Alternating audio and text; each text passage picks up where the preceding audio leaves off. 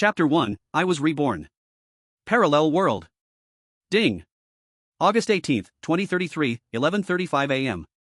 Red warning. According to the meteorological report, the super-strong Typhoon Tiger is expected to land in coastal areas in the early hours of the 19th, with maximum wind speeds reaching levels 12 to 17, and heavy rainfall expected to last for several days. Citizens living along the coast, please make preparations to stay safe at home. Everyone in the coastal city received the same message on their phones at once. But most citizens just ignored it. In a 3-star Michelin restaurant in the Demon City, a man, devouring food in a rush, attracted everyone's attention. Guests who come to such restaurants are all about class, so the man's rude behavior immediately drew disgust. A female internet celebrity who was live streaming turned the camera toward the man, her face full of disgust. How can someone like this be allowed into a restaurant? It really lowers the level of Michelin. So trashy. I will never come back again. Even the waiters in the restaurant couldn't hide their inner disdain. Who doesn't want to be respectable when they spend here? It was the first time they had seen such a starving person. Joe Chin buried his head and ate like a beast. His hands grabbed meat, picked vegetables, and drank soup as he devoured the full table of food like a whirlwind. Natural disasters come, only the fittest survive. In his previous life, super-strong typhoons, heavy rains, floods, extreme cold, extreme heat, plagues, earthquakes, tsunamis, volcanic eruptions, nuclear radiation. Materials were scarce, the dead were everywhere, and the global death rate was as high as 98%. For 3 years in the end times, struggling to survive, he drank dirty water from the ground, gnawed on moldy steamed buns, and even fought wild dogs for food. Would he care about other people's opinions? Everything except food is nonsense. He was reborn. He was reborn the day before the disaster arrived, and also awakened a spatial ability. This time, he would crazily stock up on supplies, holding the key to the disaster, riding the wind and waves, living carefreely. And he would definitely take revenge, making those animals who had killed him live worse than dogs. After eating and drinking enough, Joe Chin paid the bill and left. It was now 12:30 p.m., the disaster would arrive at midnight, and collecting supplies was urgent. Food, water, medicine, weapons, outdoor survival equipment. Surviving in the end times for 3 years, the important supply list was already engraved in his bones. Joe Chen rented a large truck and headed straight for the city's largest wholesale market. During the journey, he received a call from Old Sunday. Old Sun was the security guard at Sakura Community. He had been a street thug in his youth, a very loyal person. He helped his gang members by blocking a knife, resulting in a limp leg, which ruined his marriage and left him without children. Joe Chen had a good personality and could talk to anyone. He would often greet Old Sun when passing by the community, sometimes sharing the cigarettes and alcohol that customers gave him. Over time, their relationship became quite good. In his previous life, Old Sun died a tragic death. A month after the disaster struck, Old Sun led the resistance against the survivors' invasion. He was stabbed dozens of times, his face was disfigured. But that same night, his body mysteriously disappeared, and Joe Chen, who lived on the top floor, even smelled the scent of boiled meat. This morning, after being reborn, Joe Chen considered the safety of the community and immediately contacted a renovation company to replace all the windows in his home with bulletproof glass. The main door was also replaced with the thickest stainless steel door. The door was reinforced with steel plate bolts, 10 centimeters thick, at the top, middle, and bottom, ensuring it couldn't be broken open with a hammer. In the end times, human nature is cruel, and the first to strike you was often not an outsider but someone close by. To make efficient use of his time, Joe Chen asked Old Sun to help keep an eye on things. Xiao Zhou, did you buy some medicine? A young man sent dozens of large cardboard boxes. Before leaving, Joe Chen had already contacted a pharmaceutical salesman. He bought 1 million worth of anti-inflammatory drugs, antibiotics, cold medicine, hemostatic medicine, trauma medicine, fine liquor, bandages, and even tetanus vaccines and insulin for diabetes, all at double the price. There was only one requirement. Speed must be fast, and the medicine must be complete. These are the life-saving medicines in a natural disaster, and as time goes on, they become rarer. Even a single cold pill can be sold at an astronomical price. He had seen with his own eyes, someone used a pack of cold medicine to exchange for a spot in an official base. This shows the preciousness of the medicine. Yes, Lao Sun, please help me sign for it and just stack it in the living room. No problem, the doors and windows are already renovated. I swung a hammer and tried it, even my palms were shaken. The main door didn't budge. And the fireplace you wanted, one is installed in the living room and one in the bedroom. I checked, both have high-quality anti-scalding steel plates. While waiting for the red light, Joe Chen found Lao Sun's WeChat and transferred 10,000 yuan. The call was still ongoing, and Lao Sun was puzzled by this transfer. What's this money for? Are you paying the final balance? No, it's for your hard work. It's no big deal, you don't need to give me this much. Just take it. If you trust me, after you get it done, buy more long shelf life food. This typhoon might be a bit strong. People live a life, never owe a favor to others. As for whether the other party trusts him, that's none of his business. Zhou Chen's financial condition was actually not bad. When he was a freshman, his parents died in a car accident, leaving him a house and a processing factory. The annual income was enough for him to live comfortably. But last month, his good brother and his campus beauty girlfriend secretly teamed up with his archenemy to set him up, and he ended up losing a large sum of money. They secretly bribed the key employees in the factory, stole all the major clients, and even took his documents and personal signatures, then sold the entire factory at a rock-bottom price, eventually landing in their hands after a few turns. Zhou Chen also realized that the two of them had been involved long before. Just yesterday, this couple of scumbags drove their newly bought sports car and came to deliver him a wedding invitation. Where did they get the face? Zhou Chen picked up a brick and rushed at them. If it weren't for the scumbags running fast, their heads would have been split open. Actually, it was his own fault for trusting others too much, not only trusting his good brother and campus beauty girlfriend but also those employees. These people were all his university classmates. Graduates of a third-rate college, thrown into the elite-filled Magic City, could not even find a decent job. Those with family backgrounds had already arranged everything. The rest were people with nothing, but still wanted to stay in Magic City, fantasizing about getting promoted and becoming a CEO, hoping to reach the peak of their lives. But in the elite-filled Magic City, it's not that easy for ordinary people to stand out. This is a city that eats people without spitting out bones. Many people bury their entire youth here, and when they leave, they are left with nothing but embarrassment. Zhou Chen thought, having been classmates for 4 years, he decided to help out as much as he could, so he brought the dozen or so people closest to him to the factory. He arranged jobs for them and generously offered high salaries. He didn't expect anything in return, but these beasts repaid his kindness with ingratitude. It was probably true what the old saying goes, good people don't live long, while disasters last for 1,000 years.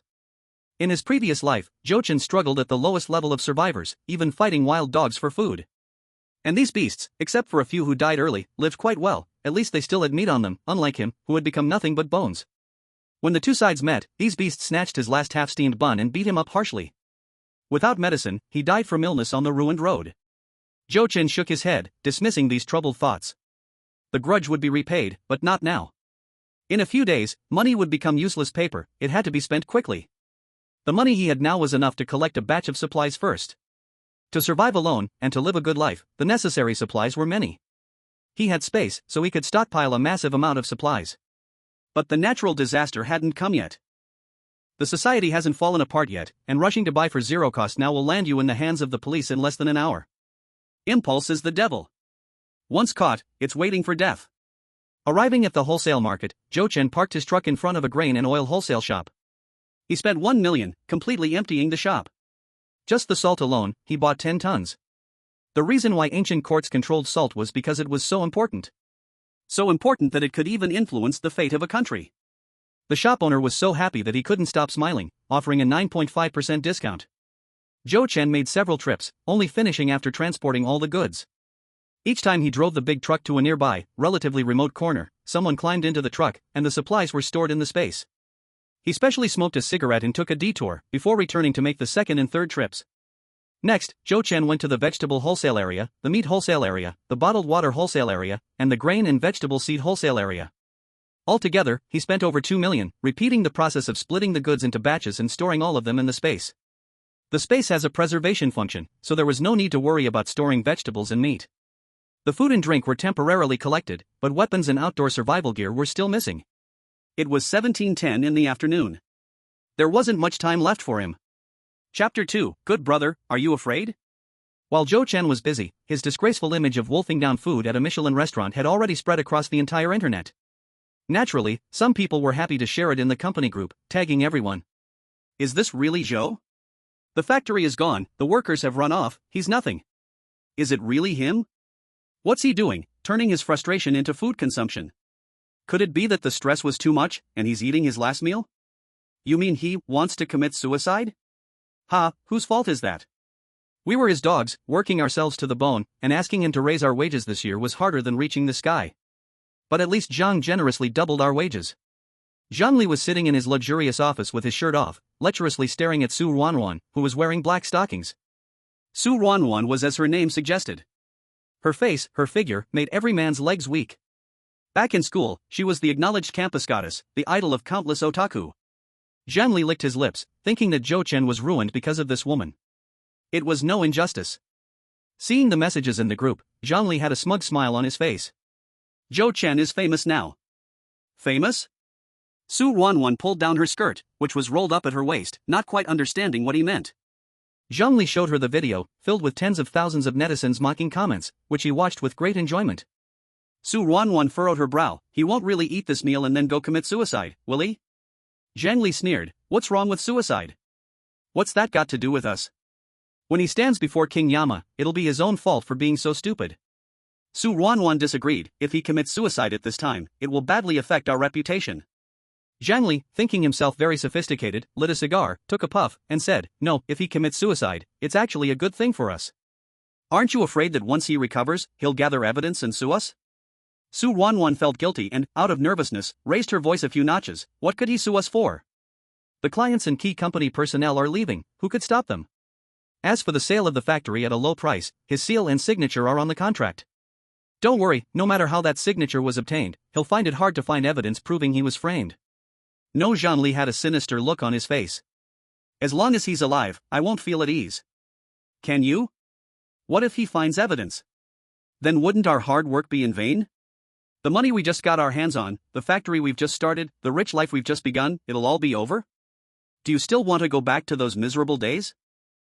Su Ruanwan thought about her $1 million sports car, thought about the luxury goods all over her body, thought about her parents and brother who once despised her but now flatter her with greedy smiles. Then she remembered the days when she could only envy others carrying LV bags. Her eyes turned cold. What do you want to do?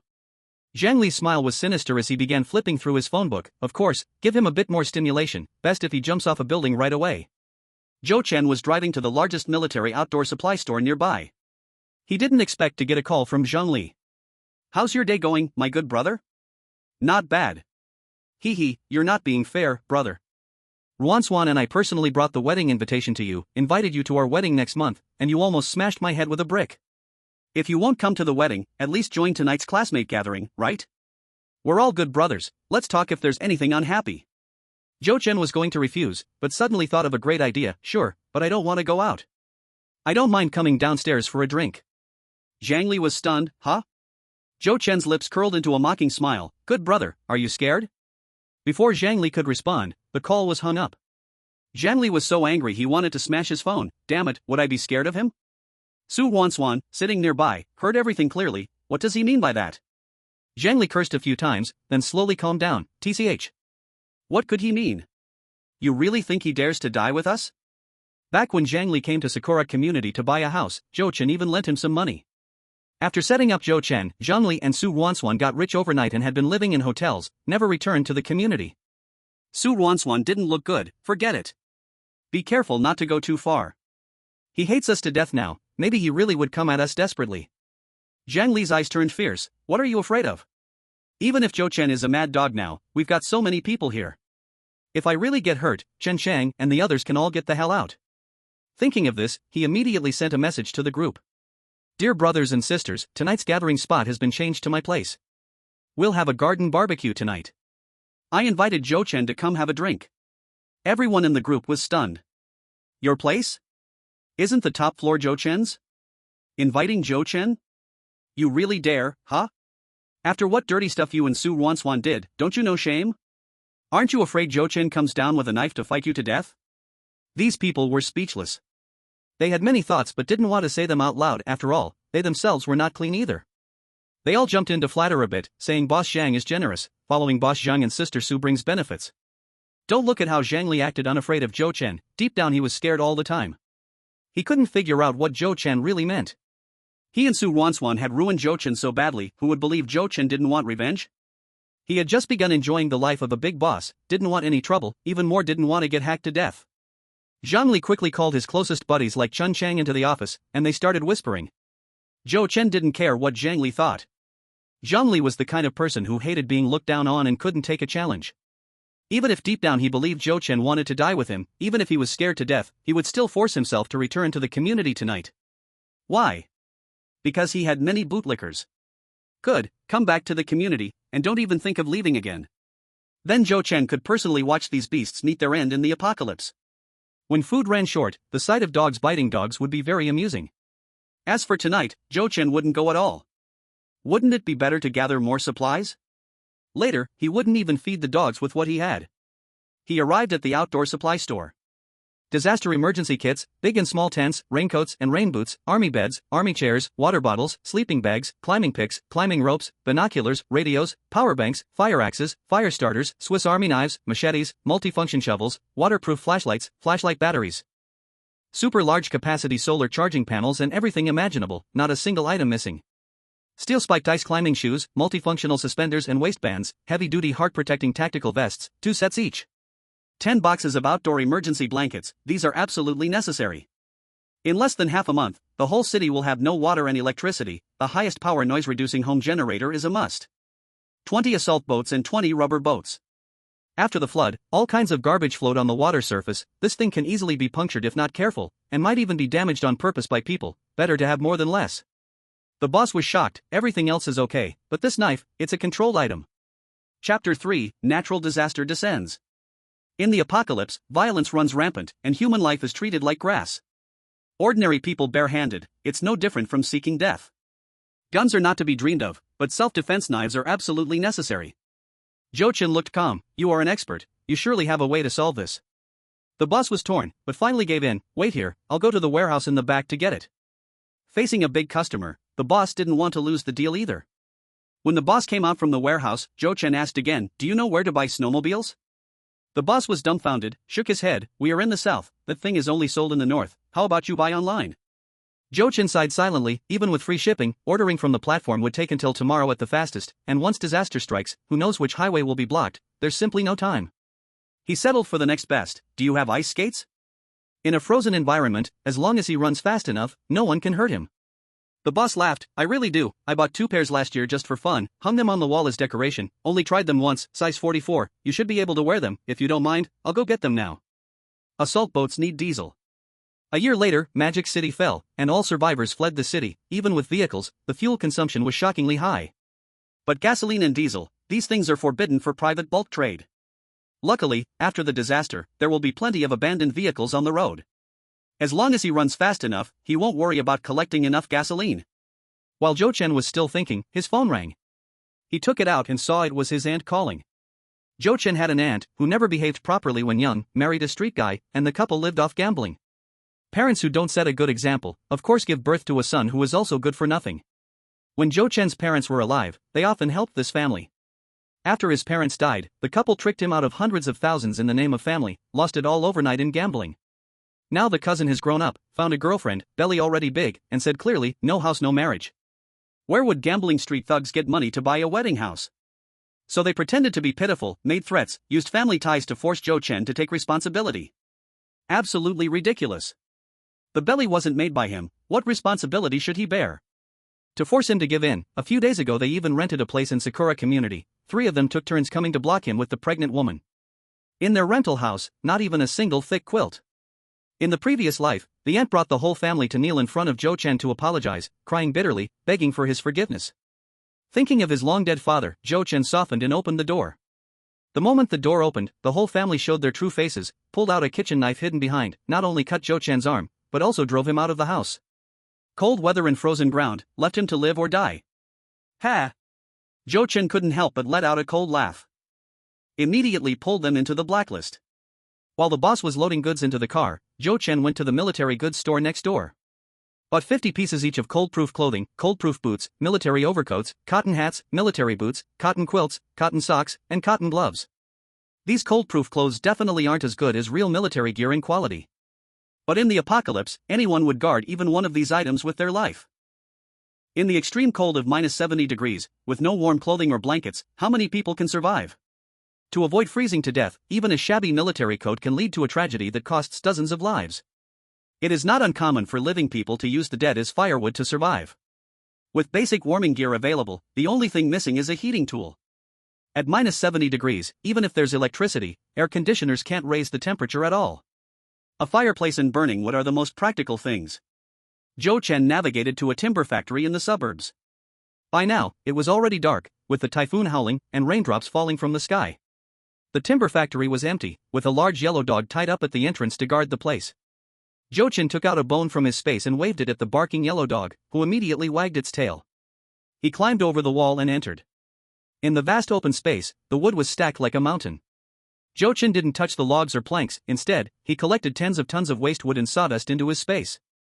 These tens of tons of wood, if burned continuously 24 hours a day in the extreme cold, would last him a whole year. Jochin saw a payment code on the wall and transferred the last 30,000 yuan to it. Before leaving, he also took 2 electric saws. Jochin headed to his final destination, the industrial park storage area on the outskirts of the city. There were storage warehouses for large supermarkets like Sam's Club, Costco, Walmart, and Carrefour.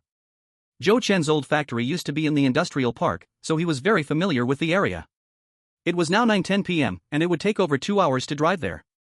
The typhoon was coming, but how far was the zero-cost shopping away? At that time, a super strong typhoon with level 17 winds could blow both people and cars away, and with warehouses being robbed, the police wouldn't be able to arrive in time. On the way, Jochin passed by a fruit greenhouse base. At this point, the typhoon was getting fiercer, and the air was filled with the sweet smell of fruits. If he paid close attention, he could distinguish the smells of strawberries, watermelon, grapes, apples. Every greenhouse had farmers coming in and out in a hurry. These people were urgently moving boxes of freshly picked fruits, while those they couldn't pick would be blown away by the wind or flooded.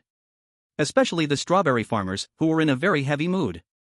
Strawberries are short plants, and when floods come, they are easily submerged, and if soaked for too long, the plants rot. Farmers growing other fruits didn't look any better. Even if the fruit trees aren't submerged in floodwater or blown away by the typhoon, the fruits on the trees are definitely going to be ruined. They sincerely hoped that the weather forecast would be wrong, and the typhoon would be smaller, preferably passing with just a fart. Otherwise, they would have worked for nothing this year. Jochin parked the truck on the side of the road and lit a cigarette for himself.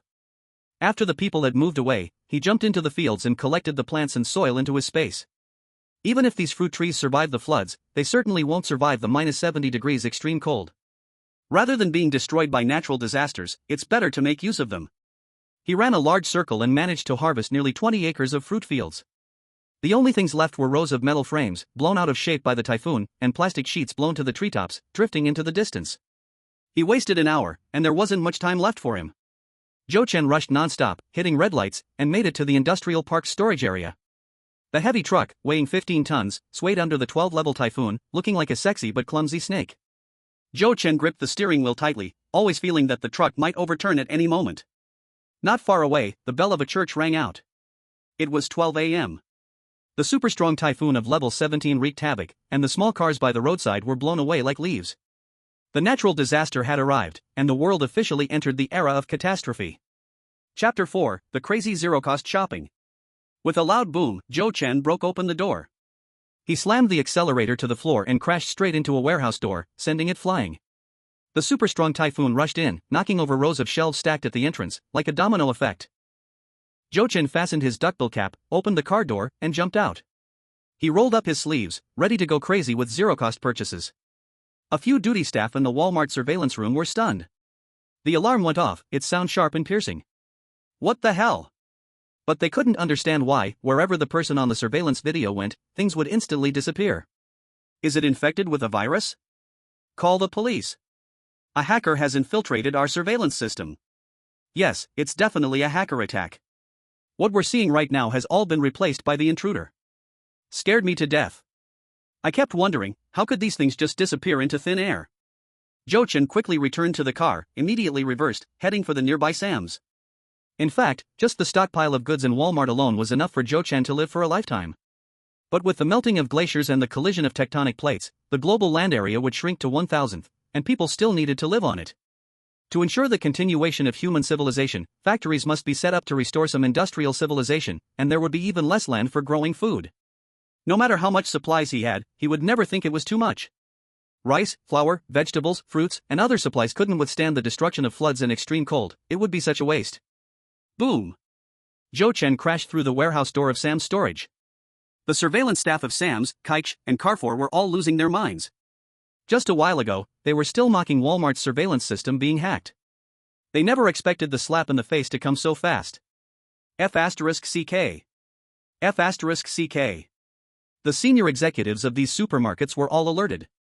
But the terrifying super typhoon reached a shocking level 17, and the police couldn't respond, so these executives could only anxiously wait. Boom! Another huge sound, Zhou Chen, relying on his memory, crashed through the Apingia warehouse. Damn it! Now it was Zhou Chen's turn to get angry. When did the small Japanese supermarket warehouse turn into a pile of steel bars? These steel bars came in two types, smooth and threaded.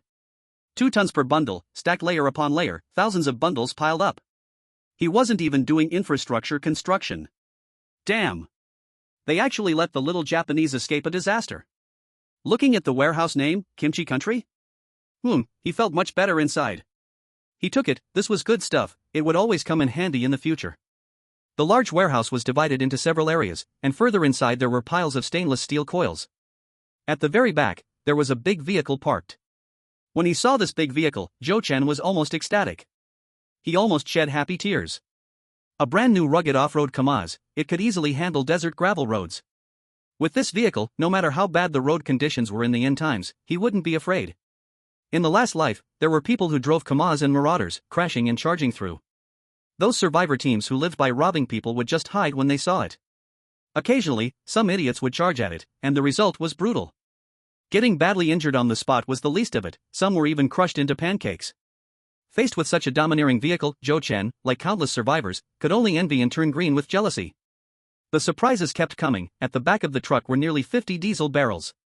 One barrel held 200 liters, and there were about 10,000 liters of diesel here in total. At this moment, Zhou Chen truly thanked Little Kimchi. He moved all the materials from the warehouse into his space, using Little Kimchi's route, trapping Little Kimchi with no way out.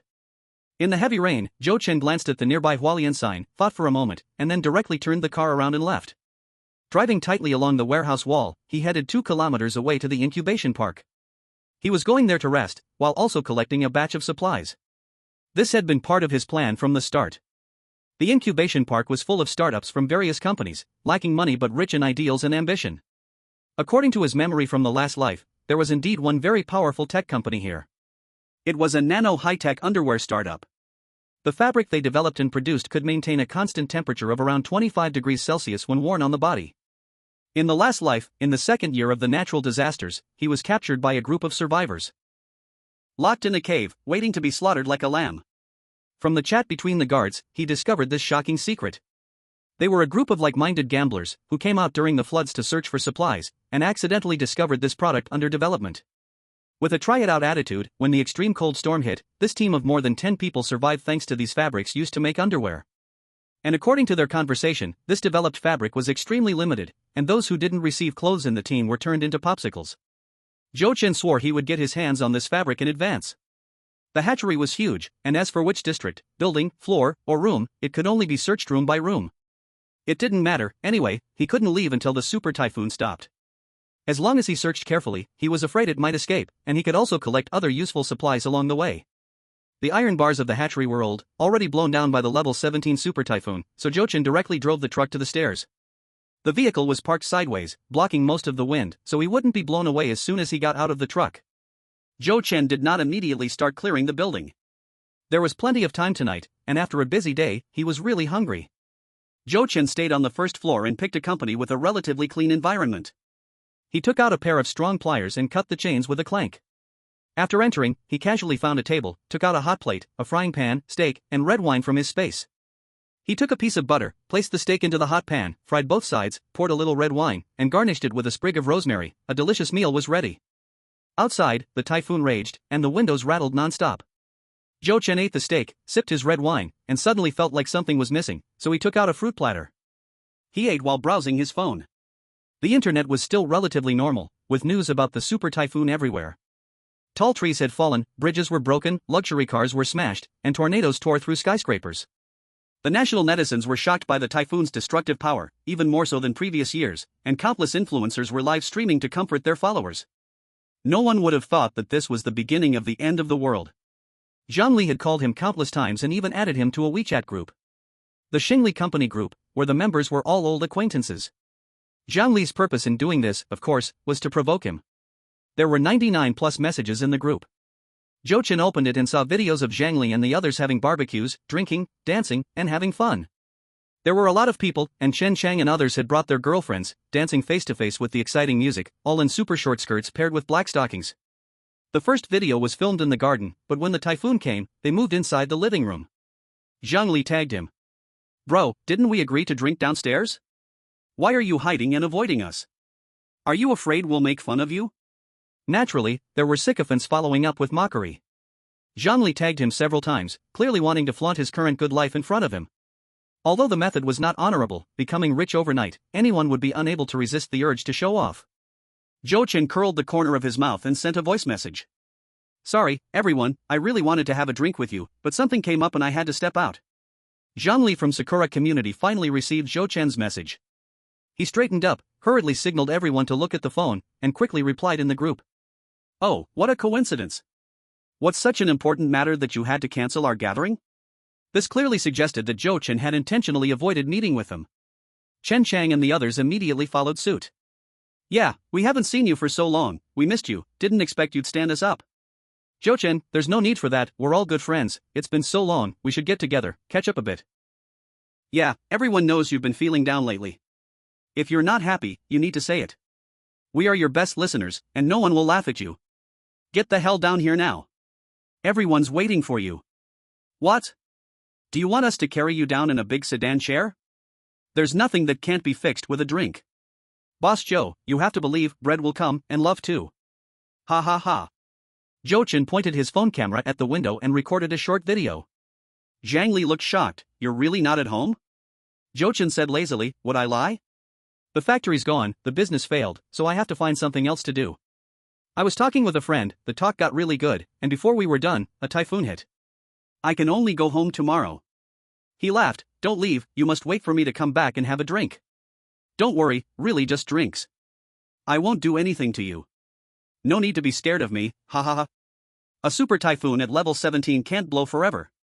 By tomorrow morning, it will drop to level 5 or 6. It'll be safe to travel for a short time, but heavy rain will last several days. It depends on how many people can catch this chance. Zhou Chen made a bet, sure that Zhang Li would stay. At the same time, he was sure these people wouldn't go out in the rain to buy food. This group loved getting things without working. Once the barbecue was gone, there were still fruits and drinks. Enough for 2 meals. By the time they realized it, the flood would rise fast before their eyes, soon flooding the entire first floor. These people wouldn't even have a place to stay. When they started blaming each other, and the second floor got flooded too, they'd finally drag their feet to pick people to go find food.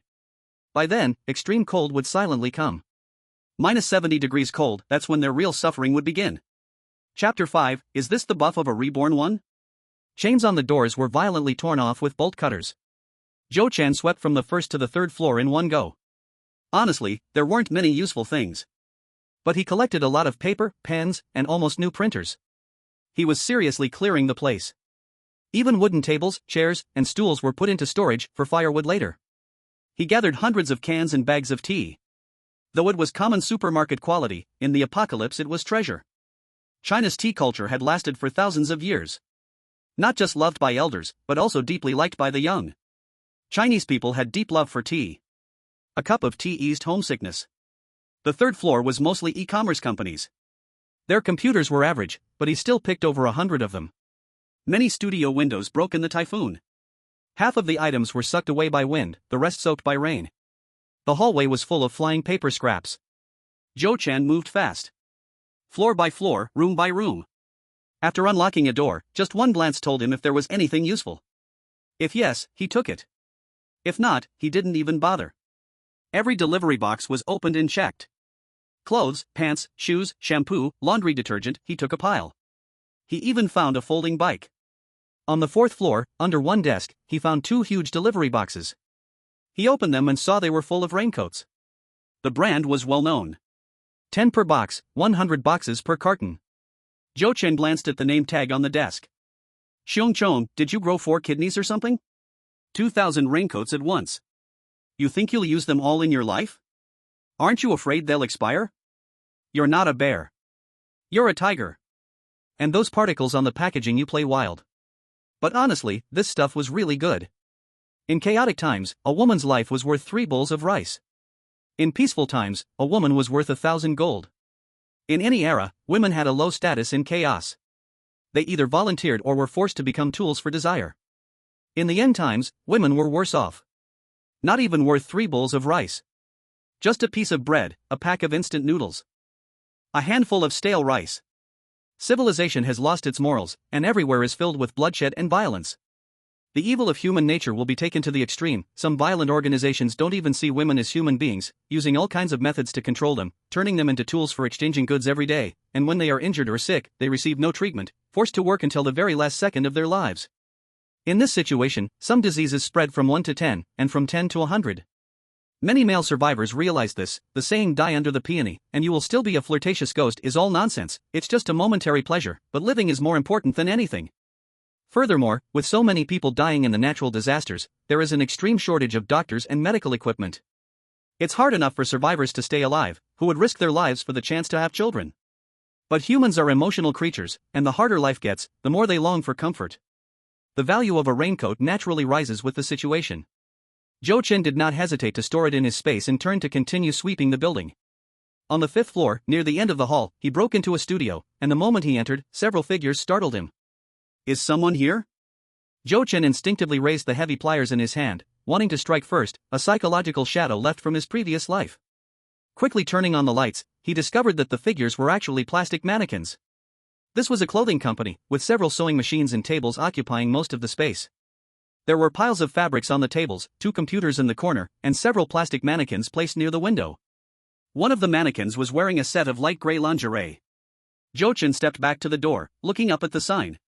Huaxin Constant Temperature High-Tech Company? Constant Temperature Clothing? The incubation park spans from Area A to Area F, 5 kilometers across, each area with 100 buildings, each building 5 stories, and each floor with dozens of rooms. He had casually entered a building and had found the legendary anti-cold artifact? Could this be the reawakened person's buff? Excited, Zhou Chen rushed forward and reached out to feel the fabric of the lingerie on the mannequin. It was thin, soft, and skin-friendly, a perfect blend of 3 characteristics, so comfortable it was beyond imagination. Zhou Chen couldn't wait to try it on, and as soon as the fabric touched his skin, he felt a cool sensation. Isn't this the anti-cold artifact? Why does it feel a bit cool instead? It was mid-August, even with a typhoon outside, the temperature was still around 35 degrees Celsius, yet he felt a bit hot. But within a few seconds, that feeling of heat disappeared, and he felt like he was in an air-conditioned room at 28 degrees Celsius, very cool and comfortable. So, this fabric really does have a constant temperature effect? Not only is it an anti-cold artifact, but also an anti-heat artifact? It is said that the boss of this company is a researcher, and his dream was that one day, the results of his hard research could be worn by astronauts. What a pity! If the apocalypse hadn't come, this person would have become famous. Zhou Chen was thrilled, changed back into his own clothes, and carefully stored the constant temperature clothing into his space. When he went to collect the fabric, he realized that only one of the fabrics felt the same as the constant temperature clothing, while the others felt similar but definitely not the same. This meant that the other fabrics were likely either research samples or failed products. Zhou Chen was not too disappointed. After all, he was alone, and having a set of constant temperature clothing was more than enough for him. Moreover, the fabric was in a roll, generally about 20 to 30 meters long, so making a few sets would be no problem. The only problem was, he didn't know how to make clothes. But there were plenty of people who knew this craft. He could find someone to do it, offering food as payment, and many people would jump at the chance. With that thought, Zhou Chen moved everything from the studio, not leaving even a needle behind. The sky was beginning to brighten. The intensity of the super typhoon was gradually weakening, but the torrential rain was becoming even more intense, as if it wanted to flood the entire world. With the faint light of the sky, Zhou Chen felt as if he had crossed into another world. A world of ruins and desolation. 5 kilometers away, there were once 2 towering buildings standing side by side, echoing each other. Now, the building on the left looked as though a giant had swung a hammer and smashed off a part of it. The upper structure was nowhere to be seen, leaving only the lower floors standing amidst the wind and rain. The building on the right had a bus jammed through its middle, with only the back half of the bus exposed. The old factory buildings in the industrial area had all turned into ruins, and all machinery was submerged in floodwater. In the flowing floodwater, bodies floated by men and women, old and young, blocked by fallen tree trunks, eventually forming a horrifying pile of corpses. "Help! Help me!" A man lay amidst the broken walls, his legs twisted in an unnatural position, his chest pierced by rebar from a collapsed wall, with blood being washed away by the pouring rain. He struggled in pain, calling out twice before falling silent. Zhou Chen clenched his fists, knowing that such tragedies would unfold every day. Chapter 6, Believe It or Not, Don't Cry Later. 12 o'clock noon. At this time, the super typhoon had weakened to levels 5 and 6, with only the heavy sound of rain in the world, and the dark sky seemed as though it might collapse. The owners group of Sakura community had been active all morning. Everyone was shocked by the terrifying destructive power of this typhoon. They had thought that, like in previous years, after the typhoon passed, there would be little more than waterlogged roads, collapsed billboards, and other minor incidents, but when they woke up, it was as if they had entered a different world. This is terrifying. Is this the end of the world? The glass at my house rattled all night, it kept me awake the whole night. Did you hear that? The sound of ambulances hasn't stopped for half an hour. I heard a lot of people died. Look online, many buildings have collapsed all over the country. Those were buildings, can you believe it? I heard the building in my company also collapsed. Does that mean I don't have to go to work? The typhoon's over, should we go out and loot some supplies? The rain is even stronger than last night, the greenbelt is flooded. I think it's better to stay inside. That's true, who knows what the roads are like? What if a manhole cover is loose and you step in it? Really? I want to sit at the children's table. Ha ha ha. I have to go out.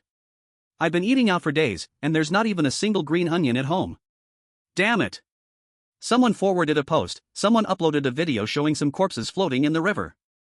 Ha! Those are really corpses. My God, that's so scary. At this moment, the community committee's leader, Aunt Wei, appeared.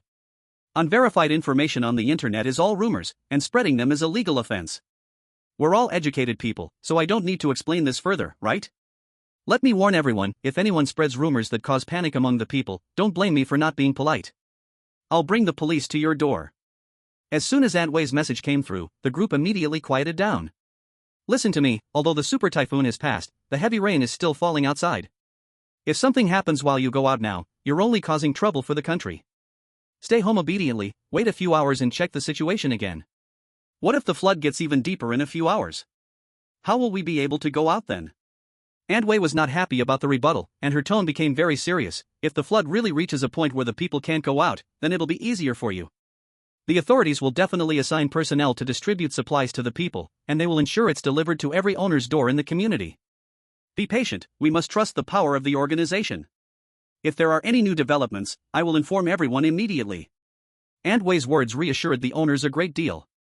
Although the community committee is just a part-time job, it had the official recognition after all.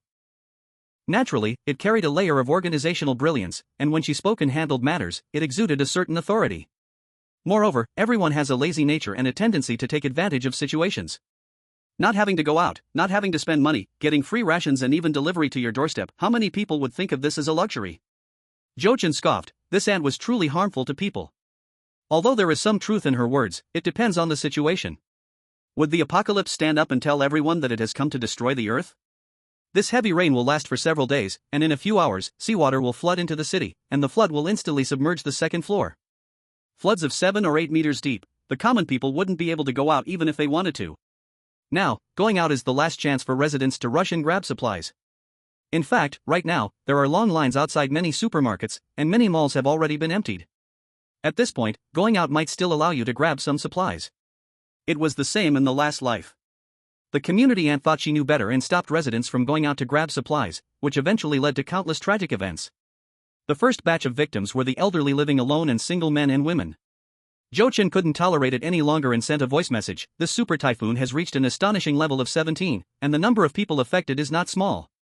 The extent of the damage is unimaginable. The organization is too busy right now. Who has the time to deliver supplies to you? If you don't have supplies at home, go out quickly. The community aunt immediately named Jochen, 21#2301, only you know so much, didn't you hear what I just said? Stop stirring up trouble here, can't you survive without one meal? Jochen immediately fired back, you're the one stirring up trouble. You're stopping everyone from going out to grab supplies, what if people starve to death, are you going to take responsibility for that? Little brat, watch your mouth. Who's starving to death? What era are we living in where people still starve to death? Are you doubting our national strength or our community's ability? I even suspect you're deliberately leading the residents into panic, intentionally inciting social unrest. Old cabbage skin, I'll ask you, if people starve to death next, will you take full responsibility? Can you bear the responsibility for so many lives? The two immediately started arguing in the group, and other residents didn't dare to speak up. Being called old cabbage skin by a little brat made the community aunt so angry her face turned green. Jochen, huh? I'll remember this, once the flood recedes, I'll report you for disturbing public order. Jochen retorted immediately, don't wait for the flood to recede, if you have the guts, sue me now, I'm waiting. He snapped a picture of a pile of bodies and threw it into the group. Things have priorities, the entire industrial park is already like this. Do you think the organization has the manpower to deliver supplies to you? People need to learn to save themselves, understand? Believe it or not, don't cry later. The next second, he was kicked out of the residence group. Not long after, Lao's son called him. Xiao Zhou, where did that picture come from? I took it just now. Is the photo real? You're in the suburbs, right? Actually, there were a lot of similar videos online this morning, but less than half an hour later, they were all gone. Zhou Chen thought it was normal. The authorities couldn't possibly have realized this was the beginning of the apocalypse. To maintain social stability, they must have moved quickly to delete these types of videos. All media outlets were ordered to act, and the entire back-end was operating strictly, with restrictions so tight that people couldn't even imagine. Even if you had 100 videos, you wouldn't be able to post a single one online. Lao Sun sighed deeply. I knew it. Earlier when the typhoon had just weakened, ambulances and fire trucks were all dispatched. Fortunately, the inner ring buildings are more concentrated, so the situation is much better than in the suburbs. Just after hanging up, Zhou Chen noticed that many people in the 21 resident group had at him. One by one, they were full of righteous indignation. Top floor, what the hell is wrong with you sending such a disgusting picture? Just now my son was playing on his phone, and he got scared and cried loudly because of you. My wife is 8 months pregnant, and you scared her so badly with your picture that she almost fell down. I have been feeling stomach pain all the time. If something happens to my wife or child, can you afford the compensation? Don't even talk about the pregnant woman and child. Even I, a grown man in my 30s, was shocked. What's wrong with you? The pictures you posted are just random ones you found online. Aren't you afraid they'll come to check on you? Damn, this society is crazy. Even the smallest thing can bring out all kinds of weirdos. Trash, and it's right beside me. If you ask me, people like this should be caught and shot directly. As the owner of the first floor of Building 21, Zhang Li would not miss any opportunity to step on Zhou Chen. Zhou Chen, I know you've been greatly affected recently, but deliberately creating panic is your mistake. Every year in coastal cities, there are 1 or 2 typhoons, houses collapse, a few people die, but the pictures you posted are exaggerated. Even the funeral home can't produce that many bodies. You can't just because you're having a bad time, go and take revenge on society, scaring everyone so that everyone else has a bad time. Zhou Chen only replied, heh, idiot. Chapter 7, found a big yellow dog. No matter how heavy the rain, it couldn't stop the official rescue team's footsteps. Zhou Chen, holding binoculars, saw the figures of police officers, firefighters, and medical staff from a distance. But the roads were blocked and vehicles couldn't pass. All these people were wearing orange life vests, holding hands, struggling through the flood. They were heartbroken, tears welling in their eyes. Before setting out, they had received aerial photos and thought they were mentally prepared, but the tragic scene before them was still too much to face. Buildings can be rebuilt, equipment can be replaced, but tens of thousands of lives lost overnight are really gone forever. Fuck. Ah, shit. Baka. A group of foreigners, tall and short, fat and thin, carefully followed behind the police, cursing nonstop. Oh, shift. We are all well-educated people from the top classes. Why are we wading through this dirty flood? Oh, no. These bodies are disgusting, there are so many rats on them. Oh, no. Why didn't you hold on to me tightly? Now I drank water contaminated with dead bodies. They were the heads of several major import supermarkets in Xia country. Last night, there was an abnormality in their warehouse, the alarm rang all night, and in the morning, they received the news that the warehouse doors were damaged, and all the supplies might have been blown away by the typhoon. They didn't want to come, but they had no choice. They lived a glamorous life in Xia country, with people constantly flattering them, but to the headquarters, they were just workers. Now, their multi-million-dollar salary is at risk. Zhou Chen ate a piece of steak and drank a cup of freshly squeezed juice. He found a motorcycle from the ruins and rode it back home. This road, he had walked for over 10 years. Even if the signposts were gone, even if the road was destroyed, he could find his home with his eyes closed. Along the way, he didn't forget to collect supplies. The dark sky and heavy rain were the perfect cover. A large delivery truck with only a box left, collect. A water truck that had overturned, collect. A big yellow cow mooing in the flood, collect. A few pigs swimming by, collect. Someone walked out from the ruins. 1, 2, 3. Some walked alone, some helped each other. This area was near the inner ring, with more densely packed houses, only a few old buildings were destroyed by the super-strong typhoon. These people were more or less injured, their faces full of confusion in the heavy rain. The sadness of humans is universal. The horrifying scene before them brought tears to many people's eyes. Zhou Chen wasn't moved. Because he knew that in extreme situations, a person's heart can turn dark. The people shedding tears for the dead now may one day kill someone over a piece of bread. Helicopters kept flying overhead. Some flew towards the distance, others flew lower and landed nearby. A fire truck convoy appeared, charging through the streets, breaking through the obstacles with the fiercest posture to create a passage. Someone in the team was holding a loudspeaker, shouting loudly, constantly reminding residents to go home and not go out rashly. The low-floor houses submerged by the flood, and the seriously injured residents, would be taken away first for unified resettlement and careful treatment.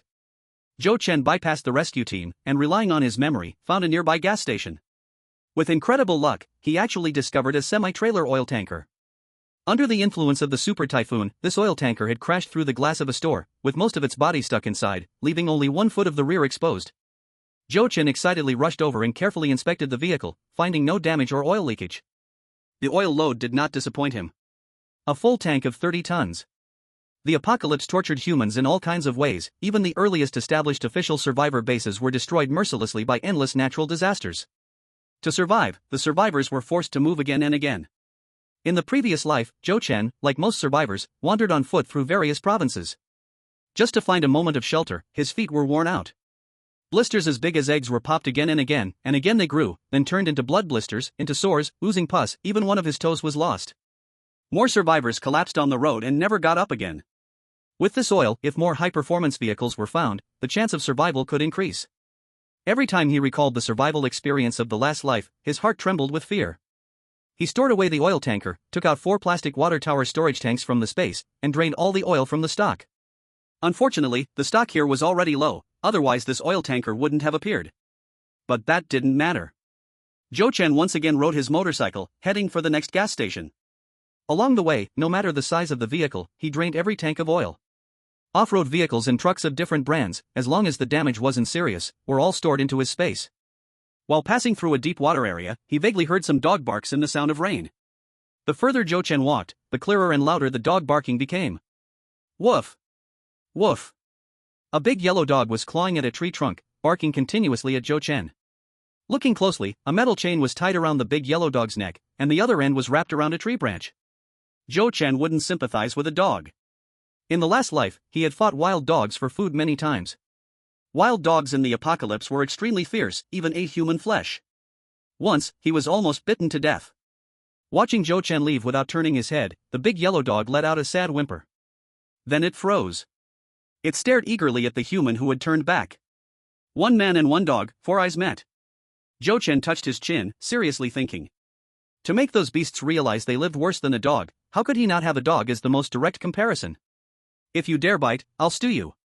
Hearing the word stew, the big yellow dog felt a strange fear and immediately tried to escape.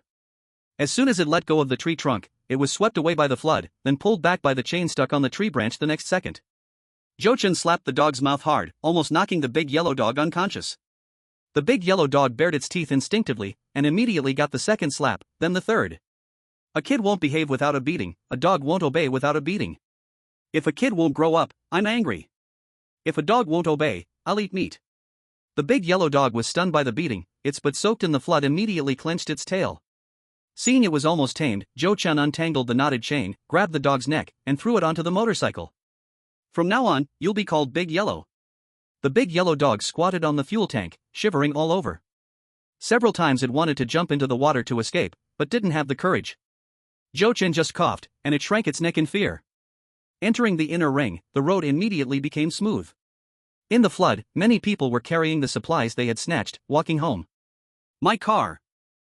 I just bought a new car yesterday and I haven't bought insurance yet.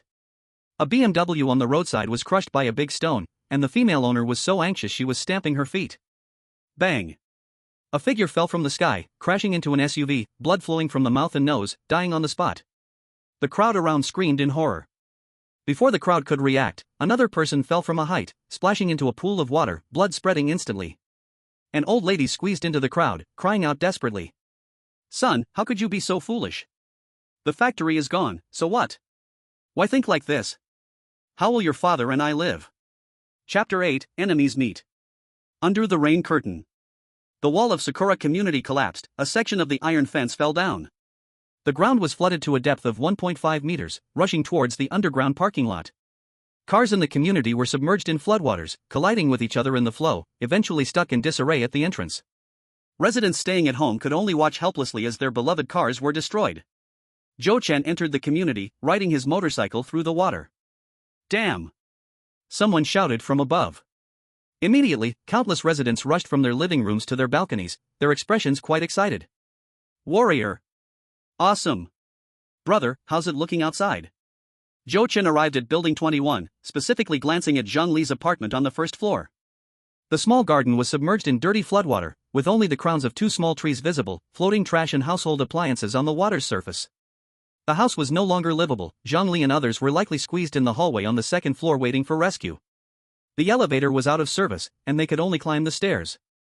As Joe Chen climbed to the second floor, he saw more than 20 men and women sitting on the steps. "Joe Chen?" Chen Chang looked shocked. The old classmates sitting next to him looked equally shocked.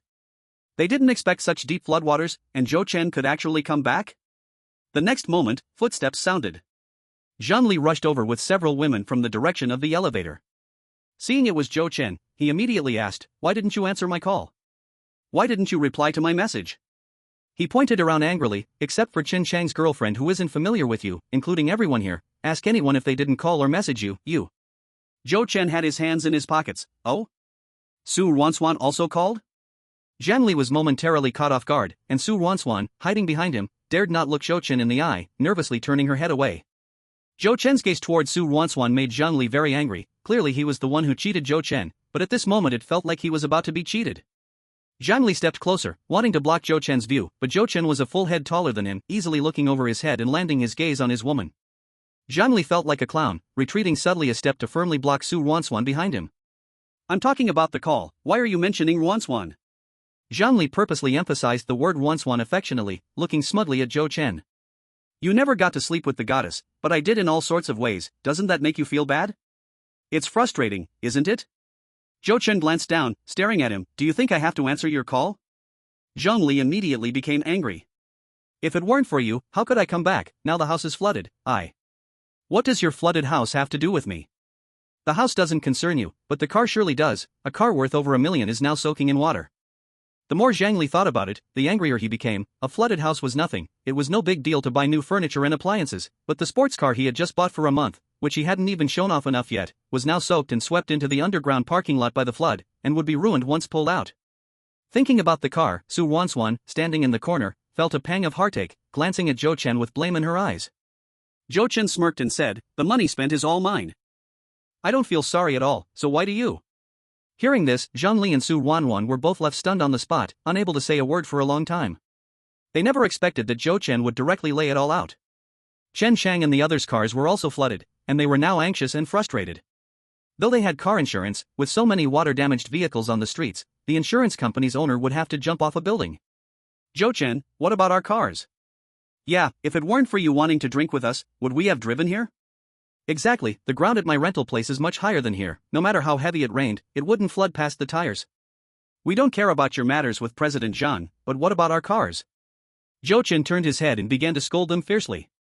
"Are you crazy? Did I call each of you here for the gathering? Do you have a call record or a message record? Show me. Who called you here? You go find them." Chen Chang and the others were so angry their faces turned red, and they subconsciously looked at Zhang Li. But they were all on Zhang Li's boat, needing him to rely on in the future, so they didn't dare to offend him and could only vent their anger on Joe Chen. Zhang Li saw everyone staring at him and immediately felt anger rising inside. Damn, a bunch of shit-eating dogs. Smelling the stench, each one desperately crowded around him, and at the first sign of loss, they began to blame him. They didn't think that if it weren't for him coming up with ideas time and again in these years, how could their salaries rise from a few thousand to 20,000? If it weren't for his boldness and willingness to take risks, could any of you have split over 100,000 to buy cars? Chen Chang and the others noticed Zhang Li's unfriendly gaze and lowered their heads. Zhang Li clenched his fists and shouted at Joe Chen, "Joe Chen, let's not talk about the car for now. If it weren't for you saying you didn't want to go out but were willing to come down for a drink, could I have cancelled the restaurant reservation I made long ago and asked everyone to come here together? Now everyone has no place to rest, not even a drop of water to drink. Shouldn't you find a place for everyone?" Joe Chen raised an eyebrow. "Let's not discuss it for now." "Shouldn't?" Zhang Li gritted his teeth and waved his hand. "Fine, the car is not your business, we accept it ourselves."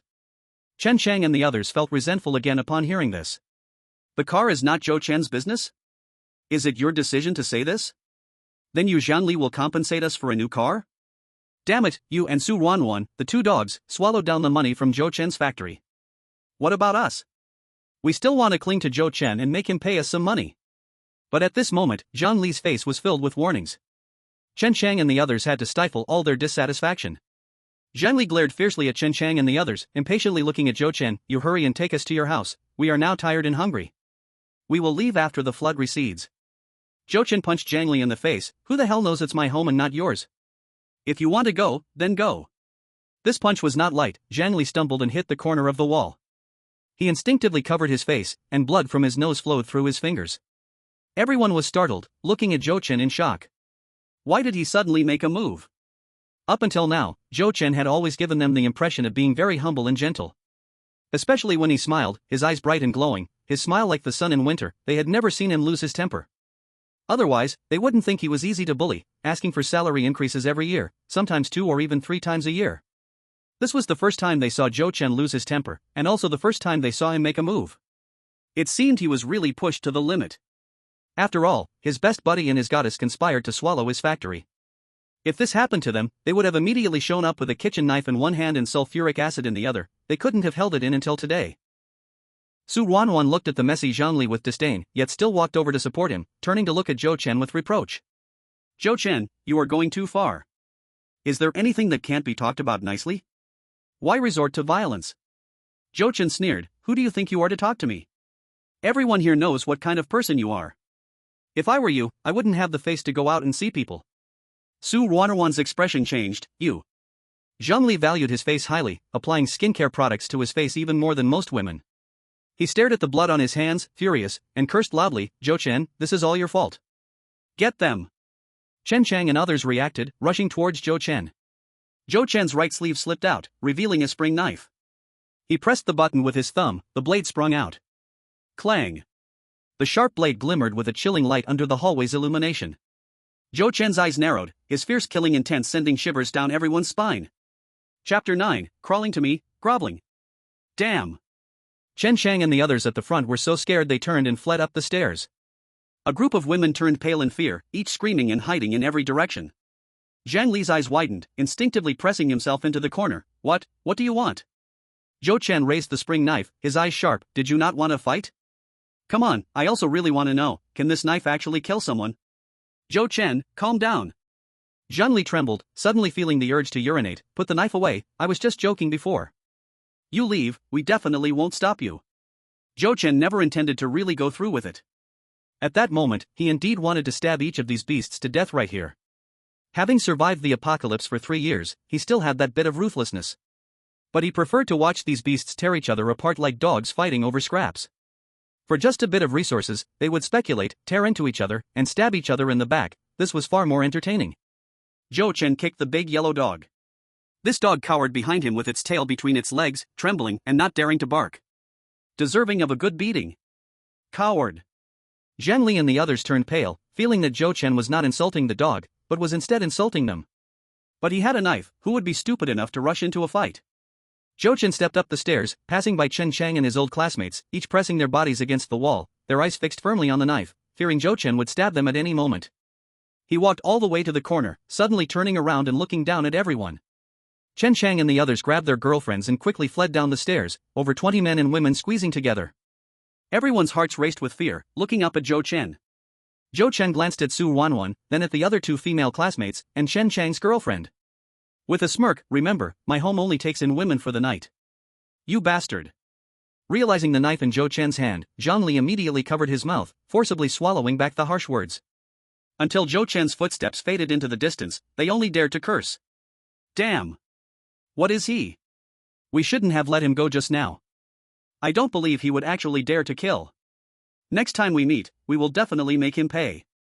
Next time we'll make him bark like a dog, crawl between our legs. Him acting tough like he used to, he's nothing now.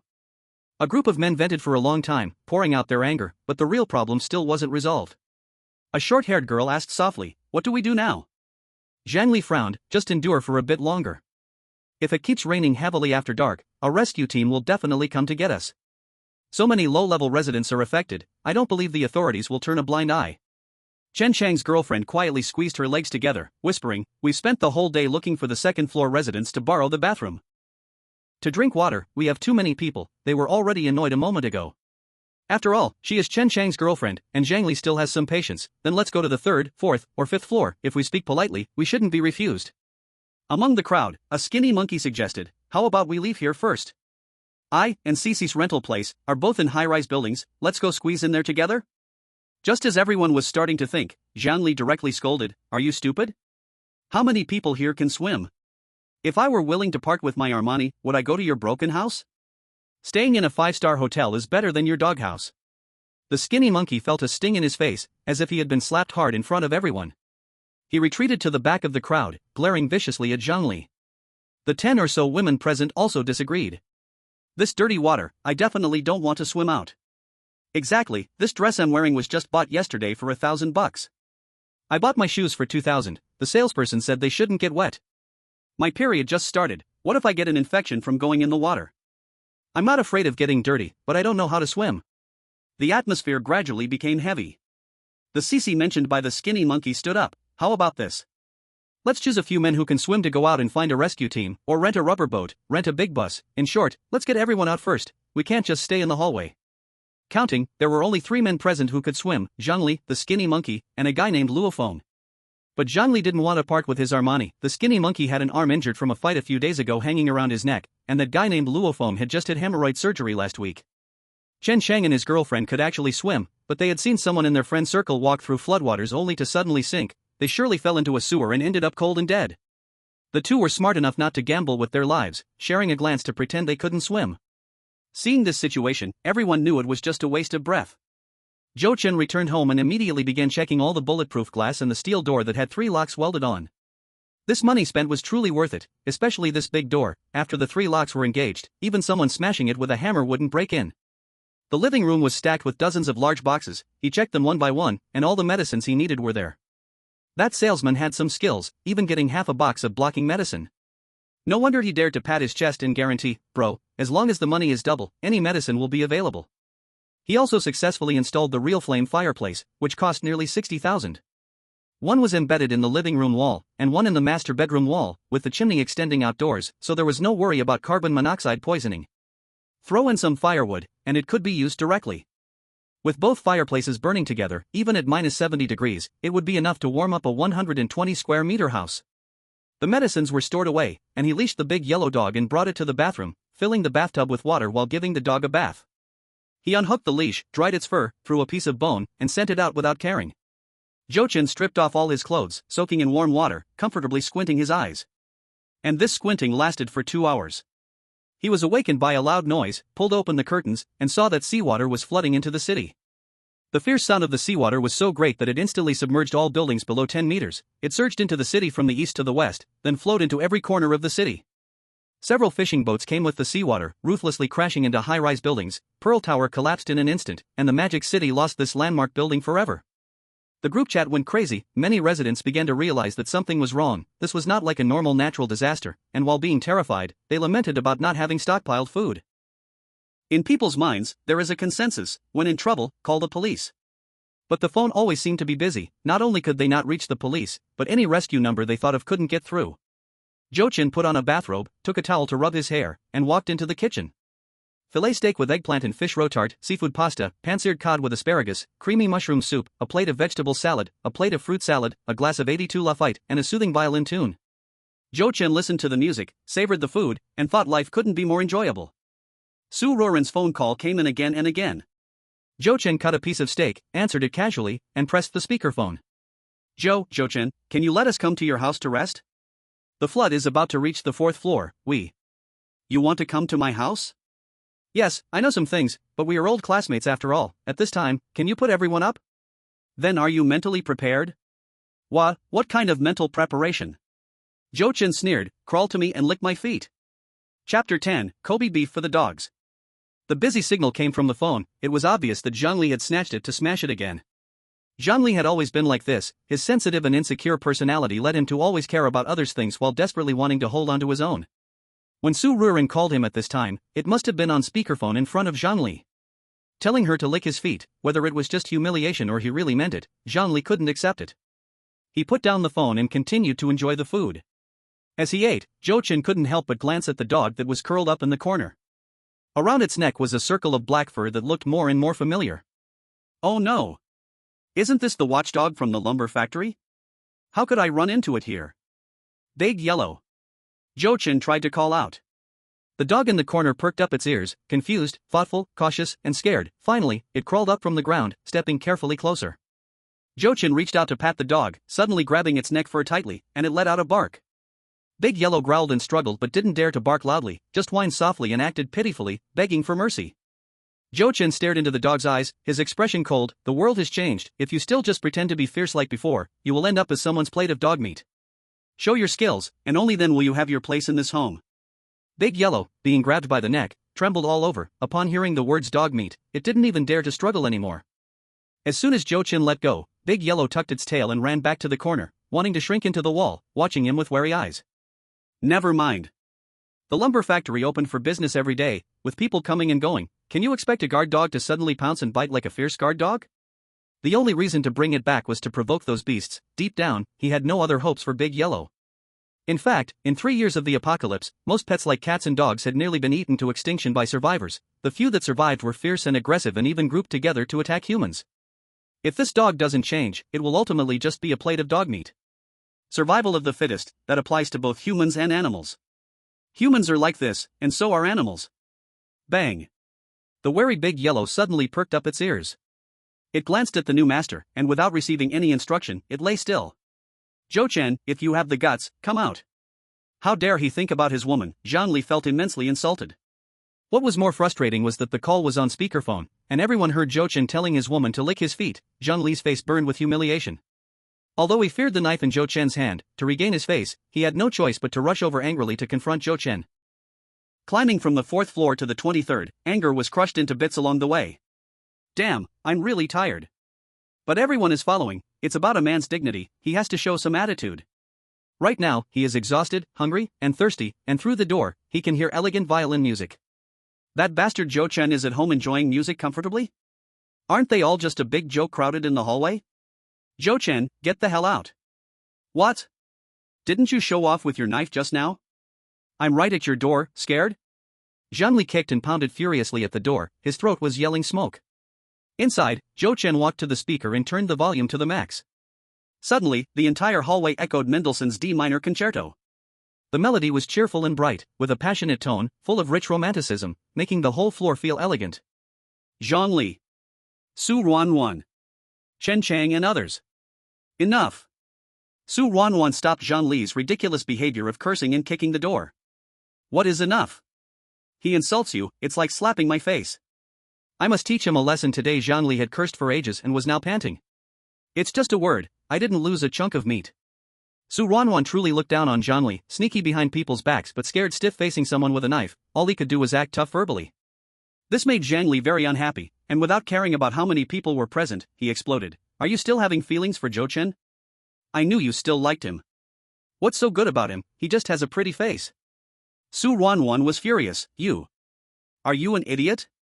Jealous for no reason, not thinking about the occasion. Do you think just because these people call you Zhanzong, you're really a big deal? At the back, these people definitely call us heartless and shameless dog men and women. Can't you control your mouth? Chen Chang and others seemed to turn their heads away, pretending not to hear, but inside, they were all mocking endlessly. A little punk girl came out, looking very impatient. What's going on?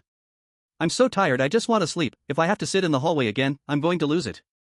In a fit of jealousy, Zhangli scolded her directly. What the hell do you think you are? If you want to sleep, go home and sleep.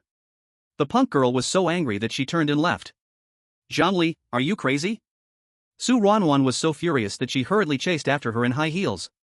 Although the punk girl loved to hang out in bars, she had a relative who was in charge of industrial firefighting. Su Ruanruan put in a lot of effort to invite her to the gathering. With this curse, didn't it all go to waste? If she holds a grudge and makes life difficult for her, can the factory still operate? Zhangli, you are a feather-brained idiot, doing more harm than good. Zhangli, realizing his mistake, hurriedly chased after her to apologize. Xiao Chang, don't be angry, let me explain. Once Zhangli left, the others naturally followed suit. For a moment, the staircase was filled with chaotic footsteps. Back on the fourth floor, the punk girl had been temporarily appeased. Looking out through the stairway window with the flood rising under the streetlight, a group of people worried to the point of pulling their own hair out. At this moment, Zhou Chen proactively video called. Zhang Li immediately answered, preparing to lambaste Zhou Chen in front of everyone to save some face for himself. As soon as the video connected, it was as if his throat was stuck, unable to say a word. In the video, Zhou Chen sat on a soft leather sofa, wearing a clean bathrobe, a half-eaten luxurious feast laid out before him. He held a glass of red wine in his left hand and a piece of Kobe steak in his right, feeding a dog. Ghoul. Zhang Li couldn't help but swallow a mouthful of saliva. Then, the sound of swallowing echoed loudly. Zhou Chen's lazy and magnetic voice. It's not gone yet, huh? Looks like you all will be spending the night in the hallway again. TSK, Zhang Li and Chen Shang, as men you are not enough. How can men let women suffer from hunger? Sigh, enough said.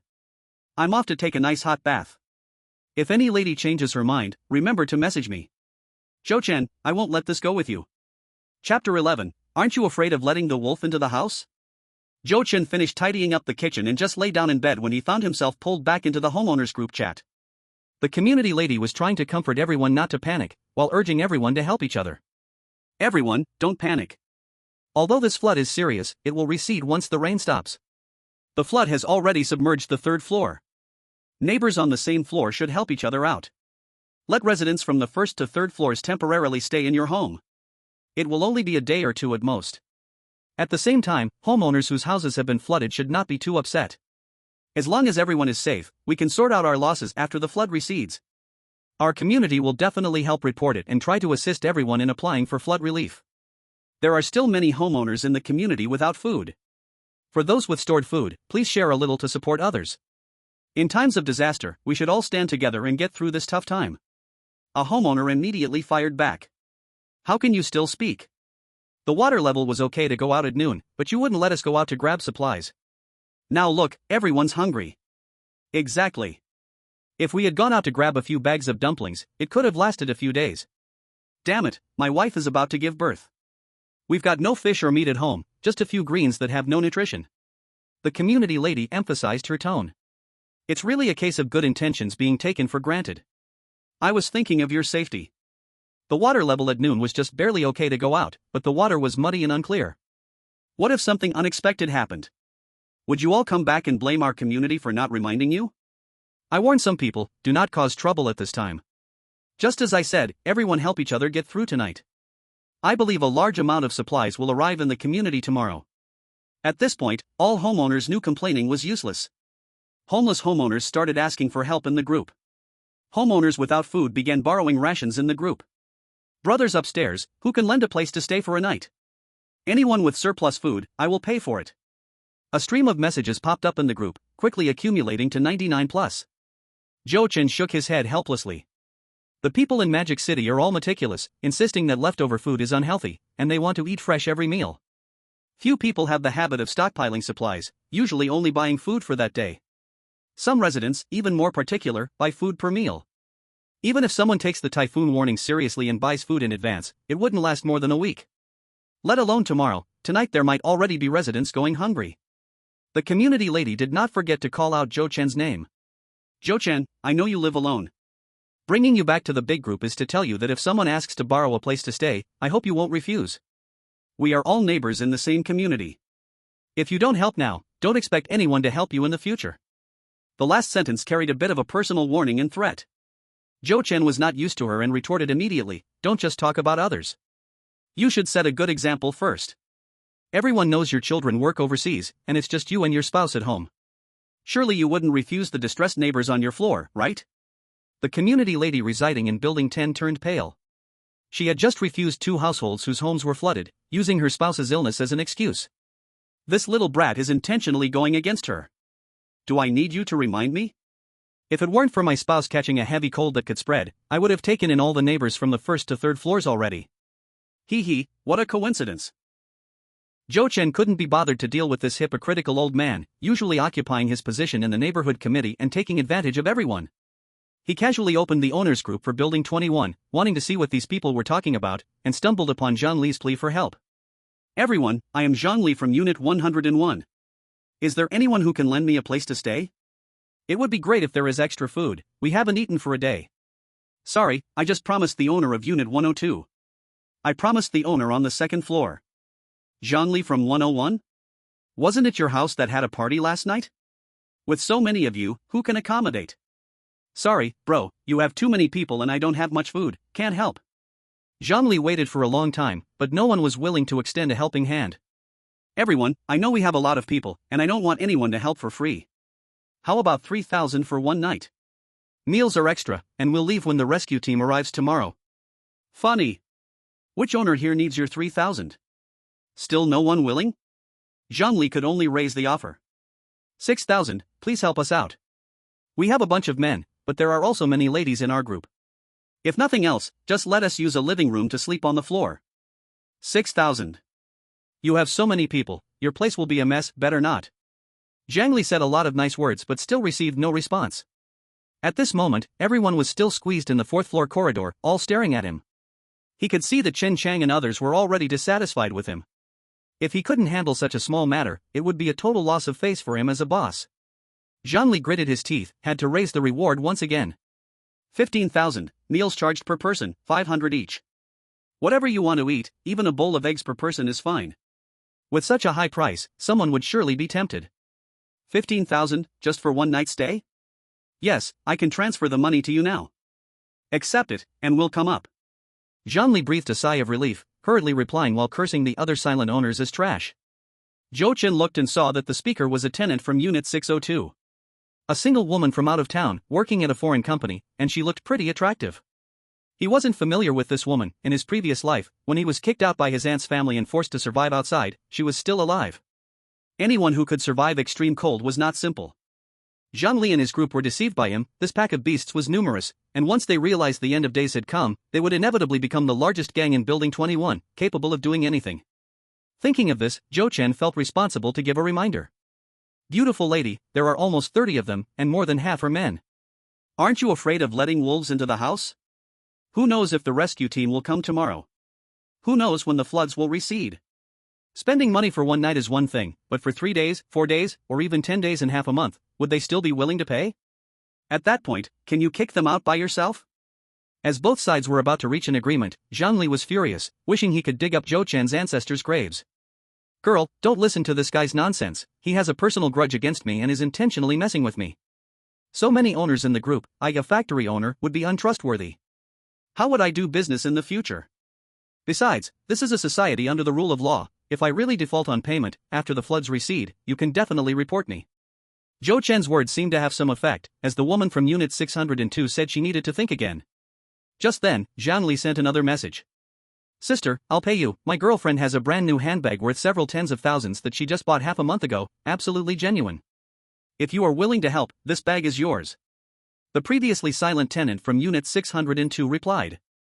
Can I check the goods first? Seeing this, Zhou Chen couldn't be bothered to say another word. He was about to throw down his phone to sleep when someone in the group started sending voice messages frantically. Brother from 101. There are so many of you crowded together, it must be inconvenient. This way, my home can give up a bedroom and a living room, you can give me 10,000, and you can use hot water as you wish. There are noodles and eggs, pay 300 per person, how about that? 1101, you can come up now, I will go fry eggs and cook noodles for everyone. Zhou Chen couldn't help but sneer. Another one inviting wolves into the house. His aunt had always been greedy for money. As a hopeless gambler, making over 10,000 by letting a group of people stay for one night was naturally a windfall. Moreover, the house was originally rented with money.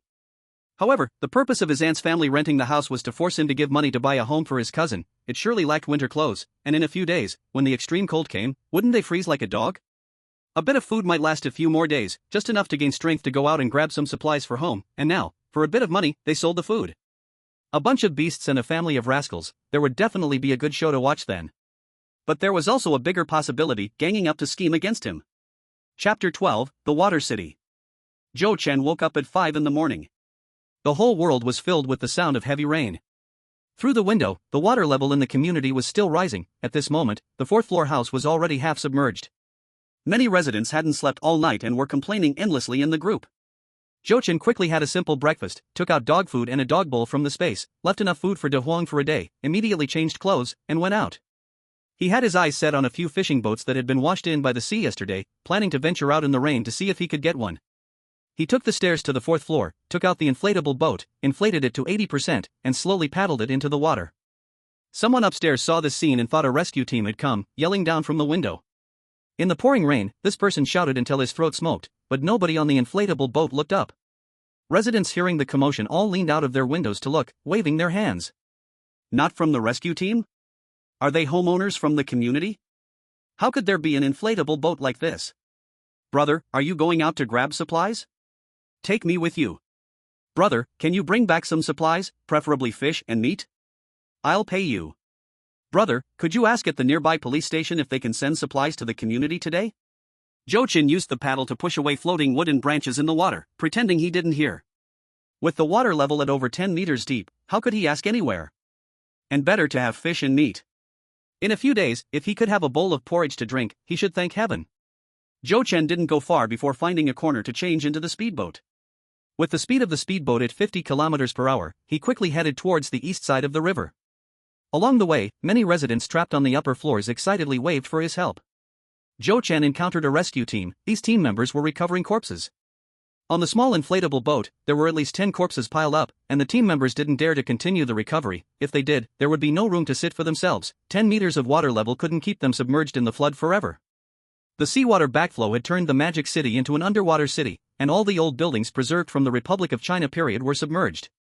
The once well-connected roads had now become a complex network of waterways. In any waterway, in addition to various floating garbage, there were corpses of people and animals drifting along.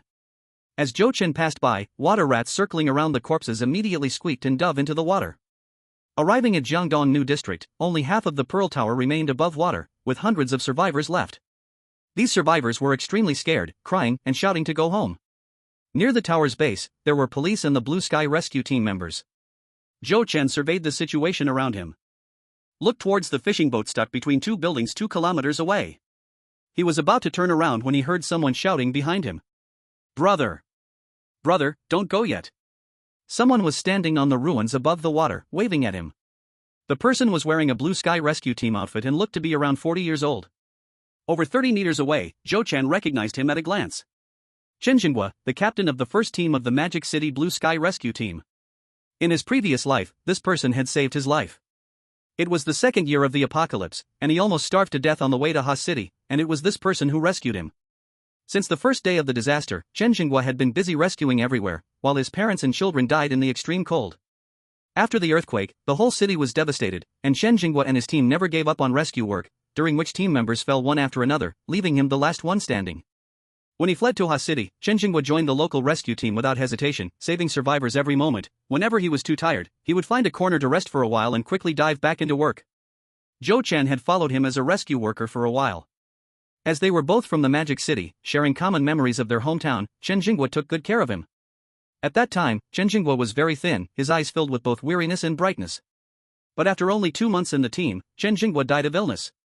The rescue team's doctor said that old Chen had long known he was in the late stage of stomach cancer, lacking medical conditions. He didn't want to lie in bed waiting to die, so he chose to make his remaining life more valuable.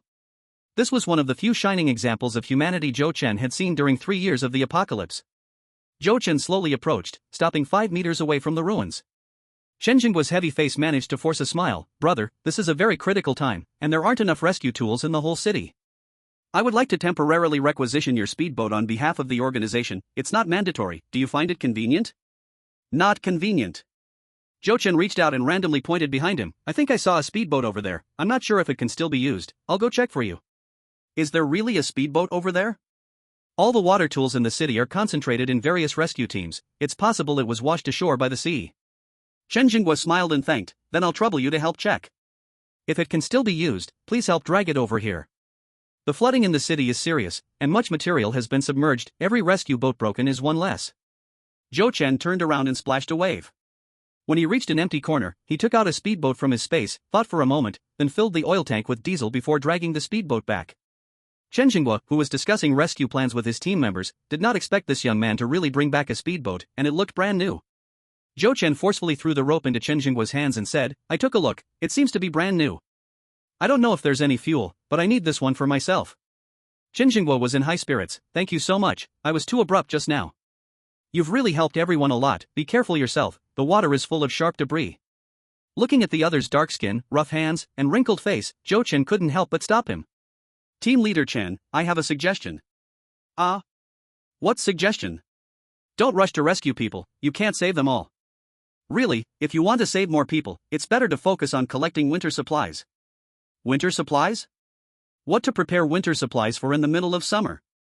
Zhou Chen had already walked far away, and Chen Jingguo was still confused. Wait, how does he know my surname is Chen? Zhou Chen approached the fishing boat and found that the boat was broken in the middle. I don't know if it can be fixed, but anyway, he can't fix it.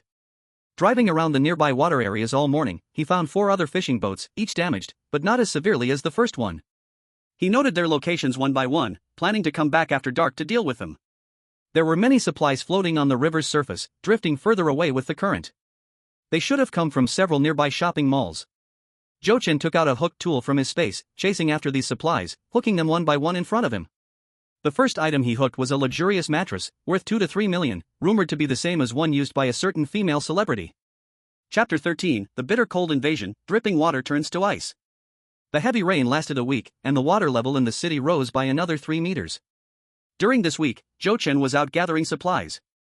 In the first 3 days, he worked day and night along the river, salvaging supplies. During the day, he was somewhat cautious, picking and choosing, secretly tossing things into his space whenever no one was passing by. At night, he became frenzied, throwing everything he could into his space, even hoarding over 100 tons of logs floating in the flood. At first, he was joyful in his salvage efforts, with official rescue teams, military teams, and civilian rescue groups passing by, all turning a blind eye to his actions. After all, the organizations were too busy to manage everything. It was better for this young man to take the supplies than to be washed away by the flood. Now the entire city was suffering, and many ordinary people were already hungry. With this young man's determination, he might end up feeding a whole building or even an entire community. If Zhou Chen knew what these people were thinking, he would surely say, "Thank you for thinking highly of me, but you all are overestimating me." Until the evening of the 3rd day. An inflatable boat approached, and a person who claimed to be a district leader found Zhou Chen. He asked which community Zhou Chen belonged to and inquired about the current supply situation in that community. Finally revealing his intentions, this person represented the organization and wanted Zhou Chen to distribute the salvaged supplies to several communities in the city that were critically short of food. For contributing to the nation, the organization would issue a certificate of honor and reward a banner. However, these discussions could only happen after the flood recedes. Under the rain curtain, Zhou Chen sat in the unsteady boat, pulling the raincoat's hood down low to shield most of his face. He remained silent, sending over several cotton blankets, some cans of beef, and boxes of liquor that he had just salvaged. In the next second, he turned the engine to full power and fled. The district leader, still lamenting the ruthless flood, was splashed all over by the waves. "Comrade, we are not trying to confiscate the supplies you've worked hard to salvage, we just want to ask for your help." From that moment on, Zhou Chen no longer dared to wander by the river.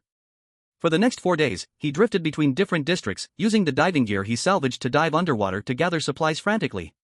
When tired, he would surface and find a hidden corner to rest, eat something to replenish his energy, and as soon as he had enough rest, he would immediately submerge again. In fact, this method of collecting supplies was thousands of times more efficient than working along the riverbank. Gold, silver, copper, iron, and tin components were collected by the hundreds of tons. There were so many types of screws that it was dazzling, making it hard to distinguish between them. Ordinary machine tools, precision tools, and high-precision machine tools added up to over 1,000 units. If he saw them, he collected them, regardless of whether they could be used or not. Bosch, Siemens, Denso, Continental, Visteon, Eisen, and other auto parts piled up in quantities that filled a football field. Only a small portion of these metals had been soaked in water, the majority were sealed and now had little impact on the quality of the salvage. The bitter cold was coming, with 3 months of harsh, freezing weather. Frozen to more than 10 meters deep, the ice layer was solid and hard, making it extremely difficult to salvage or dig anything out. From the wharf, dozens of containers scattered away. No matter what items are inside, if seen, take it. A digger that was removing illegal buildings on the roof, take away. Dozens of large pharmacies have been pried open one by one. In the last life, after 3 years of surviving in the apocalypse, he was truly scared of hunger and pain, which led to him now seeing supplies with glimmering eyes. Even though he currently has enough supplies to last 10 lifetimes, he still can't control his heart that wants to frantically hoard. As long as he doesn't die from hoarding, he will hoard to his heart's content. Zhou Chen was busy running around, completely ignoring the chat group that was frantically bombarding messages day and night. What's so interesting? He didn't even need to think to know what these people were arguing about. After a super strong typhoon, the heavy rain has lasted for a week. The water level is rising instead of falling, and more victims are being brought in, yet only collapsed houses and injured people are received in batches to temporary relief points. This is a global catastrophic flood. The organization is doing everything possible but still stretched thin. They don't have 3 heads and 6 arms. It's impossible to complete all the rescue work in a short time. Every hour, on television and online platforms, the same host appears, reiterating to reassure the affected people not to panic, and repeatedly urging everyone to support each other and work together to get through this tough time. Many well-known experts also spoke out, eloquently providing reasoned analyses, judgments, and summaries regarding this catastrophic flood, ultimately comforting affected people nationwide, stating that the heavy rain would soon hit the pause button. They believe that the rainfall would decrease in the next day or two, and that days of sunshine are just around the corner, with the long-anticipated flood retreating in sight. A week has passed, and residents trapped in their homes either have run out of supplies or are enduring hunger. Regarding the experts' speeches, the common folk scoffed yet held on to hope. A couple of days ago, Joe Chen, during his rest, took a glance at his phone. In the community owner group, small groups, and WeChat moments, there was a chorus of lamentations. A pack of instant noodles had someone offering $100. Not even $100 would anyone sell it. The community's aunt naturally became the target of criticism from all property owners. At this moment, someone recalled Joe Chen's initial reminder. Damn it! Had I known I would be hungry, I would have gone out that day to buy supplies no matter what. That brother named Joe, I misunderstood you before, I apologize. Brother Joe Chen, I also apologize to you, I shouldn't have scolded you that day. Do you still have food at home? Sell some to me. Brother Joe Chen, don't you live alone? Your food should not be running out too fast, right? During such times, don't be stingy, help everyone out. Of course, Joe Chen wouldn't pay them any mind. He even specifically checked on Zhangli and others' situation, and unsurprisingly, they were living quite miserably. This group of beasts divided into 2 teams. Zhangli brought Chen Chang and other close friends to live in 602, while the skinny monkey and Luo Feng led their team to 1101. The female tenant in 602 and her aunt had not stocked much food, and within 3 meals, this group had eaten every last bit. Summoning gods is easy but sending them away is hard. After a week, this group neither paid money nor were they willing to leave. His aunt had started frantically calling him 4 days ago to request living supplies. That group of old classmates had to lower their faces to ask him to buy supplies. Joe Chen directly turned off his phone. Who the hell has time to deal with you? As night fell, extreme cold was approaching. Joe Chen hurried to salvage the last box of supplies and immediately took out a speedboat heading towards Sakura Community. When he returned home, the big yellow dog curled up in the corner had lost weight. The fruits, biscuits, and snacks on the table had all been devoured clean by this fellow. Seeing that the dog didn't mess in the house, he put away the 39-meter knife and pulled out a big bone from the space to throw over. The big yellow dog's eyes sparkled as it pounced on it and started chewing. Joe Chen took a hot shower and spent an hour cleaning up. Before falling asleep, he opened the window to enjoy the rain for a while. In his daze, he was frozen awake. Before he was fully awake, he heard the anxious barking of De Huang. Joe Chen sat up in bed and immediately felt the bone-chilling cold, as De Huang was scratching desperately at the door outside. The cold wave easily invaded the room through the building, making the air feel sharp like a knife. He put on thermal clothing, then donned cotton pajamas, and finally wrapped himself in a thick bathrobe before slipping on his slippers to open the door. The moment the door opened, shivering De Huang clung to his long leg, exhaling a puff of white mist as he barked. Joe Chen hurriedly took out a pile of firewood from the space and threw it into the fireplaces in the bedroom and living room, igniting a roaring fire with the help of alcohol. Survival is an animal's instinct. De Huang immediately jumped onto the sofa, grabbed a cushion, and rushed to the fireplace to warm himself. Joe Chen dragged a single sofa to the fireplace in the living room, poured a glass of red wine, and curled up on the sofa to scroll through his phone. Old Son called, his teeth chattering from the cold. Little Joe, wake up. Quick, put on all your thick clothes. You must absolutely not fall asleep. This weather is too strange, it's below 30 degrees outside. Old Son was in a hurry to wake up others. The two exchanged a few simple words before ending the call. Joe Chen felt himself to be quite tough-hearted, but Old Son thinking of him first still touched him a bit. At minus 30 degrees, water froze instantly. Suddenly facing a temperature difference of over 50 degrees caught everyone off guard. But the temperature was dropping every minute. By daylight, it would reach minus 70 degrees. An icy world, frost in August. Extreme low temperatures led to billions of people globally freezing to death. Chapter 14, Living Worse Than a Dog. Suddenly, the entire city's sky was filled with heavy snow. At first, the snowflakes were dense and small, but within 10 minutes, they turned into goosefeather-like snow. Half an hour later, thick layers of snow piled up on trees, rooftops, and balconies.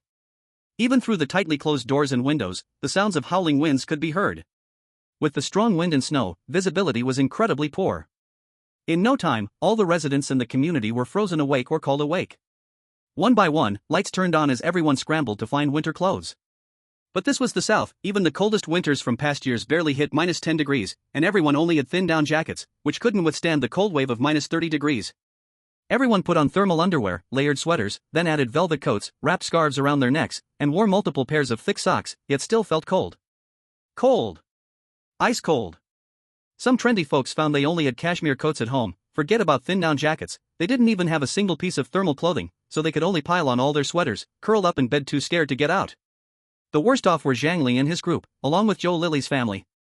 Zhang Li and a dozen people were staying in room 602, the female tenant in 602 barely had 2 sets of women's clothing to lend, so the rest could only huddle in bed, shivering together. The 10 thin monkeys in room 1101 rummaged through their cabinets only to find that this family didn't even have a single thermal shirt or a thick quilt, they too huddled together shivering. Zhou Lily's family, who let in the greedy ones that turned out to be wolves in sheep's clothing, regretted their decisions deeply. After this group of trash moved in, they only paid for 2 days of food and lodging, and the rescue team was slow to appear. These people couldn't be chased away at all. The food was enough for a family of 4 to eat for a week, but it was gone in just 2 days, leaving not a grain of rice. Among the 4 of them, there was even a pregnant woman who had gone several days without food, starving. She could only drink water to fill her stomach. Previously worried about starving to death, now with the sudden drop in temperature, they also had to worry about this group of trash stealing their only 2 air-conditioned quilts. They dragged the wardrobe to the door to block the room's entrance, and at this moment, they didn't care about anything else, stacking 2 thin air conditioning blankets on top of each other, 4 people huddled together, shivering. What the hell is this weather, it's freezing to death. Dad, do you think those garbage people will come to snatch our blankets? Honey, I'm really hungry. Mom, what should we do if Xiaoyun is hungry? Zhou Lily, who had her entire head tucked into the blanket, gritted her teeth and stretched one hand out of the blanket. It took several stiff attempts before she successfully grabbed her phone. We must have that little brat Zhou Chen bring down winter clothes and food. No, even if he is willing to bring those things down, can we keep them? Then what should we do? Call him, tell him we're going to live at his house. Right, he lives alone, so there are plenty of empty rooms, and he's been living in this house for over 10 years, he must have a lot of winter clothes. As they urgently dialed, they suddenly remembered that all their phones had been blacklisted. The wardrobe was pushed open, and the door slowly opened a crack. The thin monkeys huddled on the living room sofa, nearly frozen to death, gazed at the family of 4 wrapped in their blanket, their faces showing greedy expressions. Zhou Lily was startled, trembling from the cold and fear. Don't do anything reckless, we'll go upstairs to get supplies. On the first day the thin monkeys moved in, they already knew that the mistress of this house was Zhou Chen's aunt. They had been following Zhou Chen for several years and naturally knew about the gambling aunt's deeds. One side betrayed Zhou Chen for money, while the other tricked Zhou Chen out of his money and tried to force him to buy a house. When they met, they couldn't stand each other and exchanged bad words about Zhou Chen, their relationship quite harmonious. If it weren't for the issues of debts and hunger that arose on the 3rd day, both sides definitely wouldn't have clashed, and several times they almost fought each other. Now, in the freezing cold, the larger group wanted to snatch the blanket, while the weaker group was utterly defenseless. The thin monkey was very excited. Did Zhou Chen agree to give you supplies? Zhou Lily shook her head. Our phones have been blacklisted, we plan to go upstairs to find him. After all, I'm his own aunt, his deceased father's sister, you can rest assured that once we get the supplies, we will definitely share half with you. This was what their family agreed upon under the blanket. If they didn't lie to fool these garbage people, their family would likely not be able to get out the door, and even the 2 air conditioning blankets they had would be snatched away. Their family, being gamblers and scoundrels, naturally understood human nature far better than ordinary people. As long as they could get out of here and trick open the door to Zhou Chen's house, they wouldn't come back. Even if Zhou Chen's supplies were plentiful, they weren't foolish enough to share with so many people. Who knows when the rescue team will arrive? The most important thing is to fill their own stomachs. The thin monkey called over Luo Feng and another man, the 3 wrapped tightly in one blanket. We'll go together. Zhou Lily's family obviously didn't want to. You want to go too? It's freezing outside, you can just wait at home, we will definitely be back. Stop talking shit. No, what I mean is, if so many of us go together, what if he doesn't want to give supplies? Either we go together, or your family leaves 2 behind. This gambler dares to play tricks with me. Thus, the 2 groups of people formed a temporary team, wrapping themselves tightly in their little blankets like 2 wriggling fatworms, climbing up the stairs against the biting cold wind. Meanwhile, downstairs, Zhang Li was also thick-skinnedly asking Zhou Chen for supplies. I'm not asking for it for free, can't I pay? Just name a price. You don't have many winter clothes, but you must have more thick blankets, right? And food, instant noodles, bread, noodles, steamed buns, anything works. You can't possibly say, your family doesn't even have instant noodles, right? In front of the fireplace, a blazing fire was burning in a pot, a sand pot, and a grill. In the skillet, 2 pieces of steak were being fried, while a whole black-bone chicken was stewing in the sand pot, and skewers of lamb were put on the grill. Beef skewers, fish and shrimp, meatballs, and over a dozen kinds of vegetable skewers. Zhou Chen took a photo and sent it over. You said instant noodles and these things, my home really doesn't have. Zhongli, shivering under the blanket, widened his eyes and couldn't help but swallow. After drinking water for 5 days, he was so hungry his head was spinning, staring blankly at the delicious food in the photo, wishing he could jump into the picture to eat his fill. To keep warm, they moved all the sofas from the living room into the bedroom, squeezing together as a tight group of over 10 people. Seeing Zhou Chen's photo, they all couldn't help but swallow. Shang, hurry up and tell him to send the food down. We can also go up and get it. Yeah, it's better to go up and get it, and bring back more food, clothes, and blankets. Ah, he has a fireplace, that's great, we can stay at his place. Shang, you better tell him we are going up right now. Zhang Li's face looked unnatural. Do you think he will let us in? Upon hearing this, everyone froze. Just now, they were so blinded by the food in the photo that they forgot what they had done to Zhou Chen. Only Yang Sidian, the renter from 602, and the little gang girl looked confused. The little gang girl anxiously said, "What on earth happened with that Zhou Chen? No matter how big the conflict is, he wouldn't just ignore your lives, right?" Everyone fell silent. Conflict? If it was just a conflict, that would be fine. With Zhou Chen's character, even if there was a bit of conflict, he would forget it right away. Zhang Li didn't want outsiders to know his unsavory side. He continued texting Zhou Chen, the temptation of food making him extremely urgent. Zhou Chen, I know you have grievances, but we aren't guilty enough to die, right? There are so many of us, we are really about to freeze to death from hunger, you can't just watch us die. The next second, he received another photo. In the photo, a long, fair hand held a piece of steak and fed a dog. Zhang Li's face turned green with anger. Damn it, feeding high-end steak to a dog again. Immediately after, he received a third photo. In the photo was the big yellow dog again, with a large dog bowl in front of it. The dog bowl was piled high with steaming food, big chicken legs, crispy and tender grilled meat skewers, and various grilled vegetable skewers. A group of people was both angry and anxious, eyes glistening as they kept swallowing. Meat, so much meat. Why are we living worse than a dog? Zhou Chen sent a voice message, sigh, I don't have much food at home, and I have to feed a dog. With so many mouths to feed, I really can't do anything. Chapter 15, if you're going to die, die somewhere else. Finally, they reached the 23rd floor. Zhou Lily's family of 4 and the skinny monkeys almost cried out. From the 11th floor to the 23rd floor, the stairs that should take just a few minutes took them a full hour. It truly was an hour, every minute and every second was torture. The biting cold wind was relentless, slicing against their faces and feet like knives cutting through flesh. They huddled tightly in their blankets, leaving only their eyes exposed, which made it difficult to move. With each step, they continually bumped against the walls, their bodies bruised all over. In the meantime, they had fallen several times, making contact with the icy ground made them scream for their moms. They had thought countless times about turning back. But no, turning back would mean freezing to death or starving to death.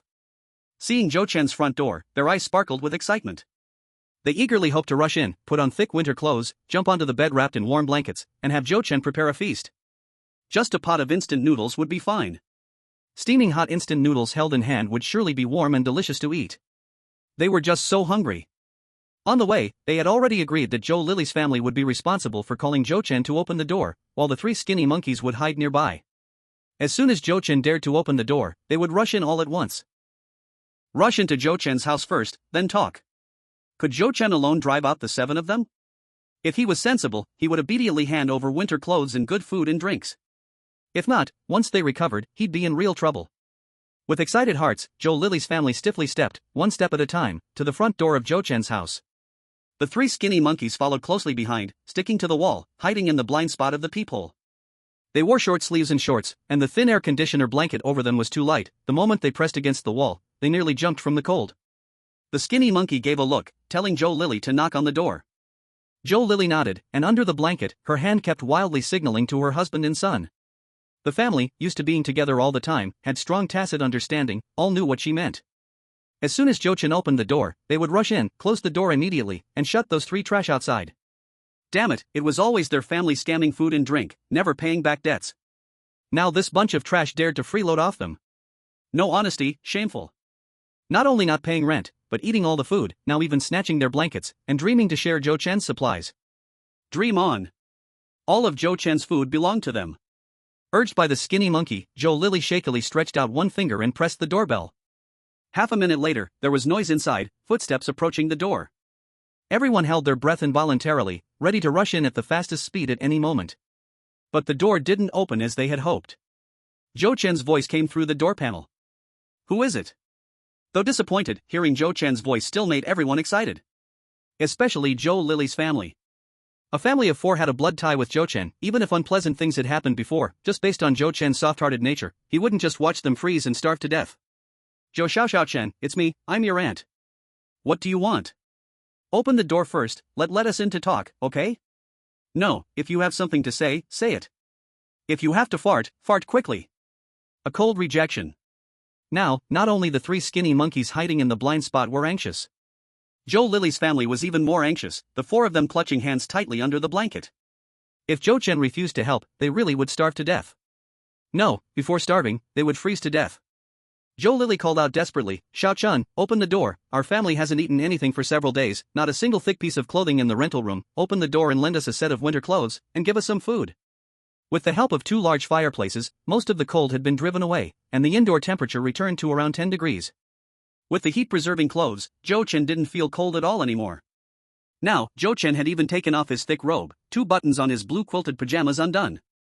Leaning against the wall, Zhou Chen held a steaming chicken leg in his left hand and his phone in his right, snapped a close-up photo of the drumstick and sent it on WeChat to someone, only then paid attention to the people outside the door. I need the winter clothes myself, the food isn't even enough for me, I will never give you guys supplies. These words made the people outside choke with anxiety. Emotionally stirred, Zhou Lily instinctively cursed, you heartless little bastard, I'm your real aunt. What's wrong with asking you for a bit of supplies? You're just like your damn dead parents, giving something away is like cutting flesh. Everyone was shocked. Their faces were full of anxiety and anger. Are you stupid? If not for keeping things hidden, the skinny monkey really wanted to rush up and slap that old woman hard in the face. This is the time you should be begging, and you're cursing, even cursing the dead parents. Are you determined to offend Zhou Chen? How to keep everyone out? Sure enough, Zhou Chen's voice came from inside the room. His icy tone carried a killing intent that could be felt even through the door. When my parents were alive, did they give you less money? Weren't you 2 gambling and had no money for food? Was it not my parents' money? You can't even pay your son's tuition, was it not my parents' money? When you 2 borrowed high-interest loans for gambling and couldn't pay back, wasn't it my dad who went to the bank and personally redeemed you? My parents helped you a lot when they were alive, you may not remember their kindness, but if you keep speaking recklessly, starving or freezing to death is just asking for it. Being exposed by a young brat, Zhou Lily instinctively wanted to curse, but was pushed back by her husband, which brought her back to reality. Zhou Lily's face was as pale as a sheet. Thinking about the family's situation, she could only hold back her anger. Humph. This little brat really has no respect, losing his parents early and lacking upbringing. Just wait until I rush into your home and take the supplies, watch how I scold you to death. Xiao Chun, Aunt just said something wrong, it's always been Aunt's fault. I have always remembered your parents' kindness. If it weren't for your parents, your uncle and I would have had our fingers cut off by those high-interest moneylenders, and your cousin wouldn't have a chance to study. I know all this, I've kept it in my heart, really. Xiao Chun, I know the years we've had some unpleasantness, you think your aunt always cares about your money, but you misunderstood. You really misunderstood, I am your own aunt, how could I harm you? When I keep asking you for money, it's just to help you save. I'm worried that you're too young, spending money recklessly. What if you waste all your family's savings? How can I face your parents who are buried underground? Laughter came from inside Zhou Chen. So I should thank you? Zhou Lily knew these words couldn't deceive Zhou Chen, so she could only force herself to continue her lies. Xiao Chun, Aunt really isn't lying to you, it's good to have everything laid out today, I promise I won't ask you for a single cent anymore. Xiao Chun, quickly open the door, we are still family, even for your dad's sake, you can't disregard our lives. Xiao Chen, I'm begging you, your cousin has been sick since childhood, your cousin's wife is pregnant, if this continues, something big will definitely happen. Do you want your aunt to kneel down before you open the door? It's always been Aunt's fault, your dad was my only older brother, I've been sad since he left, if your dad were still alive. Zhou Chen, leaning against the wall and playing with his phone, couldn't help but sneer. Can you trust the words of a gambling addict? In his previous life, he had witnessed the true faces of this family, ruthless and cruel as they fought to seize the house and supplies for themselves. His aunt once stabbed him in the arm. His uncle beat him on the back with a stick. His cousin tried to stab him in the belly. That pitiful pregnant woman nearly chopped his head off with a kitchen knife. If it weren't for his quick reaction, he might have died right at his own doorstep. Zhou Chen spoke nonchalantly, I'll think about it. Zhou Lily was furious, what was there to think about? Just open the door and let us in. She was about to speak when Zhou Chen's voice rang out again. How about this, you go back first, for my dad's sake, I'll give you a little bit of supplies. Go back? What a joke. Zhou Lily was extremely anxious, it's freezing out here, just open the door and let us in to warm up, we'll put on winter clothes and take the supplies and leave, we definitely won't overstay our welcome, you must believe us.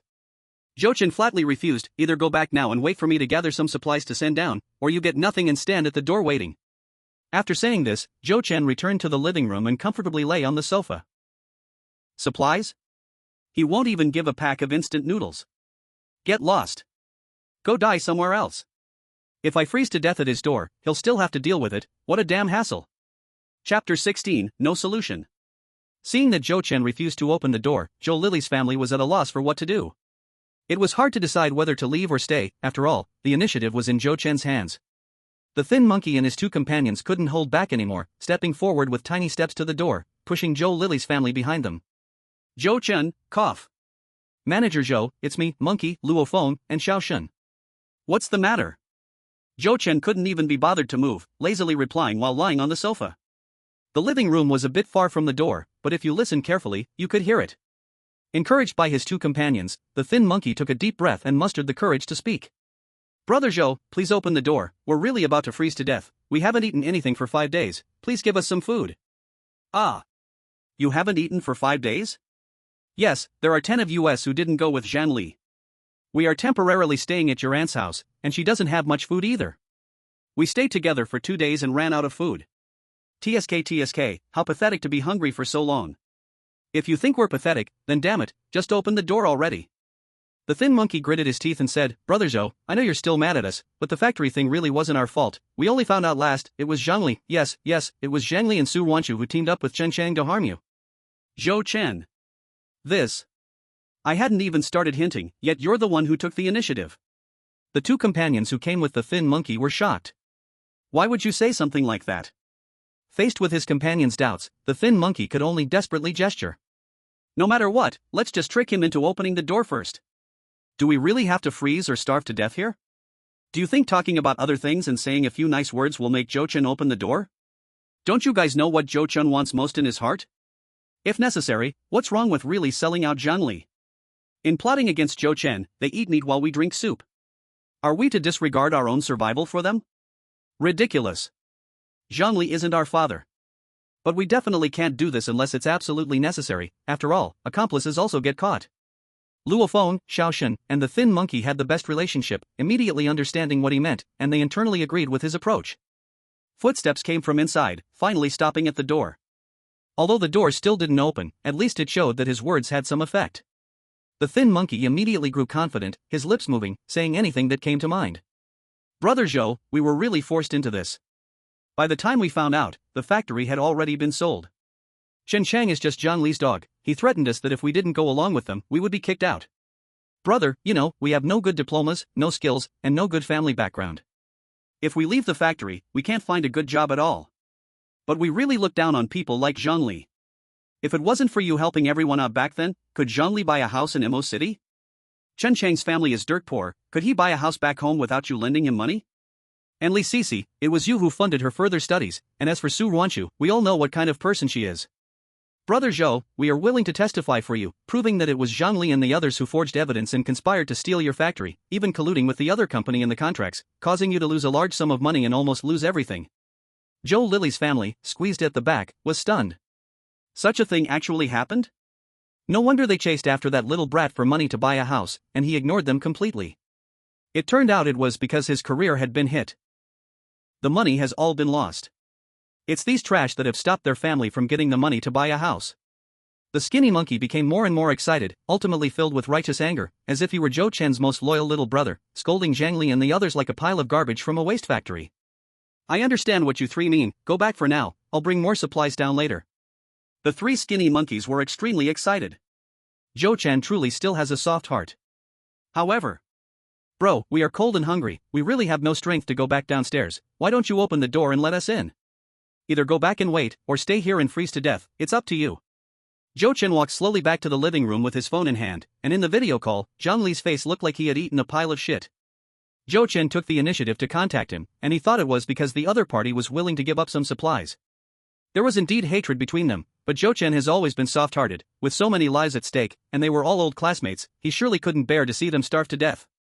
He was already prepared for a big loss, willing to spend a bit more money, and mentally prepared for Zhou Chen to scold him a few times to vent.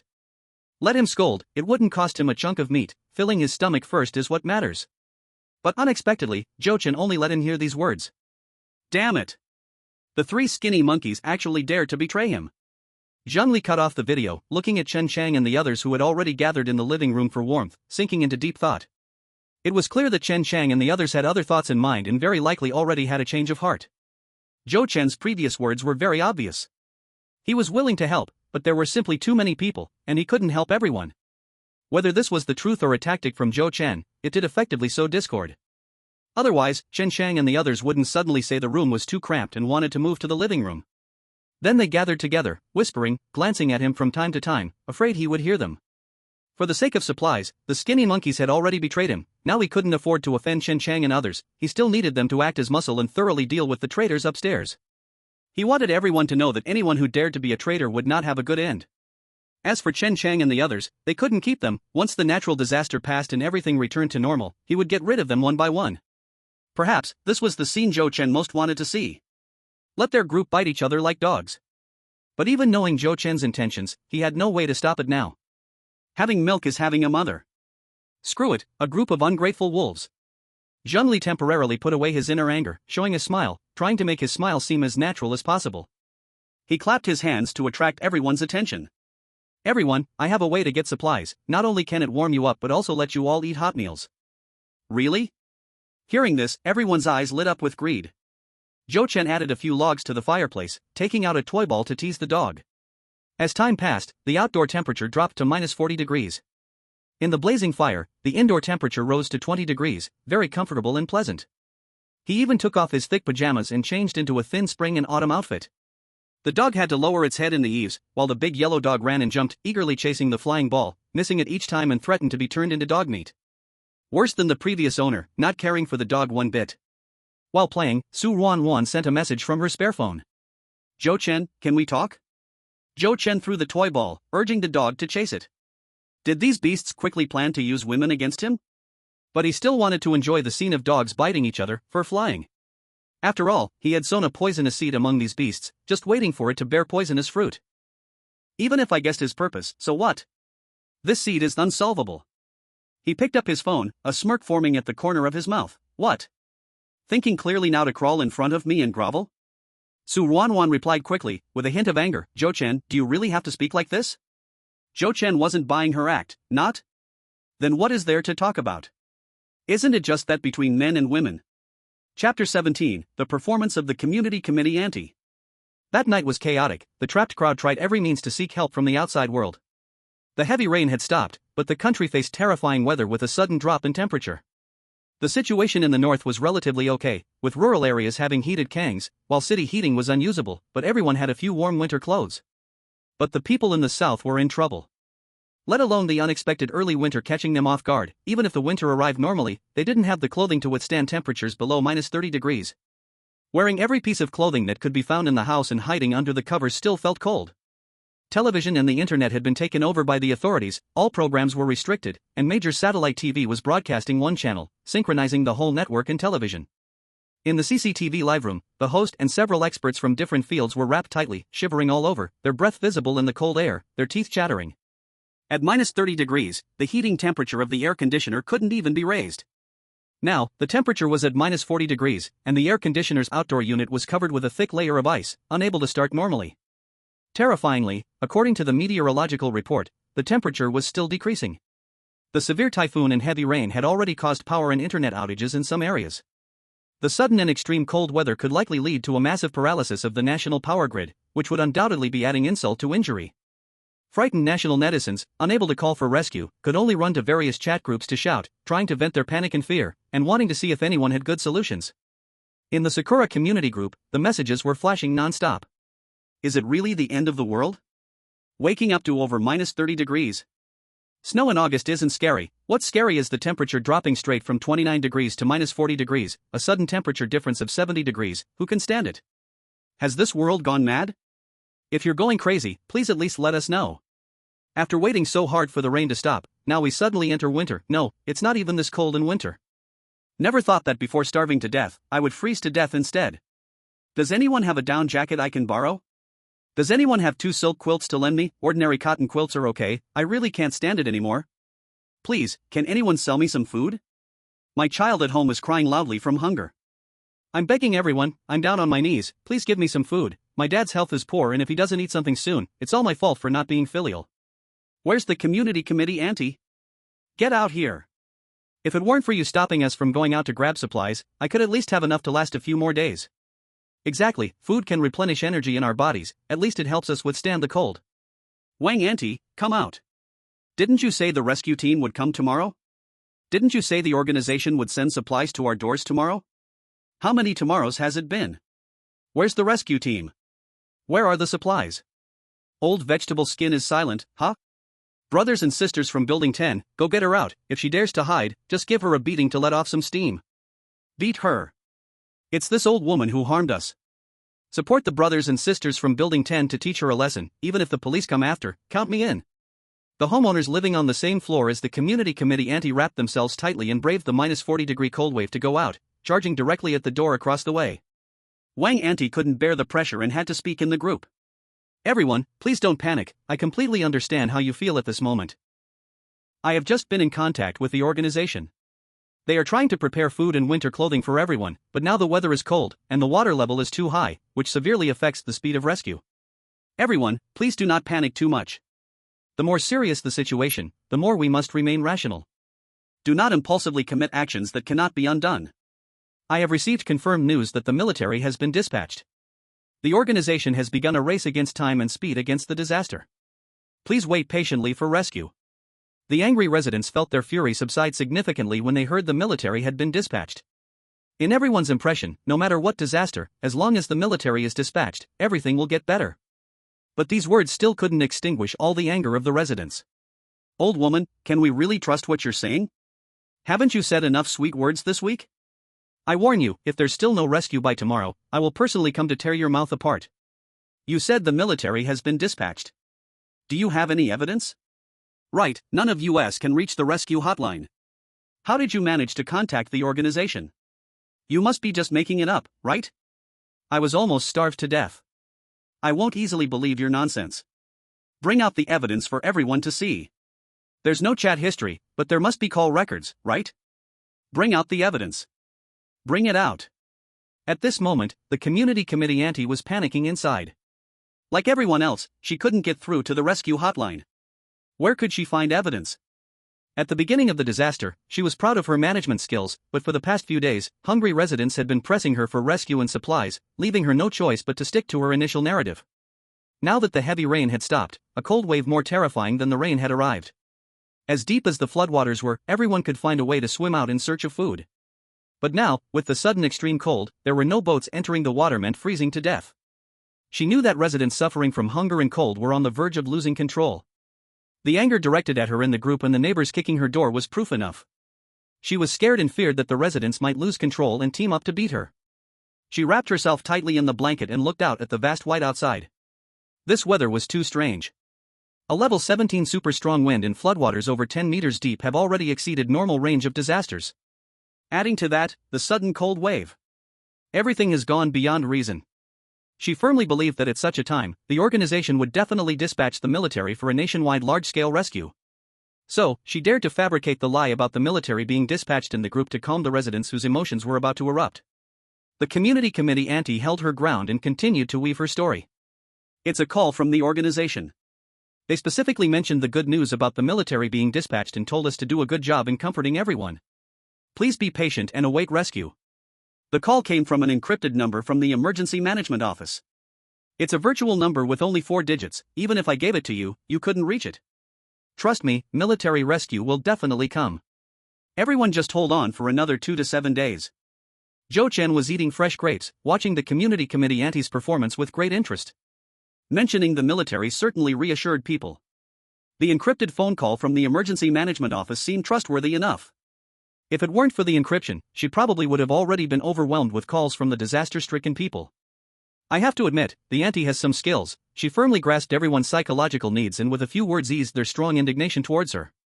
However, once they heard they had to wait for another 2 to 7 days, the residents were not satisfied again. What? 2 to 7 days? Just prepare to collect our bodies. I can't wait a single day.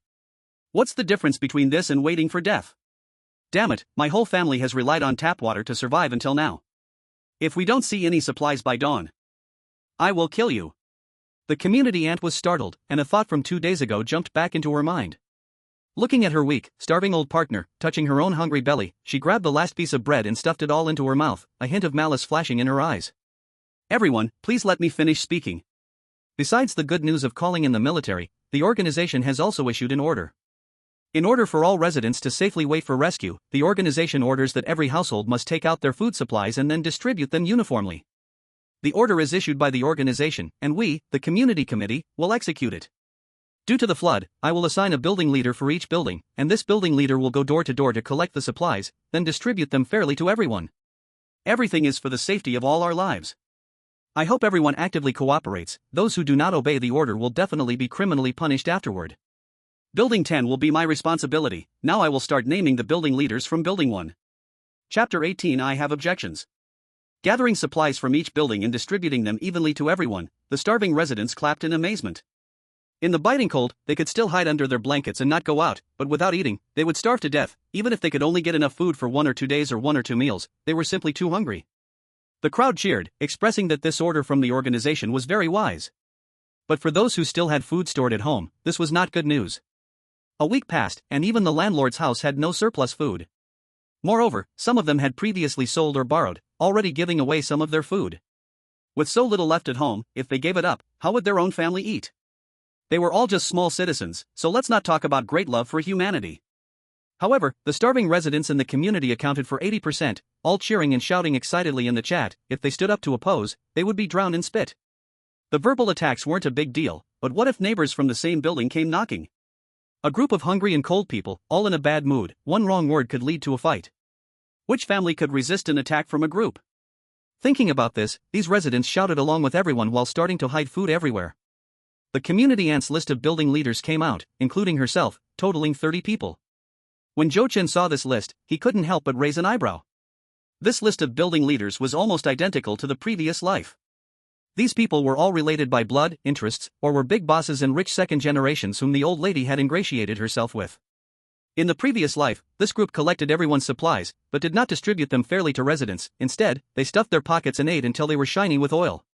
By the time the residents reacted, this group had already moved to Building 10 to live in a cluster. Under hunger and cold, the dizzy and starving residents angrily approached them, wanting to take back their share of supplies but were knocked to the ground by this lively trash. Many didn't get up again. Afterward, every day, someone starved to death painfully. The group led by the community aunt, however, all survived 3 months of extreme cold unscathed. The community aunt was very enthusiastic. The list is ready, everyone take a look. If there are no objections, the building leaders of each building can start taking action now. Zhou Chen naturally would not let her have it her way. I have objections. Zhou Chen, what's wrong with you? The community aunt gritted her teeth in anger. Are you addicted to singing the opposite tune? It's the current time, delaying the work of the building leaders. What if someone starves to death in the next second? Can you take responsibility for that? The starving residents immediately started to curse. Zhou Chen, do you have some problem? I'm about to starve to death. If you have any complaints, keep them to yourself.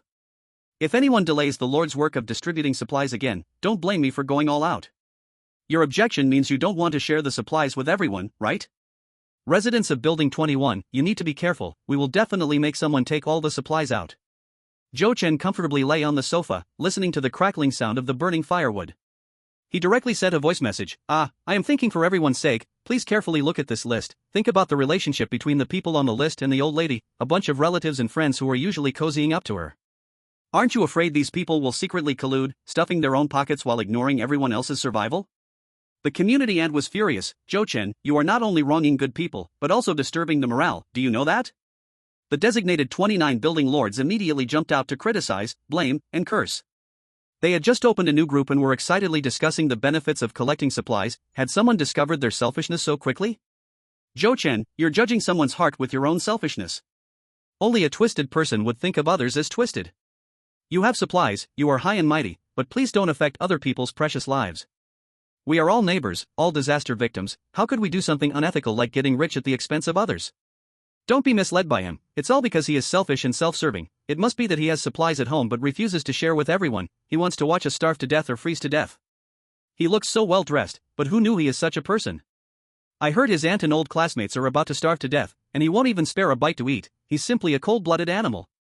The appearance of a photo instantly made the whole group silent, as if a needle could be heard dropping. The background of the photo was the kitchen. The stove was laid out with a 10-kilogram bag of flour, 2 bundles of noodles, a bag of dumplings, 4 eggs, 5 pounds of potatoes, 5 pounds of sweet potatoes, and a chunk of frozen hard pork.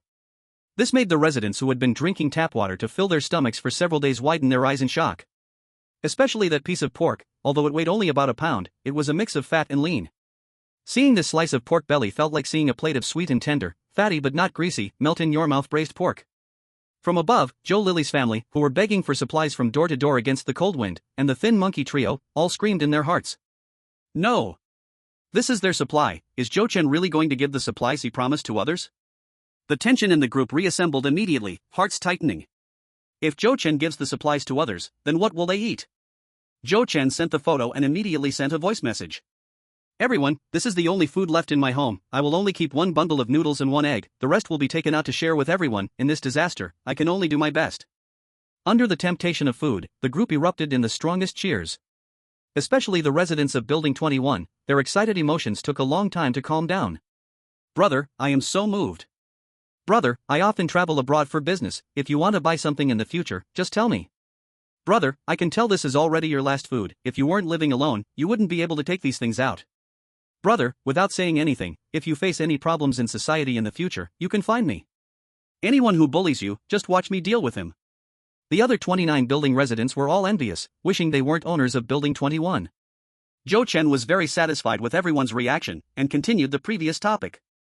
Everyone, I am not trying to stop the orders from being issued.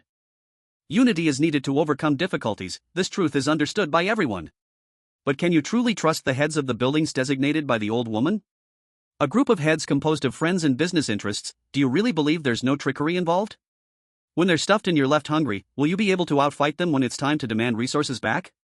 In a society led by wise leaders, someone dares to silence others. Their heart is deserving of punishment. Regarding the selection of building heads, you can certainly vote for yourselves. Moreover, don't you find it strange?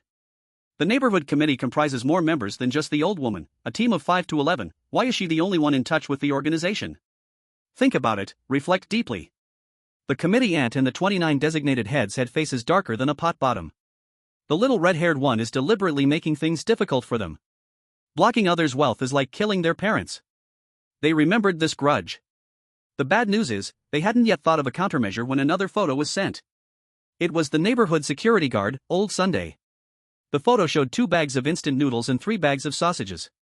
The instant noodles were in big packs, with 5 small bags in each. The sausages had 10 in a single pack. When the image appeared, the residents' excitement was reignited. This junk food, usually so cheap it goes uneaten by many, had now become everyone's lifeline. Old Sun said in a voice message, I believe there's some truth in what Xiao Zhou said. To be safe, the selection of heads should be done through a fair, open, and public voting election to win everyone's trust. The head of Building 21 can come to room 2302 to collect my supplies. Chapter 19, A Big Mess. Where did the nested dolls come from? Jo-chan's maneuver was simple and effective. Especially the residents of Building 21, who were excitedly shouting, it triggered a butterfly effect. Residents who initially had no issues with the appointed head now held opposing views. No matter if the committee aunt had harmful intentions, the heads on the list were either related to her or were rich bosses and second-generation wealthy kids. Those were facts. In an instant, the group chat turned into chaos, with residents expressing their opposition to a dictatorial approach, insisting the head should be chosen through their own voting. They then dispersed and ran to their smaller groups to start voting. The residents of Building 21 were even more direct. I say, let our head be Jo-chan. Agreed. In this time of danger, who would harm everyone if they willingly offer all their supplies? I agree too. Of course, Jo-chan did not want to be any head. Why not enjoy his comfortable life instead? His main purpose in offering these supplies was to support a group of people. The environment would only worsen, and in times of scarce resources, vicious people would surely emerge. When that time came, if Zhang Li and his gang held the majority, a little show of strength could easily take control of the entire building. He needed another force to counter them but did not want to expend too much energy. I'm not going to be the head. Recently, I've faced some setbacks in my career and truly have no mood for other matters. Our safety is at stake, so to avoid causing issues for everyone, please choose another head. Everyone, I think Old Sun is pretty good. Though he isn't an owner of our community, his work ethic over the years has been evident to all, and he's a trustworthy person. Concerns can be discussed later. The urgent matter is that we need to eat something quickly. Naturally, the residents of Building 21 were not happy about having a security guard as their head, but since Zhou Chen had said so, and Old Sun proactively offered supplies while being decent, they accepted. Plus, with their constantly grumbling stomachs, they couldn't delay any further. No one wanted to keep drinking tap water. Zhou Chen was right, with them almost starving, why worry about so much? Eating food should be the top priority. Alright. Then let Old Sun be our head. At that moment, Old Sun looked completely bewildered. Staring at the phone again and again, completely not understanding the message that Zhou Chen sent him, but still followed the instructions. In a moment of crisis, I, Old Sun, will also not decline. The floors below the 5th have already flooded, so I will compromise a bit with the floors. Residents of the 15th floor, who among you is responsible for boiling water? I will take down the instant noodles and ham to cook first, so everyone can eat something warm to fill their stomachs, and then we can slowly go door to door to collect supplies.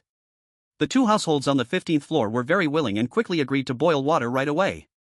Residents, out of options, shed tears of joy at the thought of having steaming hot instant noodles to eat soon. Zhou Chen opened the door wearing a military coat and carrying a bag.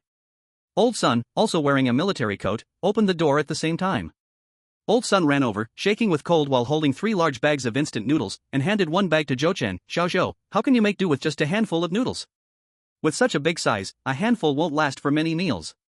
Take this bag of instant noodles for yourself, I have saved a little at my place. Zhou Chen did not refuse and questioned, how come you live across from me? The property management has its own duty restroom at the community front desk. But the head of security is a resident of the 8th floor, Building 21, and after the front desk was flooded, he thought Old Sun was staying at the captain's house on the 8th floor. Just as Old Sun was about to answer, a noise came from the big door behind him. Zhou Chen turned his head to look, his eyes widening with surprise. What did he see? The Russian nesting doll? Old Sun hurriedly ran back, whispered a few words to the doll, quickly closed the door, and took out a key to double-lock it. The next second, he opened the locked door again, scooped up the doll, and brought it in front of Zhou Chen. Xiao, could you please help me take care of this? I still need to go door to door to collect supplies, it's too cold inside, and the child is too small. I cannot leave him alone at home. Zhou Chen. The doll was incredibly cute, tightly wrapped, only its round, bright eyes showing. This is a big trouble. Zhou Chen hesitated to reach out, astonished, what is going on? Old Sun had a loving face, looking at the doll as if a grandfather looked at his own grandson. He chuckled foolishly, in Building 1, there is an elderly person who cannot take care of himself, and his children are stuck elsewhere and can't come back. Ah Fong felt compassion and went over to help on the night of the typhoon. This child was not convenient to bring along, and Ah Fong thought we are from the same hometown, so she asked me to help take care of him. I didn't expect it would go on for a week. Mentioning the child, Old Sun sighed compassionately, at such a young age, the parents are gone, and the elder brother can't be contacted. How pitiful. Zhou Chen could not help but sneer. What compassion to help, isn't it just sneaking to do side jobs outside? Sakura community has 2 households per stairwell. The doll's father is a traffic police officer, leaving early and returning late every day, the mother runs a seafood restaurant and is very kind-hearted, and there is an elder brother in the military, said to be a scout. Originally a happy family, it was destroyed by a car accident. On the night of the 3rd of the month, the doll's father was on duty checking for drunk driving. A drunken rich second generation refused to get out of the car for inspection, knocking down the child's father and dragging him for 2 kilometers. By the time the car was forced to stop, the man was already gone. The doll's mother was deeply hit and suffered a heart attack, and resuscitation could not save her. The elder son rushed back to handle the funeral, temporarily hired a nanny, and then hurried back to the military to process his discharge, which should be completed in a day or 2. Unfortunately, the doll did not wait for the only family member to return. In the previous life, Zhou Chen and a few neighbors went out of the city to survive, intending to take the doll with them. When they forcibly pried open the door, there was no sign of the child inside, nor could they hear the child's voice. The nanny sat alone in the dining room, holding a bowl of meat soup in her hands, while in the pot lay the skeletal remains of a 5-year-old child. The meat on top had been picked clean. It seems like it has been repeatedly boiled many times. In this life, with Lao Sun around, does the fate of the nested dolls know if it can be changed? Zhou Chen was speechless. If he had known it would be this situation, he shouldn't have recommended Lao Sun as the building manager. Lao Sun. Do you want to help as the building manager? Hearing the shouts from downstairs, Lao Sun quickly stuffed the child in his arms into Zhou Chen's embrace. This child has been a bit withdrawn since his parents left. He doesn't cry or make a fuss, just let him play in the sand by himself. Damn. No. Zhou Chen wanted to call Lao Sun back, but the limping Lao Sun ran away quickly, disappearing at the stairs in the blink of an eye. He looked dazedly at the nested doll, which completely ignored him, its pure, big eyes staring at the Fu character on the door. A gust of cold wind made his cheeks sting. Zhou Chen finally reacted and helplessly turned back, carrying the nested doll into the warm room that felt like spring. Woof.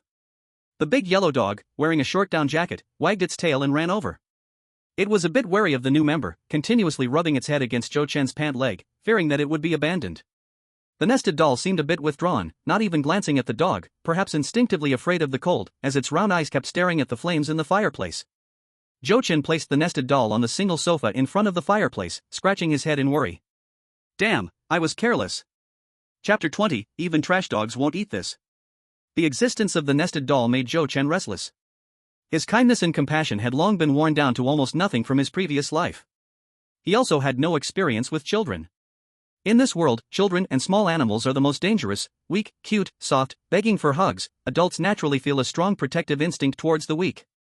In the process of nurturing, one unknowingly falls into the trap. By the time one realizes it, they are already holding it in their hands, unable to part with it. Zhou Chen glared daggers at the nested doll. Once. Just this once.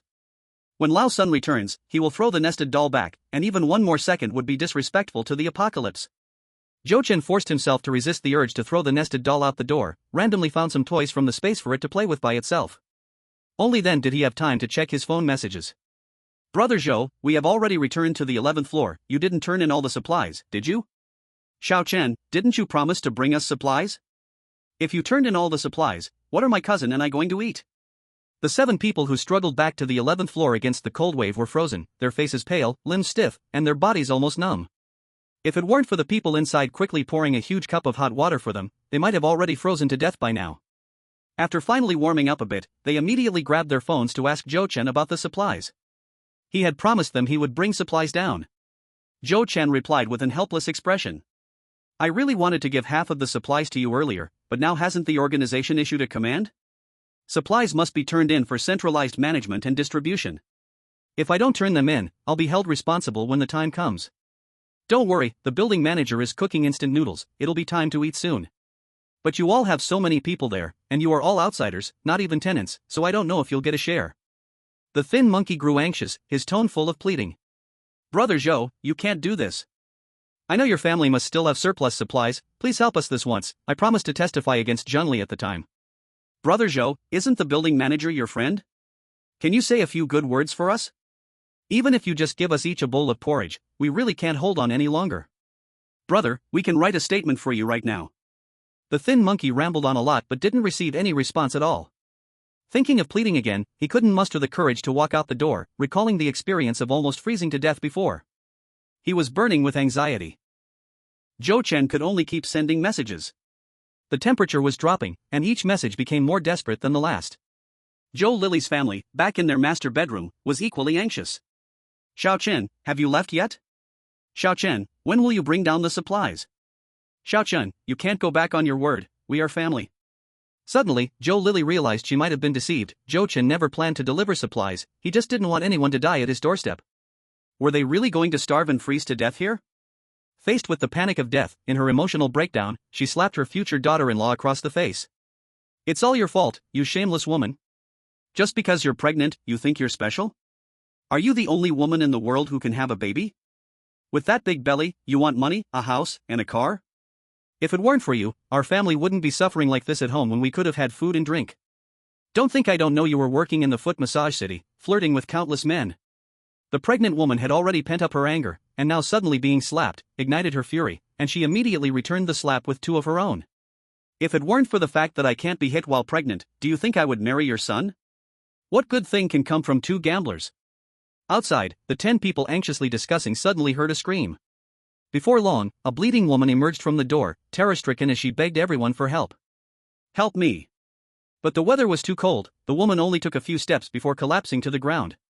The instant noodles on the 15th floor were ready, and the alerted homeowners were thrilled. Great, finally something to eat. Each household sent one person in charge, taking out the largest soup pot to brave the cold. When they reached the 15th floor, they found that it wasn't the delicious instant noodles they had imagined. 6 large buckets were lined up, each filled with a broth that looked like slop, with a layer of something resembling flour floating on top, making everyone feel nauseous. What the hell is this? There's no instant noodles, only soup. How are we supposed to eat this? Can you even cook? This garbage isn't even fit for dogs. Did you secretly eat the noodles and just leave us a bucket of soup? 2 homeowners and their family on the 15th floor became furious. Damn it, are you blind? The noodles were all in the soup. With 50 to 60 people in this building, you should have chopped the noodles up before cooking. How are we supposed to share this? I poured the last bit of lard from my home into this noodle soup. What else do you want? It's not the time to complain, we'll starve to death. A group of starving residents had no choice but to suppress their disgust and lined up to take a bowl of noodle soup home. Zhangli, living in room 602, waited and waited but received no notice to collect the noodles. With no other choice, Zhangli picked up his phone to inquire in the group. The result was that the noodle soup had already been distributed. Zhangli almost jumped out of bed. Distributed? What do you mean it's already gone? I'm a resident of room 101 on the 6th floor, we never received any notice from you. A bearded man stood up and said, I'm the deputy building leader, the building leader is collecting supplies, and I'm in charge of distributing food. Don't worry, Zhangli from 101 in Yang City and from 602, we saved some for you, come quickly to get it. Everyone breathed a sigh of relief upon hearing this. The task of collecting the noodles naturally fell to Yang Cityan and Su Wanwan. Because among this group, only they and the young girl had warm clothing, the young girl was their object of flattery, while Zhangli and the others only wore thin summer clothes, huddled together under their blankets, even holding back on going to the toilet. When the 2 women rushed to the 15th floor with 2 large soup pots, they were left dumbfounded. On the kitchen stove, there are only 2 bowls of fist-sized noodle soup. Shivering all over, Su Wanwan looked incredulous. Aren't these supposed to be divided by head count? How come there's only this little bit? There are over 10 people in our room. The big bearded vice building master sipped his soup slowly, cherishing every drop that belonged to him. It is divided by head count. I distribute based on how many people are registered on the property list. Su Wanwan was stunned and immediately stepped forward to argue, how can this be? Even if we aren't owners of the community, you can't just ignore us, right? Are people not on the property list supposed to starve to death? The big bearded man greedily stared at the 2 bowls of noodle soup on the stove, licking his lips uncontrollably. If there are issues, talk to the building master. Food is limited, so of course it prioritizes the people from the community. If you don't want it, then let me have it. I want it, I want it. Yang Siyuan could not wait to rush forward, grabbing her bowl and drinking it down to the bottom. Su Wanwan was stimulated by the scene, the aroma of the soup drilling straight into her nostrils. Hunger defeated the remaining bit of reason, she couldn't care about anything else, rushing up like a starving dog pouncing for food. Chapter 21, White Lotus, please start your performance. You 2 crazy women. Facing the 2 women returning home with empty bowls, Zhangli wished he could slap each of them on the face. Chen Chang and the others looked pale, their fists cracking under the blankets. If it weren't for the cold that made them afraid to leave their beds, they would have pounced on them, pulling their hair and delivering a barrage of punches and kicks. That was their lifeline. These 2 crazy women actually only cared about themselves, ignoring their lives and deaths. Spit out the food that belongs to us. You little slut, I see you are looking for death. Yang Siyuan was still savoring the flavor of the instant noodle soup, sneering, if you wanna blame someone, blame the system. The share wasn't divided by headcount, the property has a list of community residents, and I drank my own portion. Then she cast a disdainful glance at Su Wanwan beside her. Now, the starving and cold group all glared at Su Wanwan, their angry gazes sharp like knives, wishing they could stab her to death on the spot. Su Wanwan did not feel she was in the wrong, starting to tidy her hair in front of her phone screen. At this moment, she seemed to regain her goddess image. What's the rush? Don't forget our plan, what's the point of arguing over a bowl of plain soup? Moving into a house with a fireplace and having a bowl of egg noodles sounds much better, doesn't it? Zhangli held back his anger, are you saying? Su Wanwan confidently replied, what's 1 bowl of egg noodles? You can't really believe that Zhou Chen will hand over all the supplies, right? Zhangli firmly asserted, of course not. In this situation, who would be foolish enough to truly surrender all the food in their home? Chen Chang warned through gritted teeth, you better make Zhou Chen open the door quietly. If you can't do that, don't blame us for being ruthless. Yang Siyuan, freezing in place stomping her feet, watched the group coldly, her mouth curling in a sneer, before turning back to her room and locking the door immediately. She took out her phone and found Zhou Chen's WeChat in the group, sending a friend request. Zhou Chen was at home making a fruit mix. Fresh watermelon, mango, peach, strawberry, kiwi, cantaloupe, cherry tomato, dragon fruit, pouring in a cup of pure milk, and then sprinkling some nuts. It looked very appetizing. The big yellow dog drooled, wagging its tail in a flattering manner. Zhou Chen gently kicked the dog's backside, sending it back to its doghouse to eat dog food. He enjoyed a large cup of fruit mix himself while stuffing the smaller cup into the hands of the doll.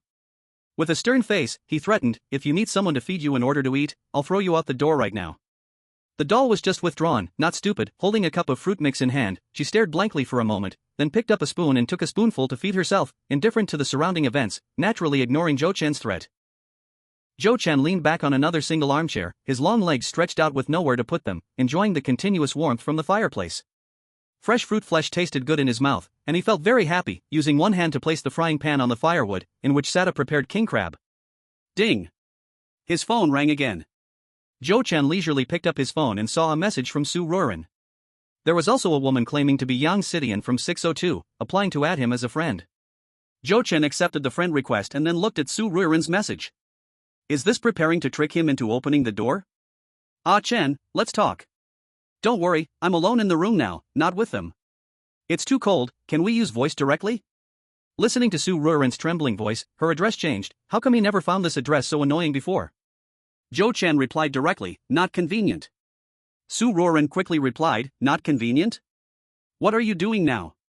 Zhou Chen took a photo of the fruit salad, capturing a corner of the crab legs in the frying pan. Not doing much, just trying to make a fruit salad. The taste is average. Instantly lost my appetite. Curled up in bed shivering, Su Ruren's eyes were almost glued to the photo. What a bastard. She had been hungry for so many days, only just ate a small bowl of soup that looked like swill, yet he was sitting by the fireplace eating fruit salad. The photo was crystal clear, she could even distinguish several kinds of fruit pieces. Wait, there were crab legs in the frying pan on the firewood? That big crab leg was clearly a king crab. Did Zhou Chen's home stockpile food to this extent? Zhang Li and others, who were also squeezed in bed, turned a deep red with jealousy when they heard Zhou Chen say he was eating fruit salad. They wished they could rush to the top floor, forcefully break down the door, beat Zhou Chen up, and then make him obediently hand over all the fruit.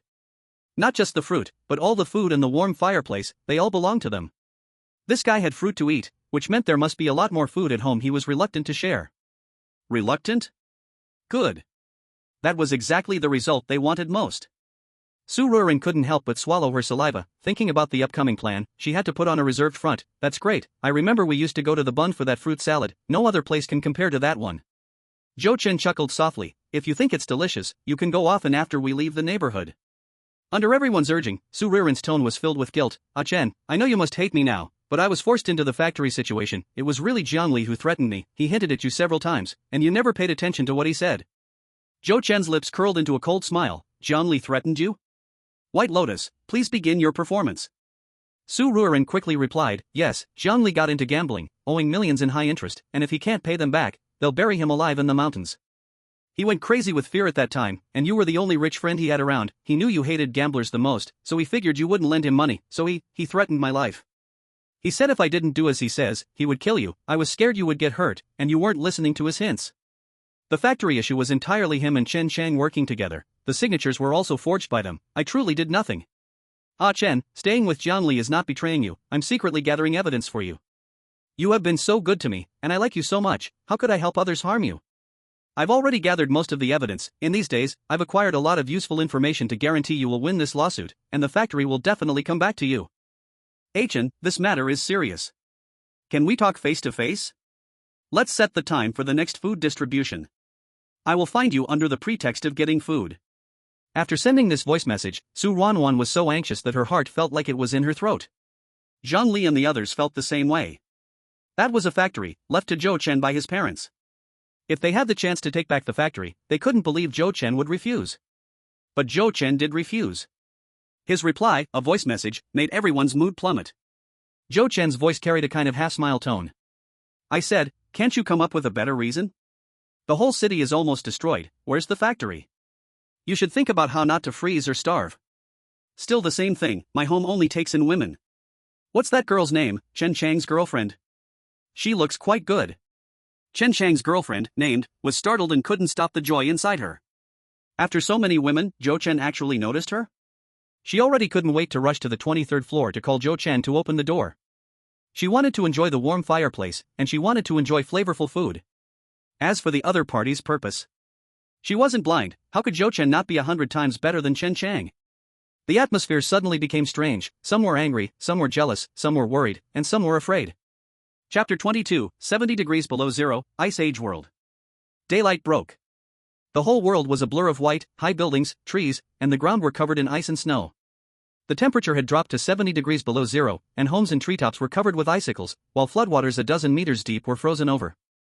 People suddenly realized they seemed to have crossed over to the Ice Age overnight. In the Sakura Community Owner Group, someone kept posting photos of icicles the size of children's arms. Oh my gosh, this is too exaggerated? What exactly is the weather station doing? I pay taxes every year to support a group of what? Please don't tell me the apocalypse is really coming. Is there a possibility that we are all collectively dreaming that the world has entered a cold era and we are just in a dream? I've worn all the clothes I can at home, but it still feels colder. Am I going to freeze to death? Who just shouted they need a heart-saving pill? I've already found it. Which building are you in, and how should I give it to you? No need, thanks. My dad has already passed away. After a night of noisy chatting, the group suddenly fell silent.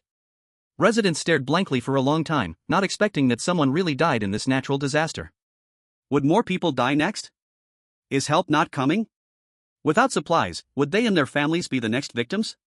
At this moment, all residents felt a fear. They suddenly realized they might truly die, and their family members could leave them at any moment. Survival is an instinct. The more they fear death, the more terrified they become inside. Zhou Chen could feel that those who hadn't taken the flood and cold wave too seriously before were beginning to feel it now, vaguely sensing that this might really be the end of the world. He added several pieces of wood to the fireplace, making the fire burn brightly. He exchanged his thousands of yuan mattress for a celebrity brand one, laid down a high-quality wool blanket, and took out 2 down comforters from his space, making the whole bed cozy and comfortable. A knock on the door sounded. Zhou Chen guessed it was Old Sun, and cautiously confirmed through the peephole. As soon as he opened the door, cold air rushed in, making the exposed skin feel like it was being cut by knives. Old Sun, who had barely held it together before, was now shivering from the cold. If it weren't for his wool hat and scarf, his ears might have frozen off. At his feet was a cardboard box with pitifully few supplies inside. Zhou Chen asked, "How is it?"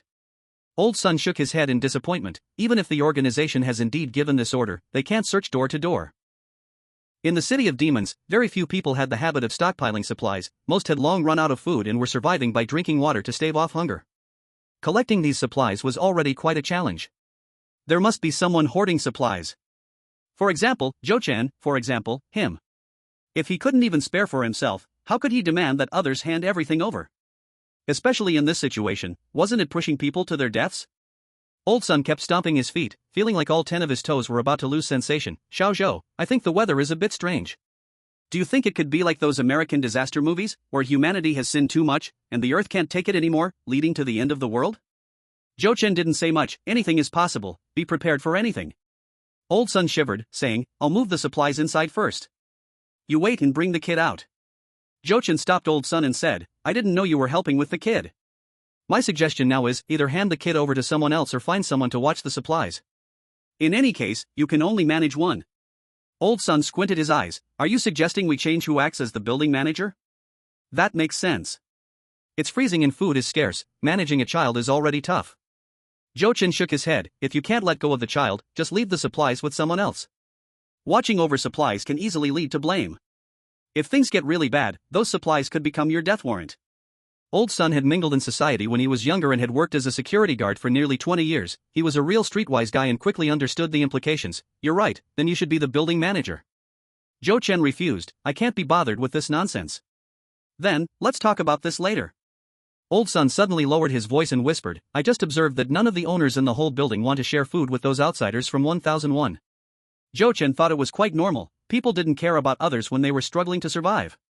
Food was already pitifully scarce. With more than 80 people in the whole building, Zhang Li's group made up 1/3 of them. Everyone was cold and hungry. Who would still care about others' lives or deaths? He just found it strange that Old Sun specifically mentioned Zhang Li and the others. Old Sun explained himself, actually, your factory's situation has already spread through the neighborhood. Even though you haven't explicitly stated it, I can guess you want to take this opportunity to deal with them. Damn it. A bunch of monstrous beasts, they would actually do such shameless things and deserve a good beating. If this were when I was young, I would have taken a watermelon knife and rushed over to chop them up, making them cry for their fathers and mothers, and they would never dare to sleep with their eyes closed again. Joe-chan gave a thumbs up, awesome. Old Son scratched his head, feeling a bit embarrassed. I'm old now, an injured leg from being chopped. At this age, I can only boast. I'll take the supplies down and find someone to keep an eye on them, then I'll be right back to pick up the kid. Half an hour later, Old Son knocked on the door again. Joe-chan handed the little bundle over to Old Son like a plague god. When Old Son held the child, he noticed that the kid was warm, like he was holding a little heater. Then he remembered that Joe-chan's home had 2 fireplaces. After getting so cold, it would be a lie to say he wasn't envious. Looking at the beautiful child in his arms, he glanced at Joe-chan, wanting to say something but stopping short. Bang! Joe-chan slammed the door shut to prevent Old Son from speaking. He didn't want to trouble himself. Yawning, he went to his comfy bed, lying on a soft wool blanket, covered with a warm-down quilt, listening to the crackling sound of the fire. He felt incredibly comfortable. Outside it was freezing cold, but inside the house, it was warm as spring. In such a comfortable environment, Joe-chan quickly fell into a deep sleep.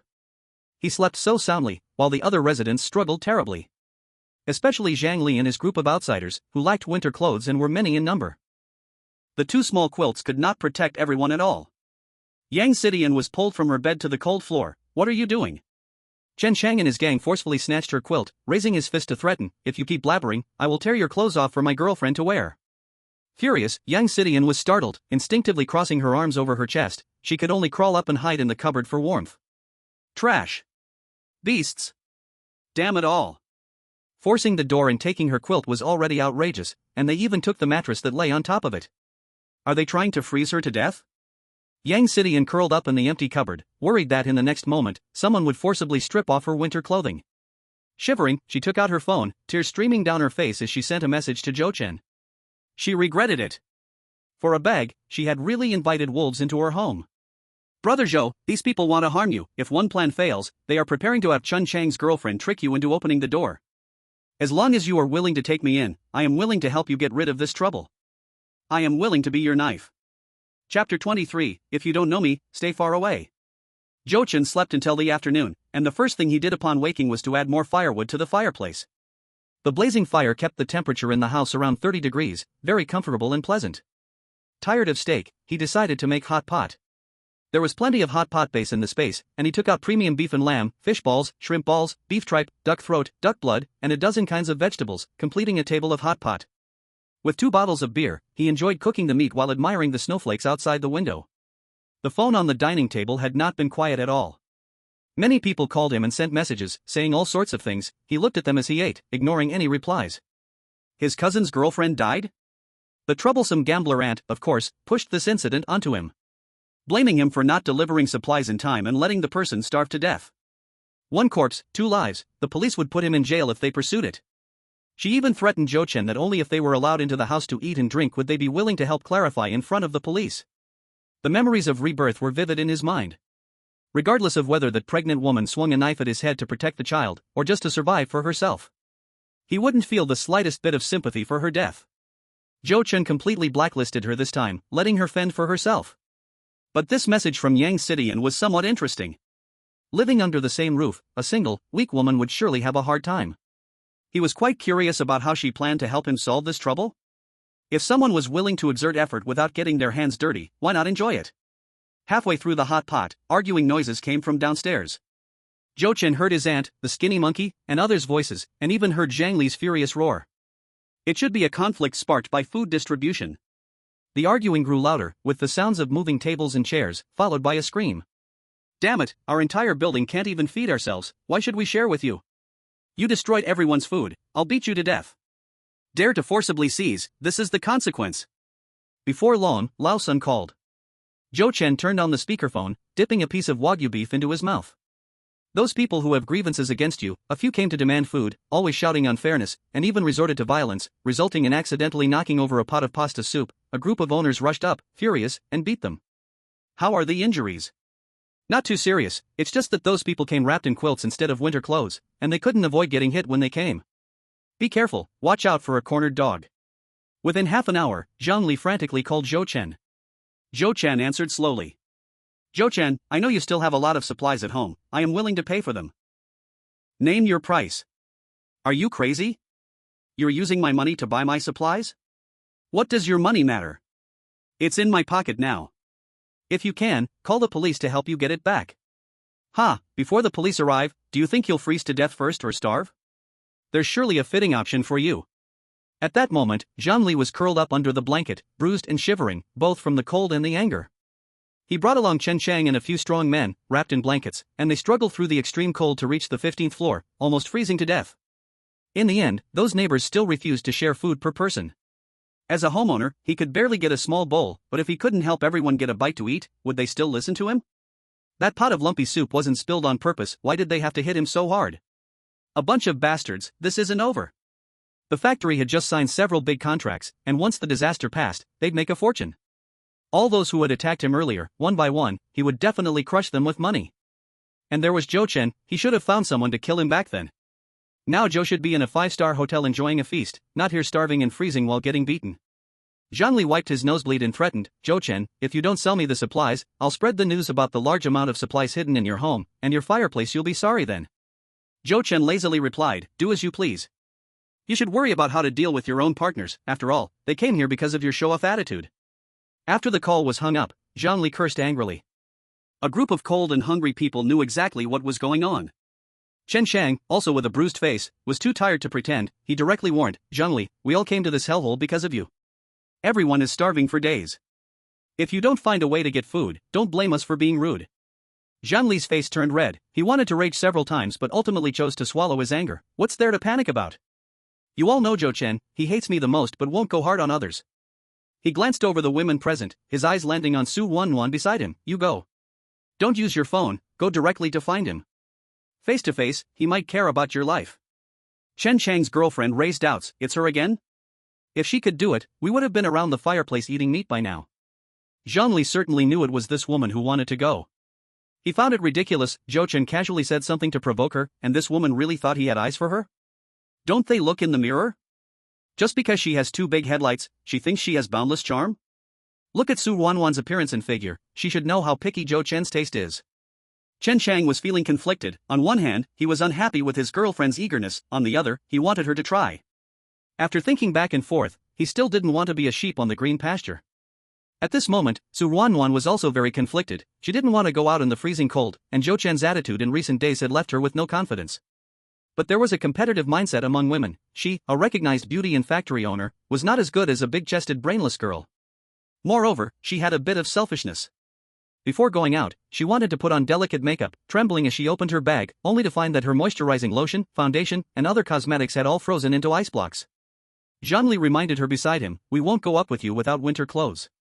Once you successfully get inside, find a chance to knock Zhou Chen out, then hurry back with some clothes to find us. Remember to bring the key. Su Wanwan carefully adjusted her appearance. Stepping out with what seemed like confidence, he was actually constantly boosting his own morale. In the living room, wrapped in a blanket on the sofa, young Sidian, held in the embrace of a little girl, sent a message to Zhou Chen as a reminder. Knock, knock. Zhou Chen was playing a butterfly game with a dog on the sofa. Hearing the knocking, he walked to the door and looked outside through the peephole.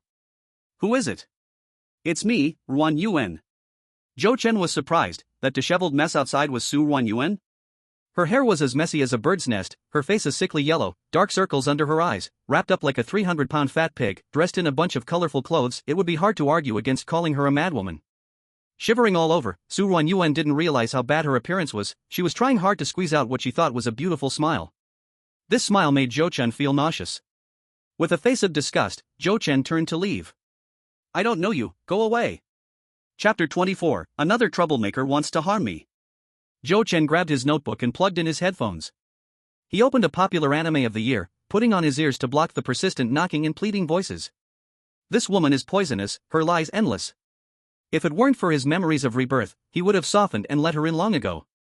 In his previous life, Su Ruanyuan tricked him into signing a blank piece of paper, and then conspired with Zhang Li to swallow up his factory, showing no remorse afterward. 3 years after the apocalypse, they met again. Zhang Li and Chen Chang snatched his only piece of bread and even beat him, while Su Ruanyuan watched coldly, her eyes indifferent as if looking at a lost dog. It was also his own fault. Ever since he first saw Su Ruanyuan in college, he was deeply attracted by her goddess-level face and body. There are many beautiful women and plenty with good figures, but few possess the angelic face and devilish body she had. He was soft-hearted, treating Su Ruanyuan with near compliance during their relationship.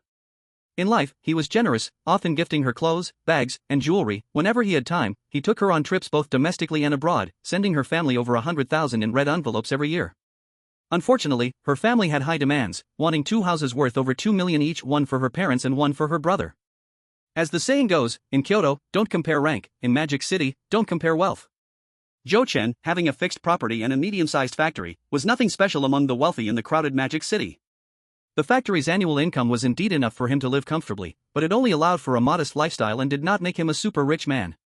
After a few years, aside from maintaining the normal operations of the factory, his savings were only around 10 million, just a little better than the average person.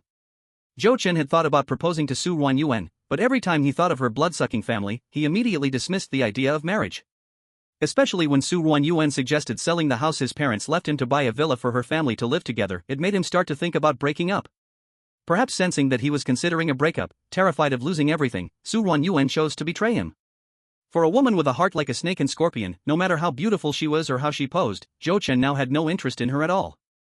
In his headphones, the sounds of fierce battles echoed, as the anime reached its climax. Zhou Chen had long forgotten about Su Ruanyuan outside. This week, he downloaded many of the best classic shows, movies, animes, novels, variety shows, and Spring Festival gala programs from both home and abroad. While switching to a new USB drive for storage, he occasionally glanced at the anime plot. In the harsh reality of the apocalypse, without some entertainment to pass the time, it was easy to develop mental issues. Thinking about the time, the power and internet would soon go out, he needed to download more programs. When the flood completely froze, he wanted to go to the largest library and collect all the books inside. In the extreme cold for 3 months, the city lacked heating materials, and books would soon become heating materials for the disaster-stricken people. 3 days passed, and the residents, who had been eagerly waiting, still did not see the figure of rescue personnel. Worse yet, due to the extreme cold weather, the power system and gas pipeline experienced serious failures, and the city began to experience power outages, with no gas igniting. This scared the residents. The water pipes had frozen, and while they could still fetch ice to boil water and cook, without power and gas, weren't they being driven to death? In the owner group, people discussed fervently, all venting their inner fears. Where's the neighborhood committee lady? Come out. What about the military rescue you mentioned? The neighborhood committee lady was not only the one who initially stopped everyone from going out to grab supplies, but she also continued to block them. The grim situation in Sakura community, she absolutely deserved to be called the culprit. Residents whose lives were threatened, in an increasingly panicked state, wished they could pick up a kitchen knife and charge at the door to cut this damn old woman to death. In this difficult survival environment, it did not affect Zhou Chen.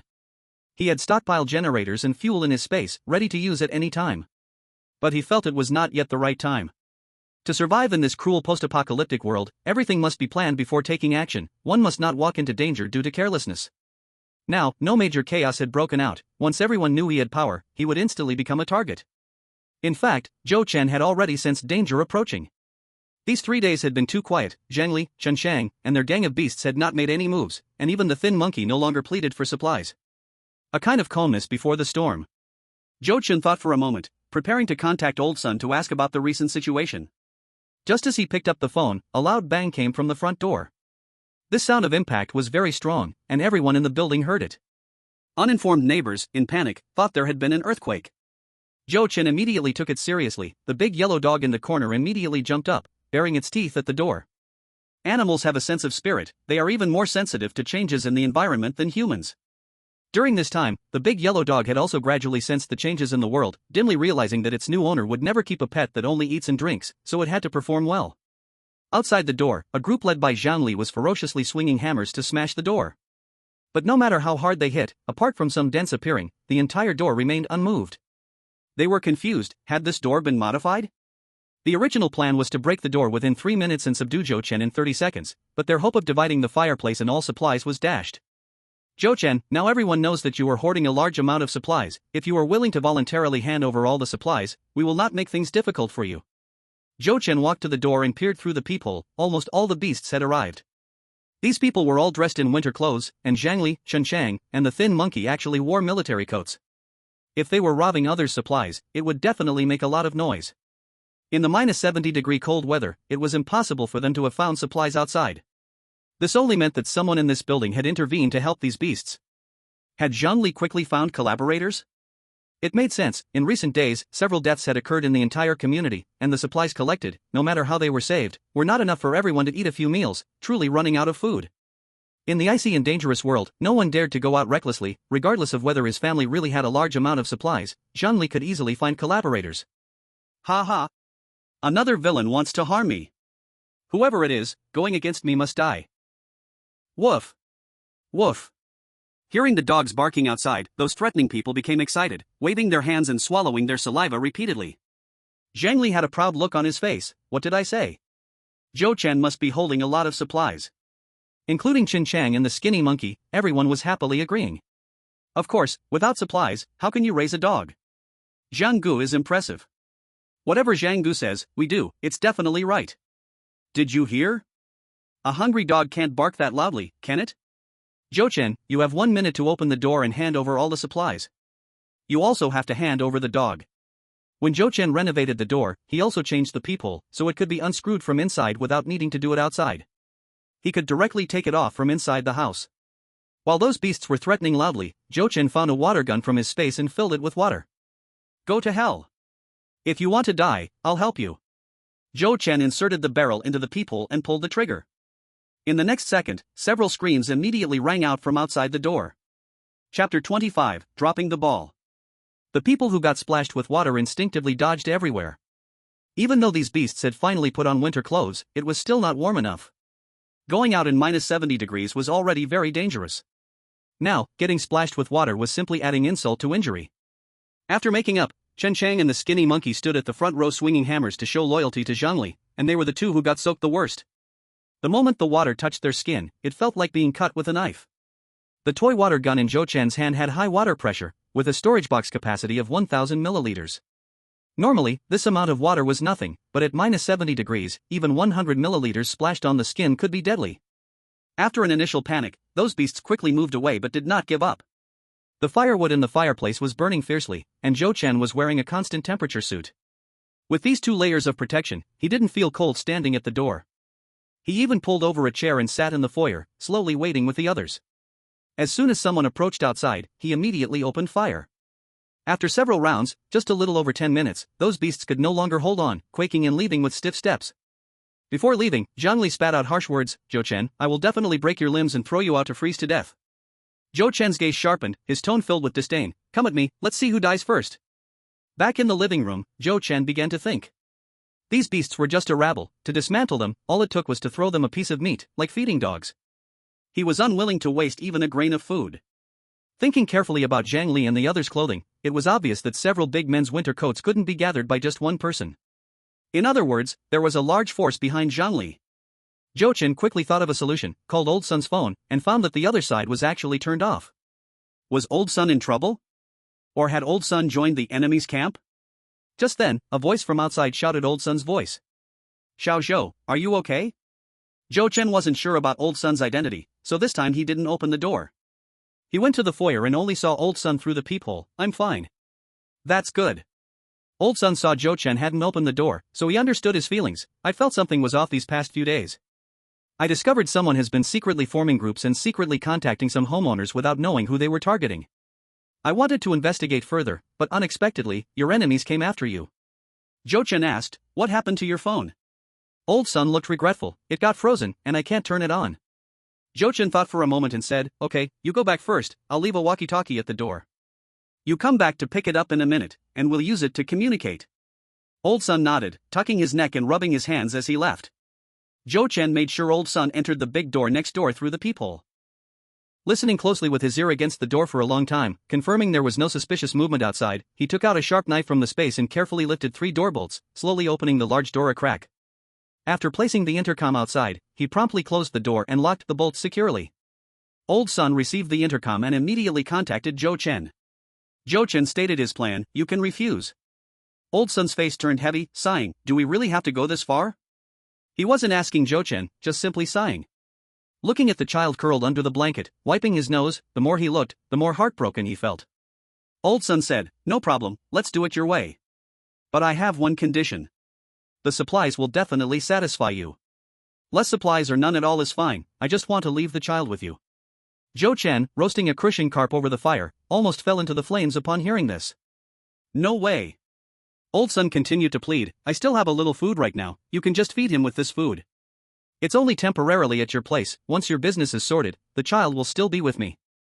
Zhou Chen frowned, Old Sun, do you know what you are doing? In such an environment where survival is uncertain for yourself, how can you take care of him for long? Old Sun forced a smile, Xiao Zhou, you are young and won't understand my thoughts. Because I am disabled, I don't have a wife to know warmth or coldness, no children to experience the father's feelings, and no chance to hold a grandchild. This child used to be very lively, every time he saw me, he would call me Grandpa. At that time, I was simply very touched. After spending time together, I now truly regard this child as my own grandchild. Zhou Chen understood, Old Sun had developed feelings for him. Old Sun's voice came again, Xiao Zhou, this child really has no relatives left. On the night of the typhoon, his brother was on the high-speed train, and after a night, he lost contact. I'm afraid he is in serious trouble. The child has called me Grandpa, I absolutely cannot ignore him. I promise it's only temporarily at your place. I will find another way later. Zhou Chen thought for a long time, considering that his father is a martyr, temporarily. He reiterated, only temporarily. He expected Old Sun to say something happily, but instead, there was a knock on the door. Xiao Zhou. Zhou Chen. Was this speed too quick? Zhou Chen cautiously observed the situation in the hallway, seeing only a nested doll with round eyes and Old Sun with a silly smile on his face. When the large door opened, Old Sun first shoved the child to Zhou Chen, followed by a pile of bags. Wait, what are all these? Old Sun pointed to several bags of different sizes on the ground, this is the child's change of clothes, here are 2 thick quilts, and this small bag contains the child's meals. Zhou Chen examined the empty little bag, it might likely be Old Sun's last food. Looking at this pile of things, he felt a strong premonition in his heart. Old Sun was entrusting him with a child. Old Sun knew he had ample supplies, with food, medicine, and even a fireplace, he had likely packed his bags days ago, just waiting for an opportunity. It must be like that. Zhou Chen felt frustrated and just picked up the bag containing clothes, take these things back. Without waiting for Old Sun to refuse, he directly closed the door. He placed the nested doll back in its old position, took an apple, and set a box of milk beside it, then went to prepare some food. Bread, eggs, noodles, dumplings, buns, corn, potatoes. Considering the issues of water and power outages, he didn't provide rice as a supply. Stuffing a large bag full, he used the intercom to call Old Sun to the door. Old Sun opened the bag, took a look, and was directly stunned by the supplies inside, this is. Zhou Chen said, having physical items is more convincing. Old Sun instinctively asked, how many of these supplies do you still have? Seeing Zhou Chen's expression was not right, he immediately explained, don't get me wrong. Right now, we are truly running out of everything. Several buildings have already fallen into chaos, and I feel that sooner or later there will be a big mess, any single item in this bag is enough to win people's hearts. There are a few reliable ones in this building. Zhou Chen was as steady as an old dog, you just need to look for it, a little careful thought doesn't matter. Those with bad intentions, no matter how strong, I absolutely cannot accept. These goods are not worth me wasting a single grain of food. Old Sun was also not pretentious, got it. I'll contact them right away. Zhou Chen had only stood by the door for 2 minutes when he couldn't bear the cold anymore. It's easy to imagine how hard it was for the other residents to endure. He rubbed his hands and walked to the fireplace, tossing in a few pieces of wood. Just as he reached out his hand to warm himself by the fire, a soft, childish voice called out. Daddy! Zhou Chen was dumbfounded. I am not, I don't have, don't call out randomly. Chapter 26, a 360-degree cold water bath, refreshing or not?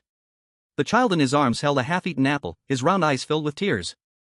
Zhou Chen followed his gaze and saw a traffic policeman on the TV, that handsome uniform reminded the child of his father. The child was only 5 years old but had lost both parents overnight.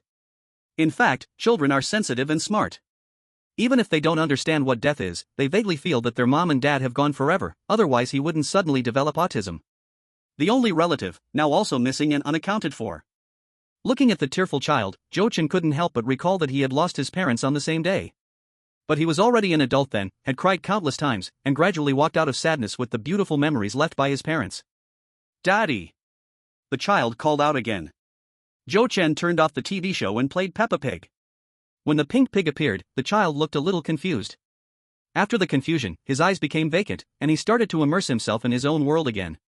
The firelight danced across the child's face. After staring for a while, Zhou Chen noticed that the child's skin looked abnormal. When old son shoved him in before, the child was covered up to only show his eyes. Now, to eat the apple, he had pulled down the scarf, revealing a rosy little face. There were small cracks, also frostbite had formed, which meant he had been frostbitten. Upon closer inspection, there was also a scent like baby lotion. It was clear that the child had been carefully taken care of by old son, but still couldn't withstand the extreme cold's harm. Zhou Chen reached out and touched the child's forehead. His temperature was normal. The big yellow dog lying nearby, afraid of losing attention, immediately wagged its tail and came over. Zhou Chen pushed the big yellow dog aside and checked the child's luggage. There were plenty of clothes, all in good quality, but not a single winter outfit. Just by looking at the child, who was like a round ball, one could tell he had put on long-sleeved shirts. There were many supplies in the space, but truly no winter clothes for children. Luckily, the fireplace at home was warm enough. He filled a kettle with mineral water and put it on the fire to boil, then found a children's bathtub and toiletries. Zhou Chen rolled up his sleeves and started undressing the child. True to his name, he had taken off dozens of clothes and pants, and there were more than a dozen pairs of socks, all piled up into a small mountain in the living room. The naked child was a bit thinner than expected, his skin white and tender, with several red bumps of frostbite on his hands and feet. He placed the child in the tub and started washing from his head. The autistic child had one advantage: he did not make a fuss and allowed Zhou Chen to scrub him round and flat. The child who had bathed sat on the sofa, wrapped in a wool blanket, his damp hair was dried. Zhou Chen found some children's special lotion and frostbite cream from the space, and after a 10-minute fuss, everything was done. In the pleasantly warm environment, the heavy restraints were lifted, and the child, feeling light, fell straight into a deep sleep. Looking at the pile of dirty clothes, Zhou Chen didn't want to clean them at all. He could only find a bag to put everything into first. After resting for a bit, he started to prepare dinner. There is a roaring fire, how could we not have a dish called beggar's chicken? Mud, this stuff is abundant in the space orchard. Use clean lotus leaves to wrap the marinated chicken, spread the mixed mud evenly on it, and place it on the firewood in the fireplace. Cut slashes into the lamb leg, skewer it on the grill, and sprinkle with seasoning for slow roasting over low heat. Put a treasure rice made from various grains into a sand pot to stew. Zhou Chen was picking vegetables when another loud banging came from the door. Zhou Chen, you have 1 minute to open the door for me. We can already smell the meat, you really have hidden some good stuff. If you don't want to be attacked by everyone in the building, hand over the supplies obediently. Zhang Li took the lead, shouting and banging on the door. Zhou Chen's anger flared up, and he threw down the vegetable basket. Looking for death. He took out a water tank filled with mineral water from the space, found a hose, and also took out a spray nozzle used for park irrigation. One end of the hose went into the water tank, and the other end connected to the spray nozzle. He walked to the door and inserted the nozzle into the hole, turning on the pressure valve. Sizzle. The rowdy group outside let out screams like dying pigs. This time they came back, deliberately avoiding the peephole in the middle, positioning themselves on either side.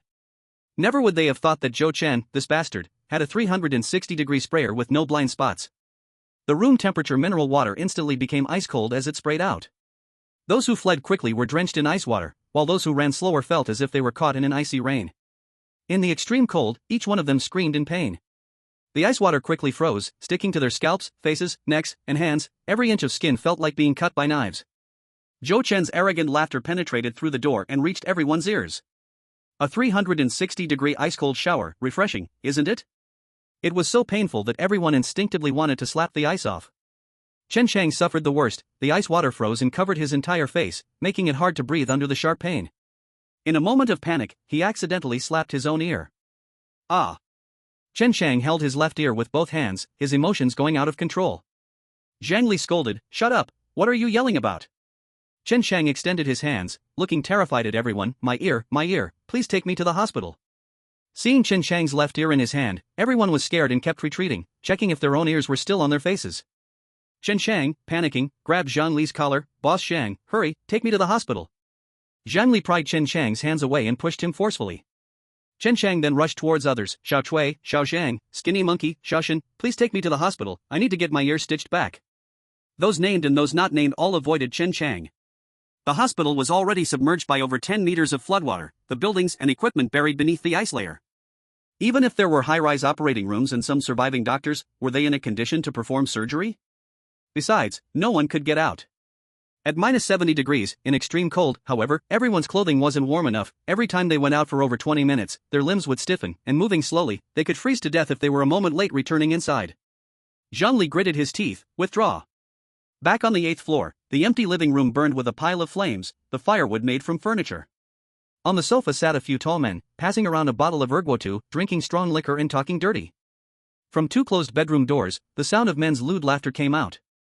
"Oh, just how many minutes has it been since we went out? What a waste, running back like a dog so quickly.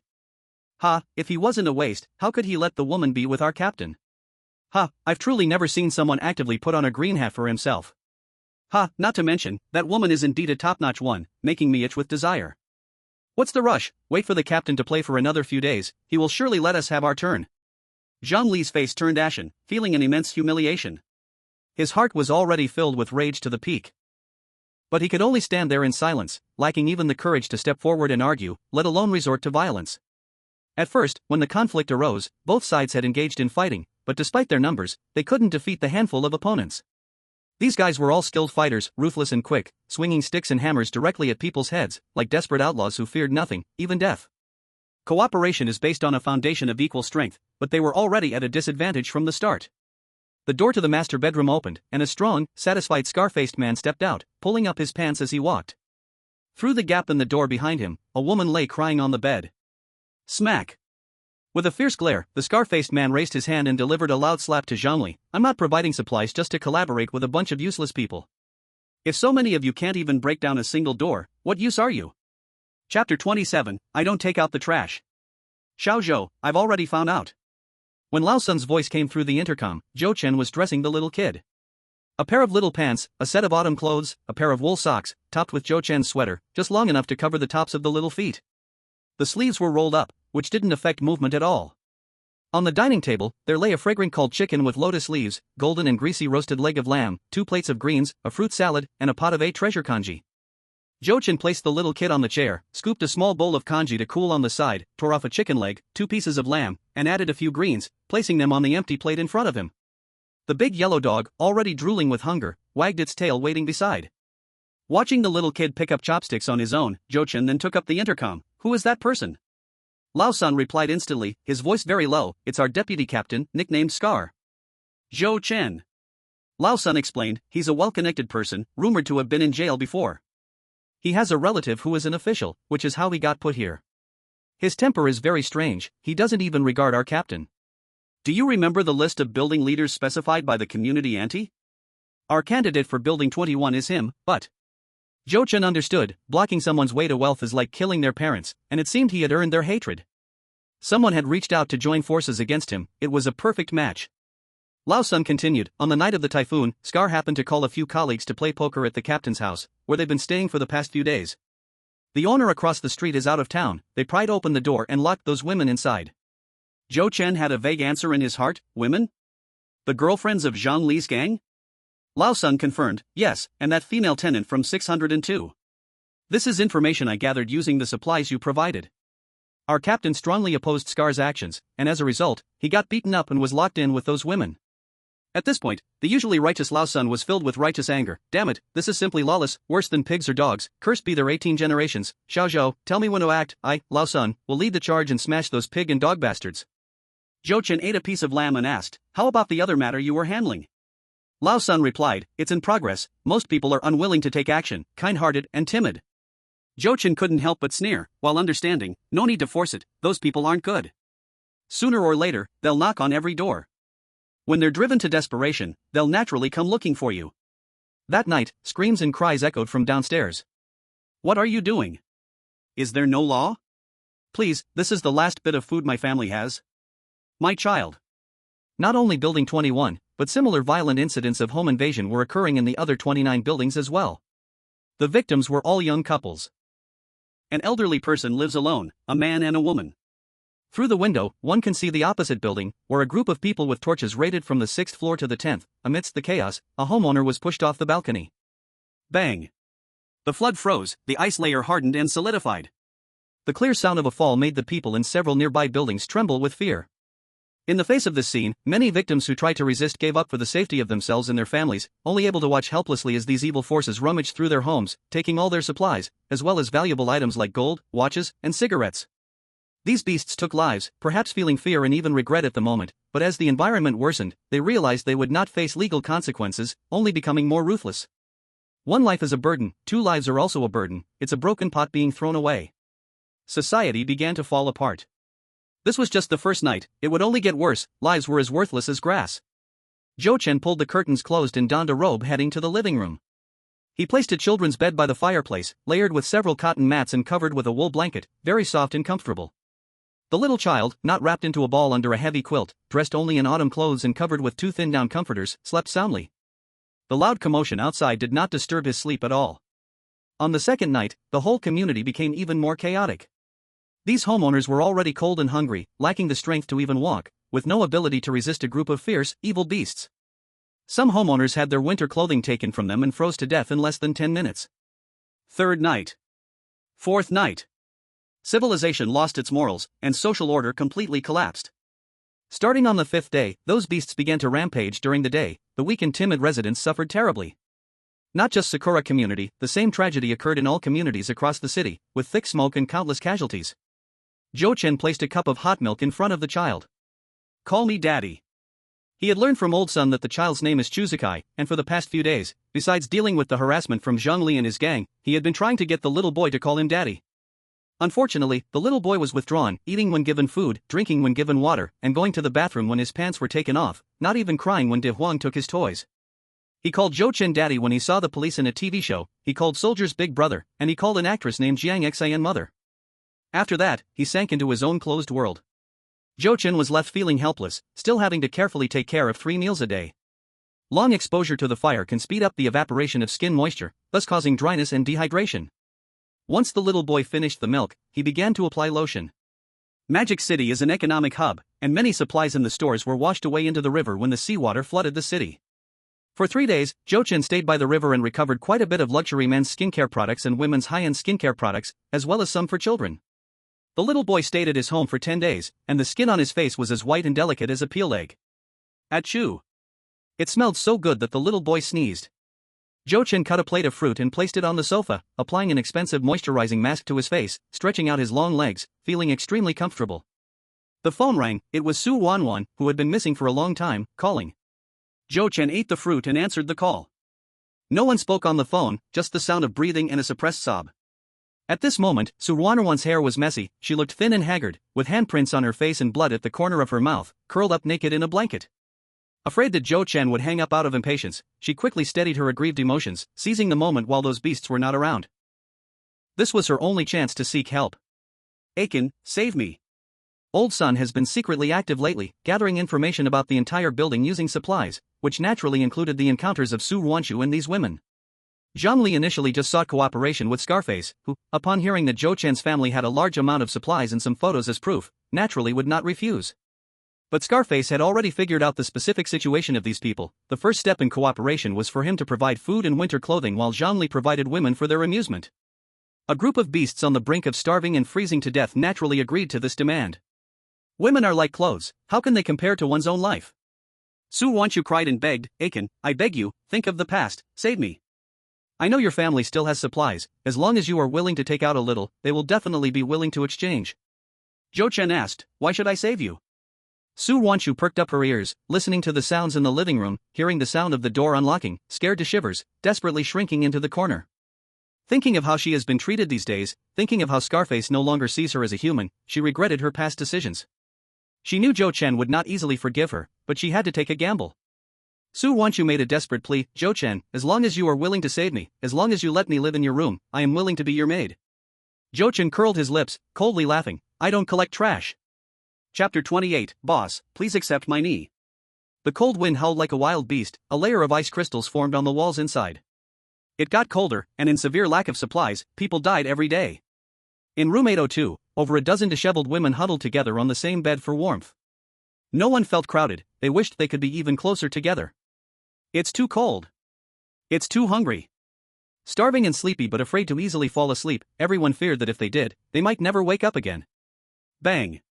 The door was kicked open, and deadly cold wind rushed in, startling the women into screams. A few men in cotton jackets and hats filed in, not caring about their resistance, pulling each one down from the bed and dragging them to the living room to give them a piece of winter clothing for warmth. Only the 2 women in the far corner remained still for the time being. The last to enter was Scarface, greedily sizing up the faces and breasts of the 2 women. The young girl tightly hugging Yang City and had a vigilant look in her eyes, trembling and warning, "Stay away. If you dare to touch us, my uncle will definitely kill you." Scarface licked his lips, momentarily suppressing his impulses, and lewdly smiled. Little girl, I will wait for 3 days. If your uncle doesn't show up in 3 days, you two will obediently let me have my way, otherwise, I'll still drag you out to sell. The door was locked again, and the two women, having escaped a disaster, hugged their heads and cried, but didn't dare to cry out loud, only covering their mouths to weep. These people are beasts, trash, worse than pigs. Although they haven't touched them for now, sometimes they would still randomly lash out at them with belts. In the extreme cold, a single whip would hurt so much it felt worse than death. After crying, the two turned around to wipe the fog off the glass window with the quilt, desperately looking down at the building. A group of figures appeared in view, several men walking on the packed ice with a group of women. Leading the way were Zhangli and Chen Shang, with 3 other men behind them, all hiding weapons, sandwiching the women in the middle to prevent escape. In the -70-degree icy weather, the cold was rampant, each one trembling and moving sluggishly. This group of people had limbs stiffened to the point that every step was difficult, yet everyone was desperately pushing forward. This world has gone crazy. Staying outside for just 1 more minute could turn one into a frozen corpse. Yang Sidian carefully discerned the direction of this group of people. They went towards buildings 9, 10, and 11. The little tough girl gritted her teeth and got out of bed, braving the deadly cold, tiptoeing to the door. She listened carefully to the sounds outside, and when she returned to the bed, her face was full of despair. No way, there are always people guarding outside, we can't escape. Yang Sidian regained her calmness and comforted her. Don't be anxious, even if we could escape, where could we go? Several floors of people have been controlled by this gang, no one would dare to shelter us. Either we don't escape, or if we do, we must prepare thoroughly, otherwise, even if we aren't caught, we will freeze to death outside. The little tough girl looked anxious, but that beast only gave us 3 days, in 3 days, who can we rely on? I'd rather jump off the building and die than become like them. Yang Sidian hugged the little tough girl's shoulder, her face firm. You saved my life and have always protected me. Don't worry, I will find a way to get you out. If I can't, I will jump with you. The little tough girl looked moved. Sidian, I'm so glad to have you with me. I really regret not listening to my uncle. My uncle always taught me that girls should be well behaved and sensible, not to be out all day messing around, saying the outside is chaotic, and one day he wouldn't be able to protect me. I never expected. Yang Sidian couldn't help but self-deprecate. Didn't I also get myself into this mess for a bag? You paid the price for your recklessness, how could I not pay for my vanity? At this point, she recalled Zhou Chen's reminder back then. Inviting wolves into the house, it hit the nail on the head. Thinking of Zhou Chen, Yang Sidian suddenly perked up. I think now there is only one person who can save us. Afraid of being heard by the guards outside, the two of them crawled under the blanket in disgust for a long time. On the top floor, Zhou Chen, holding a telescope, clearly saw Zhangli and others leading a group of women into the 10th residential building. Through the stairwell windows on each floor, he saw this group of people climbing to the 9th floor. The door was opened by Aunt Wang from the community committee. The two sides chatted a few words at the door, leaving 2 women while taking the other women to different floors upstairs. Through the floor-to-ceiling window of one owner's house, he saw a fat-faced man handing over a packet of instant noodles, choosing one from the several women and taking her into the room. Su Ruoruo and Li Sisi were also among this group of women, once a campus beauty and a class flower. Now they had become sloppy and weary, with obvious scars on their faces that Zhou Chen almost couldn't recognize. What goes around comes around, now treated as goods to be exchanged for supplies, they deserved it. Zhou Chen's heart was calm and unperturbed, feeling not a shred of sympathy for this.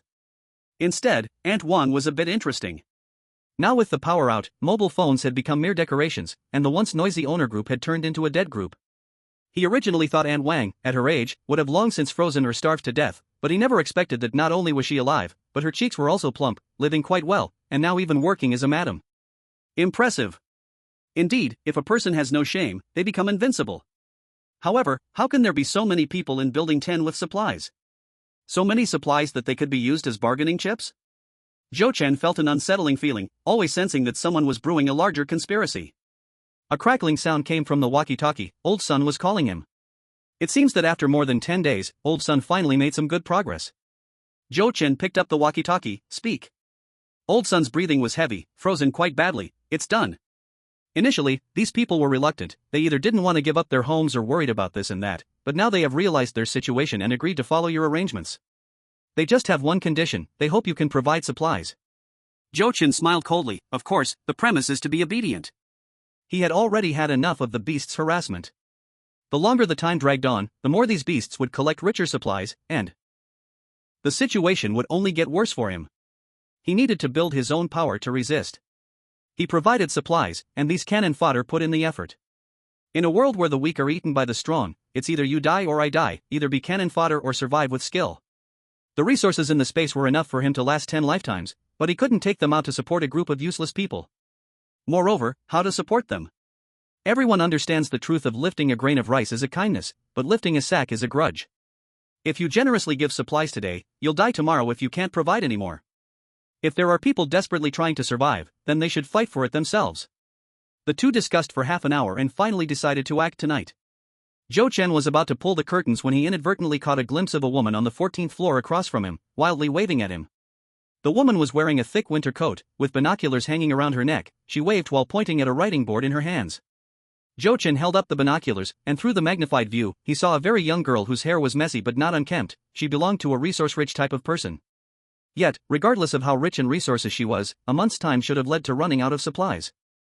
Zhou Chen looked at the writing board, on which were written 7 big characters. Zhou Chen boss, look here. Zhou Chen. When the other party noticed he was looking at her, she became so excited that she waved her hands and immediately wiped off the words, quickly writing a series of 11-digit numbers, signaling a call gesture. Who is this woman? Zhou Chen had a good memory and easily noted down that phone number with just one glance. The phone rang once, and the other party picked up in an instant. Her voice trembled greatly, not sure if it was from the cold, too much excitement, or perhaps both. Boss, please accept my knee. Chapter 29, The Comical Girl. The phone was on speaker, placed on the table in front of the fireplace. On either side of the table sat a big and a small person on single sofas, with a big golden dog lying nearby. The big and the small both held a cup of fruit salad, and even the big dog had an apple to eat. Life was just too comfortable. Through the other party's endless chatter, Zhou Chen clarified her identity and the reason she sought him out. Chi Rou, 20 years old, a rich second generation, a first-year student at a normal university. This rich second generation was completely different from others. She had no interest in bars, parties, shopping, traveling, racing, or studying abroad. Her only interest was to stay at home and read novels. Her mother passed away early, and her biological father remarried, having a younger brother. With a stepmother came a stepfather, who mostly didn't care for her apart from giving her living expenses. As a result, Chi Rou became even more reclusive, unmatchable in her seclusion. As soon as school broke for summer vacation, she ran to the supermarket and stockpiled 20,000 yuan worth of supplies, staying cooped up at home every day. To read novels, she had 5 mobile phones and 10 power banks. Thinking of her living alone, her grandmother had taken safety precautions 2 years ago to improve the locks and windows of her home. Besides the outermost anti-theft door, they added an iron gate in the middle, with another iron door inside, and installed anti-theft nets on the windows. When disaster struck, she had food and drink at home to read novels, and apart from feeling cold, had not been greatly affected. Recently, there had been frequent violent incidents in the neighborhood, and gang members had attempted to break into her building, where her unit was on the 19th floor, 3 times. After prying open the anti-theft door, these people found there were still 2 doors inside. Due to the extreme cold temperatures, staying outside for too long was not advisable. These people failed 3 times in a row before temporarily giving up the idea of targeting her. Chi Rou did spend 20,000 yuan to stockpile supplies, but she went to an imported supermarket, buying mostly imported goods, which didn't seem like much for the amount spent. There was little dry food, with drinks, chips, and nuts taking up half of the riches. These supplies had already been mostly consumed by the day of the typhoon. What remained was just enough to get by. Barely made it to today. Recently, the neighborhood has become more chaotic, and after 3 near misses of being harmed, she has started to feel anxious with supplies running low. Actually, a few days ago, she noticed the house of Zhou Chen on the opposite top floor. In minus 70 degrees of extreme cold, other residents have burned all the furniture in their homes for firewood, now only able to curl up in bed for warmth, but the house on the top floor opposite has a fire going 24 hours a day. Through binoculars, peeking through the curtain's gap, she was surprised to find not only children in that house, but also a dog. Children are not surprising, as long as there is warmth, they won't freeze to death. But having a dog is quite rare. As far as she knew, almost all the pet dogs in the neighborhood had died, right? During the flood, residents lacking supplies had already killed dogs for meat, and both day and night the cries of dogs could be heard. As the extreme cold took over, the dogs in residents' homes either starved to death or froze to death, either eaten by their owners or stolen by neighbors. In any case, she hadn't heard a dog bark in half a month. The people in the house on the opposite top floor not only didn't kill their dog for meat, but they raised it plump and shiny. Clearly, their supplies are extremely abundant. After secretly observing for many days, she made another startling discovery. When other residents looked pale and haggard, the person in the house on the opposite top floor actually applied a facial mask every day, tying on a bathrobe with effortless grace, looking slim while dressing and curvy when undressing. Ahem, in short, very handsome. Oh my god. With her 10 years of experience as a seasoned bookworm, she surely wouldn't be mistaken. Such a person in an apocalyptic novel would definitely be the big male lead. Yoshi. She is determined to cling to this thigh. Gathering her courage, she prepared a kitchen knife and pepper spray, planning to visit today and see if she could exchange her limited supplies for a sofa in his living room. After all, the big male lead is really wealthy, keeping his place warm 24 hours a day. But she wasn't foolish, and wouldn't easily step out of her home. She sat on her bed, straining her ears to listen to the movements in the entire building, using binoculars to examine nearby residences, waiting for the bad guys in her building to go out before she made her move.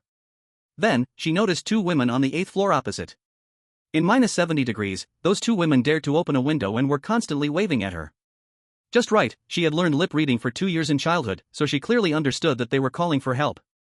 She was also just a weak girl, younger than the two women opposite, so they naturally weren't calling for her to save them, but hoping she could help them contact the big shot on the top floor. How fortuitous. Who?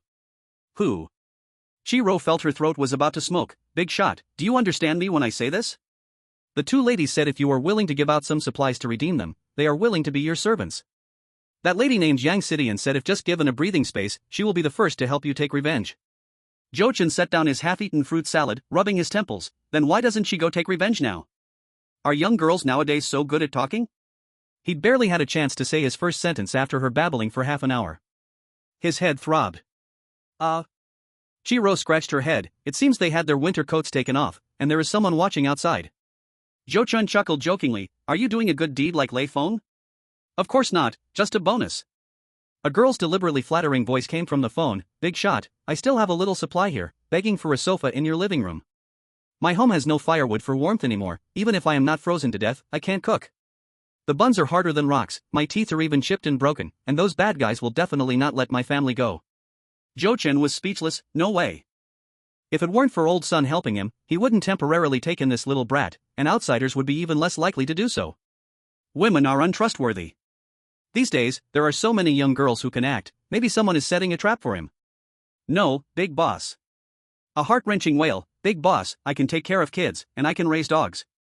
As long as you lend me a hand and give me a sofa, I will be the most loyal and responsible babysitter in the galaxy. Boo-hoo. Can take care of kids? That is somewhat useful. Zhou Chen was amused by the other party's goofy side. Are you willing to part with your house? Chiro was exceptionally firm. Money is just an external object. Close your eyes, a small box is the final resting place for a person. What use is a house if you're dead? Hearing this, Zhou Chen admired her carefree attitude a bit. If the residents that old son contacted were just as carefree, things would have been settled long ago. After thinking for a moment, Jochin said, it's impossible for you to enter my place, but I can arrange other accommodations for you as long as you listen and take good care of the kids. There will be enough supplies for you. Chiro excitedly screamed on the phone, Big boss, I promise to speak less, work well, and not cause trouble. Zhou Chen. After the excitement, Chiro didn't forget the tragic fate of the two young ladies on the 8th floor. Big boss, what about those two young ladies? Zhou Chen absent-mindedly tapped his fingers on the table. You tell her, I won't redeem them with supplies, the chance to survive has to be earned by themselves. He didn't know who the woman with Yang Sidian was, but perhaps Yang Sidian was someone worth nurturing. In a desperate situation, still knowing how to seek help, this alone is a sign of resilience. But what does this have to do with him? At 2 in the morning, people are usually in the deepest sleep. In the extreme cold, even if one cannot sleep due to freezing, it is still a moment of brain fuzziness and physical fatigue. Some residents of Building 21, who survived, not only did not sleep, but instead, they packed their luggage and quietly walked out of their homes, not speaking to each other, stepping lightly down the stairs, one step at a time towards the upper floors. Zhou Chen, shedding his usual laziness, donned a thermal suit, thermal boots, and a helmet, looking imposing. To be safe, he stuffed a steel plate in the front and back. With a mountain knife in his left hand, an electric baton in his right, and an axe hanging from his belt, he stepped out fully armed. Chapter 30, Cannon Fodder Neighbors. In the cold wind, the residents who were quietly moving packed together on the 15th floor. Women covered their children's mouths, tightly holding their men. Everyone was tense, anxiously waiting. The dark corridor was so dark that one couldn't see their hand in front of their face, and the corner window only let through a faint ray of moonlight. Soft footsteps came from upstairs, and a tall figure appeared in the moonlight. Old Sun stepped out from the crowd and lowered his voice. Little Zhou? Jochin took out a flashlight and swept around, counting about 25 people. Men and women were all thin and haggard, and there were no elderly people. The few children were all over 10 years old. It seems that the elderly and infants in the building didn't survive. In just a month of natural disasters, half of the residents in one building had died. How many have died in the whole city, or even the entire country? But this is just the beginning. As various disasters hit, the living environment is constantly compressed, resources are seriously short, and survivors will only be fewer and fewer. He threw out a bag. Go to 1502, everyone eat something first. Staring at the bag on the ground, knowing it contained supplies, the crowd couldn't stop swallowing their saliva. A father with 2 children patted his wife's hand to comfort her, trembling as he walked out to pick up the bag, turning back to lead his wife and child into the house first. Under the temptation of food, the others followed in as well. The bag wasn't big, and the supplies weren't much, just enough for tonight's meal. But for those who hadn't eaten for days, it was already a very happy thing. With food, there is motivation. Several women settled the children, braving the extreme cold to open the window, take ice, and boil water, frying a batch of eggs and putting several handfuls of noodles into the boiling water, then they waited. The pot emitted steam, releasing the smell of egg soup, making bellies of adults and children growl with hunger. The men gathered in the master bedroom, discussing what to do next. A candle was lit on the table, with Old Son squished in the corner with people, while Jochen stood alone by the door with a weapon in hand. Civilization had collapsed, and human hearts were vicious. He dared not turn his back to others. As for the group outside, with children present, the threat was not great. A group of hungry, cold men were first shocked by Jochen's fully armed appearance. Then, their eyes were drawn to his warm clothing that stood out against their bulky, shivering outfits. Each of them was bundled up tightly but still shivered from the cold, while Jochen appeared to wear very little and seemed completely unfazed by the chill. Jochen asked Old Son, "Is everyone here?" Old Son had already counted the number of people and replied, "Not yet, 2 families haven't come. One is staying with the bodies of their parents and refuses to leave, while the other might be afraid of retaliation from the scar-faced gang." Jochen waved his hand dismissively, "It doesn't matter. With such little courage, what can they accomplish? Even if they come, it would just be a waste of food." He surveyed everyone. They had been neighbors for over a decade, and they were all quite familiar with each other. Jochen got straight to the point, "I won't waste words. You all know the situation well. If you are willing to listen, there will be enough supplies." From the crowd, someone raised their hand, Jochen, "Can the supplies you have really support so many of us?" These people couldn't even produce a single pack of instant noodles. How could Jochen feed over 20 people? How much supplies did he have stockpiled at home? With that thought, someone in the dark felt a surge of greed. Jochen patted his clothes with the machete in hand, "I can go out to find supplies, can you last for 20 minutes outside?" So that was how it was. That person immediately fell silent. The one who felt greed in the dark also temporarily shelved their ill thoughts. Jochen continued, "This cooperation is only because we share a common enemy, we all just want to survive. You provide labor, I provide supplies, it's quite fair. If it's just to pass the days, sorry, there's no place for you here. I will need you to act shortly. Even if you manage to scrape a meal today, you won't get another tomorrow. As for whether you want to lock yourselves up at home and wait for death, or to ally with the enemy, I won't stop you. But if you do ally with the enemy, I promise you, there will be no mercy." Upon hearing this, everyone fell silent. In this case, they could very well become cannon fodder. Losing their own lives would also mean their wives and children wouldn't be safe. But if they refused, how many more nights could they survive? In fact, they truly had no way out. The scar-faced thugs could still trade women for supplies, and once the resources in the community were exhausted, they might start eating people. Even if they weren't starved to death, they would become 2-legged sheep. Besides collaborating with Jochen, it seemed they had no other options. Furthermore, Old Son had been giving everyone a bit of food every day, half a bag of dumplings, 2 or 3 steamed buns, a pack of instant noodles, anything was precious life-saving supplies. According to Old Son, Jochen ventured out every night in the dark to bring these back. Could he really go out to find supplies in such freezing weather? In fact, without Jochen's assistance over the past 10 days, they would have starved to death a long time ago. Old Son knew Jochen couldn't say emotional words, so he stepped forward to speak on his behalf. "Everyone, what is there left to hesitate about? If not for yourselves, can't you think of your wives and children? How many of you have had elderly fathers and mothers who starved themselves to save food for you? To leave winter clothing for you to wear, your parents locked themselves in a room, freezing to death. The elderly have gone this far for you. All hopes of survival were left to you. Even if it means facing a mountain of knives and a sea of fire, you must strive to stay alive. Otherwise, how can you face your parents?" Old Son struck a chord with these people's feelings, and for a moment the room was filled with choking sounds. A man choked and said, "Scar killed my mother and my wife. If it weren't for my son, I'd have gone after him long ago. I'm not afraid of death, it's just that my son is only 11 this year." Jochen said, "In a fight, someone will always die, but as long as you act more ruthlessly than the enemy, the one who dies will be the enemy. But Scar and his gang don't lack supplies and will eventually control the entire building. At that time, you will be cannon fodder. If you don't serve him like dogs, will your wives and children live? These scum wouldn't spare food to feed kids, and think about the fate of the women in their hands." In fact, the beasts on the 8th floor had already started eyeing their wives. Several times, they attempted to come and forcefully take them. Zhou Chen didn't want to waste more time, still the same words, those who are unwilling to listen, eat this meal and roll out. But if you decide to cooperate, you must follow the arrangements. What's there to be afraid of? We are all human, in a fight, everyone gets hurt. I can go out to find medicine, can they? A man with a buzz cut stepped forward and said, Zhou Chen, you want us to listen, but actually, you just want to use us as cannon fodder, right? Zhou Chen looked at him, a mocking smile appearing at the corner of his mouth, otherwise? I'm not your parents, giving you supplies for free? Hearing this, the men couldn't help but gasp. Winter clothes in the south are very thin, and they are not as warm or durable as those in the north.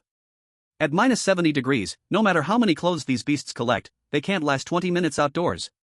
Zhou Chen had thermal clothing, wore several sweaters and thermal pants, plus winter clothing, and even now standing in the hallway, he still felt a bit cold. Old Sun immediately echoed, with supplies so tight, letting Xiao Zhou risk going out to find supplies for everyone, is that realistic? Would you agree? At worst, I will charge first, and you can follow behind me. It's normal to be scared in the first fight, after multiple battles, you'll gain courage. Don't forget, those beasts have been getting close to the trash from other buildings lately. It won't be long before they connect to control the whole community. Before, how many people who disobeyed them were pushed down the building? If we are going to die anyway, why not fight for it? These people initially had survival instincts, and having worries was normal. After listening to Zhou Chen and Old Sun, and smelling the aroma of egg noodles, their concerns were thrown aside. If not doing anything means dying, then fighting might give them a chance to live. Let's fight.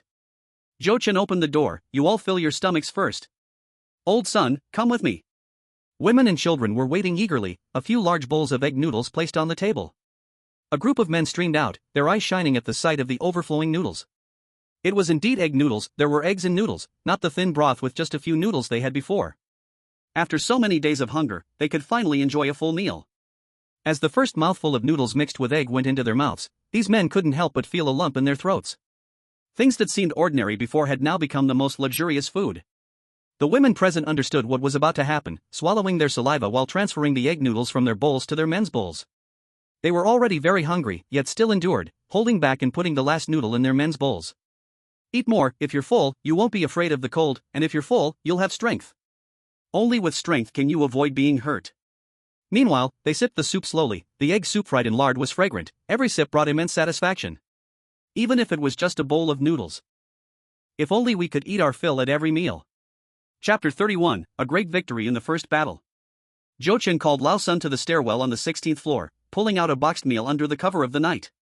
Inside the box was rice, pork chop, egg, and vegetables. Hurry up and eat.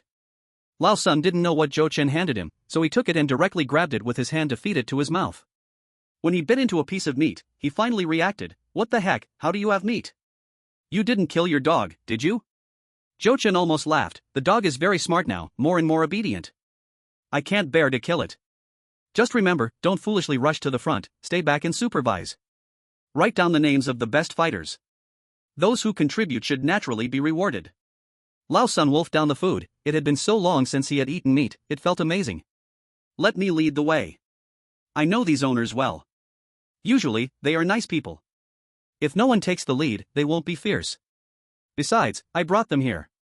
Zhou Chen understood what Lao Sun meant. Lao Sun, being a righteous person, surely didn't want to hide behind and let these people take the hits. But Lao Sun, have you ever thought about the real reasons those neighbors' parents died? There are certainly elderly people who starved themselves for their children and grandchildren. But more likely, they were starved to death by them. Yet Lao Sun is stubborn, even if I told him, he wouldn't believe it. 10 minutes later, Lao Sun pulled out a 1-meter-long pointed steel rod from his coat. In terms of lethality, it was more terrifying than a kitchen knife. Lao Sun led these people stealthily downstairs. Zhou Chen walked at the back, wanting to see the determination of these people. As long as they are desperate enough, he wouldn't mind giving out some good resources afterwards. A little hope is always necessary. With hope, there will be more effort, that way, they can serve him better as cannon fodder. On the 8th floor, empty of people, everyone, under Lao Sun's command, split into 2 teams and blocked the 2 big doors. Lao Sun had already figured out the situation of Scarface's gang. He knocked on the door of room 801 and shouted hoarsely, Captain, open the door. A voice came from inside, who is it? Lao Sun continued, straining his throat, I saw someone sneaking out. It could be that bastard Zhou Chen. Zhou Chen. On a night of 70 degrees below zero, the people inside didn't want to get out of bed, you must be seeing things. Even if he really went out, in this freezing weather, he would come back. Let's talk about it tomorrow. Lao Sun's voice was filled with worry. I saw him carrying a big bag. Could it be that he knows we are going to deal with him and ran away early? As soon as they heard that Zhou Chen might have run away, the room was filled with rustling sounds, footsteps approaching the door. A group of residents holding kitchen knives outside were so nervous their palms were sweating. As soon as the door opened a crack, Lao Sun directly forced it open, thrusting the steel rod inside, charging in. Li Seer, you bastard, where's the captain? Where is the captain now? The room quickly lit up with flashlights, and Lao Sun took the initiative, stabbing the steel rod through the opponent's shoulder, kicking the person over, and immediately began attacking others in the living room. A group of residents who had been tense and scared suddenly gained courage seeing Lao Sun so fierce, and they all raised their knives to chop down. It was too sudden. The henchmen of Scarface were immediately slashed and screamed in terror. Damn, I want to see who the hell has the guts to come here to seek death. Scarface appeared from the master bedroom, holding a hammer. 1 second he looked fierce, the next second he was stunned. Damn, where did all these people come from? A steel rod lunged at him, with no intention of mercy. Scarface, you bastard, where's the captain? Hand over the captain. Scarface was stunned for a second, then immediately reacted, bending down to dodge, swinging the hammer to fight Lao Sunday. From the nearby bedroom, a few people rushed out, and the residents who had knocked over the living room all turned and raised their knives. In a moment, the cries of men and the screams of women echoed through the buildings, creating a din of shouting and killing. Nearby buildings were alarmed, and all crowded by the window, spying. In the tide of one-sided battle, thinking of the various acts the security team took against them, their anger surged to the top of their heads. Losing all sense of reason, they howled and chopped. A group of poorly dressed beasts, some hadn't even found weapons, were directly chopped back into retreat, eventually hiding in the bedroom, desperately bracing the door. The scarred man was strong and powerful, and younger than the old son, completely dismissing the old son who was limping on one leg. However, the nearby residents, blinded by rage, chopped a few times on the door. Seeing these beasts too scared to come out, turned around and started chopping at the scarred man. The scarred man got hit once on the back. The thick clothes didn't get him truly wounded, yet he was frightened by this scene, swinging the hammer and injuring 2 people, and immediately hid back in the room. Zhangli and others, living next door in room 802, quickly picked up weapons and rushed out to help upon hearing the commotion. As soon as they opened the door, they were sprayed in the face with chilly water. Screaming while covering their eyes, several residents guarding outside rushed in to chop, cutting a few times before running away. Zhangli, who was hiding at the back, was not sprayed with chilly water. When he brought people to the door, Old Sun and his crew rushed out from the opposite side, and the two groups immediately collided. In this house, there were still 2 security guards, mainly to monitor Zhang Li's cannon fodder and all the women. These two had been enjoying themselves with the women during this time. When they were suddenly attacked at the door, they were still sleeping amidst the women, and at this moment, were just getting up to grab knives, suddenly feeling a pain in their heads, followed by 2 more blows to their necks and backs. Yang Sidian, who had quietly grabbed 2 watermelon knives, raised her blades, shouting and chopping madly. A group of frightened women desperately hid in the corners, each cradling their heads and screaming. Yang Sidian transformed into a fierce warrior, chopping down one of them and immediately leading the young girl towards the front door. Amidst the chaos, she didn't forget to grab Chen Chang, slicing off his other ear with 1 blow. Bastard, stealing my food and my winter clothes, go to hell. By the time Yang Sidian ran out with the young girl, her face and body were covered in bloodstains. Zhou Chen didn't expect that the 2 women truly had the guts to escape, and it was a blood path they carved out themselves.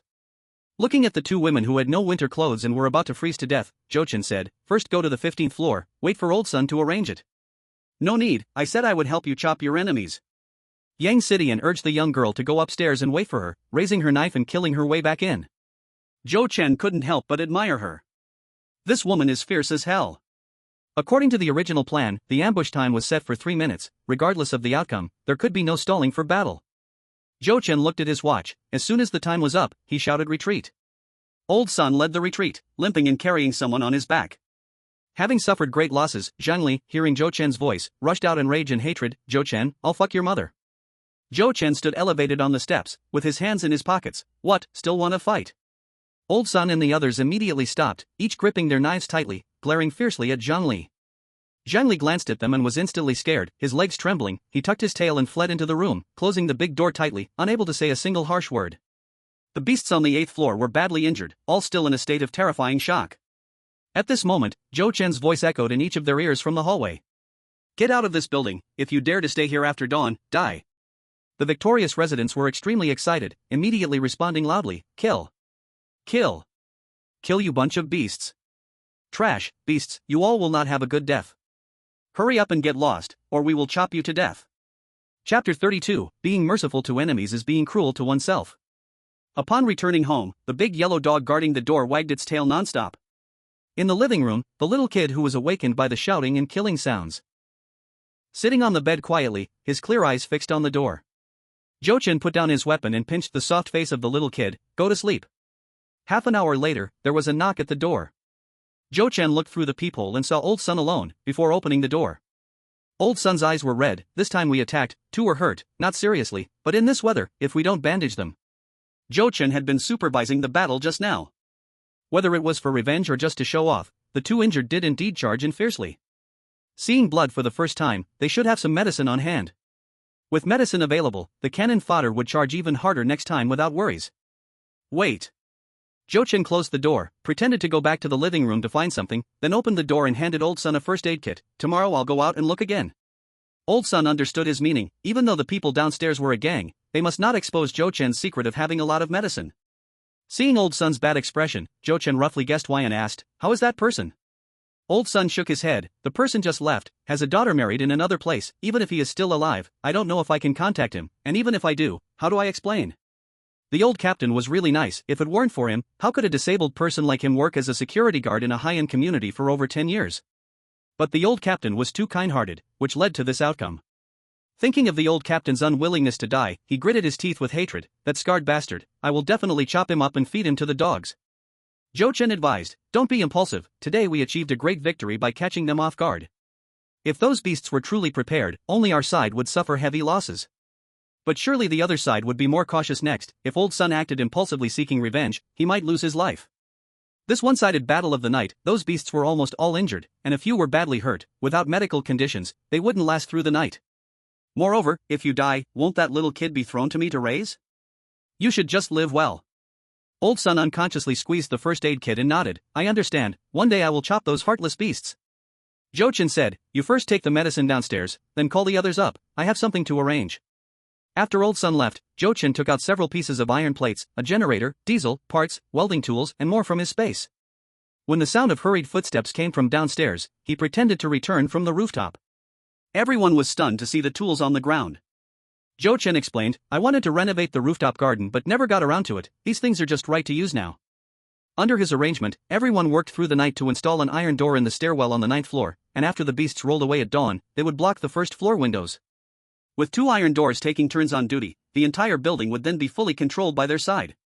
The 15th floor served as a temporary dining hall, leaving the generator there for cooking and lighting, while connecting a wire to the iron door on the 9th floor. Even if strong enemies broke through the ground floor, they would be electrocuted or at least stunned. Just as dawn broke, under Old Sun's ruthless threat, the scarred beasts were driven out of the building like stray dogs. Last night, they suffered heavy losses with no defenses. In the extreme cold, even if the injuries were not fatal, a few who bled too much did not survive half an hour, their bodies still lying in the 8th floor house. Standing in the snow, the scarred one still didn't forget to threaten. "I, Scar, will keep this account. Every last one of you, I will kill." Old Sun, holding a steel bar, was ready to charge. "Stop the chatter, come kill me now." On the top floor, Jochin held a cup of hot milk. Standing in front of the floor-to-ceiling window, he witnessed these hapless people, leading a group of women toward Building 10. The number of people had obviously decreased, but Zhongli and Chen Chang were still alive. They truly are hard to kill like cockroaches. After finishing his hot milk in one go, he took out his cold-proof clothing and put it on, thinking that he would be outside for a long time today, so he added a few more layers of sweaters and thermal pants inside the cold-proof suit. He pulled the ear flaps of his hat down to his chin, wrapping his whole face up, leaving only his eyes visible. The little kid on the children's bed was sound asleep. For some unknown reason, the silly girl from the opposite building hadn't appeared on time. The ground floor was the former 5th floor. Old Sun was sealing the windows, adding one more layer of security for more peace of mind. Jochin, fully armed, went downstairs, and the busy group knew he was going out to look for supplies, feeling very excited inside. Old Sun rubbed his hands together, trembling as he asked, "Little Zhou, it's not like indoors outside, it's been a long time, can you bear it?" Others shared the same concern. At -70 degrees, staying outside for 20 minutes without finding a sheltered warm place could turn a person into a frozen corpse. They had long wanted to go out to look for supplies, but limited conditions made it impossible to leave. "Little Zhou, don't go too far, this weather is truly unbearable for anyone." "Yeah, there are a few small supermarkets nearby, just go there and look around." Jochin stepped out of the window and landed on the solid ice surface. "I know what I'm doing, you all get the iron door secured and go back to rest. No one should bother us within 3 days. Old Sun raised the walkie-talkie in his hand and said, "When you come back, remember to contact me. In case anything happens, I'll bring people to the community gate to pick you up. This distance, we can handle." Zhou Chen gave an okay sign, and under everyone's watchful eyes, took out a pair of ice skates from his big backpack. Everyone was stunned. He even has this thing? Zhou Chen changed into his ice skates, testing them on the spot, quickly finding the charm of the little ice skating prince from his childhood at the Cultural Palace. "I'm off." He waved his hand and whooshed, flew out. The noise from Building 10 last night was so loud that even now, some people were secretly observing. Seeing this scene, whether ordinary residents or violent gangs, everyone was completely shocked. Zhou Chen dashed elegantly on the ice, accurately dodging frozen corpses and debris he encountered. His movements were smooth, showcasing his style. In the few hundred meters distance to the gate, more residents witnessed this scene. Until his figure disappeared at the gate, these people were left in a daze for a long time. Shock, envy, jealousy, greed, some wanted to cling to him, while others had ill intentions. Zhou Chen didn't care about these people's thoughts. The moment he burst out of the gate, his entire mood became incredibly pleasant, feeling the excitement and joy of a caged bird flying out of its prison. Being trapped in the community for a whole month, he was finally free. It seemed as if even the air held a flavor of freedom. The city beneath the ice and snow was terrifyingly quiet, the streets and alleys no longer existed, and there was not a trace of familiarity to be found. The entire outdoors was empty, with not a single shadow, not a single living thing, as if he were the only living person in the whole world. In fact, quite a few people had survived. As Zhou Chen sprinted, he could feel countless eyes from the surrounding tall buildings watching him. This feeling was like needles in his back, making him quite uncomfortable. Fortunately, these people couldn't come out. Even if they could, they wouldn't be able to catch up with him. Zhou Chen ran freely for several kilometers and indeed encountered a team of people. These individuals were dragging supplies back, fresh bloodstains still on them. Upon discovering Zhou Chen, they were stunned for 3 seconds before immediately dropping the supplies in their hands and raising their weapons to block the road and rob him. "Take off your shoes." This reaction speed clearly showed they were seasoned criminals. Zhou Chen remained calm, his feet showing no sign of slowing down. He took out a hammer from his belt. Clearly, he could avoid conflict, yet he chose to provoke trouble. Being merciful to enemies is being cruel to oneself. The memories of his past life were vivid. He would not show mercy, nor would he feel any guilt. Whoever it is, he would kill them and be done with it. Taking advantage of his speed, Zhou Chen struck the enemy's head with a loud clang just as they approached. The fastest of the criminals was instantly knocked to the ground. Blood gushed out, quickly pooling into a blood crystal, his eyes wide open in death. The gang of criminals who followed couldn't even touch the edge of Zhou Chen's clothing. They could only curse at his retreating figure. Zhou Chen didn't look back. He raised a middle finger behind him. Chapter 33, Genuine Zombie Meat. Zhou Chen's real purpose for coming out today was actually just to breathe fresh air. In simpler words, he just wanted to have some fun. Having enjoyed the feeling of freedom, he finally found a sheltered place to recharge. He definitely needed to find supplies. There was a building in the neighborhood eagerly waiting for him. There were indeed plenty of supplies in his space, not to mention the 20 or so people in the building. Even an army could be fed for 2 or 3 years. The problem was that his space had preservation functions, making it inconvenient to take many supplies out. The entire city had been frozen for more than 20 days. No food could possibly remain intact. The quality of the supplies taken out was getting worse and worse. Human hearts are treacherous. He had to be on guard. He didn't want to be the subject of some trashy experiment. He ate a piece of chocolate and drank a can of Red Bull. Zhou Chen carefully observed the surrounding buildings, determined the exact direction, and immediately headed to Wanda Plaza, 5 kilometers away. That place was a new shopping district, 3 kilometers away from the nearest residential building. With this terrible weather, people wouldn't even step outside, so the chances of it being looted were quite low. Zhou Chen ran against the wind and quickly arrived at Wanda Plaza. The low shops were already buried beneath layers of ice, leaving only a few department stores standing against the wind and snow.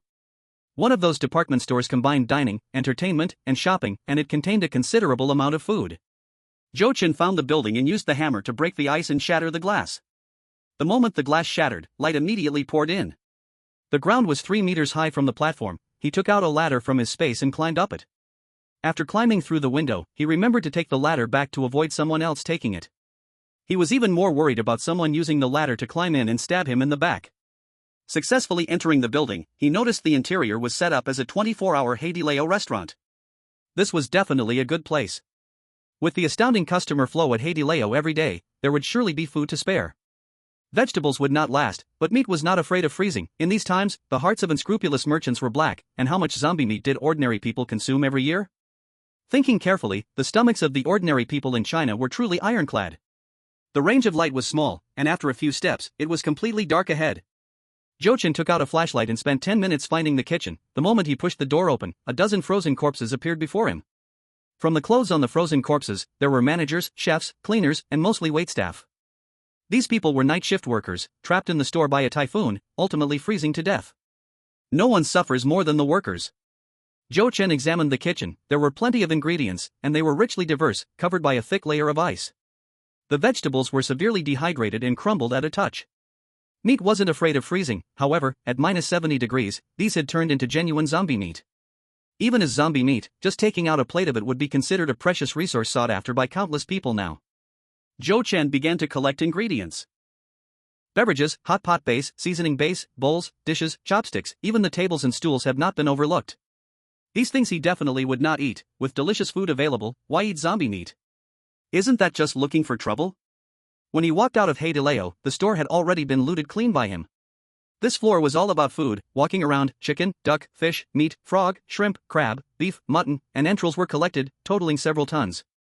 Zhou Chen followed the same method. Not only did he take the food, but he also packed up the tables, chairs, kitchen utensils, even some decorations and napkins into his space. When he arrived upstairs, it was a cinema. There weren't many supplies. The drinks were frozen into ice blocks, the snack package exteriors all swollen, and the popcorn had already rotted, turned to water, and smelled awful. Zhou Chen took the drinks and snacks. He couldn't let go of the 10 massage chairs in the resting area. He took away the movie screen, the high-quality speakers, and the audience seats. In the future, if given the chance, he could build a home theater to pass the time.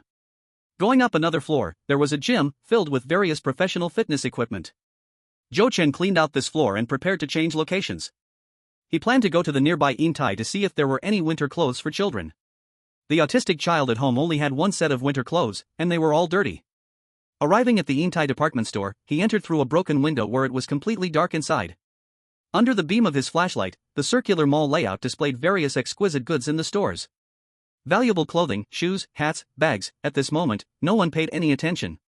This floor had only summer and autumn clothes. Looking at these gorgeous, brand new fabrics, Zhou Chen couldn't help but recall his past life. In just 3 years since the apocalypse, everyone he had seen, including himself, looked ragged with the appearance of beggars. The endless natural disasters had worn out the survivors, who were exhausted from fleeing. Their luggage was abandoned in the process of searching for supplies, fighting for resources, and self-preservation. No matter how good the clothes were, they ended up in tatters. When he was severely injured and died from illness in the street, he wore only a tattered t-shirt and a pair of ripped jeans. He didn't even have a pair of shoes. Thinking of this sent a chill through him. Whether these clothes were for men, women, or children, he gathered them all. It didn't matter if he didn't need them. In the future, he could trade for supplies and win people's hearts. Not to mention the outside world. Just in a Sakura community, the violent gangs were not few. With supplies in hand, there would always be trash willing to be his dogs. Zhou Chen swept through all the floors, even collecting a good amount of bedding, until he finally found 2 brand stores for children's autumn and winter wear on the top floor. The quality of the clothing and shoes was quite good, and they were thick enough. He was like a world-ending tornado, leaving nothing behind wherever he went. It was already 4 p.m., and he had unknowingly been out for 8 hours. After such a long absence, the cannon fodder in the building must be anxious. Zhou Chen didn't delay any longer and skated quickly back home. When he was a kilometer away from the Sakura community, he found a corner to stop. He took out wooden boards and ropes from his space to make a simple shelf and packaged some supplies to place on it, then dragged the supplies across the road. Building 10, more and more cannon fodder gathered on the ground floor, all anxious, almost bursting with urgency. The beast gang had been driven out, and with these 2 iron doors, the safety of the building could be temporarily assured, but without supplies, they would still starve to death. Why hasn't he come back yet? Didn't we tell him to look for supplies nearby? Where did he run off to? Could something have happened? Old Sun huffed and stomped his feet, feeling anxious too, but had to comfort everyone. Don't worry, he's been fine the last few times he went out. Maybe he found a lot of supplies this time and is just taking a bit longer to return. A woman holding 2 watermelon knives snorted coldly. What's the rush? It's so freezing. Even if Brother Joe has ice skates, carrying supplies is tiring. The sky had completely darkened, and in the blackout, the whole world was in darkness. Looking around, only a few residential buildings emitted scattered glimmers of light. Old Sun pulled out a steel rod. I'll go check the front door. Just at that moment, the intercom in his pocket crackled, followed by Zhou Chen's voice. Old Sun, open the door and call people down to move the supplies. Everyone's blood was boiling. At this moment, they had been waiting for a long time. Brother Joe was back, and he had successfully brought back supplies. As the heavy iron gate swung open, a beam of light from afar entered everyone's sight. The light shook and drew closer. Bang! Zhou Chen made a sharp turn to brake, and the makeshift frame dragged on the ground was thrown against the wall by inertia, spilling packages everywhere. Everyone was stunned. God, so many supplies? In the next second, tears streamed down their faces, their hearts filled with gratitude for Zhou Chen. They had been worried that it was just cooperation, that Zhou Chen only saw them as cannon fodder. Saying he went out to find supplies probably was a mere pretext. But to their surprise, so great. They wouldn't starve, nor would their wives and children suffer from hunger. If they worked hard to live, there would be hope. Chapter 34. 3 Women. Creak. The heavy iron gate closed and was locked. Under the flashlight's beam, Zhou Chen saw a fierce woman. Yang Sidian found her winter clothes, holding 2 watermelon knives, stepped forward. Brother Zhou. Zhou Chen asked, "What are you doing here?" Yang Sitian's eyes were firm. "I can't eat without working, I can manage the guard duty." Zhou Chen nodded, showing his approval. Relying on others is unreliable, understanding how to be self-sufficient, he appreciated such women. A woman who voluntarily grabbed a knife to be a cannon fodder was someone he definitely wouldn't refuse. The neighboring cannon fodders, cold and hungry, could no longer wait and began opening several packages. Seeing the abundant supplies inside, they couldn't help but exclaim, "Oh my god, these supplies are too rich. Is this meat? I just wanted something to eat, but I didn't expect to get meat. There are clothes for children and frostbite ointment. My son has pus on his frostbite, now I don't have to worry anymore. Little Zhou, thank you so much. Brother Zhou, you've worked hard." Everyone could play act.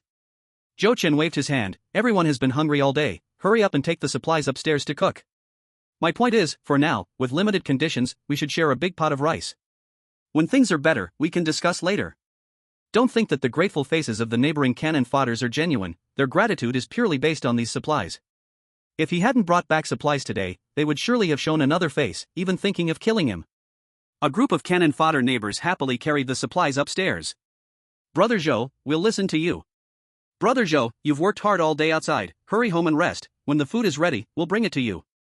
Zhou Chen could not eat this rotten meat. "No need, I had a few pieces of bread outside, right now, I just want to sleep well." A group of cannon fodder neighbors were extremely excited. In this freezing cold, Zhou Chen truly brought back supplies. Cooperating with him didn't seem so bad for now. Seeing Yang Sidian standing still, he said, "This time I brought back quite a few women's clothes, you should go get a share. Since you've decided to participate in the defense work, you can't dress too thin."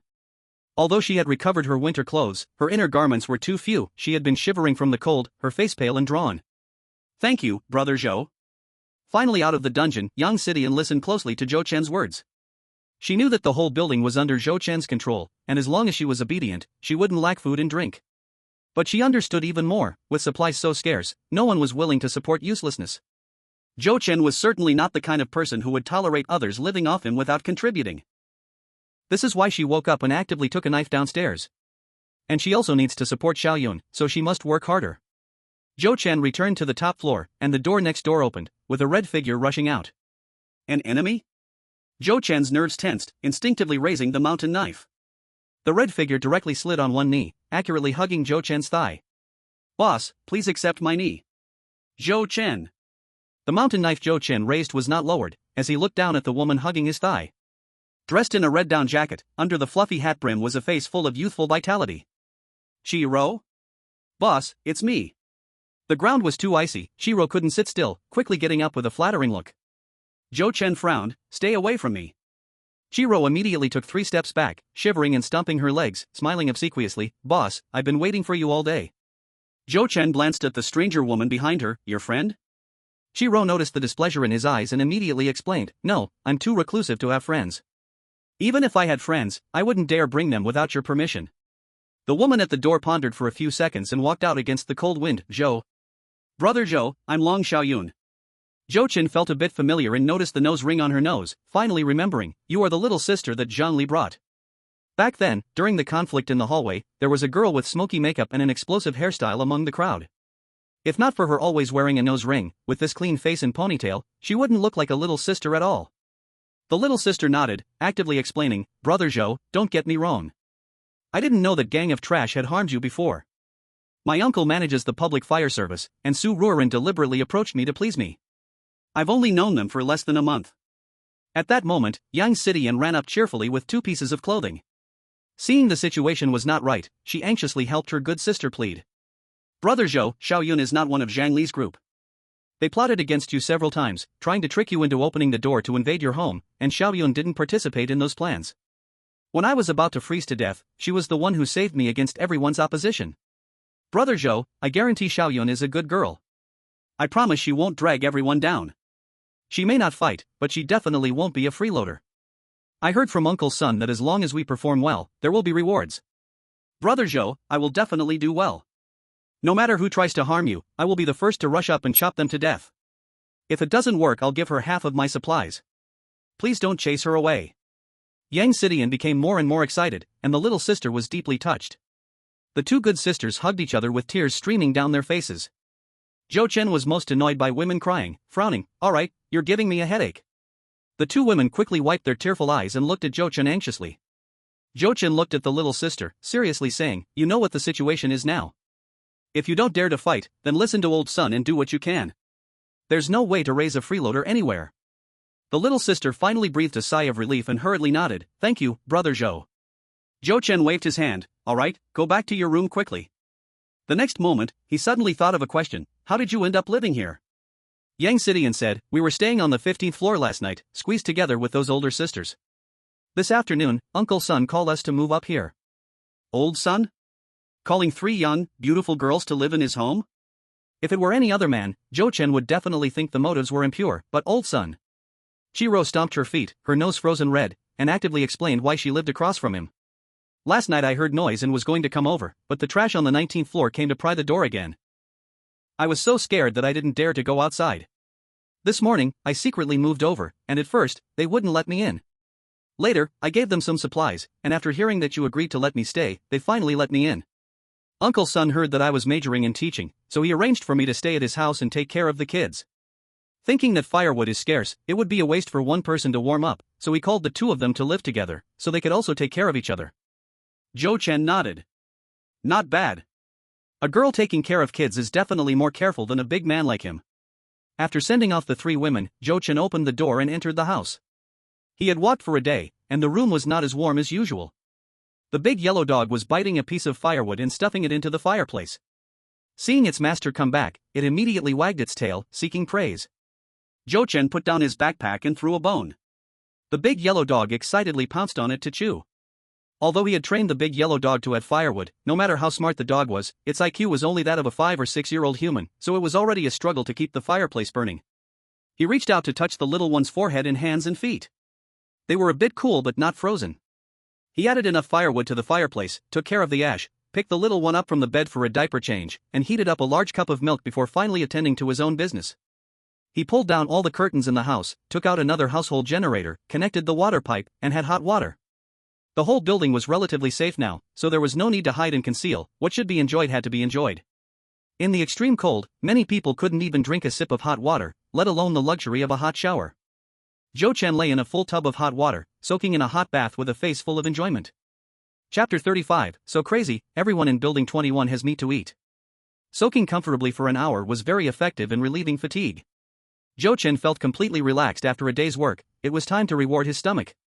With electricity in the house, everything was convenient. After working for an hour and a half, the table was filled with delicious food. Braised pork, braised mixed fish, spicy prawns, steamed crabs, yam milk steamed ribs, vegetarian assorted dishes, fish head tofu soup, vegetable and fruit salad, and finally, a glass of fine red wine. A large and a small one feasted happily, while the big yellow dog, who was halfway through gnawing at the head bone, ran over when it smelled the aroma, wagging its tail and circling around its master. Zhou Chen ate with satisfaction, and the neighbors downstairs also ate contentedly. Having been hungry at home all day, and looking forward for a whole day, they thought it would be good to have instant noodles, bread, or steamed buns, but unexpectedly, Zhou Chen brought back meat for everyone. Lamb rolls, beef meatballs, duck blood, sweet potato starch was cooked together in the pot, and the smell of meat filled the air. This made them, who had not tasted meat for too long, immensely excited inside. There was quite a lot of it, a full large bag, enough for everyone to eat for a day. Full. Satisfied. This was the best meal they had had since the natural disaster struck. The men were very happy, not having to worry about their wives and children going hungry. The women were also very happy, saying they could eat less, but the kids could not go hungry, and the men, as the pillars of the family, needed to be fed, too. Several children were dressed in winter clothes and new shoes. Although the sizes did not fit perfectly, they were very warm, no longer having to stay curled up in bed for fear of getting out. The little friends ran around with toys and quickly played together. Hearing the children's laughter and seeing their smiling faces, the parents felt deeply gratified. Old Son took a bowl and ladled a bowl of meat soup from the pot. Inside were a few slices of lamb and beef rolls, a piece of duck blood, and 2 beef meatballs. After thinking for a moment, he used a spoon to scoop up a meatball and tossed it back into the pot. A neighbor about the same age as him saw this and quickly said, "Old Son, why are you being polite with everyone? We thank Zhou, and we also thank you. If you hadn't found us, we would be starving to death by now, you should eat more." Saying this, he put down his bowl and chopsticks and pretended to help Old Son take more meat. Old Son waved his hand. "No, I've already eaten enough. I was thinking about that young man on the 6th floor." Everyone understood immediately. Old Son's heart was soft, thinking about the young man who couldn't bear to leave his parents' bodies behind. It seemed he remembered that the supplies were brought back by Zhou, and what he gave to everyone belonged to everyone. He wanted to give the young man a little food, but it wasn't right to take too much. Everyone exchanged glances, unsure of what to say for a moment. It was absolutely impossible to say there were no opinions. After all, if they themselves couldn't fill their stomachs, who would care about others' lives? Old Son thought for a moment and said, "How about this? I'll take a bowl down to him first, encourage him to join us. The more people, the more strength. If he still doesn't agree, then we can't do anything." Right now, with the ice and snow blocking the city, Zhou effort to bring back these supplies is really not easy. As Old Son spoke to this point and considering his current status, everyone nodded in agreement. After Old Son left, everyone continued to eat, shoving pieces of meat rolls into their mouths, their faces dripping with grease. Across in Building 19. Concentrated on the 16th floor was a gang of violent thugs, each one peering out the window, their eyes shining green, drooling incessantly. Damn, people in Building 21 are really eating meat. Not only does everyone have meat to eat, but each person has 2 big bowls. This is too crazy. Damn, I can't even drink soup. Didn't Scar say he had robbed all the food? Scar was so tough usually, but last night he got cut down like a dog. Now he's running to Building 10 begging for Fei Ge to take him in. What a waste. Boss, it's definitely Zhou who brought back the meat. It's got to be him. Everyone saw in the morning, he runs fast on ice skates. On the sofa in front of the fire pit, a middle-aged man wearing a gemstone ring tightly held a woman's head with his left hand. He grunted, pushing the woman away. The woman's face was obscured by hair, making it hard to see her features. She sat up and spat into the trash can, wiping her mouth with her sleeve. The middle-aged man zipped up his pants, took a sip of hot liquor, and his small eyes were filled with calculation. Does anyone know Zhou? A dozen little brothers shook their heads. One with green hair stepped forward. I don't know Zhou, but everyone knows Old Son. How about? The middle-aged man sat up straight and said, "Tomorrow morning you go find Old Son and have him tell Zhou that the Cherry Blossom gang plans to deal with him. As long as he supplies us with meat, we on the 19th floor won't interfere with this matter. Otherwise." The green-haired man accepted the task. "How much will he supply us every day?" The middle-aged man chuckled coldly. "Of course, the more, the better, at least 10 pounds of meat." One little brother worriedly asked, "What if he doesn't agree?" Before the middle-aged man could speak, the other little brothers had already started cursing. Damn! Who does he think he is to dare say no? If he doesn't agree, we'll just take our knives and go to his door. Exactly, does he really think an iron door can stop us? Shall we just act now? Even if we can't eat meat, we can at least drink a pot of meat soup. That's a good idea. I'm dying for a taste. The gang grew more excited as they spoke. Just thinking about the taste of meat made them eager to act immediately. Hustle! The middle-aged man slammed the table. "What's the matter? Following me means you all get to eat and drink." The group of little brothers immediately fell silent, hastening to admit their faults and flatter him. "Look at you all, you cowards, just seeing you makes me angry." The middle-aged man scolded a few more times before finally tempering his anger. While speaking, he suddenly realized a woman was still standing beside him. "Why haven't you left yet?" He then remembered something, picked up a pack of instant noodles from the table, and tossed it on the ground like he was dismissing a dog. The woman remained silent, quietly picked up the instant noodles from the ground, and then hurried out. The moment she walked out the door, she was so cold that she trembled, wrapping her clothes tightly and making her way down the stairs in the dark.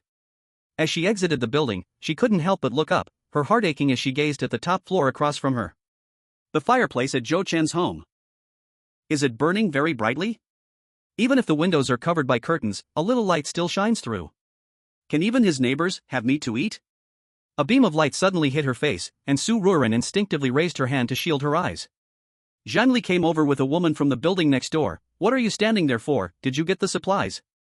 Here, Su Ruren directly threw the instant noodles at him and angrily turned to leave. Zhangli bent down to pick up the instant noodles from the icy ground and hurried after her. What the hell are you going crazy for? You got bullied by a guest, didn't I tell you to be more docile? Just endure a bit and it'll pass. Endure your mother. Su Ruiren couldn't suppress her hatred and suddenly turned around to slap Zhangli. Zhangli, already frustrated lately, could not tolerate being slapped by a woman. He raised his hand and slapped her twice. He kicked her to the ground and harshly grabbed Su Ruiren's hair, cursing, "You little bitch must be tired of living, still thinking of yourself as a goddess chased by men. Were you staring at Zhou Chen's house because you want to go back to him?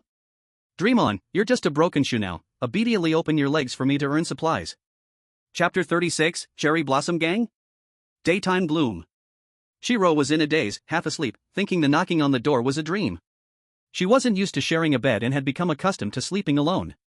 Yesterday, she moved here to avoid freezing to death in her sleep, so she squeezed into a bed with 2 other women and only fell asleep around 3 or 4 in the morning. Is someone knocking? It seems so, I'll go check. Yang Sidian thought something was wrong, hurriedly got dressed, and grabbed 2 watermelon knives to open the door. As the door opened, Zhou Chen, fully armed, stood holding a child wrapped like a ball. He had 2 bags, one large and one small, at his feet, a children's bed behind him, and a pile of firewood. Brother Zhou. Where's Chi-Ro? I'll call her. After 5 minutes, Chi-Ro rushed out with her hair a mess. Suddenly crawling out from under the covers, she was shivering from the cold. Wow, what a cute little kid. Chi-Ro's eyes lit up as she looked at the little child. With a fair, delicate face and round eyes, the fluffy hat made this pretty little face even cuter. Is he son uncle's grandson? Zhou Chen handed the child over. His name is Chuzukai, he has autism, if you take good care of him, I will give you a big reward. The little kid, placed in the arms of a strange sister, showed no reaction at all. Zhou Chen tossed the 2 bags into the room. Here are his clothes and food, don't let him freeze. After raising him for a while, it was impossible to feel no affection at all. But, in the apocalypse, so-called affection is a burden, it's better to cut it off early. When leaving the city in the future, he had no plans of taking anyone with him. Chi-Ro quickly promised, don't worry, I guarantee I'll take good care of the little cutie. On the 15th floor, 2 useless neighbor guards were shivering and yawning. Seeing Zhou Chen, they immediately changed to smiling faces. Brother Zhou, leaving so early? The 2 hurriedly turned off the power and opened the heavy iron door. Brother Zhou, be careful. On the 8th floor, Old Sun was moving body after body down the stairs with several useless neighbors. The bodies were already heavy, and the frozen ones were even colder and heavier. Zhou Chen said, why bother so much? Just throw them out the window. When everyone heard it, they thought it made sense.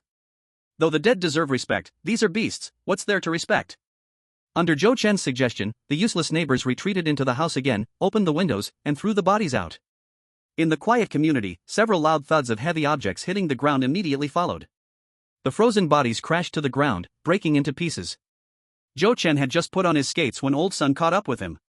Xiao Zhou, everyone discussed last night, with so many people in the building, we can't rely on just you to look for supplies. If you run into danger, you won't have anyone to help. Everyone means that today, when you go out, don't look for food, look for some warm clothes. Tomorrow, we can send a few people to go out with you. More people means more strength, and they can also help you lighten your burden. Zhou Chen put the cold-resistant shoes into his backpack and adjusted the cotton cap on his head. The natural disaster struck in August, and the mall is full of summer clothes. The autumn clothes aren't even available yet, and don't even mention winter clothing. What a joke. Once the cannon fodder has survival skills, will it still obediently listen to orders and be cannon fodder? Even if I find it, I won't give it. Old Sun couldn't help but sigh, hey, indeed, this damn natural disaster is really harmful. Zhou Chen said, today I mainly went out to look for firewood. The furniture in the building is almost burnt out, right? The warmer the room is, the less the cannon fodder wants to endure the cold. As the desire to go out fades day by day, naturally, they can only rely on him. Old Sun nodded, yes, almost everything that can burn has burned. Zhou Chen waved his hand and kicked off to fly out. In the several hundred meters towards the community gate, he seemed to be stepping on a firewheel. His figure was so fast that it dazzled people. This scene made those secretly peeking at him feel jealous to the point of gritting their teeth. Zhou Chen went out again, we have to find a way to get those shoes from him. And clothes. Without his cold-resistant outfit, he wouldn't dare stay outside with ice skates. Yeah, that kid went out at this time yesterday, and he didn't come back until night. He wasn't frozen to death and even brought back several big bags of supplies? Fei Gu said to observe for another 2 days, then we'll set up an ambush at the gate. In the Sakura community, countless people waited left and right, and finally, just before it was dark, they waited for Zhou Chen to return. At first, they couldn't see him, but they could hear a rumbling sound from far away. It sounded like a heavy truck loaded with goods slowly rolling over the street. The rumbling grew closer and louder. They could feel the ground shaking. Knowing they couldn't see anything, many people still crouched at the window to peek. What sound is that? Is the rescue coming? At minus 70 degrees, can vehicles still drive? Of course, the vehicle couldn't drive. Zhou Chen went out to have fun for half a day, and with the remaining time found 5 scales and tied them together with ropes. He took out more than 20 round logs from the space, tightly bound them with ropes, and threw them on top. Originally, he played by the riverside for 3 days and salvaged quite a few round logs as they drifted down.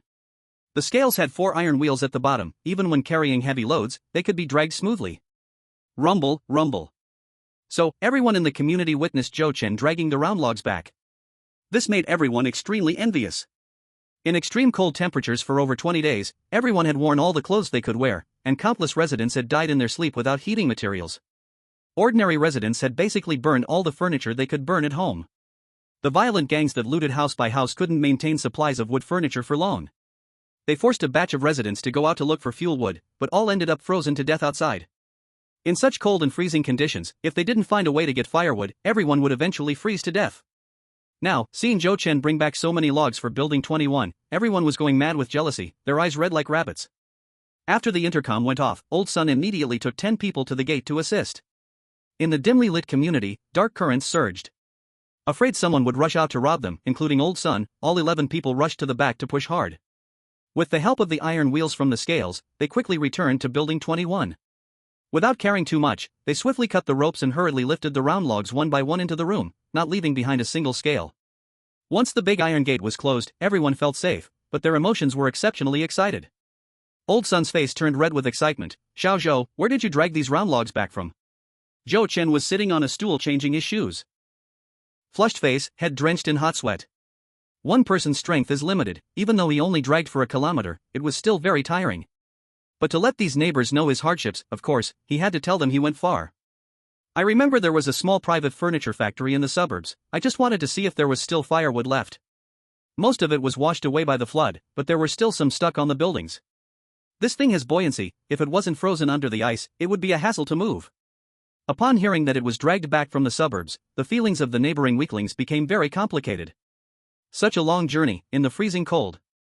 Zhou Chen is all alone. If it were them, they definitely couldn't do it. The hearts of a few weaklings began to change. There was a bit of genuine emotion stirred up. As for others, they had different thoughts in their hearts but didn't dare to show it. In the whole building, only Zhou Chen could stay outside for a long time. He not only had the ability to find supplies but also wasn't afraid of hardship. In the current situation, everyone really couldn't do without him.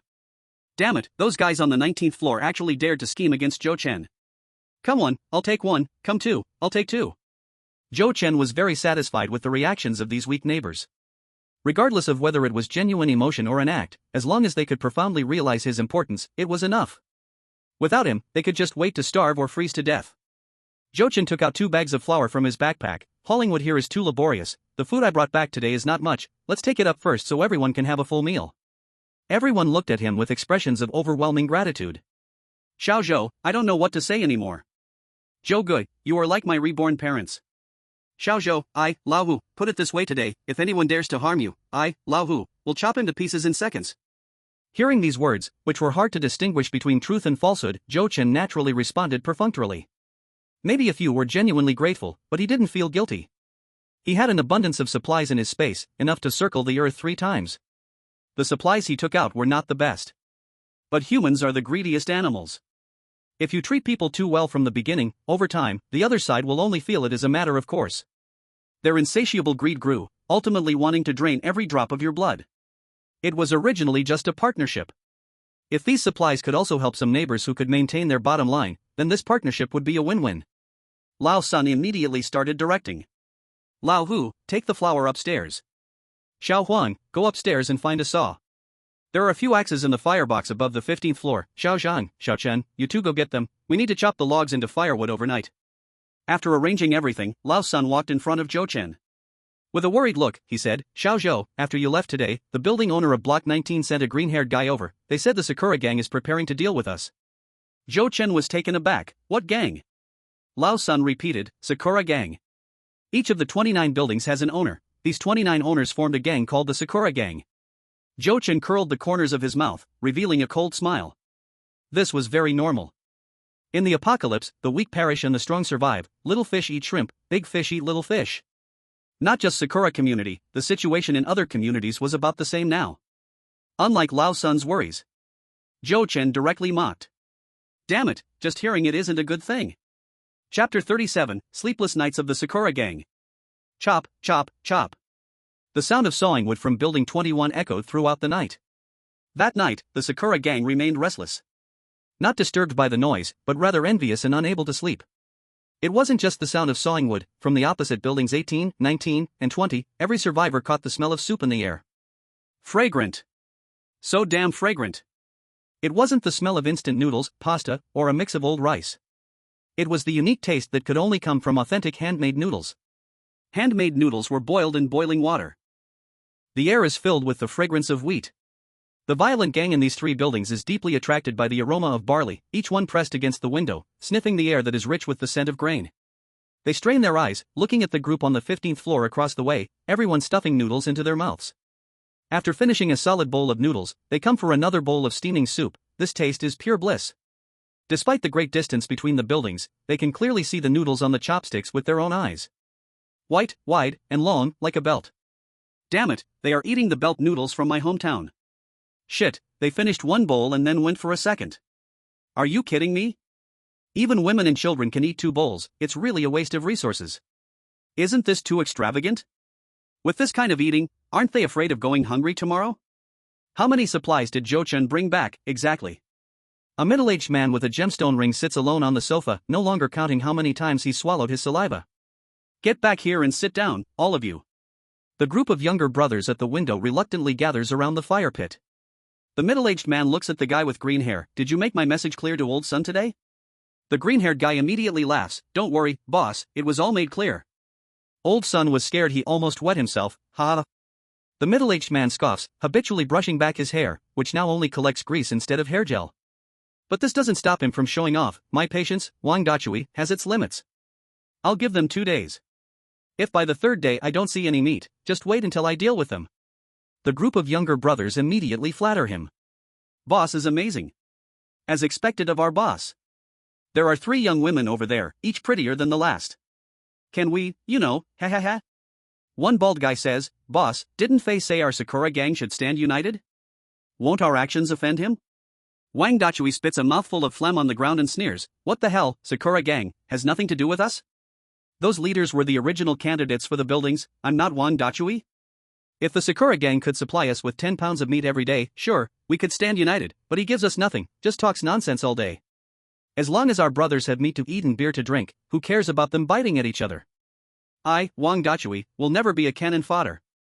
The younger brothers all give him a thumbs up. Boss is mighty. Boss is wise. Wang Dachui's eyes shine with excitement. However, that group across is a reminder for me. Starting tomorrow, you guys take down a few doors and set up a checkpoint at the ground floor. Let's not wait until someone gets jealous of Jochen delivering meat every day and sneaks over to ambush. The younger brothers, thinking of meat, shout excitedly. Only the bald guy sitting at the edge shows a strong disdain in his eyes and starts to calculate silently. From that night on, for the next 2 nights, the entire Sakura community was filled with the sound of sawing wood. Chomp, chomp, chomp. In the pitch-black night, just by seeing the firelight from Building 21, one knows how much firewood Jochen brought back. The aroma of food is tormenting beyond belief. The wind and snow were heavy, the scent carried by the wind allowed everyone in the community to smell it. The people in Building 21 were living too damn well. Can't take it anymore. A batch of neighbors controlled by the violent gang had frozen and starved to death. The violent gang, now running low on supplies, is also panicking. Today, the leaders of each building went to Aunt Wang's house in Building 10 to discuss strategies. Wang Dachui from Building 19 also went, but at the same time sent green hair and 4 others to Building 21 to inquire about the results. The 4 with green hair are quite arrogant, swaggering up to the iron gate of Building 21, directly knocking on the door with a kitchen knife. A small opening in the middle of the iron gate opens, revealing a pair of eyes. Green hair boasts, call Jochen down to answer us. The big iron door suddenly opened, and Old Sun burst out with a group of people. Their movements were extremely quick, rushing out to chop wildly, then turning around and dashing back inside. No more than 30 seconds passed. Bang! The big iron door shut, leaving only 4 people lying in a pool of blood. You all. The green-haired four were not killed outright, they struggled to get up and ran back. As soon as they reached the bottom of Building 19, they collapsed on the icy ground, their eyes wide open and not closing even in death. Inside the iron door, flames burned fiercely, raising the temperature of the entire room. Warmth, nothing but warmth. The group of neighbors who had just killed were sitting around the fire, continuing to roast potatoes and sweet potatoes, their happiness overflowing. Brother Joe is right, those are not good things. If they want our supplies, they should crawl over like dogs and beg for scraps. Humph, how dare they be so bossy, thinking highly of themselves like they're something special. Anyway, we have this door, what are we afraid of from this mob? Even if this door is breached, we can retreat to the 15th floor and let them taste something even more powerful. Pull the electric switch, and zap, a large group will be electrocuted. Although it's only been a few short days, our lives are getting better, all thanks to Brother Joe. Old son, I heard Brother Joe found a batch of mushroom spores, are we going to have fresh mushrooms to eat soon? This was definitely news that excited everyone immensely. Everyone looked at Old Son with hopeful expressions. Old Son felt a lot of pressure, little Joe did mention it yesterday, but what? Is it very difficult to bring back? How about we send 2 people out tomorrow to help Brother Joe? We can each spare a piece of clothing for them, there's firewood for warmth inside. It's no problem to wear one less piece of clothing. Yes. Those are mushroom spores, as long as we plant them, we will have fresh mushrooms to eat and delicious mushroom soup to drink. Stop talking, you're making me crave it to death. Old Son's heart raced violently. These people had only wanted to have something to eat just a few days ago. Just yesterday, Jochen casually mentioned the spores, and it had spread once someone overheard, now everyone was thinking about it. As for winter clothes, it had been said long ago that it was the wrong season to find any, yet it was brought up again now. Little Joe was right, you can't feed dogs too well. Old Son assumed a serious demeanor, everyone, stop thinking about it. The spores need to be kept at a certain temperature for 24 hours to grow, and it's not something that can be cultivated in a day.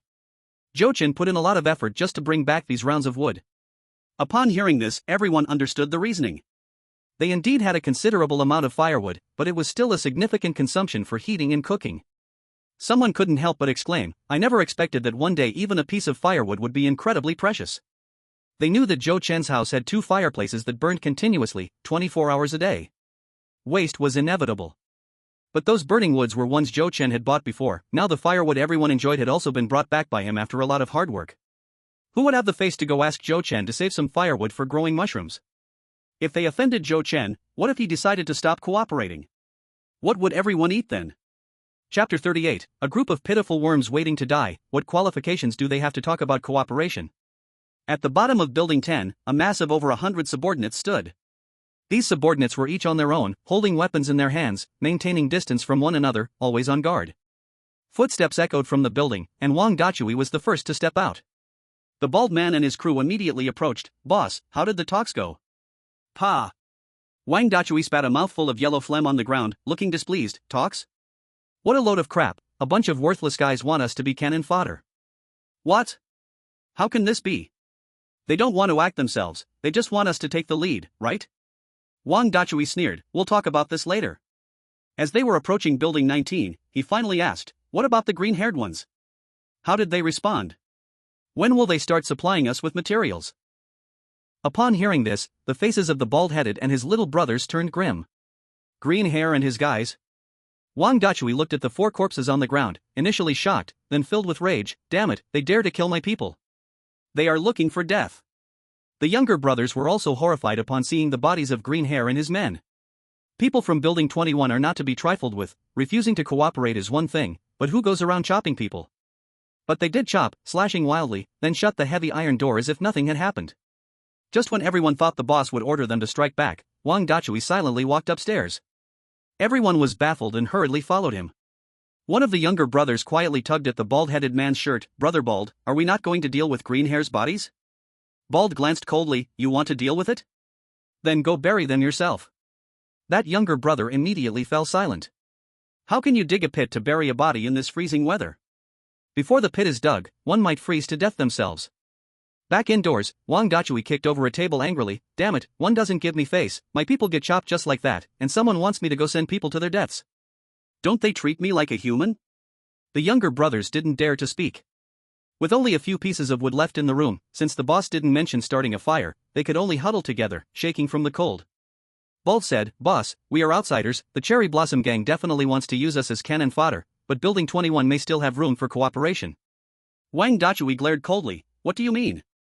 Bald replied, you know Green Hair's personality. He always shows off, acting like he's the greatest. Who knows what nasty things he said in front of others that made them take action? Wang Dachui snorted coldly, so what? A bunch of weaklings targeted by the Cherry Blossom gang. I'm willing to stay out of this for the sake of supplies. Having one less enemy would make them happy, and they have to put up with whatever I say.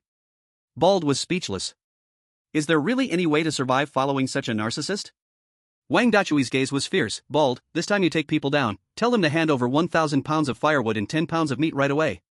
If there's no meat, then 30 pounds of grain instead, otherwise, to survive, I will have to take action against them. Bald took 2 men downstairs. To avoid ending up like Green Hair, they deliberately stopped 10 meters away from the heavy iron door. Their attitude was very polite. Old son, our building master wants to talk to your building master. The heavy iron door opened a crack, revealing Old Son at the entrance. Behind him was a roaring fire. Bald and the two looked at the flames, filled with envy and jealousy. Damn it, comparing people really makes one mad. The people from Building 21 could have someone on guard downstairs 24 hours a day to keep warm by the fire. Across the entire Cherry Blossom community, they were definitely the only ones. Just as Bald was about to speak, Old Son had already chimed in. I am the building master. You are the building master? Are you deaf? So you have the final say here? I don't have the final say. Bald was taken aback. Aren't you the building master? If you don't have the final say, who does? Old Son was steady as a rock. In our Building 21, it's Jochin who has the final say. Bald understood. Old Son was just a puppet of the building master. Alright then, you invite Jochin down, our building master has something to say. Old Son had a fierce expression. Pa. What are you? And what is your building master? Jochin is not someone you scum can just meet whenever you want. Bald's face darkened, and the 2 younger brothers behind him got agitated. Son, you are looking for death. Do you believe I will kill you right now? At that moment, several figures quickly appeared behind Old Sunday. These few people held kitchen knives and axes, clearly ready to charge out. Remembering the fate of Green Hair and his men, the 2 younger brothers immediately shut their mouths, afraid and stepping back 2 paces. Bald felt nervous inside, his face full of smiles. Old Son, don't be so agitated, we are not here to make trouble, But the landlord instructed us to talk about cooperation with you. Cooperation? Old Son laughed as if he had heard the biggest joke, sneering, what qualifications do you have to cooperate with us? You're almost frozen to death and starving, yet you still want to show off? You're just a bunch of pitiful worms waiting to die. Stabbed by those words, the bald man's face turned pale. He looked back at the 2 companions, raised his head to a window in Building 19, and glanced around at several nearby buildings. Compared to the people in Building 21, weren't they just a bunch of pitiful worms waiting to die? Old Son chuckled coldly. Jochin has already said, if you want to show off, go elsewhere. If you're not convinced, then let's just fight. The fate of those green-haired ones will be yours. The bald man's 3 companions turned pale. Is there really no leeway? The bald man quickly said, Old Son, you might not know, but the Sakura gang. The Sakura gang is numerous and powerful. If they really went into action, there wouldn't be a shred left of these guys. He couldn't believe Jochin's people weren't afraid. Old Son interrupted him, full of contempt. What is the Sakura gang? Aren't they just a bunch of pitiful worms waiting to die too? Old Son waved his hand, as if shooing away a few disgusting flies. Don't threaten us with that bunch of trash from the Sakura gang. If you're bold enough, let's really fight. Whoever dies is just unlucky. So what if you have more people? At worst, we'll just close the doors and wait until all of you die. The bald man. How could this work? You can afford to wait, but we can't. The supplies in Building 19 can barely last a day, and tomorrow we'll have to go hungry. That bunch of trash from the Sakura gang would never give us even a bit of food to force us into being cannon fodder. If a fight breaks out, we won't be killed by the people from Building 21, but will be taken out by the Sakura gang picking up the scraps. Whoever makes a move is a fool. Just as the bald man was sweating in anxiety, Old Son sneered again. Jochin said, the supplies he can find are plentiful, and he wouldn't even feed you to the dogs. However, we can still give you a chance. If you want supplies, just deliver a blood oath. Chapter 39. A song cool for you. As soon as the bald man entered, he received a slap in the face. Wang Dachui shouted furiously, are you an idiot? In front of a cripple, you're that cowardly, yet you dare to insult us? Why don't you just rush at him and stab him? You say the green-haired ones are too cocky, but I see you're just a coward. You. The bald man stabbed into the opponent's belly, twisting the knife handle hard. Boss, we don't hit faces, pay attention in your next life. Wang Dachui collapsed to the ground, scaring the younger brothers present into a panic. The two younger brothers behind the bald man didn't expect this to happen and immediately hid far away. You killed the boss. The bald man squatted down, wiped the blood off the knife on the corpse, and fiercely scolded, shouldn't he be dead? How much supply did we collect at first? Be careful with it, will it be enough for us brothers to last 2 months? Wang Dachui spends all his time with women, a third of the supplies were used for his whoring, did he ever think about our survival? Dare to slap my face again, my mom has never slapped my face. Zhou Chen didn't know any of this. At this moment, he was at home enjoying delicious food. The space had plenty of semi-finished fresh food, and he could eat whatever he felt like.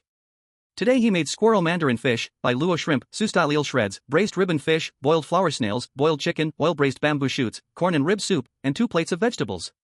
He opened a bottle of Maotai, smooth, crisp, and refreshing, with a full-bodied flavor and a long aftertaste. It's no wonder it's called national liquor. The aroma is pronounced and rich, and the empty cup retains fragrance for a long time. This thing is always bought by people who don't drink, and those who drink don't buy. Zhou Chen used to buy a few boxes to gift others, now he's hoarding tens of thousands of boxes in his space, making a whole group of drunkards drool just hearing about it. Just as he poured the second cup, a harsh noise erupted outside. The noise was very sharp, making people's hearts feel uneasy. Then came the sound of electricity. Then someone was testing the microphone. The loudspeaker was so loud that the entire neighborhood could hear it clearly. Hello, hello, hello? Good afternoon, neighbors. I am Wan Baojia, the head of Building 10. We are currently in a difficult time, and as neighbors, we should unite to get through this tough period. To better protect everyone's interests, the Sakura Gang has been officially established. I, Wan, have been entrusted to lead this gang in a critical moment. I assure everyone here, I will strive to obtain more resources for the survivors in our neighborhood. Those who are selfish and indifferent to their neighbors' survival are enemies of the people. Zhou Chen from Building 21, listen carefully. According to reliable information, your house not only has a fireplace for heating but also has a lot of materials stored. You cannot be so selfish, you should take all your resources out and share them with everyone. As everyone knows, you are the only one in the entire neighborhood who can go out to find resources, so you have the obligation to take care of everyone's living supplies. Of course, our Sakura Gang is democratic. If you find this too exhausting, we can understand. In addition to your home resources, please hand over your outdoor equipment as well, and the gang will allocate it reasonably. Now, we are sending a team to collect the resources. Please prepare as soon as possible. Next, let's invite 2 neighbor representatives to speak. Gathered at Building 10, the gang members were all smiling broadly. This plan is good, the survivors from surrounding communities have heard it, right? Without stepping outside, they can put Zhou Chen on the hot seat. From today on, as long as Zhou Chen dares to go out, there will definitely be someone lying in wait. To ensure his own safety, he can only compromise with the Sakura Gang. The cannon fodder neighbors from Building 21 all changed their expressions drastically. Old Sun and others firmly gripped their weapons, guarding behind the big iron gate. The rotating cannon fodder neighbors hurried downstairs in fear. The Sakura Gang members have arrived, there are definitely not few of them. What if we cannot hold them off? Is retreating to the 15th floor really safe? Or... From the loudspeaker, a rustling sound came, followed by an old woman's voice. Zhou Chen, the nation's rise and fall is the responsibility of every citizen. Now the people in the whole city are living in deep water in scorching fire. As a citizen, you should undertake your civic duties, helping your neighbors is contributing to the country. Refusing to contribute to the country makes you a sinner of the nation. Those who commit crimes against the nation will definitely be held accountable by the organization in the future, facing not only imprisonment but also implicating their descendants for 3 generations. In more serious cases, they will be shot directly. Take care of yourself. Zhou Chen threw a chicken leg to the dog. Everyone was familiar with Aunt Wan from the neighborhood committee's voice. Is this old hag still alive? Hearing this voice, she was filled with anger, yet so weak as if she hadn't eaten for days. How could a group of beasts capable of murder and robbery be willing to use precious resources to support an old woman? After a few seconds, a man's voice came from the loudspeaker. This voice was also familiar to Zhou Chen. Isn't this his brother, Zhongli? Zhou Chen, we are old classmates, and you are being selfish, forgetting our friendship. Even if you refuse to help us, there are many neighbors in the community. Can you bear to watch everyone starve to death? Zhou Chen, you may not cherish old friendships, but we old classmates cannot stop thinking about you. Are you really willing to send yourself to prison for a few bites to eat? Because of your selfishness, many people will starve to death. Can your conscience bear it? When midnight comes, are you not afraid everyone will come back as evil spirits to seek you? Zhou Chen, listen to me, take the initiative to hand over the resources. We share blessings and misfortunes together, at least you can sleep soundly at night. The microphone returned to the hands of the leader of the Sakura gang. Jo-chan, our people will be at the bottom of your building soon. If the resources are not seen within 10 minutes, do not blame us for being merciless. We, the Sakura gang, are also thinking for the survivors of the entire neighborhood. From the intercom on the table, Old Sun's anxious voice was heard. What now, Xiao Zhou? They have a large group coming, at least 40 or 50 people by my estimate. The ground floor is definitely going to be breached. Jo-chan wiped his mouth with a tissue. Calmly replying, he said, just hold the door. If anyone tries to turn traitor and open the door to let people in, just cut them down. Jo-chan pulled back the curtain and opened a small window. Below, a large group of beggars raised their weapons, showcasing their might, acting incredibly arrogant. Open the door. Hand over the supplies. Defeat the capitalists. Jo-chan took out a spray alcohol machine and a large plastic water storage tank from his space. 5 tons of mineral water, which could be sold for a sky-high price in a scorching time, is truly a bargain for this group of trash. He pulled out the retractable nozzle and extended it through the small window. Aiming at the crowd below, he unhesitatingly pressed the switch. A torrential rain sprayed out in a fan shape, falling from above. The icy rain poured down on their heads, faces, and bodies, and the 40 or 50 thugs suddenly froze. After just 3 seconds of shock, they began to scream and flee in all directions, holding their heads. Soaked from head to toe, in the -70-degree outdoor temperature, it was nothing short of torture. The rain turned into ice water upon touching their bodies, then froze into ice, causing several people to die instantly from freezing. Ah, help! Save me! The screams were unending. The thugs who didn't escape were left to freeze to death. The fastest thugs froze to death on their escape routes, while some rushed into nearby buildings and froze to death in the hallways. Only less than 1/10 of them managed to save their lives. Jo-chan put away his tools and quickly got to work. So you think playing loudspeakers is all that matters? A broken speaker worth just a few bucks can't compare to the professional sound systems in movie theaters. Soon, survivors within a 2-kilometer radius centered around Sakura community heard someone speaking at the same time. Jo-chan's clear voice reached everyone's ears. Trash from the Sakura gang, listen up. Put away your hypocritical faces. If you don't want to die, then act like dogs. Couldn't Robin ended up getting dozens killed, scared to death, huh? Here's a song Liang Liang for you. Chapter 40, A Warning to the Monkeys. Crazy. Jo-chan is definitely a madman. Room 1101 in Building 10. All 29 leaders of the Sakura gang were here. The faces of these 29 people turned gray, their shocked expressions could not hide their deep fear. Who among them hadn't spilled blood? But compared to this madman Jo-chan, they were just small players.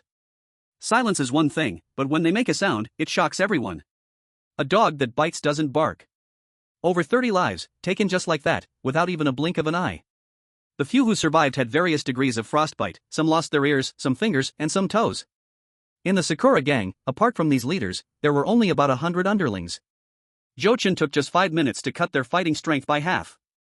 Shock, anger, unease, fear, terror, regret. The bald man, who replaced Wang Dachui as the new leader, looked dazed at this moment. He initially didn't want to be cannon fodder for the Sakura gang, but circumstances left him no choice. Seeing that the Sakura gang sent a large force to take real action, he feared that if he didn't participate, this big group of thugs would take the supplies and turn to attack the 19th floor.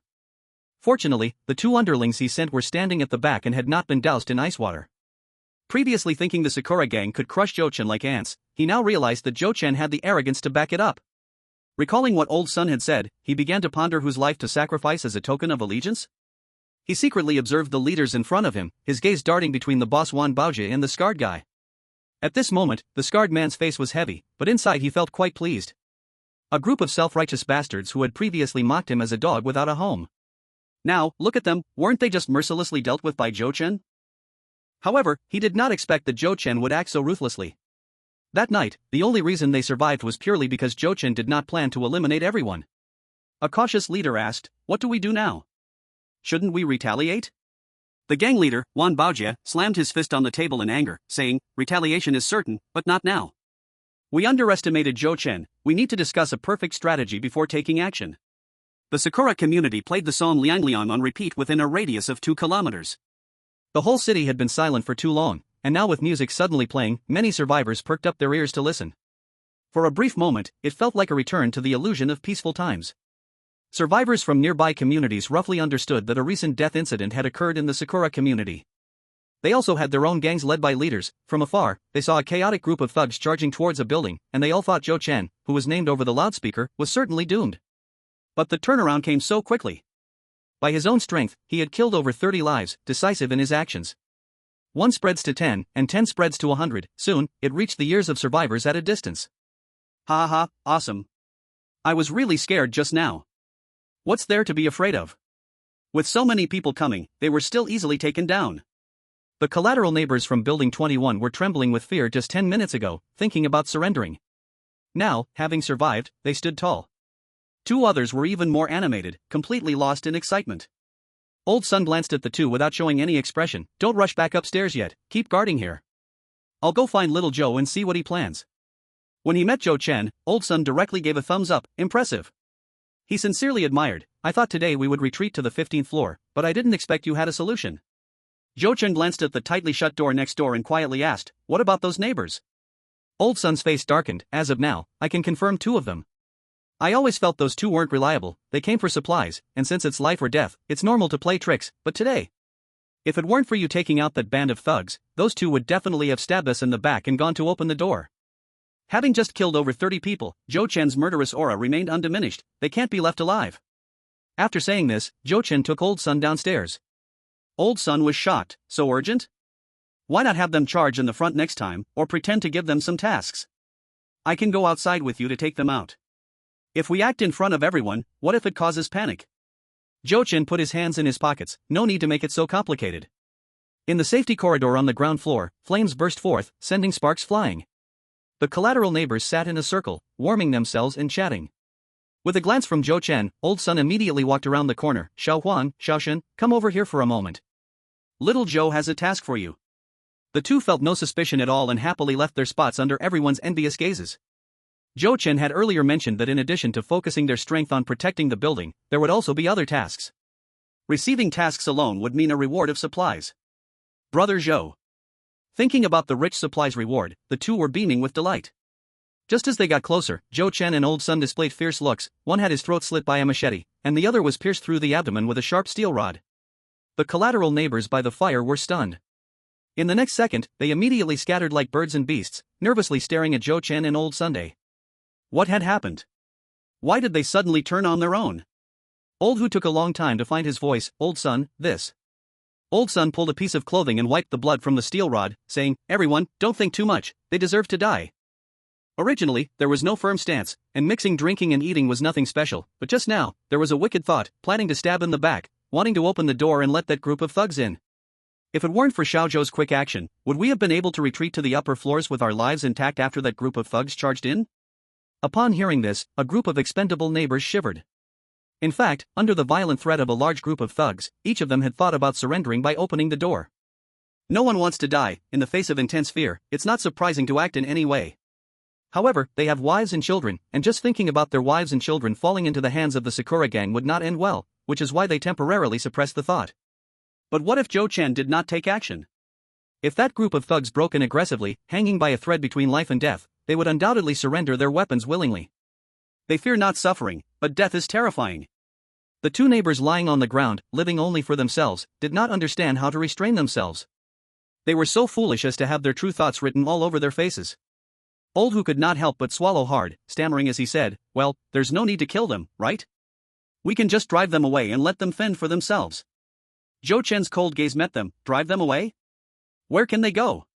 To survive, they will certainly tell the Sakura gang everything about this place. If the Sakura gang knows the secret of the electric voltage at the door, will they still fall for it next time? Only the dead can keep secrets. Upon hearing this, the expendable neighbors did not dare to speak. This was a secret they all shared. 2 living lives, just like that, can be killed.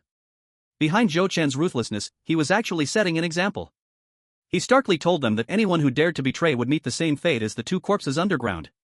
Zhou Chen scanned everyone, issuing a warning. I hope everyone remembers this. I, Zhou Chen, hate those who stab me in the back the most. Anyone who thinks of betraying me, no matter who it is, must die.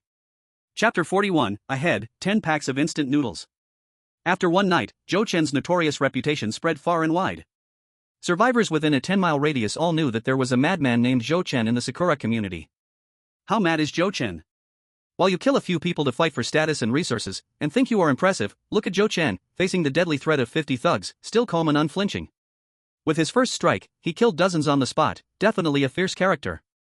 Various gangs in the area began secretly discussing, trying to recruit Zhou Chen into their ranks. If they could bring such a powerful figure on board, his presence alone could dominate the scene. The Sakura gang had suffered a heavy blow and could only temporarily stay hidden, as they had not come up with a decisive plan. After some urging, the expendable neighbors no longer felt restless and gradually leaned towards a shared interest. What is the core interest? Survival. Who can guarantee their survival? Zhou Chen. Zhou Chen ensured safety inside, making the entire building a stronghold. The Sakura gang did not want to provoke Zhou Chen for the time being, but Zhou Chen would not spare them.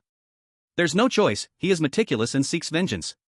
If the city hadn't cut the power, making it inconvenient to act in the dark, he wouldn't have even waited for overnight revenge. As the dawn broke, the first thing he did upon opening his eyes was to turn on the speaker for retaliation. His clear voice echoed over a distance of 2 kilometers. Hello, hello, hello? Everyone please note, the Sakura gang of Sakura community, killing, robbery, trampling lives, forcing the innocent into prostitution, heartless, worse than beasts, can be killed. I, Zhou Chen, am offering a heavy bounty. Anyone who kills one of the 29 leaders of the Sakura gang, be they neighbors within this community or heroes from other gangs, can come to me in exchange for 10 packs of instant noodles. Whether individual or team, the bounty for a head is cumulative and increasing. 1 person killed can be exchanged for 10 bags of instant noodles, killing 2 people can be exchanged for 25 bags of instant noodles, killing 3 people can be exchanged for 40 bags of instant noodles. If someone or a team accumulates 10 kills, besides the corresponding number of instant noodles, I will also give an additional bag of 10 kilograms of flour and 10 kilograms of frozen meat. Welcome everyone to participate courageously. I, Zhou Chen, promise here that the goods will be paid on the spot, and I will never go back on my word. Bang. The 29 leaders of the Sakura gang were instantly scared to the point of trembling legs. The timid ones fell to the ground, a puddle of liquid forming in their pants. The most cowardly were so scared they lost control of their bowels. That madman, Zhou Chen. He actually dared to use a bounty to take their lives. Before the disaster, wanting to take their lives for 10 bags of instant noodles was simply laughable. But now, survivors everywhere were drawing weapons over a measly piece of bread.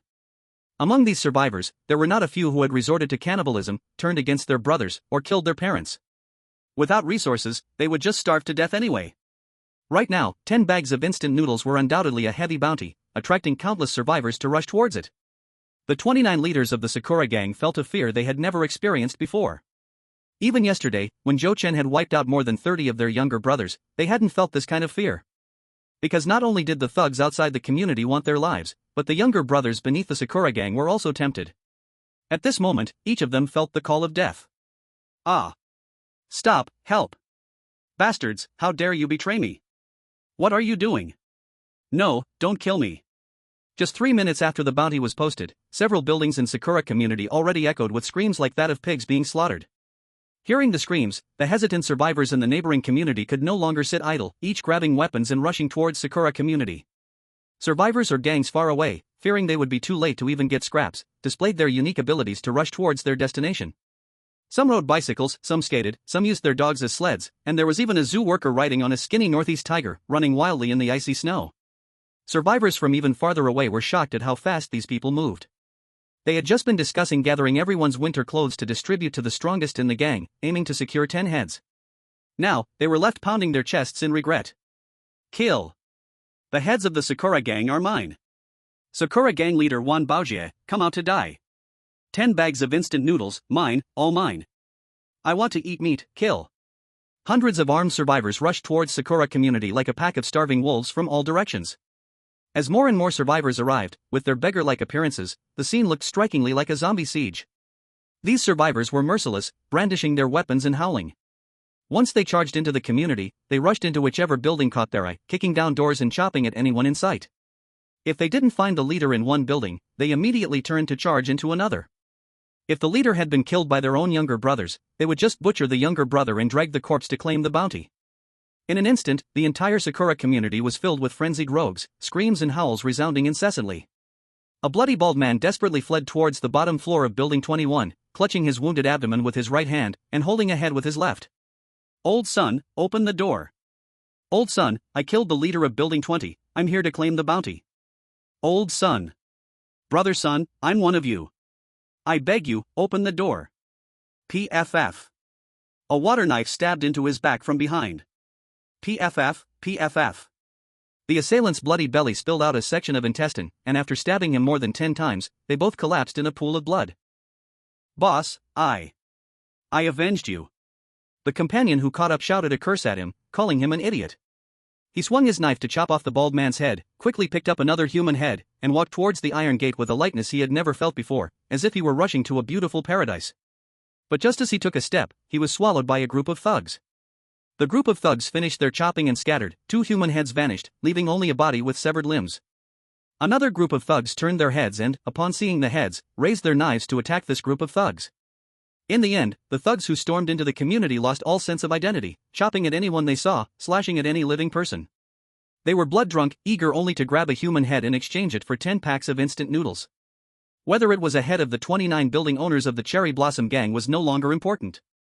One by one, people fell to the ground, creating blooms of blood on the icy ground of the Cherry Blossom community. Jo-chin stood by the floor-to-ceiling window, left hand in pocket, right hand holding a red cup. 99. 103. 121. 125. Damn it, I can't count anymore, my eyes are going blurry. Aunt Wine, the committee member, hid beneath a pile of corpses, playing dead, only daring to crawl out and escape after the thugs had gone far away. Unexpectedly, as soon as she turned her head, she faced a 3-foot-long northeast tiger with saliva dripping. Roar! The northeast tiger eagerly pounced forward. Chapter 42. I am the law. Ugh! Old Sun stood in the corridor, counting the heads outside through the small window on the iron gate. Every time he counted a head, he couldn't help but turn away and gag. These were bloody human heads. So violent, so bloody. In a time of peace, the average person rarely sees even one human head, yet there were 70 or 80 right in front of him. This crowd of thugs had gone mad, starting off looking for the building owner to kill, but later chopping anyone they saw. Some of the heads weren't even from the Cherry Blossom community, but as long as they were heads, they dared to present them.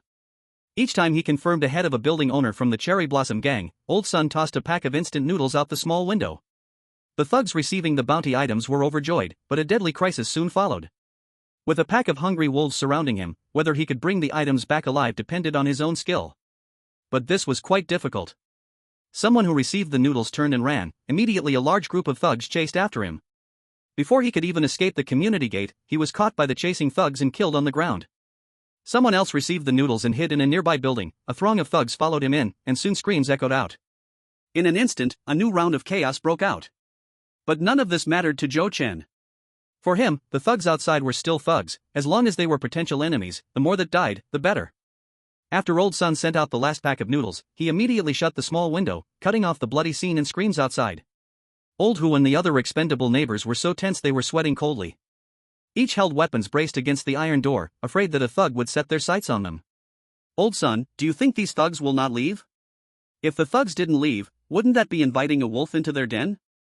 The number of thugs was far greater than that of the Cherry Blossom Gang. Old Sun was even more nervous than them. He was the one distributing the bounty items alone outside. At this moment, he couldn't help but feel his legs weaken, finding a spot to sit down and wipe the cold sweat from his forehead. Don't panic, the resources of the Cherry Blossom Gang have already been completely robbed by the thugs. They are just waiting to die here. Xiao Zhou is on the top floor with a water gun. If these thugs dare to set their minds on us, they will end up just like those 30+ who froze to death yesterday. They aren't stupid, they will naturally leave after resting for a while. Old Sun was right. After the new round of chaos, there were dozens more corpses on the ground, along with scattered bits of instant noodle remnants. Those thugs who hadn't benefited found furniture to chop up to warm themselves in the corridor, gradually leaving over the next 2 to 3 hours. Jo-chin armored himself and went downstairs. At this moment, the eyes of the expendable neighbors looking at him had completely changed. Resolving the Sakura gang equated to eliminating the biggest threat in the neighborhood. Now, in the entire Sakura community, Jo-chin was the one in charge alone. Jo-chin said, "Aren't there still 2 households in this building?" Old Sun replied, "Originally there were 3 households, but the young guy on the 6th floor left 2 days ago, and we couldn't persuade him to stay. Now there are 2 households left, one is a couple on the 7th floor, and the other is your uncle-in-law on the 11th floor." Jo-chin was taken aback. My uncle-in-law? How are they surviving without any supplies? Old Sun had a strange expression. Should I take you to see? When they reached the 11th floor, the door of 1101 was locked from the outside. Old Sun unlocked it and took out another key to open the door. Before officially pushing the door open, he had to remind, Xiao Zhou, you need to be mentally prepared. Zhou Chen nodded, his heart already had a rough idea of what was going on. Pushing the door open, he found that the messy living room had no complete furniture, the floor was covered in black ash left from making a fire.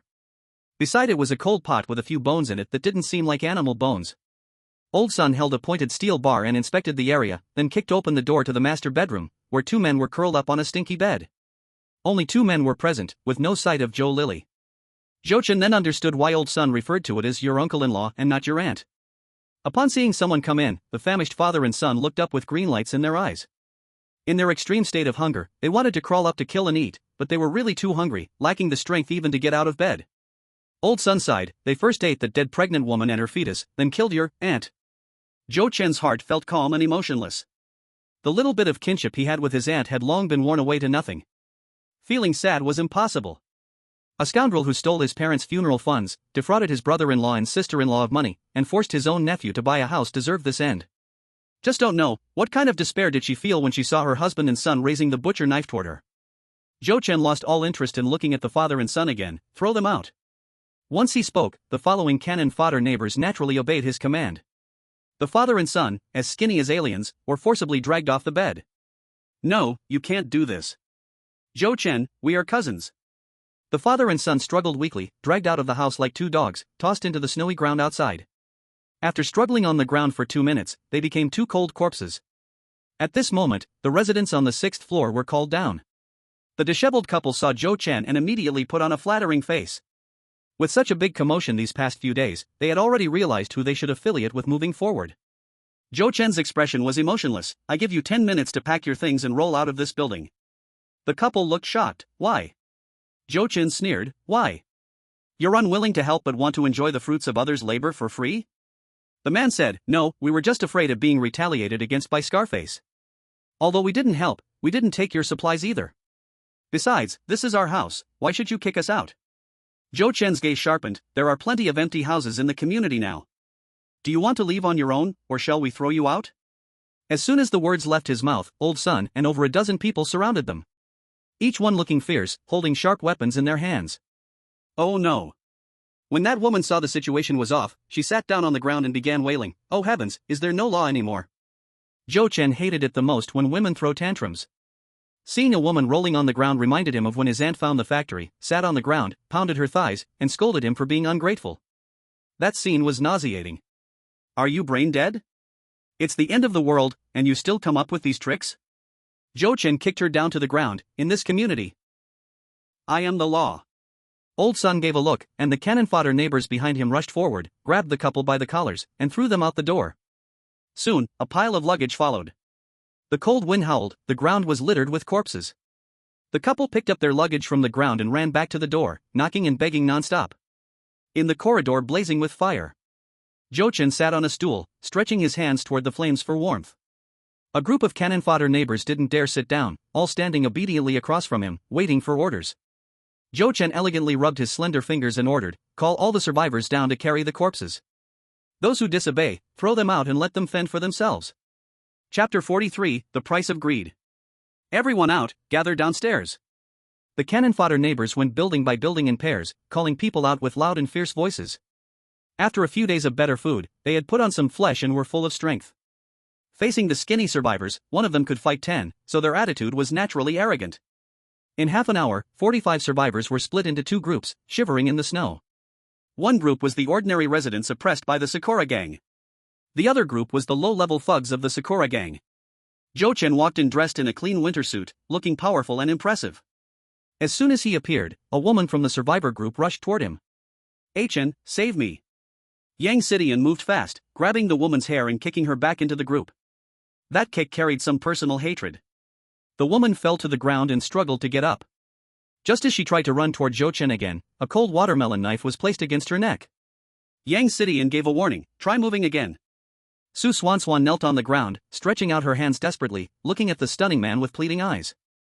She was now 10 times worse than before.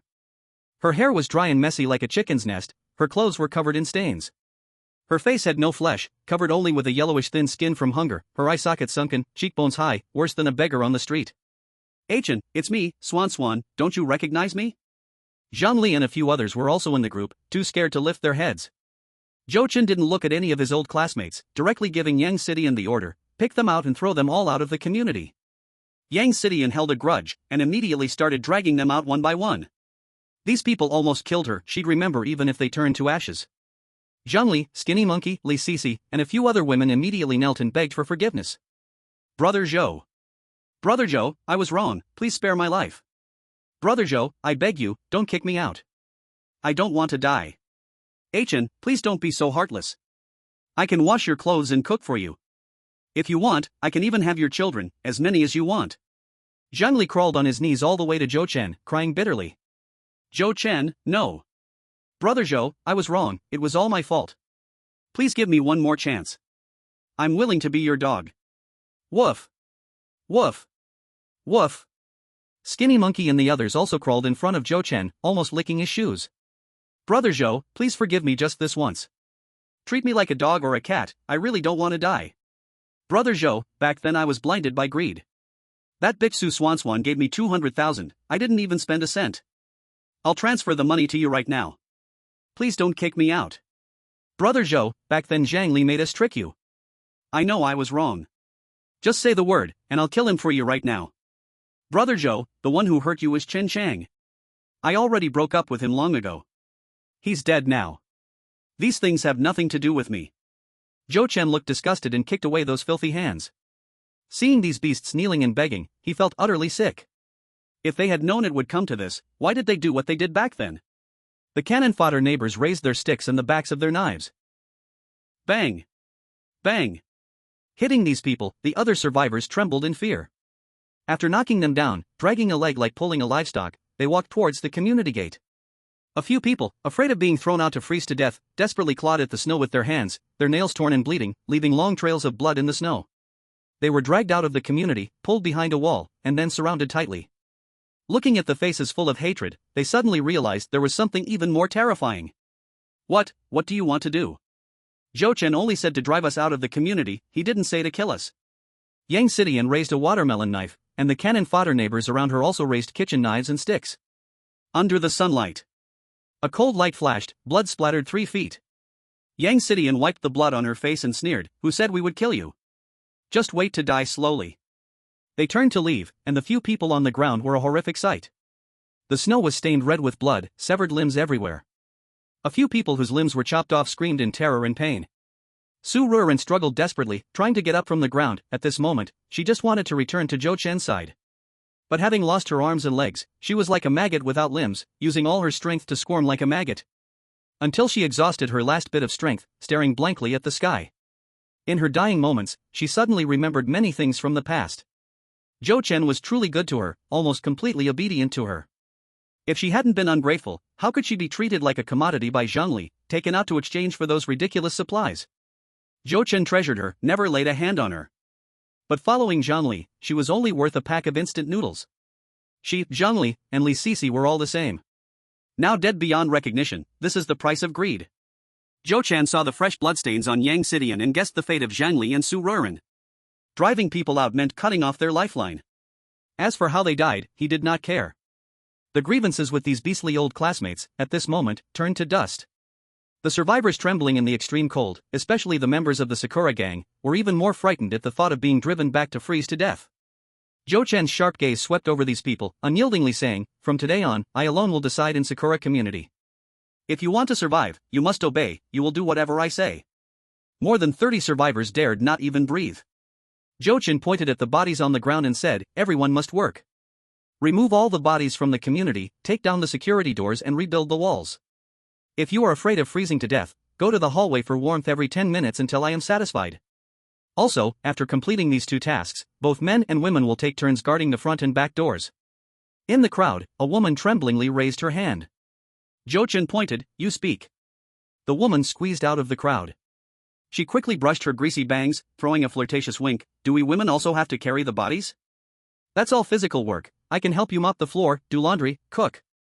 Everyone in the line had a face of contempt. After the contempt, envy began to rise within. Beautiful women have advantages, who knows, she might really get what she wants. In a line of equally disheveled beggars, this woman was definitely cleaner than anyone else. She had a bit of flesh on her face, making her overall appearance the best. But in Zhou Chen's eyes, she was no different from a crazy woman on the street. Zhou Chen directly commanded Old Sun, "This woman's clothes are too clean, and she has meat on her face, which shows she lives better than others. Give her the dirtiest jobs, and if she can't do them well, she'll have no food to eat." A woman wanting to use her beauty to live well. The woman turned pale. "No, no, no, I am willing to carry the body, I will carry it, I will." Zhou Chen's face turned cold. "Since you like to make decisions so much, you can do as you please once you leave the neighborhood." As soon as the words fell, Old Sun immediately grabbed the person, and two cannon fodder neighbors came forward to lift her away. Amidst the woman's pleas, all the survivors trembled in fear. One by one, they silently chanted in their hearts, "Do not question. And certainly do not argue. Keep your opinions to yourself." In short, whatever Zhou Chen said was the truth. Chapter 44, The Attitude of the Cannon Fodder Neighbors. Under the supervision of the cannon fodder neighbors, the survivors in the neighborhood worked hard all afternoon. Carrying bodies was outdoor work, which felt like a nightmare to them. At -70 degrees, lacking adequate winter clothing made even walking a few steps difficult. The bodies were already heavy, and frozen corpses were even heavier. A frozen corpse required 3 or 4 people to lift it. After carrying a body for a few steps, they had to stop and rest. Timing themselves to 10 minutes, they quickly ran back into the building to escape the cold, otherwise, they would soon be the ones being carried out as corpses. After all, working in extreme cold, suffering from hunger and unable to obtain enough energy, as their last bit of strength faded, it would only hasten their death. Many people were already exhausted and collapsed on the ground. Staring vacantly at the snowflakes in the sky, they felt a strange calmness, as if before death. Gurgle, gurgle. The sounds of hunger echoed, constantly reminding them of the fact that they were still alive. Touching their emaciated bellies, a desire to survive reignited within them. They looked at each other, seeing the hunger for food reflected in each other's faces. Some people's gazes were terrifying. When staring at them, their eyes gleamed green, constantly swallowing saliva, as if they were about to pounce and bite off a piece of flesh from them. Do they want to eat people? Thinking of this possibility, many people immediately shuddered in fear, quickly struggling to get up and walking as far away as they could. Those few survivors, hungry to the brink of madness, looked at the unsteady walkers and a desire grew within them. Aren't people just food? Peel off the clothes and roast them over the fire, just like roasting a pig, the white flesh gradually browning, sizzling as it leaked fat. Those carrying corpses walking past them sent a chill down their spines. It's time to eat. A voice, in an intangible way, interrupted some of their terrifying thoughts. Is there food? Provided meals? I can hardly imagine. All the survivors found it unbelievable. They wouldn't treat them like the Sakura gang, just giving a bucket of slop every day to send them off like livestock, would they? Old Sun walked in front, with 4 women carrying 2 large buckets of food in the middle, and 2 people behind holding sticks to maintain order. It's time to eat, all go wait in the hallway of Building 1. The frantically rushing survivors, unwilling to leave, followed Old Sun's line step by step. They instinctively leaned forward to see what food was in the buckets, the white broth looking clean, nothing like slop. The air was filled with a scent of wheat, it was noodles. They couldn't help but sniff, desperately inhaling every bit of aroma in the air. So fragrant. So delicious. In the hallway of Building 1, more than 30 survivors each held a dirty bowl. They kept swallowing saliva, their eyes fixed intently on the 2 hanging pots over the fire. Although it was only a few hundred meters away, the noodle soup had already frozen into ice along the way. Now it could only be heated before they could eat it. Brother Sun, how much longer? Brother Sun, it's already thawed, can we eat it now? They knew that steaming hot noodles would taste better and warm them up more. But they really couldn't wait any longer. Without Old Sun needing to speak, someone naturally scolded them. What are you in such a hurry for? Are you starving ghosts reborn? Wait a few more minutes, or will you starve to death? Whoever keeps babbling, I'll just give their share to others. At this, no one dared to speak carelessly. Under the raging fire, 2 hanging pots began to steam, and soon the long-awaited sound of boiling water reached their ears. To hell with symphonies, this is the most beautiful music in the world. In an instant, they couldn't hold back any longer and rushed forward eagerly. What are you doing? You knocked over the pot, can you afford to pay for it? You all want to die, huh? Want to starve to death? Get in line, all of you, get in line. The 2 neighborhood enforcers, with tempers flaring, shouted. While yelling, they swung sticks to drive people away. The few survivors who rushed forward were struck several times. Even when beaten, instead of retreating, their bodies instinctively moved closer, their eyes fixated on the food in the pot. Seeing this, the enforcers hit harder, each blow more severe than the last, finally pushing the crowd back. The milky white noodle soup wasn't thick, and the noodles weren't plentiful. But for these survivors, this was the best meal they had eaten in a month. Each person was given a full bowl, the aroma intoxicating. Before getting the food, they wished they could swallow the bowl and soup whole. Once they had the food, they suddenly became extremely grateful. First sniffing it, then taking a small sip, closing their eyes in bliss. With every sip, they smacked their lips, savoring the taste for several seconds. Then, tears streamed down their faces uncontrollably. It was just a bowl of the most ordinary plain noodle soup, something they would have scoffed at before. But now, it had become their most treasured food. They sipped slowly, greedily extending their tongues, licking the bottom of the bowl clean.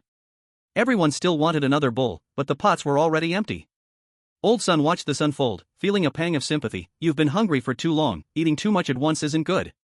Just follow the rules and don't cause trouble, and there will be plenty of supplies for you in the future. On the way back, the two enforcers wore dissatisfied expressions. Old Sun, just boil some instant noodles to satisfy them, why use such precious flour? Exactly, giving flour to these people is such a waste. The four women shared the same thoughts in their hearts. Our supplies are already pitifully low, we might as well let them starve to death. An entire bag of flour, it's breaking my heart. Exactly, these people aren't even our neighbors. If you ask me, Old Sun, you're just too soft-hearted. Old Sun's expression changed slightly, swallowing the words he wanted to say.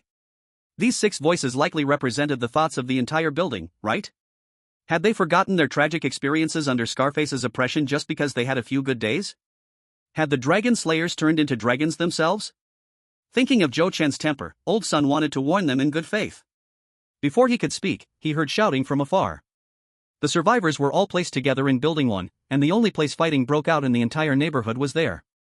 By the time Old Sun rushed back to the top floor, Long Xiaoyun, who lived in his home, was curled up on the ground, her hair disheveled, her face scratched. 3 women were not enough, now they were all standing with their hands on their hips, pointing at her and yelling. Yang Xidian was so agitated that she shouted back, her fists clenched tightly, afraid that she might impulsively stab someone. Old Sun asked, "What's going on?" One of the women immediately spat out words, "Old Sun, we have been tolerating her for a long time. She does nothing all day and just eats for free. We've discussed it, and we're throwing her out to carry corpses. If she refuses, then kick her out of the community to die, it serves her right, so she doesn't waste everyone's supplies eating and drinking for free." Leisurely footsteps sounded as a tall figure descended from the rooftop. Zhou Chen had his hands in his pockets and coldly laughed, "Since when did it become your decision here?" Chapter 45. Only a thief for 1,000 days, how could there be a way to prevent a thief for 1,000 days?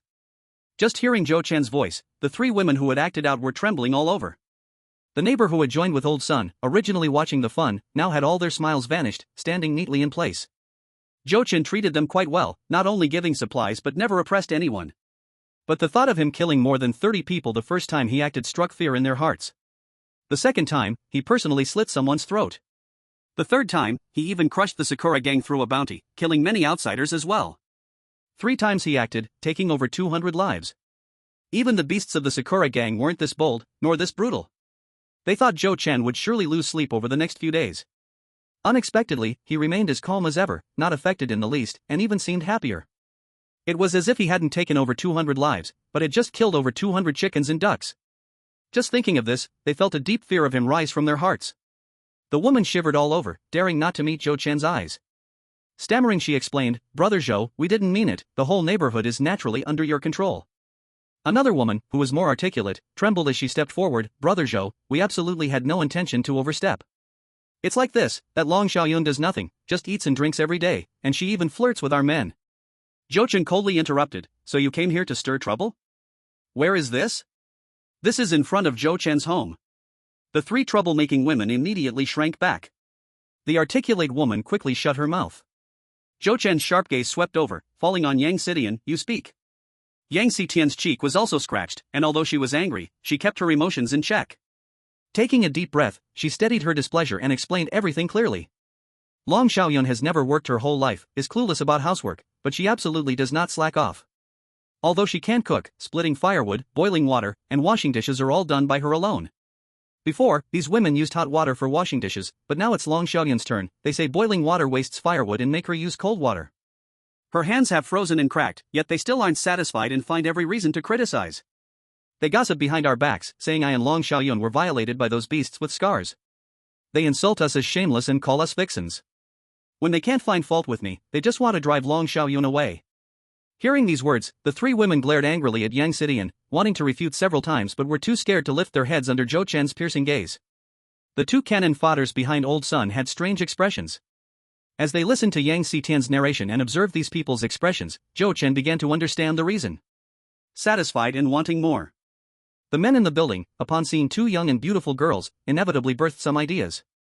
Thinking that they had been controlled by beasts with scars for a time, believing them to be no longer pure, they confidently thought they could take advantage. Can a married woman be fooled by such men's stinky habits? Who could tolerate sneaky actions under their noses? If it were the peaceful times before, they would have long returned to their families with their children and talked about getting a divorce.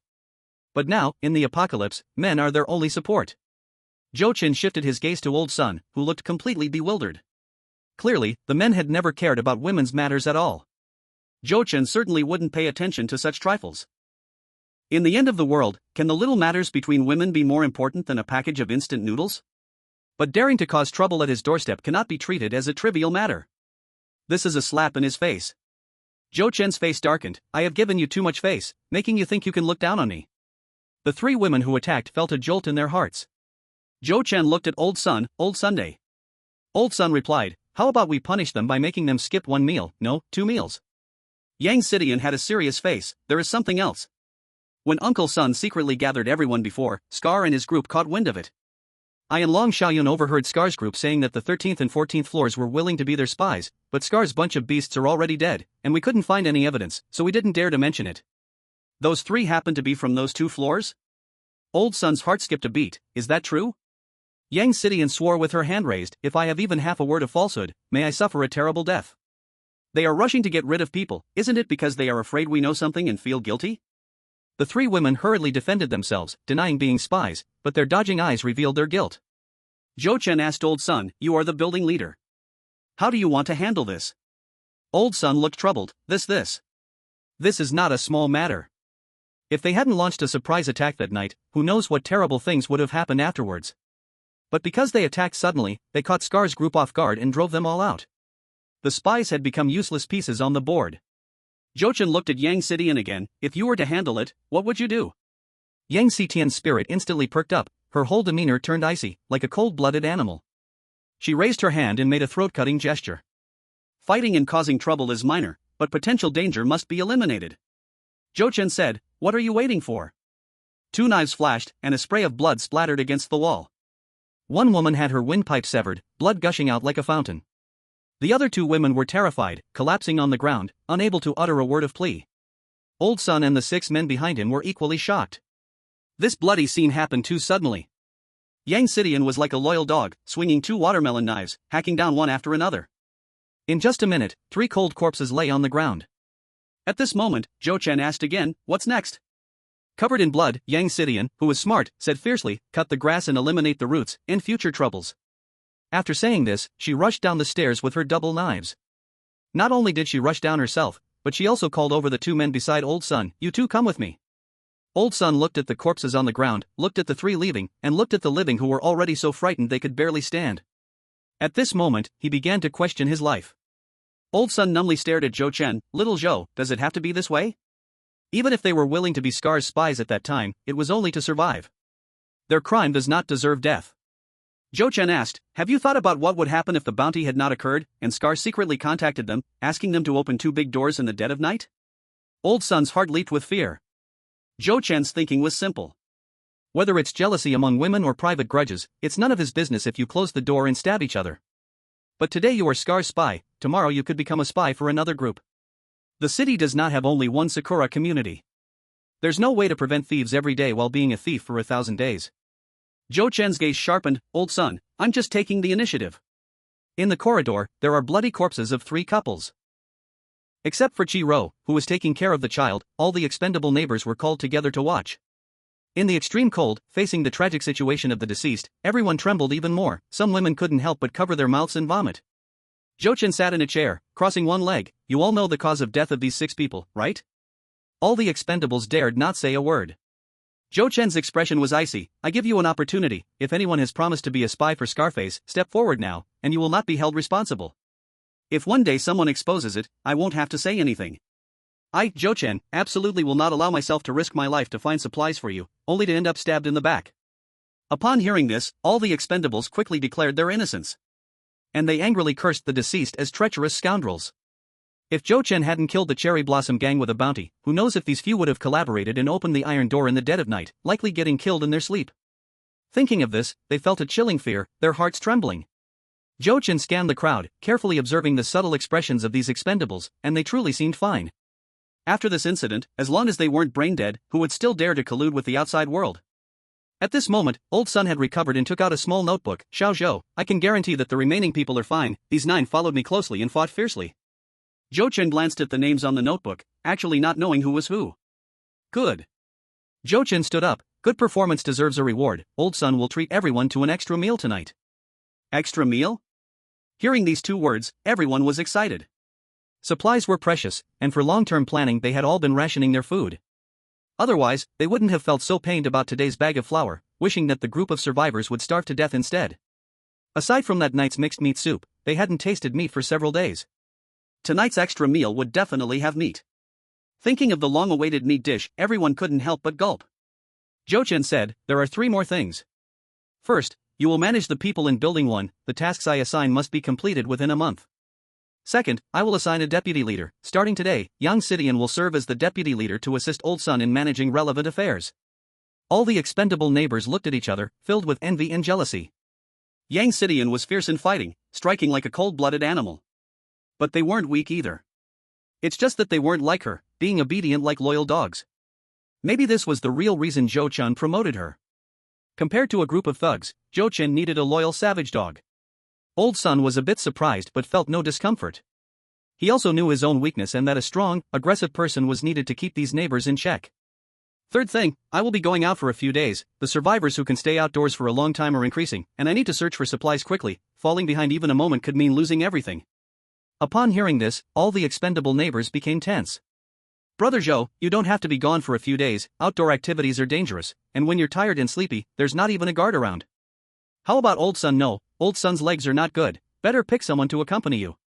These were all useless words. Here, apart from Zhou Chen, anyone outdoors for 30 minutes would be dead. Zhou Chen waved his hand, no need, I have roller skates, even if you could follow me outside, you would only slow me down. You just need to guard the community well, if any enemy invades, retreat to the 15th floor directly. Having explained this, he suddenly remembered something. Zhou Chen focused his gaze on the group of women. Does anyone among you know how to make clothes? Make clothes? A group of women looked at each other. Do you need to sew clothes? Everyone is a housewife, sewing clothes is something everyone can do.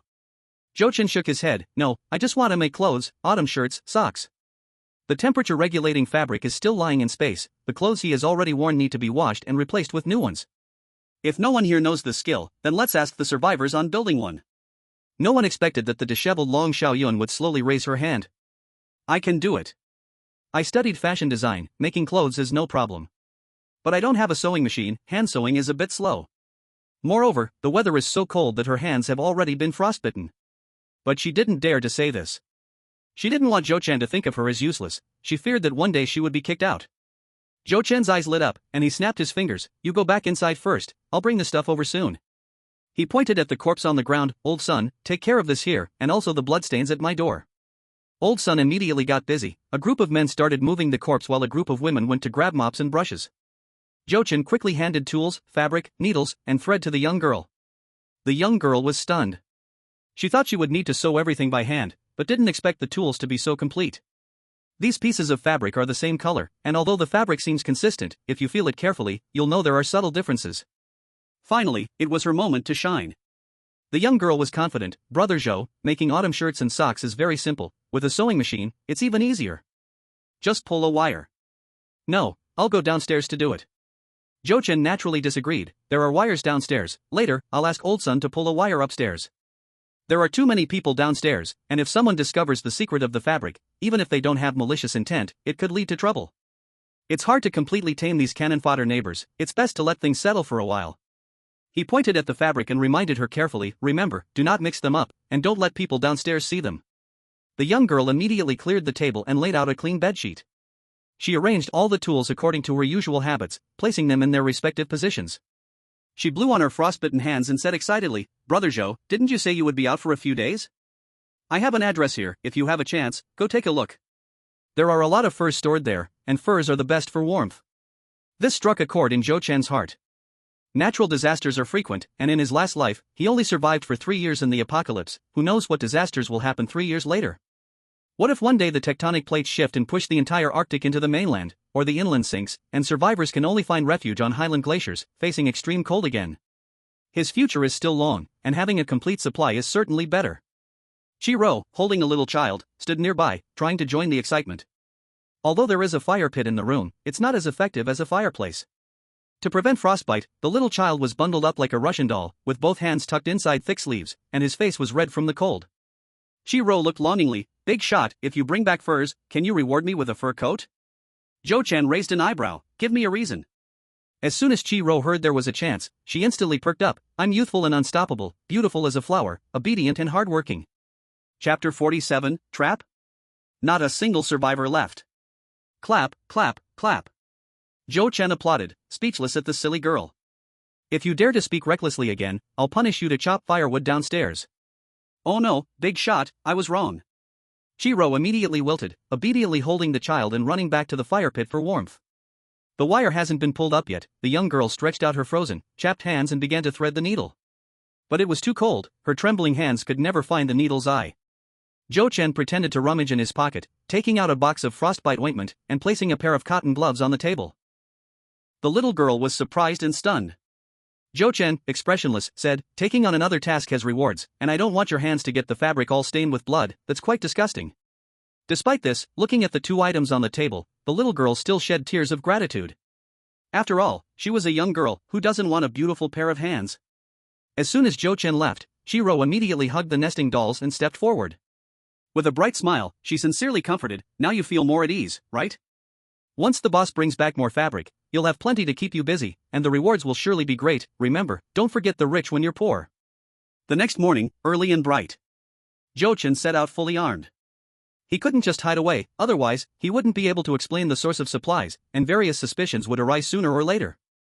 His skating shoes glided swiftly, and in just a few seconds, he shot out of the community gates. Several binoculars locked onto him from different directions. Following his route, gangs in the same direction began to move. Jo-chan raced across the ice, enjoying the feeling of freedom, breathing in the fresh air. Someone ran out ahead, raising a white flag from a distance. With sharp eyes, Jo-chan reached for the iron hammer pinned to his belt. Brother Joe, don't be nervous, I have no weapons on me. This person thought that by saying this, Jo-chan would stop. However, all he felt was a blur in front of him as a gust of wind rushed past. In a flash, the person flew by him. 1 second they had just brushed past each other, the next second, when he looked back, all he could see was a disappearing figure. Jo-chan sprinted forward. In a 2-kilometer journey, he encountered more than a dozen survivors who ran out holding small white flags. Of course, he understood these people's intentions. Either they wanted to cooperate with him, or they wanted to rely on him, or they harbored malicious intentions to rob him of his gear. Don't think that just because a bounty was announced, a huge group of survivors would rush over. These were all from several nearby communities, more than 1,000 meters away from the one with no survivors. They didn't dare to go outside, fearing they might freeze to death on the way. Jo-chan didn't want anyone relying on him. That group of cannon fodder in the building was already troublesome enough. He also didn't want to cooperate unless the other party had special supplies to trade. As for those wishing him harm, the past experience was there to warn. For those not afraid of death, he didn't mind giving them a cold water bath. Following the little girl's address, Jo-chan took over an hour to reach his destination. This area was a clothing wholesale market, vast in space, and the buildings weren't short. At this time, buildings below the 5th floor were submerged in ice, leaving only the rooftops of the 2nd floor standing amidst the snow and wind. The roofs were covered in ice and snow, with only a few glass windows exposed, impossible to see the signs for each building or to find the fur area. But was this a problem? Of course not. Having come all this way, he might as well check every building thoroughly. No choice, who told him his space could hold so much? Jo-chan picked up the iron hammer and smashed. After smashing, he ran. Crash. Tempered glass shattered all over the ground, along with ice and snow falling everywhere. Once he confirmed safety, Jo-chan changed out of his skating shoes and walked to the window to survey below. Inside was pitch black, with a few very faint beams of light flickering. Jo-chan took out a flashlight from his space and shined it. Underneath, the doors and corridors were intact and hadn't been visited by other survivors yet. Great Barley, Treasure Basin, Love Clothes, Cool Style, Prosperous World, Fashion Heart. The names of the stores varied widely. The cold air entering caused a layer of frost to instantly form on both sides of the passage walls. The flashlight had a clamp design that could be clipped onto his safety helmet. Zhou Chen freed his hands and immediately took out climbing rope, securing one end to the iron frame of the window and the other end slipping around himself as he climbed in. Each floor of the wholesale market was very large. There are many passageways, and on both sides of each passageway are clothing stores. The quality of the clothes here is clearly not as high-end as those in department stores. But fortunately, everything here is autumn styles, and there are even quite a few winter styles. From the current perspective, they are much better than short sleeves in the department store. The clothing industry has foresight. They guide consumers to shop all year round, constantly seizing the initiative. As spring approaches summer, they immediately roll out summer styles. As summer approaches autumn, they quickly bring out autumn styles. Winter hasn't even arrived, yet down jackets are already on the shelves. Without the constraints of the law, they just smash away. At first, Zhou Chen was a bit patient, thoroughly checking every store. As time passed, he gradually became impatient, starting to be picky. His way of collecting supplies had to go through his hands as a medium, and continuously feeling around was a bit exhausting. The mall is so big, filled to the brim with goods. If he were to check each item one by one, how long would it take? Bang! A sudden loud noise instantly caught Zhou Chen's attention. The sound came from the dark ahead. If there was no opening causing the cold wind to rush in, it meant this was man-made. Bang bang bang. Again and again, someone was deliberately striking the ground. Was it a cry for help or a trap? Zhou Chen immediately turned off his flashlight and cautiously backed into a store, temporarily hiding under the counter. With a hammer in his right hand and a machete drawn from his belt in his left, he would never take risks without understanding the situation. The knocking continued, and upon listening carefully, it carried an urgent tone. It was likely that his sudden silence was making the other party worry he might leave. Is anyone there? Zhou Chen asked, quickly changing positions and stealthily running into another store. Bang bang bang. Help! I'm a wholesaler trapped here for a long time. Do you have anything to eat? I have money, I can pay you. This time, the knocking was noticeably more urgent, accompanied by weak cries for help. Zhou Chen pondered for a moment, then replied loudly, I hear you, don't worry, I'll be right there. After saying this, he turned on his flashlight and sprinted back. Damn it! A month of disaster had struck, trapped here with no food or water, and still had the strength to hit a stick and talk? If you can still hang on to a breath, that's already impressive. The quiet passage echoed with his footsteps, growing fainter and fainter. Crap! That person ran away. Chase! A beam of light sprang to life. Several shadows hidden in the darkness quickly chased after Zhou Chen. Zhou Chen brought his heavy footsteps upstairs and quietly returned to the corner downstairs. He raised his weapon, calm and steady, waiting for the enemy to appear. Listening closely to the chaotic footsteps, he could roughly judge that there were 4 or 5 of them. A gang or a team that can ensure several people go out at the same time is not simple. In short, they are all tough characters. I hear he went upstairs. Hurry up and chase. Zhou Chen held his breath tightly, raising the iron hammer high. The moment the first person peeked out, he brought the hammer down hard onto the opponent's head with a thud. This strike was definitely lethal. That person's body stiffened and in the next second, he collapsed straight to the ground. The cotton cap on his head flew off, and blood sprayed from the hole in his head. Zhou Chen struck out with the knife, knocking down one person, then he swung the hammer towards the third person's head and kicked the fourth person to the ground. Right hand with the hammer, left hand with the knife, chopping and smashing with speed and ferocity, his killing intent fully displayed. In just 5 seconds, 3 corpses lay on the ground. The last person who was kicked down looked shocked at the bodies of his 3 companions, and in despair realized the killer was walking towards him. No! Don't kill me! His face was filled with terror as he dropped his weapon, scrambling to get up and flee. But the moment he stood up, an iron hammer struck his back skull. Under the light of several flashlights, Zhou Chen left no living soul behind. He stepped over a bloody corpse with his right foot. Chapter 48, I can save you, but what will you give as a reward? Help me! In the dark corridor, a woman's voice cried out in distress. Zhou Chen's alarm bells went off as he searched the bodies. Are there traps? Is anyone there? Please, save me, help me untie the ropes. Woo-woo, I don't want to die here. The woman's cries trembled, gradually becoming heart-wrenching, sounding all too real. If she was acting, it only meant this woman had talent. Zhou Chen gripped his weapon tightly, moving towards the sound of crying. Not to save a life, but to take one. Being deceived by a woman was a foolish mistake, once was enough. Only by killing would he have peace of mind to collect supplies. He just didn't expect that the person in need of rescue was indeed a woman. Under the flashlight's beam, the woman's hands and feet were bound, her winter coat torn open, and her cotton pants pulled down to her knees, trembling and struggling. The woman was disheveled, but upon closer inspection, she looked to be around 24 or 25, still a stunning beauty with delicate features. The light from the flashlight was too bright for her to open her eyes. A moment ago, she was eagerly hoping for rescue, and now only terror remained on her face. Could it be that she just escaped a wolf's den only to fall into a tiger's mouth? Tears streaming down her face, shivering, she sobbed, "If you want to do it, then do it, but please don't kill me."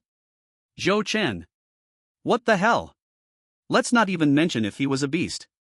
A month of natural disaster, no food, no baths, even the most exquisite and beautiful woman had become a mess. What others saw as a beauty, in his eyes, Zhou Chen saw no difference from a crazy woman on the street. Zhou Chen approached and squatted down. The woman instinctively recoiled, especially when she saw the bloody hammer in his hand. At that moment, she was terrified to the core. Zhou Chen did not move to untie the ropes. "Are you the only one left here?" The woman trembled even more, obediently nodding her head. Zhou Chen asked, "I can save you, but I won't do it for free. What supplies do you have as a reward?" The woman looked around at the clothes. "Aren't the supplies here enough?" Zhou Chen's tone grew cold. "The supplies here were originally mine." The woman. Isn't that a bit too domineering?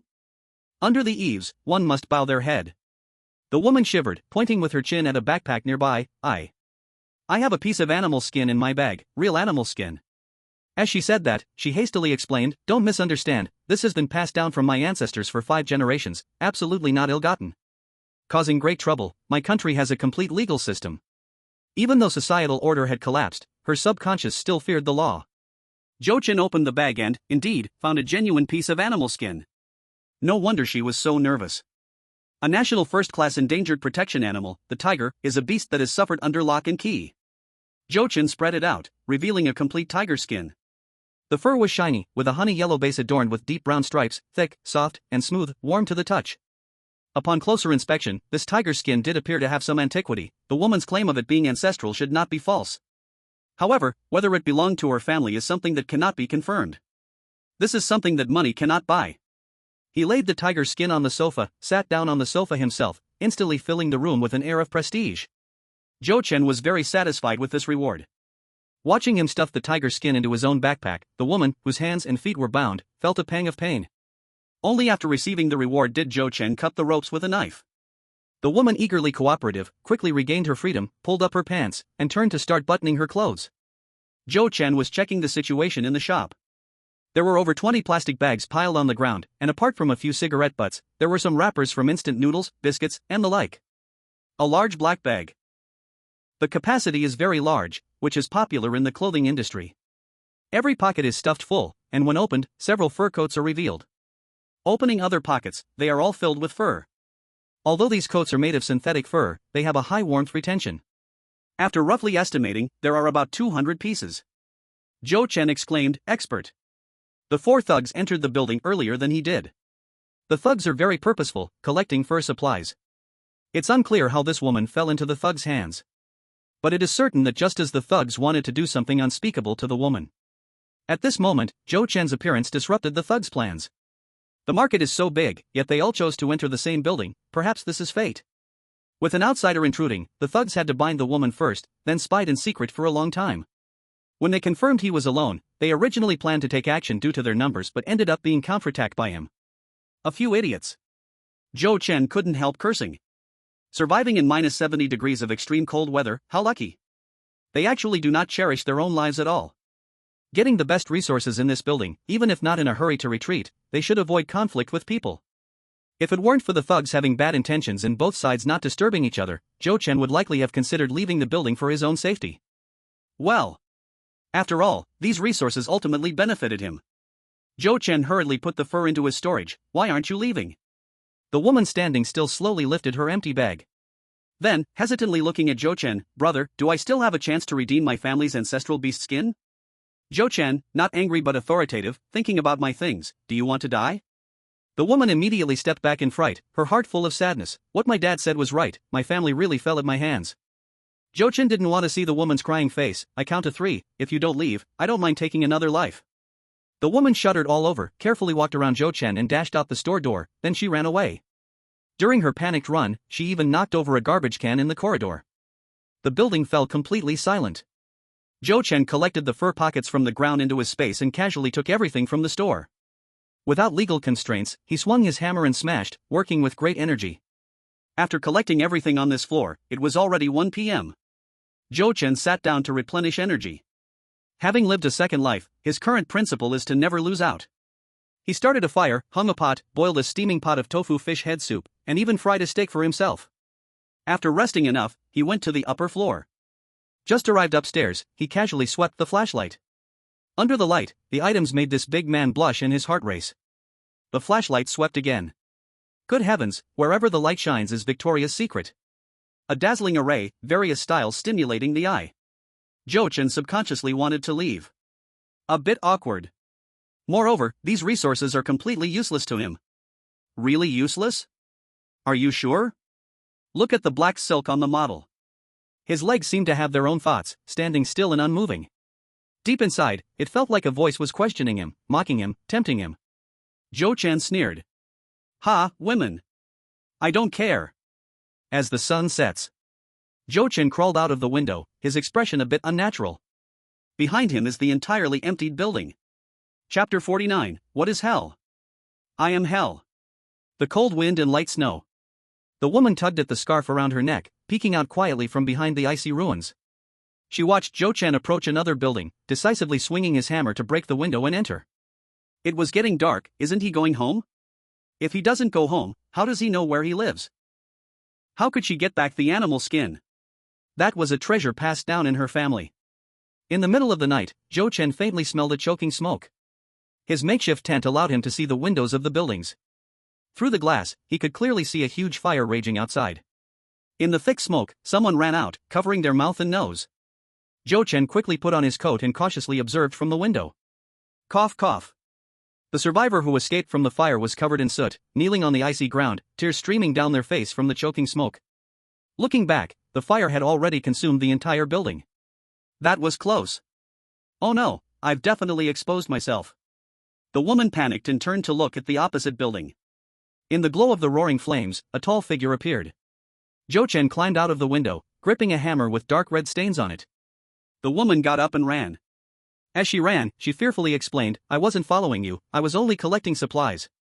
Jochen's long legs caught up to her in less than 5 seconds.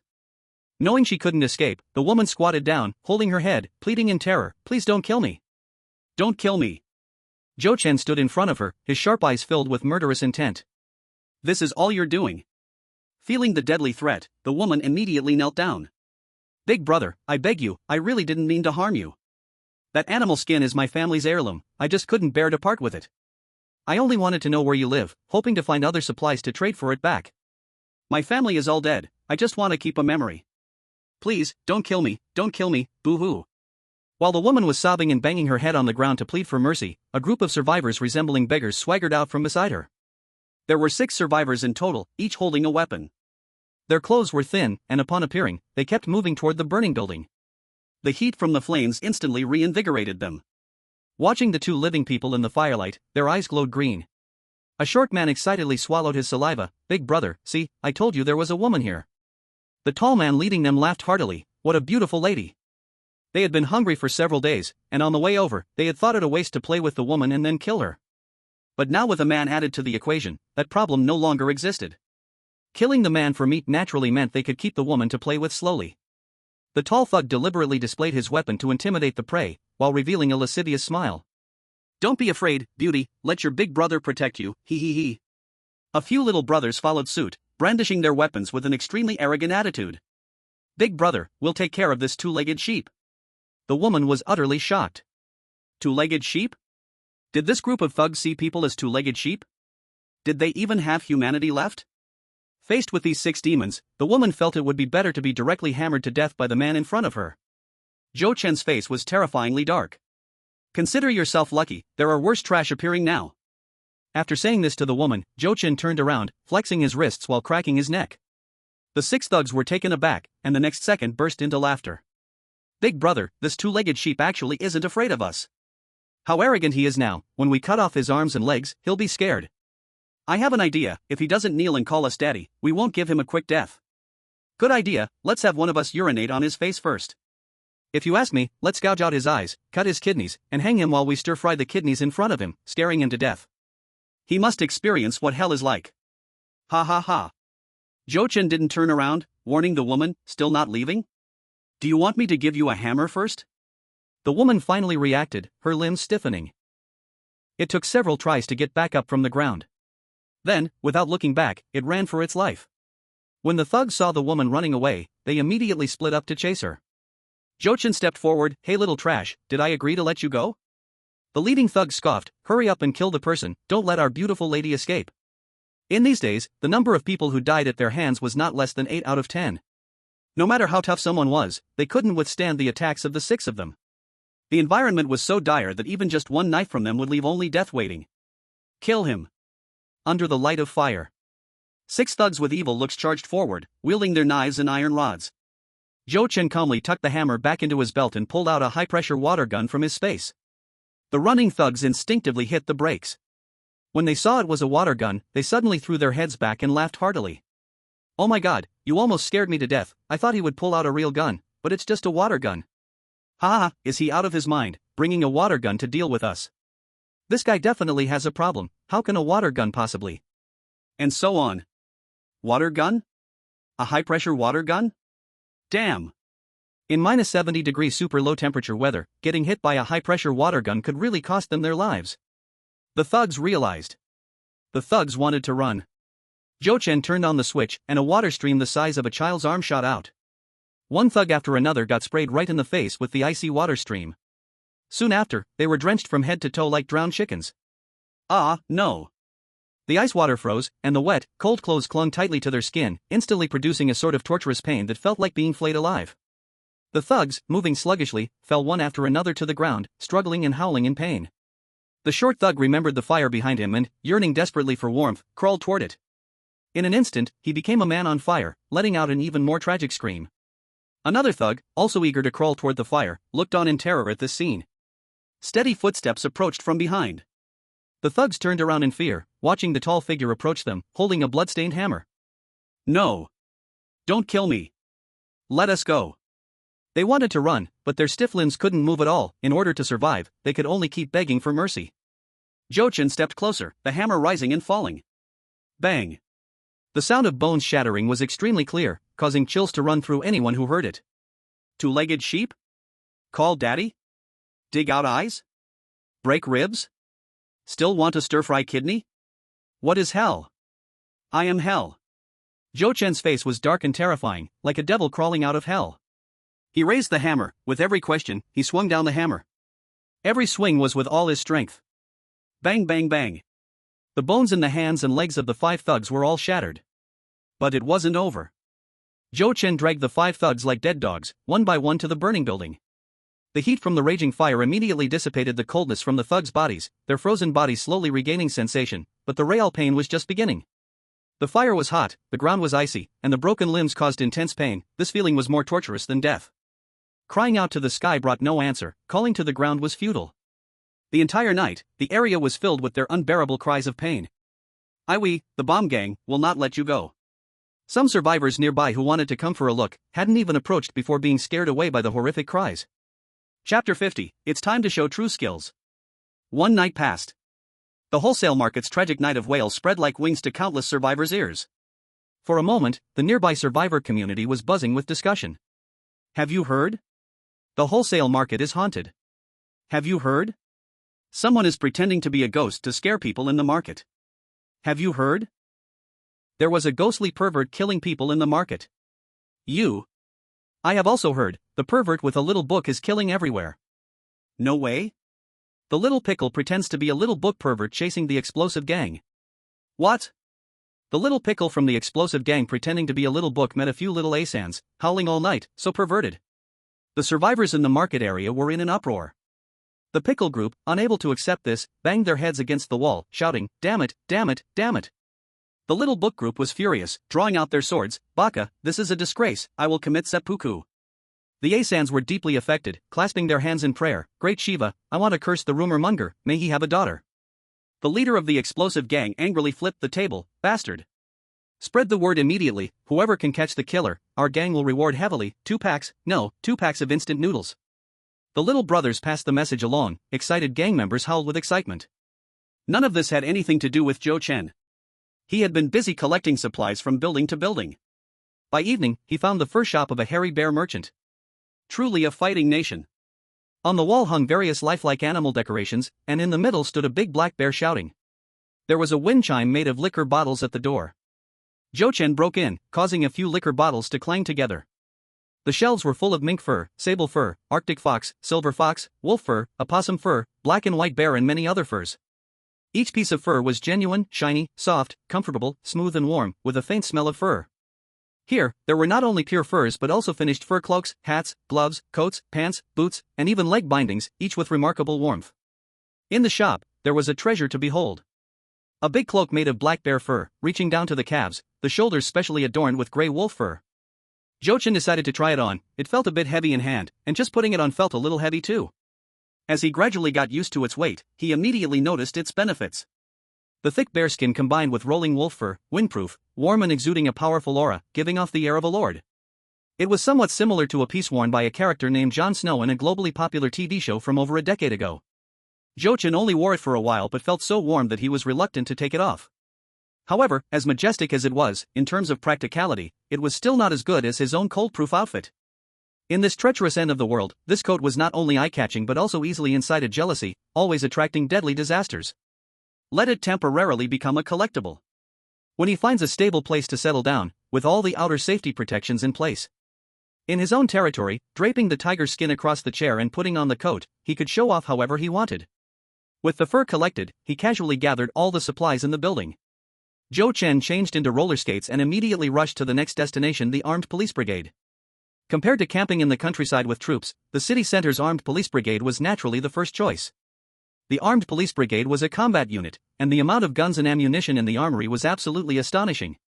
All fear stems from insufficient firepower. So he had to go find hot weapons, the more the better. The buildings of the combat unit were not tall, only 2 or 3 stories, to facilitate emergency assembly. The only problem was that the buildings were buried under layers of ice, making it difficult to locate the armory.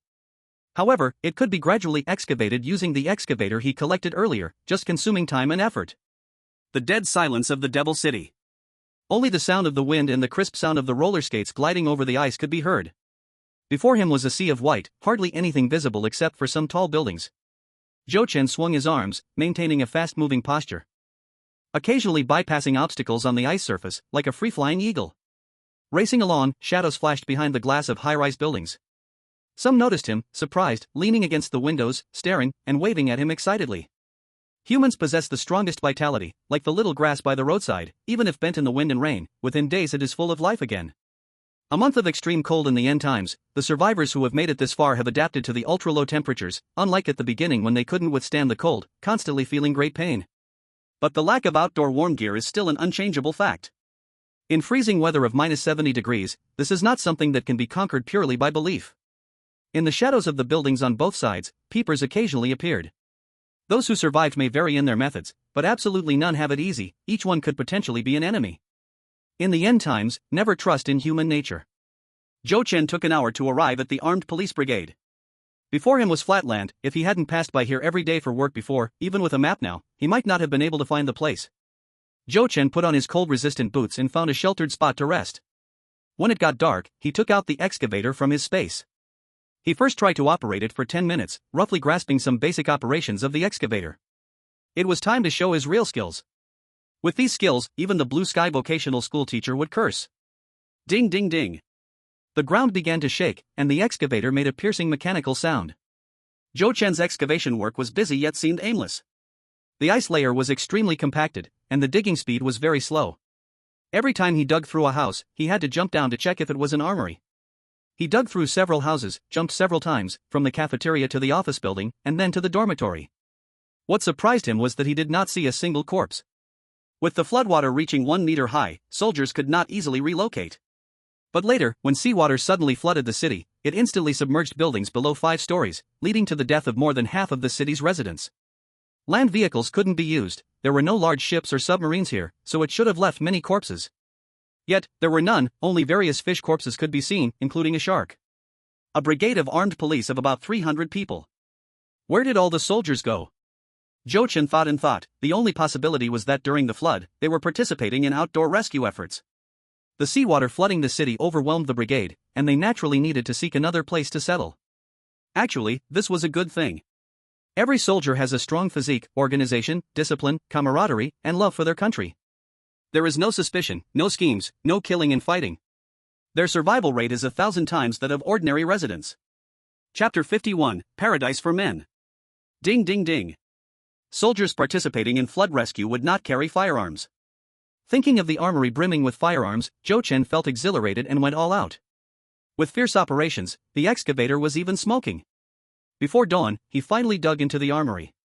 Zhou Chen couldn't help but sigh. Thankfully he came to the armed police brigade. If he had foolishly rushed to a troop of thousands or tens of thousands, with just hundreds of acres of building area, he might not have reached the armory by next year. Silently giving a thumbs up to his wise decision. Under normal circumstances, opening the armory would require several procedures.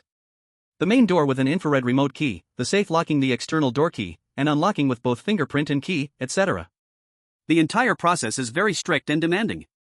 Zhou Chen wouldn't even be able to find a single key, he can only search for demolition tools from his space. Putting on a protective mask. Raise the metal cutter, brutal demolition. The sharp, ear-piercing sound of machinery, continuous bursts of sparks, along with his relentless effort. 2 hours later, Zhou Chen successfully entered the armory. The moment he slipped through the steel door, the scene inside was enough to make any man's blood boil. Welcome to the man's paradise. As an ordinary citizen, it was his first real experience of a weapon depot. Unlike the movie scenes, there were no so-called mountains of ammunition boxes. On special iron racks, gleaming black guns were displayed by different models. Type 95 assault rifle, CS/LS7 submachine gun. Zhou Chen casually picked one up and turned to assume a aiming pose. A fully loaded assault rifle with plenty of spare magazines, who dares to come? Give me a few minutes, and I'll return to you a world without fear. Displayed at a lower level were black boxes made of metal, rectangular in shape. Upon opening it, it was indeed a sniper rifle. Zhou Chen took a deep breath, suppressing the impulse to reach out and touch it right away. Next to it were 2 large black boxes made of metal, which looked very heavy. At the moment he opened it, he gasped in surprise. Type 04 grenade launcher, suitable for individual or squad operations, with a fearsome firing rate of 400 rounds per minute and high accuracy. Long range, great power, and strong lethality, a major killer among infantry, thus dubbed the cannon among soldiers. Zhou Chen felt like he was dreaming and hurriedly gathered all these weapons into his space. Next, he searched for various ammunition to equip the weapons, including helmets, camouflage uniforms, bulletproof vests hanging on the walls, and a complete set of explosive-proof gear, leaving nothing behind. With this batch of hot weapons, the future is promising. Zhou Chen was so happy that he soared in excitement. So happy that he collected the weapon racks piece by piece into his space. But he hadn't forgotten a wise saying, which goes, too much joy brings sorrow. Before climbing out of the roof, he took out a mirror to check the surroundings. A night of excavator work had naturally caught the attention of nearby survivors. However, with the high winds and dark night, these survivors dared not approach rashly to investigate. Now that it was light, for the nearby survivors, the extreme cold was the greatest enemy. Those unable to approach were huddled in buildings, quietly observing, some gripping their weapons, gradually inching closer, clad in thick winter clothing. The excavator was loud all night. Why is it not here now? Maybe someone drove it away. Perhaps it fell into an ice hole? If it fell in, good. Pull it up, and it's ours. The nearby supermarkets would be ours to dig. I want to sleep with 10 influencers then. Ha ha ha. Several survivors excitedly rubbed their hands together when suddenly a nimble figure jumped out from underground. Seeing the cold weather gear on that person, they all showed greedy expressions. Quick, don't let him escape. Take off your coat and shoes, we won't kill you. In -70-degree outdoor weather, who can survive after taking off their coat? Even if they don't kill him, won't he just freeze to death? Even robbery is so hypocritical. Zhou Chen pushed off with his right foot and soared out. He didn't slide towards the empty direction, instead, he charged straight toward the group of survivors. He drew the hammer from his belt and swung for a headshot. Bang! The first survivor, charging ahead, spun around 3 times on the spot. In the end, covered in blood, his body swayed twice before falling straight down, unable to get up. The survivors hiding in the building witnessed this bloody scene firsthand. They were convinced that this person would escape at the first opportunity. Who would have thought that this guy would charge forward to confront them directly? 1 hammer for 1 corpse, how ruthless. The sound of the hammer crushing the skull could be heard from afar, making their hearts race with fear. Bang bang bang. Zhou Chen utilized the speed and agility of his skates, smashing anyone he saw. With a grand slide, he left gracefully, untouched. A few headless corpses were left on the ground. More than a dozen survivors who had just rushed out of the building were all scared away. But soon this group of people crept back up, each fighting to push aside the bodies, and then they scattered in a rush. On the ground, a few corpses were left with only their underwear. The cold morning breeze howled past. Zhou Chen's eyes shone with a different light. This trip out was a huge win. Not only did he collect a batch of furs, but he also successfully gathered a bunch of firearms. The feeling was indescribably refreshing. Zhou Chen couldn't help but howl a few times. By the street, a survivor cautiously rummaging through a garbage bin was startled by the sudden howls. Looking up, she saw a figure flash by. Seeing that familiar outfit, the survivor's face turned to shock. She dashed out, desperately chasing after him, yelling loudly. "My fur! My family's heirloom fur!" Her frozen feet, stiff from the cold, were tormented by the speed of her slipping shoes. She had only chased for a few meters, watching helplessly as the figure completely vanished. On the white street, only plastic trash, lifted by the cold wind, remained. In an incredibly pleasant mood, Zhou Chen took a detour on the way home and raided 2 small supermarkets, collecting over 1,000 pounds of zombie flesh and a bunch of rotten cabbage. He tried to peel a rotten cabbage. After removing 10 layers of decayed leaves, there was still a cabbage core the size of 2 fingers that could be eaten. In the past, even pigs would refuse to eat this rotten cabbage. But for the survivors now lacking supplies and vitamins, it had become a rare delicacy. It was already 5 in the afternoon. Zhou Chen was only 1 kilometer from home. He would soon be able to comfortably take a hot bath. However, at this moment, thick smoke was billowing from the Sakura community. Zhou Chen saw it and immediately stopped in his tracks. He pulled out his binoculars, his face growing darker. The fire was in his own residential building. Thick smoke from the 15th floor surged straight up, melting the surrounding ice and snow, causing chunks to fall. The floor-to-ceiling window of his home had been blackened. Something bad had happened. Crack crack. A crackling sound came from the intercom in his backpack. "Xiao Zhou, can you hear me? Did you see the thick smoke? I said it, it's dangerous, you must not come back. Do not come back, run." Old Sun was nearly losing control, the cries of women and children filled the air. Amidst the noisy environment, there were also repeated, fierce banging sounds on the door. "Open the door, if you don't open it, I'll kill you. Weren't you very arrogant yesterday? You killed so many of us, now how come there's no electricity? Damn it, when I get in, I'll chop each of you into meat paste." Old Sun held against the iron door with all his strength, wiping the blood that flowed into his eyes. In the entire building, aside from a few autistic children, even the 10-year-olds were working together to push against the heavy iron door. Every time the group of thugs slammed against the door, they had to endure another violent impact. It had been a whole day and night, they were too tired. It was a desperate struggle. Each of their hearts was already starting to feel hopeless. The intercom that had fallen to the ground, silent for days, suddenly transmitted a sound. The voice was clear, with a tone as cold as an ice cellar. "Tell that trash, wash their dog necks clean. Dare to mess with Zhou Chen, they must die." More than 20 thugs split into 3 groups to slam the door. To keep warm, they also brought up the firewood piled in the ground floor. The 3 groups took turns banging on the door, yet after a day and night, they still hadn't broken in. It wasn't that they were weak, they were simply too hungry to have any strength left. These residents could withstand them for 24 hours, indicating no one was used to starving. They had been at it for so long, and the residents were already exhausted. Thinking of the abundant supplies behind the door, the thugs became even more excited as they swung their hammers. At this moment, Zhou Chen had swiftly arrived at the community gate. The 4 thugs on watch immediately moved forward with knives and clubs to block him upon seeing someone intruding. With a sweep of his assault rifle, Zhou Chen sliced through the crowd like a swift wind. When the gunfire rang out, the nearby survivors who had been watching were all frozen in shock. "Did I hear a gunshot? I must be imagining things, right?" As darkness fell, no one could see what was happening at the entrance of the Cherry Blossom community. Survivors with binoculars had been observing the thugs breaking the door. Zhou Chen descended to the ground floor. The iron door was wide open, and chaos reigned inside. He changed into winter boots and made his way up the stairs. Zhou Chen's face was dark and fierce as he ran up the stairs at breakneck speed. This was his territory, his home. This was the regret left to him by his parents. A bunch of garbage dared to touch the home left to him by his parents, they all deserved to die. Above, alongside the violent banging on the door, there were cheers from the thugs. "Hurry, hurry, they can't hold on much longer. This door is about to break, brothers, push harder." Victory was in sight, supplies and women were right in front of them. Even those thugs who had just switched off for a break couldn't sit still anymore, they all rushed up to cheer and shout. A thug who accidentally fell struggled to get up from the ground, only to find a dark muzzle pressed against his forehead. Before this thug could react, he looked up and realized he had a gun aimed at his head. The person pointing the gun at him had a face as dark as coal. Bang! The harsh gunshot rang out, and a spray of brain matter splattered against the wall. The sudden gunfire startled everyone inside and outside the iron door. The banging stopped abruptly. A group of adrenaline-fueled thugs instinctively turned around, stunned as they stared at Zhou Chen. When they saw Zhou Chen holding a rifle, their shocked expressions were quickly replaced by fear. In sheer panic, each thug frantically retreated, desperate to avoid being in front to survive. Every thug wanted to squeeze into the back of the crowd, only to be pushed out by their companions behind. The thug forced out to take the bullet wet himself in fear. A thug, eyes wide with terror, pleaded, "Don't kill me." Zhou Chen raised the gun without a moment's hesitation and pulled the trigger directly. Bang, bang, bang. The gunfire erupted, bullets flying out like they were free. Shells fell at Zhou Chen's feet. The screams continued as the thugs shot down one by one, rolling down the stairs.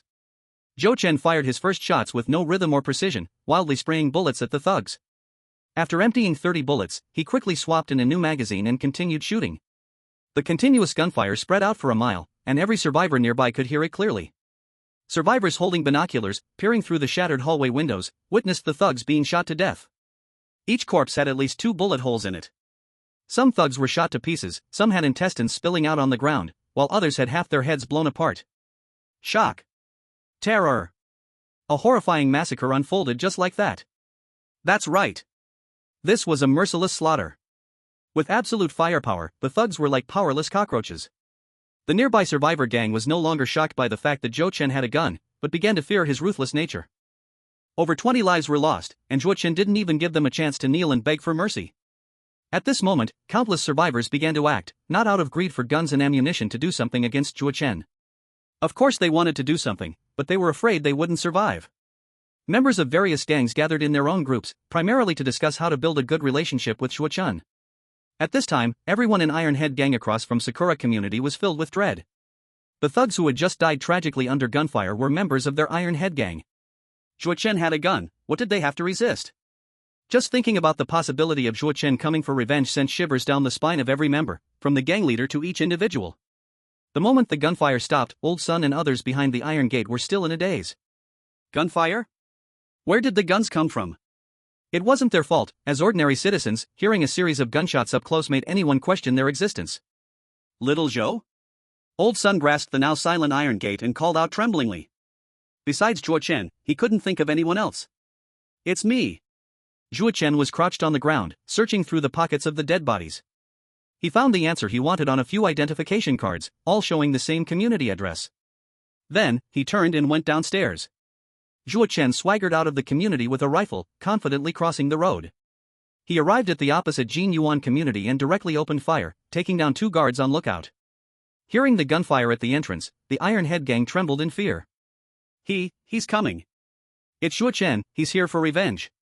The gang leader trembled, utterly lost. The 2 vice leaders exchanged glances and instantly understood each other. One grabbed the gang leader's neck from behind, while the other raised a kitchen knife and hacked wildly. All the members were terrified, each hiding in corners, their ears filled with the gang leader's screams of agony.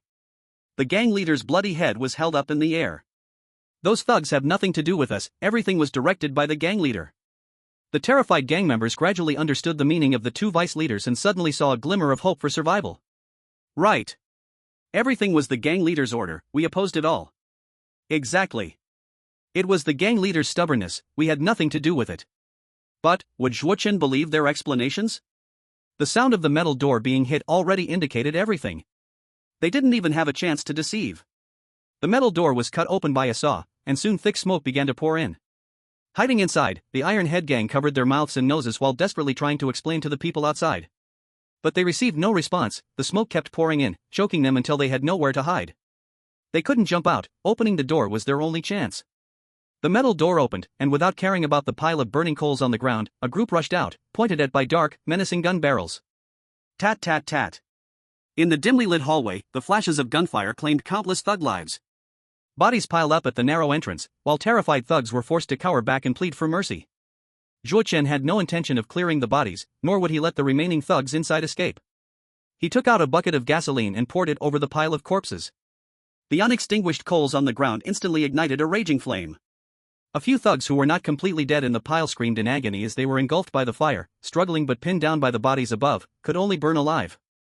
The thugs inside, fearing being shot, could not stand the overwhelming smoke and were left with no choice but to jump out the window. From the 10th floor, falling meant becoming just another corpse. Zhuo Chen held the rifle, showing no emotion. One swaggered in, and one swaggered out. There were no survivors left after the killing and burning. Chapter 53, the nickname Crazy Zhuo. Make friends. We must build a good relationship with Zhuo Chen. Within half an hour, witnessing Zhuo Chen's fierce demeanor and ruthless tactics twice, all the nearby gangs had only one thought. They must connect with Zhuo Chen, they must befriend Zhuo Chen. Some gangs that previously wanted to harm the Sakura community were now drenched in cold sweat, relieved that they hadn't taken action. With the Iron Head gang as a warning, now the nearby gangs, no. All surviving gangs in the city, who would dare provoke Zhuo Chen? He kills without blinking, and after killing, he burns the bodies. Zhuo Chen is a killer who doesn't blink, a true monster. And he's a madman with guns and ammunition, unmatched in strength. Anyone who provokes him is a big fool. From this moment on, outside survivors gave Zhuo Chen the nickname Crazy Zhou. Zhuo Chen returned to the community. A group of people who survived the robbery huddled together, trembling, with timid women and children crying loudly. So terrifying. They had almost died at the hands of a group of thugs. Zhuo Chen saved everyone's lives again. Zhuo Chen placed his rifle on the table, kicked a chair over, and sat down. Thinking about how Lao Sun could still remind him of the danger by starting a fire and calling him frantically on the radio not to come back, Zhuo Chen felt a bit moved. He took out a first aid kit he had prepared in advance and urged them to bandage each other. Everyone was injured, mostly scrapes or minor knife wounds, nothing serious. Lao Sun had a knife wound on his back, but fortunately, his clothes were thick enough to avoid serious consequences. In this situation, he had still endured for a whole day and night. The bonfire blazed brightly, soon driving away half of the chill. In the warmth of the flames, the bandaged neighbors gradually stabilized emotionally. Zhuo Chen asked, "What happened?" Lao Sun was just sewing up a wound, enduring the pain without anesthesia and could not explain. The terrified neighbors trembled just thinking of their experiences over the past 2 days, unable to speak clearly. A young man with yellow hair stepped forward. "Let me talk." Zhuo Chen had already noticed an unfamiliar person in the building. "Who are you?" The young man flicked his yellow hair and casually replied, "I'm from the Crazy Torpedo Gang in the Hongyun community." Mentioning his gang, he quickly clarified, "It's the Crazy Torpedo Gang, not that torpedo gang in the next area. Our boss has a grudge against their boss." Zhuo Chen reached for his gun. "Get to the point." The young man's heart skipped a beat, and he immediately straightened his attitude, standing properly. "Brother Zhou, here's the thing, the Iron Head Gang found us Crazy Torpedo Gang the day before yesterday, saying you're Sakura Gang." Yang Sidian, pouring alcohol on her wound, exploded on the spot. "What Sakura Gang? Who is the Sakura Gang? The beasts of the Sakura Gang have already been taken down by Brother Zhou." Oh, yes, my mistake. The young man quickly apologized, feeling this woman was quite fierce. "The Iron Head Gang said you guys in the Sakura community have a large amount of supplies, and they can smell the food from hundreds of meters away, even the smell of meat. The Iron Head Gang said that if they take you down, the supplies would be split, but their boss scolded them off. Our boss said, supplies should be found by one's own ability, killing and robbing isn't real ability, it's trash behavior with trash people, we Crazy Torpedo Gang will never do it." Actually, it wasn't that they were scolded off, but at this moment, it must be said that they were scolded off, and he wanted to boast a bit about their boss. "Yesterday, my boss sent me to find the building master, wanting to trade with you, to exchange supplies and establish a long-term friendly cooperative relationship. But I didn't expect that just as I found Master Sun, those garbage from the Iron Head Gang came to kill. Luckily Brother Zhou came back in time, or else my little life would be over. Brother Zhou, you are my reborn parents." Zhuo Chen looked at Lao Sun, who nodded to confirm what the young man said was true. And the young man looked at the group of survivors in front of him. He raised his thumb. "You people from Sakura community are hardworking, resilient, and united. Brother Zhou truly knows how to lead. Flattery pierces through all else." Zhuo Chen's sharp gaze scrutinized the yellow-haired boy. He was carefree, and his mouth was quick. A pair of eyes glimmered with cleverness, yet hinted at the shrewdness of a small trader. Zhuo Chen said, "You're in the second-hand trading business, aren't you?" The yellow-haired boy raised his thumb again. "Brother Zhou, you truly have sharp eyes, you see people accurately. The second-hand trader resells various goods to make a profit. This profession has a bad reputation, often looked down upon." But when the yellow-haired boy admitted he was a second-hand trader, his eyes sparkled as if he was doing something impressive. He rubbed his hands together, a face full of flattery. "Brother Zhou, my boss has been in this business for many years, and our accumulated reputation has always been the best in the industry. Absolutely fair prices, no cheating at all. I wonder if you have any supplies you need?" Zhuo Chen intertwined his fingers and placed his hands on his legs. "You can get whatever I need?" The yellow-haired boy was elated, immediately became energized. Brother Zhou, rest assured, the customer is God. Whatever God needs, our group will run ourselves ragged to find a way. Zhou Chen asked, a helicopter, can you get that? The yellow-haired boy was shocked, one hand tightly clutching his chest, and after a long moment he came back to his senses. As expected of Brother Zhou, you start off talking about something as grand as a helicopter. Don't worry, we'll definitely find a way to get it. Zhou Chen was direct, what do you want to get from me? The yellow-haired boy couldn't help but swallow hard. Brother Zhou, to be honest, food is currently the most valuable commodity, but of course, other supplies can also be traded. He stole a glance at the rifle on the table, just a glance, afraid to look longer and be shot at on the spot. Zhou Chen couldn't help but reveal a teasing smile. Food? He had plenty of it in his space, enough to last for 10 lifetimes. If this group could really get a helicopter, he wouldn't mind offering a batch of zombie meat. The yellow-haired boy left, beaming with delight. He felt he was about to make a fortune soon. Guliolu. As soon as the yellow-haired boy left, everyone's stomachs started growling uncontrollably. Thinking about how the big fire had burned all the supplies made them feel sad. Brother Zhou hurried back to save them. Even if he found supplies earlier, they could only be left on the road, and now they were probably already taken by other survivors. Tired, sleepy, and hungry, it felt truly unbearable. Zhou Chen took his gun and went outside, instructing Yang Sidian to take care of everyone. After shopping outside for a while, he returned with a bag in hand. Besides zombie meat and rotten cabbage, there were also some biscuits and instant noodles. The neighbors who thought they would starve were overjoyed. Soon, a pot of steaming cabbage and pork was ready. Old Sun was still slumped over the chair, putting back on the bloody military coat. Facing the food brought by the little girl, he shook his head, indicating he didn't want to eat for now. A normally detached child suddenly kicked his legs in Chi-Ro's arms. What's wrong? Chi-Ro thought he needed to pee and placed him on the ground. The bundled-up child staggered to Old Sun's front, his round eyes wide open. In a soft voice, he called out, Grandpa. Old Sun was stunned. Everyone froze. At that moment, all eyes were on this pair of grandfather and grandson. Including Zhou Chen, who was about to go back to rest. Old Sun remained dazed for a long time. When he finally reacted, his eyes were already moist, his voice choked. Oh, my dear grandson. At that moment, he felt that everything was worth it. He, Old Sun, had a grandson too. Chapter 54, Removing Burdens. The hot water was already filled to the brim. Zhou Chen shaved his beard and lay down to soak. The temperature was just right. Soaking in hot water on a freezing day was incredibly comfortable. Enjoying the cozy water temperature, he slowly organized the supplies in his space. Looking at the piles of clothes and shoes, he fell into deep thought. A night without dreams. The first thing Zhou Chen did when he woke up was to call Lao Sun to the rooftop. Lao Sun was not as tough as Zhou Chen. He pulled his military coat tightly and leaned against the wall, afraid to take a single step outside. Zhou Chen handed a cigarette to Lao Sunday. Lao Sun was taken aback and happily accepted it. The two of them enjoyed the smoke together. Lao Sun was an old smoker. He took a deep drag and with a blissful expression said, this stuff is hard to find now, right? Zhou Chen stuffed the remaining half-pack into Lao Sun's hand. Hard to find, taken from the bodies of the thugs. Lao Sun didn't hold back, happily stashing it away in his pocket. Xiao Zhou, you called me here specifically, didn't you? Zhou Chen nodded and asked, are you really planning to take care of that child forever?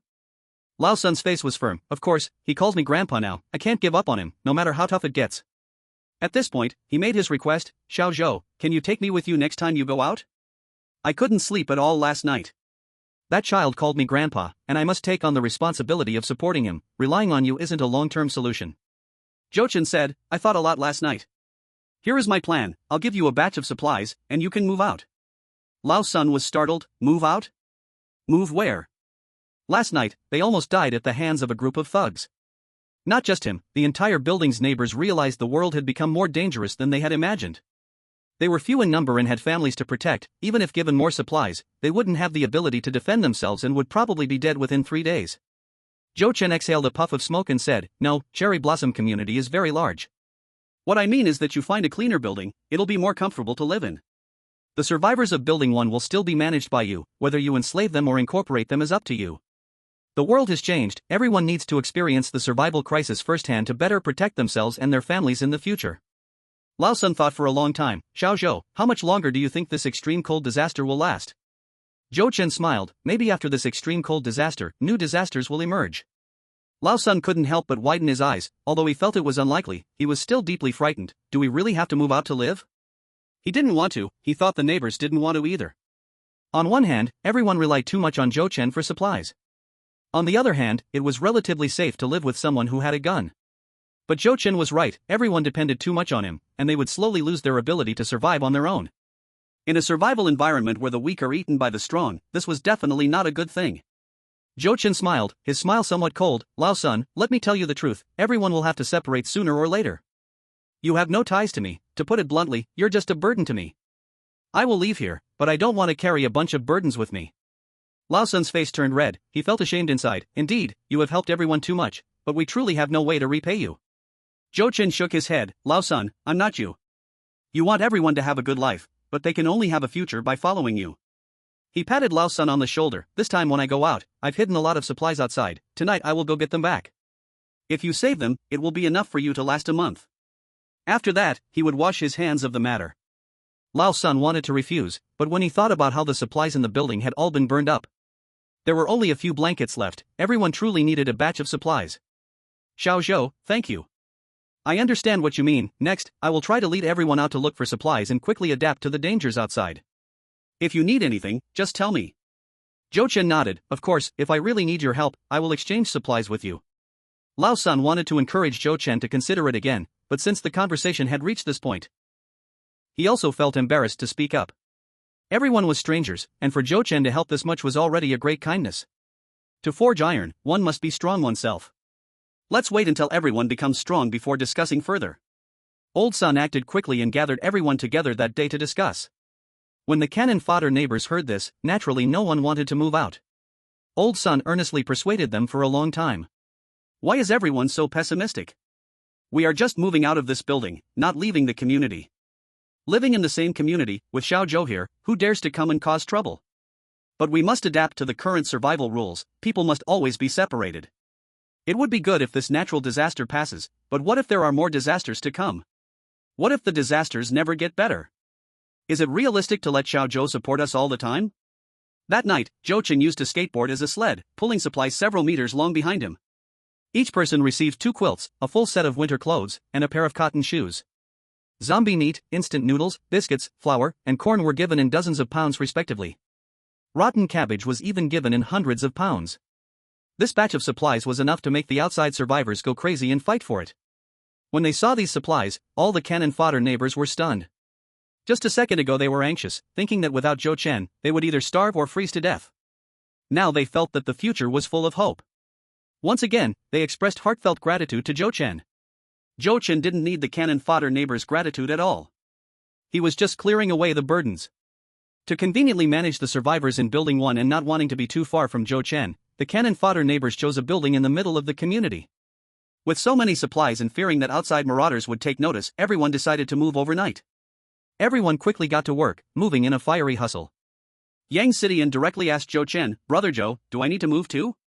Zhou Chen replied expressionlessly, you are the co-leader, if you don't move together, who will help Old Sun manage the whole community? He pointed to the little girl, don't move yet, stay here to make clothes.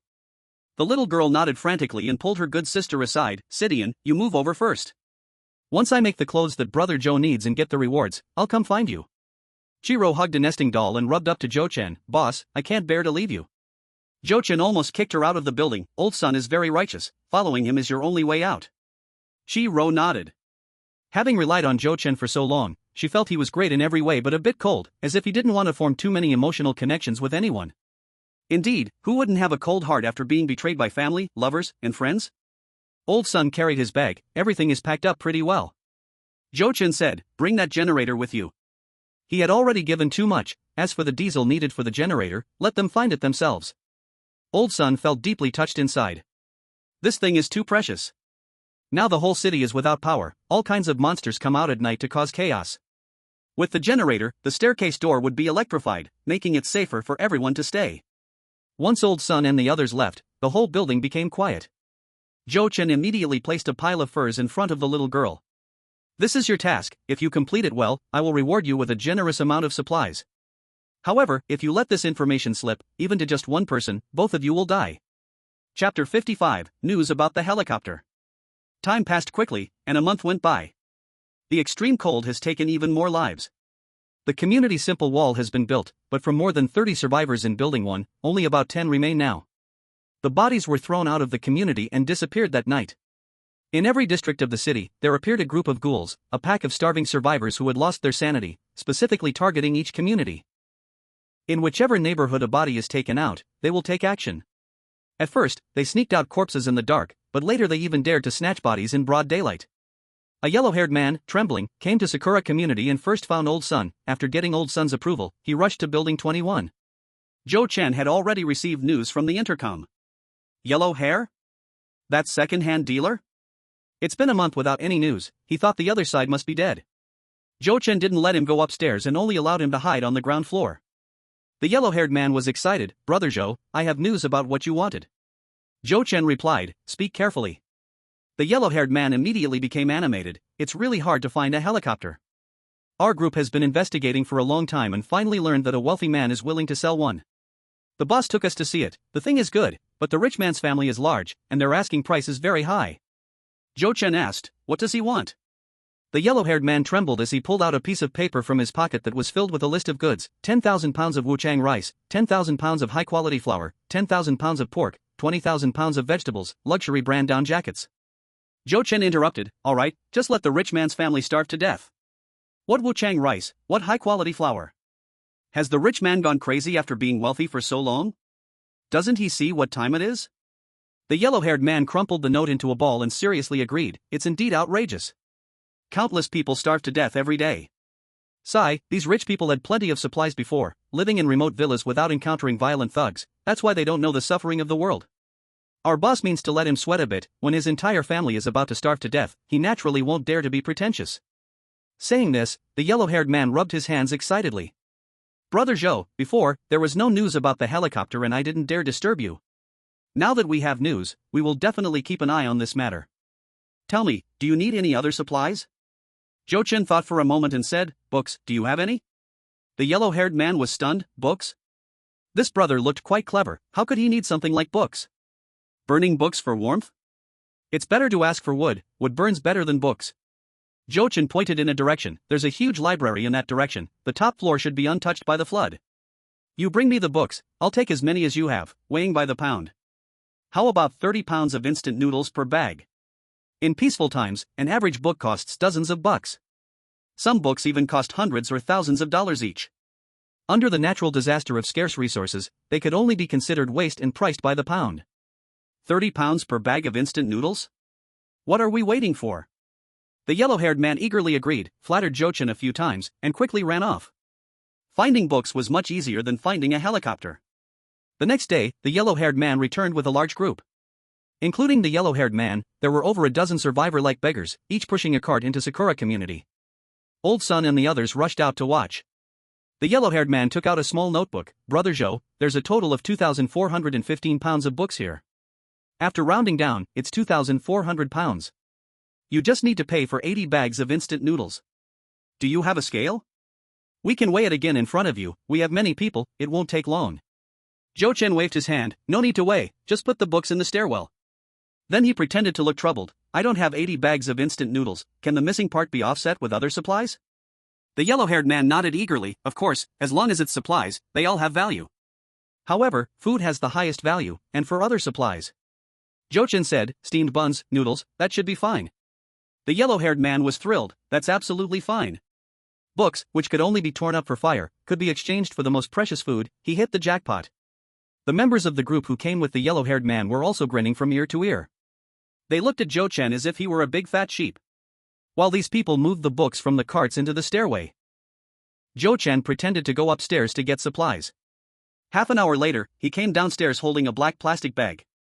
Inside were 20 packs of instant noodles, 10 bundles of noodles, 15 rotten cabbages, and then dozens of hard steamed buns. The buns were black and moldy, as hard as stones by the roadside. But they were still precious supplies that countless survivors sought but could not obtain. What does it matter to have winter clothes? What does it matter to know where to find food? The solid ice layer is over 10 meters deep. Can you dig with your hands? Joe-chan pretended to be heartbroken. If I didn't love reading so much, I really wouldn't want to trade such precious supplies. The yellow-haired guy sincerely expressed understanding. How precious is food? Now, even a moldy bun could spark a bloodbath. The yellow-haired guy hugged the food-filled bag tightly to his chest, his face flushed with excitement. Brother Joe, do you still need books? We haven't moved everything from the library yet. Actually, he came this time just to test if he could really trade for food.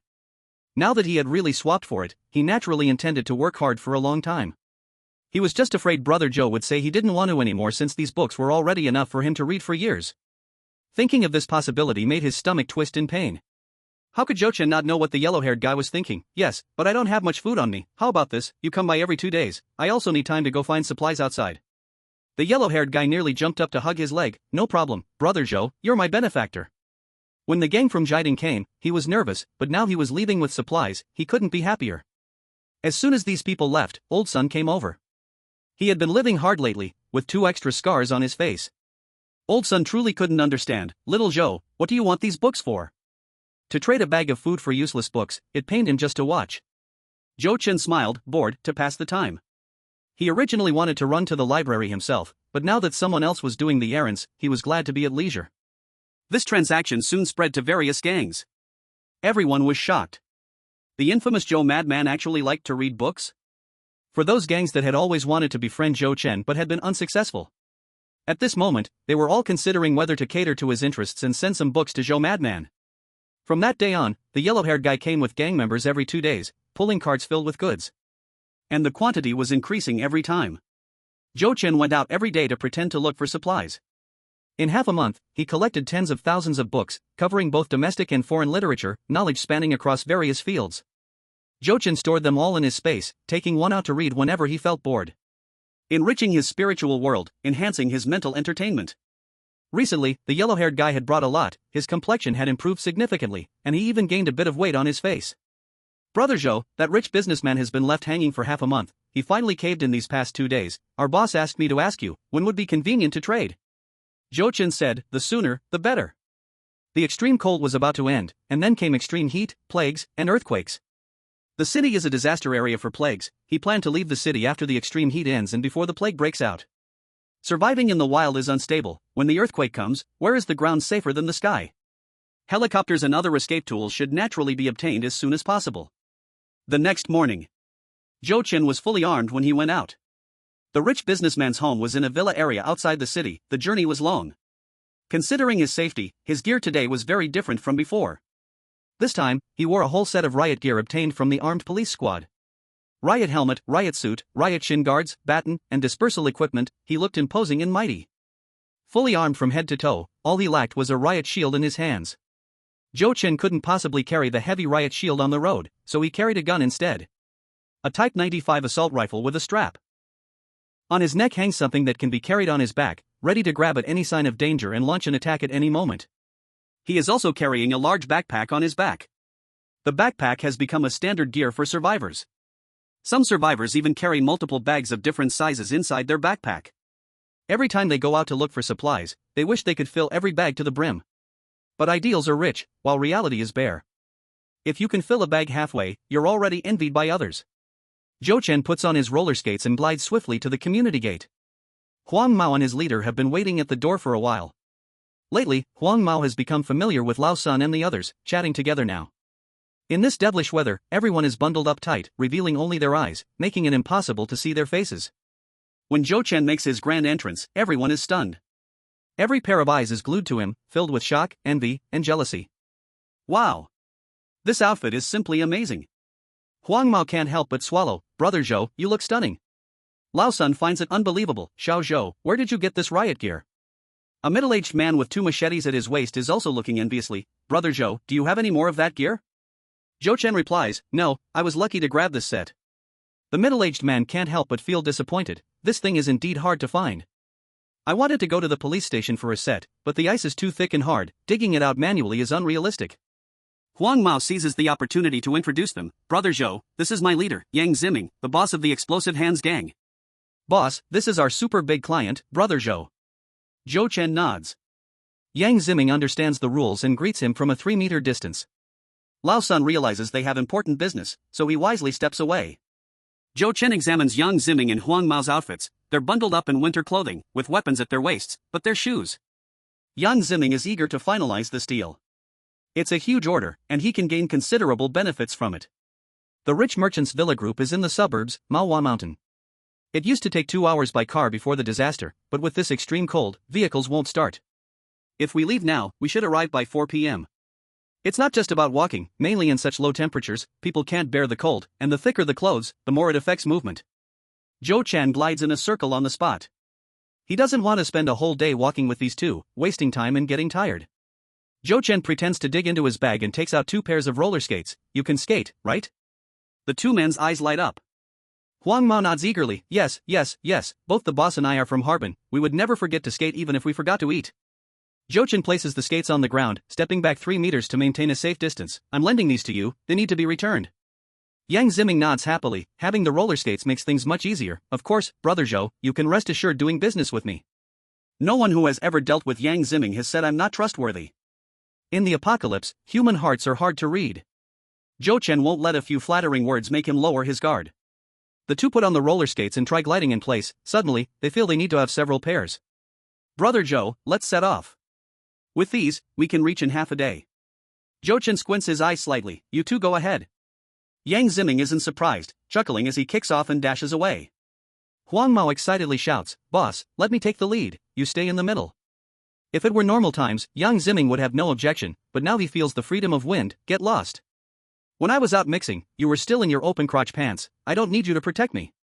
As a result, the two argue, both wanting to be at the front, enjoying this carefree moment. Yang Ziming occasionally looks back to observe Joe-chan. He and Huang Mao are both from Harbin, influenced by their hometown culture, starting to wear skates at the age of 2, so their skills are undoubtedly impressive. Unexpectedly, Joe-chan's skills are also quite good. No matter how fast they go, he can keep up. Moreover, he always maintains a safe distance of about 3 meters. Every time he turns back, his gaze involuntarily falls on Joe-chan's riot gear and that rifle. Envy. So much envy. He wonders if Joe-chan has another gun. If he could exchange for one, he could certainly dominate the city's trade market. Joe-chan noticed Yang Ziming glancing back at him. For now, he didn't feel any malice. But if the other party dares to harbor evil intentions, he would definitely aim directly at him and pull the trigger. Swish, swish, swish. 3 figures raced past on the street. Survivors hiding in the buildings felt a pang of envy in their hearts. Survivors risking their lives to search for supplies were even more jealous, their eyes turning bloodshot. Some survivors had already lost their sanity. Seeing the 3 rush by, they just wanted to rush out and rob. In the end, the 3 were just too fast, and they couldn't even grab a corner of their clothes. Leaving the urban area, the ice layer nearly covering all the buildings was over 10 meters high. A white expanse made it impossible to discern any direction. Along the road were some beggar-like survivors, gathered in 3s and 5s, straining to pull a cart. The cart was stacked with some damp wood. Wet wood burns poorly, creating a lot of smoke, but it's still better than freezing to death without any fuel. Humans are amazing creatures. In the face of any disaster, there are always some who rise to the occasion. If the furniture in the community has been burned clean, then they go outside to search. If the firewood outside has been burned clean, then they go out of the city to cut down trees. As long as there's a will to survive, there are always more solutions than difficulties. Every step they take is very difficult, and when the skating trio passes by them, there's not just shock but also immense envy and even jealousy. Where there are strong-willed survivors, there are also thugs causing trouble. These thugs sit around a fire, their eyes calculating as they observe the survivor crowd. A family of 3, lagging behind the survivor group, gets targeted by a group of thugs. The thugs rush over, hacking wildly, dragging away the cart and stripping off the deceased's winter clothes, then waiting for the next weak family or team. The appearance of the skating trio makes every blood vessel in these thugs boil. When they see Joe-chan in his explosive riot gear, their minds are filled with frenzied thoughts. They scream as they rush out, intending to block the people with the crowd. Yang Ziming and Huang Mao just drew their machetes when a bullet whizzed past them, hitting the leading thug. The sudden gunfire froze the group of thugs in place. Joe-chan raised a dark gun, not blinking as he opened fire, and all the thugs fell, becoming cold corpses. Those who block me die. Some thugs rushing in from all directions, hoping to participate in the robbery, were now scampering away in fear, rolling and crawling for safety. Their hearts raced in terror, wishing they could sprout wings and fly away. Gun. This person has a gun. Are you crazy? How can anyone have a gun? Chapter 57, Maohua Villa District. Looking at the pile of corpses, Yang Ziming broke out in a cold sweat. He turned back and gave Joe-chan a thumbs up, secretly awed while also feeling fearful of his ruthless heart. No wonder he is the notorious Joe Psycho who kills and burns bodies. These thugs were living beings, and Joe Psycho actually killed them all without hesitation. He's already an experienced hand, having fought with thugs a lot lately. He just wanted to knock down 2 and run away. Who would have thought Joe Psycho would just wipe them all out without a word? In the face of natural disasters, the weak are prey for the strong. Sure enough, who is ruthless will live longer. Alas, it seems my perspective is still too narrow. Yang Ziming pointed to the southeast. That mountain over there is the Maohua Villa area. The wealthy businessman is right in the middle of the villas. Having just harvested a dozen heads, Zhou Chen felt no psychological burden at all. Looking up, in the distance, he could only see a bare mountain peak. The distance is far, and the actual size of the mountain must be much larger than it looks now. Seeing the mountain is like racing a horse to death. After another hour, the three finally reached the foot of the mountain. The original green mountains and clear waters are now completely covered by ice and snow. The trees on both sides of the mountain road are bent over by thick layers of ice and snow. In the woods, shadows are moving, and the sound of chopping trees can be heard. From here on is the uphill road, and the ice skates have lost their advantage, so the three can only walk on foot. Yang Ziming is very rule-oriented. He quickly changed into his cotton shoes and immediately returned both pairs of ice skates to Zhou Chen. He mainly didn't want Zhou Chen to overthink, thinking he wanted to keep them for himself. After running at full speed for several hours, the three are now warm and toasty. But after walking on the mountain road for 10 minutes, Yang Ziming and the yellow-haired guy started to shiver from the cold. "Brother Zhou, aren't you cold?" "Not cold." Zhou Chen walked at the back, holding his gun. Not only does he have to keep an eye on the two of them, but he also has to watch the woods on both sides to see if any thugs might rush out. Don't underestimate those survivors who are chopping wood. 1 second they could be chopping wood honestly, and the next second they might swing an axe to grab other supplies. Everything is for survival, there is no right or wrong. Maohua Villa area. This place is really too good. Between the mountains and the woods, typhoons can't blow here, floods can't drown it, and even extreme cold can be dealt with using local materials. Unlike the survivors in the city who risk their lives walking back and forth for 12 hours just for a few pieces of wet wood. After walking along the road for an hour, they finally reached the entrance of the villa area. The city is in chaos, yet here there are actually bodyguards patrolling. Recently, more and more survivors have come here to chop wood, and among them are certainly quite a few greedy thugs. The wealthy, accustomed to luxury, gradually realized the crisis, so they discussed having each household provide a bodyguard to replace those who froze or starved to death, taking turns for 24-hour patrols. From a distance, as the three approached, the bodyguards at the gate immediately became alert. Especially when they saw someone in riot gear holding a gun, everyone got scared and their legs went soft. They are professional bodyguards, that's for sure. But no matter how tough a person is, they can't win against a gun. Moreover, the rich have no food or drink to spare. The food they can squeeze out is only enough for them to eat 3/10 full every day. In short, don't be fooled by their numbers, each of them is starving to skin and bones, walking a few more steps is a struggle. If these three want to rob the villa area, one gun is enough. Gasping for breath, Yang Ziming waved his hand and jogged a few steps forward to negotiate. The big gate opened, and all the bodyguards' eyes were drawn to Zhou Chen. This gear is so damn powerful. If I had this gear, the whole villa area would be at my feet. As soon as this thought entered the minds of several bodyguards, their scalps went numb. Because a dark gun muzzle was aimed right at them. Zhou Chen said coldly, "If you keep looking at me with greedy eyes, I don't mind adding a few more lives to my hands." The bodyguards immediately raised their hands and took a step back, showing they wouldn't act recklessly. There are more than 100 villas here. Most have no living people, only a few villas have shadows moving behind the windows. Seeing Zhou Chen's riot gear, these survivors still thought rescue had come and excitedly knocked on the glass. Someone leaned out from a second-floor window, shouting desperately. "Hey, are you here to save us? Great, do you have food? Hey, don't go. Damn, do you know how much tax I pay in a year? Without a tax contributor like me, what do you people eat and drink? Get back here." Huang Mao picked up a stone and threw it. "Idiot, which eye of yours saw us as the rescue team? If you keep babbling, I'll come in and cut you up right now." The rich man who was just flaunting his arrogance wasn't scared of the stone, but was frightened by Huang Mao's words. Has the world really changed? Is it really chaotic outside? Are there really thugs everywhere that kill without blinking? When will the rescue come? Damn it! I'm a major taxpayer, and I've been stuck here for almost 3 months with no one coming to rescue me. Immigration. Once the rescue arrives, I'm going to immigrate. Suddenly, 3 people appeared along the way, making the rich people excited. Especially Zhou Chen's gear, which made them mistakenly believe he was from an organization, waving their arms in joy. Yang Ziming clicked his tongue, the rich really have plenty of provisions. It's been almost 3 months, they are a bit skinny, but they still look good, unlike us who look like beggars. Huang Mao licked his lips and said happily, "Boss, these rich people have so much bird's nest that they can eat well for several months. We only have a few packets of instant noodles at home." Yang Ziming, the shrewd one, I wanted to say this the last 2 times, bird's nest can't be a meal, let these rich merchants starve for a while, then we can exchange a heap of rotten cabbage with them, and we can enjoy bird's nest every meal. Huang Mao's eyes brightened, as expected of the boss. It's great to follow you. Come back. Damn, are your ears deaf? Get back here. I'm calling you back, can't you hear? Do you know who I am? You are here for rescue, right? Do you have a car? If not, I can't walk and need someone to carry me.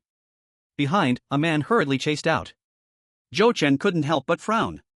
In the apocalypse, still talking so filthy?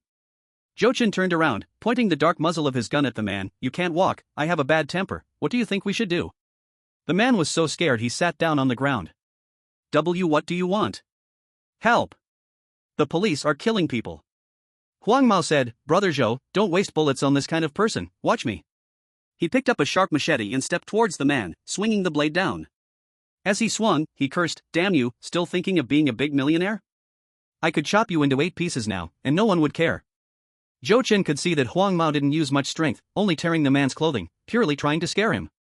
The man was indeed scared, rolling on the ground with his head in his arms, begging for mercy. A woman rushed out in a panic. What do you want? Is there no law anymore? Do you know who my husband is? Be sensible, kneel down and knock your head 10 times immediately, or we have 100 ways to kill you. Huang Mao was about to curse a few words, but was stopped by Yang Ziming. Just scare them, this place has long been eyed by several groups of thugs, don't bother with the dead. The man huddled on the ground suddenly feared even more. Wait, what do you mean by that? Thugs? Haha, are you lying? Even if there are thugs, so what? This is the most luxurious villa area in Demon City. We who live here are either rich or noble, not something you lowly commoners can compare to. Where are the police? I demand the police come to protect us now. Right here. Yang Ziming smiled and pointed to a big villa. The next second, his face darkened. Damn, why is that bastard Su Laosan here? Zhou Chen looked at the big villa in front of him. Through the glass window, he could see an old man talking to a middle-aged man. Several bodyguards stood next to the old man, while several fierce-looking subordinates stood behind the middle-aged man. Yang Ziming instinctively retreated. As soon as I thought of Zhou Chen's impressive gear, I immediately felt bold. At this moment, the yellow-haired one quietly explained, Brother Zhou, that is the notorious leader of the explosive gang, Su Laosan. He has harmed many people by running a gambling house for high-interest loans. Our boss's own younger brother was tricked by his men and forced to jump off a building. After the natural disaster hit, the gambling houses couldn't stay open, so this bastard has been snatching away our business. Yang Ziming said to Zhou Chen, Brother Zhou, this bastard is likely after the helicopter, and their numbers make negotiations difficult. Zhou Chen touched his gun with his right hand. Difficult negotiations, are you sure? He understood Yang Ziming's meaning, which was simply hoping he would hold down the fort later. It didn't matter, anyway, he must have that helicopter. Now that he was here, even if he was alone, he would walk in boldly. Yang Ziming seemed to have taken a mental pill, strutting over to ring the doorbell confidently. The people inside had already seen someone coming but were blocked by a few snow-covered trees, unable to see the details. The door opened, and Yang Ziming, trying to appear intimidating, walked in front. The fireplace inside was burning brightly, a wave of heat hit them. As soon as the explosive gang members saw him with the yellow-haired one, they immediately took stances and surrounded them. Su Laosan, with a cigar given by a rich merchant, smirked sinisterly, Yang Ziming, I heard you helped someone buy a helicopter, but it's a pity that Boss Lu has already agreed to trade with me. The well-dressed rich merchant's smile was forced, clearly coerced. Yang Ziming was not polite and spat a gob of phlegm on the floor. Pa, I already know your true colors, Su Laosan. Are you trying to threaten people again with your dirty tricks? Su Laosan chuckled, revealing a set of big yellow teeth that hadn't been brushed in months. So what if I am? Boss Lu has no objections, who are you to talk? Knowing I'm here, you still dare to come in? Good, I'll just deal with you today. Hearing this, Boss Lu hurriedly began to back away, frightened. Yang Ziming reached up to his ear, treating Su Laosan with total disdain. He looked at Boss Lu, name your price. My buyer behind me said he wants that helicopter. Boss Lu was so anxious he broke out in a cold sweat. The other rich people in the villa community probably hadn't realized the seriousness, but with his age, Boss Lu had already understood the ripple effect brought by the natural disaster. Civilization had vanished, morals had collapsed, and everywhere was filled with violence and bloodshed. He was just a businessman, though he had some dark dealings and had been involved in death. Compared to these thugs, it was nothing. No one dared to offend him. Su Laosan was clearly a bigger scoundrel. Better to offend a gentleman than a scoundrel. Ha ha ha. Su Laosan laughed arrogantly. You see, even Boss Lu can't be bothered to deal with you. What did you just say? Your buyer says he wants the helicopter? Ha, who the hell is he? Tell him to come out and show himself. If he dares to mess up my good deed, I'll turn him into a two-legged sheep right now. When Boss Lu heard the words two-legged sheep, he trembled in fear. This scum had just threatened him like that. Yang Ziming looked at him with contempt, blowing the earwax from his fingernail. Then, he stepped aside and gestured politely to someone behind him. Brother Zhou, please. Su Laosan's face turned dark, and 7 or 8 of his lackeys quickly pulled out knives from their belts. Blocking half of the entrance's greenery, a black gun suddenly appeared, followed by a man armed to the teeth. As soon as the gun was out, the tension skyrocketed. The group, which had just been full of bravado, was immediately scared and kept retreating. Zhou Chen aimed his gun at Su Laosan. I just heard you say you want to turn me into a two-legged sheep? Su Laosan's fierce expression vanished, replaced by terror. This was a damn gun.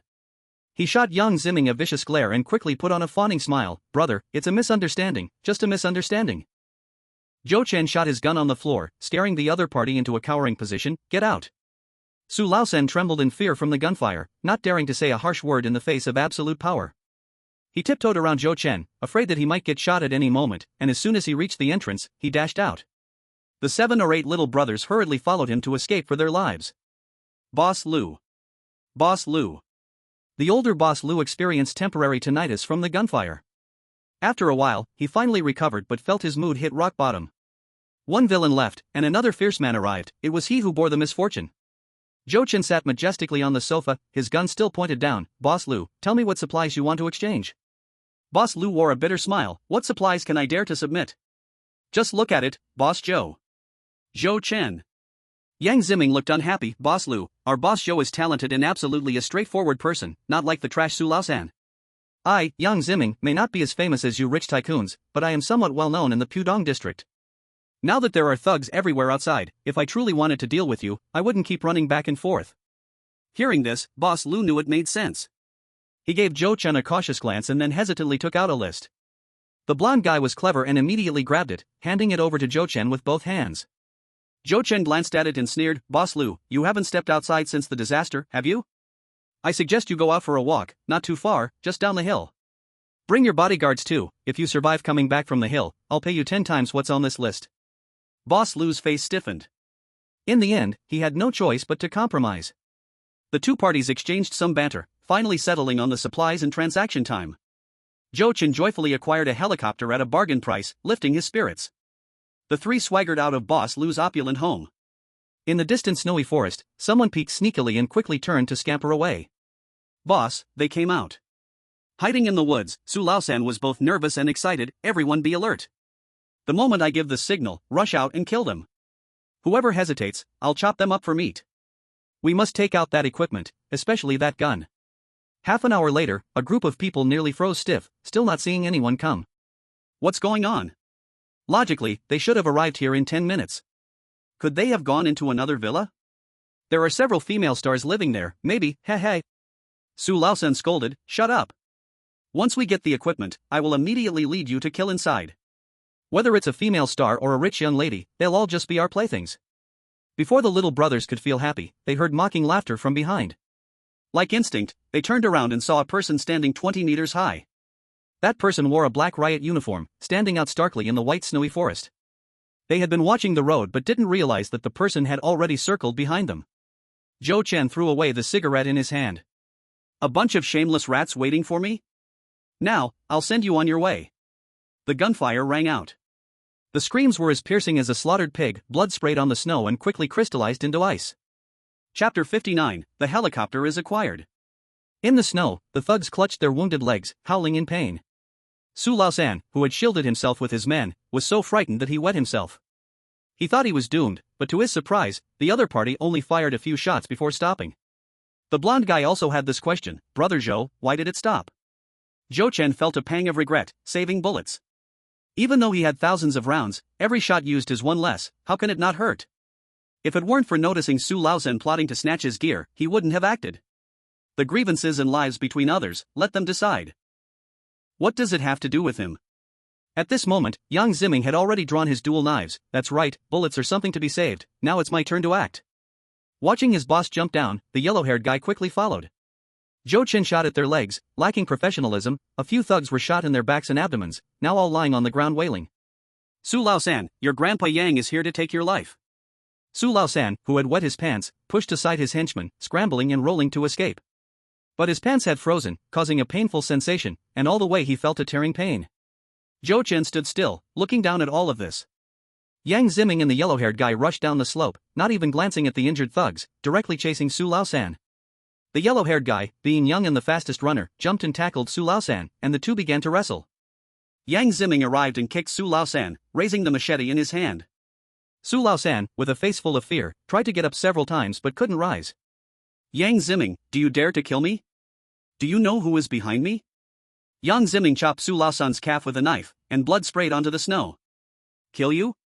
A scoundrel like you deserves to have someone's life on your back? After saying this, he struck another chop to the other leg. Oh, you have someone behind you? Who is it? Quick, call him out to save you. Su Lao-san, I won't kill you, just wait here to die slowly, spit. The three walked back to the mountain road, and just as they changed their shoes, they heard pig-like screams coming from the snowy woods. Zhou Chen couldn't help but frown. The Dingjia gang were all injured and wouldn't last 10 minutes in the extreme cold. If it were just for the supplies on them, they could just wait for them to die before taking action. But from the screams, it was clear they were being killed.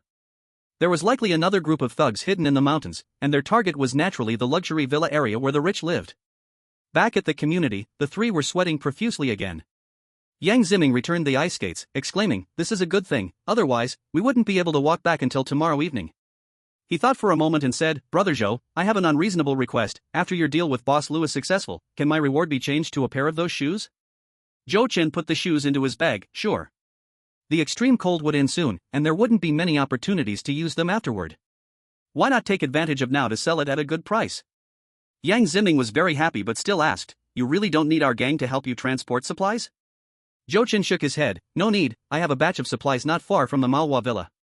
Yang Ziming gave a thumbs up. Indeed a capable person. Yang Sidian, standing at a distance, came over at this moment.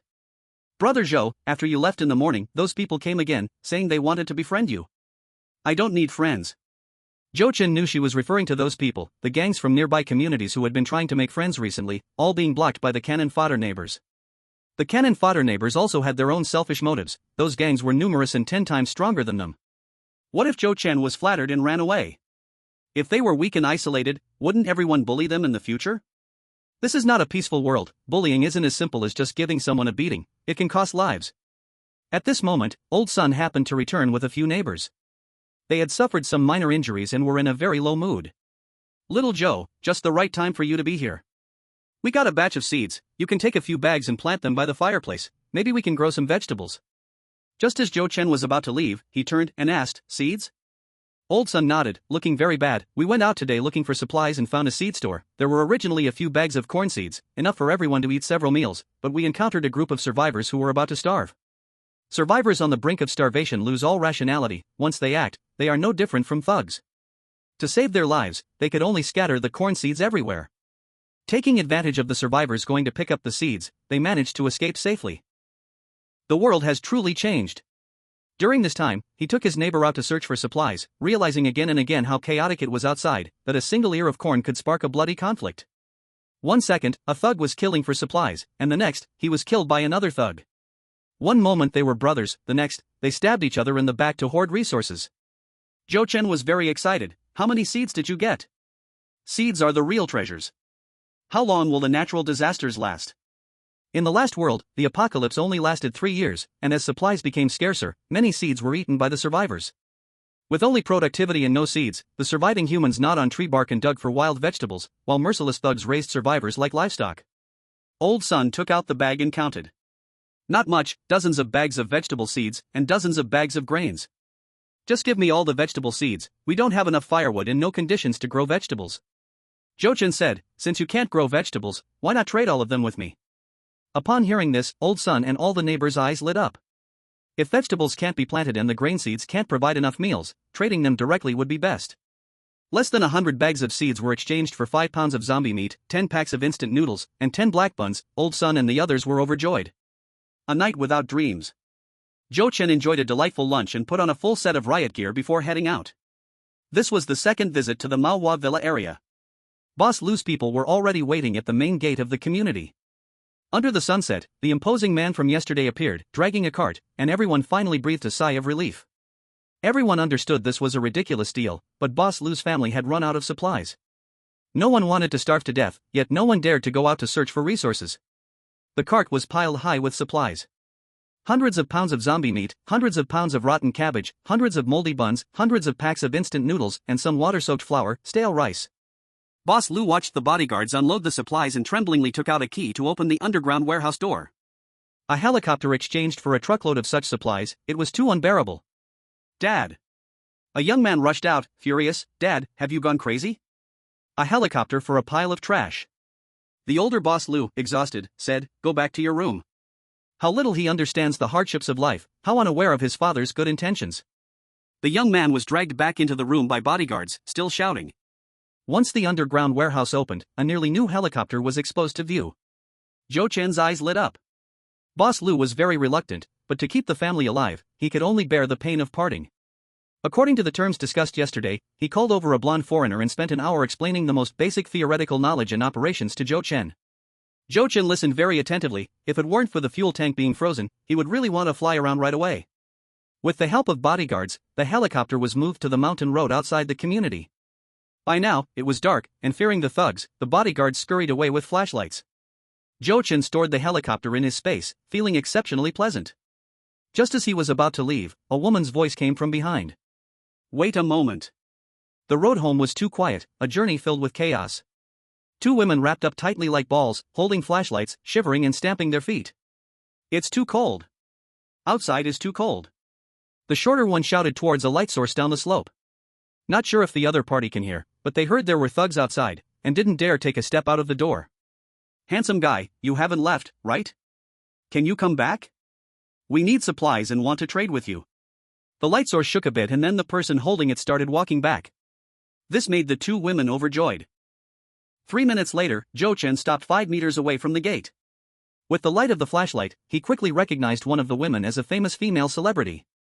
This place is where the rich gather, and it is normal for several big stars to live here. This female star, at the peak of her popularity, had walked the Cannes red carpet several times and was worshipped as a goddess by countless otaku. Due to an entertainment scandal last year involving her, she publicly claimed to have depression and had been recuperating ever since. Compared to those survivor women outside who looked like beggars, the star, although a bit thin, had no stains on her face at all. Zhou Chen never chased stars, but he still knew a few of the most popular celebrities in the country. Zhang Chuchu stomped her feet, instinctively shining the flashlight at the other party, revealing only a tall shadow in the dim light. She urged her assistant to hurry up and talk. The assistant trembled and said, we need a batch of supplies, can you get them? Zhou Chen pondered for a moment, it depends on what supplies you have to exchange. The assistant was freezing, and after receiving the star's nod, hurriedly said, can we go to our home to talk? It's freezing to death out here. Zhou Chen replied, no, we talk here. Assistant. Zhang Chuchu. Zhang Chuchu was very angry. She was a top-tier female star in the country, a goddess in the hearts of millions of otaku. She deliberately pulled down her scarf to reveal her face, not believing the other party wouldn't recognize her. As a celebrity pursued by countless men, she actually got rejected when asking him to go to her home? The assistant glanced at the female star and said, you give us a batch of food, and Sister Chuchu can give you a signed photo. Zhou Chen turned and walked away. Damn it! He thought this trip could at least exchange for some useful supplies, but it turned out to be a real waste of time. Zhang Chuchu, who had not spoken all along, widened her eyes. What does this mean? What does that man mean? Is he a fool? Her autographed photos had always been very much in demand. Many times she found it troublesome and had her assistant sign for her, leaving unknowing fans fighting over it. Thinking of her empty refrigerator, Zhang Chuchu hurriedly opened her mouth. Wait, I'm a top-tier female star, Zhang Chuchu. A signed photo can be sold for tens of thousands outside, and how many fans want one? In the dark woods, a lewd laugh came. Big star, let's make a deal, I'll trade you a pack of instant noodles for a signed photo, hee hee hee. Zhang Chuchu was startled and hugged her assistant tightly. The bodyguard at the gate also felt a chill run down his spine. Compared to the ignorant rich people living in villas, they were more aware of the changes in the outside world.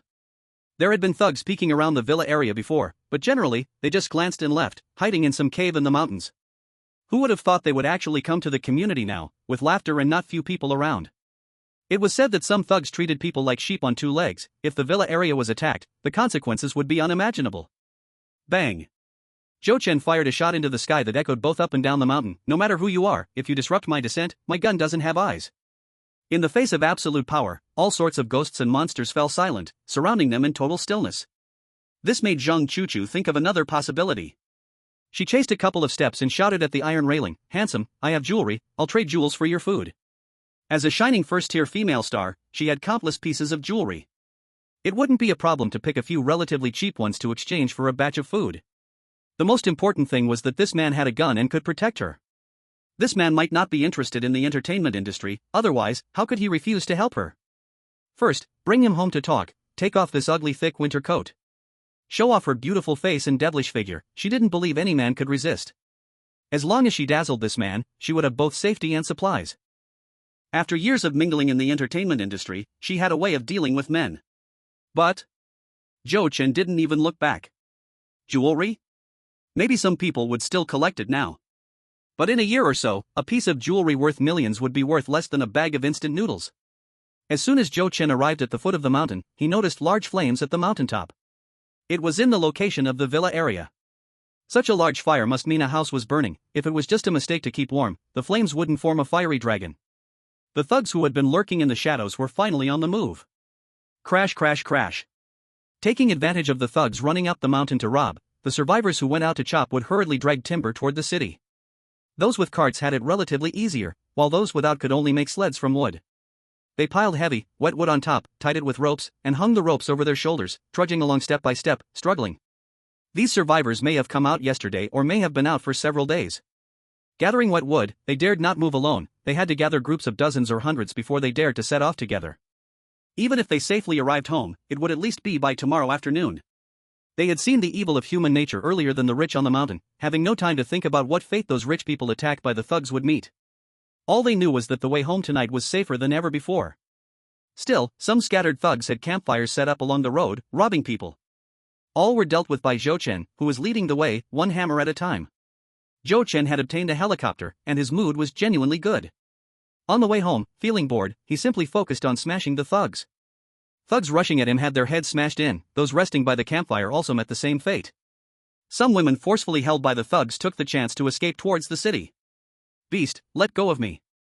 A woman was pinned to the ground by two thugs, her companions surrounded and being beaten by a group of thugs. Just as the thugs were about to rip her clothes, a shadow appeared. Bang bang. Two thugs had their heads smashed and fell to the ground. The woman was stunned. Just as she got up, the shadow disappeared into the distance. The thugs who were beating her companions let out shrieks, some died on the spot, while others covered their heads and fled for their lives. The shadow chased after them, smashing the fleeing thugs with a single blow. Under the glow of the campfire, the person moved like they were on ice skates, footwork smooth and strikes fierce. Whoosh! In half a minute, the person had vanished into the darkness. The woman suddenly came to her senses. It was him. It had to be him. She desperately chased in the direction the shadow had disappeared. My fur coat. The fur coat passed down in my family. Chapter 61, The Ice and Snow Melts, Is the Natural Disaster Coming to an End? Zhou Chen slept in late. In a daze, he heard cheers coming from outside. He opened his eyes, feeling speechless, and stared blankly for a while before getting out of bed and pulling back the curtains. This was the top floor of the 23rd floor, with a great view. He saw that in every nearby community, people were cheering. On the snowy streets, the ghouls dropped the corpses in their hands, grabbed handfuls of snow, crying and laughing as if going mad. A little girl came to knock on the door. Under normal circumstances, she would never have dared. But now she was so excited, so thrilled she couldn't help but dance, just wanting to tell Zhou Chen the good news at the first moment. Zhou Chen walked to the door and asked through the door panel, "Is there something?" The little girl, heart brimming with excitement, wiped her tears. "Zhou Ji, the snow melted, the natural disaster is about to pass, you have to come out and see." Zhou Chen rubbed his sleepy face with both hands and said, a bit grumpily, "Is your work done? Do you believe I'll dock your pay?" The little girl was taken aback. Even after being scolded, her excitement couldn't be contained. "It's all done, Zhou Ji. When will you check it?" Zhou Chen was still in a bad mood. Just wait. Waiting meant he'd sleep for another 2 hours, wash his face, brush his teeth, shave, and enjoy a table full of delicious food. At 2 p.m. the little girl happily brought the finished fur coat. Everything was laid out in front of Zhou Chen. "Brother Zhou, this is all the finished products, made according to your size. I guarantee each one fits very well. Do you want to try them on?" Zhou Chen casually flipped through the items. The craftsmanship was quite good, each piece was finished with binding, and he could not see any messy stitching. The little girl pointed at a pile of leftover fur. This is scrap material. If you have anything in mind, I'll make it as quickly as possible. I have to go home when the weather warms up, my uncle must be waiting for me. Zhou Chen glanced back at the little girl, his expression somewhat complicated. There was a hint of pity. But he did not say it out loud. Instead, he tossed her a few short fur coats. He had warned her not to leak anything out of fear of being targeted, but now that the extreme cold was about to end, it was no longer necessary to hide it. This is your reward, deal with the scrap material as you see fit, and here's a sewing machine for you. The little girl instinctively caught the fur coats, her face filled with shock. To receive a few fur coats, she had never even dared to imagine. She did not expect to get the scrap material and the sewing machine as well. The larger scraps she made into socks and gloves. Though the rest were just strips of fabric, with her skillful hands, it was no problem to sew a few more pieces of clothing. The thick ice of over 10 meters would not melt completely in just a day or two. It might take a month, or even 2 or 3 months, but the warmest fur coats were still one of the best resources right now. But what she wanted more were food and firewood. During this time, when Zhou Chen was not at home, she occasionally went to chat with Yang Xidian. She was well aware of the situation over there.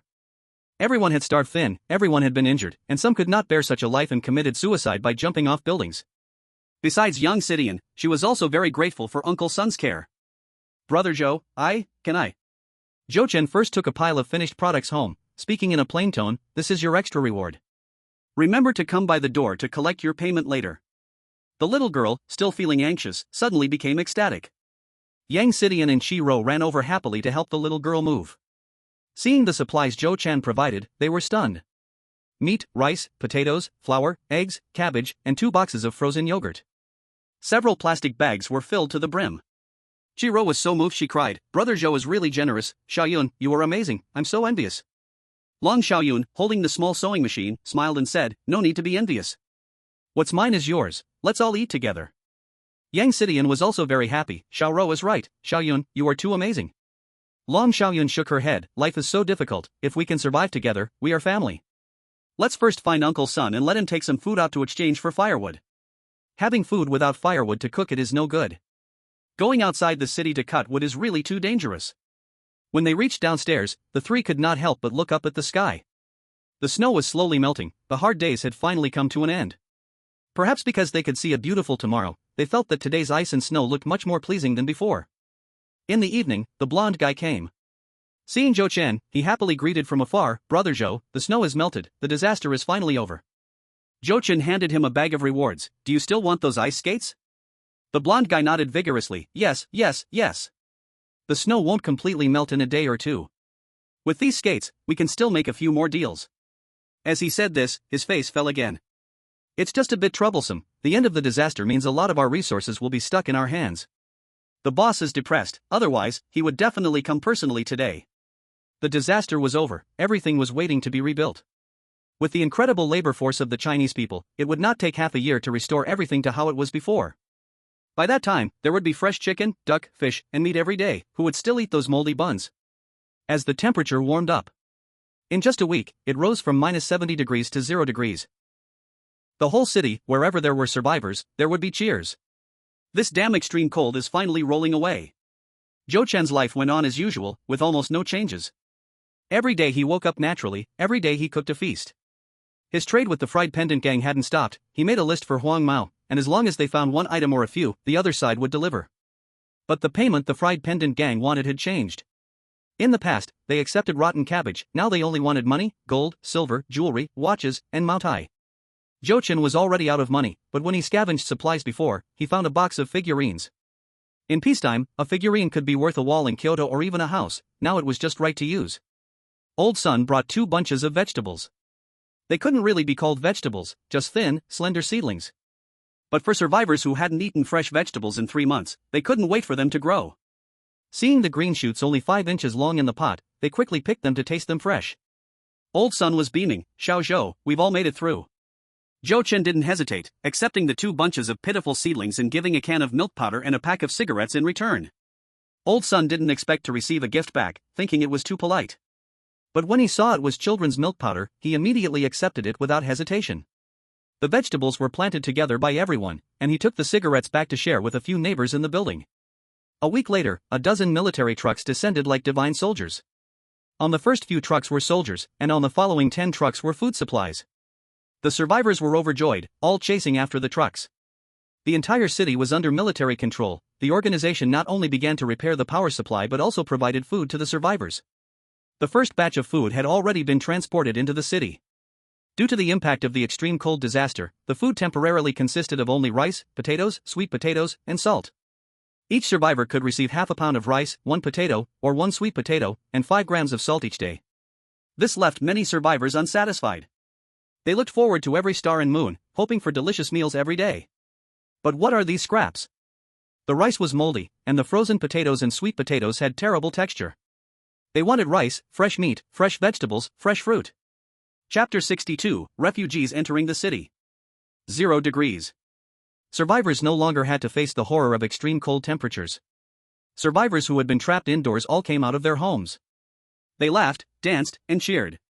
Ice and snow occasionally fell from the buildings, killing many carefree survivors. The organization repaired part of the power supply, allowing for 1 hour of electricity every day in the city. Only inside the city, outside, conditions weren't ready yet. This made the refugees outside pack their bags and move into the city. The moment power was restored, the long-lost broadcast was heard again. The host narrated with emotion the various hardships the natural disaster brought to the country and the common people. He choked with grief as he expressed heartfelt condolences to the deceased. He then firmly encouraged everyone to unite and build a beautiful home together. Old Sun brought 2 more bunches of vegetable seedlings, even skinnier than bean sprouts. Jo-Chen took out a real bunch of vegetables as a return gift. Old Sun looked at the green vegetables, jaw-dropping. Xiaozhou, where did you get these vegetables? Jo-Chen casually made up a lie. I have plenty of firewood here, and I use dog dung as fertilizer. They grow better than yours. Old Sun couldn't help it, ignoring the dog dung part. He picked a fat green leaf and chewed it. Damn, this is real vegetables. No dog dung? I'll take some home to plant. Jo-Chen laughed and cried, really pulling out a bag of dog dung from inside. Old Sun accepted it like a treasure, sighing. Xiaozhou, do you think our minds have real problems? We gathered so much dung, yet never thought of using it to grow vegetables. Jo-Chen reached out to stop him. Stop talking, or he'll vomit. Old Sun scratched his head. By the way, the organization is recruiting people. The technical staff is unlimited, but we are only recruiting 1,000 regular workers for now. Every day, you can receive an extra half kilogram of rice. Will you go? Jo-Chen shook his head. I won't go. Working is impossible. I will never work in this life. Old Sun sighed with envy. You're capable, you don't need this food.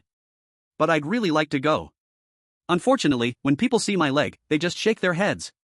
Jo-Chen put his hands in his pockets, then just keep looking for supplies.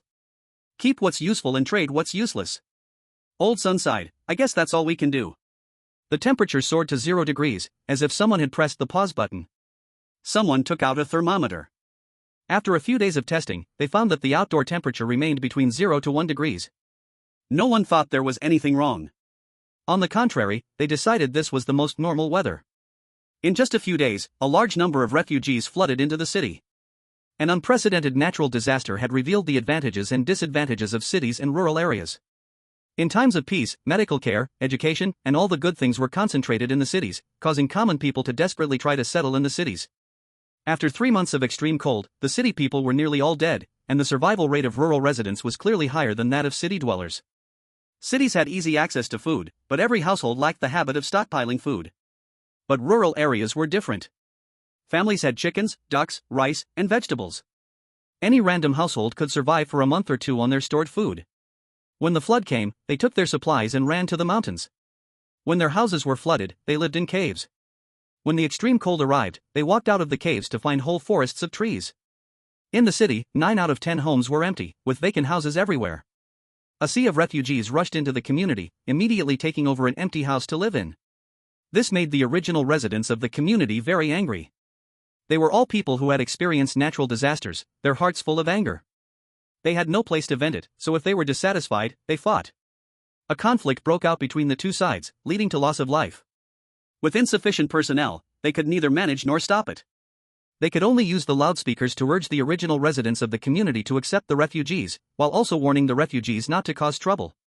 The Sakura community also saw an influx of refugees. Old Sun, seeing he couldn't stop it, locked the bottom floor doors and refused to share the building with strangers. Some refugees wanted to move into Jo-Chen's solitary 21st building, but were blocked by the large iron gate. They knocked and hammered on the door, then angrily went elsewhere. When there are more people, there are more problems. The anti-theft doors, which had been taken down to make a wall, were soon carried back one by one. The survivors, who had taken over the homes, were very excited. A house in the Magic City, ordinary people would never be able to buy, even after several generations of hard work. Now they had gotten a house worth millions for free. They were full of energy, banging and hammering all day long. Zhou Chen fell asleep amidst the noise and woke up to it every day. He was extremely irritated, so he decided to move out the speakers and connect them to his laptop. As long as it wasn't broadcasting time, he played music. With the sound system worth hundreds of thousands, and the volume turned up to maximum, the music spread for about a kilometer. Zhou Chen thought the survivors would have a big problem with it, but to his surprise, the opposite happened. The music helped them release their emotions, alleviating their anxiety, and the conflicts within a 1-kilometer radius noticeably decreased, gradually becoming more harmonious. But this harmony was only on the surface. Among the refugees who had infiltrated the city, at least half were former criminals. When they committed their crimes, their bodies were wrapped up so that only their eyes showed, and no one could recognize them except their comrades. Now, they revealed their faces, hiding among the refugees, pretending to be ordinary survivors. But the seeds of evil had already been released. They feared their crimes would be exposed and they would be shot, so they decided to keep going, committing more crimes. Once a person starts to do evil, especially when committing murder, it's a joke to turn back. These criminals broke into houses at night, stealing supplies and running away. If they saw a beautiful woman, they would kill the man of the house, satisfy their beastly desires, and leave no witnesses alive.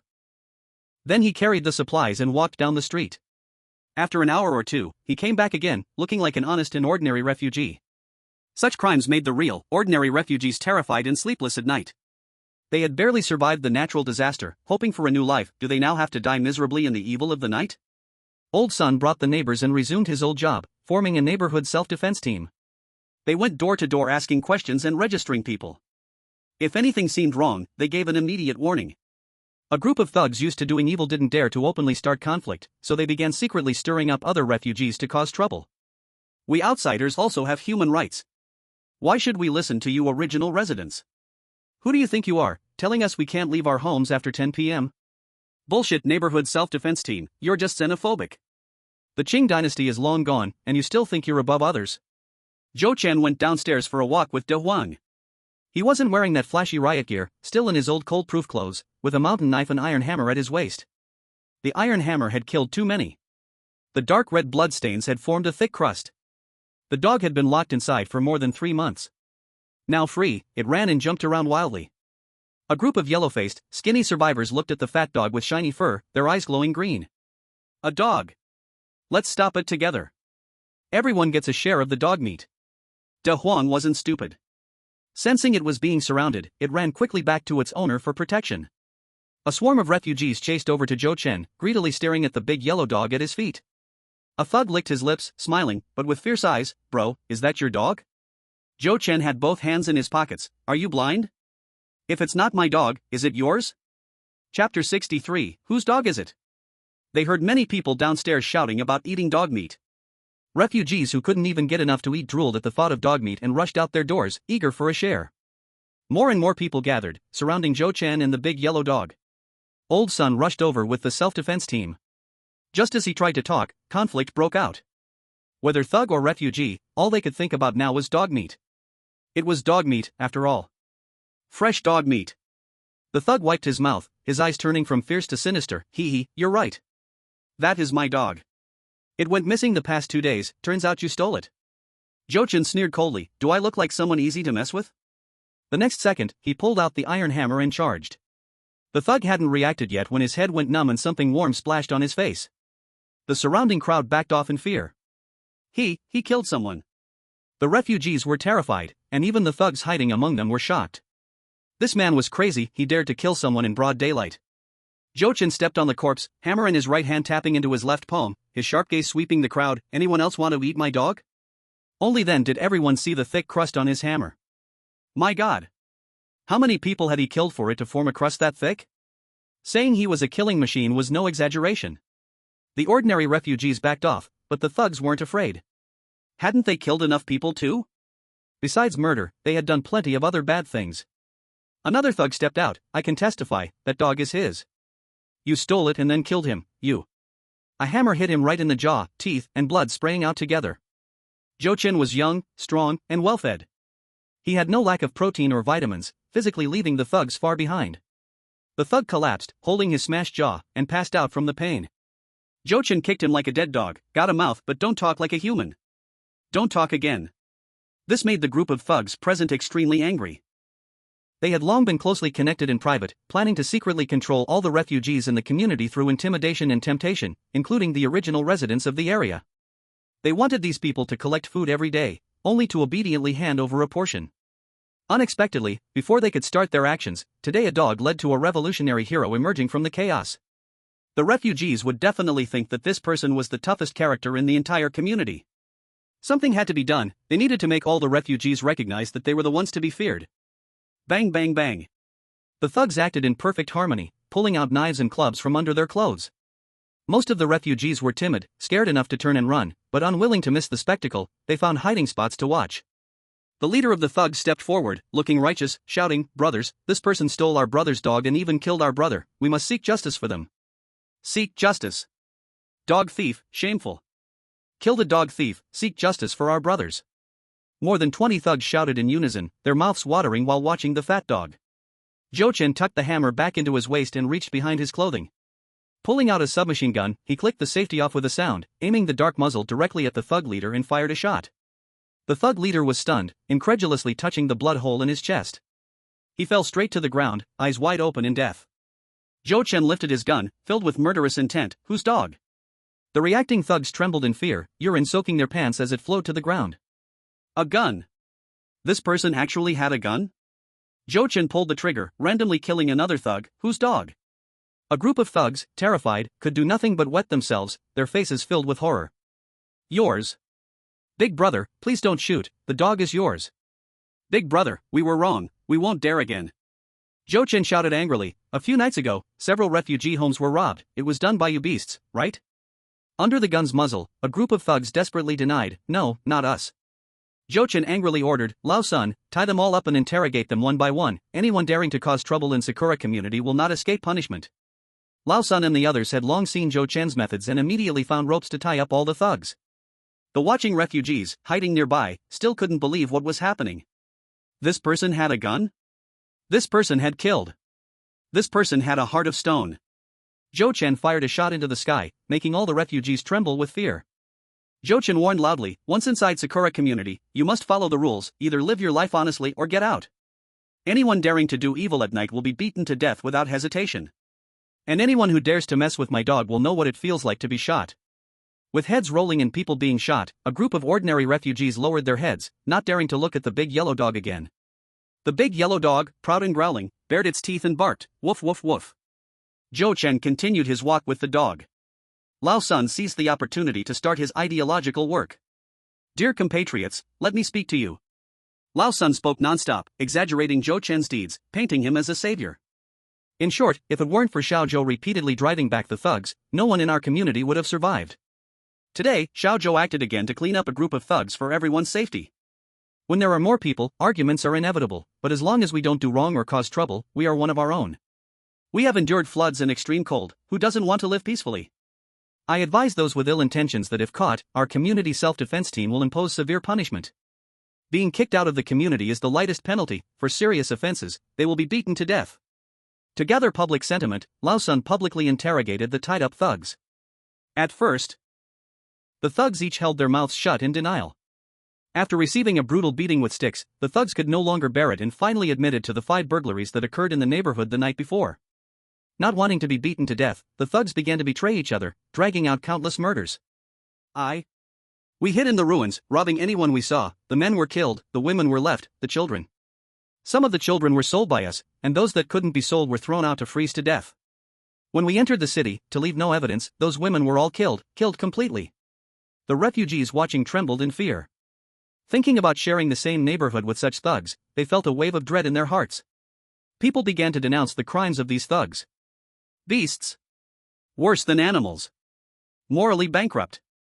We are all human, how can you bear to act this way? You simply deserve to die. Kill these beasts. Chapter 64, Good words cannot persuade the damned ghosts. Food was in short supply. The relief supplies distributed by the organization were limited. The survivors protested for a while without seeing any effect and gradually resigned themselves to their fate. Everyone began to grow their own crops. Every day, they brought back potatoes and sweet potatoes, unwilling to eat them, trying to find soil to plant in flower pots, waiting for them to sprout, bloom, and bear fruit. But this batch of potatoes and sweet potatoes was already frozen and would not germinate or blossom at all. To fill their stomachs, survivors started to find ways to save themselves. Some formed teams to search for supplies. Now the weather was no longer deadly cold, and both going out and searching for supplies became much easier. The city had troops stationed, and the thugs hiding among the refugees dared not rob and kill openly, they only dared to lurk in the corners, waiting for an opportunity. As long as they stayed out of the city, the survivors had no real danger to their lives. But such days did not last long. On Christmas Eve, the temperature, which had been stuck between 0 and 1 degrees, suddenly climbed to 30 degrees. Many people were awakened by the heat in their sleep. In the moment of waking up, they were a bit bewildered, and it took several minutes to realize the temperature had risen. The refugees living on the ground floor noticed something wrong with the ice layer. In the evening, it was still a solid ice layer, but now it was visibly melting. Sticking their heads out the window, they felt the cool air rushing up, like air conditioning in summer. An emergency broadcast sounded. The host repeatedly warned the survivors not to venture out recklessly, to beware of the dangers brought by the melting ice. But many refugees didn't pay any attention. As soon as it got light, they rushed downstairs, jumping and making noise. Zhou Chen was also awakened by the heat. He went to the kitchen and turned on the faucet. After a few sputtering sounds, a stream of yellow muddy water sprayed out. The big yellow dog stuck out its tongue, anxiously staring at the fireplace before it. Zhou Chen extinguished both fireplaces and went out to the rooftop. He took out more than a dozen plastic water containers from his space, filling the entire rooftop area. Then he took out 3 hoses, connecting them to the faucets in the kitchen, bathroom, and master bathroom. The muddy yellow water rushed into the storage tanks, and after nearly an hour, the water quality gradually improved. It was still very murky, but there was no mud spraying out, and after some sedimentation, it was still drinkable. But Zhou Chen would never drink that water. He had plenty of mineral water in his space. Old Sun had recently been in close contact with the second-hand dealer of the exploding gang and exchanged supplies for a telescope. He was observing the nearby neighborhood and found that each neighborhood was in pretty much the same situation. Even though it was winter during a normal seasonal period, for the survivors who had suffered enough from the cold, the rising temperature was a joyous event. He looked around, and suddenly saw Zhou Chen busy on the rooftop. Old Sun pulled out the walkie-talkie. "Little Joe, what are you doing?" He shouted for a long time, and the other side did not respond at all, thinking that the walkie-talkie was probably not on him. He kept watching Zhou Chen go home and called again. Zhou Chen had only been busy on the rooftop for an hour, and by the time he returned to the house, he was already covered in sweat. As soon as the air conditioning was turned on, I heard Lao Sun's call. Zhou Chen sat on the sofa, enjoying the cold breeze from the air conditioner, stock up on water. After 10 days of freezing temperatures, it suddenly climbed to 30 degrees overnight, even in the dead of night. If the survivors still have no sense of crisis, then their life and death depend on fate. Lao Sun was stunned. "Stock up on water? Do you mean there will be a drought coming?" Zhou Chen didn't clarify. "The weather is unpredictable, no drought would be best anyway, we can always water flowers and vegetables." Lao Sun began to talk to himself. "This temperature is indeed a bit tricky, it drops suddenly and rises just as fast, as fierce as a cannonball. I need to discuss this with everyone, better to be prepared." Zhou Chen took a shower and sat by the floor-to-ceiling window eating a cold snack. Lao Sun had already gathered the neighborhood refugees, reminding each family to stock up on water. The refugees murmured. The refugees scattered, thinking Lao Sun had become addicted to leading and liked to meddle in everything. Only the initial neighbors remained by Lao Sun's side. "Lao Sun, do we really need to stock up on water? Lao Sun, are you thinking too much? This place isn't Ningxia, how could we possibly run out of water?" Lao Sun sighed. "I also saw Xiao Zhou stocking up on water." "Brother Zhou is stocking up on water? If Brother Zhou is stocking up, then we should too. I still regret not listening to Brother Zhou earlier and going out to grab supplies." Yes, me too. Whenever I think of it, I can't sleep well, just feeling anxious." Exactly, if only we had taken Brother Zhou's warning seriously, our neighborhood wouldn't just have this few people left. Yang Sidian wiped the sweat from her forehead and said, "I think we should stock up on water." "Brother Zhou, how should I put it? I feel we should just do what he does, it's never wrong." Everyone nodded, feeling it made some sense. Lao Sun looked at Yang Sidian. "Didn't you take Long Xiaoyun home? How's the situation? Is her uncle still alive?" Yang Sidian shook her head. Their house was occupied by refugees. They even fought to get back their home. "I went with her to several places but couldn't find any news about her uncle. She told me to come back first, and she's waiting at home." Upon hearing this, everyone felt it didn't sound good. Chiro walked over with a child. I think everything will be fine. Her uncle is a firefighter. His survival skills are 10 or even 100 times that of an ordinary person. He must have comrades around him, and thugs would only steer clear. Everyone agreed that it made sense. If ordinary people like them could survive, then with Long Xiaoyan's uncle's survival skills and daily physical training, he would be just fine. Lao Sun hugged his grandchild, who was as thin as a beansprout. He had to go find Huang Mao to get 2 water tanks and see if he could get some baby formula too. Chiro took off her Cartier bracelet from her wrist. Uncle Sun, now all the scalpers in the city only recognize money, you should barter some other goods for it. Lao Sun was worried about this. During the extreme cold, food was the most valuable thing, but when temperatures reached 0 degrees, those scalpers would only accept money. These days, everyone had traded away whatever valuable items they had. Uncle Sun, just take this. Chiro pressed the bracelet into Lao Sun's hand. This bracelet is worth more than gold, don't let anyone cheat you. Lao Sun felt a surge of gratitude in his heart. Xiaoqi, if there's a chance in the future, I will definitely repay you with a better one. After several days of high temperature, the ice and snow melted faster. The solid ice layer cracked, with many places revealing murky water, littered with all sorts of trash. Some refugees suddenly ran back and forth on the ice layer. Lao Sun, anxious, scratched his head. All his persuasive words and warnings were useless. Zhou Chen doubted that if Lao Sun kept scratching, he might end up bald. Forget it, Lao Sun, you can't reason with the damned. Lao Sun was furious and decided to ignore it.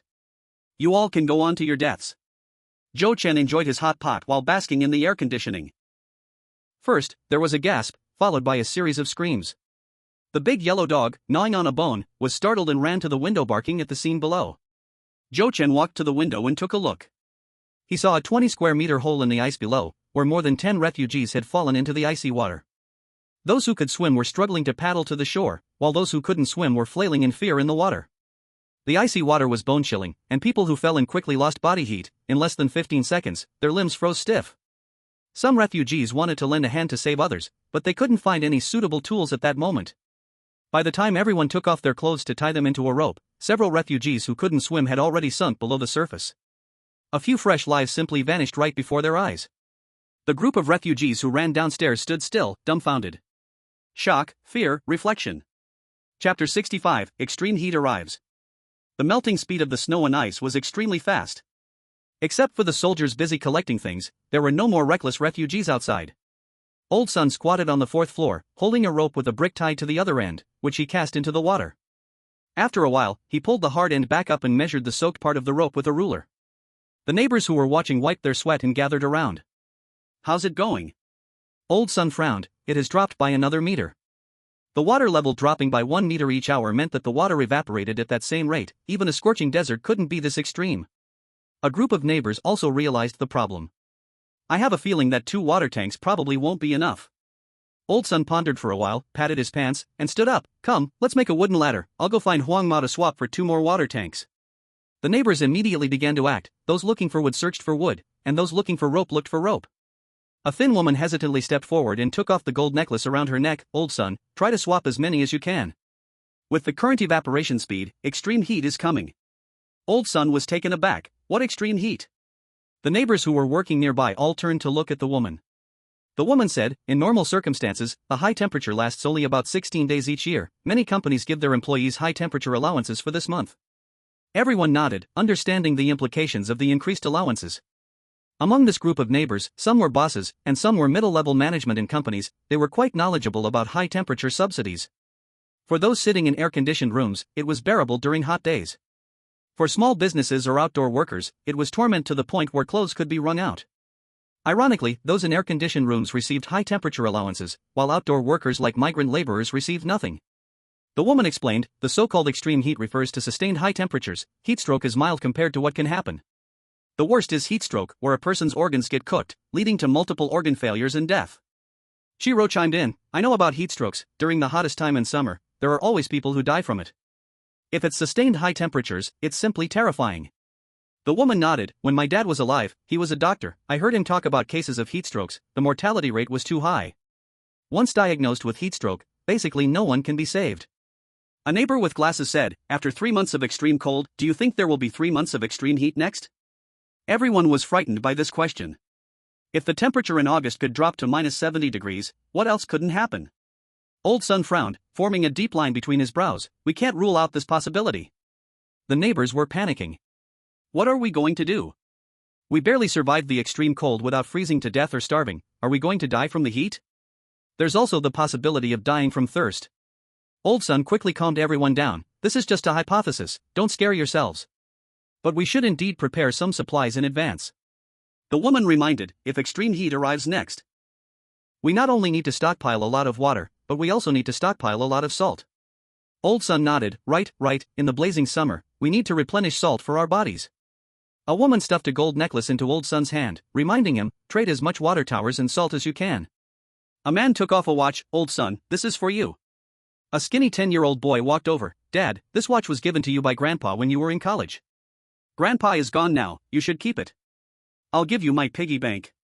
The man lovingly patted his son's head. Don't worry, Grandpa is watching from above and won't hold it against Dad. Old Sun raised his hand to stop. Don't be anxious, you guys first make the wood supplies, and let me think again.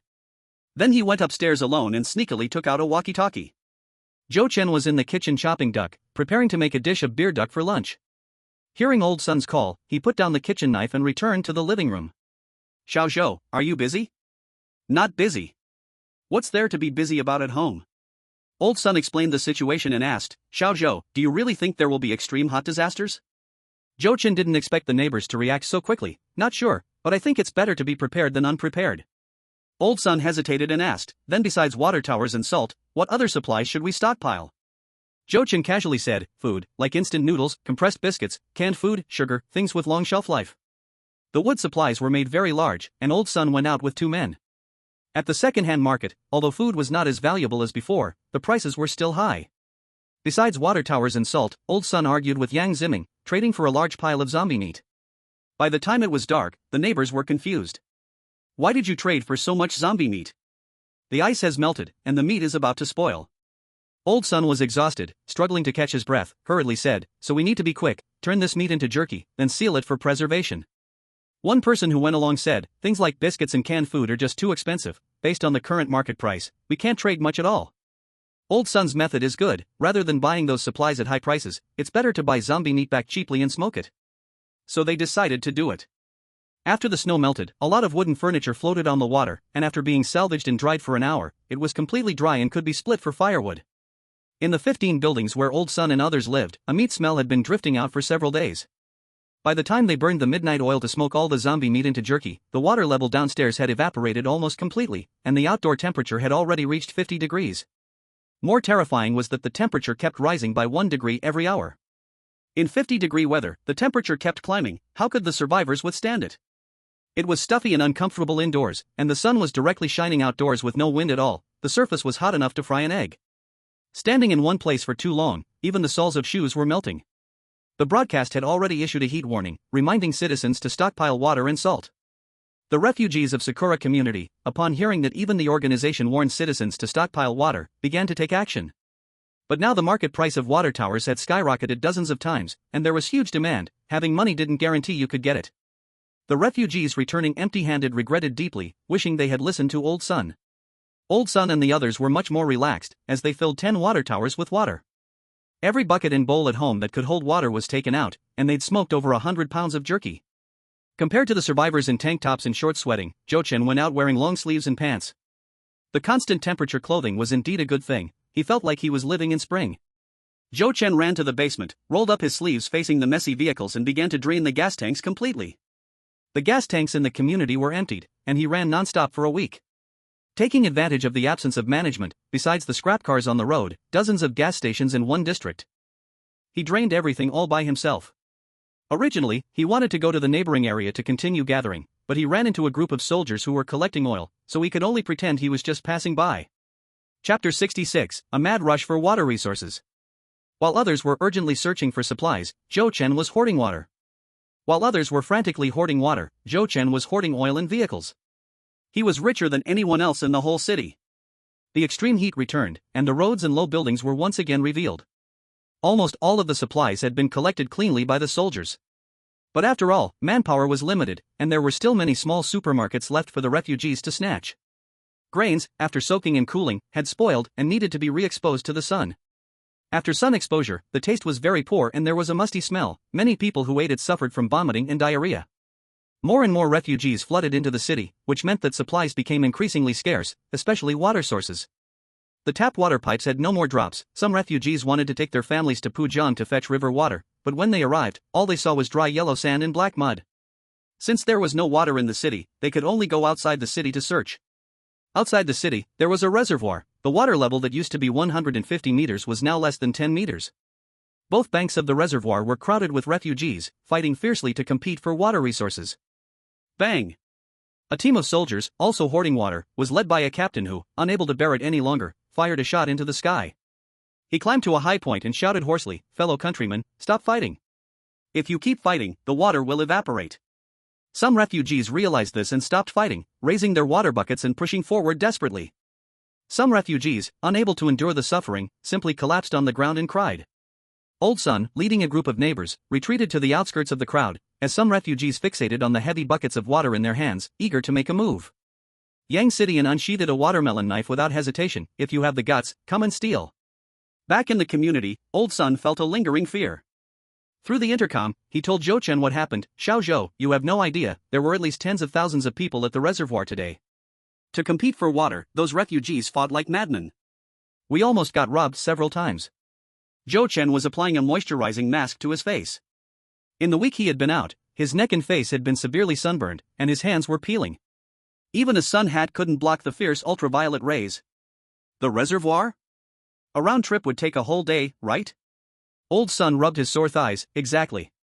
We set out last night at midnight. The road was filled with refugees heading for the reservoir, and it took quite a bit of time to fill the water. By the time we returned, it was already evening." Zhou Chen took a cup of cold drink from the refrigerator, twisted open the cap, took a sip, and felt incredibly refreshed. "Since all the refugees are rushing outside the city for water resources, you should think differently." "Xiao Zhou, what do you mean?" "I mean, it takes too long to go back and forth. Why not continue to look for other supplies instead? You can trade water with the refugees later, wouldn't that be easier? What kind of supplies do you think we should look for?" "Food." Old Sun was surprised. "Food? Didn't the broadcast say that another batch of grain would be transported into the city in a few days?" Zhou Chen was speechless. "Then just pretend I said nothing." After the call ended, Old Sun fell into deep thought. The neighbors who were resting were also confused. Does Brother Zhou mean hoarding food is more valuable? All supplies have value. I guess Brother Zhou means water is very important, but food is equally important. The second batch of relief grain is about to enter the city. Can we collect those spoiled foods and exchange them for water? So, are we still going to the reservoir for water tomorrow? Old Sun suggested a compromise. "How about this? Tomorrow we'll split into two groups. One group continues to the reservoir, and the other goes out to collect food. Listening to good advice means having a full meal." Shiro, holding a sleeping baby, wiped the sweat from her face with one free hand. "We shouldn't just collect food, we need to look for other supplies too. The temperature is too high, and the stored water easily goes bad. We need to find some purification tablets. I just measured it, the surface temperature has already reached 70 degrees. To prepare for the likely ongoing high heat, we should gather as much salt and sugar as possible." She thought for a moment and looked at a woman who seemed unwell. "Hong Jia, you have heat stroke, don't go out tomorrow. Stay here to take care of the kids, and I'll go out for a few days." Yang Sidian clasped her stomach, worry written all over her face as she pulled Shiro aside. "The reservoir is a mess, I'll go there tomorrow. While you're gathering supplies, remember to find that." Shiro understood immediately. Several women in the building, and now they don't even have a single sanitary pad. The discomfort can only be understood by women. They had quietly asked around the community and found that all women faced the same problem. "Wait a minute, why don't we ask Brother Zhou?" Upon hearing this, Yang Sidian was so shocked that her stomach pain vanished. "Brother Zhou, how can a big man like him possibly have that?" But Shiro thought differently. While everyone else was stuck at home, only Brother Zhou was wandering around outside. He could even gather guns. Perhaps while collecting supplies, he also picked up that item? Shiro took a walkie-talkie from Old Sun and rushed back to her room to call softly. "Bread?" Zhou Chen was enjoying a table full of food. The freshly made beer duck tasted incredibly good. "Yes, what supplies are you offering in exchange?" Shiro immediately knew that the other party didn't understand what she meant by bread. Blushing, she lowered her voice to a whisper. "The bread I'm talking about isn't that kind of bread." Zhou Chen was taken aback, then realized, "Ahem, yes." Shiro rushed out, winking happily at Yang Sidian. As she reached the staircase, she thought for a moment and ran back to pick up the child, planning to bring the child along to grab some formula. It was getting dark, but the outdoor temperature was still frighteningly high, the heat waves rising from the ground. It always made one feel as if they had moved from Earth Village to Mars Village. Chiro hugged the child, waiting in front of the first iron gate on the 5th floor. A few minutes later, the door opened. A dog appeared in front of her, dropping a black plastic bag it had in its mouth onto the ground. Then, it stared at her with a cold expression. Game over. No formula for her. Chiro twitched her mouth, taking off another Cartier bracelet from her wrist. The big yellow dog grabbed the bracelet with its mouth and lifted its paw to close the door. Refugees were returning with water, and among them, a few lecherous refugees were eyeing Chiro with ill intent. As the people walked away, they still stared at her graceful figure, drooling. Is it her? It's her. I've been observing for many days. The people from Building 15 go out every day to collect supplies. She's the only one at home taking care of the kids. The woman with the dual knives is good too, but she's too fierce. Hee, this woman looks weak at first glance. She must be very nice. Watch carefully. Tomorrow, when others leave, we'll go enjoy ourselves immediately. I heard there's a man in the community who has a gun. He warned everyone not to make a fuss before. Will this? What's there to be afraid of? Which woman has the face to tell anyone about this? If she doesn't say it, we won't say it. Who would know? Chapter 67, Plotting Against Me? Turning you into mummies. Just as dawn broke. Suddenly, there was a commotion in the community. Someone was screaming angrily, and the next moment, glass shattered. Bang. The sound of heavy objects falling was especially loud in the morning. Then came the screams of women and the cries of children. The commotion was so great that it woke up all the survivors in the community. Many thought a robbery or assault had occurred. Jo-chan thought so too. He got out of bed, put on a black silk robe, and rushed out of the house with his gun. His expression was very grim. On one hand, he was furious because his sleep was disturbed. On the other hand, he was angry that someone dared to cause trouble on his turf and embarrass him. Two kinds of matters combined, anger turned into killing intent. Help me. Is there anyone to save my husband? Ambulance. A woman, barefoot, rushed downstairs, holding a bloody corpse on the ground, crying out in grief, while two thin children stood nearby, wailing loudly. There was another corpse on the ground, along with two overturned buckets, blood spread everywhere. Many people came out to check, unsure of what had happened. Jo-chan appeared with a gun, and a group of refugees immediately parted to make way. Who did this? The refugees dared not speak, but the crying woman seemed to see a glimmer of hope, crawling and rolling to grab Jo-chan's leg. Brother Jo, please save him, take my husband to the hospital, he's still alive, he's still alive. With half his head smashed in, everyone could tell he was already dead. Jo-chan pulled away the woman's blood-stained hand and walked over to the two corpses, checking the carotid artery. He confirmed they were indeed dead. With a click, the safety was off. Jo-chan's face turned ashen, questioning the woman, what exactly happened? If there were truly thugs causing trouble, he would definitely kill them today, then hang their bodies at the community entrance as a warning. The woman, crying so hard she could barely breathe, shook her head. Water. She pointed to the building where she lived, crying in sorrow, the water that my family struggled to carry back from the reservoir is all gone. A refugee, feeling pity for her, asked, was it stolen? Did your husband fall while fighting with a thief? The woman shook her head, tears streaming down her face. After a long pause she said, no, the water in the bucket just evaporated. The couple had toiled to carry water back from the reservoir, and within one night, it had evaporated completely, leaving not a drop in the bucket.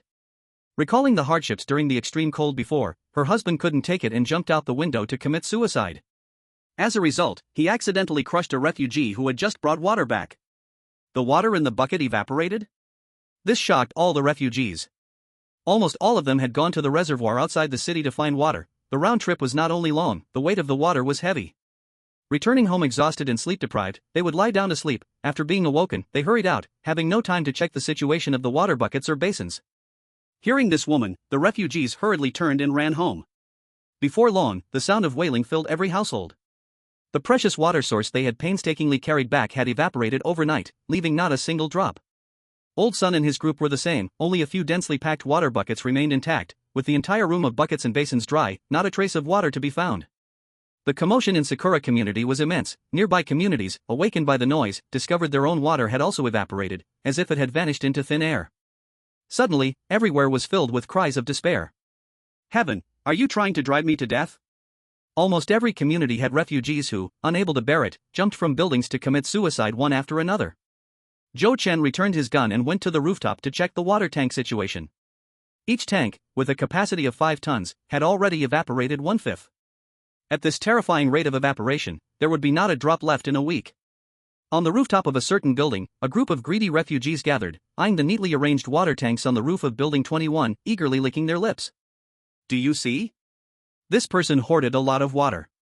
But he has a gun. I've heard that local residents call him Joe the Madman, saying he kills without blinking. I'm not blind, I can see he has a gun. Whether he is Joe the Madman or Zhang Erli, it's the refugees without water resources who are the real madmen. Brother, do you have a good idea? Humph. Gather all the water-deprived refugees together and force him to hand over those water tanks. What if he refuses? If he refuses, there are so many refugees, can he shoot all of us? In the end, he'll have to hand them over. Zhou Chen was checking the situation of the water tanks one by one. Suddenly felt a chill down his spine. Was he being watched? At noon, Zhou Chen went downstairs to walk his dog as usual. In recent days, the empty community had suddenly seen a lot of refugees. The evaporation of water resources hit a large number of refugees hard. Today, they lacked the energy to go out. Some lay at home staring blankly, while others squatted in dark corners downstairs in a daze. One by one, they looked numb, faces filled with worry. When they saw Zhou Chen and his plump, robust yellow dog, many refugees felt jealousy. Why should they live in such misery? Why should Zhou Chen live so freely? They couldn't even afford a meal, yet Zhou Chen had extra food to raise a dog? Those people were right. Zhou Chen's house hoarded unimaginable supplies, and he should share them with everyone. Woof, woof, woof. Some refugees got too emotional. The yellow dog sensed the deep malice and bared its teeth, barking. The walkie-talkie on his belt crackled with Lao Sun's voice. Xiao Zhou, I've discovered something very bad, can you talk now? Zhou Chen took off the walkie-talkie and said, I'm walking the dog, I'll talk when I get back. Even though there were many malicious refugees in the community, Zhou Chen still walked his dog with great confidence, making a group of mentally twisted refugees even angrier.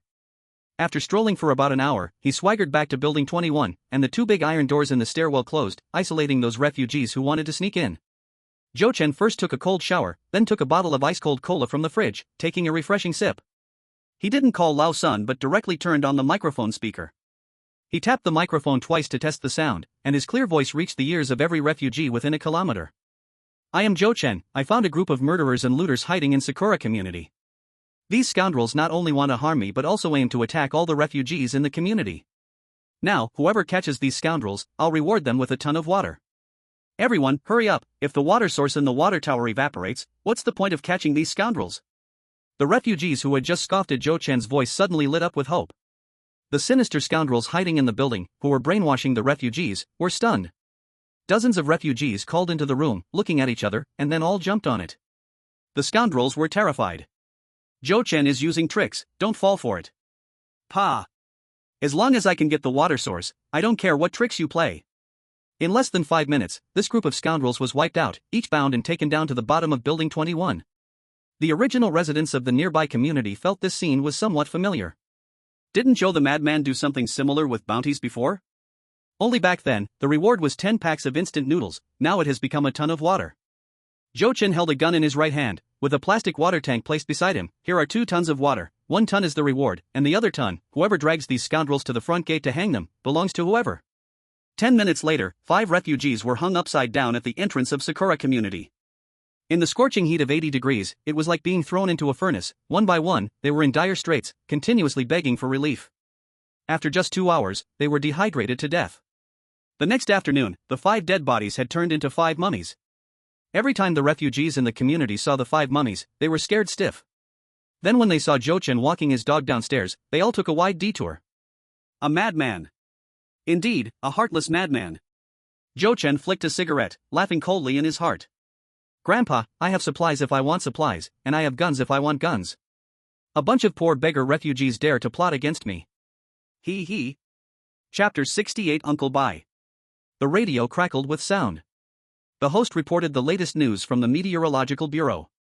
According to the current temperature changes, the next 3 months are expected to be filled with extreme heat. Residents are advised to stock up on water and supplies and to take proper protective measures when going outside. This made the refugees furious, throwing pots and pans in anger. Now there's no water to drink. Are we going to die in 3 months? The reservoirs have dried up. Where are we supposed to store water? Can't artificial rain be created? Why hasn't someone shot a rocket yet? Old Sun and the others were not as miserable as the refugees. Little Joe is really amazing. Now the value of food in the market has returned, and salt is even harder to find than ever. We've hoarded hundreds of bags of salt. Should we take the chance now to trade for some other supplies? Absolutely not. Didn't the broadcast just say high temperatures will last for 3 months? Salt will only become more precious. We need to be low-key when we go out. Everyone pretend to be poor. We absolutely cannot let the refugees know we have supplies. I've noticed recently that a lot of young girls in our building are being watched by some young refugees. They often stroll outside our building and look like troublemakers. Yang Cityan pulled out 2 watermelon knives, radiating a fierce energy, with 5 mummies hanging at the entrance. Who dares to start anything? This time, I'll take care of it. 1 comes, I'll chop 1, 2 come, I'll chop 2. Huang Mao arrived and got Zhou Chen a mountain bike. Brother, how's it? This is the best mountain bike on the market. It can fly on any complicated terrain, and it can even make its own path where there's none. Zhou Chen carefully examined the bike. Is there more stock? Huang Mao nodded vigorously. Brother, even if there isn't, we'll make sure there is. As long as you want it, we'll get it done. Zhou Chen patted the bike seat and nodded in satisfaction. Just bring the good stuff. What do you want to trade for this time? Huang Mao had a face full of distress. Brother, the market has changed again. The most valuable items now are food and water, with salt in 3rd place. My boss is depressed again. He collected a bunch of money and gold and silver jewelry. Gold and silver jewelry is still somewhat acceptable, but money, right now it's as good as worthless. Zhou Chen almost laughed out loud. Don't mention gold and silver jewelry, soon even high-end jewels will be as valuable as the broken stones on the road. Huang Mao asked with expectation, Brother, can you get water? He'd heard that Zhou Chen's rooftop had stored tens of tons of water. Zhou Chen pretended to think, there is water, but I can't give you too much. Huang Mao's eyes brightened, licking his lips. Brother, can you spare 5 tons? Zhou Chen put on a troubled expression, then nodded after a moment. You need to prepare a vehicle to carry the water. Huang Mao let out a big sigh of relief. No problem, I'll go back and drive it over right away. Huang Mao moved quickly. 2 hours later, he brought over a water truck. To prevent the refugees from rushing for it, he even brought a group of buddies, each carrying a kitchen knife, looking fierce. Zhou Chen originally wanted to say he'd deliver it at night, but this guy brought a 7 to 8 meter long water hose. Zhou Chen couldn't help but laugh. You've thought this through. Huang Mao grinned widely. It wasn't just about needing water, they wanted to seize the market quickly, as they were close to dying of thirst too. Zhou Chen dragged the water hose upstairs, and it took more than 3 hours to store the 5 tons of water. Huang Mao was overjoyed. Brother, rest assured, as long as it's good stuff, our blasting gang will prioritize you. You can pick first and then let the other customers pick.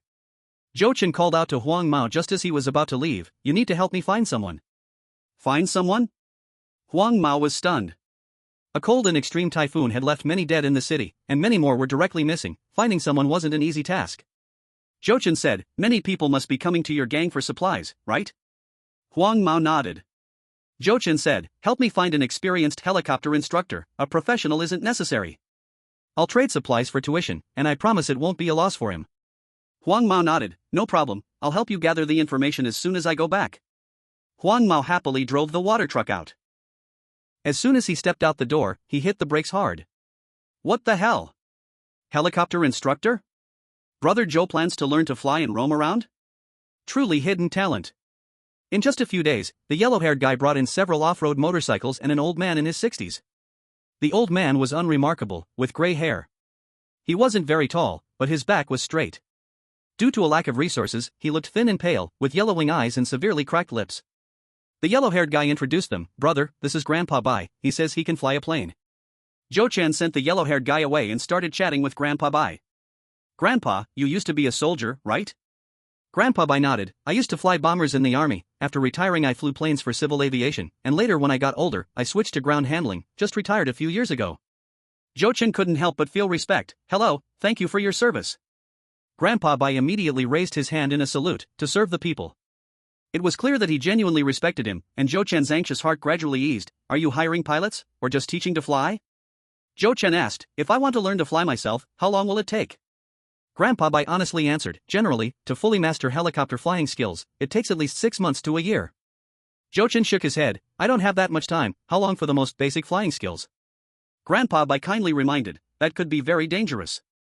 Zhou Chen replied, there's no way, everything is in short supply in the city. I want to go out of town to see the situation. Can I do it in a week? Grandpa Bai thought for a long time and said, it can be done. Many skills can only be gradually explored through practice during flights. Zhou Chen chose a motorcycle. Do you know how to ride? Grandpa Bai was taken aback. Of course I do. Zhou Chen said, "You give me an address, I'll send the tuition to your house later. The helicopter is outside the city, we can ride out of town to learn every day." Grandpa Bai nodded, wanting to say something, but in the end, he remained silent. He wanted to bring up the issue of supplies, but not because he was greedy for quantity. He had heard from the yellow-haired guy that Zhou Chen had precious water resources, which was why he rushed over. But now, since he hadn't taught anything yet, he felt embarrassed to make requests. That night, Zhou Chen pretended to take a flashlight to go for a walk on the street. On the pitch-black street, there were no sounds except for refugees searching for supplies, not even a rat was in sight. In fact, all the rats in the city had been eaten into extinction by the refugees. Zhou Chen walked to a deserted corner and took out a pickup truck from his space. He loaded a bag of rice, a bag of flour, a dozen pounds of potatoes, a dozen pounds of sweet potatoes, a ton of water, and 2 bags of salt into the truck. These supplies were enough to drive any survivor crazy. Grandpa Bai's place was nice, a standalone small villa, with strong privacy. It had previously been flooded, and with the extreme heat coming, nostalgic old folks like Grandpa Bai moved back in. When the seawater rushed into the city, many people drowned, leaving 10 out of 10 homes empty. Zhou Chen drove the truck to Grandpa Bai's doorstep and honked the horn. Grandpa Bai had been waiting. Hearing the horn, he quickly opened the door. His wife, not feeling at ease, followed him out with a flashlight, and the 2 little grandsons hid upstairs, not daring to speak. Zhou Chen unloaded the supplies from the truck one by one, and Grandpa Bai's eyes widened. "Little Zhou, why did you give me so many supplies?" Although it was agreed to use supplies instead of tuition, the quality and quantity exceeded his expectations greatly. Especially the water and salt, which were truly precious. Chapter 69, Low-Key Learning to Fly. Zhou Chen left the city overnight and found a desolate mountaintop. The mountaintop was dense with trees and overgrown with weeds, but there was a flat area to land the helicopter. Now that the refugees were rushing into the city, it wasn't because they were worried about being watched. The next morning, just after Zhou Chen finished breakfast, he heard the sound of a motorcycle horn downstairs. He walked to the window and looked down, and sure enough, Grandpa Bai had arrived.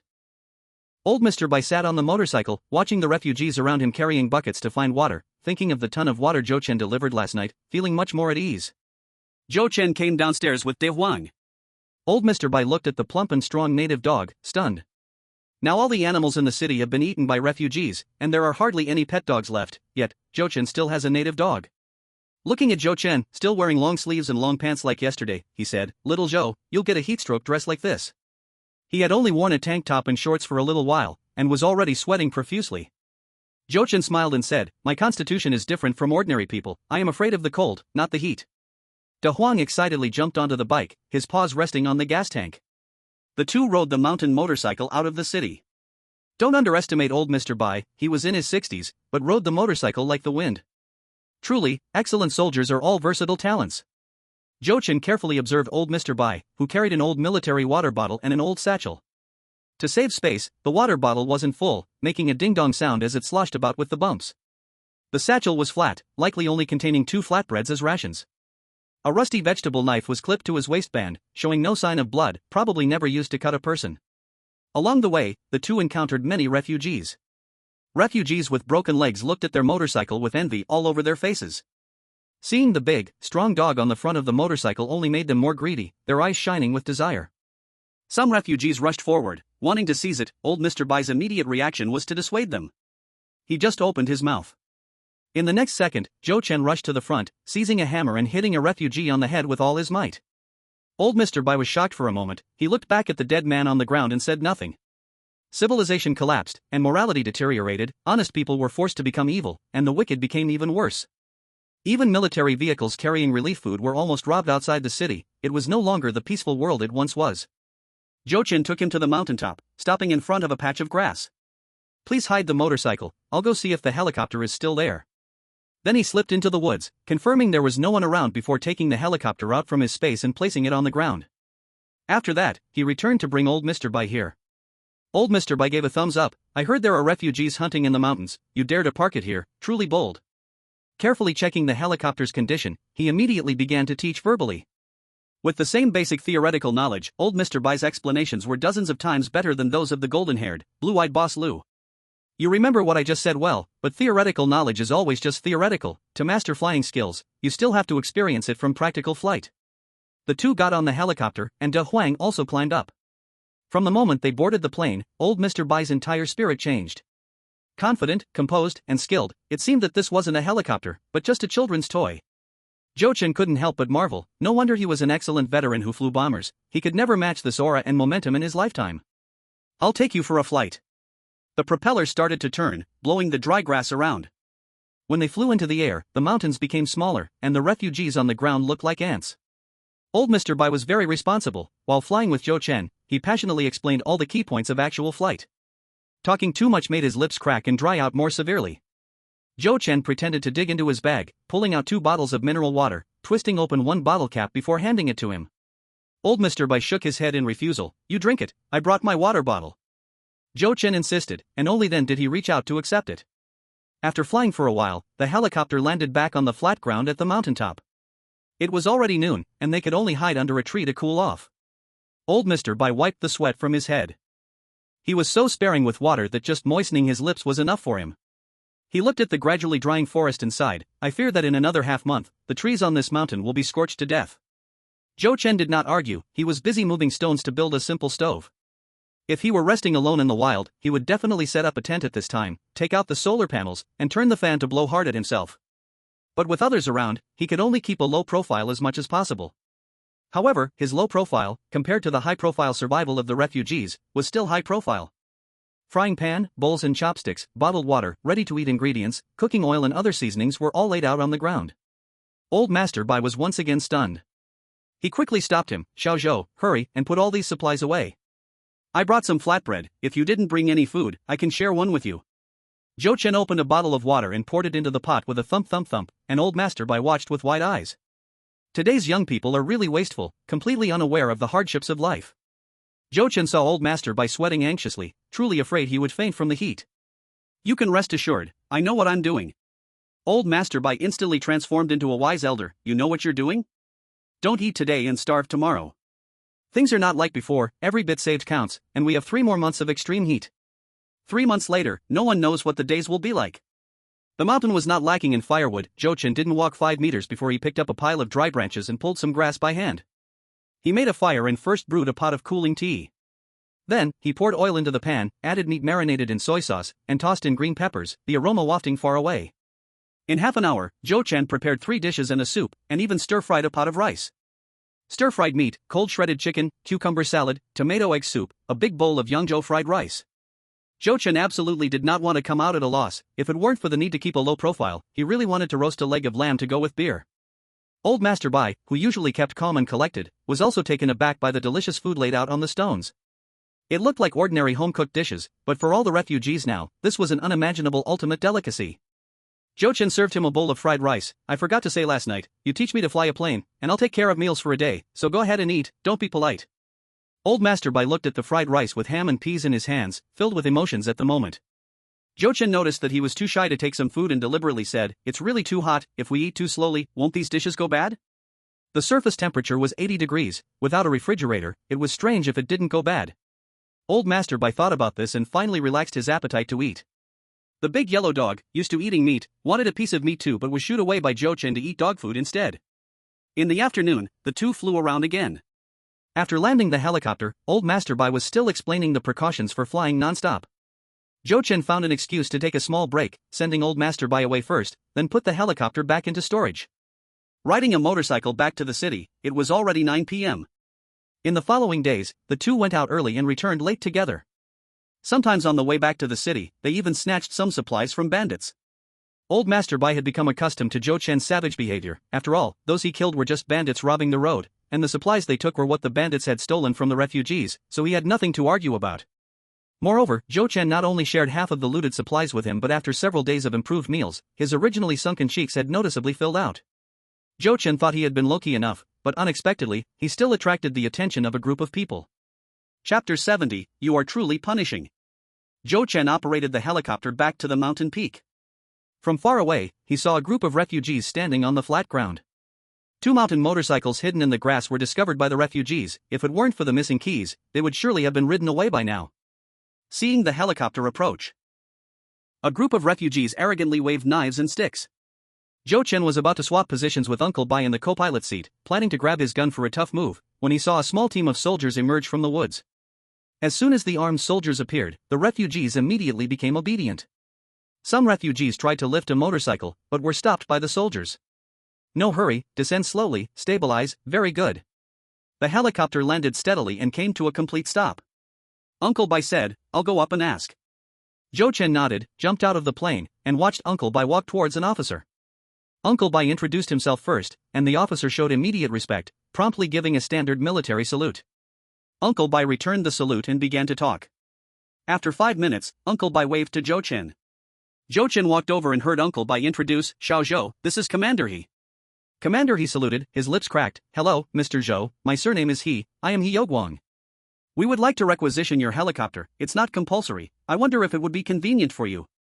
Zhou Chen flatly refused, not convenient. Commander He looked disappointed, his eyes showing urgency, Mr. Zhou, the situation is like this, we sent a small team to Hangqing to transport water, originally scheduled to return in 3 days, but it has already been 5 days. We want to borrow your helicopter to quickly ascertain the real situation for our upcoming actions. Zhou Chen remained silent. The highway from Mo City to Hangqing only takes less than 2.5 hours, even if natural disasters damage the roads, it should take at most a day for a round trip. Could it be that a violent gang appeared, one with considerable power? Zhou Chen asked directly, is the road not safe? Commander He nodded, hesitated for a moment, and said, it's not just the road. Originally, for social stability, some things cannot be known by the public. After the typhoon, seawater flooded the city. The warden of Shaoshan prison reacted quickly and opened all the prison cells at the first moment. Among the escaped prisoners, some died in the extreme cold, some went missing, and others have become bandits. Mo City lacks water, and the organization arranged a team of soldiers to go to Thousand Island Lake for water transportation, which is a stronghold for a gang formed by prisoners. Waiting too long for their comrades to return, the organization became anxious, and Commander He was even more anxious, as those were his soldiers. But the roads were damaged, making it take a day to drive there, and encountering thugs on the road would waste even more time. So, when they discovered a helicopter in the sky these past few days, they followed the flight traces to find it today. Zhou Chen was not very willing to lend it. He only had this one, what if it got damaged? But looking at Commander He and the 5 soldiers behind him, each one was pale and thin, with cracked and peeling lips, and their skin was sunburned from prolonged outdoor activity. As Zhou Chen hesitated, a soldier suddenly collapsed on the ground, startling everyone. Li Xiaoyang has fainted. Quick, give him some salt water. Including Commander He, all the soldiers took out their water bottles, but despite several bottles combined, they couldn't pour out a single drop of water. Uncle Bai quickly took off his water bottle and handed it over. After a long time, the fainted soldier finally woke up weakly. But he was severely overheated and had no strength to even stand up. This scene made Zhou Chen feel deeply touched.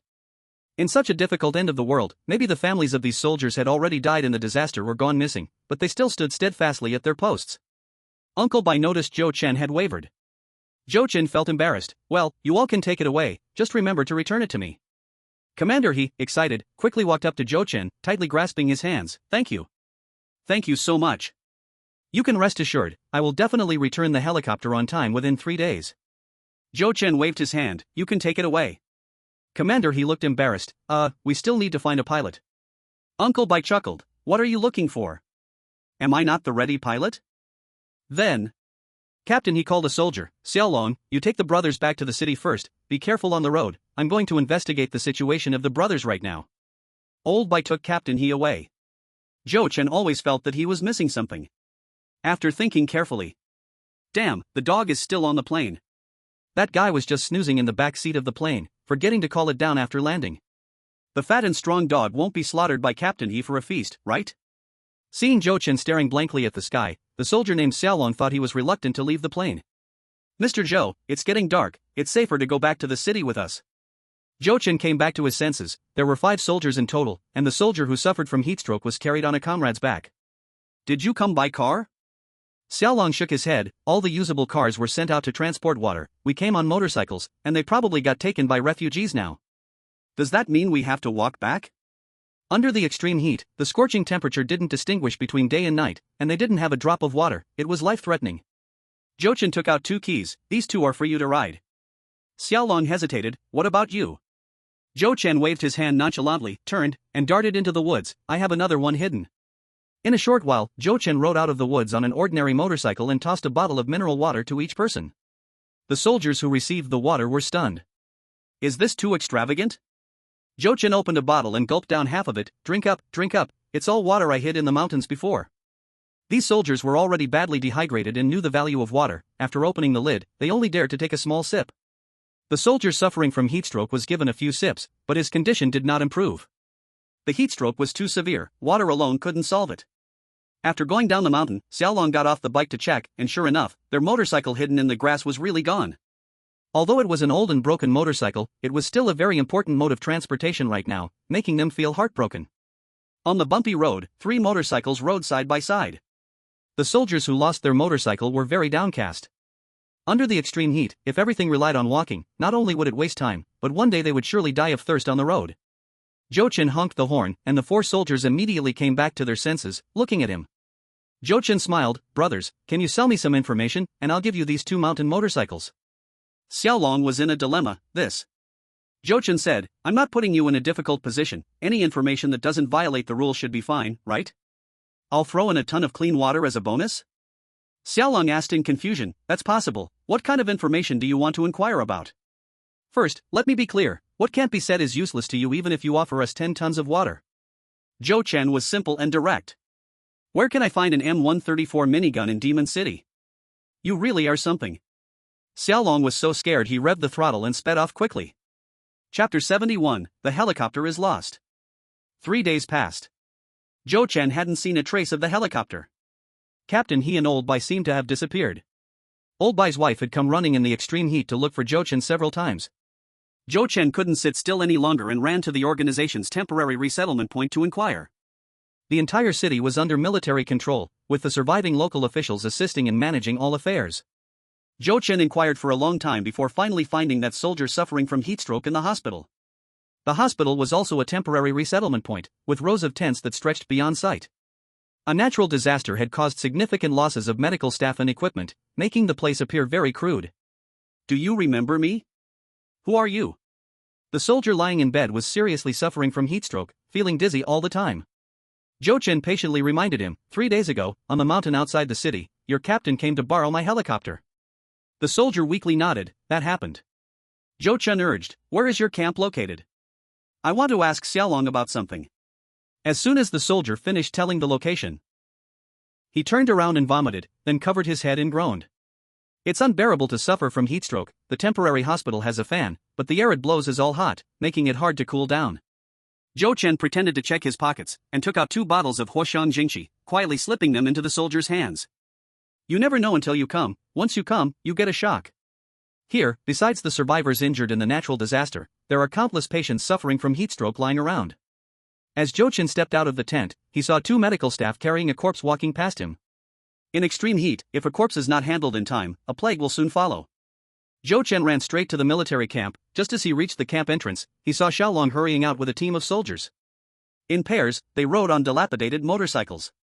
Zhou Chen ran up, "Team leader Xiaolong." Xiaolong was surprised, "It's you." Zhou Chen directly stated his purpose, "Has your camp leader not returned yet?" Xiaolong's expression was not good. "We just received news that camp leader He and his men have been captured by those bandits." "What the hell? Aren't they just borrowing a helicopter to scout the situation? They can be captured while flying in the air?" Xiaolong was very anxious. "Mr. Zhou, I don't have time to explain to you. We must head to Qiandao Lake immediately to rescue our camp leader and the other brothers." Zhou Chen reached out and held onto the other guy's motorcycle. "Take me with you. If people are captured, then his helicopter must have also fallen into the bandits' hands? This is ridiculous. That's the only helicopter he exchanged for a truckload of rotten cabbage."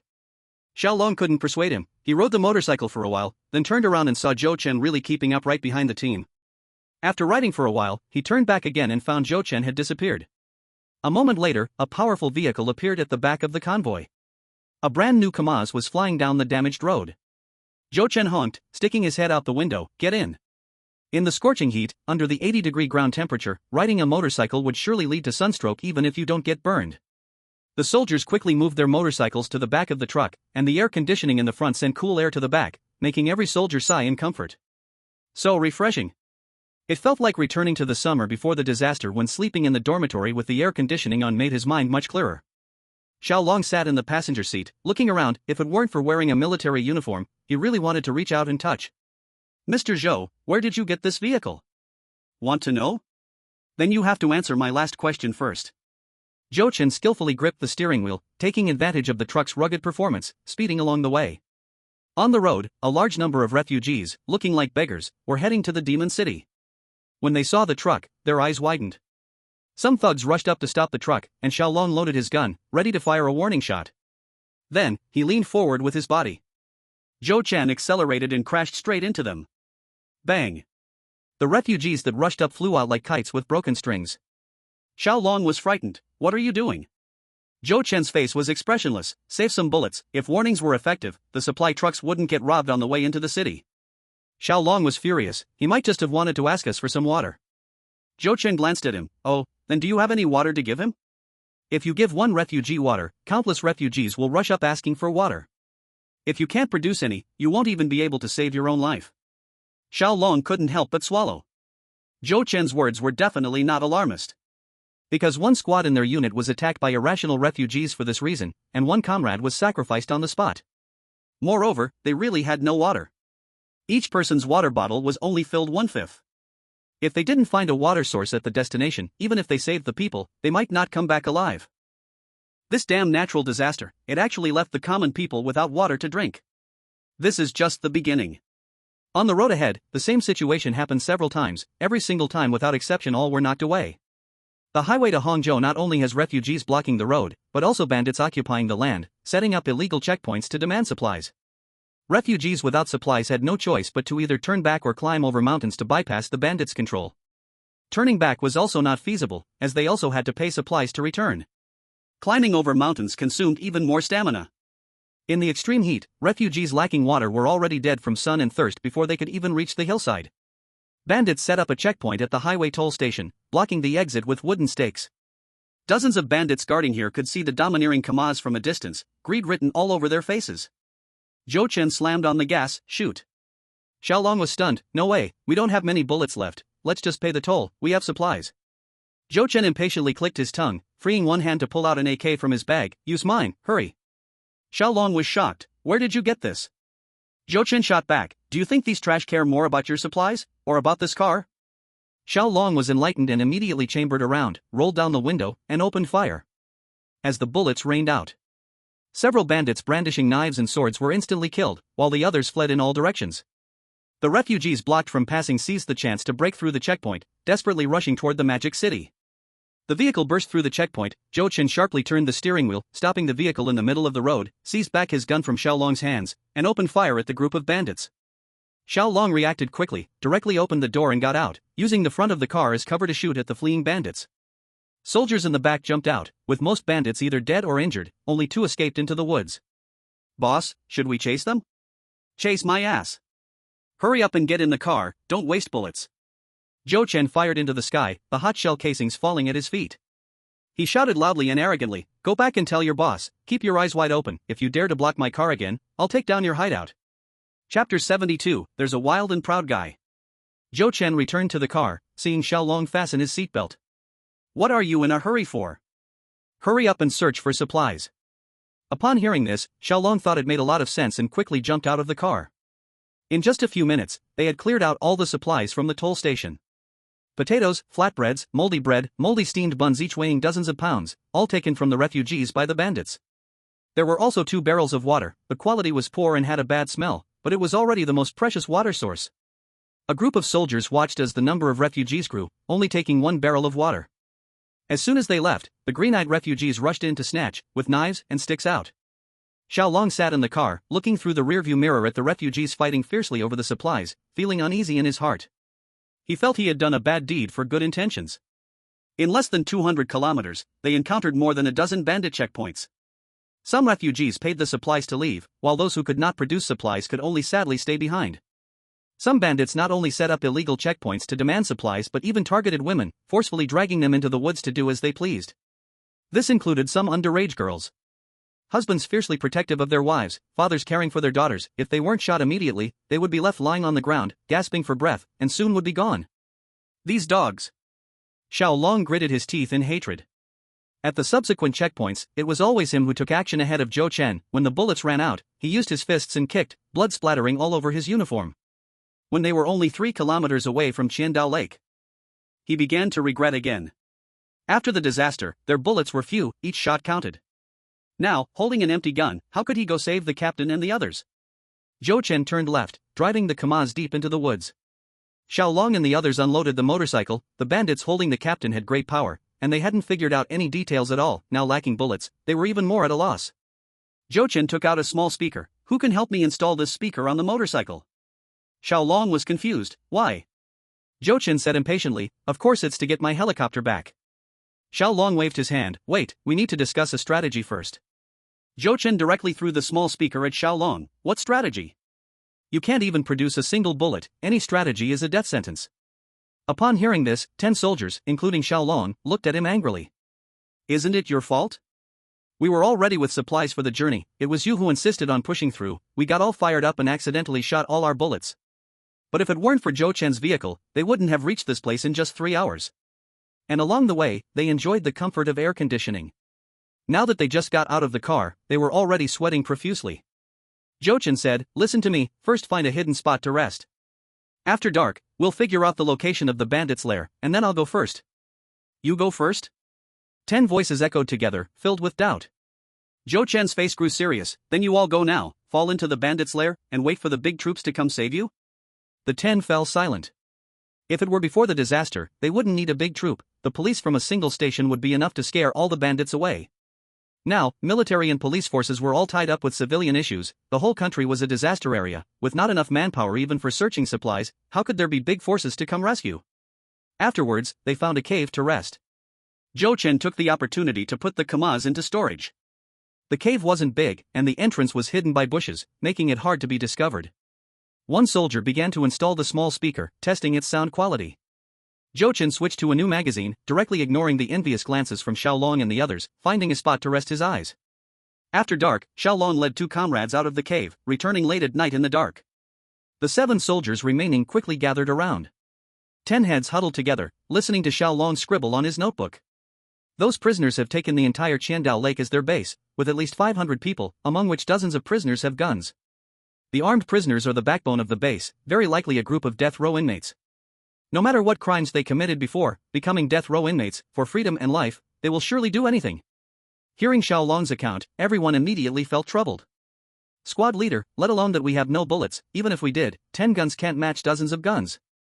How about pretending to be captured, infiltrating to find the captain and the others first? Zhou Chen, listening in, kept his eyes closed as he continued to rest. In the morning, he woke up to the sound of rustling.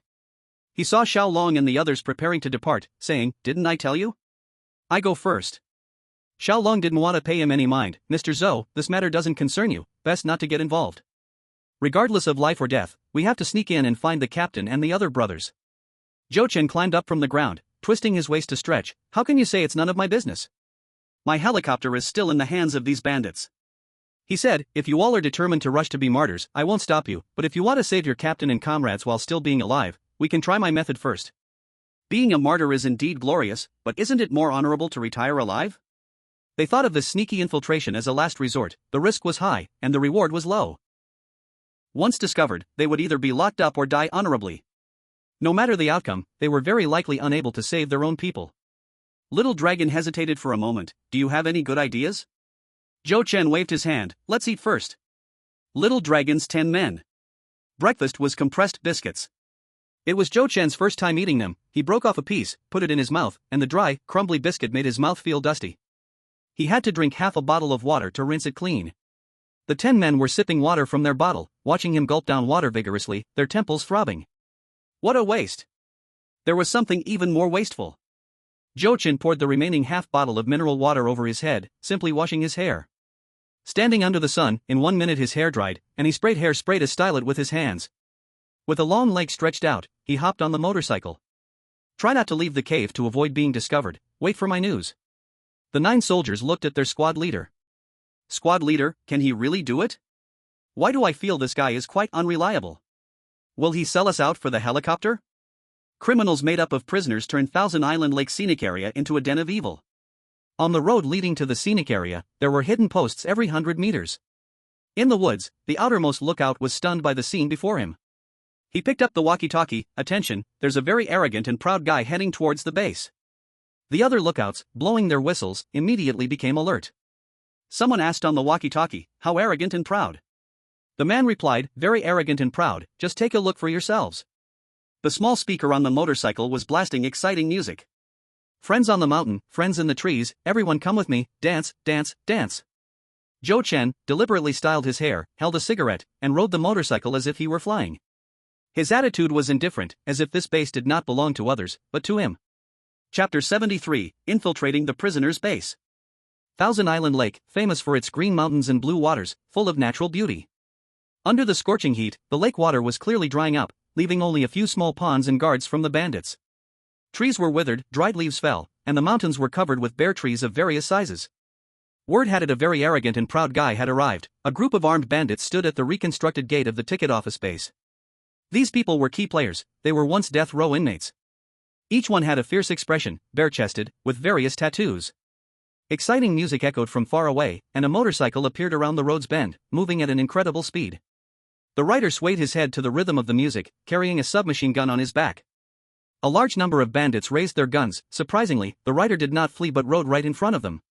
The bandits exchanged glances. This was the most daring survivor they had ever seen. Zhou Chen hit the brakes and turned off the speaker. Holding the cigarette in his mouth, he flicked off the ashes coolly. Tell your boss, a big business is coming, quickly bring out the good wine and dishes. I'm really dying of heat, don't forget a cola with ice. Arrogant. Truly arrogant. Facing 20 guns, he remained unfazed and still demanded good wine and dishes. A small leader stepped forward. Brother, do you know where this place is? Zhou Chen stuffed the cigarette in his mouth and scoffed at him. Do you even deserve to be called brother by me? The small leader, used to being tough, was momentarily speechless. Kid, you think you can act cool here? Do you know where this is? Zhou Chen directly smashed the cigarette but on the opponent's face. You're so full of crap, aren't you just a bunch of prisoners? If it weren't for your little bit of power, I wouldn't even bother looking at you. The small leader got burned on the face by the cigarette but, furious and about to draw his gun, but was immediately pulled back by a few men. Shingo, this guy might not be a nobody, let's notify the boss first. If it's really a big business, we can't explain it to the boss.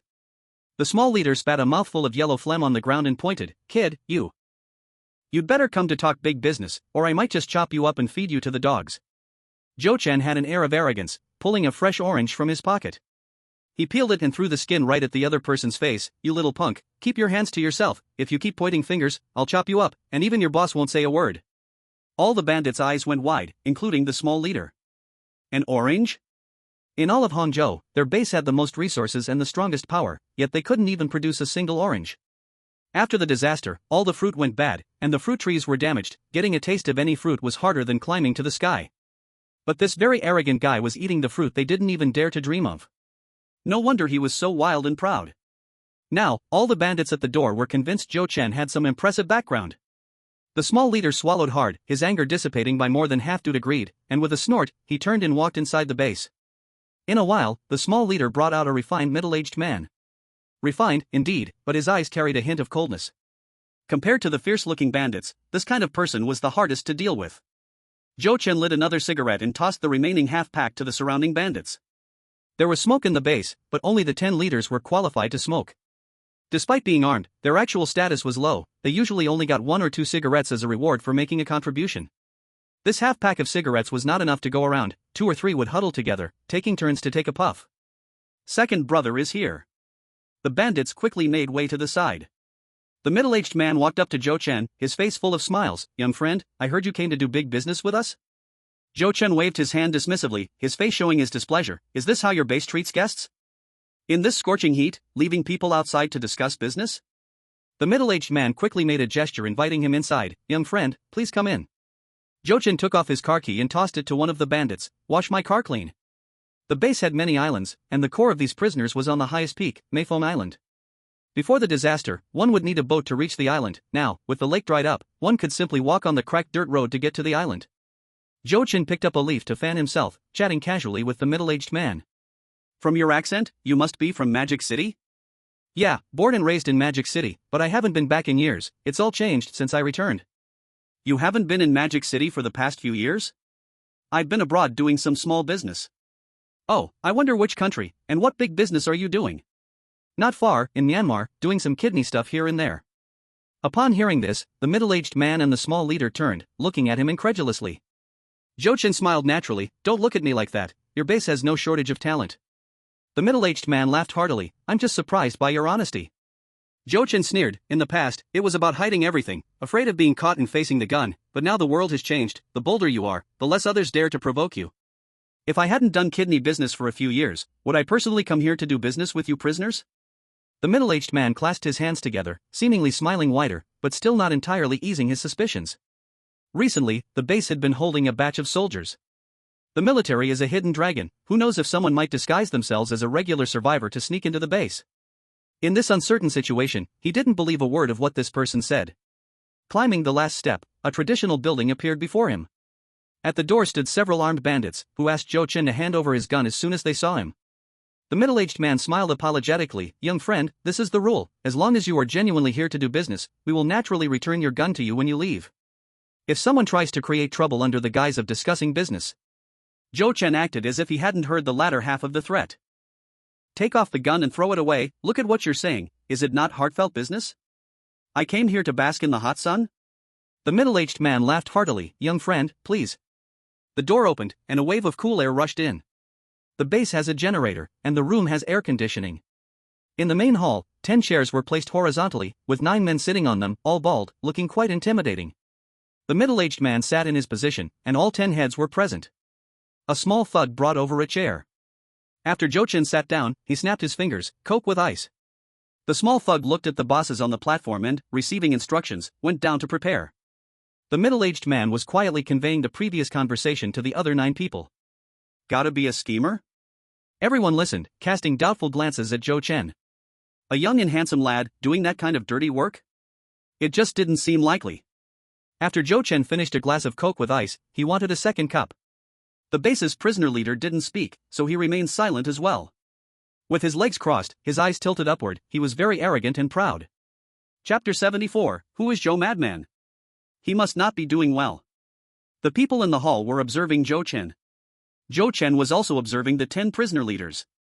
These prisoners, whether due to the hot weather or a habit of shaving their heads, seemed to be all bald. Except for the somewhat refined second-in-command, the other 9 were all rough-looking.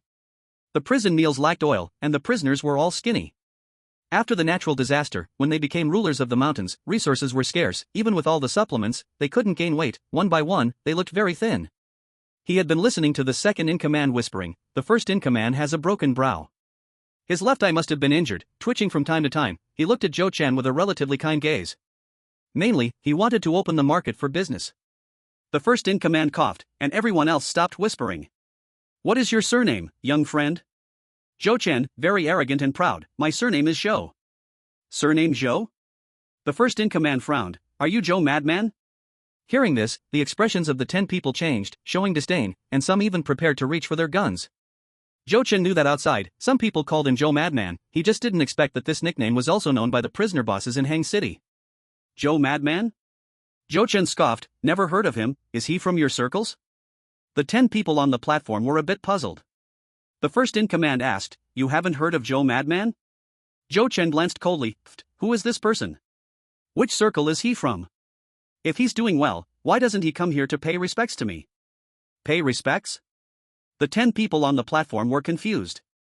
They heard that in Magic City, Zhou Madman was a ruthless killer, and even they had heard of him, yet this man actually looked down on Zhou Madman and said if he was doing well, he should come to pay respects? Very arrogant and proud. Zhou Chen pulled out a pack of Huazi cigarettes from his pocket, opened the pack, lit one, and then threw the whole pack to a small thug nearby. The small thug instinctively caught it, stunned. The 10 people on the platform were also surprised. After the natural disaster, the cigarette salvaged had gone bad. The re-dried tobacco had a strange smell. But the cigarette that Zhou Chen held in his mouth had a pure aroma that filled the whole room, making everyone intoxicated. After the natural disaster, cigarettes were a treasured item. They weren't starving at the base, so they naturally sought after other resources. Like cigarettes and alcohol. This very arrogant and proud guy was indeed generous. After smoking one from a pack of cigarettes, he threw the entire pack to a small thug. It's worth noting that as the top 10 leaders of the base, even when buying a pack of Liguang, they often felt heartache and struggled for a long time. This very arrogant and proud guy must possess a lot of resources. And they were all scarce goods that they didn't have in their hands. Zhou Chen blew out a smoke ring and urged, So, are we still discussing business? If not, I'll leave. It's not like you're the only ones with goods I want. The somewhat refined second-in-command quickly said, Brother Zhou, don't be anxious, business is at the door. We warmly welcome ourselves, but we don't know what Brother Zhou wants from our base? Zhou Chen with a cigarette dangling from his mouth said, I'm a guy who's got a waist, what goods could I want? Whoever has a waist is the goods I want. Upon hearing this, the 10 men in the hall fell into doubt. A few quietly reached for their guns. Was he already asking for people? It felt suspicious. Could it be targeting those soldiers? The second in command squinted his eyes, a sinister look flashed in his eyes. Brother Zhou, why don't you be more specific? Zhou Chen yawned, need people, young women. Women? The few who were reaching for their guns stopped in their tracks. Zhou Chen flicked the ash from his cigarette. Men are okay too, same story, whoever has a waist is the goods I need. No one over 25, it's useless once you cut out the waist, I can't ruin my reputation. The 10 men in the hall began whispering to each other. One person left his seat and left through the side door. 10 minutes later, he brought in a dozen women who looked like beggars. They were of varying heights, no need for a wash, and they clearly had very low looks, their figures were average, each shivering like quails. Brother Zhou, what do you think of them? Zhou Chen looked over and instantly became unhappy. Aren't you claiming to be the biggest base in Hangchang? This is the quality of the women in your base? No way, right? No way? This full suspicion made the 10 leaders feel embarrassed. The second in command said, didn't you say you wanted young women? They are very young. Zhou Chen sarcastically said, bro, broaden your horizons a bit. A cut-out waist doesn't mean death, it would be a pity to kill them. It's wasteful to keep them, send them to a company drinking and sleeping, as long as there's breath in them, they should earn money for me. The 10 men in the hall were shocked. The dozen women pointed at with guns were now crying and begging in fright. The second in command waved his hand, and the dozen women were taken away. Now, the 10 men looked at Zhou Chen completely differently. The first in command invited, brother, it's hard work coming all this way, why don't we drink and chat? Zhou Chen slapped his thigh, it should have been like this. What kind of business can't be discussed over a meal? If there is, then let's have 2 meals. Ha ha ha. Zhou Chen was invited to a nearby flower room, and soon the table was filled with dishes. Braised chicken with mushrooms, braised duck, braised fish heads, potato beef, shredded potatoes, steamed sweet potatoes, fried bread slices, 2 bottles of liquor. The meat was definitely cooked with rich flavor, it goes without saying it was certainly zombie meat, spoiled meat. Heavy cooking was just to cover up the rotten smell. The fried bread could not hide its moldy truth. The 10 leaders were eating heartily. Under the natural disaster, this table of food was definitely top-notch.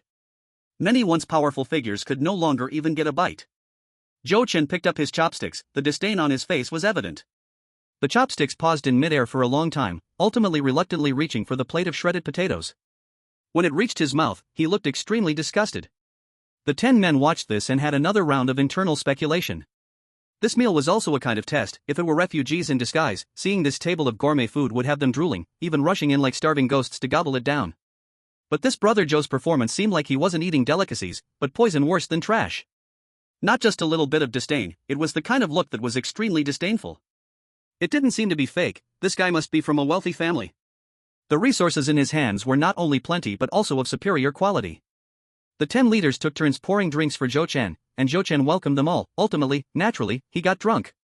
On the way to his room being supported by others, Zhou Chen was still shouting, let's keep drinking, not drunk, no return, there's money to earn together, I have enough resources to pile up a mountain.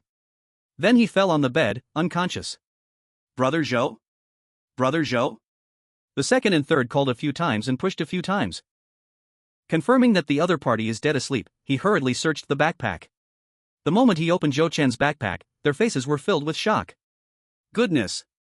Hua Zi had 2 whole bottles, one of which was opened. He took out a package, sniffed it through the packaging. It seemed tasteless, but to an old smoke addict, it was just that scent. A bag of bread, not a trace of mold on it, but giving off a strong aroma of barley, this quality was unbeatable. Inside the bag, there was also an apple and a few oranges, their fragrance wafting in the air. In this damn disaster, how did he get perfectly intact fruit? 2 bottles of mineral water, unlike normal packaging, the bottles were a bit taller. Old 3 lowered his voice, clicking his tongue in wonder, I know this kind of mineral water, it's imported, used to sell for over 3,000 yuan a bottle in supermarkets. Click, click, indeed a big spender. Most importantly, there was also a notebook in the bag, with a pen tucked inside. Opening it, he saw Boss Qin from Black City, Type AB blood, surgery scheduled on the 1st of next month. Boss Wang from Guang City, Type O blood, surgery within 2 months. Boss Chun from Xiang City, Panda blood, hard to find supplies. Flipping further, there were some names, both male and female, mostly under the age of 30, with many in their 20s. The 2 exchanged a glance. So it's really a tough guy, huh? Goodness, he's actually someone carrying half a criminal law on his back. and specializing in cheating his own people. Returning the items, they tiptoed out carefully. Just as Zhou Chen, who had been snoring loudly, suddenly opened his eyes. Chapter 75, The drama is intense. Zhou Chen went barefoot to the ground and took out a telescope from his space. The terrain here was high, making it convenient to spy on the entire base situation. Figures flickered at the door, unable to withstand the extreme heat. The guards were hiding under the eaves, fanning themselves continuously. Zhou Chen stealthily approached a window, lightly opening a gap to observe the mountain below with the telescope. Whether it was a coincidence or not, his first glance caught sight of his helicopter, with a few bullet holes on it. He was worried about internal damage. This was making Zhou Chen heartbroken, cursing under his breath. Next to the helicopter were several military vehicles, a water truck, and a bunch of rusted cars. The base was prioritizing these vehicles, specially assigning people to guard, everyone holding guns, but whether they had bullets was unknown. Moving the telescope, countless islands had almost no human figures, but wherever there was a pond, there were bandits guarding. Where did these prisoners keep Captain He and the others? Keeping people locked up also requires feeding them food and providing water. Now that water sources were so precious, could it be that they killed them all? Zhou Chen thought carefully but felt it unlikely. Prisoners were also survivors. For all survivors, disasters were just disasters. They didn't realize the apocalypse had arrived. Almost all survivors believed that the disaster would surely pass, and social order would quickly return to normal. In this mindset, refugees harming soldiers for looting material often happened, but the Black Forces killing many soldiers was nearly impossible. After all, there was an inherent respect for soldiers. Robbing military vehicles could easily become detaining soldiers, but harming soldiers was a different matter. Committing such a line-crossing act also feared the main force driving their tanks to crush them to bits. But where are the people? Zhou Chen moved to another window to observe. Aside from those prisoners in the base, he didn't see an ordinary person. This included those women brought up earlier. There were a total of 1,078 islands in Xiandao Lake, some of which had never been developed. Could they be locked up on those islands? How to find them? By the way, where is De Huang? Could it be that he has already turned into a pot of dog meat? Also, where is the base's supply depot? Daring to detain his helicopter, he would empty the supplies of those prisoners. Zhou Chen lay back on the bed, pretending to sleep. He thought to himself that if it weren't for him secretly diluting the ergotu with water. Today, I was really drunk by those 10 liters. In the evening, Zhou Chen pretended to wake up, yawning and stretching as he walked out of the room. 2 guards, curled up in a dark corner by the wall, immediately ran over. "Boss, you are awake? I will get you some water to wash your face." "Are you thirsty, boss? I will bring you a glass of cola, with ice." Zhou Chen sneered coldly in his heart. "Alright, you two know how to please me. If you serve me well, you won't miss out on rewards."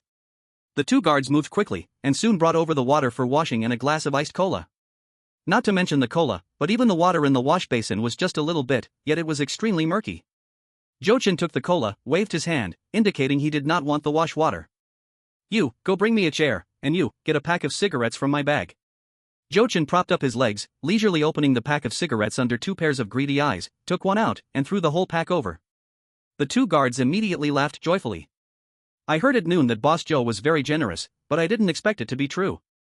Luxurious cigarettes, even their leader could not get such good ones." The 2 scrambled to light Zhou Chen's cigarette. Zhou Chen held the cigarette casually, glancing at the scenery below the mountain. He seemed to be in a bad mood. "Sai, I heard your base is the best in Hangzhou.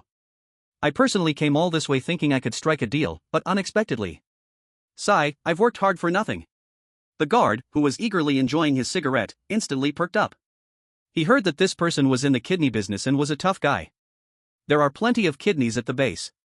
"Boss, I don't know much, but if you're in that line of business, this trip definitely won't be in vain." Yes, the goods you want, our base has plenty." Zhou Chen showed a puzzled expression. "Oh? You don't mean those shoddy women you brought to me earlier, do you? Are you crazy? With that quality? The cost to transport them to the base isn't even worth it. My place is a real big base, offering a full range of services, medical care, dining, gambling, bars, karaoke, and massage, much better than yours." The 2 guards' eyes lit up at this. "Boss, there hasn't been a natural disaster in Myanmar, has there?" "Yes, right now, the refugees don't even have food to eat or water to drink. How can they gamble, drink, or get massages?" Zhou Chen looked disdainfully, arrogantly flicking the ash off his cigarette. "You're young, huh? What of natural disasters?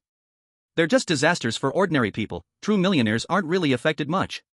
For many millionaires, natural disasters are good news. Things they dared not do before can now be done openly and freely without being supervised. Let me put it this way, ordinary people may starve or die of thirst, but my VIP clients are still having pool parties as usual, using bottled water for bathing, and spreading fresh cream on women. TSK, you wouldn't understand if I told you. The two guards were completely shocked. What? Pool parties? Bottled water for bathing? Spreading fresh cream on women? These people live so luxuriously and decadently, it's so enviable. Boss, can you tell us more? Yeah, is there women at the pool party? Do they all wear bikinis? Joe Chen irritably said, what's there to talk about? Where's your boss? I need to take my leave. Business should be based on honesty. I promised my VIP clients to get some fresh goods over soon. If your base doesn't have it, I have to go find other bases. One of the guards was very clever. Boss, don't be anxious. Our base really has the fresh goods you need, they're all locked up on an island. Joe Chen, playing his part well, immediately changed from a disappointed expression to one of excitement. Oh, where are they locked up? Hurry, take me to check the goods, how's the looks, is the figure good? Speaking of which, your boss isn't decent at all, using inferior products to fool me. Just then, the second leader happened to walk to the door. Ahem, Brother Joe has woken up? The two guards hurriedly ran to stand properly beside him. They exchanged glances and hid the pack of cigarettes well. Jochen was very unhappy, looking sideways at people. Brothers, you are not being honest. I sincerely came to talk business, and you clearly have beauties, yet you trick me with inferior goods. The second-in-command glared at the guard and forced a smile. Brother Joe, you misunderstood. We absolutely did not mean to trick you. I thought you only wanted kidneys, but I didn't expect you to be involved in such big businesses in other areas as well. Come, let's chat in detail at the wine table. Jochen unwillingly followed. I'll say this up front, if I'm not satisfied this time, I'll go find other bases to do business. I have plenty of goods in hand, don't regret it. Chapter 76. This bragging is so convincing even I almost believe it. The dinner treatment was clearly much better than at noon. The meat was still the same few types, still heavy flavored, but the knife cuts were much more exquisite. The sweet potatoes were not boiled, they were made into caramel sweet potatoes with white sugar, and there were 2 plates of peanuts to go with the drinks. The wine was no longer cheap erguotu, but rather a few dozen yuan's worth of Luzhou Laojiao. They even brought a few beautiful women to accompany them. These beauties were thin and starving, their faces sallow and their hair greasy, but compared to the refugees outside, they were indeed a bit cleaner. However, they had a rancid smell that was unbearable. Alright. In fact, under the extreme heat, everyone carried a rancid smell, you could smell it from far away. If it wasn't rancid, it meant the person was dead. Only Joe Chen had the condition to shower every day, feeling fresh and clean. His constant temperature clothing kept his body temperature normal. When he went out, he only sweated from his head and neck. With mineral water, it was hard to smell bad. As soon as Joe Chen sat down, a woman was stuffed into his arms. This woman was the meatiest of them all. Knowing Joe Chen was a distinguished guest, she wrapped around him like an octopus. Especially when she saw he was young, handsome, and clean, she seemed eager to stick to him for the rest of her life. The sour rancid smell hit him hard, so Joe Chen quickly pushed the woman to the seat beside him. The scene was so beautiful that he nearly vomited. 1 head was missing out of 10. No need to say more, it was definitely going to find 2 guards to ask what they had talked about before. Toasting and exchanging drinks, the atmosphere was much warmer than at noon. The first head was drinking himself drunk, his eyes shining with a shrewd light. Brother Joe, if we supply you, what goods will you use to trade with us? Joe Chen slapped the woman's hand off his thigh and said, that depends on how much goods you provide. I can't trade something like jade, which is just a worthless stone now, can I? The more he spoke, the more ridiculous it sounded, yet it seemed increasingly real. The first head raised 3 fingers. Brother Joe, how about 31st? Your business is far overseas, it's our first cooperation, and we bear the risk. Joe Chen frowned, clearly dissatisfied with the amount. But he still gestured an okay, it's a bit less, but trust in cooperation builds slowly. Next time, don't only give me this little amount. Making a special trip is not worth it. The first head hurriedly asked, then what goods will Brother Joe use to trade? Joe Chen replied confidently and arrogantly, if you were in Cloud City, whatever goods you want, I can airlift them in no time, Hangzhou is too far. Seeing the 9 men showing disappointment, he slammed the table and said, how about this, I have a batch of cigarettes, guaranteed they have not been soaked in water, do you want them? Cigarettes that haven't been soaked in water? Of course, I want them. One head eagerly asked, what brand? Joe Chen thought to himself, do you want Huazi? Dream on. I already wasted 2 packs today, that hurts, you know? Joe Chen pondered his stock and intentionally excluded domestic products to fit his new identity. Eagle Sauce Marlboro. Upon hearing this, the 9 heads were definitely disappointed. Who wouldn't want to smoke Huazi? Yet cigarettes that haven't been soaked in water were certainly considered good items. Old Six hurriedly asked, "How many do you have?" Joe Chan raised a finger. 1 box, 10 cigarettes. Old Lou's eyes widened. 10 cigarettes for 30 women? What a loss. A blood loss. 30 young women, 60 kidneys. 1 kidney costs 300,000, 60 kidneys 1,800,000. A woman with a kidney removed can still make money for him, and in the end, it's worth only 10 cigarettes? Not just he feels the loss, the other bosses feel the loss too. Isn't this guy a big shot? Just pretending, right? Joe Chen chewed the peanut slowly and said after a moment, "Brothers, it's been months of natural disaster. If you still use the old way of thinking to do business, then this business can't be done with anyone." He changed from a very arrogant and proud posture to a serious business demeanor and asked, "Brothers, what goods are the most valuable now?" Of course, it's water, food, and medicine. Is there any need to say this? Joe Chin observed everyone's facial expressions, seriously discussing business at this moment. If I buy the goods back, even if I cut out the kidneys and keep them to continue making money for me, won't I still need food and water to take care of them? Under this disaster, lives are as cheap as grass. I am willing to offer 10 good cigarettes for trade is already very sincere. Or I could give you 2 trucks of raw stones. You can take your time to chop them. Who knows, you might break out a piece of imperial green worth several hundred million. The 9 bosses were in a panic. Old Lou was an impatient man. What use is jade? A big house made of imperial green isn't worth as much as a truckload of moldy buns. The most shrewd second boss immediately glared at Old Lou. Damn Old Lou, you can't even catch the heat of shit. When someone says something, you just go along. How do we raise the price?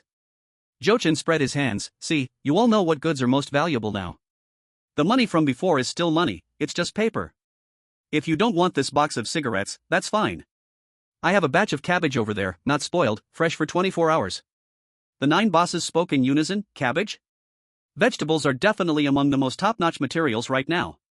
They ate potatoes and sweet potatoes every day. Too many potatoes made them dig with their hands and sweet potatoes made them have loose stools. Over time, they could only have 1 meal of potatoes and 1 meal of sweet potatoes to solve their stomach discomfort. But long-term lack of vitamins from vegetables made them really fear the day when their teeth would fall out, and they couldn't even bite the cherries of women. This time, the second boss was also anxious. How much cabbage do you have? Joe Chen really thought carefully. About 40 to 50 gene. Just 40 to 50 gene? I thought it was several thousand gene. Joe Chen became unhappy. Big brother, you are talking about several thousand gene of rotten cabbage, that kind of stinking stuff? I have proper cabbage hearts in hand, quality is almost the same as before the disaster. He still had a pile of rotten cabbage in his space, peeling off the outer rotten leaves. It was no problem to keep a few dozen gene of cabbage hearts. At this point, he couldn't help but complain. It's only because I didn't bring my military helicopter over from home, otherwise, I really want to fly to the Magic City now and bring the cabbage here for you to take a good look. It's just right to let you see my strength. I am very arrogant and proud, and that is definitely backed by capital. The third one was a military fan. You have a military helicopter? Joe Chen raised an eyebrow, returning to his arrogant nature. What's a military helicopter? I even have the military in Myanmar, otherwise, could I run a dragon-like business? I would love to take you all to my territory to have some fun. What's a military helicopter? I normally go out in a tank. When I'm happy, I fire a shot. When I'm not happy, I fire 2 shots. Boom. Joe Chen blew more and more exaggerated, yet these prisoners believed his nonsense.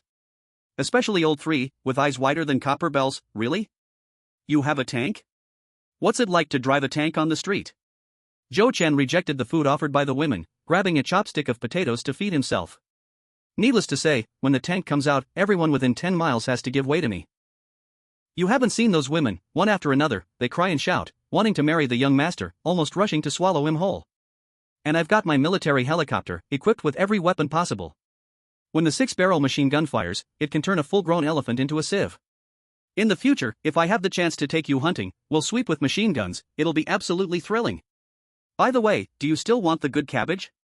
All the leaders were momentarily stunned. Joe Chen felt so impressed by his own bragging that he almost started to believe it. Chapter 77, Did you take a shower? How dare you rush towards the young master? Back to the cabbage issue. Both sides began to haggle. When it came to business, Joe Chen maintained a very arrogant persona. What's there to discuss? I'll give you a truck of rotten cabbage. Can you even peel out a few dozen pounds of hearts in this awful weather? Maybe you can't even peel out a single cabbage heart. The young master will give you dozens of pounds of good cabbage. Are you at a loss? Isn't this a fantastic deal? Besides, go to the border and ask around, my supplies are piled high, and anything I give out is top quality. Where do you expect me to find you a truck of rotten cabbage? You're just trying to make things difficult for the young master. The sides started to haggle again. In the end, they came to an agreement involving dozens of pounds of cabbage and a pack of Marlboro. 30 livelong young women are worth just dozens of pounds of cabbage and a pack of Marlboro. The absent leader returned and subtly nodded to his brothers. This signaled that Boss Joe's conversation with the two guards was completely fine. Now, the prisoner gang became even more enthusiastic. After a few more drinks, Joe Chen insisted on checking the goods. Before long, an armed lackey brought in a group of women. 10 in a row, standing in 3 rows, nutrition-deprived and scrawny, but indeed all very young. One woman, with a look of surprise, stared at Joe Chen. The other women were trembling in fear, but this woman behaved very differently. Instantly, she caught the attention of the prisoner gang. Joe Chen sat in his seat, pretending to turn around and check the goods, his heart sinking when he saw this woman. What the hell kind of mess is this? A woman from Magic City has fallen into the hands of gangsters in Hang City, and now she's ended up here with me. The second-in-command pointed at that woman, very slyly. Do you know Boss Joe? The woman gnashed her teeth. I'd recognize him even if he turned to ashes. The second-in-command asked again, how do you know Boss Joe? Hearing this, the prisoner gang's gaze fell on the two. Joe Chen felt a chill down his spine and was already ready to pull out his gun. In the next second, the woman rushed out of the crowd, charging fiercely toward Joe Chen, her small fists aiming right at him. While hitting, she shouted, my beast skin. My ancestral beast skin. You scoundrel, give me back my beast skin. The lackey immediately pulled the woman aside. With one glance from the second-in-command, the armed lackey immediately chambered around.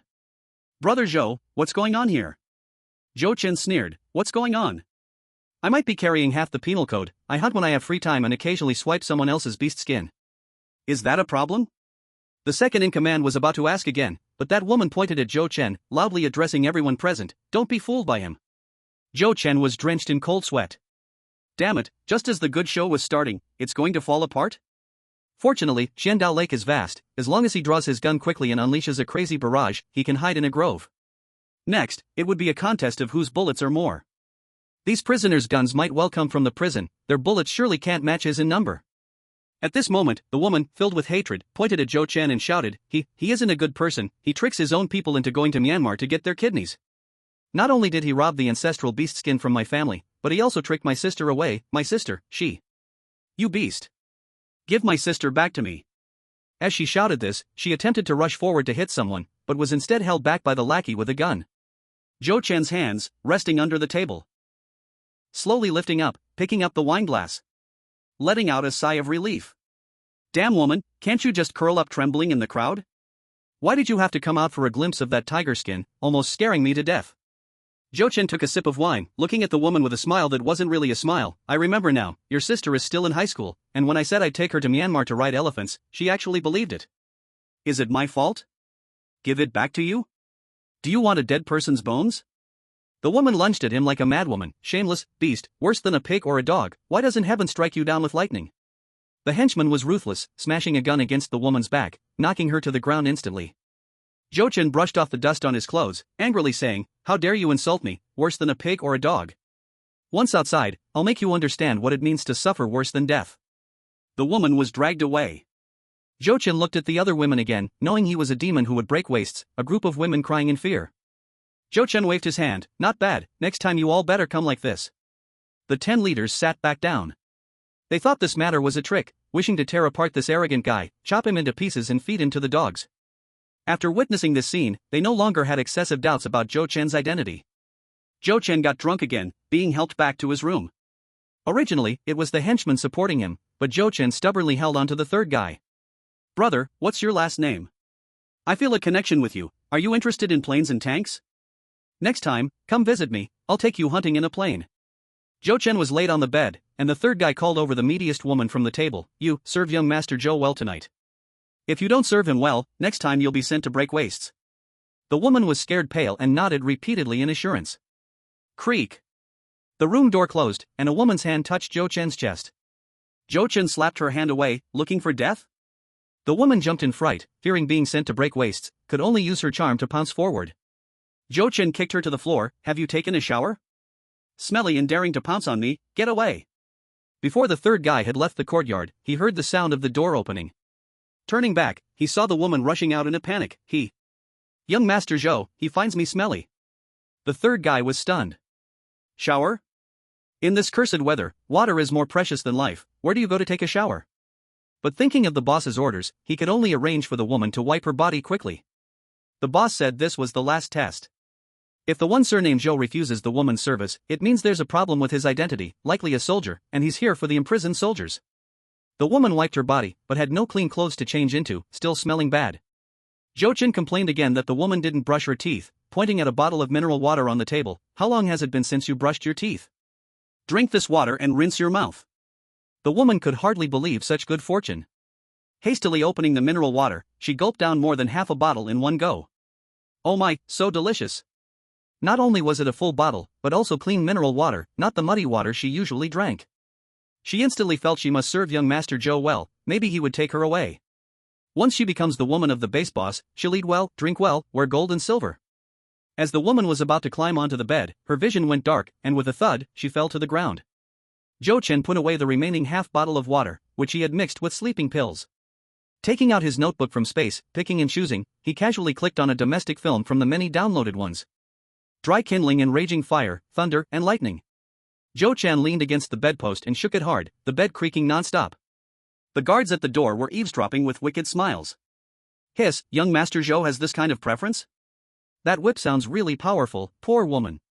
Chapter 78, Bragging Without Tax. The sun rose in the east. The woman woke up in a daze. Found herself lying on a soft, comfortable bed. She turned her head and saw a cold, dark face. Zhou Chen held a cigarette in his mouth, eyes half closed, giving off a very dangerous vibe. Why am I? Why are you on the bed? Zhou Chen flicked the ash from his cigarette. Your boss sent you to serve me, but look at you, climbed onto the bed and fell fast asleep.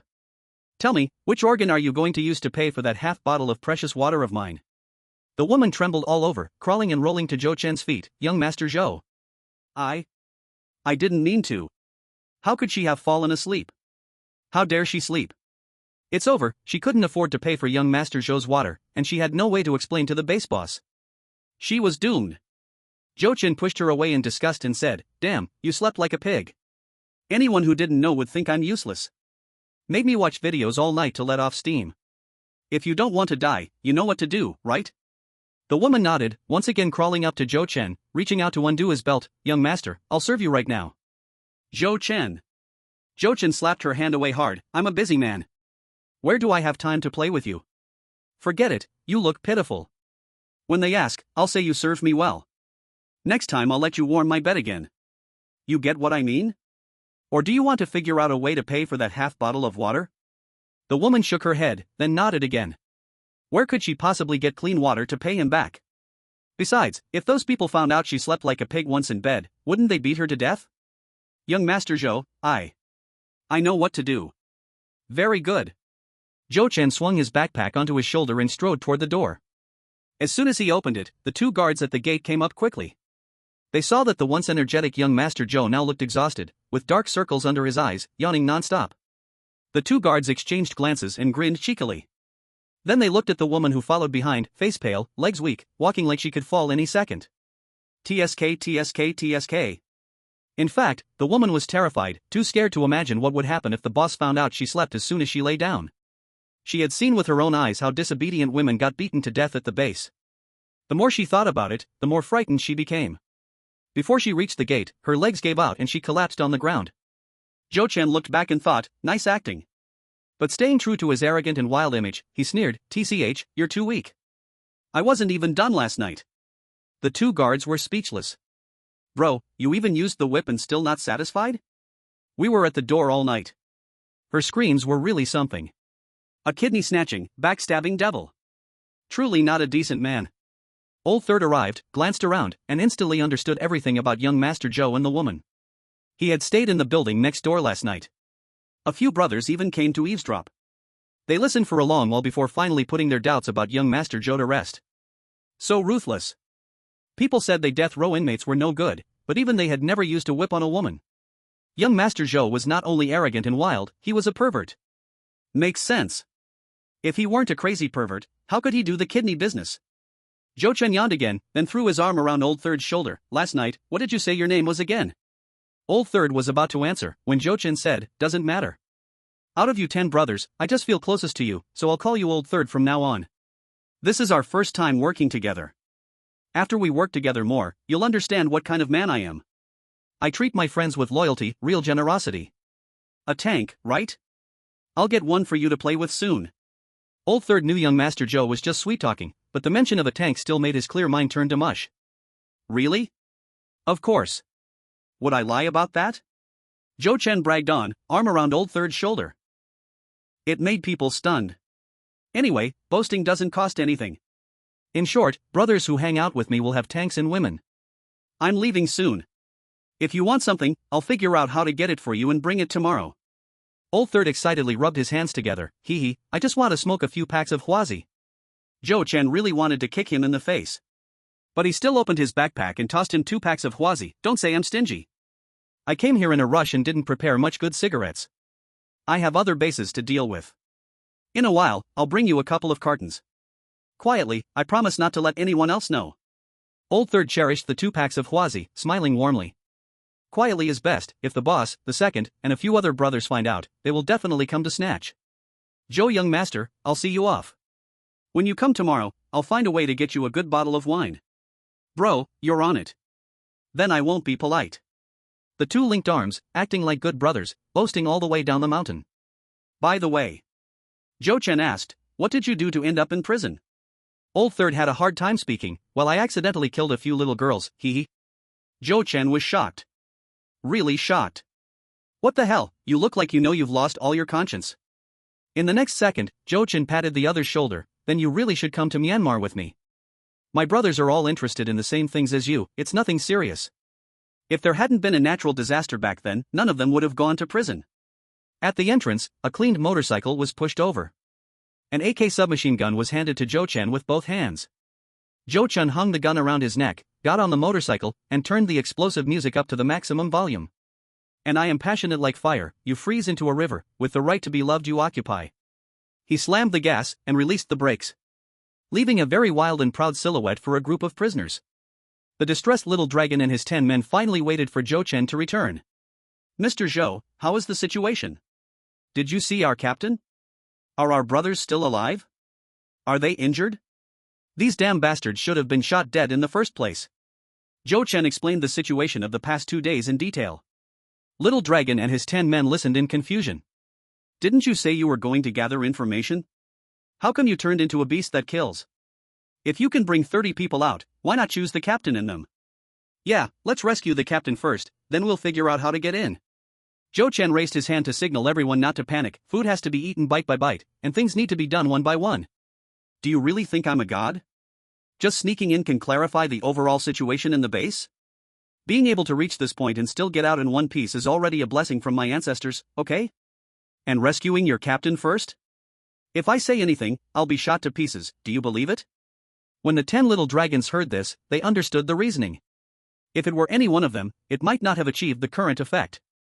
Who told them to be so stubborn as soldiers? Little dragon calmed down and asked, so what do we do next? Joe Chen gave the answer, peel cabbage. The 10 little dragons said in unison, what the hell? Joe Chen brought the 10 little dragons down the mountain. Here, the trees were lush, and the thick withered grass was taller than a person. In the grass, there was a big G, a truck, and a pile of rotten cabbage.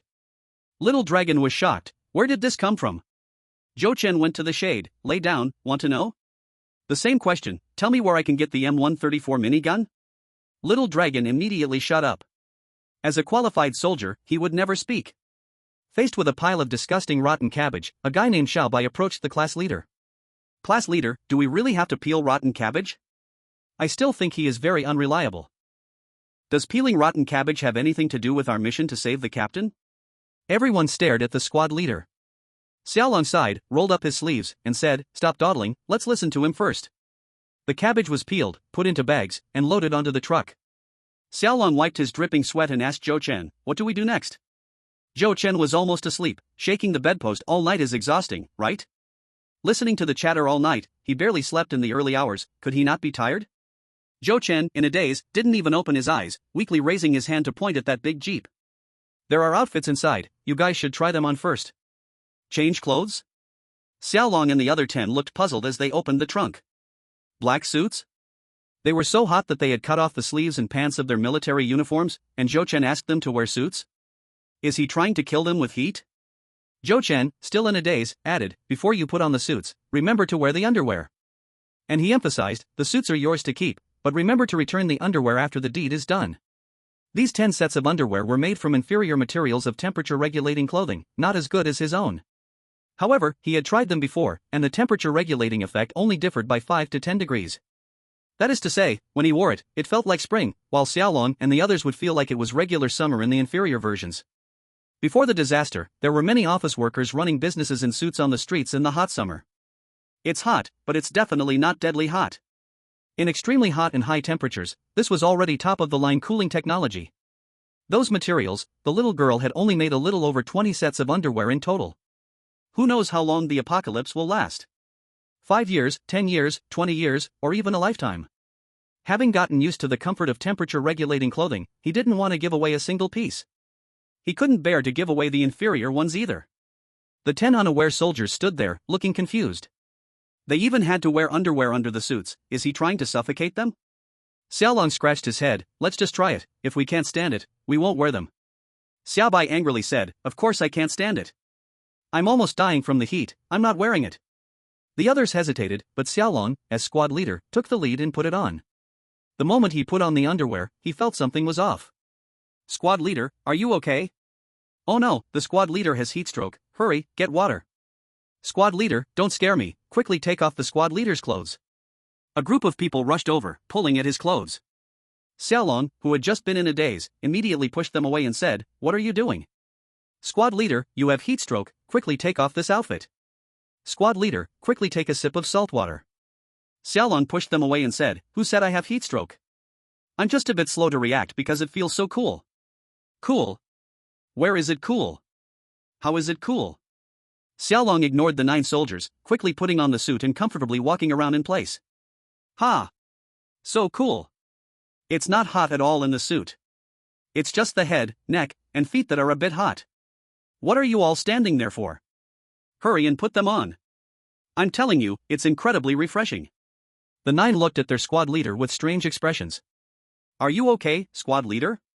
Is the squad leader so worried about the captain and the brothers' safety that he has gone crazy? Xiaolong was speechless and said seriously, follow my orders, change clothes. The 9 shouted in unison, yes. Zhou Chen was jolted awake, do you want to attract the spies of the prisoners? Keep it down. The 10, realizing the situation, immediately moved quietly. Once in the suits and shoes, the 10 who had initially resisted suddenly felt refreshed. What kind of high technology is this? It feels so good. I was almost dying from the heat just now it's just so refreshing. Ha! One person has a bag. Whoa, there are bullets, mineral water, and fresh bread in the bag. Are you crazy? Where did this come from? Zhou Chen was completely unable to sleep due to the noise, and when he saw someone pouring the mineral water into a canteen, he almost lost it. You pour that into the canteen, and you still want to carry that canteen to the prisoners' base? Are you afraid those prisoners don't know you are soldiers? The soldier who had been scolded immediately lowered his head and fell silent. Zhou Chen climbed up from the grass, brushing off the dust from his pants. Everyone, can we think outside the box? By noon the next day, everyone was dressed neatly. 10 soldiers in suits and leather shoes transformed into 10 spirited young men. With rifles in hand, they were definitely elite bodyguards. Zhou Chen bit down on a cigarette, reminding them, I'll say it again, when we get to the prisoner base, don't look around. That place is big, with many islands. Even if you blindfold your eyes, you won't find your captain. From now on, your eyes should only be on me. Your task is to protect my personal safety. Let's go over the script again. Zhou Chen pointed at himself, who am I? The 10 men stammered, boss. Boss. Zhou Chen asked again, what kind of people are we? The 10 men looked like they were having a hard time, an illegal gang from abroad. Zhou Chen continued, what is our purpose for going there? The 10 men showed faces of resistance, a deal. Zhou Chen further asked, what is the ultimate purpose of our deal? The 10 men changed their depressed expressions, filled with spirit, to rescue the captain and brothers. Zhou Chen nodded, my determination to get back the helicopter aligns with your determination to rescue your own people, so we absolutely cannot mess this up. Zhou Chen snapped his fingers, let's go. Xiaolong looked at Zhou Chen with odd eyes, unable to hold back the question, are you really going to dress like this for the deal? Zhou Chen glared, very wild and proud, what about it? I'm your boss now, say it one more time, and I'll dock your pay. On the cracked and dry damaged road, the big G raced past, kicking up numerous fallen leaves. A large truck closely followed, standing on it were several spirited young men with guns. At the prison base's entrance, Lao San could no longer wait. An hour passed, could this deal really fail? Just as Lao San thought about whether to drive out to check the situation, a horn sounded. The black G appeared in the eyes of countless prisoners. Arriving at the gate, the 8 spirited young men on the truck immediately jumped off. They ran uniformly to the side of the big G, standing guard. This sharp gaze, the swift movements, and the unwavering posture looked very professional. However, the prisoners gathered at the gate were dumbfounded, and Lao San's cigarette fell to the ground. What's going on? In the extreme heat, they were bare-chested and wearing flip-flops, almost dying from the heat, and this group was wearing suits and leather shoes? Aren't they afraid of suffocating themselves? Isn't this a bit much? Xiao Long, acting as the driver, got out of the car and respectfully opened the back seat door. Boss, we've arrived. Whom? First, a lazy voice, then a foot appeared, wearing shiny brown leather shoes. Further up were pure white suit pants. In the next second, a handsome man dressed in a white suit with expensive fur draped over his shoulder appeared in front of everyone. The handsome man smoked a cigar, wearing a gem ring, just as wild and proud as always. Dressed like a top global billionaire, his aura exploded instantly. Silence. An absolute silence. The scene was utterly quiet. All prisoners were shocked, their jaws dropped to the ground. Lao San, who was squatting on the ground picking up his cigarette, was completely frozen. He no longer bothered to pick up the cigarette, gasping in amazement, as expected of young Master Zhou, still so wild and proud. Chapter 80, It is really just a deal. Zhou Chen was welcomed into the base like a bright star surrounded by shining moons. Xiao Long brought a soldier for close protection. The remaining 8 spirited young men guarded at the base entrance, looking very tough and unapproachable. A little captain, receiving instructions, went to distribute cigarettes, but the 8 spirited young men didn't bother to look at him. The little captain brought water again, and the 8 spirited young men had a look of disdain. One of the spirited young men said, "No need, we have water." Then he took out a bottle of mineral water from his bag and drank more than half in one go. Feeling thirsty, and then realizing his head was hot, pour the remaining half bottle over his head. The prisoner's eyes went wide. Are they crazy? Is that how arrogant Zhou Xiaoya's men are? That's mineral water, drinking half a bottle and pouring the rest, not even their 10 leaders would dare to show off like that. In fact, that soldier's heart also ached, but he did not dare to show it. Zhou Chen had instructed that once in the prisoner base, they must show off. On Zhou Chen's side, he took off 2 gemstone rings and personally put them on Lao San's finger. Lao San was stunned. This. Zhou Xiaoya, you are too generous. Zhou Chen patted his shoulder. I said, among you 10 brothers, I get along best with you. This thing used to be worth something, now it's just for showing off. Here, let me give you another one, wear it on both hands. Anyway, it's from Iwu, so he didn't feel pained. Wearing 3 gemstone rings, Lao San instantly became full of confidence. Zhou Xiaoya, you are the richest person I've ever seen. Zhou Chen was cocky and proud. What's this? Half of my army has already moved into the border. When the new base at Kuan City is established, helicopters and tanks will come over, and then I'll take you to have some fun. A spirited young man ran over. Boss, the goods have been counted. Zhou Chen glanced at the 30 women shaking in fear, with guns pointed at them. What are we waiting for? Hurry up and get them on the truck. Anyone who dares to cry and beg will be shot dead. Hearing this, the women who wanted to struggle and beg suddenly became obedient, lining up to be driven onto the truck. Lao San was surprised. Are we loading the goods now? Aren't you staying to have a drink before leaving? Zhou Chen laughed. No, the goods from the other bases have already been sent to Mojing. We're waiting to take this batch to Kuan City. The clients over there prefer fresh goods and are in a hurry. Let's talk about the next batch of goods. Lao San quickly notified the first and second leaders. The 4 of them sat in the tent and finalized the next deal. The time was set for a transaction 2 days later. Zhou Chen arrived with 10 spirited young men, very cocky and proud. They stayed for less than half an hour, then left very cocky and proud. The car drove on the bumpy road. The driver, Xiao Long, asked, "What about this batch of women?" Zhou Chen sat in the back seat dozing off, mumbling, "Send them outside Mojing, let them fend for themselves." Xiao Long was dumbfounded. So we really just went to trade? Zhou Chen looked down on him. What else? On the way to Mojing, they broke through several checkpoints. In fact, from the first checkpoint, just 50 meters away, the spirited young man directly fired into the sky. Those bandits holding knives and sticks to oppress the refugees fled in all directions upon hearing the gunfire. The refugees who were blocked from leaving took the opportunity to run behind the truck. Along the way, they indirectly helped the refugees who couldn't deliver supplies to escape to Mojang. Arriving at the outskirts of Mojang, the 30 women were driven off the truck. Xiaolong shouted, "If you don't want to die, go into the city to seek a living.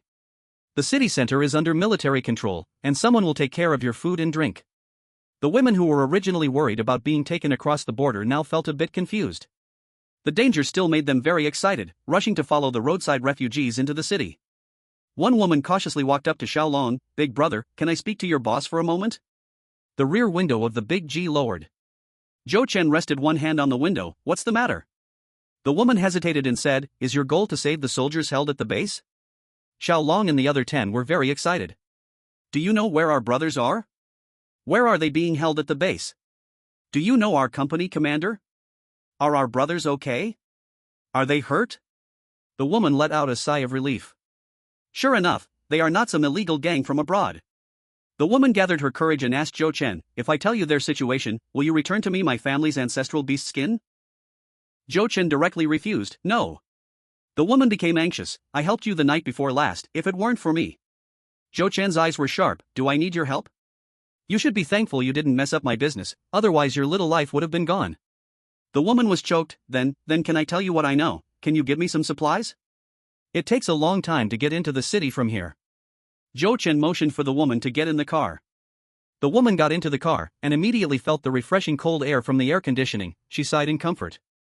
According to the woman, she was preparing to go to Hangzhou to meet relatives, but ended up with a group of refugees falling into the hands of prisoners at Xiandao Lake. Falling into the prisoner base, to protect herself, she deliberately made herself dirty and smelly, and was assigned to work by the lakeside. At that time, the lake was still 5 or 6 meters deep. The men who were caught braved the extreme heat to catch fish and shrimp, while these women made dried fish and shrimp on the shore. On the third day, a helicopter appeared near the base. The entire prisoner base mobilized, holding a few soldiers threatening the helicopter to land, and even fired a few shots at the helicopter. At that time, the refugees realized that there were also a group of soldiers imprisoned in the base. The helicopter was forced to land, a military officer and a driver were controlled, taken away along with several soldiers, and they were never seen again. The woman explained, "Xiandao Lake is too big, and there are many undeveloped islands. I suspect those soldiers are imprisoned on some deserted island." That night, we were resting when suddenly a group of prisoners burst in and took away more than a dozen women. When they returned, they were trembling with fear, saying the base planned to sell them abroad for organs. "The next night I saw you." Zhou Chen interrupted her, "So you thought you were clever by acting to make those prisoners believe I was really an organ-harvesting bastard?" The woman nodded. "But it worked, didn't it?" Zhou Chen opened the car door and kicked her out. "Damn it, your cleverness nearly gave me a heart attack, get lost." The woman who was kicked out held onto the car door. "Bro, even if you don't return the furs, what about the supplies you promised?" Xiaolong quickly took out his bag and pulled out mineral water and bread. Zhou Chen's eyes widened. "What are you doing?" "Those supplies are for you to show off. Are you still going to save people?" Only then did Xiaolong take out his own water bottle and compressed biscuits again. The woman took the water bottle and eagerly opened it, drinking quickly. The water had gone bad, but it was better than dying of thirst. Zhou Chen looked at the woman. "What is your name?" The woman wiped her mouth, both hands busy unwrapping the compressed biscuits. "Xin Siyu." Zhou Chen warned with a grim smile, "Xin Siyu, if you dare to appear in front of me again and mention the word fur again, I'll twist your head off and use it as a ball." Chapter 81, Slowly Strategizing, the Brainwashing Takes Effect. On the broken road. On both sides of the road were refugees heading to the Devil City. Some were dragging families, while others were alone. They looked disheveled like beggars, with deep expressions of suffering and grievances. In the middle of the road, 2 cars and 10 spirited young men formed a stark contrast to the beggar-like refugees. If the spirited young men weren't armed, some refugees would have rushed to rob them already.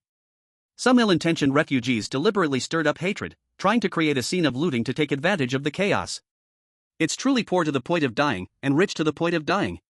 We're so poor we can't even drink water, while these people drive luxury cars and enjoy air conditioning. Tell me, is this fair? Zhou Chen, ruthless and not talkative, directly fired 2 shots at that man. "This is the fairness I give you." The person who was alive just a second ago fell to the ground, spitting blood, and after a few convulsions, breathed no more. In an instant, the nearby refugees turned and ran. Xiaolong and the 10 men also saw that the deceased had ill intentions, but still felt a bit of sympathy. If not for this natural disaster, this man might not have given birth to such evil thoughts, and today he would not have died under the gun. Zhou Chen's character of killing whenever he wants is indeed very unpleasant. But they also understood, under the avalanche, not a single snowflake is innocent. Xiaolong and his 10 men were excited in their hearts, finally confirming that the commander and the others were on some deserted island of the prisoner base. Fishing and catching shrimp was bitter and hard, but as long as they were alive, it was a good thing. Xiaolong asked, "What do we do next?" Zhou Chen snapped his fingers, "Don't rush, go back to the hiding point and stay low, 2 days later go to the trade on time?" Xiao Bai was very anxious. "How about, we sneak in first to find out the whereabouts of the commander in them?" Zhou Chen glared at him, "Do you know how big Qingdao Lake really is? Once discovered, even if you use up all your bullets, you can't save anyone. Do you understand slowly planning?" Returning to the hiding point not far from the prisoner base, Xiaolong took the chance when Zhou Chen went into the cave to rest, specially calling the 9 soldiers together. "Everyone don't rush, you can't get fat in one bite. I think we need to have more confidence in Zhou Chen. Maybe he doesn't want to help us save the commander in them, but he definitely wants to get his helicopter back. I remind you all, next time entering the prisoner base, no one is allowed to be clever and pry for information. The prisoners are not fools. Once they know you are asking about the commander in them, all our efforts will be wasted. Also, in these 2 days no one is allowed to leave the camp privately. Rather than risking to explore the situation, it's better to act according to the situation." 2 days later, Zhou Chen, who secretly drove out once, brought back a lot of supplies. A box of dog food, a box of instant noodles, 20 gene of deliberately dried and withered vegetables left under the sun. Xiaolong and the 10 men really couldn't understand how powerful this man was. How could he always get a car of supplies at any time? On the way to the base for trading, Xiaolong really couldn't hold back. "Mr. Zhou, what on earth did you used to do? How can you get supplies everywhere?" Zhou Chen was not very interested, very perfunctory. "Smuggling, do you believe?" Xiaolong. Officially entering the prisoner base. Xiaolong and his 10 men were still in the same outfit, looking full of spirit. Zhou Chen changed his clothes. This time it was a dark red suit, with a patterned handkerchief in the suit pocket. A thick golden necklace as thick as a thumb hung on his neck, and a cigar was in his mouth. This very much fit his arrogant and wild young Master Zhou image. As soon as the car stopped, Lao San, who had been waiting at the door early, came up. "Young Master Zhou, finally you have come. This time you must stay to drink a meal before leaving. Best to stay a few more days. I heard last time you were quite satisfied with that woman. She has been kept for you all the time?" Other prisoners had already rushed up to unload the goods. Seeing the vegetables, these little underlings, although not qualified to eat, were still crazy with joy. This young Master Zhou is really amazing. Even such good supplies can be got. I heard young Master Zhou's supplies abroad are piled up like mountains, and there are military planes and tanks. With such strength, what things can't be got? Look at his subordinates, each more spirited than the other. The key is what they eat and drink is better than our bosses. Sigh, if only I could follow young Master Zhou. I wanted to. This time the trading object was 100 women. To make young Master Zhou stay for a meal, the base leader deliberately did not bring out the women. On one hand, because after last time's trade, both sides established preliminary trust. On one hand, because they believed young Master Zhou's goods were worth keeping, wanted more contact to lay the foundation for long-term trading. At the dining table, there was an extra plate of fried shrimp, a plate of shrimp cake, and a plate of boiled cabbage. Lao San painfully took out his treasured collection. A bottle of Wuliang Teku, worth 200 yuan before the disaster. Zhou Chen gave face, clinking glasses with Lao San several times in a row, chatting with the other 9 leaders from all over the world to the ends of the earth. The last woman kept sitting beside him. She still smelled off, but she changed into clean clothes, and her appearance improved a lot. After 3 rounds of drinking, Zhou Chen was helped back to his room by the woman. Just as the woman was about to climb onto the bed, Zhou Chen glared at her and made her stop. "Young master, I took a shower today." "You took a shower?" Zhou Chen thought to himself, these prisoners really value him. In the next second, the woman shyly said, "I wiped my body. Water is more precious than life now, and the base is short on water." Zhou Chen patted the bed. "Come up, don't move." The woman's mood only surged for a second, then she obediently climbed onto the bed and sat still. Zhou Chen took out a notebook from his bag and casually clicked on a domestic movie. The woman was very disappointed, wanting to leap over and show her charm, but she was afraid of upsetting young Master Zhou and getting her kidneys hurt. She couldn't help but remind him, "Young master, don't you like to hit people?" Zhou Chen was annoyed. "Shut up." Last time he just selected a movie at random, and who knew the actors were partying it up, whipping belts endlessly. He wasn't a sadist, why would he play with whips? An hour later, the ambiguous sounds in the room ceased, turning into thunderous snores. Another hour later, Zhou Chen refreshingly opened the door and walked out. The woman pretended to tidy up her clothes, slowly walking behind him. Old San, sitting at the gate of the yard, immediately ran over. Seeing young Master Zhou in a good mood, he knew this woman was to his liking.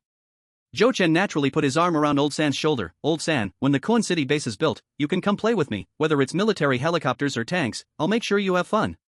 Old San was a death row inmate, but he was also a seasoned military fan, always liking tanks and cannons. That's great, don't just say I'll have fun, if I can just touch a tank, I'll be satisfied. Don't be too polite, I said you'd have fun, so you'll absolutely have fun. Letting you drive a tank to fire a few rounds is no problem. Hee, then I'll thank you in advance. Zhou Chen stretched his back and surveyed the distant island scenery. In his excitement, tinged with a bit of regret, he said, your place is nice, under extreme heat, you appreciate the autumn leaves, I really want to wander around, but it's too hot to walk. Unfortunately, I rushed back to the country and didn't bring the helicopter back. Under Zhou Chen's repeated brainwashing using tanks as a topic, Old San had already considered young Master Zhou a confidant. He pondered for a moment and said, we have helicopters at our base, it's just that no one can fly them. Zhou Chen's eyes lit up, it was worth his efforts to brainwash Old San.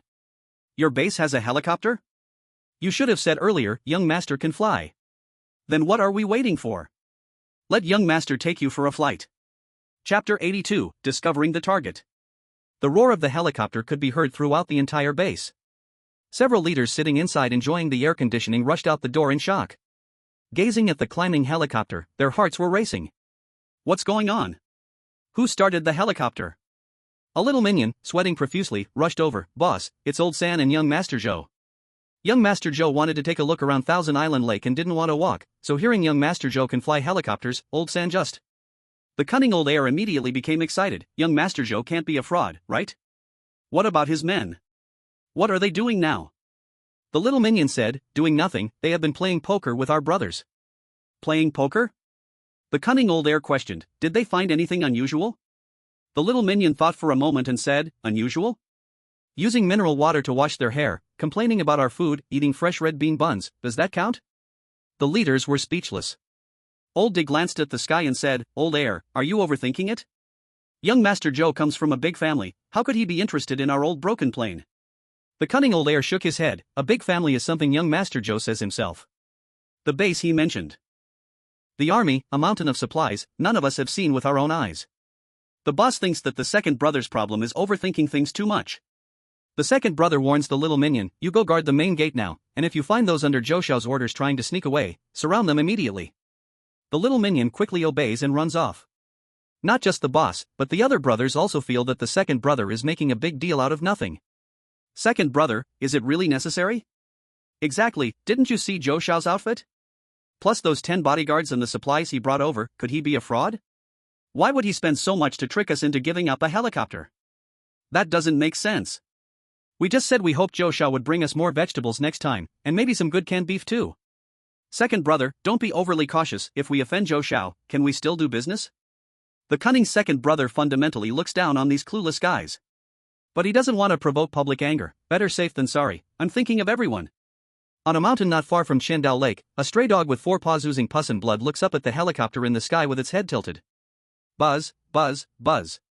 The third brother, riding a helicopter for the first time, is incredibly excited. He stretches his neck, looking down at the scenery from above. The wind is so strong. What did you say? Zhou Xiao, I said the wind is so strong. Though the wind is hot, it fills one with immense excitement. Zhou Chen really wants to kick him out and just fly away without caring about anything. But thinking about the 10 soldiers he brought into the prisoner base, it wouldn't be right to run away and cause their deaths. Zhou Chen points to his headset, put it on. The third brother quickly puts on the headset, did you hear me say the wind is strong just now? Zhou Chen pretends to be enthusiastic, I heard you, how about we fly around Qindao Lake? The third brother nods vigorously, great, it feels so damn good to look down from above. Zhou Chen glances at the third brother with a complicated expression, then smiles warmly, third brother, you just haven't seen enough, this is a civilian helicopter, miles apart from my Black Hawk. What? The third brother hears Zhou Chen's words clearly through the headset, Black Hawk? Isn't that too awesome? How do you have something like that? Zhou Chen is cocky and proud, young, right?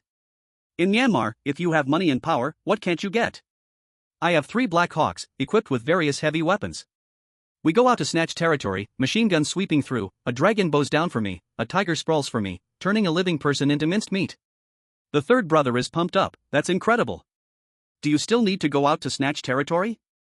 Zhou Chen smirks with pride, of course, I'm not just some small-time criminal, in Myanmar, I'm a real warlord with thousands of soldiers under my command, growing tens of thousands of poppy flowers before the disaster, who wouldn't want a bigger territory?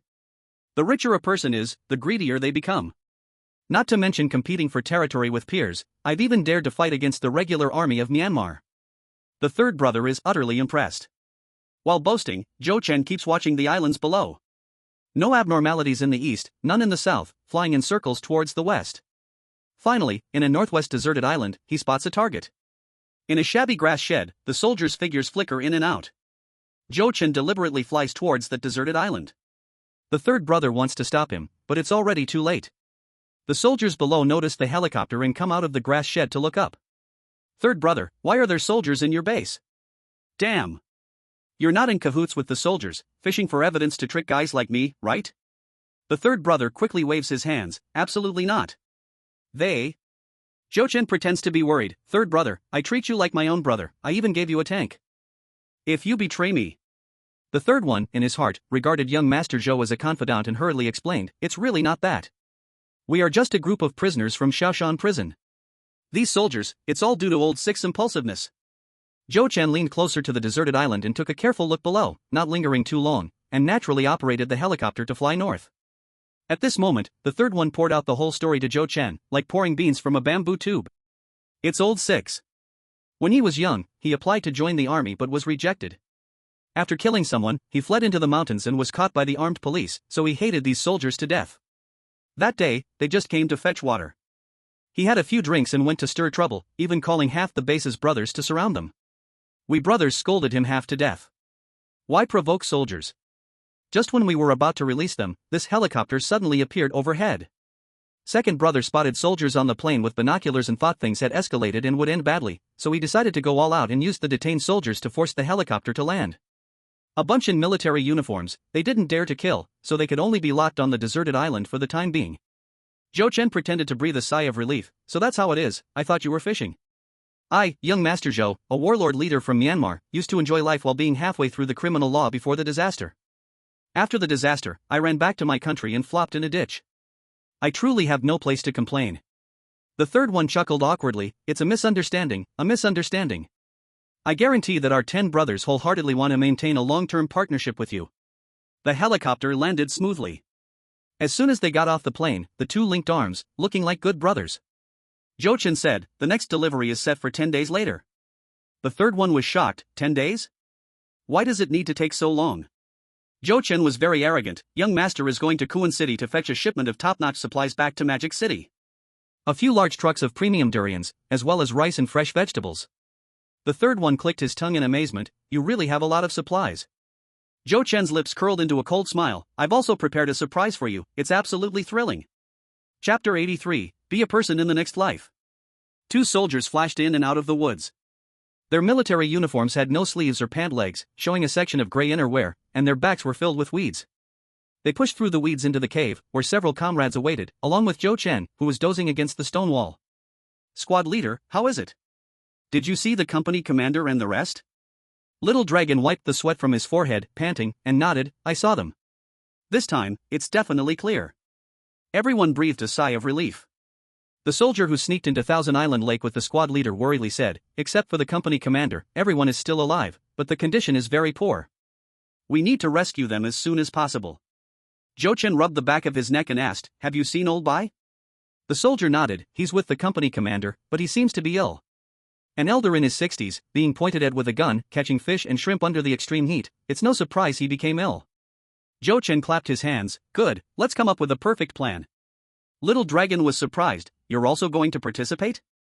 Zhou Chen frowned. What kind of talk is that? I haven't got my helicopter back yet. Little Dragon waved his hand. What I mean is, you just need to wait here for our news. There will be a fierce battle, and you haven't received training. I'm worried. Zhou Chen smiled. You're overthinking it. I'm not going with you to rescue anyone. Little Dragon was puzzled. So what do you mean? Zhou Chen said, what I mean is, I'm going to retrieve my helicopter, and you guys go save your people. 11 heads gathered together, murmuring. On the day of the deal, Zhou Chen arrived at the prisoner base with 4 energetic young men after dark. In the vast Thousand Island Lake, only a few places had lights, the rest was pitch black. Those prisoners stared wide-eyed at the half-truck of supplies, their eyes bulging. Cigarettes, alcohol. The cigarettes are cheap, the alcohol is from the old village head. In the face of natural disasters, these are rare and precious supplies.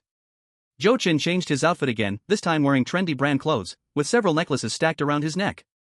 A cigar never leaves his hand, looking wild and proud. Zhou Chen calls to Xiao Long, what are you standing there for? Hurry up and unload the cigarettes and alcohol, divide them among the brothers. The envious prisoners are stunned. Dividing among them? Is this for real? In the base, cigarettes and alcohol rarely fall into their hands. The approaching Lao San is confused. Young Master Zhou, how are you going to share these supplies with these brothers? Zhou Chen waves his hand grandly, very arrogantly. The goods I traded with you are in the back. I brought dozens of trucks of goods to the Magic City from the border this time. These are just gifts for the brothers to meet. Everyone should drink and smoke, don't hold back with me. Anyone who holds back is looking down on me. A group of lower-tier prisoners dances with excitement, expressing their gratitude. Lao San still feels pained. Giving such good supplies to a bunch of small fries seems like too much waste. Zhou Chen sees Lao San's thoughts and whispers mysteriously, I prepared something special for you, the truck will arrive later, you can take it quietly. Lao San's eyes brighten, Huazi? Zhou Chen really wants to slap him 2 times. He raises an eyebrow, look how unambitious you are. There's Huazi and Mutai, just make sure none of your brothers knows, or they'll definitely say I'm partial. Lao San is overjoyed, there's Mutai too? Don't worry, I won't say a word. The nearby prisoners are happily holding on to the supplies they received, cherishing them greatly. Zhou Chen is unhappy, what are you hugging it for? Drink up. On such a hot day, aren't you afraid the alcohol will evaporate and affect the taste? Hearing this, those prisoners realize the truth and quickly open the bottles, drinking heartily, ton. Refreshing. I haven't drank like this in so long, it feels great. The alcohol we normally drink is like water, none compared to the strength of this bottle in hand. Other prisoners on the island hear the news and rush towards the base entrance, fearing they'll be too slow to get their share. The cunning Lauer looks at the lively base entrance, filled with great confusion inside. The boss pats his shoulder, Lauer, what are you thinking now?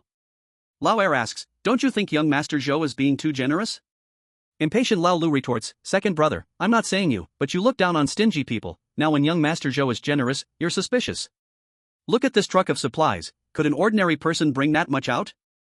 The boss defends Lao Lu is right, I also suspected young Master Zhou had his eyes on those soldiers, but if you think about it, it's impossible. It's like this with vegetables. Hang City is also under military control, could they present even a single green vegetable? Only someone like young Master Zhou, a warlord from Myanmar, wouldn't lack these kinds of supplies.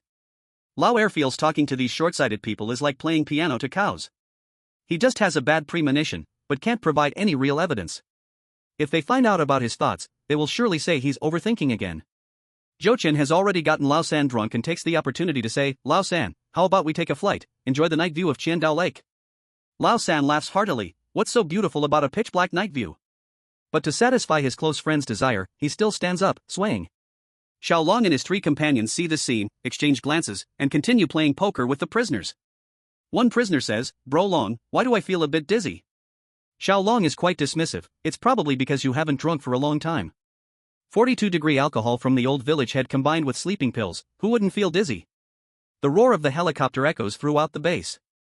Lauer, sitting alone on the side, can't hold back, watching a few companions who are groping a woman. Finally said nothing and left alone through the side door. In midair, Zhou Chen lit a cigarette. Old 3, how old was the girl you killed? Old 3 was confused, not understanding why he asked this suddenly, very young, about 12 or 13. Zhou Chen asked again, how did you kill her? Old 3 fell into memory, at first, I didn't plan to kill her, just wanted to play, but she cried and shouted, and I was afraid of attracting passers-by, so I accidentally choked her to death. The later crimes followed the same pattern, dragging them into the woods and choking them to death first. Zhou Chen looked at Old 3 with cold eyes, aren't you afraid of retribution? Old 3 sneered, what does retribution matter? I have money and hired the best lawyer, dragged it for 2 years before getting a suspended death sentence. When a natural disaster comes, I live better than anyone else. Old 3. Huh? What? You should be a human in your next life. What? Zhou Chen quickly unbuckled Old 3's seatbelt, opened the cabin door, and kicked him off the plane. The whole action was as swift as lightning, flowing like water. In a moment of desperation, Old 3 managed to grab the cabin door, his body hanging in the air, trying to stretch his legs to climb back. Why? I took you as my confidant. Zhou Chen picked up the cigarette in his mouth and directly poked it into Old 3's eye. Being seen as a confidant by a beast like you was an insult to me. Old 3's eye was burned, the intense pain made him instinctively let go, screaming loudly as his body fell from the air. Zhou Chen took out a grenade from the space, pulled the pin, and threw it down from the air. The grenade fell into a pile of gasoline barrels. With a loud bang, flames erupted. Chapter 84, Extermination of the Prisoner Base. Boom. All the gasoline barrels piled on the ground exploded. Everything around, including vehicles, was blown into the sky. The vehicles exploded again in mid-air, debris flying everywhere, claiming countless lives of prisoners. Some prisoners, realizing what was happening, were too weak to move, while those who barely got up fell hard again. A few lucky prisoners who hadn't been drinking were about to draw their guns when Xiao Long and his 3 men opened fire first. The sounds of explosions, gunfire, and screams intertwined. The 8 leaders who were drinking with women suddenly sobered up. What's going on? Not good, we are under attack. Where's Old Two? Which bastard dares to attack our base? They pushed the women away and charged out with their guns. The first few rushing out suddenly found something dropped at their feet. Before they could see what it was, they were blown apart by the explosion. The boss, knocked back by the shockwave, looked at the helicopter flashing lights in midair with gritted teeth. Damn! It's that Joe guy. Old Two was right, this Joe indeed had a problem with his identity. The boss got up and shot at the sky with his gun, but at this distance, he couldn't hit anything. On the isolated island where the soldiers were held, several armed prisoner leaders anxiously watched the lights of the main island. Just as they were about to do something, Captain He and others attacked them and seized their guns. On the island, besides a few armed prisoner leaders, there were dozens of ordinary prisoners holding knives. Captain He, who successfully got a gun, only fired 2 shots before realizing he was out of bullets. In the face of being outnumbered, Captain He and his men, out of ammunition, were immediately surrounded by prisoners. At this time, from a nearby grass hut, more than a dozen fellow captives rushed out. They looked like beggars, grabbing wooden sticks and planks to charge forward. But each of them was too weak and was no match for the prisoners, quickly falling into disadvantage. A core prisoner had a walkie-talkie pinned to his waist, and Old Two's voice came through. Under attack, kill everyone on the island. Just when Captain He and others thought they were going to lose their lives here, 6 people rushed out of the woods and opened fire on the prisoners. Captain? Xiao Bai? Captain, are you okay? We're fine, how about you? Never mind, let's get our weapons back first. At 1 in the morning, under the continuous counterattack of Captain He and others, the entire base was successfully taken down. The surviving prisoners all crouched down with their heads in their hands. The helicopter landed steadily, and Zhou Chen jumped off the plane handsomely. Pale-faced Grandpa Bai covered his chest. I said last time, who flew the helicopter all crooked, with no skill at all? It turns out it was you. Zhou Chen showed a big white smile. Skills are enough as long as they work. He looked at Captain He. Why aren't we making a move? Captain He was surprised. Have we killed them all? Zhou Chen couldn't believe it. So do you want to let the tiger return to the mountain, or bring all these people back to the Devil's City to raise? Bringing them back to the Devil's City was simply unrealistic. Letting these prisoners go would harm countless innocent refugees in the future. Captain He almost immediately made a decision. With a command, all the soldiers raised their guns and aimed. A man in a white coat anxiously stood up. Don't kill me, I'm not a prisoner, I'm a prison doctor, I'm a doctor. Doctor? This was the most sought-after profession in apocalyptic times. A person who would be treated like royalty wherever he went.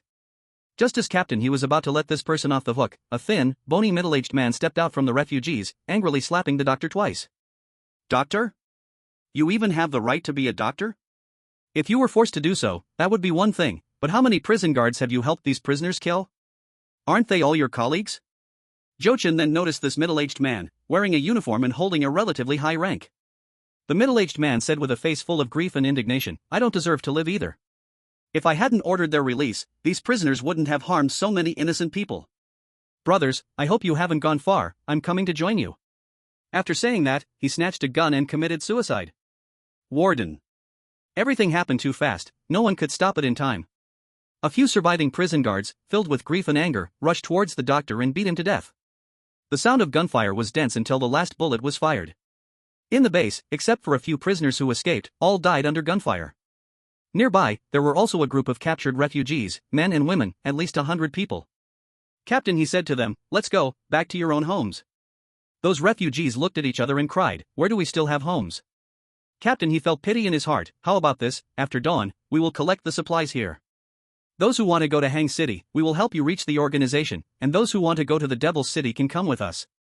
Zhou Chen had already sneaked into the base warehouse alone. He thought it would be just some junk, but unexpectedly, there were hundreds of barrels of fuel in the warehouse. He didn't know which military camp he rummaged through: military trucks, military jeeps, military rations, and professional repair tools. The winter clothes were so many that he couldn't count them. Zhou Chen searched for a long time but couldn't find any firearms. He estimated that these prisoners had rummaged through the auto repair supplies. He gathered all the supplies into the space, but still felt it was a loss. The 3 times he brought out supplies didn't matter much. The key was the few grenades he threw out and the ammunition he provided for 10 little dragons, the sleeping pills enough to make him heartbroken for a year. After dawn, all the supplies were loaded onto trucks. Captain he took out part to give to those refugees, and to a few prisoners who didn't want to collude and be imprisoned on the deserted island. They prepared to split into 2 groups. One group would take the refugees to the Hang City Organization for care, and the other group would take the refugees back to the Devil City with them. Zhou Chen had a discontented look on his face. Captain he. Mr. Zhou, last night was in a mess, and I didn't have time to thank you. It's all thanks to you. Zhou Chen waved his hand. Let's skip the polite words, just give me half of the seized guns and ammunition. Captain his smile solidified instantaneously. Other things are negotiable, but it's clearly stipulated that civilians cannot privately own firearms. A bullet won't do. Zhou Chen had a serious face. Rules are dead, people are alive. If you don't say it and I don't say it, who will know when we return to the Demon City? Captain he smiled slightly, wanting to continue persuading him. Zhou Chen simply called Xiao Long, didn't we agree at the time that the bullets were borrowed from me, and you all have to return them? Xiao Long scratched his head, hesitantly looking at his commander. Captain, at that time the situation was urgent, we did agree to return the bullets to Mr. Zhou. Captain his eyelid twitched. Xiao Long added, and we also said that if we took control of the base and collected the guns, Mr. Zhou would get half. Captain his face turned green, and he immediately slapped Xiao Long on the head. You little brat, have you gone crazy? How can you casually make such promises? Don't you know you're wearing a military uniform? What are you making promises for? What are you making promises for? Are you trying to go to a military court? Xiao Long couldn't fight back or curse, shrinking back and too scared to speak. Captain he raised a spring-like smile towards Zhou Chen. Brother Zhou. Zhou Chen interrupted him. Don't tell me that as soldiers, your words don't count and you want to swallow my half of the supplies. Captain he stumbled a bit, silently shouting, that's unfair. How could we soldiers possibly be untrustworthy? We wouldn't possibly swallow the supplies of the common people. But, this is not ordinary supplies. It is weapons, and it is explicitly stated that common people cannot possess hot weapons. Chapter 85, Stolen Home. Under extreme heat, the two were endlessly arguing. Whenever Captain he wanted to persuade Zhou Chen would simply say, you promised me. Every time Zhou Chen said this, Captain he wished he could drag Xiao Long out and give him a good beating, or put him under house arrest. You little brat, even if you're in a rush, you can't agree to such a demand. Even the general wouldn't dare to agree. The two kept pulling back and forth, Captain he sweating profusely, feeling like he was about to suffer heat stroke. But Zhou Chen, except for sweating on his head and neck, appeared refreshed. Captain he suddenly had an idea and decided to pretend to suffer from heat stroke. Then, he fainted. Zhou Chen took the opportunity to throw into Xiao Long, saying to Xiao Bai, quick, give me half of the guns. Your captain promised me before he fainted. Xiao Bai. Did he? Didn't all our ears hear nothing? Captain he, who pretended to faint, really wanted to jump up and refute. I didn't. When did I promise? But thinking carefully, if it weren't for Zhou Chen's acting, providing supplies, and ammunition support, let alone exterminating the prisoner base, even Xiao Long and his 10 men would lose their lives. And Zhou Chen doesn't seem like the kind of person who would commit crimes with a gun, right? Forget it, he might as well pretend to faint, out of sight, out of mind. Xiao Long scratched his head and whispered, since the captain has fainted, why don't we give him the guns? When the captain wakes up, we'll say Mr. Zhou ran off with the guns, and we didn't chase because we cared about the refugees in the car. Xiao Bai frowned, is that really okay? Captain he, pretending to be fainted, really wanted to just faint away. You little brat, your thinking is very dangerous, do you know? Just wait and see how I handle you when we get back. Zhou Chen loaded 35 rifles and 1 pistol into his backpack and threw them onto the helicopter. He sighed in his heart, it's a pity there are no bullets. Just as he was about to call Uncle Bai to go with him, Uncle Bai pointed at him, dog. Zhou Chen was frustrated, Old Bai, I may be a bit greedy, but you don't have to scold me like that. Old Bai froze, couldn't help but cough twice, and after calming down, said, I meant your dog, he's behind you. Zhou Chen turned around and saw a dirty stray dog standing not far away, tilting its head and looking at him. Da Huang? Hearing its owner's voice, Da Huang whined with grievance. It walked towards its owner, limping with tears streaming down its face, then excitedly leaped up. Zhou Chen immediately dodged, you stink, have you taken a bath? Da Huang raised its pus-covered paw. Feeling wronged, tears streamed down, woo-woo. Wang. Old Bai patted his uncomfortable chest as he walked over. Oh, you are seriously injured, definitely burned by the slate. Your dog is very smart. That day during the emergency landing, when I told it to run, it ran away quickly. Otherwise, it would have turned into a pot of dog meat long ago. The dog that Zhou Chen raised was still very much disliked. Xiaolong, do you have a medic? Hurry and come bandage this. Xiao Bai walked over. I am the medic. Zhou Chen covered his nose and walked away. Also help it take a bath, it stinks. Xiao Bai. After bandaging the wound, De Huang was carried onto the helicopter. There was no way to give it a bath. When Zhou Chen arrived at this base on the first day, there were still a few small ponds, but after more than 10 days, the lake bed had completely dried up, and it was difficult to dig up a clump of wet mud. Zhou Chen put on his headphones, ready to take off at any moment. Old Bai's face was pale as paper, his eyes closed as he leaned against the co-pilot seat. Zhou Chen asked, "Are you feeling discomfort in your heart, or is it something else?" Old Bai gritted his teeth in pain. When a person gets older, the heart doesn't work well, but don't worry, I can hold on. Zhou Chen rummaged through his bag, pulled out a bottle of quick-acting heart pills and a bottle of water. Hurry up and take it, Aunt Bai is waiting for you at home. The helicopter took off, leaving the scarred base, flying over one mountain after another. After taking the medicine, Old Bai felt better, looked down at the obviously dry and cracked road, and at that moment sighed, when will this natural disaster finally end? Zhou Chen glanced at the refugees on the road and said, instead of thinking about when the disaster will end, it's better to figure out how to stock up on more supplies. An hour later, the helicopter landed in the yard of Old Bai's house. A tired-looking Aunt Bai came out with two grandsons, worried and scolding Old Bai at the same time upon seeing him. Zhou Chen waved goodbye and flew directly to Sakura community. The roar of the helicopter caught the attention of many refugees in the community. Zhou Chen soon realized there was a problem. The water tank he placed on the rooftop was nowhere to be seen. In Lao Sun's building, the few water tanks on the rooftop were also missing. Furthermore, after circling over the community, he did not see any of Lao Sun's neighbors among the crowd on the ground. This is not scientific. Realizing something was off, he left Sakura community directly. He found a place to land, put the helicopter into storage, and sat by the roadside waiting for Captain He's convoy. After retrieving his vehicle, he stored the truck and drove the Big G straight to the territory of the faction. Huang Mao was just jumping down from a water truck, immediately attracted by the Big G coming from the opposite side. Ha, who is this guy? Brother Zhou? Zhou Chen rolled down the window, his face dark. What is going on with my family? Huang Mao was stunned for 2 seconds, then immediately showed a worried expression. Brother Zhou, where have you been lately? There are rumors outside that you died outside the city. The Guangming gang is the backing behind the Zhuanjai gang. This gang has been expanding its territory recently, and those who do not submit have been caught. Huang Mao pointed to the new scar on his forehead. These guys even want to swallow our Zhuanjai gang. We have fought with them several times. Zhou Chen emphasized, get to the point. Huang Mao quickly replied, originally, while you were here, the nearby gangs were living in peace. Since you disappeared, there are rumors that you died outside, and the Guangming gang has come to snatch the territory. They couldn't open your front door, so they took all the water tanks from your rooftop. Lao Sun and the others have also been taken away. Now, Sakura community is controlled by a few hoodlums. Zhou Chen's eyes glimmered with danger. Where did they take them? How many days ago did this happen? Huang Mao pointed in a direction. Tang Chenipin, it was the afternoon of the day before yesterday. Zhou Chen asked, how much do you know about those guys? Huang Mao said, they are a group of second-generation rich kids, 50 to 60 people, but they have many thugs under them, about 200. What about weapons? They have guns, but not many, only a few. Zhou Chen drove away. How unreasonable. He was only out enjoying himself for half a month, and he was robbed at home. Night fell. On the top floor of a luxurious building in Tangchen. Through the floor-to-ceiling windows of the spacious suite, lights flashed, music played, fine wine flowed, and beautiful women danced. A group of wealthy heirs indulged in excess, lost in a world of intoxication. A helicopter suddenly appeared outside the window. A drunken wealthy heir struggled to open his eyes and stared outside. What the hell? The helicopter turned left, its door facing the floor-to-ceiling window.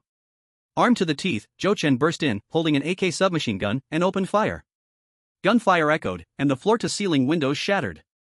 Dense bullets rained down on the group of wealthy heirs inside, blood splattering everywhere. Chapter 86, Whoever has a gun is the strongest. Under the gunfire, vases and bottles shattered on the floor. Screams and cries merged into a cacophony. One body after another fell, blood splattering on the walls, the floor, and the tables. Quick-reacting men and women fled in all directions, some were shot in the legs, crawling in terror, leaving a trail of blood behind. Downstairs, clueless thugs rushed up with knives and clubs, directly exposing themselves to gunfire. A few dashed in, only to be shot dead by bullets, bodies crashed into a pile. The alert thugs turned and fled in panic. The helicopter ascended, and those who fled chaotically to the rooftop, regardless of their identity, were met with a hail of gunfire. Several bodies fell into the swimming pool, blood spreading, quickly turning the water into a pool of blood. These indulgent wealthy heirs, while city refugees had nothing to drink, filled an entire swimming pool with bottled water. The helicopter landed on the rooftop. Zhou Chen, fully equipped in riot gear, jumped down, ignoring the wounded wailing, gun drawn, aiming at the fleeing people to shoot. In the helicopter cockpit, Uncle Bai, also fully equipped, looked at the corpses and injured before him, shaking his head helplessly. In the face of disaster, all people should unite against the catastrophe. But as soon as society fell into chaos, gangs and factions emerged. A group of wealthy heirs who had been misbehaving before the disaster believed that chaos meant it was their world, where they could unleash their tyranny even more. Little did they know, true ruthless people are never those loudmouth fools. In the current shortage of supplies, where refugees couldn't even get a piece of bread, these wealthy heirs had fine wine and delicacies yet didn't cherish them. Who did they provoke? Why provoke Zhou crazy? Zhou dared to dive deep into the prisoner base alone. What about these wealthy heirs? Apart from indulgence and doing nothing, what have they ever seen in ruthless people? Zhou Chen shot his way down from the rooftop, kicking open the top floor door, which was in complete disarray. A suit-clad pretty boy, shot in the leg, raised his hands in terror. Don't kill me, my dad is the mayor. If you kill me, my dad will. Bang! Zhou Chen kicked the body of the pretty boy, shot in the forehead, and continued walking in. Fool! Wasn't he shooting indiscriminately? The more identity one had, the faster they died. Who would leave survivors to find trouble for themselves?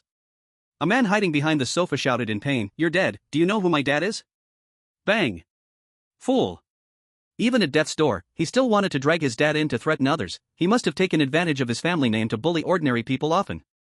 A bloodied woman huddled in a corner, trembling. "Don't kill me, I'll give you money, my dad is a wealthy lord." Bang! A bunch of fools. The children of the world's richest could provoke him, and they would be killed. Shoot the uninjured once, those injured get a follow-up shot. Zhou Chen walked around the room, leaving a sea of corpses. He stepped outside and followed the stairs down. Killing floor by floor, some wealthy heirs, still half-dressed, were shot before they could even dress properly. Dozens of second-generation rich kids born with silver spoons simply died at their best age. He arrived on the third floor, and the door was open.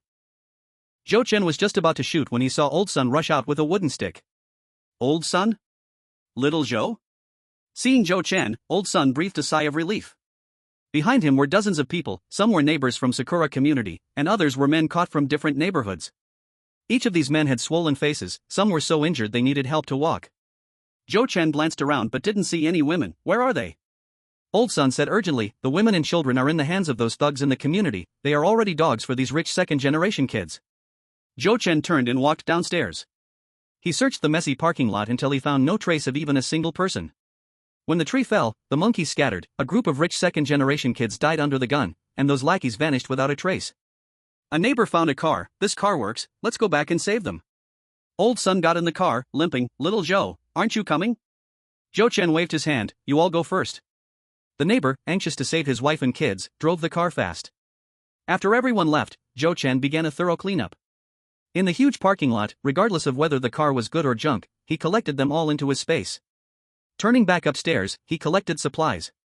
The lower floors were almost all messy empty rooms, even the curtains had been ripped down to burn for warmth in the extreme cold. Starting from the 16th floor, there were decent pieces of furniture. The best supplies were still on the top floor. In the nearly 600 square meters big house, several rooms were filled with supplies. Salted meat, cured meat, beef, dried duck, sausages, dehydrated vegetables, all vacuum-packed and well-preserved. Chicken feet, peanuts, melon seeds, biscuits, and other snacks filled a corridor. No wonder this group of rich second-generation kids had over 1,000 pounds of authentic Wuchang rice stored. There was also black rice, millet, red beans, green beans, and yellow beans, all of them plump and top quality. There was a dedicated cold storage room, boxes of red wine, foreign wine, white wine stacked to the ceiling, and hundreds of bottles of mineral water. Zhou Chen collected all these supplies into his space. Solar panels and a home generator were also taken. In the safe, there were a few handguns. The bullets were only a few dozen, decent enough to make up for some of his losses tonight. Before leaving, he also took a few oil paintings off the wall. One of them was Van Gogh's Sunflowers. He couldn't tell if it was a real one. If it was real, although it couldn't be sold for money, displaying it in the living room would definitely add a touch of class. Zhou Chen returned to the rooftop and found Uncle Bai searching the bodies. A group of rich second-generation kids were well-dressed, even a watch on a corpse was worth millions. Uncle Bai didn't even look. He searched out a few bags of snacks, carefully wiping off the bloodstains on them. Seeing this scene, Zhou Chen retreated back into the stairwell. When he returned to the rooftop, he threw a large, bulging bag at Uncle Bai. "I collected some supplies, consider it a reward." The bag was huge, and when it hit the ground, the sound made it clear it was heavy. Uncle Bai, seeing that Jochen only had a gun in his hand, you gave me everything, what about you? Jochen waved his hand, I have a gun, I'm not afraid of not having supplies. Uncle Bai originally wanted to say he could take a third, but upon hearing this, he silently picked up the bag from the ground. Whoever has a gun has the bigger fist. You have a gun, you have the say. The helicopter appeared again above Sakura community. The community was lifeless, and the roads were difficult to navigate. The first group of Old Sun and others had not yet returned. Nearby refugees again peeked up at the helicopter, watching it land on the rooftop of Building 21 in Sakura community. The rotor stopped spinning, and a man armed to the teeth pushed open the hatch and stepped off the plane. Jochen stood with one foot on the edge of the rooftop, raising his gun and firing several shots into the sky. In this domineering and unreasonable way, he announced his return to everyone. A few little hoodlums in Building 15 felt a very bad premonition when they saw the helicopter land on Building 21. Until they heard the gunshots. He was so scared that he wet his pants on the spot. It's Crazy Joe. Crazy Joe didn't die. In a panic, the young thug who had just been dragged along for a couple of days immediately ran for his life. By the time he reached the ground floor, he saw a group of refugees holding weapons. These were the refugees they had heavily oppressed in the past 2 days, and now each of them was glaring at them with green eyes. Someone shouted loudly, "Take down these thugs, and we'll go to Brother Joe for the reward." Chapter 87, Lingqi, shocking. A few young thugs were beaten until their heads were bleeding and their faces swollen like pig heads. Dragged like dead dogs by a group of refugees to the bottom of Building 21, they were beaten again with sticks, forced to kneel on the ground. Jochen appeared before everyone in full riot gear. A group of refugees, poor to the point of starving and thirsty, all showed expressions of intense envy. He looked at the thugs, who were so beaten that even their mothers wouldn't recognize them, and asked, "Where are the women and children?" The thugs, now so scared that they were shitting themselves, had broken teeth and couldn't speak a single coherent word. One refugee raised his hand, "We've already sent someone over there." Soon, Shiro and the others were helped out by refugees. Their physical condition was poor, but their clothes were still intact. They seemed to have been too weak from hunger. Shiro immediately recognized Jochen and cried out loudly, "Big brother, you have to stand up for us, they're not human." Hongjie tried to protect us, but these beasts. They locked all the children in dog cages and whipped them whenever they felt like it. Before Chiro could finish crying, a refugee shouted from afar, "It's bad, one of your women jumped off the building and killed herself." Chiro, Yang Sidian, and the other women immediately turned pale, already guessing who it was. Though they were weak, they struggled to make their way towards Building 15. Hongjie. The young thugs repeatedly kowtowed and begged for mercy. Jochen asked, "Who's the cook?" Several refugees who had worked as cooks stepped forward. Jochen said, "Do you dare to kill?" The cooks hesitated and didn't dare to nod. If it was just a simple murder, why specifically ask for cooks? They feared. Jochen spoke coldly, "Skin the flesh off these beasts and hang their skeletons at the entrance of the community. Let's see who dares to have ideas about Sakura community in the future. Do this well, and each person gets 5 kilograms of flour and 2 kilograms of water." 5 kilograms of flour and 2 kilograms of water, these were the supplies they dreamed of. Fear? What fear? They were just a few beasts, no different from slaughtering chickens and ducks. The cooks gritted their teeth, and under the terrified gaze of the thugs, they pulled out their pig-slaughtering knives. Listening to the thugs scream like pigs being slaughtered, the refugees stepped back in horror, unable to bear to watch. Turning a living person into just a skeleton. The inhumane death by slow slicing, once seen in feudal times, was now repeated. It was too brutal. Too cruel. But it must be said, after this, who would dare to have any ideas about Sakura community again? Jochen said to the refugees, "You helped catch those people just now. When Old Sun comes back, tell him to arrange a big pot of rice." When they heard there would be a big pot of rice, the refugees, starving with growling stomachs, couldn't help but swallow their saliva. The news of live human flesh being skinned quickly spread to nearby neighborhoods and gradually to more distant ones. Those who had cursed Crazy Joe to die outside earlier now were terrified out of their minds. This Crazy Joe, his methods were too damn ruthless. That was Ling Chi. Some gangs that had helped the rich second generations do evil, upon hearing this news, afraid of being held accountable by Crazy Joe, packed up and fled to other districts overnight to survive. Hongjie's body was cremated, and her husband, unable to bear the blow, went mad and ran out of the community. Old Sun searched all night, and by the time daylight broke, he still hadn't found him. They left behind a 10-year-old child, crying and calling for his parents. In the face of natural disaster, death was a daily occurrence. Whether familiar or not, survivors had begun to numb themselves to death. Old Sun and the others had not yet healed from their injuries, and began to go out to look for supplies. The dead are gone, but the living must continue to fight for their lives. At the entrance of Sakura Community, on the left hung several corpses, and on the right hung several skeletons. The refugees outside, whether informed or not, chose to take a detour upon seeing this. No more thugs dared to come here to cause trouble. Instead, a group of soldiers was attracted here. The entire city is still under military control in name, with limited manpower, and it is impossible to manage the chaos privately. But such methods of killing are a blatant provocation to the law. This is outrageous.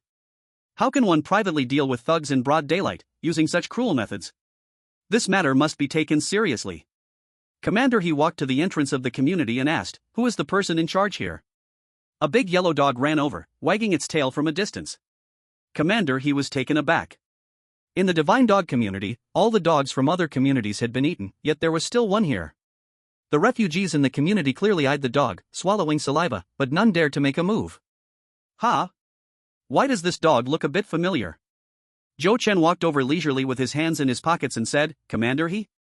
Commander, his face lit up with realization. "I was just thinking this dog seems to be yours. Wait a minute."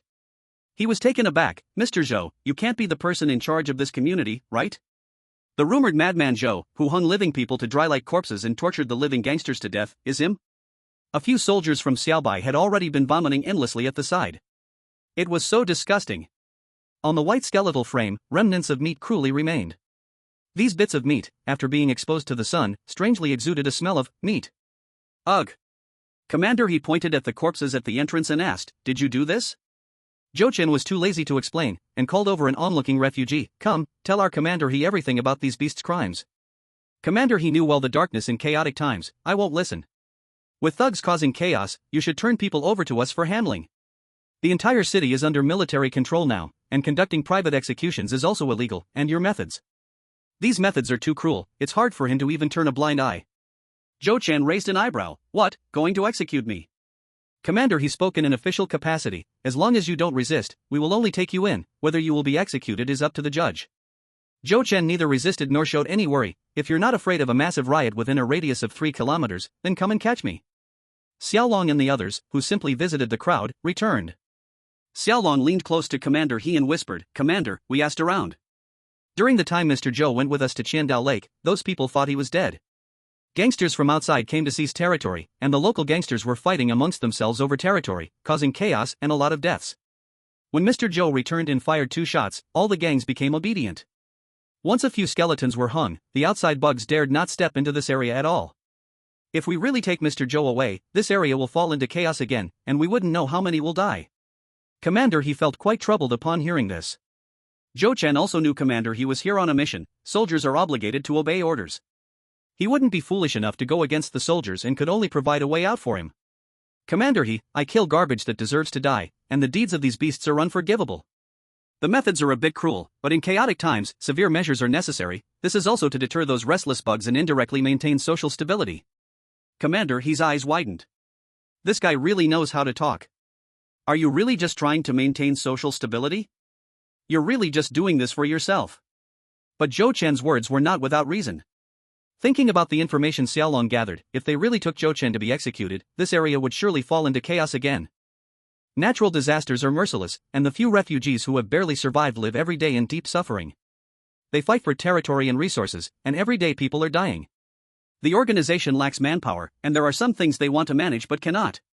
But they cannot tolerate Zhou Chen's behavior of killing whenever he wants. Captain, he thought for a long time and publicly warned, "Zhou Chen, this is the only time. If there is a next time, I will kill you on the spot." Chapter 88, Trading Market. Huang Mao, this clever person, quickly brought a large amount of supplies to seek support. Solar panels, water tanks, rebar, tiles, cement, and mahogany furniture filled several vans. The shabby vans could not hold everything, and behind the convoy were a dozen carts. "Bro, you are amazing. You came back and fired 2 shots, and all those scum lurking nearby ran away. This area is safer than ever. We can do business day and night without worry. This is all because you are powerful. My admiration for you is like the endless Yangtze River, and like the uncontrollable flooding of the Yellow River." Zhou Chen held a cigarette, looking disdainful. "The endless Yangtze and the flooded Yellow River have all dried up." Huang Mao chuckled. "It's a metaphor, an exaggerated metaphor. Even though the Yellow River is dry, my admiration for you." Zhou Chen waved his hand, truly unable to listen. "All right, stop talking nonsense." Huang Mao, with a face thicker than a wall, said, Bro, I know your water tank is gone. I thought of many ways and brought a few, plus 2 aluminum ones that aren't afraid of the sun or rust."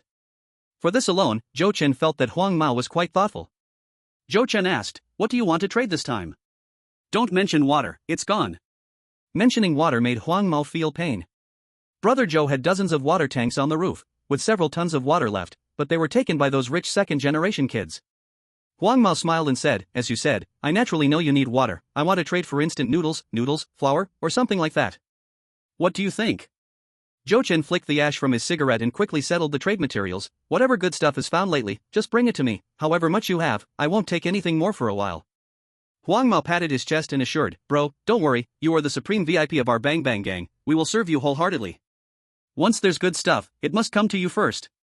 After loading half a bag of food from the trade into the car, Huang Mao suddenly thought of something. "By the way, bro, the organization has established a trading market at Wanda Plaza in the city center, open for 2 hours in the evening. All the refugees in the city can go there to trade their supplies if they need, and if you have time, you can go have a look, you might find something you like. I saw someone take out a blue and white porcelain vase yesterday. Wow, this kind of thing was hidden before the disaster, but in this environment, people like me can truly feast our eyes. But unfortunately, even an antique worth a fortune is not worth dozens of pounds of potatoes now. People are close to starving and thirsting to death, who still cares about that thing?" When Zhou Chen heard this, he became quite interested. Under extreme heat, part of the power fixed by the organization had transformers that exploded from the heat. After a burst of broadcasting, there fell into a dead silence. Now, any news could only be passed verbally from person to person. If Huang Mao hadn't mentioned this, he wouldn't have known that the organization had set up a trading market. There are plenty of supplies in the space that he could never use up in 10 lifetimes. Being rich is also a kind of loneliness. It would be better to take this opportunity to trade the worst supplies for some antiques. Later, when displayed in his safe house, it would feel quite good. The supplies brought by Huang Mao were all placed in the hallway. He reached out and touched them, pulling them into the space. Zhou Chen returned to his room, enjoying the air conditioning, happily ate a hot pot, and checked the time to go out. The big yellow dog wanted to catch up, but was scared back by a kick from him. Zhou Chen arrived at the underground level, an empty parking lot, with only a big Jeep parked there. Everyone in the community knew whose car this was, craving it immensely, but no one dared to have any ideas about it. In front of absolute strength, one might have the thief's heart, but lacking the thief's courage. Zhou Chen swaggered out driving the big G, encountering cars on the broken and shabby road, but they were all ordinary vehicles with small engines. Even these cars made the refugees who depended entirely on their legs green with envy. A car like Zhou Chen's was something the refugees could only look at and sigh over. Even if they managed to get a car, they couldn't get gasoline, it was all for nothing. Arriving at the trading market, there were armed soldiers standing guard at the entrance. Zhou Chen initially wanted to circle around and find a place to store the vehicle in his space, but suddenly realized the guard looked a bit familiar. Xiaobai spotted the big G from a distance. He could recite the license plate backwards. Zhou Chen drove directly in front of Xiaobai, lowering the window and teasing, "You, a sanitary worker, actually out here standing guard?" Xiaobai stood up straight with pride. "A soldier is like a brick, wherever needed, they move." Zhou Chen chuckled, "Well then, I'll go in and browse, you keep an eye on the car for me." Xiaobai had a ghostly expression. "Are you kidding? My duty is to maintain market order, not to be the parking lot's old man." Zhou Chen smiled. "If someone steals my car, doesn't that count as your dereliction of duty?" Xiaobai glared. "Not at all, I'm only responsible for inside the market. Your car can only park outside. If it gets stolen, too bad." Zhou Chen teased, "Comrade Xiaobai, you can't have this mindset. Protecting the people's private property is also your duty as soldiers. What's the difference between inside and outside the market? Where's your awareness? I look down on you." Xiaobai. In the few seconds of Xiaolong's speechlessness, Zhou Chen had already gotten out of the car and left. "Damn, Zhou, can't you park? You've blocked the market entrance, how uncivilized." A soldier standing guard together asked curiously, "Xiaobai, who is this guy who's so arrogant?" Xiaobai rolled his eyes. "Crazy Zhou." The soldier was astonished. "He is Crazy Zhou? No wonder he's so arrogant." The trading market was very simple, its scale even smaller than the night market before the disaster. To prevent citizens from heatstroke, the entire market was built with awnings, with a distance of less than 100 meters from one end to the other. On both sides of the market were small vendors, all dirty and with worried faces. Both the vendors and those coming to browse the market were all men, hardly any signs of women could be seen. Society was too chaotic, women had no ability to protect themselves when they went out, let alone safeguard the supplies in their hands. Yet these supplies were related to a family's survival, and losing even one was unacceptable. There were all kinds of stalls here, but the vast majority were ignored. One stall was surrounded tightly by layers of people, with refugees desperately squeezing in. Zhou Chen felt curious and, taking advantage of his height, peeked in. The stall owner turned out to be Old Sun, and his stall had only one bag of 100 grams of salt. Old Son was weighing salt with the smallest scale, selling it by gram. Don't squeeze, don't squeeze. If you can't buy it today, there will still be tomorrow. I'll be here tomorrow to set up again. Seeing the refugees almost topple the stall, the bald man holding 2 watermelon knives shouted, I said don't squeeze, if you squeeze more, we'll close up. Jochen almost didn't recognize Yang Sidian. To prevent heatstroke, she had shaved her head, wearing only a vest, her fair skin now tanned to a bronze color. This woman was tough, with her accompanying the limping Old Son to set up shop. It was relatively safe. In extreme heat, salt was absolutely the most sought-after resource. Going without a few meals wouldn't kill you, but in the scorching heat wandering to find supplies, if you can't replenish salt and water in time, you could easily die right on the road. Chapter 89, a pricey calligraphy, just a piece of waste paper. The trading market was bustling with people coming and going. The vast majority of stalls were selling some family idol items. Clothes, shoes, bags, gold and silver jewelry, toy figurines, home appliances, and some miscellaneous items. In the wake of natural disasters, everyone is lacking food and water. Who would be willing to trade such precious resources for these things? Neglected and ignored, the stall owners wore expressions of deep worry. Jochen walked around and stopped in front of a stall selling antiques. He didn't see the blue-on-white porcelain mentioned by the yellow-haired vendor. On the simple stall, a white cloth was laid out, displaying a few antique paintings and calligraphy. The stall owner was a middle-aged man with a head full of white hair, with a face marred by worry, constantly wiping sweat. Long-term lack of food and nutrition had given him yellowing eyes and sunken cheeks. He had a bit of a scholarly air, and it was clear he had come from a wealthy family before the disasters. Jochen casually pointed at a painting. Can you open it for me? Sure. Finally, someone showed interest, and the stall owner quickly picked up the scroll, carefully unfolding it. Brother, this kingfisher on the lotus pond is a genuine masterpiece by Master Chi Baisher, which I have cherished for many years. As the scroll was unfurled, red flowers and black leaves appeared. It was a painting of lotus flowers, with a kingfisher gliding across the pond, its long beak holding a fish it had just caught. Jochen didn't understand paintings but knew that Chi Baisher's paintings of shrimp were amazing. Jochen took out a pair of gloves and put them on. Seeing him wear gloves, the stall owner felt a sense of goodwill. Regardless of whether he would buy, at least this person respected others. Jochen took the painting in his hands, seemingly evaluating it, but really just enjoying it, mostly wondering if it pleased him. After looking for almost a minute, he asked, "Is it genuine?" The stall owner took out a certification, absolutely genuine. More than 10 years ago, I paid 40 million at the auction house in Shangcheng. After that, many experts verified it, all said it is genuine. Jochen returned the painting to him. How much do you want for it? The stall owner thought for a moment and said, 100 gin of rice and 1 gin of salt, or 10 tons of water would work too. Jochen laughed. Your price is too exaggerated. Now, a gram of salt is hard to come by, and a bowl of water is equally scarce. If you genuinely want to trade it for resources, the price has to drop to at least 1%. 1%? The stall owner felt like he had been struck by lightning upon hearing this. This is a genuine piece by Master Chi Baisher. Even a clearance sale wouldn't price it this low. He might as well jump off a building with the painting. Jochen smiled. Sir, to be blunt, money is worthless now, and no matter how precious the painting is, it's just a piece of paper. Everyone is lacking food, those with surplus are as rare as phoenix feathers. I dare say, if you set up shop here for a year, no one would buy it. The stall owner looked as if he had suffered a great grievance. You just stabbed me with 99 knives, isn't that a bit too harsh? Jochen laughed. This is business, you raise the price, I bring it down, negotiating is normal. The stall owner clutched the kingfisher painting carefully and painfully asked, what's the most you can offer? Jochen held up one finger, 1 gin of rice and 2 taels of salt. The stall owner's eyes went wide, shaking his head vigorously. No way, absolutely not. I spent over 40 million, before the disaster, someone offered 80 million, and I didn't sell. Now it's only worth 1 gin of rice and 2 taels of salt, who could he go to for reasoning? Jochen didn't push further. Honestly, for antiques, I doubt anyone else in the city would be willing to buy. He pointed to Lao Sun, who was selling salt. If you think it over, tell that guy, and I'll come back later. Jochen walked a few meters then looked back to see the stall owner holding the kingfisher painting with a vacant expression. After browsing around, there was nothing useful in the whole market, so he headed home. That night, Lao Sun came over. Xiao Zhou, you went to the trading market today, why didn't I see you? I saw you were too busy, so I didn't want to disturb you. I must say, Xiao Qi is really sharp. When you mentioned hoarding food, she thought to hoard salt. Now we just need a bit of salt to exchange for a lot of resources, and we don't have to risk our lives running around anymore. Jochen looked at the little kid being pulled by Old Son. Why is your grandson so thin? Old Son appeared a bit anxious. There's nothing I can do, I've tried every method, but still can't trade for a single vegetable.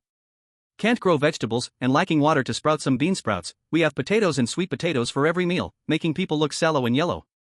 At this point, Old Sun fell silent. Joe-chan also fell silent. Although he currently lacks nothing and is living better than anyone else, he suffered for 3 years in his previous life and deeply understands the feelings of Old Sun and others. Joe-chan said, I have some vegetables here, grown from condensation water. If you don't mind them being dirty, you can trade supplies with me. Giving it away for free is definitely not an option. He has no obligation to do so and does not want Old Sun and others to develop a dependency. The apocalypse is tough, becoming tougher day by day, everything must rely on oneself. Fair trade is the best option. Old Sun's eyes brightened, his face flushed with excitement. Oh my god, how can I mine dirt? In this current environment, being able to get even one leaf of vegetables to taste is already hard to come by. But the only worthy supplies I can offer might just be salt. Joe-chan smiled faintly, then let's trade with salt. Old Sun eagerly ran back to get salt. Salt is now the most precious supply for their group, other supplies would definitely not catch Joe-chan's eye. When everyone heard of trading salt for vegetables with Jogu, everyone was excited. Salt is valuable, but if they can exchange a little for vegetables to supplement vitamins, it's simply priceless. It's strange. Before the natural disaster, no matter what experts said about vegetables being rich in vitamins and beneficial to health, the common people never took it seriously. Every day indulging in meat, stir-frying some vegetables was only to relieve their palate. But now, even being able to nibble on a leaf of vegetables makes them feel as if they are getting a bit of vitamins, feeling slightly better than before. This damn psychological effect. Alas, when they could eat it, they didn't know to cherish it, when they couldn't, they drove themselves mad thinking about it. Old Sun was troubled, how much salt should I bring? A neighbor suggested, why not bring 1 or 2 bags? Vegetables are not like potatoes or instant noodles, they require water to grow. I dare say besides Jogu, no one else in the city can offer such a rare thing as vegetables. Seeing that no one opposed, Old Sun took 2 bags of salt. Knowing that both salt and vegetables are coveted top supplies, he specially found a black plastic bag. On Joe-chan's side, the bean sprouts in his space were all pre-packaged, each bag weighing 300 grams. To avoid raising suspicion, he had to open them one by one and pour them into the same bag. 1 bag of yellow bean sprouts, 1 bag of green pea sprouts, 1 handful of chicken feather vegetables. He didn't take cabbage, condensation water couldn't grow such a large vegetable. When Old Sun saw these vegetables, his first reaction was to look around, fearing someone would see him. In fact, the entire Building 21 had no refugees daring to come near him. Old Sun pinched a green pea sprout and stuffed it into his mouth, swallowing and chewing. It was slightly bitter, yet felt fragrant, felt sweet. This deal was absolutely worth it. Chapter 90, Bro, do you want a submarine? Old Sun's heart raced with excitement. These vegetables were hard to come by, truly hard to come by. He carefully packed them into the black plastic bag, wishing he could dig a tunnel to sneak back. He constantly worried that if the refugees discovered it, they would come rushing to fight him for it. By the way, when we close up tonight, an antique dealer named you came asking about you. I heard you're Joe the Madman. He wasn't scared, but it seemed like he really wanted to trade with you. But he said you stabbed him 99 times, and he truly can't take it. He asked me to check if you could talk again? Oh, he seems to have quite a few antiques at home. He probably heard about your abilities and hopes you can take all his goods. Here, this is the list he wrote. Joe-chan took the paper that Old Sun handed him. It turns out to be a collector's treasure. What Ming and Shang vases, snuff bottles from the Qianlong period, calligraphy and painting from the Kangxi era, and paintings of ladies from the Song dynasty. Tang Bohua's Sunset and the Lonely Goose, Ji Baisher's Kingfisher by the Lotus Pond. Behind each antique and painting, there was an assigned value written down. The most expensive were the 2 paintings, Sunset and the Lonely Goose and Kingfisher by the Lotus Pond. In the end, a thoughtful total was even calculated. Over a dozen antiques and paintings, hoping to trade for 500 pounds of rice, 10 pounds of salt, and 10 tons of water. They also kindly noted that equivalent goods could be substituted, but only food items would be accepted. Compared to the exorbitant price during the trading market, this asking price clearly showed that the other party had thought it through, likely in urgent need of rice for cooking. But for Joe-chan, it was still not worth it. In this apocalyptic world, antiques and paintings were valued less than a packet of instant noodles, and they would only become worth even less over time. While drifting around, these things only took up space and drained one's energy. When encountering a robbery, thugs would rather steal a refugee's pair of worn-out shoes than these useless antiques. They cannot be eaten, cannot quench thirst, are fragile, and require proper storage. In the face of disasters, when struggling for survival, how could one manage proper storage? Only someone like him, who carries space with them and has enough supplies to last 10 lifetimes, would be interested in collecting a few. Joe-chan was ruthless and directly slashed the price by 90%. Salt was no problem, water and rice could be replaced by corresponding potatoes, sweet potatoes, and taro. Supplies were getting tighter by the day, and market prices changed daily. Zhou Chen asked Old Sun for the latest prices of food supplies. Rice, flour, water, salt, and medicines were all at the top of the pyramid in terms of price. The exchange rate for rice and potatoes or sweet potatoes was 1:3. Taro was priced a bit lower, with a ratio of 1 minute and 3.5 seconds. In other words, to acquire the antiques and paintings listed by the other party, Zhou Chen needed to offer 1 pound of salt and over 600 pounds of potatoes. Zhou Chen handed the note to Old Sun. Please help me pass this on. This is my offer, he has 2 days to think about it. The longer he waits, the worse the food prices will be for him, or he can also talk to other customers. Old Sun took the note and glanced at it. Times have changed, valuable antiques are now worth only a few hundred pounds of potatoes. Indeed, the cut was too harsh, and there had been no response for the past 2 days. But Zhou Chen wasn't worried at all. Antiques and paintings are less attractive than a barrel of gasoline. Huang Mao, the second-hand dealer, was very active. Today he brought in hardwood furniture, and tomorrow he brought tiles and wooden floors. Today, he had another few carts filled with tableware. Bro, this tableware is absolutely high-end. I wouldn't dare to bring it here if it weren't. Zhou Chen was uninterested. Can't you find something more decent? Huang Mao was surprised. Don't you think this tableware looks nice? It's specifically for 5-star hotels, and it hasn't even been unsealed. Zhou Chen scoffed. What do I need tableware for if there's no food to put in it? It's just fragile. Huang Mao scratched his head. Then I'll take all this back and come back tomorrow with better stuff. Following closely, he proudly pulled out an old-looking leather suitcase. Bro, you must keep this whole set of pure silver tableware from the Sacred Mule Empire. This is my boss's collection from a mule trader, and it even has a crown tattoo on it. I heard it's specifically for royalty. It's pretty impressive. Zhou Chen took a look inside. The silver knives, forks, plates, bowls, cups, butterflies, and soup spoons were all very complete. The intricate reliefs and overall gilding truly made it a rare craft item. Zhou Chen nodded. I'll take this set. Now tell me, what do you want to trade for? Huang Mao's face lit up with joy. Every time Zhou Go asked him what he wanted to trade for, his expression and tone seemed perfectly normal. It gives people a feeling of I am a big spendthrift. Bro, this time can I exchange for some salt? Zhou Chen took out half a bag of salt and reminded, tell your gang members to go to hospitals more, visit medical equipment agent companies, get me some fresh supplies, stop bringing me furniture, tiles, and cement. I'm not a builder. Huang Mao carefully put away the half bag of salt and frowned. Bro, we have already visited all those places you mentioned. Not just hospitals, but docks, stations, factories, anywhere we could go, we went. We found medical supplies, but the key is you are not a doctor, so I feel. Zhou Chen was about to explode with anger. He raised his foot and kicked. What do you think? Hurry up and bring me the stuff. Huang Mao stumbled from the kick and quickly pulled the cart away saying, Bro, wait for me, I'll be back soon. An hour later, Huang Mao drove a van straight to Building 21 of the Cherry Blossom community. Every window of the van was covered with black cloth, afraid to let people see the supplies inside. Huang Mao opened the car door, in a state of high tension. X-ray machines, blood pressure monitors, hearing aids, the ultrasounds, microscopes, syringes, scalpels, biochemical analyzers, all common medical supplies. Huang Mao looked guilty, like a thief. Bro, after the whole city was under military control, the organization strictly prohibits private trading of medical supplies. If caught, it's either jail or a death sentence. Anyone who finds medical supplies must hand them over to the organization, but it's not for free. There are supplies you can get, but the supplies aren't that great. The organization is responsible for countless refugees' food, clothing, shelter, and health, and day by day, the organization is also getting poor. Originally, there were psychologists responsible for the mental treatment of refugees, but due to insufficient manpower, they have all been reassigned to assist surgeons now. I've heard that several directors are now handing scalpels to the surgeons daily. Zhou Chen was very satisfied with this batch of medical supplies and went upstairs to get 2 bags of salt. He sternly instructed, get more of these supplies and bring them all to me. Huang Mao nodded vigorously, don't worry, bro. Previously, they thought Zhou Go would not collect them, and they worried about being checked, so they turned in a bunch of sprouted potatoes and moldy barley to the organization in exchange. Now that they know Zhou Go has a demand, what else is there to say? Of course, they are trading with Zhou Go. Just before leaving, Huang Mao whispered, bro, do you want a submarine? Someone on the road got a military submarine. It seems to have drifted over from the East Sea Fleet of Zhoucheng. Our boss asked me to see if you're interested. If you are, he can help contact that person for you? Zhou Chen was stunned. A military submarine? Huang Mao nodded, yes. Zhou Chen continued, drifted over from the East Sea Fleet? Huang Mao nodded, Zhou Chen was stunned for a full 3 seconds and exploded with a curse, damn. Chapter 91, Meeting at Sea.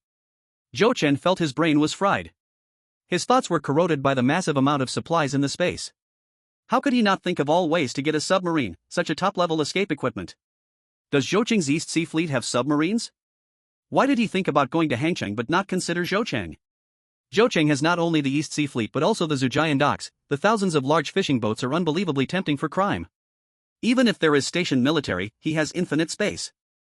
First survey the area, then find a moonless night to act quietly. No way he would return empty-handed. How could he not think of making a trip? Huang Mao was startled by Zhou Chen's reaction. Seeing Zhou Chen suddenly curse and fall into deep thought, he was a bit confused for a moment. Bro, what's wrong? Zhou Chen was brought back to his senses, immediately said, tell your boss to help me test the waters. If it's suitable, I'll take the submarine. Huang Mao's eyes lit up, giving a thumbs up. As expected of bro, even a military submarine can handle. I'll tell the boss right away to get in touch with them as soon as possible. That night, Lao Sun brought that antique dealer named Yu. It was discovered that Zhou Chen was not at home. The antique dealer, surnamed Yu, felt anxious inside. Brother Sun, does Zhou the madman not want to accept my antique anymore? Old Sun was also not sure. He should have gone out for some urgent business. Look. He pointed to a helicopter exposed on the rooftop. The plane is still here. He definitely hasn't gone far. How about you wait at my place, or come back with me tomorrow? The antique dealer surnamed Yu could only sigh, planning to come back tomorrow. As he left, he felt uneasy, regretting that he had waited until today to come. There was no rice to cook at home, and returning empty-handed would surely earn him complaints from his wife. A dilapidated van drove along the bank road. The scenery along the way was no longer what it used to be. The flowers on both sides of the road had turned into a pile of withered grass, while the green shade trees had become withered stumps. Yang Ziming was telling Zhou Chen about the other's basic situation. Zhou Chen was armed to the teeth, with an AK assault rifle in hand. Yang Ziming and the few younger brothers that had come along looked on with envy. This person is surnamed Zhao and is from Xiang County. He used to have a fishing boat of no small size, living off the sea. On the night of the super-strong typhoon, the waves by the seaside were 8 or 9 meters high, and the sea swept his boat away. After the extreme cold passed, he went out to look for his fishing boat. Not only did he find his boat, but he also discovered a military submarine. At first, he thought there were soldiers inside, but then realized there was no one at all. By looking at the number on the submarine, he knew it belonged to the East Sea Fleet. This is the national military's property. He immediately thought of contacting the military, but for a while, he couldn't reach anyone on the radio. He sat there day after day. The society is a mess, right? His son gave him an idea: simply take the submarine for himself and secretly find someone to sell it. Zhou Chen couldn't help but feel curious. He lives by fishing. He can't possibly not know that every submarine has a code, and that code is recorded by the military. How could he dare to possess it privately, much less think of secretly selling it? Yang Ziming shrugged. Seeing money makes him blind. Who cares about codes? As long as he sells it, it has nothing to do with him. All the follow-up problems are left to the buyer. Do you have any way to hide the code or encode it somehow? Zhou Chen shook his head. You think too highly of me? Let's put it this way, no matter how chaotic the world is, civilian submarines need to be registered, and military submarines, even if they're not attack type, anyone who touches them is executed. From arrest to execution, the time won't exceed a week. Yang Ziming was shocked. Then why would you dare to buy it? The van left the road and drove along the dry sandbank towards the sea. Yang Ziming clicked his tongue in wonder. I used to often come here to swim with my wife and kids, and now it's just a sandbank. I asked around, and it takes at least another hour by car to reach a place with seawater. After an hour of driving, the dry beach gradually turned muddy. Until the van could not move forward, the few people finally got out of the car. Yang Ziming left 2 younger brothers to watch the car, taking 3 brothers with him to accompany Zhou Chen into the dark depths. The 5 of them trudged along, the dark seaside faintly lit by weak lights. But the distance was a bit far, and it seemed there were still shadows swaying. Zhou Chen was surprised. Why are there people here at night? Fishing? Yang Ziming, as the head of the middleman, ran around the city and had the best information. He explained, the people from the organization, there are soldiers and workers hired. It's not just fishing, they're also salt drying, extracting distilled water from seawater. The organization has been trying to solve the livelihood problems of the people. There are also some refugees. They can only fish and dry it into fish jerky to trade. I'm quite impressed with these refugees. At least they earn a living with their hands. If you have time, go check out the temporary shelter. You'll see that over 10,000 refugees just lie around all day like waste, waiting for the organization to feed them. It's still too shabby for eating and living. Zhou Chen sneered coldly. Then that's the issue with the person in charge. We can't pamper the refugees. The more we pamper them, the more they become scoundrels. Yang Ziming deeply agreed. Brother Zhou, you hit the nail on the head. I talked about this topic with some officials while delivering supplies, but they said it's not the right time. These refugees just lost their homes and loved ones, they need organized care now. The five of them walked for nearly half an hour on the muddy beach, each of their legs below the knees covered in foul-smelling muck. Yang Ziming shined his flashlight at the sea ahead. We've arrived. Then he looked at his watch, paused for a few minutes, and saw lights flickering in the distance. 3 long flashes, followed by 1 short. This was the secret signal agreed upon between Yang Ziming and Fisher Zhao. Yang Ziming responded with 1 short and 3 long flashes before leading Zhou Chen to continue forward. The water reached their waists as a small boat wobbled toward them on the sea. Boss Zhao? Boss Yang? With a flash of the flashlight, they confirmed they were looking for each other. Fearing for his life, old Zhao was very alert. Standing on the small boat, he scanned each person with his flashlight. When he saw Zhou Chen, armed to the teeth, he immediately panicked and was about to flee. Armed police? Quick-witted, Yang Ziming grabbed the old man who was ready to jump off the boat and escape. Don't make a big fuss, it's just gear. You've checked on me, Yang Ziming. Can I harm you? If I were bringing organization people to set you up, would I expose this getup? Old Zhao, whose head was already submerged in the water, was forcibly pulled back and, after hearing this explanation, didn't jump again. But his legs trembled, and he slumped on the boat, unable to stand. Boss Yang, you really scared me just now. I thought I was going to be shot. Yang Ziming took out a bottle of erguotu. Here, have a drink to calm your nerves. Old Zhao, who had been guarding the submarine in the deep sea, sniffed the smell of the liquor and was now dying to have some. He gulped down half a bottle in one go, reluctant to return it. Hey, this liquor. Yang Ziming waved casually. Drink it, hurry and take our brother Zhou to check the goods. If this deal goes through, you'll be rich. In that case, don't just talk about erguotu, you could drink matai like water. These words greatly pleased old Zhao, and he quickly invited the 5 onto the boat. Once on the boat, Zhou Chen discreetly kicked Yang Ziming. Yang Ziming, who was washing his face with seawater, turned around in confusion. He saw Zhou Chen raise his submachine gun, pointing the dark muzzle directly at old Zhao's back. Chapter 92, Crisis at Sea. Seeing Zhou Chen point the gun at old Zhao, Yang Ziming immediately snapped back to alertness and signaled his 3 little brothers.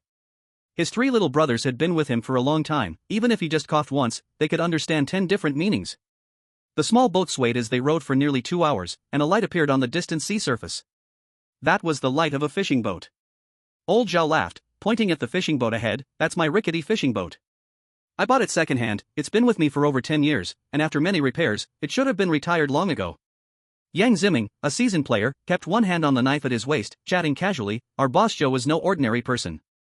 If this deal goes through, Boss Zhao, you could buy 10 new fishing boats with what you'll earn. Old Zhao chuckled. Thank you for your good words.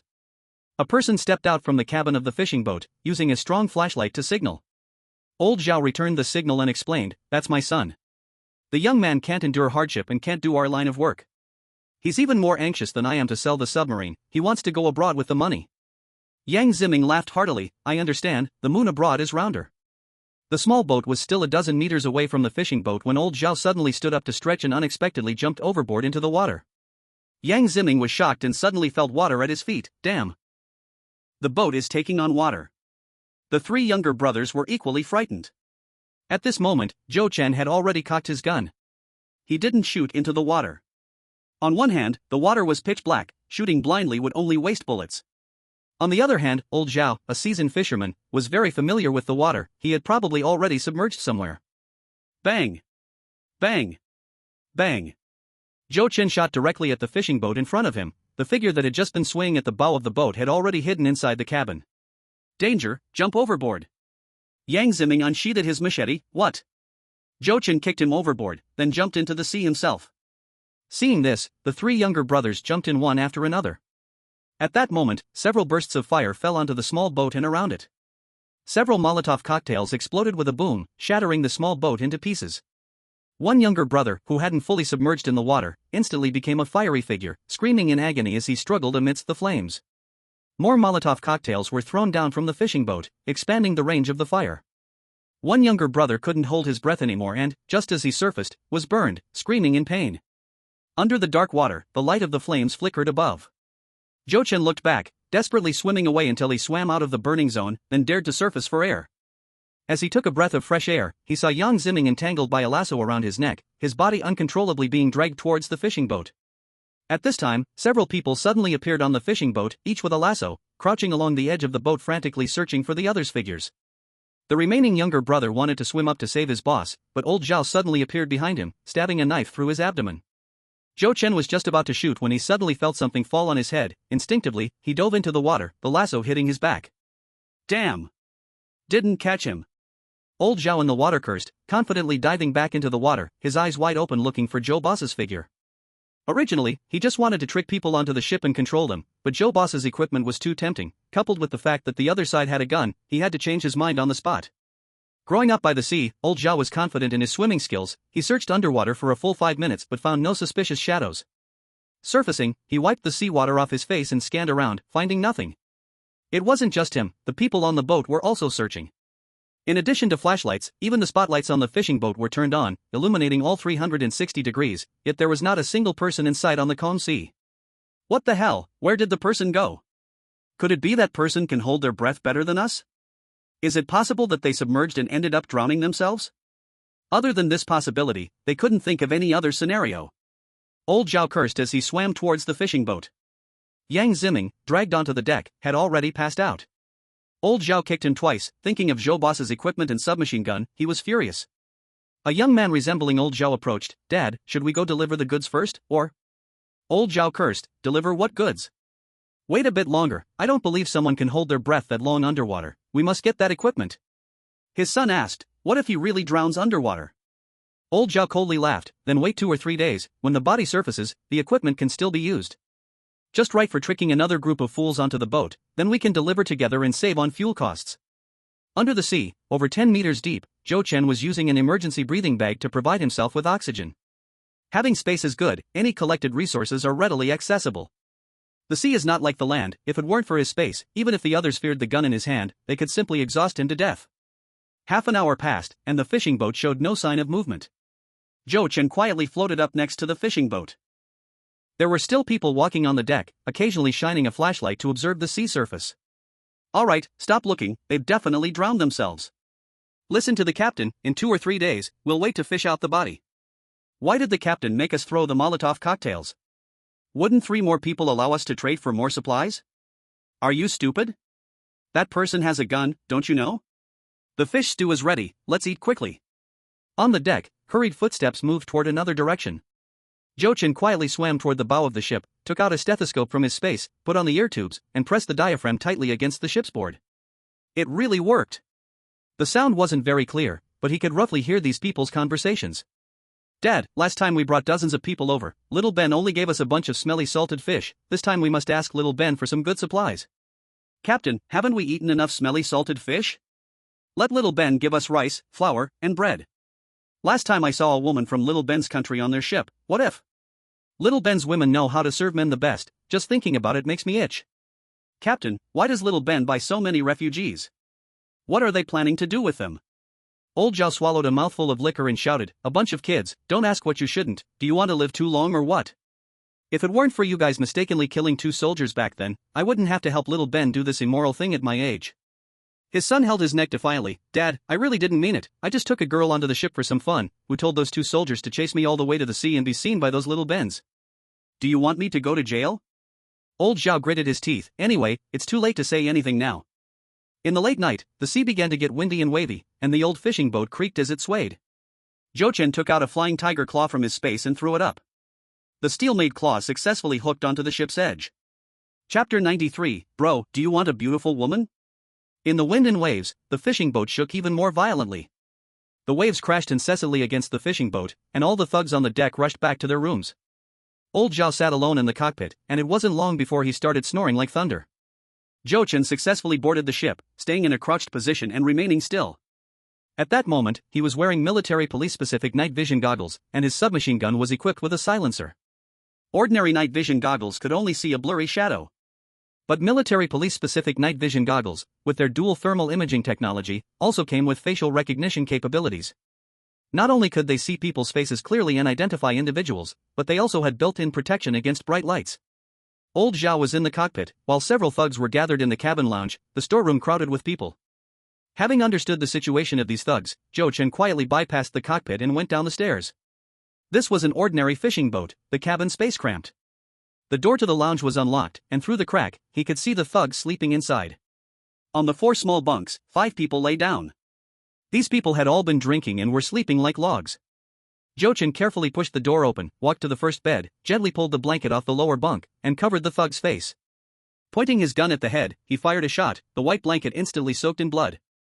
Zhou Chen repeated the process, quickly taking care of 4 thugs. Just as he approached the last person, that person suddenly woke up, clutching his stomach and hastily jumped down from the bed. Light streamed in through the window. As he jumped down, he ran into a tall figure. "You!" Zhou Chen saw that this person looked a lot like old Zhao and shot him in the thigh. A scream like a slaughtered pig awoke the sleeping old Zhao. He rushed out of the cockpit with a knife, and as he reached the stairs, his whole body stiffened, instinctively taking steps backward. Zhou Chen dragged Zhao's old man's son up the stairs like a dead dog and tossed him onto the deck. He lifted a foot and stomped on the other man's face, gun aimed at Zhao's old man, released the refugees locked in the storage room. "For each one missing, I will cut off a leg of your son." Zhao's old man's son covered his shot leg in pain. "Dad, save me." Seeing his son as his lifeline, Zhao's old man trembled in fear. "Don't do anything reckless. If my son is harmed, I will take us both down with you and let all the refugees on this ship die with us." In response, his son let out a horrific scream. With one stomp, Zhou Chen's precious son was left with broken teeth and blood everywhere. He wasn't a cop, threatening him with refugees was just foolish. Zhao's old man, in a panic, shouted, "Don't hurt my son. If you let us go, this ship, including all its supplies, is yours." In the light, the waves crashed against Zhou Chen, resembling a god of death. "I'll count to 3. If you say one more word, you'll be collecting your son's corpse." Zhao's old man, looking at his pitiful son, hurriedly stumbled towards the cabin. Soon, angry curses echoed from the cabin. "Zhao! Screw your mother! You killed my brother, and now I will kill you." Zhao's old man, blood streaming from his head, fled back to the deck, then Thuddy fell to his knees in front of Zhou Chen. "Boss Zhou, I have already released the people. Please, let my son go. He is my lifeline." Yang Ziming, who had followed closely, lunged at him with punches and kicks. After venting his anger, he saw Zhou Chen, and remembering his 3 dead brothers, he suddenly found it hard to accept. A trembling refugee stepped onto the deck, followed by a second and a third. Finally, there were around 40 to 50 refugees on the deck. These refugees were covered in filth, looking as skinny as zombies. The sea breeze blew so hard they could barely stand. Seeing Zhou Chen in full armed police gear, the sound of crying broke out, soon followed by loud wails. Finally, they were saved. They were finally saved. In just a few days, they had experienced a hellish life, fearing they would be sold abroad. Zhou Chen asked, "Who can operate the boat?" No one answered. Zhou Chen raised his voice, "Stop crying. Who can steer the boat? Step forward." Among the crowd, a middle-aged man in his 30s stepped out, swallowing hard, "I can." Zhou Chen instructed Yang Ziming to tie up the human trafficking scum father and son, then turned and went to the cabin. Fuel and fresh water were stored away, and he ignored the rest of the junk. With the rising sun, the soldiers who came to take over were preparing to begin the salt drying work for the day. Unexpectedly, they spotted a fishing boat suddenly appearing on the horizon. An officer picked up binoculars and saw dozens of refugees on the deck, excitedly waving their hands. At that moment, Zhou Chen and Yang Ziming had already rowed away in a small boat. On the way back to the city, the atmosphere in the van was very heavy. The driver, wiping his nose in tears, said, "Boss, Xiaoyao and them really." Seeing the boss silent, another subordinate also wiped tears. "We too should have gone too, that way it wouldn't have happened." Yang Ziming's face turned pale. "Don't say such foolish things. They are complete human traffickers, it wouldn't matter how many of us went." When Zhou Chen was dropped off at Sakura Community, Yang Ziming said, "Brother Zhou, this time I was too careless and almost got you in trouble. If it weren't for your help." Zhou Chen had already opened the door and got out of the car. The world is chaotic, anything can happen. He did not want to dwell too much on it, only able to say the world was chaotic, and demons danced everywhere. Back home, De Huang ran over in joy, only to sniff and then run away. Zhou Chen was covered in the foul smell of seawater and mud. He immediately walked into the bathroom, took off his gear, and washed himself from head to toe under the shower twice. He filled a tub with water and poured in half a bottle of Dior perfume. He lay in the water for more than half an hour. In his previous life, he had struggled for 3 years in the apocalypse, and he had long developed a keen eye. Human hearts are hard to measure, they cannot be predicted. But whether a person has killed, he can tell just by looking into their eyes. When they met, the greed and cruelty hidden in the old man's eyes could not escape him. He thought the other party was just temporarily greedy for his gear, but unexpectedly, the person was actually a human trafficker. The submarine was just a fabricated lie to lure people in. Who knows what other lies this beast made up to deceive those refugees? Zhou Chen punched the water. What a pity! If there really was a submarine, he would do anything to get his hands on it. At noon, the yellow-haired man arrived. Although there are all kinds of birds in the big forest, too many scammers always make one feel unguarded. But it was ultimately because his boss wasn't careful enough that Brother Joe had to take risks along with him. Worried that Brother Joe might still be angry, he only brought one vehicle over, and the supplies in the truck were not much, but definitely good things. In several cardboard boxes were all kinds of medications, both for internal and external use. But there were no common medicines for colds, fevers, or pain relief. Common medicines like cold medicine and painkillers, they couldn't get their hands on either. The yellow-haired man exchanged for a bag of salt and cautiously asked, "Brother, do you want beautiful women?" Chapter 94, Big Shot, they want to buy your bathwater. Beautiful women? Joe Chen glanced at the yellow-haired man. Thinking he had piqued his interest, the yellow-haired man immediately whispered mysteriously, "A group of outsiders came to the south of the city, specifically trafficking women. I heard there are many beautiful foreign girls, and now many people are going there to choose wives." Joe Chen was confused. A bunch of beggars can't even afford food, and they have resources to buy wives? The yellow-haired man chuckled, "Brother, the rich have their way of raising, and the poor have theirs. At first, I found it strange too. You'd think people are about to starve to death and thirst to death, why would they spend resources to buy a wife? But they said, dying under a peony flower still counts as being romantic. Back in the 50s and 60s, people died of hunger every day but still wanted to find a wife. Men who were too poor to find wives back then now want to buy one home to taste the flavor of women. There are even married men going to choose new wives, saying the one at home has a terrible temper, and they have long had enough of her nagging, so while no one is watching, they seize the chance to replace her. As for the original wives, they are middle-aged and not beautiful anymore. Anyway, that parents and children have starved or frozen to death, with no ties remaining, they will just be cast out to fend for themselves. At this point, the yellow-haired man excitedly said, "The main thing is that those women are cheap. Young and beautiful, you can pick one for just 5 kilograms of potatoes. What kind of society is this? Women without men to protect them suffer so much, and if you bring one home, they won't dare to lose their temper. They eat whatever they have, and when there's nothing to eat or drink, they won't blame the man for being useless, being gentle and meek. How can they not be better than the original wife?" Joe Chen's expression remained calm. In the apocalypse, in a chaotic world, the fact that women became goods was not surprising. Women taken home as wives might not be an unfortunate thing. In his previous life, he had seen too many tragic women, still forced to serve customers at the last moment before they died.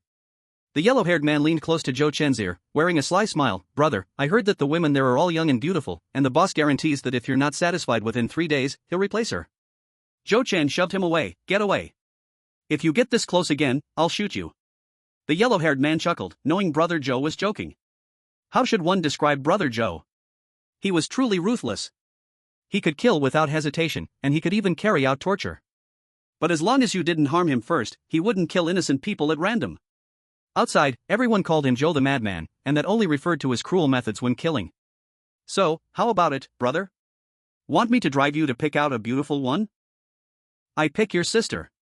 Joe Chen was already boiling with anger. The submarine was like a dream bubble, and he wasted 8 bullets. Thinking about it now made him feel pain in his heart. Joe Chen lifted his leg and kicked. "Have you gone blind? Do I look like a man lacking women?" The yellow-haired guy jumped back into the car, continuously flattering. "Bro, I was wrong. Bro needs women." Just one shout and all the beauties in the city would rush over, breaking their necks to get to you. Joe Chen slapped the car door. "Get me some stuff." Mentioning business, the yellow-haired guy immediately perked up. Pounding his chest, he promised, "Bro, you say, whether it's climbing mountains or crossing seas, I will find a way." Joe Chen whispered, "Guns and ammo." "Damn." The yellow-haired guy was so scared his legs went weak, sweating cold in the hot weather. "Bro, this really doesn't work." "Bro, you don't understand, the control over guns and ammo is 10 times stricter than medical supplies. Those soldiers in the city are always cracking down on all the second-hand dealers in town. Who would dare to deal in this stuff privately? If caught, it's immediate execution. And we don't have your skills, we can't get this stuff at all." The yellow-haired guy was almost crying, regretting his earlier promises. He wanted to chop off his own hand. Joe Chen angrily kicked the rusty car door. "Look at your level of ambition." The yellow-haired guy hurriedly ran away, fearing if he didn't, Joe Chen would hold a gun to his head, demanding he produce a batch of guns and ammo. He really couldn't find it. In the afternoon, Joe Chen indulged a little. He pulled out an inflatable pool from his space and placed it on the rooftop, right next to the helicopter. The pool, 8 meters long, 3 meters wide, and 1.5 meters high, was filled with over 100 barrels of mineral water. Changing into swimming trunks, he poured a glass of wine with ice cubes and jumped into the water.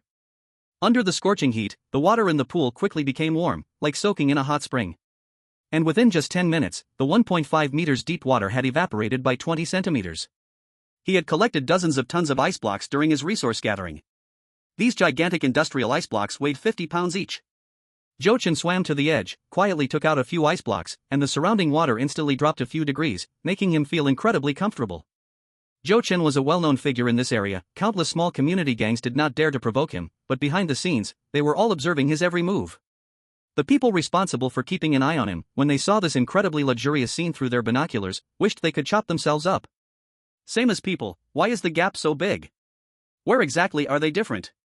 Just look at how Joe Madness lives a richly satisfying life.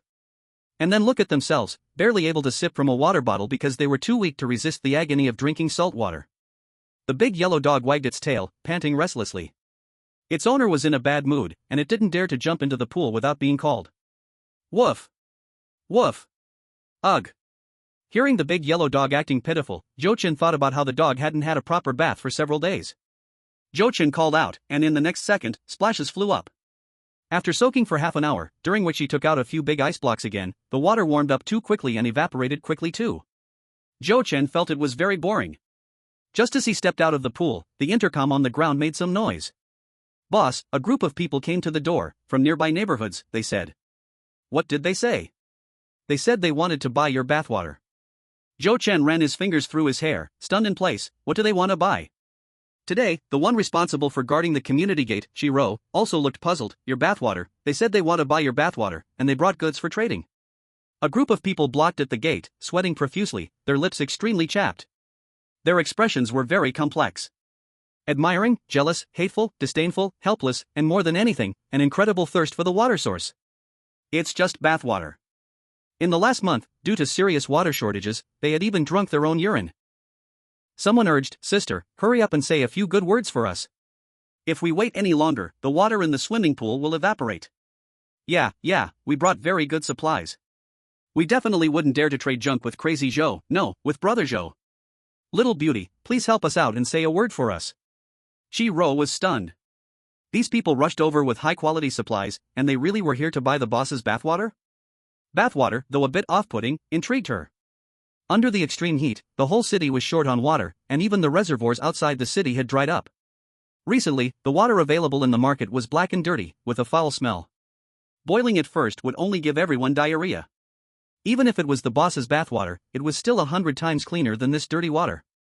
Shiro held the walkie-talkie, her lips cracked. Boss, can I buy some of your bathwater? Chapter 95, What's wrong with bathwater? Bathwater is also a precious water source. A water pipe was thrown down from the rooftop. A group of people waiting below scrambled to snatch the pipe. I got it first. Bullshit. My finger clearly touched it first. Get lost. I'm already holding the pipe, and you still want to snatch it. Shiro advised, can't we just line up? Everyone, no. Line up? What if there's no water left by the time you get to the back? Even bathwater is a valuable source of life. Jochin stuck his head out from the rooftop, witnessing the chaos over a single water pipe. Water sources were extremely precious, who comes first was indeed a huge issue. Jochin used the walkie-talkie, tell them to stop fighting. I will release the water only when they line up properly, 1 bucket per person. Shiro stood on her tiptoes and raised the walkie-talkie high. Did everyone hear? Brother Joe won't release the water, fighting won't help. Hurry and line up, everyone gets 1 bucket. Then, a new problem arose. His bucket is bigger, mine is smaller. I have 2 buckets, but they can't even hold as much as his 1 bucket. Who told you not to prepare a big bucket? Blame me? Shiro acted as a megaphone. Boss, did you hear all this? In the street, more and more people rushed towards Sakura community with their water buckets. The noise from the water-seeking gang was so loud that nearby refugees heard it and hurried over, leaving trading supplies behind. Some destitute refugees had no supplies at all and purely wanted to get something for free.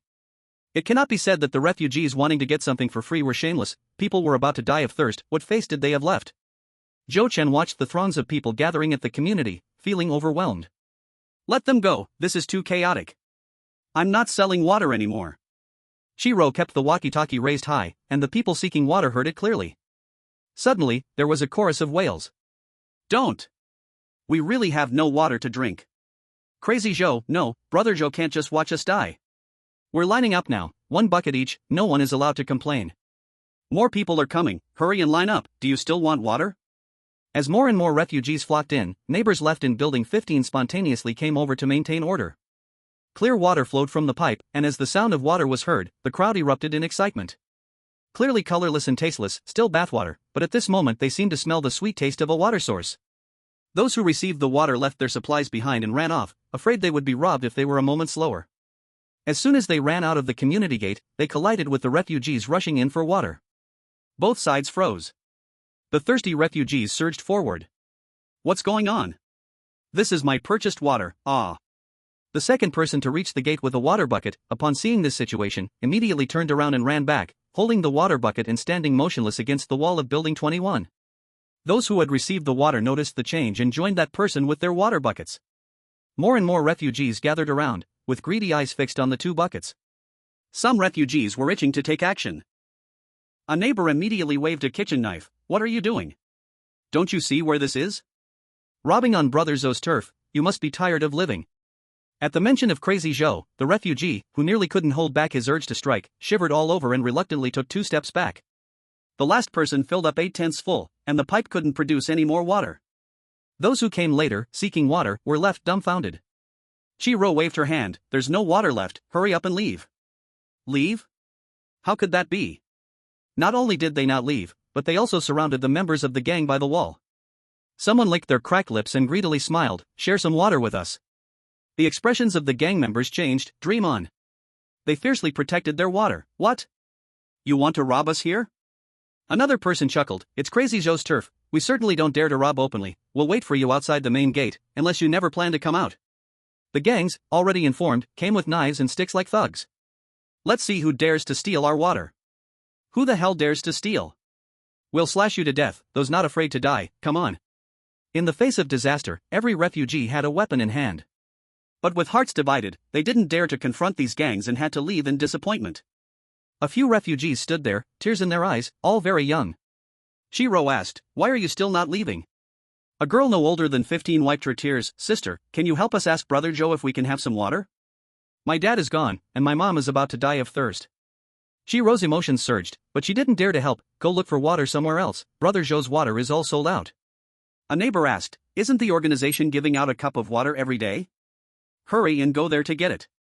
The little girl shook her head. My sister went, and she never came back. Mom told me not to leave Brother Zhou's turf. At this, Shiro and the others fell silent. In the face of disaster, morals collapsed. Many young girls were forcefully taken away on the streets. Officially, the military was in charge, but due to lack of strength, fights and robberies happen everywhere, and they often couldn't keep up. When Major He let Zhou Chen off the hook, it was definitely not because Zhou Chen saved them. Major He was a soldier, keeping public and private matters distinct. Whenever Zhou Chen truly got arrested and was to be executed, he would definitely plead for him. But the biggest reason he didn't arrest Zhou Chen was that with Crazy Zhou around, no one dared to cause trouble openly within a 3-kilometer radius.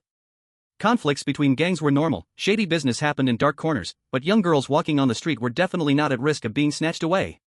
In fact, Zhou Chen never managed societal affairs, but both the gangs and the refugees shared a consensus. You cannot do those bottomless dirty things on Crazy Zhou's turf. Want to do it?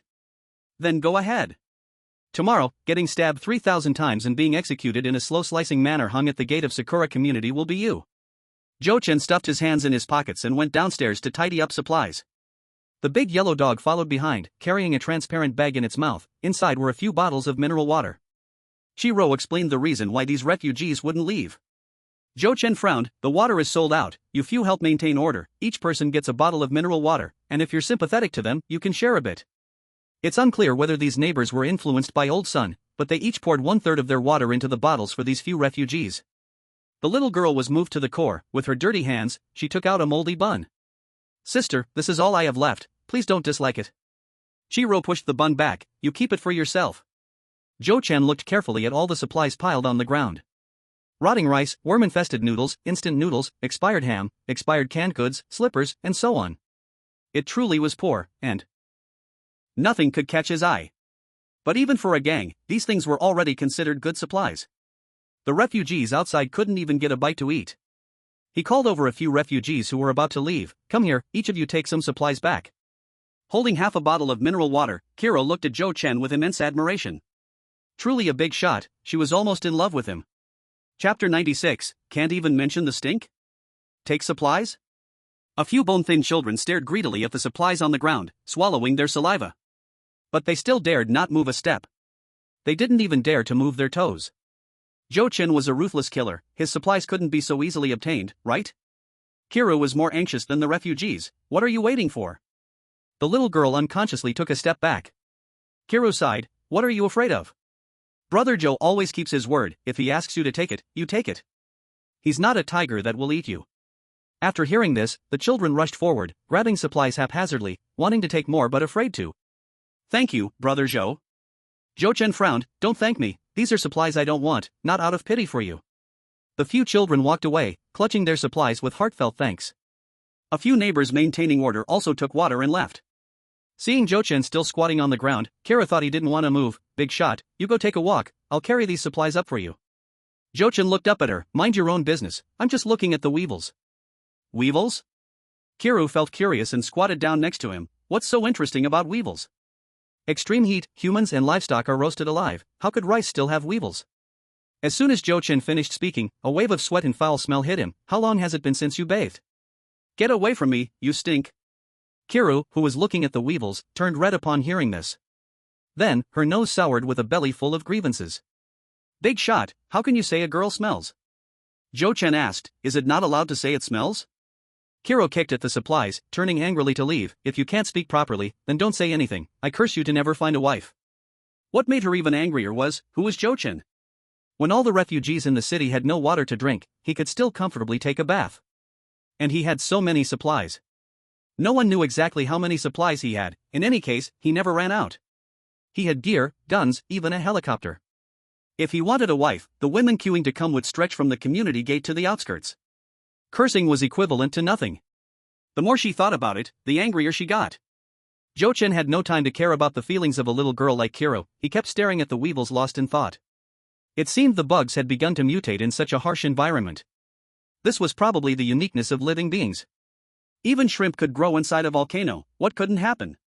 He was just about to carry the supplies into the corridor, hiding them behind the wall to store in his space. Old Sun waved to someone from afar. The person, with a head full of white hair, looked even more emaciated than 2 days ago, dragging a cart, struggling to take each step. Little Zhou, Mr. Yu has arrived. Mr. Yu, the antique dealer, looked frail, as if he might faint from hunger at any moment. His expression was extremely tense. Boss Zhou, are you still accepting antique calligraphy and paintings? A couple of days ago Zhou Chen knew understood his meaning. Yes, as for the price. Mr. Yu hurriedly said, I know I'm 2 days late, just do as you see fit. I just hope you won't cut the price too much, my family really is.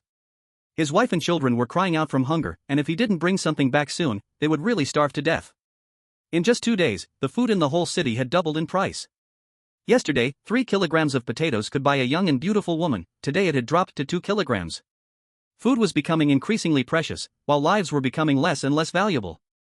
A couple of days ago, he hoped the treasures he held could fetch a good price, but in reality, no one was interested, and he only heard ridicule. They say his mind has problems, people can't even survive, who would trade precious grain for broken antiques. Now he's rushing to find the madman Zhou for a deal, but the man wants to cut the price by half, and he doesn't even dare to speak up. Because in the entire Magic City, besides Zhou Chen, no one accepts antique calligraphy and paintings at all. Right now, he just hopes that the madman Zhou won't cut too deeply. Zhou Chen handed each of them a cigarette. Taking a puff, he said, you don't need to be so nervous, the rise in grain prices is a fact, but I heard you were here yesterday. Let's do this, I'll reduce your price by 5 jeans of supplies from the original amount. The antique dealer surnamed you couldn't believe it and quickly thanked him. Brother Zhou, thank you so much, you've saved my entire family. Zhou Chen waved his hand, you're being too kind, it's just a fair trade. You wouldn't just want potatoes and sweet potatoes, would you? Luckily, there's a pile of supplies here, you can pick some first, and think about what else you want to trade for the rest. Old Sun walked over and looked, his eyes widening, these are all good things. Boss Yu, come quickly and take a look. The antique dealer Yu was also stunned, such good supplies are hard to find even in the trading market. Hams and canned goods are also top-notch supplies. Who cares about expired food? Before the disaster, the common folks complained every day about food producers having no conscience. After the disaster, the refugees suddenly felt that the preservatives in domestic food were too much, which isn't necessarily a bad thing. Expired canned goods, when opened, are still edible, whereas food without preservatives becomes rotten garbage as soon as it's opened. He picked 650 jeans of food, thought for a moment, and then returned 200 jeans. Boss Zhou, I'd like to trade for a bit of salt and water, I wonder. Zhou Chen nodded and pretended to go upstairs to fetch supplies, bringing back a bag of salt and a bucket of 10 jeans of water. The antique dealer Yu finally breathed a sigh of relief. With all the supplies loaded onto the cart, both food and water, anyone seeing it would be envious. Old son, being kind-hearted, said, "You can't take this back alone, your life might not be safe on the road. I'll bring 2 people to escort you home." Just as Zhou Chen finished arranging the remaining supplies, old Mr. Bai arrived. "Little Zhou, I've come to say goodbye." "Goodbye?" Old Mr. Bai wiped the sweat off his face, his color was much better than before, and there was a smile on his face. "I have 2 sons, one in Ningqing and one in Kyoto. The one in Ningqing is my younger son. He sent word through a relative saying he's doing well and hopes that my wife and I can bring the children to join him. He works in the military, he's better off than ordinary people. I wanted to go find him right after the extreme cold ended, but I had no supplies back then. Fortunately, I met you. Now that I have supplies, I'm planning to leave in a couple of days, just came to say goodbye." Zhou Chen paused for a moment and asked, "Ningqing, military?" Old Mr. Bai waved his hand, pretending to be humble, but his face couldn't hide the pride. "My younger son is just an ordinary officer in the Navy Command, he serves the people, it's nothing to boast about, nothing to boast about." Zhou Chen. The elder son in Kyoto must also hold a significant position, right? Old Mr. Bai's family is truly remarkable. Zhou Chen asked, "How's the situation in Ningqing?" Old Mr. Bai replied, "I heard from relatives, Sai, there are refugees everywhere, the situation is similar to the Magic City, but fortunate for the military's strength, the social order is better here." Zhou Chen asked again, "Does Ningqing accept refugees from outside?" Old Mr. Bai thought for a moment, "I'm not sure about the specifics, but they shouldn't refuse outsiders, the military mindset is straightforward, protecting the home and country is their duty, as long as they are countrymen, they don't differentiate." Zhou Chen fell silent for a moment and said, "How about this, you wait at home for 2 days. I might need to make a trip to Ningqing." Old Mr. Bai agreed without a second thought. Going to Ningqing would be great for Zhou Chen, he has a gun, so at least he wouldn't be lacking in safety. Who knows, he might also catch a helicopter ride. Chapter 97. A letter. After the extreme heat comes an unprecedented earthquake. Mountains tilt, the earth cracks, tides surge, and buildings crumble to the ground in an instant. Cities with tall buildings become the worst-hit areas of the earthquake. In the previous life, Zhou Chen left the city early. He lived on a mountain in the suburbs with many refugees. On the day of the earthquake, he witnessed the entire Magic City instantly turn into ruins. In the face of natural disasters, humanity is always so small. The mountain where they lived also collapsed, yellow sand filled the sky, making it impossible to tell day from night. When he woke up, only a few out of hundreds of refugees survived. The earth was devastated, everywhere were dead bodies, each death more tragic than the last. Some were smashed into meat paste by big trees, some had their bodies crushed by boulders, some were pierced by branches and hung high on trees, and even more were buried under the mud. The few survivors once ran back into the city to save people, working for 3 whole days without finding a single living soul. Lacking professional rescue tools, they couldn't even cut through reinforced concrete. Tons of broken walls were too heavy to lift, they simply could not rescue the buried refugees. A month later, the refugees who survived the earthquake went to other places to seek survival. Scattered refugees added up to less than 800 people. Then, more than half died on the road. Ning City has a military command center, its military power is absolutely formidable. After the earthquake, Ning City was the first to quickly establish a base. 2 bases were established, one for the military and one for the official government. The earliest batch of refugees didn't have to pay anything, just needed to follow arrangements to register into the base. Refugees entering the military base, whether male or female, aged 15 to 35 must enlist in the military to contribute to the base's construction.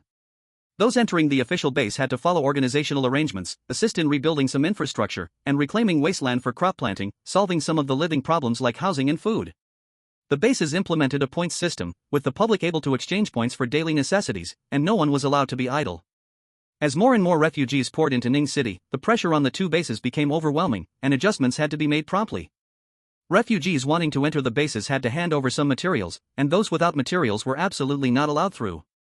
In the end, the number of refugees stranded outside the base was several times more than those inside the base. If it weren't for the guards having guns and being a group of soldiers who took orders as their duty, those refugees would have long forced their way in, storming in like zombies to rob and pillage. The Magic City was very close to Ning City, but by the time Zhou Chen arrived at the base, it was already overcrowded. He couldn't pay for supplies and wandered outside the base for a month, starting a hard life of drifting. Zhou Chen did not know how many refugees were in Magic City right now. But the extreme heat ended, followed by the earthquake, and the refugees in the whole city were almost all dead or injured. Ning City had many seafood products, he needed to go collect some. He mainly had his eyes on submarines and fishing boats. If he could get a submarine, that would be a great bonus. As for fishing boats, the few he collected during the seawater backflow were all damaged to varying degrees, with one having a broken keel and being unusable. Ning City is very close to Boat City, and before the disaster, the Zhujiajian dock of Boat City had 3,000 fishing boats. Even though many were damaged by the natural disaster, there had to be one he could get for free. He originally planned to leave the city before the extreme heat ended, but now it was just a month earlier. Old Sun came back from closing his stall, took a sip of water, and lamented, "Today's food prices have risen again, it's simply unbearable. Today a bag of salt only traded for this little bit of supplies." The neighbors under the same roof were all filled with worry. In fact, they had been living relatively well among the refugees because of Zhou Chen's advice. They had hoarded a lot of supplies, but dared only to eat until they were 7/10 full each meal, fearing that there would not be food to eat in the future. In just 1 month, half of the refugees who originally ran to occupy the houses had already starved or died of thirst. Every day, they could hear the painful cries of sorrow. Every day, corpses are carried out of the community for cremation. The situation here is relatively better. Everyone fears Joe the madman and does not dare to openly eat the dead. In other areas, some inhumane refugees squat by the roadside all day, watching the weak among their own kind. Once someone faints, even before they die, these refugees swarm like locusts, rushing over to cut open veins and drink blood, dragging away the corpses to eat flesh. The soldiers and police patrolling the city execute one group after another on the spot, but they still cannot prevent these tragedies from happening. Dinner time. The woman in charge of cooking brings out a pot of baked potatoes and sweet potatoes. When Lao Sun and the others see these two types of food, they want to vomit. They long for a bowl of porridge, but there are no conditions for that. The fire hasn't been lit, rice hasn't been added to the pot, but the water in the pot has evaporated, wasting precious water. Just as Lao Sun picked up a steaming potato, he heard Zhou Chen calling. "Little Joe, are you looking for me? Come over when you have time." "All right, I'll come right away." Lao Sun didn't even care about his meal and hurriedly went out. Zhou Chen must have something to tell him, and most of the time it's good news, so he ran as fast as he could. Moving to Ning City? Lao Sun was shocked, and after the shock came confusion. "Why did you suddenly decide to move to Ning City?" Zhou Chen lived the most comfortably in the whole city. He truly could not understand why the other party suddenly decided to move to another city and start over. Zhou Chen said, "It's not that I want to move to Ning City, I hope you all will move there, but first, don't enter the city yet. Just find a place to stay outside the city for now." Lao Sun was even more confused. "Us?" Zhou Chen couldn't say too much openly, so he could only persuade, "Go home and discuss it with them. If you agree to move, I can escort you the day after tomorrow. If you don't want to go, then, take care of yourselves." Lao Sun anxiously asked, "Little Joe, what's going on? Why are you suddenly moving away?" Zhou Chen felt a headache. "It's not easy to explain, do you understand?" Lao Sun pondered, "Is it that you've received some news that a huge riot will happen in the city, and we honest refugees are in danger?" Zhou Chen smiled, "Your understanding is fine." Lao Sun's emotions were complicated. He was silent for a long time, and when he left, he was still in a daze. Outside, the moonlight was hazy. Zhou Chen sat at his desk, deeply focused, writing on 2 full sheets of A4 paper. After checking it once, he drove the Big G to the military camp beside the temporary settlement that night. Soon, a soldier ran out of the military camp. He looked around hesitantly, walked towards the luxurious Big G, and knocked on the car window. "Brother Zhou, are you looking for me?" Zhou Chen lowered the car window and handed him a letter. "I knew a retired geology expert who has passed away. Before he died, he entrusted me to make sure this letter is delivered to the organization. I know you, so please help me get it to them."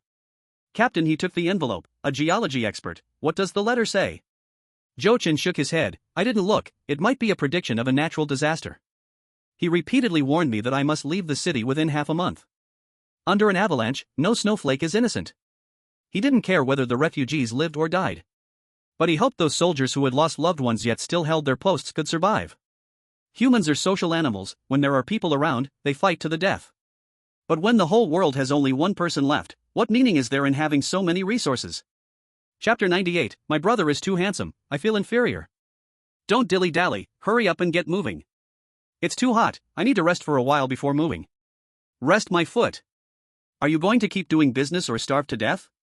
Huang Mao cursed and swore while pulling the large cart under the scorching sun. There are vans in the gang, but gasoline is hard to find. If it's not top-grade supplies, they can't waste a drop of gasoline, so they can only pull the cart with manpower. Gang members sitting on the roadside looked confused. What's wrong with Huang Mao? Did he eat gunpowder today? I heard Brother Joe is leaving the Magic City. He is a VVVIP client of our gang. It's no wonder Huang Mao is anxious during the transactions. Is Brother Joe really leaving the Magic City? Keep it down. The boss said this matter mustn't get out, otherwise, this area will definitely go into chaos, and our business will suffer. What do you think? Brother Joe is thriving in the Magic City. Why would he suddenly leave? Who knows? Maybe he's going to seek family in another place. Huang Mao pulled the cart to Sakura Community and quickly drank a few sips of light salt water. He wiped his sweat and looked up at the top floor, shouting loudly, "Brother, I'm here with your delivery." His loud voice echoed, everyone in the community who wasn't out could hear him. They were used to it by now. No one knew how much supplies Brother Joe truly had. They only knew he was incredibly rich. Clearly, no matter how busy these second-rate dealers were, even if they ran 3 times a day, Brother Joe could still provide supplies for trade. To say there was no jealousy would be impossible. To say they didn't want to rob him would be a lie. But who would dare to rob Brother Joe? Everyone feared the gun in Brother Joe's hand even more, dreading the inhumane torture of being slowly executed. In the scorching heat, the temperature rose to 75 degrees, and the ground temperature reached 120 degrees. Zhou Chen was sitting comfortably in an air-conditioned room, enjoying shrimp delicacies. The sticky rice, fresh crab meat, and firm shrimp meat blended together, making his stomach feel wonderful. Paired with 2 plates of greens and 2 plates of pickled vegetables, it was simply exquisite. Hearing someone shouting downstairs, he recognized the voice as Huang Mao's. Even if the emperor himself came, he couldn't stop him from enjoying breakfast. Huang Mao waited for a long time without any response, looking up at the top floor again, shouting, "Brother, are you home?" Another 5 minutes passed before Zhou Chen finally appeared. Wearing a white shirt, jeans, and a pair of sneakers, he looked clean and handsome like a fresh university graduate. Brother Joe had his hands in his pockets, looking incredibly cool. Looking at himself, Huang Mao suddenly felt a bit insecure. "Brother, you're too handsome, I feel inferior." Zhou Chen glanced at the cart, seeing several not-so-big items, each packed in a cardboard box. "Did you come alone today?" he asked. Huang Mao wiped his sweat again. "Of course not, they are behind." He patted the cardboard boxes on the cart, enthusiastically introducing, "Brother, we got a few incubators, I don't know if you need them." Zhou Chen replied vaguely, "Not bad, they will definitely come in handy." Eggs are hard to keep in hot weather, even if refugees find a chicken farm, they can't find a good egg. Only he can make use of incubators in the whole city. In the future, if he finds a clear, beautiful place to build a safe house, surrounds some land, and raises a few chickens and ducks, it would at least give him some vitality in this end-of-the-world situation. And there are more good things. Huang Mao opened a cardboard box like presenting a treasure, revealing 2 gray-furred rabbits munching on hay. Zhou Chen was taken aback. Where did these rabbits come from? In such extreme heat, with the water all dried up and people literally baking in the sun, how could there still be live rabbits? Huang Mao grinned. "I knew you would like them." He explained, "These are wild rabbits, traded from refugees. Living animals are the most valuable, they couldn't bear to eat them, so they rushed to exchange for dozens of pounds of food overnight. Exactly 1 male and 1 female, you can kill them for meat or keep them to breed. No matter how good rabbit meat is, it's just 1 or 2 meals. Exchanging for dozens of pounds of food can sustain them for 1 or 2 months if they use it wisely. In this harsh environment, staying alive brings hope." Zhou Chen nodded in satisfaction. "Not bad, these are indeed good things." He had raised rabbits as pets when he was a child, and they were excellent at reproducing. The female rabbit has 2 wombs, and both can be used during pregnancy. Every 2 to 3 months, she can have a litter of 5 to 8 kits. After a year, the house will be filled with bunnies hopping everywhere. In a moment of panic, he even bit someone. When no one was around, Huang Mao hesitantly asked, "Brother, I heard you were going to leave the city and won't come back?"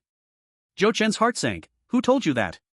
Huang Mao quickly replied in a low voice, "I delivered supplies to Old Sun last night, and he mentioned it. But don't worry, our boss has instructed us not to spread the news of your departure, or else this area will quickly fall into chaos." Zhou Chen stared at Huang Mao, making him feel uneasy. Once he confirmed that Huang Mao had no ill intentions, he nodded. "Indeed, there are many refugees in the city, and every day it's full of smoke and chaos. I don't lack supplies and want to roam around, maybe I'll even come back if the chance arises." Huang Mao scratched his head. "So that's it. When do you plan to leave?" "I'll gather supplies quickly. The refugees' lives are getting harder day by day. The valuables they were reluctant to part with are now all gone. Besides food and salt, there are quite a few good things." Zhou Chen smiled. "Just bring them over. Whatever you collect today, I won't take tomorrow. I'm leaving the day after tomorrow." Then, Huang Mao ran back and forth 5 or 6 times. Among the various supplies, there were golden Buddha statues, a jade Buddha on a rosewood base, and white jade slab fingerboards, each with its own remarkable backstory. Before the natural disaster, these were treasures worthy of being passed down through generations. Now, they could only be exchanged for several dozen pounds of grain, and they were worth less than 2 wild rabbits. After finishing the last trip of the day, Zhou Chen called out to Huang Mao. You know many people in this line of work. Please help me find a few welders to come over tomorrow morning and add some materials to my vehicle's shell.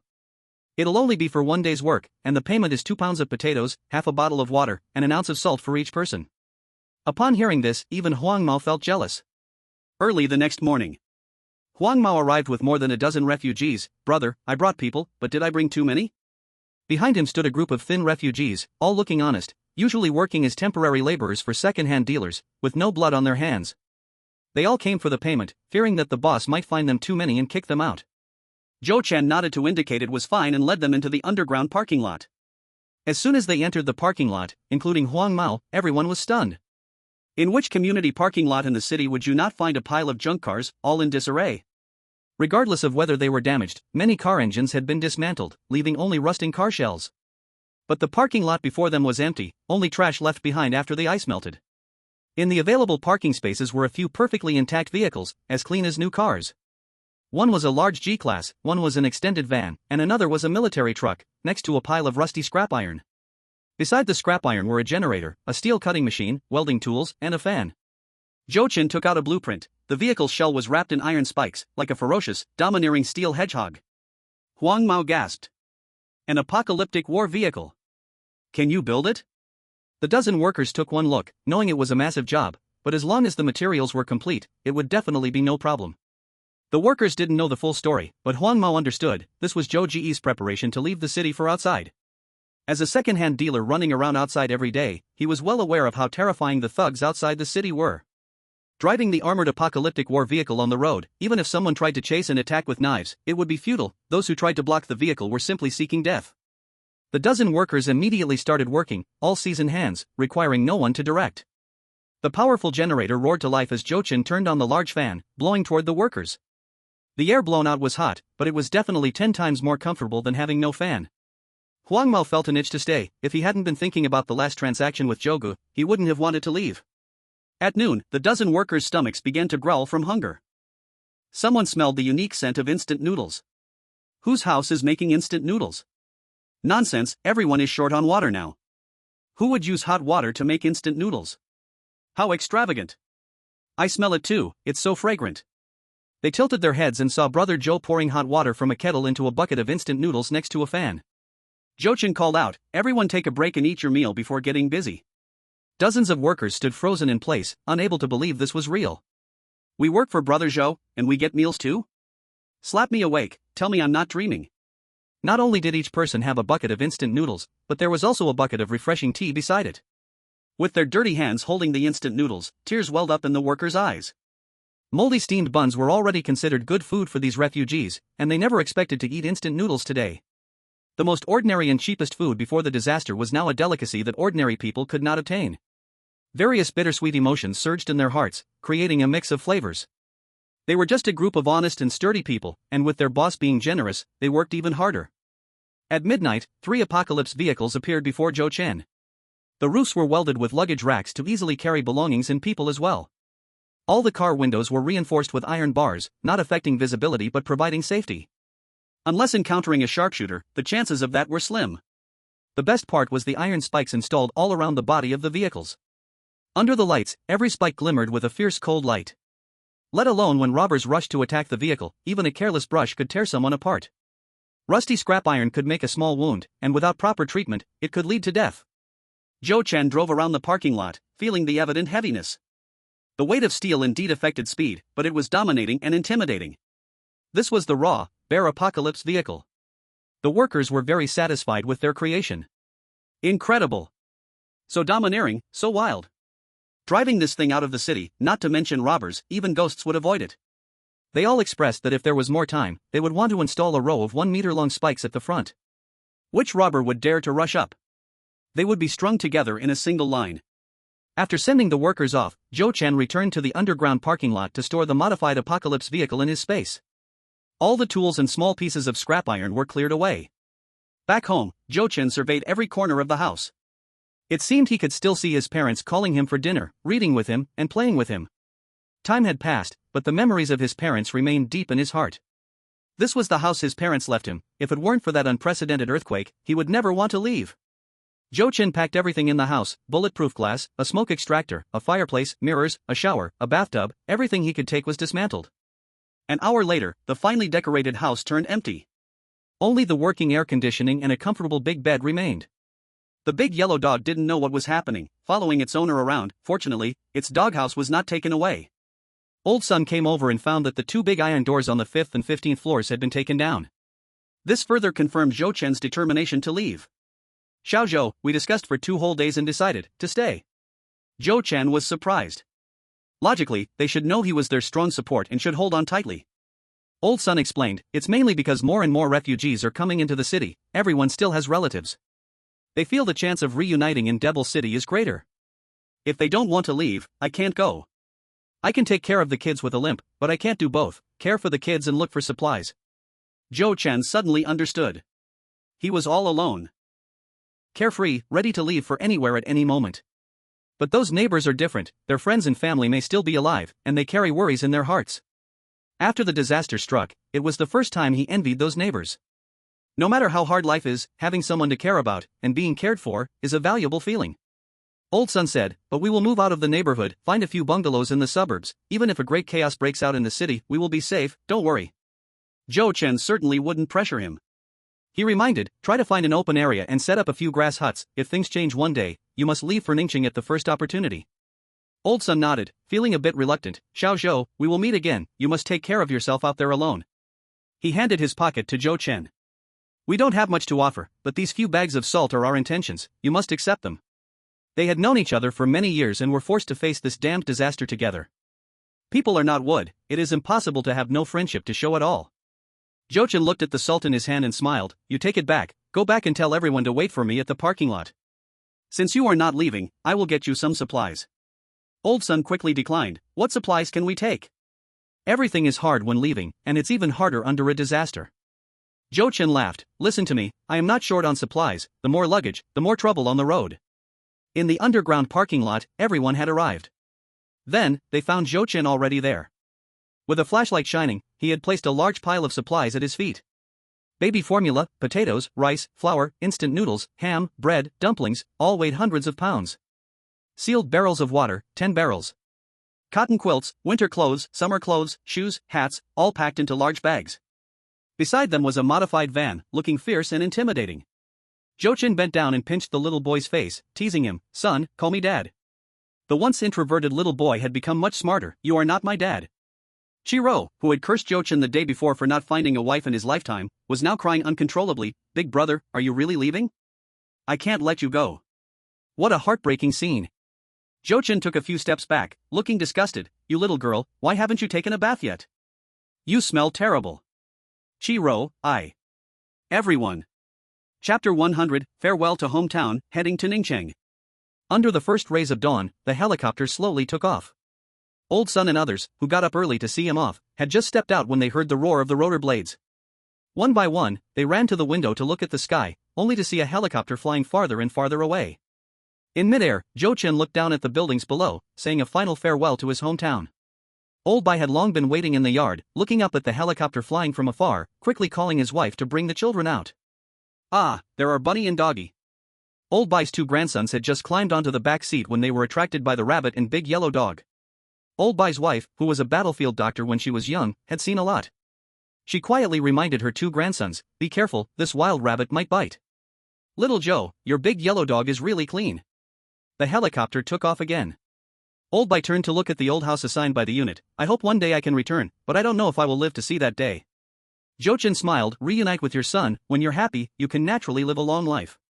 Old Bai laughed heartily. Living to 100 years old is fine, but my life was picked up from the battlefield. Living to this age has been a big gain. If I can see my grandsons grow, I can close my eyes in peace underground. Old Bai's wife couldn't stand it, and couldn't help but say a few words, but her husband, wearing headphones, could not hear her. Magic City was only over 300 kilometers away from Ningcheng. The helicopter flew in the sky, unaffected by road conditions, able to arrive in at most 40 minutes. The cross-sea bridge was damaged in a natural disaster and was hastily repaired by soldiers, with a wooden bridge built at the broken place. Countless refugees walked on the bridge, their faces filled with sorrow. Where there are refugees, there are thugs. Seeing thugs blocking the road, robbing supplies, and even directly killing or abducting women, Zhou Chen sometimes lowered the height to scare them away. He shot and killed one or two thugs, causing their gang to scatter in fear. Some thugs, overwhelmed by fear, jumped directly into the sea. Once they fell into the water, they realized they might never get back to shore. The vast ocean, with the water level receding, still had boats floating by. But the deck was covered in bloodstains, making it hard to tell who the owner of the boat was or if they were the original owner. 40 minutes later, the helicopter entered Ning City territory. In unfamiliar territory, the louder one acted, the faster they died. Jochin found an open area in the suburbs to land and had Grandpa Bai's family rest nearby, quietly putting the helicopter away into space. Big Yellow was put on a leash, carrying 2 rabbit cages strapped to its back. Big Yellow was well fed and strong, easily carrying the 2 rabbits. If it couldn't, then it would become dog meat. There was no choice, his space only had preservation capabilities, and he couldn't store a living thing. The pigs and cows he salvaged from the flood had died shortly after being thrown into the space. Walking from the suburbs into the city and then to the military dependence area would take at least 2 hours. The road was filled with refugees and thugs. Compared to the beggar-like refugees, Grandpa Bai's family of 4, dressed to look like refugees, seemed strikingly out of place. At a glance, they looked like people with food and drink, like a big fat sheep. 3 bulging bags clearly packed with supplies. The well-fed and strong big yellow dog, and the rabbits in their cages. Not only the thugs had green eyes, but the refugees also began to entertain thoughts of robbery. But no one dared to act. Because there was an armed police officer in the group, holding a gun. Zhou Chen was armed to the teeth. He was tall and long-legged, clad in intimidating gear, each step he took radiated authority. He walked ahead confidently, with Grandpa Bai covering the back. Madame Bai tightly held onto the 2 children in the middle, her nervous heart never dared to relax even for a moment. The dog sensed a deep malevolence, but being in foreign territory, it couldn't act fiercely, sticking closely to Zhou Chen's thigh. Madame Bai's palms were sweating from anxiety. She and her husband were still thinking too simply. Without Zhou Chen accompanying them, their family of 4 would not have survived to reach Ning City. Old man, your dog is really fat. Old lady, you have so many supplies, could you share a bit with us? Your rabbits are quite sizable. Do you have water? Just give me a bottle of water, and I'll leave immediately. A group of ill-intentioned thugs, not daring to forcibly rob but unwilling to give up, stuck to them like sticky tape. What was more troublesome was that some refugees who were almost starving and dying of thirst followed closely, occasionally shouting pitifully, each one louder than the last. Bang! Zhou Chen fired his gun, and 3 thugs who had gotten too close fell to the ground. Try getting any closer, and I'll see how many lives you have. Get the hell away from me. As the gunshot rang out and a person died, the gradually advancing refugees retreated in fear. The remaining thugs looked at their comrade's corpse, suddenly brightening up. They pointed at Zhou Chen, excitedly shouting out loud. He's not a police officer, police officers don't kill civilians for no reason. Everyone, don't be afraid, let's charge together, as long as we deal with him, we'll share the supplies. Zhou Chen was about to fire again. Suddenly, Grandpa Bai took a swift step, thrusting and pulling, and 2 thugs fell dead in the street, intestines spilling everywhere. In the blink of an eye, Grandpa Bai achieved a double kill, demonstrating his skills right there. Every move he made showcased his expertise, and the sharpness of his gaze sent shivers down people's spines. The bloodied twin blades glimmered with a terrifying light in the sunlight. If you want to die, come at me. When I was flying bombers, you were still in your father's balls. You little punks, come at me together and let's see who will be the last one standing. Most of the thugs kept retreating, but a few ruthless ones remained undeterred. Old man, who are you trying to scare? Before he could finish, Grandpa Bai was already in front of him, left blade stabbing into the heart, right blade slashing the throat, blood sprayed all over his face. Grandpa Bai quickly stepped back 2 paces, continuing to show off, full of vigor, completely unlike a man over 60. If he had felt a bit nervous when he killed the 2 thugs earlier, now every pore in his body was filled with excitement. As age increased and his body declined, his inner world underwent an extreme transformation. At this moment, Grandpa Bai felt he was alive again. Hooray! Long live the motherland! Under the natural disasters, no one could resist the temptation of resources. The remaining thugs were still greedy, but faced with the old man whose strength was not diminished, they were clearly much more cautious. All right, old man, we just wanted the resources. Since you're looking for death. Bang! Bang! Bang! The dense, piercing gunfire erupted, and the thugs with knives up front, as well as those trying to sneak attack, all fell to the ground. One thug wasn't dead yet, clutching at 2 bullet wounds in his stomach, blood spewing from his mouth. He tremblingly raised a finger, unwilling to accept his fate, pointing at Zhou Chen. You shot, you despicable. Zhou Chen blew on the steaming gun barrel and cursed, idiot.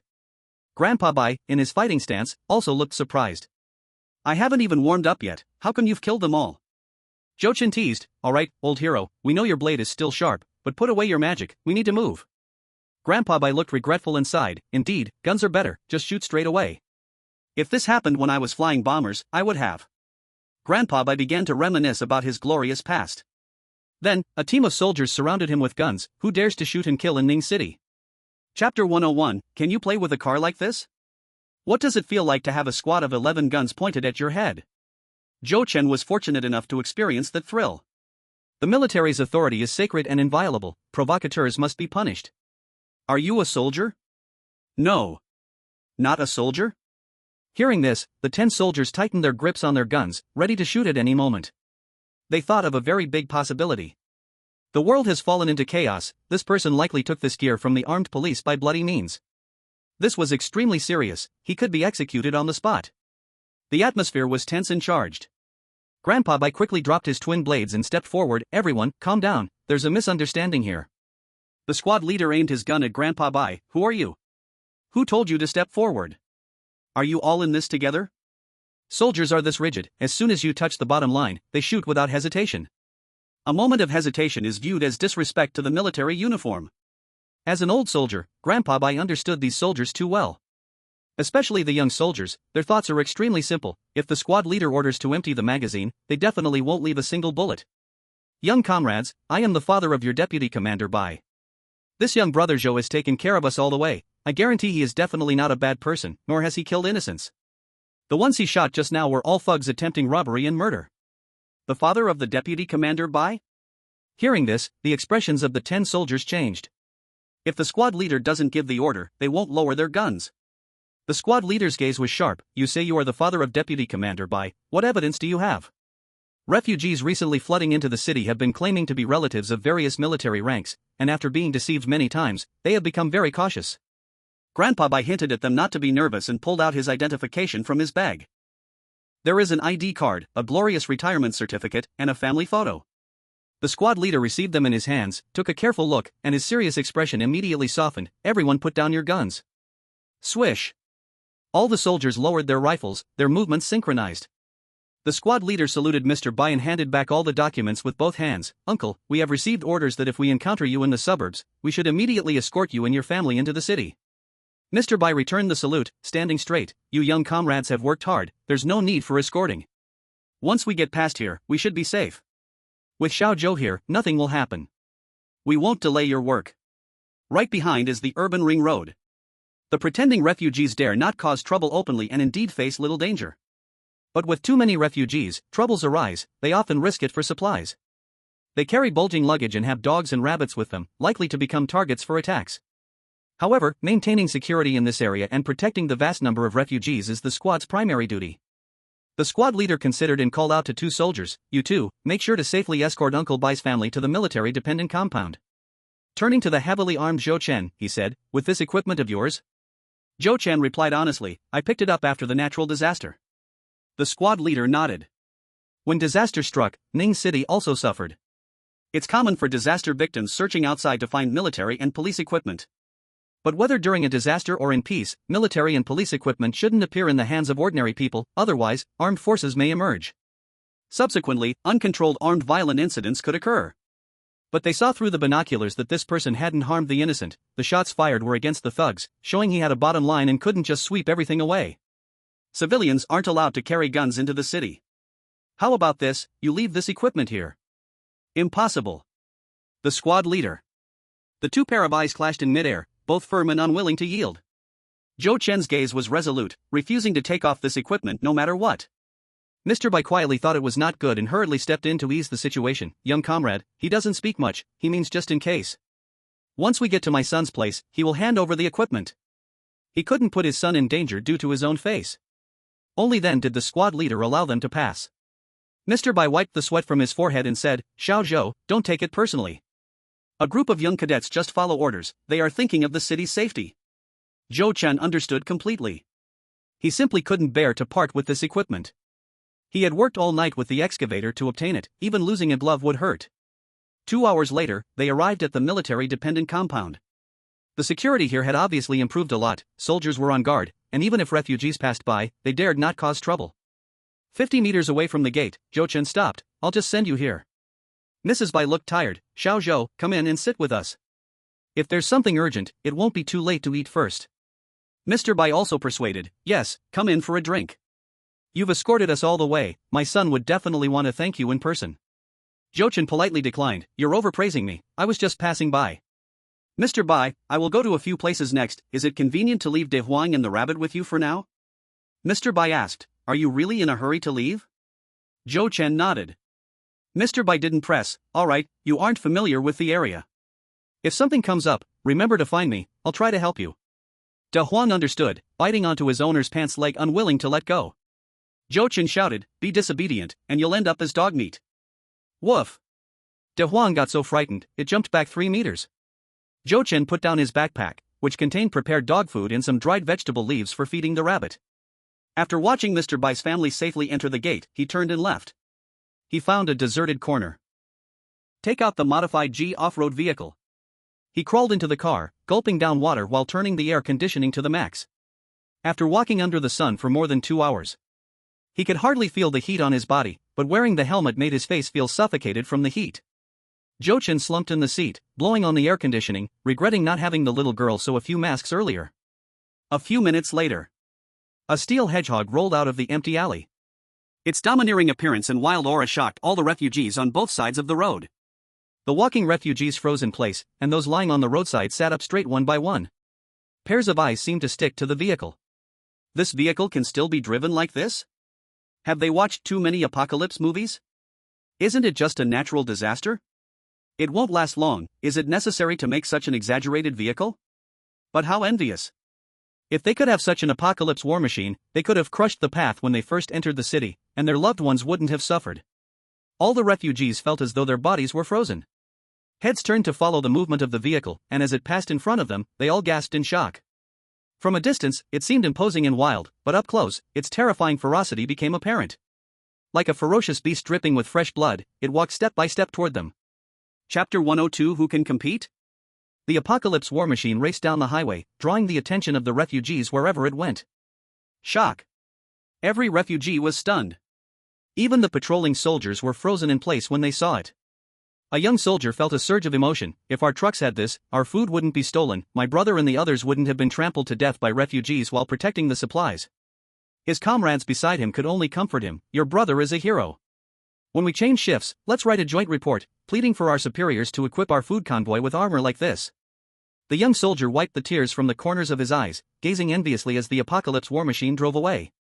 As the apocalypse war machine left the city, a dazzling vehicle suddenly appeared in the chaotic suburb, leaving the refugees stunned and the thugs dumbfounded. Even the robbers who were looting and the refugees being robbed halted their actions for a moment, all frozen in place like statues. This vehicle is just too domineering, isn't it? The astonished thugs, blinded by greed, crazily rushed forward, hoping to stop the vehicle with their bodies. Zhou Chen honked twice, warning the ordinary refugees to stay away, stepping hard on the accelerator, his eyes unblinking as he charged forward. Several thugs were instantly sent flying, and one thug's body was shattered right on the spot. During the process, a severed arm hit the car window, splattering blood all over the glass, before falling to the ground. The car was moving quickly, disappearing in the blink of an eye, leaving only a blurry tail behind. Thugs and refugees by the roadside couldn't help but move closer to the corpses. Ugh! Ah! The sounds of retching rose, and cries pierced the air. The few corpses were unrecognizable. Only 2 had all their limbs intact, but from the neck to the thighs, there were blood holes the size of fists, with intestines and organs scattered all over the ground. One person had a face that looked hollow, as if someone forcibly dug a fist-sized hole in it. Zhou Chen crushed his way through, killing whomever dared to collide with him. Each encounter was incredibly brutal. Any thug that crazily charged at him met a tragic end, with their fate being gruesome. Refugees who had handled hundreds of traffic accidents were terrified at the sight of the crash scene, their hearts racing wildly. This was utterly insane. But who told these thugs to charge at him? They deserved to die. The more thugs died, the safer the ordinary refugees would be. Zhou Chen didn't want to make such a big scene. Ning City's military power was strong, and the air traffic control strictly prohibited flights. If helicopters wanted to take off, there were all sorts of troublesome procedures. He needed to rush to find fishing boats. How could it be that precious time is wasted over procedures? Under the great earthquake, mountains collapsed, the earth cracked, rivers and seas overturned. How many intact fishing boats were left waiting for him to salvage? Bang! In just a few seconds of distraction, a bullet struck the iron plate outside the car window, sparking a burst of fire. Turning his head, he looked through the narrow gap of the car window and saw a thug standing by the roadside holding a gunpowder gun. Zhou Chen turned the steering wheel and drove straight towards the person who fired the gun. Damn it! Zhou Xiao had always been the one shooting at others. Today was the first time he encountered someone shooting at him. He had to kill. The thug held the most outdated gunpowder gun, with bullets made of iron sand, one by one. The advantage is a large area of injury. Those hit would be covered in fine iron sand. Even experienced surgeons would want to kneel. The downside is that after shooting once, it needs to be reloaded. There's no continuous firing, and if the shot misses, one can only stand there and be hit. At that moment, while the thug hurriedly poured the iron sand into the gun barrel, before he could even raise the gun, the fierce iron and steel porcupine crashed directly into him. In front of countless refugees, the thug's body disintegrated on the spot, his limbs flying through the air, falling to the ground like garbage, and blood rained down on the refugees. Thugs rarely worked alone. They usually formed groups of 3 to 5, or 10, or more, with some growing to hundreds or even thousands. Zhou Chen not only did not slow down, he pressed the gas pedal to the floor and crashed straight into a thug in the group. Bang bang bang. The sounds of collisions were continuous. Each thug let out a couple of screams before becoming a corpse with bloody holes all over. Some thugs reacted quickly and hurriedly dodged the vehicle. Zhou Chen swung the steering wheel, and the vehicle turned sideways, causing several thugs to crash into the sharp spikes. As the wheels moved, the flesh was scraped off the thugs, their guts and intestines falling out with a swish, revealing the stark white bones of their thighs. Ordinary refugees had long hidden far away. Some survived until the end of the disaster, and in the rebuilding society, whenever they recounted their experiences during the catastrophe, they would surely mention this day. He said, "That was the most brutal, bloodiest, and most insane day I have ever seen." Zhou Chen opened the car door and got out, picking up the old gunpowder gun on the ground, along with a bag that had fallen. Inside the bag, which looked like a pouch, was a handful of black, fine, round iron sand. Without even looking at the shivering refugees, he grabbed the gun and got back into the car. With a stunning turn, he gave all the frightened refugees a devilish silhouette. Zhou Chen dared not use such an old-fashioned gunpowder gun. The barrel was rusted, the grip was half rotten, it was clearly a leftover under gun control, and the next shot could explode, possibly killing him. But in the hands of thugs, it was definitely used to harm ordinary refugees. Taking it was definitely the right choice. The highway from Ning City to Zhou City was also filled with countless violent gangs setting up roadblocks to collect money. At the tunnel entrance, a group of violent gangsters noticed an unusual vehicle from afar. The leader's eyes lit up. "Set up a roadblock, no matter what, I have to get this car." A group of underlings immediately sprang into action, moving carloads of stones, wooden barriers, and large rocks to the middle of the road. As the car got closer, the blood, torn cloth, and flesh added even more horror to the already fearsome doomsday vehicle. The leader's mouth dropped open, and he quickly changed his mind. "Damn, move the stuff out of the way, let it pass, let it pass." The underlings, sweating profusely, hurriedly pushed the obstacles in the middle of the road to the side. When the doomsday vehicle truly appeared before their eyes, the entire gang shivered, pressing their backs tight against the stone wall, their legs trembling uncontrollably. What's the difference between this and being executed by 1,000 cuts? The violent gang actively gave way, and the doomsday war vehicle that should have zoomed past actually stopped. This made all the thugs tremble in fear like leaves in a breeze. Why did he stop? You ask me, who should I ask? The car window slowly lowered, and through the gap in the iron plate, one could barely make out a young handsome guy. Zhou Chen held a cigarette in his mouth. Who's the boss? The leader clenched his buttocks and turned around, wishing he could bury his face in the stone wall. The two frightened henchmen quickly threw the leader out. He is our boss. The leader stumbled from being thrown out and almost crashed into a sharp spike. He cursed the ancestors of the two henchmen in his heart. Cold sweat poured down his body, and he kept smiling, daring only to look at the ground. "Brother, no, big brother, I'm in charge here, please give your orders." Zhou Chen exhaled a puff of smoke. "The top of my car is empty." "Top of the car?" The leader looked up and indeed saw that the storage rack on top of the car was empty. "Got it." In the next second, he shouted loudly, "What the hell are you waiting for? Quickly move all the good food and drinks onto the car for the big brother." Chapter 103. A strong man never lacks supplies wherever he goes. Big brother, take care. Big brother, have a good trip. Big brother, come back when it's empty. Several bags of potatoes and sweet potatoes, several bags of instant noodles, a box of liquor, and several dirty water buckets were all secured onto the car's storage rack. A group of normally arrogant thugs now acted like obedient little dogs, constantly nodding and bowing. The car had already driven far away, yet they were still waving goodbye with forced smiles. "Boss, all the supplies have been sent away. What are we going to eat? Aren't there still a bunch of moldy steamed buns? Are you gonna starve?" Zhou Chen left fully loaded. Following the same method, they robbed another convoy, piling the supplies on top of the car to 2 layers. Big brother, your roof can't hold anymore. Say that again? No, big brother, what I mean is, I'll go get a net to cover it so your supplies won't fall off. Zhou Chen sneered, you're smart. The car drove for 3 hours, and the supplies on top stacked to 3 or 4 layers. As a strong man, he never lacked supplies wherever he went. The car swayed on the bumpy road, even with a net, several potatoes, sweet potatoes, and peanuts occasionally fell off. The refugees on the road rushed forward, clutching a small potato as if it were a treasure. Only 5 miles away from Zhujiashan Pier, under the blazing sun, flames rose from the mountains. This was even more adding insult to injury for the refugees who already found survival difficult. Ahead on the damaged road, a group of thugs was chasing a woman in a red dress. The woman was caught, pressed in the middle of the road, her skirt lifted to her thighs, revealing a pair of supple white legs. 2 thugs disregarded the woman's struggles and pleas, directly pouncing on her, while others cheered them on. The domineering Doomsday War vehicle tilted its head, for tires crushing through the grass by the roadside, throwing exhaust fumes in the faces of the thugs. Damn you, can't you see the car is moving? Sister Yao, just let me have one more bite, just one bite. Go back and bite your mother, get lost. The woman who had just played the victim slapped the man in the face, tugged at her skirt, and got up from the ground. She watched the iron-spiked vehicle drive away, feeling incredulous. Don't men all like the hero rescuing the beauty act? Why did he just drive away? Is it that I'm not charming enough? This is impossible.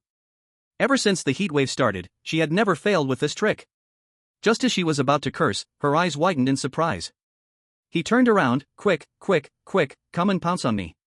She excitedly urged, quickly lying back on the ground, and feigned an innocent pitiful look. The rumble of the vehicle grew closer, and all the acting thugs chuckled in their hearts. Indeed, the most poisonous heart belongs to a woman. Sister Yao's methods are simply unbeatable, one lie after another. Today, this fool is like a fat sheep, with several layers of supplies piled on the roof of the car. Just thinking about it feels beautiful. As long as he stops to be a hero and saves the beauty, we will. Wait a minute? Something's not right. The scene of the imagined car owner stopping first did not happen. A sinister vehicle accelerated towards them. Amid repeated sounds of collision, one thug after another was knocked away. In the midst of piercing screams, a mass of entrails and a piece of intestine fell on the windshield. The vehicle passed over, and the woman lying on the ground was stiff, a puddle of urine flowing between her legs. Zhou Chen got out of the car, casually picked up a knife, and, with a look of disgust, picked up the entrails and intestine from the glass and threw them on the ground. Then, he walked up to the woman and swiftly cut her tendons in her hands and feet. He looked down at her. I won't kill you, there will be others who will make you suffer worse than death. Perhaps at that time, you will have time to think about how desperate those who were deceived and lost their lives by you felt. Boom. The apocalyptic war vehicle left. A small violent gang lurking in the distance rushed up, some searched through the corpses, while others picked up weapons. 3 stinky thugs, with lewd smiles, surrounded the woman. Sister Yao, you too have come to this day? Her hands and feet are all useless. Ha, isn't there still a place for things to happen? First, serve the brothers well, then lock her on the road to make money for us. The woman, with a terrified face, said, no, let me go. Zhou Chen, through the rearview mirror, saw several beggar-like thugs pounce on the woman on the ground. His face was expressionless, with not a hint of sympathy. In the past life, what kind of deception had he not seen? Under the scorching heat, countless refugees die of thirst every day, and the violent gangs are also short of water. Why didn't the men who once rushed in to save the beauty think with their brains? Do ordinary refugees have water to wash themselves clean? Seeing a pair of beautiful legs, their IQ dropped entirely to their lower halves. They deserve to die. Zhou Chen arrived at the dock. At the entrance, countless refugees and some petty traffickers were gathered. Looking at his car, they all stared in shock. Then looking at the massive supplies on the roof, each of them turned red with jealousy. Even the soldiers on duty maintaining order were stunned for a long time. Zhou Chen drove the car in front of the soldiers and got out. He had changed into a set of clean clothes long ago. A white shirt, jeans, and white sneakers, all clean and refreshing. When he smiled, he looked like an innocent college student. The crowd of refugees surrounded him, shocked by the dominance of the car and the amount of supplies on it. Damn, who is he, so wealthy? Countless desperate refugees secretly touched their knives. If it weren't for the armed soldiers present, they would surely have gone mad and looted. Zhou Chen took out cigarettes and handed them to the 2 soldiers. Comrades, I specially came from Ningxing to buy seafood. May I ask where to go to enter the trading market and what procedures I need to complete? The 2 soldiers excitedly glanced at the cigarettes, but still restrained the impulse to reach out and take them. Comrades, we soldiers have regulations. We can't take even a needle or thread from the people, so we won't smoke the cigarettes. The market is right inside, you just need to register, give up part of the supplies, and you can get a market pass. The petty traffickers in the onlooking crowd hurriedly tried to attract customers. This boss, my family deals in seafood, I'll take you to the market. Boss, their seafood is small, my family's quality is good, I'll take you to the market. Boss, those two are scammers, I am the proper businessman. Don't listen to them, they're all petty traffickers, scamming outsiders, only my Zhatian gang has fair prices and treats everyone equally. Zhatian gang and Zhadiao gang, just one character apart. Zhou Chen found the names familiar and couldn't help but turn back to glance at the person. Crowds of people surrounded the vehicle, whether thugs or refugees, eyeing the supplies on the car, ready to act. A soldier pulled out his gun and fired a shot into the sky. Immediately after, he aimed the gun at the crowd and shouted a warning. What are you doing? Step aside. Don't think I don't know someone is trying to pull a trick. Behave yourselves. Everyone is in a bad mood, and if anyone dares to mess with me, I'll break their legs. The refugees suffering from an eye infection swallowed their saliva unwillingly. They slowly backed away, their pace slower than ants. Chapter 104, Zhujiajian Dock. Under the soldier's guidance, Zhou Chen drove the Apocalypse vehicle to the registration office. The staff member in charge of registration, upon seeing such an extravagant vehicle through the window, was stunned and speechless for a long time. Old Zhu, please help this comrade with a pass. Oh. Old Zhu handed over a piece of paper and a pen, patiently explaining. Hello, comrade, do you want a temporary pass or a permanent pass? The former is valid for 7 days and requires 5 pounds of food. The latter is permanent and requires 30 pounds of food. This permanence only applies during times of natural disaster. Once the disaster is over, no pass is needed here at all. Zhou Chen filled out the information. This is my first time here, so I will apply for a temporary one. If the trade goes well, I will apply for a permanent one next time. After filling out the information, Zhou Chen looked at the staff member's vest with a 5-pointed star on it. Are you a soldier? Old Zhu smiled and said, yes, the whole city is under military control, and many positions have been taken over by us soldiers. The pork trading market concerns food. Food is essential for survival, and having soldiers take over can better prevent corruption. Zhou Chen nodded with a smile. As the other person was stamping the pass, he walked to the side of the vehicle and picked a bag of potatoes. A bag weighed about 40 to 50 pounds, and they hadn't sprouted, all being quite large. Old Zhu saw it and said, I'll go get the scale. Zhou Chen smiled and said, no need to weigh it, we can share the excess. I have plenty of supplies in my vehicle, it won't affect business. Old Zhu was stunned, that's not allowed, we have rules. Zhou Chen picked up the stamped pass, waved at the vehicle, and jumped inside. Old Zhu chased after him, shouting at the back of the vehicle, comrade, food is precious, we really can't take it. A member of the Blast the Sky gang stepped onto his rickety bike. Brother Zhu, if you can't take it, why not give it to me? Old Zhu's eyes widened. Get lost, go away. The next second, he asked, you punk, if this comrade really becomes your client, and if I find out you cheated him, see how I'll deal with you. That person pounded his chest in assurance. You still don't trust me, Tian Chao? Not to mention, those guys inside are really trying to cheat. I'm going to chase the big boss. Not only Tian Chao from Blast the Sky, but all the middlemen also chased after them, including some scammers. Those with bicycles rode their bikes, and those without ran on foot. Thinking of the vast supplies in the big boss's vehicle, they all turned red with greed. Tian Chao was the most desperate. He pedaled like crazy, not even needing to break downhill, finally catching up to the Apocalypse vehicle at the fork in the road. To the left of the fork was the trading market, to the right was the port. The trading market was packed, as if all the refugees in the city had gathered there. Seeing the vehicle loaded with supplies, they all revealed greedy expressions. But the soldiers moving back and forth, armed with real guns, intimidated them enough to not dare act up. Zhou Chen looked at the port, where small vendors were setting up stalls. Not a single fishing boat was in sight. Upon closer inspection, the dock was just a muddy sand area. The beach stretched for miles, and the fishing boats were all parked elsewhere. Tian Chao panted heavily and knocked on the window. Big boss, your vehicle's supplies are too eye-catching. How about I take you to a hotel to settle down first? He patted his chest in assurance. Don't worry, the hotel I want to take you to is right next to the police station, safer than any other hotel. Zhou Chen signaled him to lead the way, driving his vehicle closely behind. After the disaster struck, this place was no longer the familiar Zhujiajian dock for him. Refugees turned into thugs. The thugs became even more vicious. In a chaotic mix, a guide was indeed needed. The appearance of the doomsday vehicle and the temptation of massive supplies attracted countless refugees' attention. The refugees, eager for supplies, couldn't help but chase after it, while the thugs with malicious intent chased after it too. A vast crowd gathered. Wherever the doomsday vehicle went, there were people everywhere. Xingxinan, run down and shabby, was inconspicuous before the disaster. But after the calamity struck, its unique geographical location next to the police station suddenly made it the hottest inn in the port. The guests coming to stay were either rich or noble. Tian Chao was familiar with the boss and shouted at the door, "Old Juan, hurry up and open the yard gate, the big boss wants to park." The boss wasn't there. The more than 40-year-old landlady, wearing a camisole, had an air of arrogance. "What are you shouting about? What kind of big boss haven't I seen before?" Tian Chao looked down on this old woman. Before the disaster, she was always begging these middlemen to bring in people. After the disaster came, in just over 2 months of extreme heat, all the guests in the inn were people of status, and the old woman had directly become proud. Tian Chao didn't give her any face. "Hurry up and open the door, what's so great about running a shabby inn?"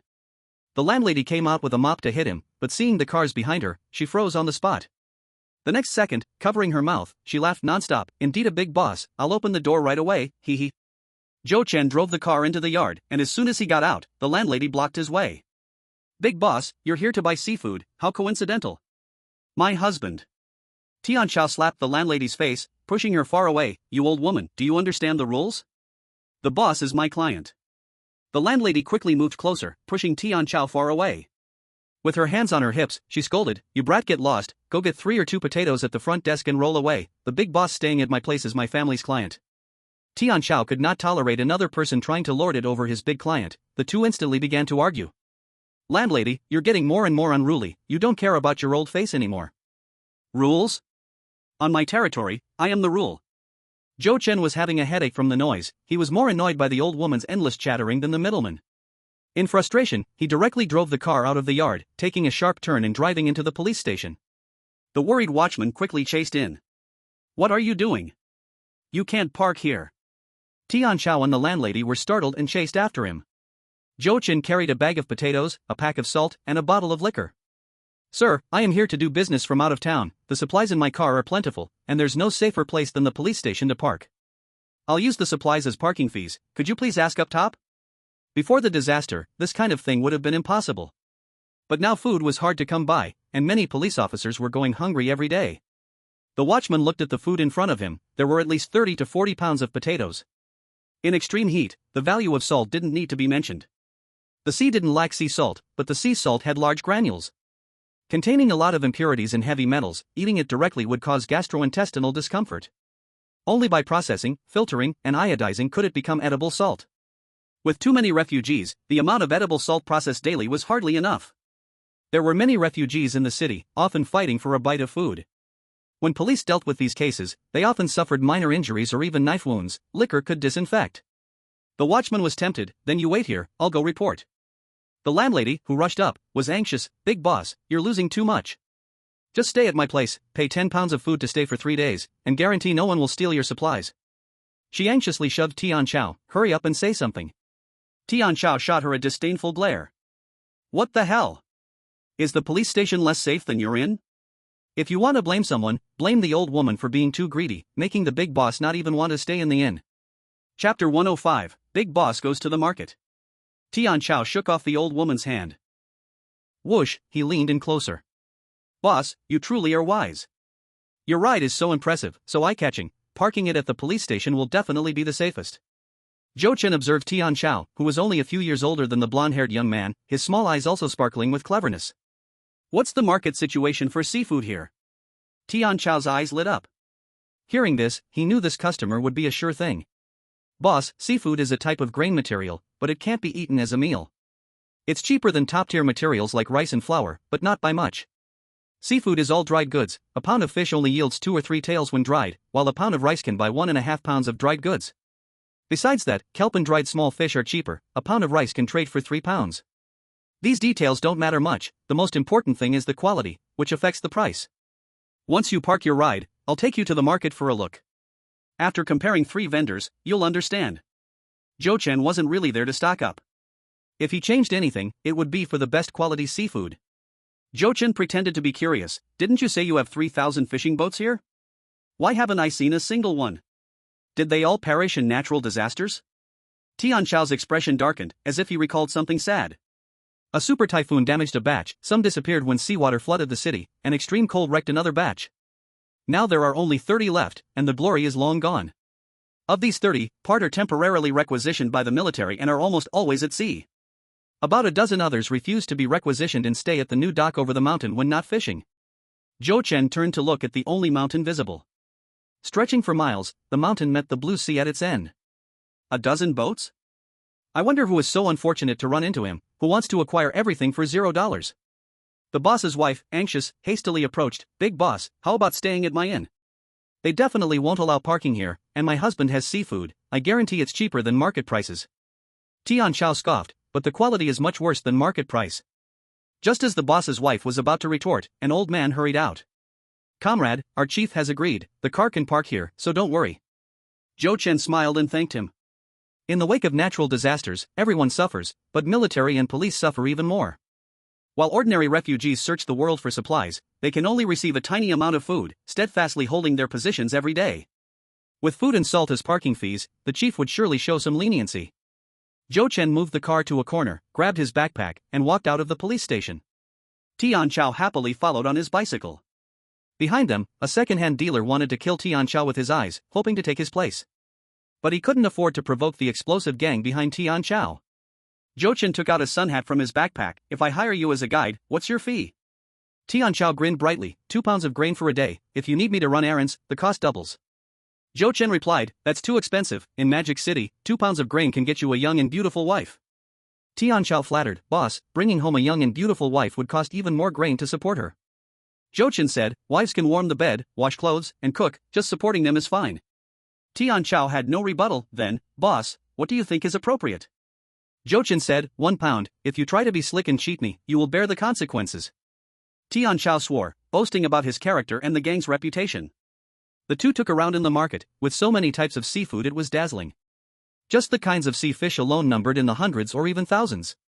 Among these, there were different prices based on size and moisture levels. Boss, if you want to buy good seafood, the few places you just saw are nice. The others have varying qualities that are a bit lacking. Don't bother looking at those at the foot of the mountain, they are all unscrupulous merchants. They sell 1 pound of sea fish dried down to half a pound. The taste of seafood masked the stench, trapping those ignorant customers. Zhou Chen took a walk and felt that he was covered in a fishy smell. He pulled out a bottle of mineral water from his bag, making Tian Chao's eyes go wide. Mineral water? For these refugees, just being able to drink a sip of distilled water was already quite good. Zhou Chen gulped down half the bottle in one go and tossed the remaining half to the other side. A gift for you. Tian Chao quickly caught it in his hands, rubbing the plastic bottle with both hands and carefully putting it in his bag.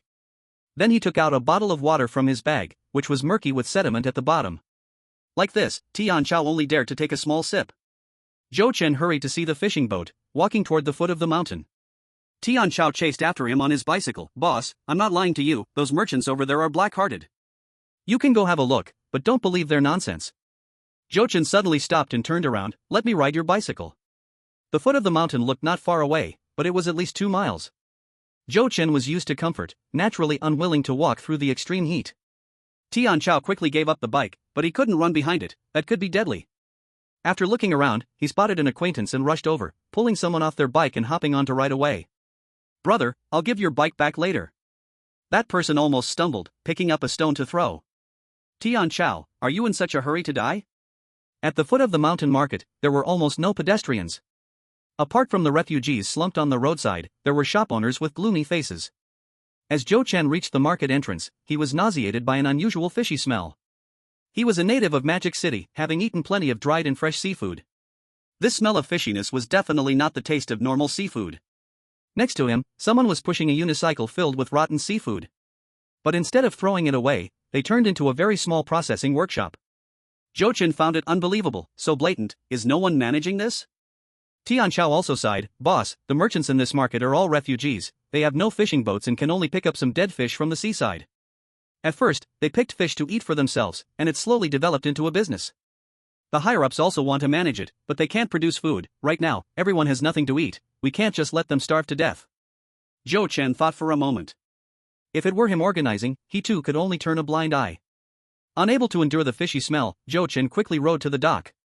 The distant sea breeze blew over, sand swirling at the foot of the dock. Zhou Chen was hit in the face by sand, with sand on his eyelashes. Is there a path up the mountain? Take me to see the new dock. Tian Chao reminded, Boss, the mountain is full of small paths, and to see the new dock, we need to walk from this side of the mountain to the other side. It won't take less than 3 hours. Zhou Chen patted his backpack, very confidently. What's there to fear? I'll pay for the food. The next second, things changed before his eyes. He felt a rush of wind quickly pass by. In an instant, Tian Chao sprinted out 10 meters, excitedly turning back to wave, "Boss, this way." Chapter 106, 20 Wild Boar Traps, Whoever Gets Caught Suffers. Arriving at the end of the mountain. The stunning sunset illuminated the sea surface, breathtakingly beautiful. Since the disaster hit, it was Zhou Chen's first time seeing such a glorious scene. The sea breeze at the mountaintop carried a bitter salty smell in the air. Not far below the mountain, the new dock had several fishing boats docked side by side, their 5-star red flags fluttering in the wind. In the distance, a few fishing boats were gently bobbing on the waves. Zhou Chen pretended to rummage through his bag, taking out binoculars from thin air, and saw that the fishing boats were filled with soldiers. Each soldier was busy, using various tools on the deck to turn seawater into drinkable distilled water. Some soldiers were making dried fish and fish cakes. Under the national disaster, some granaries had been destroyed. The grains stored are simply not enough to feed the refugees across the nation. The soldiers are like bricks, they can be moved wherever they are needed. Now they have been moved onto the fishing boats, working every day to produce drinkable water and precious food supplies.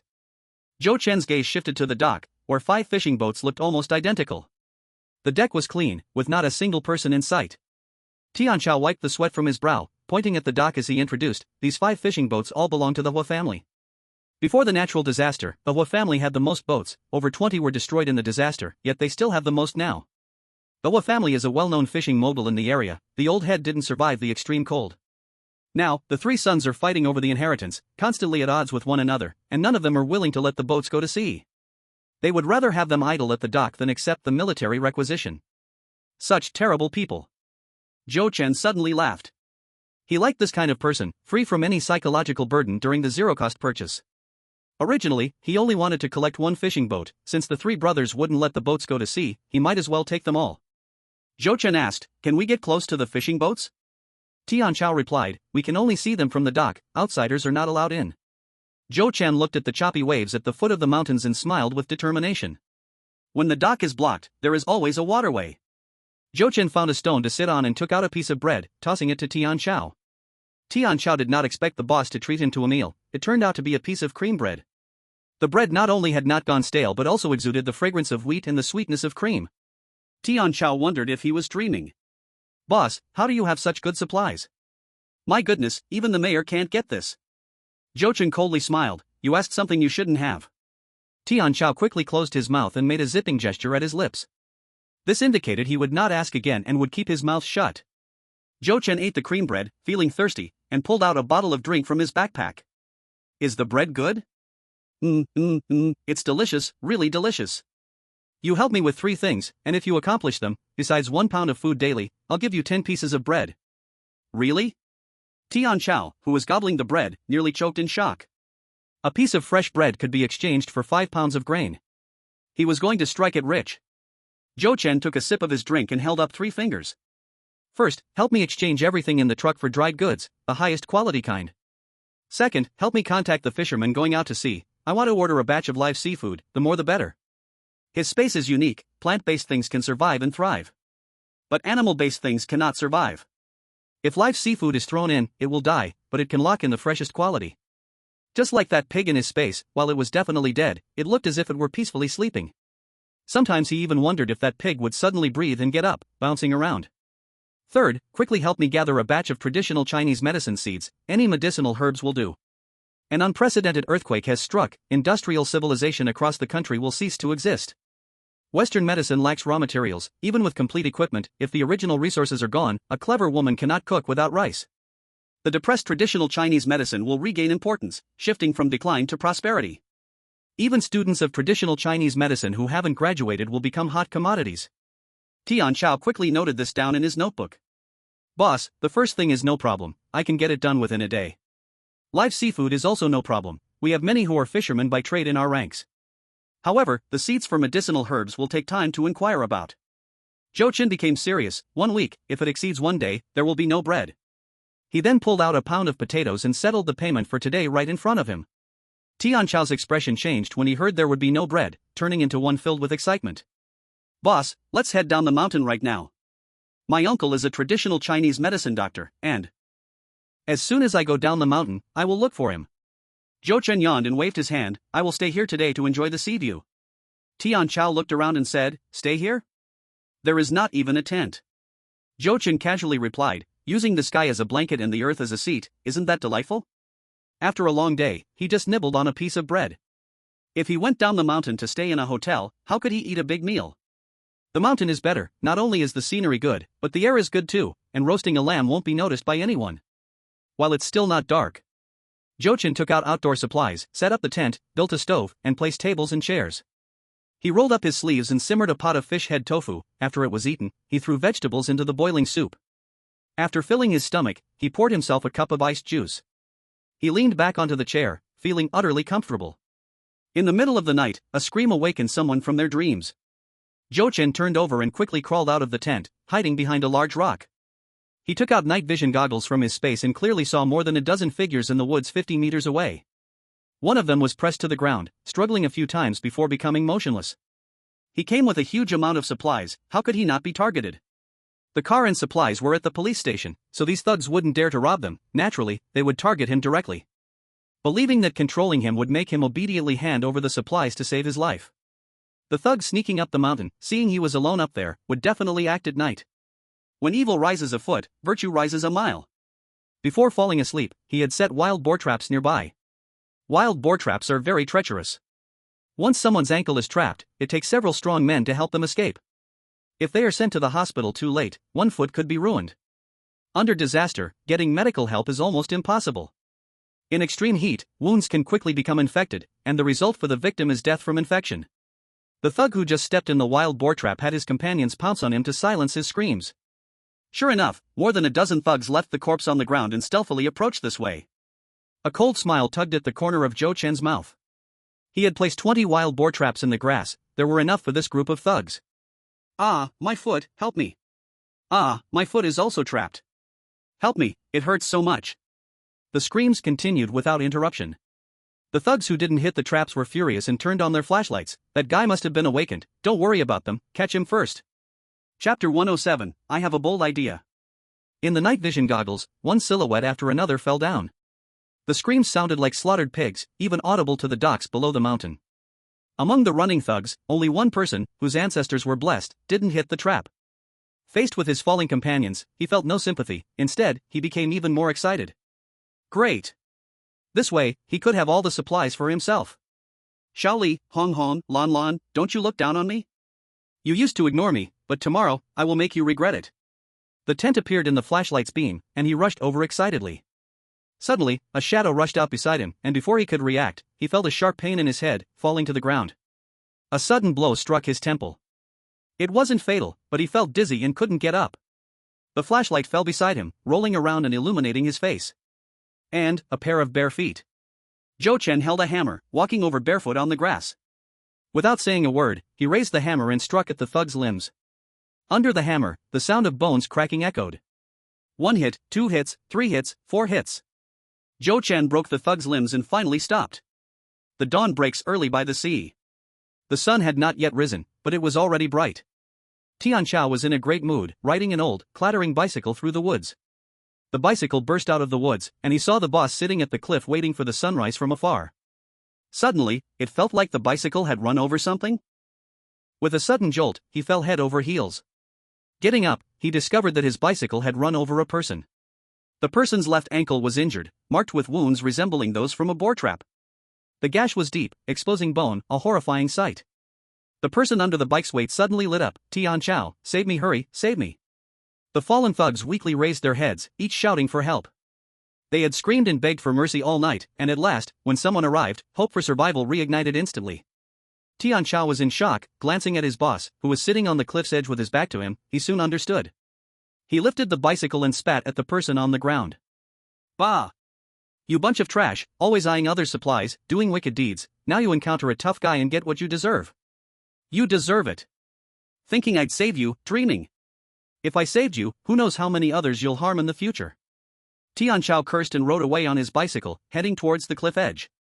He felt these thugs deserved it while being shocked by his boss's methods. These dozen or so scum must have been following them, hiding in the woods, waiting to strike at midnight. And now, they had all met their end.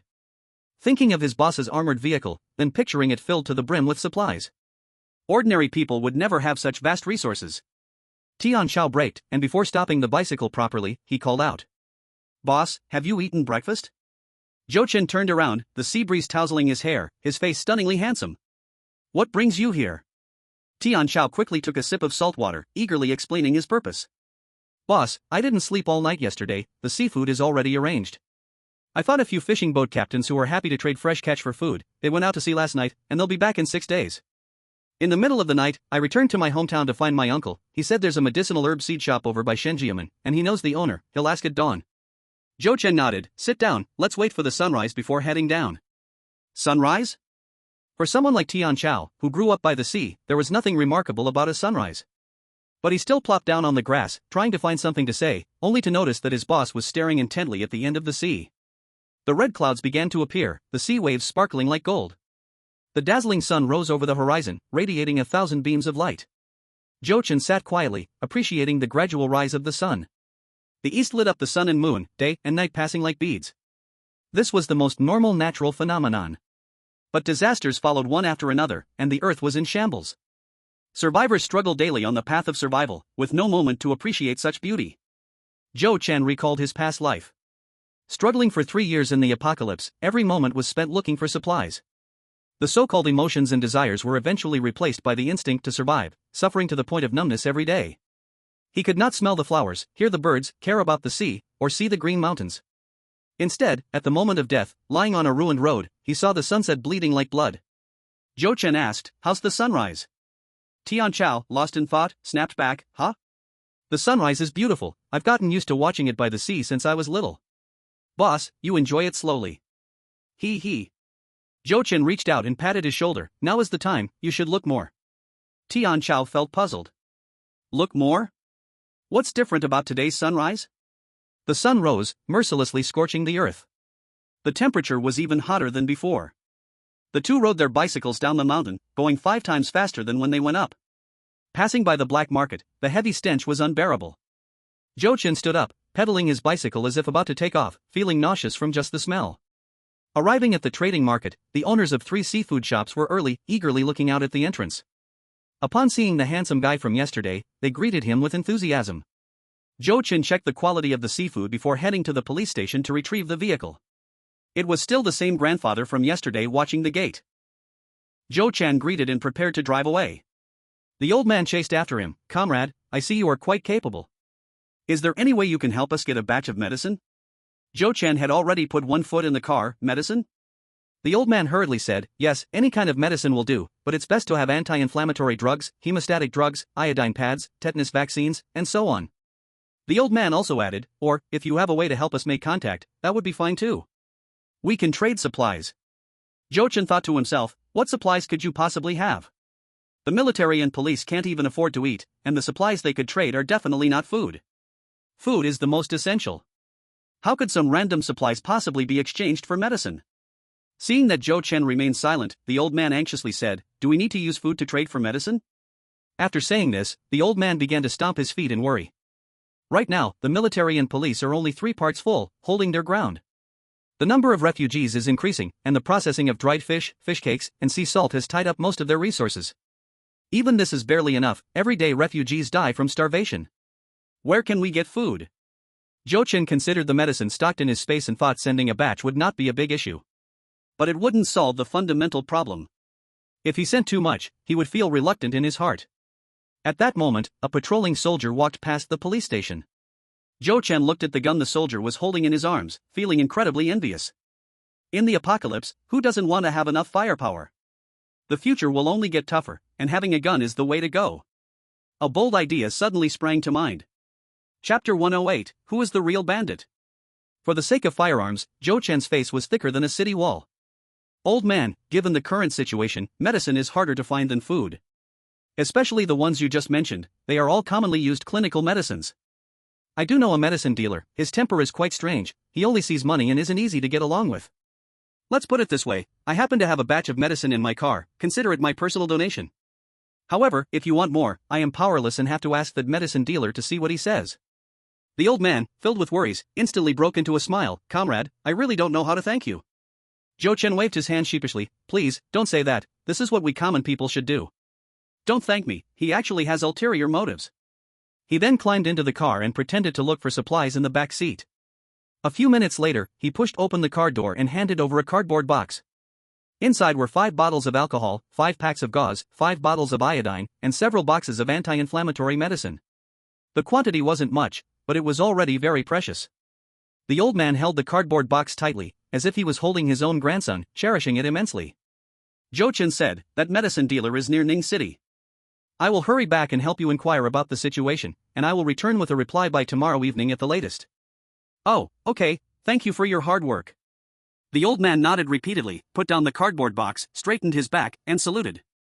The intimidating end-times war vehicle arrived at the trading market, and typically when refugees saw the car, they would suddenly pretend to fall to the ground.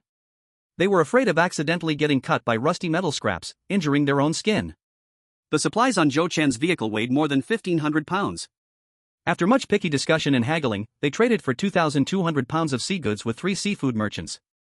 The relatively cheaper dried kelp and dried fish also amounted to more than 300 pounds. The 3 seafood bosses were all smiles. The supplies were tied up on the car and covered with a net. All of this was handled by the 3 bosses themselves. Zhou Chen didn't even have a chance to lend a hand. Boss, will you be coming back to restock next time? Boss, when will you come back next time?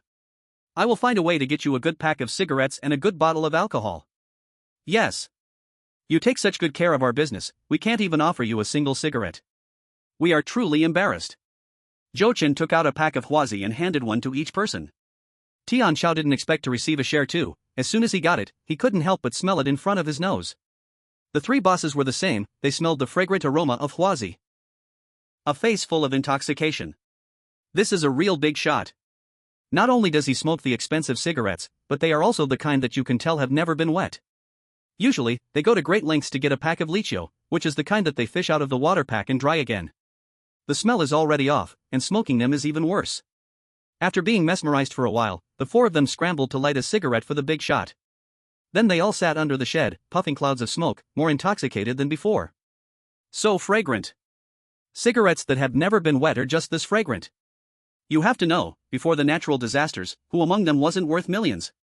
Which day didn't they carry 2 packs of cigarettes on them? Now, even getting a lichio is not easy. Zhou Chen tossed away the cigarette butt and stood up, preparing to leave. I will come by tomorrow evening. If the quality of your seafood doesn't change, I will order 3 more batches. The 3 seafood bosses nodded excitedly.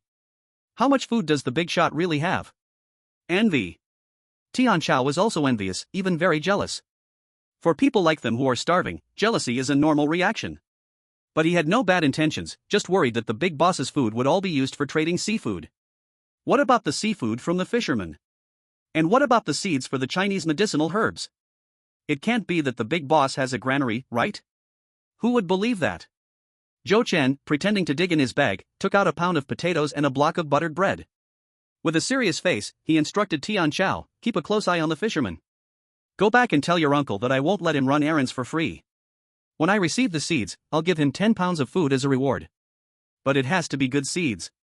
Don't bring me bad seeds that won't sprout. Dare to scam me, think about the fate of those dozen bandits on the mountain. Tian Chao repeatedly assured him, riding his bicycle to send him out of the gate and onto the main road. Zhou Chen drove for a while, passing a fork in the road, and drove into a dense forest. He took the seafood tied to the roof into his space and began to check the medicine he currently had. Then he sorted out 2 large boxes, all full of medicines that were about to expire. But the military and police were too short on medicines, and wouldn't last a few days, so they wouldn't even wait for them to expire. After thinking, he took 20 doses each of tetanus vaccine, rabies vaccine, and even insulin. That's about it. At that time, he would adjust the quantity of medicines according to the actual situation. This is a bold act.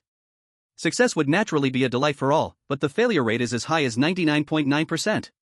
Extreme heat and high temperatures, with countless refugees blocked at the checkpoint. You are bandits, robbers, the road isn't yours, why are you collecting tolls? I am a bandit, a robber, so what? You are heartless, are you even human? Say one more word, and I'll split your head with an axe. God, open your eyes and see, how are we refugees supposed to live? Stop howling, no supplies, get lost. If you keep shouting, I'll drag your daughter into a little dark room. The fierce and terrifying chief held a blood-stained axe in his left hand and a toothpick in his right hand. Picking his teeth was his habit. His teeth were bad, before the natural disaster, he would get food stuck in his teeth every time he ate meat. Now that there was no meat to eat, picking his teeth made him feel like he had just eaten meat, which was a little comforting psychologically. While his little brother was collecting toll supplies among the refugees, he suddenly whitened his eyes. In shock, the food in his hands fell to the ground. Big. What the hell? Got the Imperial seal, so excited your tongue is tied? Brother, the big boss's car. What? The chief tilted his head to take a look and suddenly got scared and fell to the ground. The overbearing, barbaric apocalyptic war vehicle was approaching from afar. The chief was shocked, and a group of thugs were shocked. Because it stopped again. Zhou Chen lowered the car window, smirking through the gap in the iron plate. Busy, are we? The chief threw the axe and rubbed his hands, running over to the car with a fawning smile. Brother, are you heading back to Ning City? Do you want to get out and take a break? Zhou Chen raised an eyebrow. Oh? Are you sure you want to invite me to get out and sit for a while? The boss nodded and bowed. I would love to invite you to get out of the car and sit for a while, but my humble home is simple, and I'm afraid I can't entertain you well. In the next second, he shouted loudly, what are you all standing there for? Hurry up and load all the good food and drink into the car. All the lackeys sprang into action, loading up potatoes, sweet potatoes, steamed buns, white wine, red wine, and foreign liquor. Zhou Chen sat in the car, a cigarette dangling from his mouth. By the way, I'll be coming back tomorrow. The pained boss nearly fainted. As the doomsday vehicle drove away, he regained his senses. He said he would come back tomorrow. What does that mean? The little brother wore a bitter face. It means he still wants our supplies. Upon hearing this, the boss collapsed to the ground with a thud. 2 teardrops of grievance streamed down the corners of his eyes. Who exactly is the bandit here? Chapter 109, True Punishment. This flower does not bloom, but that flower blooms. Zhou Chen drove back to the highway entrance of Ning City. But he didn't enter the city. On the way, there were 15 checkpoints set up by thugs, 6 of which were incompetent. Regarding a few openly visible matters, 5 checkpoints were smashed to pieces by the doomsday vehicle, with thugs lying dead and injured everywhere. Anyone who was hit or scraped by the war vehicle met a gruesome fate. Stomachs were ripped open, and intestines spilled everywhere. Some suffered severe lacerations, with their chests and backs exposed, revealing stark white bone. The refugees stuck at the checkpoints were each retching uncontrollably, and those with weaker nerves fainted on the spot.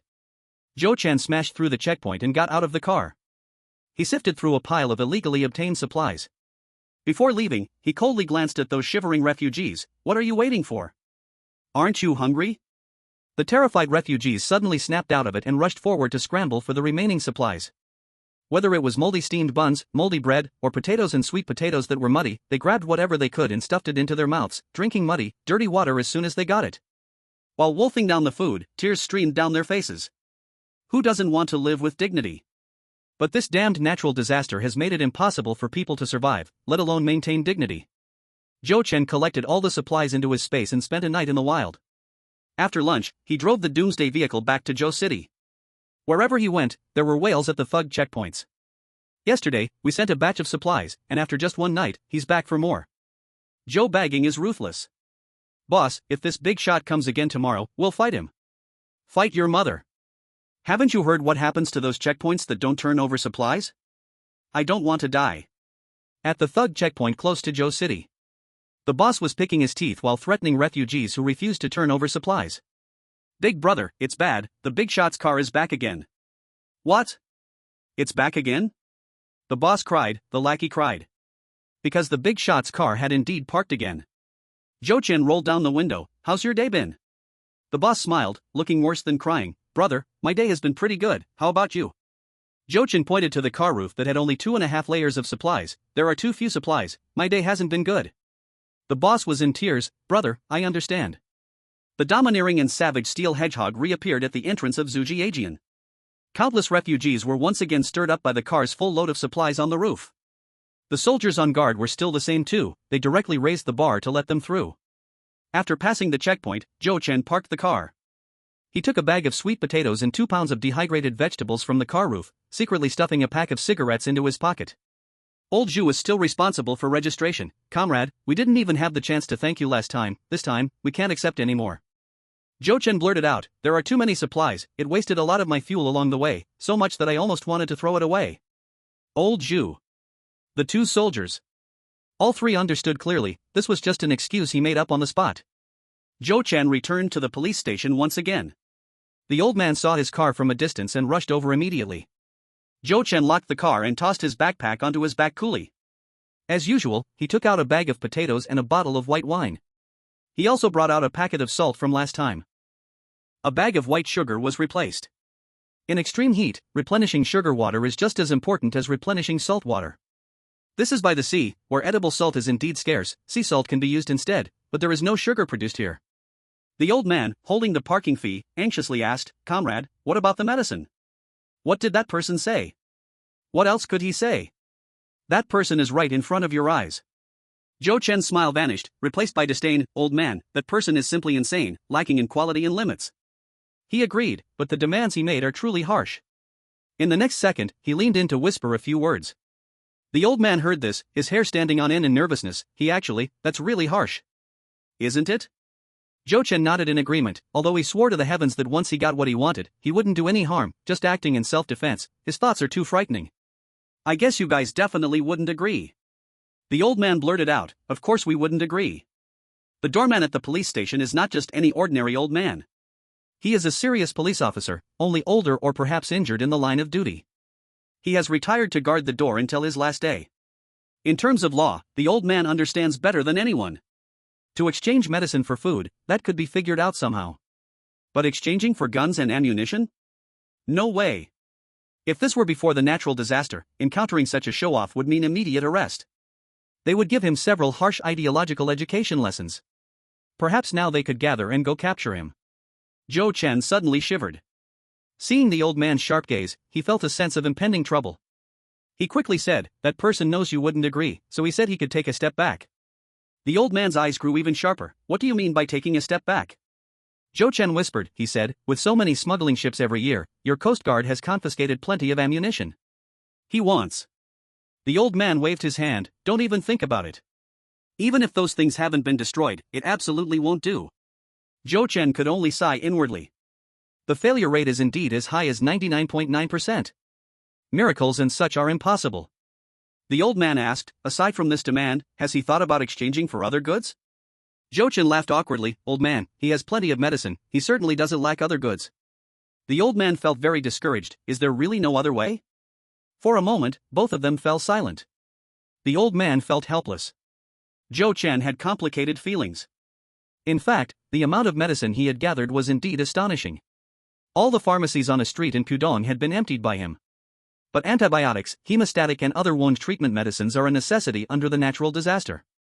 In a world of violence and chaos, human life is as cheap as grass. He also feared he would not have enough.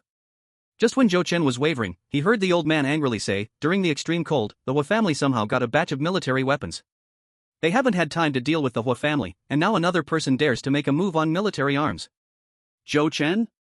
Hua family? The family that wouldn't let go of 5 fishing boats even when it meant refusing the military's requisition, fighting over inheritance? Zhou Chen's insides were churning.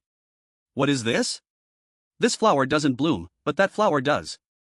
He hurriedly made a motion as if to search his bag, pulling out 2 packs of antibiotics from his space and stuffing them into the old man's hands before leaving. "Old man, I'm in a hurry to go to the market to check the goods. See you later." Before he even reached the market, he just happened to see Tian Chao riding his bicycle, rushing from the opposite side. "Boss, I was just about to wait for you at the gate." As they drew closer, Zhou Chen suddenly reached out, wrapping one arm tightly around Tian Chao's neck. Tian Chao was pulled down entirely, and the uncontrolled bicycle flew out, almost hitting someone. Zhou Chen had a serious expression and whispered, "Does the Hua family have guns?" Chapter 110, The Unlucky Target. The Hua family, a fishing tycoon before the natural disaster. Not only owning dozens of fishing boats, but also a seafood factory ranked among the top 3 in the province. The seafood produced is of excellent quality, praised both domestically and internationally. But that was when old Master Hua was still alive. After the disaster, the old man passed away, and his 3 sons fought fiercely over the inheritance. Fishing boats docked at the pier, swaying in the wind, and even the factories stopped operating. The organization had visited several times to persuade them, urging the fishing boats to go out to sea and resume factory operations. They offered to recruit workers to help solve some people's livelihood issues. However, the 3 brothers, who were fighting over the inheritance and hurting each other, rejected this outright. The Hua family has guns, fishing boats, and submarines. Submarines? Zhou Chen's eyes brightened. The fact that the Hua family had guns already excited him. And there were submarines too? Guns, fishing boats, plus submarines, this was simply icing on the cake. Tian Chao felt suffocated. Yes, it's something everyone knows. Boss, what do you want to hear? Can you let me go first? Zhou Chen released him, instinctively saying, let's go find a restaurant and sit down. You can tell me slowly.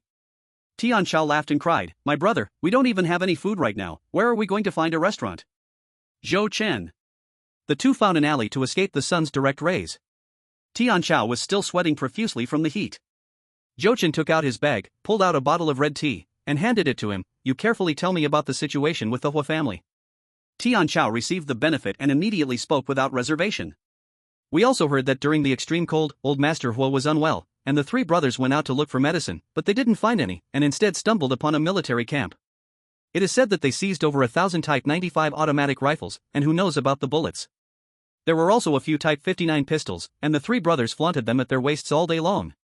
After old Master Hua died, all three brothers wanted to become the new head of the family, which is why they rarely showed up. After the extreme cold ended, the military took control of the city. The three brothers, fearing retribution, hid their guns. The police have searched the Hua family before, but nothing was found. Everyone says they must be hidden underwater. As for where exactly they are hidden, only the three brothers know. Zhou Chen nodded. No matter where the Hua family's three brothers had hidden them, he needed to find them. Over 1,000 Type 96 automatic rifles and countless bullets, who wouldn't be tempted? The Hua family's three brothers currently feared the police and military. But once a massive earthquake struck, survivors would be desperate, and thugs would run rampant. At that time, the three brothers would surely use this batch of hot weapons. Whether united as brothers or turning against each other? As long as one person survives, they will definitely use these hot weapons to form an armed force. It's also possible that all three brothers could die in the earthquake, but the hot weapons they hid could also be buried deep underground. Time waits for no one. He must find a way to get them soon. Zhou Chen asked again, what about the submarine? Tian Chao explained, the Hua family is the richest in the boat city, wealthy people like to play with high-end things. Over a decade ago, the Hua brothers wanted to buy a civilian submarine from abroad, but the country didn't allow it. A few years ago, domestic civilian submarines became available, and the three brothers eagerly got one. When they brought it back, many people came to see it. The submarine is 19.6 meters long, 5 meters wide and can carry 44 adults and 6 children. The max speed is unclear, but it has 24 portholes and a large hemispherical observation window. The maximum diving depth seems to be 60 meters. As for civilian ones, in front of our East Sea Fleet's military submarines, it's just trash. But no matter how trashy it is, it's not something us common folks can afford. Tian Chao smacked his lips, his expression thought-provoking. Jealous, resentful of the rich, disdainful, yet truly envious of their talents. After all, their wealth was accumulated over generations, envy and jealousy are useless. Zhou Chen felt that the general situation of this civilian submarine was a far cry from what he expected. But that didn't affect his determination to get it. Military submarines are great, but he can't drive one. Even if heaven gifted him a military submarine, send another angel to teach him step by step. He can't drive it alone. Zhou Chen asked, where is the Hua family? Tian Chao pointed in a direction. The direction is yesterday's mountaintop. Boss, did you see Luojia Mountain on the opposite side of the cliff yesterday? At the foot of Luojia Mountain, there is a small island, that is the Hua family's villa. Tian Chao blinked. Boss, are you interested in the Hua family's submarine? Maybe they are really willing to sell it now. Zhou Chen was puzzled. What do you mean? Tian Chao whispered, the Hua family has hereditary diabetes. I heard they are currently looking everywhere for insulin. One dose has already sold for a sky-high price of 1,000 pounds of seafood. Is 1,000 pounds of seafood a lot? A lot. But it seems insignificant in front of medicine. Zhou Chen is rich, he has dozens of boxes of insulin stored in his space. But in a city facing food shortages, the three Hua brothers, having plenty of their own food, would rather let their fishing boats remain empty than lend them to the military to solve the people's livelihood problems. Such heartless selfishness, he wouldn't give even a single dose of medicine. They have guns, boats, and even civilian submarines. Very good. Zhou Chen has completely set his sights on the Hua family.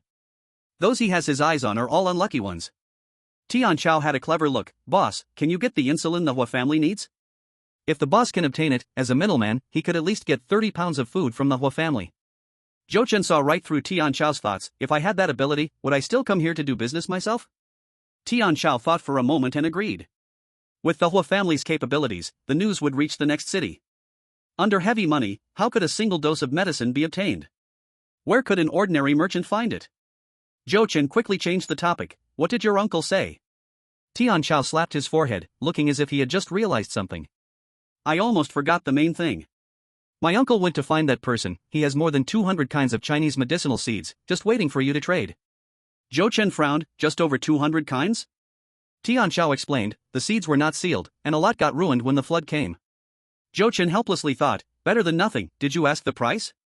Tian Chao said, the other party said, all seeds, in exchange for 34 pounds of rice, or 100 pounds of potatoes. Though rice and potatoes are both food, the market price has always been 1:3. The two went to the police station to get 100 pounds of potatoes and borrowed bicycles from the guard. The Chinese medicine seed merchant lives in the countryside. Two old people, looking worried, chatted under the roof. Under the extreme heat, they never left their fan. Tian Chao honked the bicycle horn, and one old man immediately stood up. Hastily put on his reading glasses and stretched his head to look.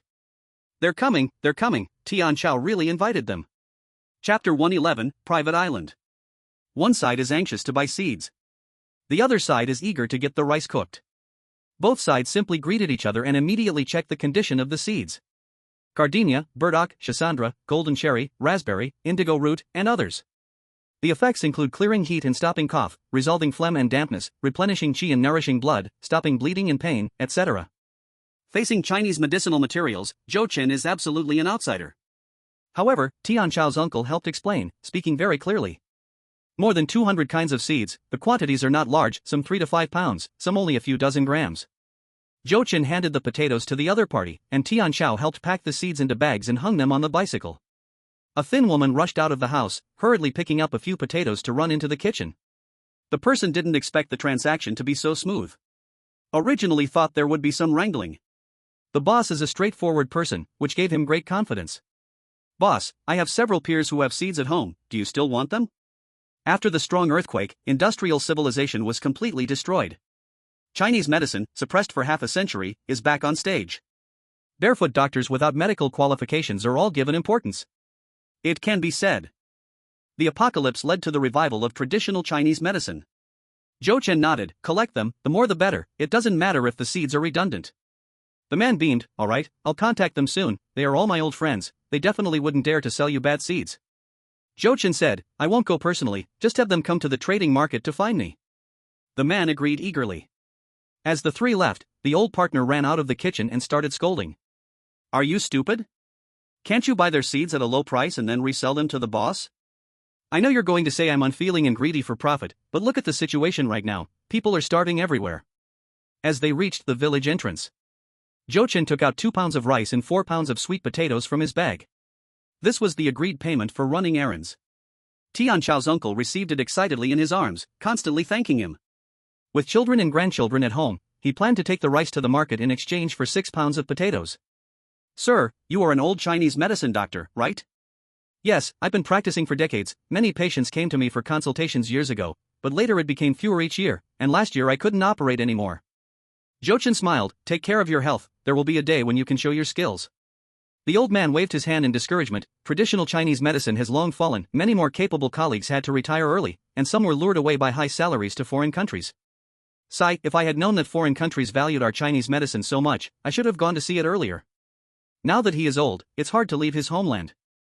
That night, Zhou Chen walked in the dark to the seaside, took out a speedboat, and headed toward Mount Luojia. Woo! In the distance on the sea, there was a fishing boat returning from the sea, sounding its horn. The sea was vast, and the speedboat was running at full power. After half an hour, he arrived near Mount Luojia. Under the moonlight, Mount Luojia appeared with a vague outline resembling a sleeping Buddha. Zhou Chen changed into his diving gear, took out his diving propeller, and dove underwater toward the small island next to the Buddha's feet.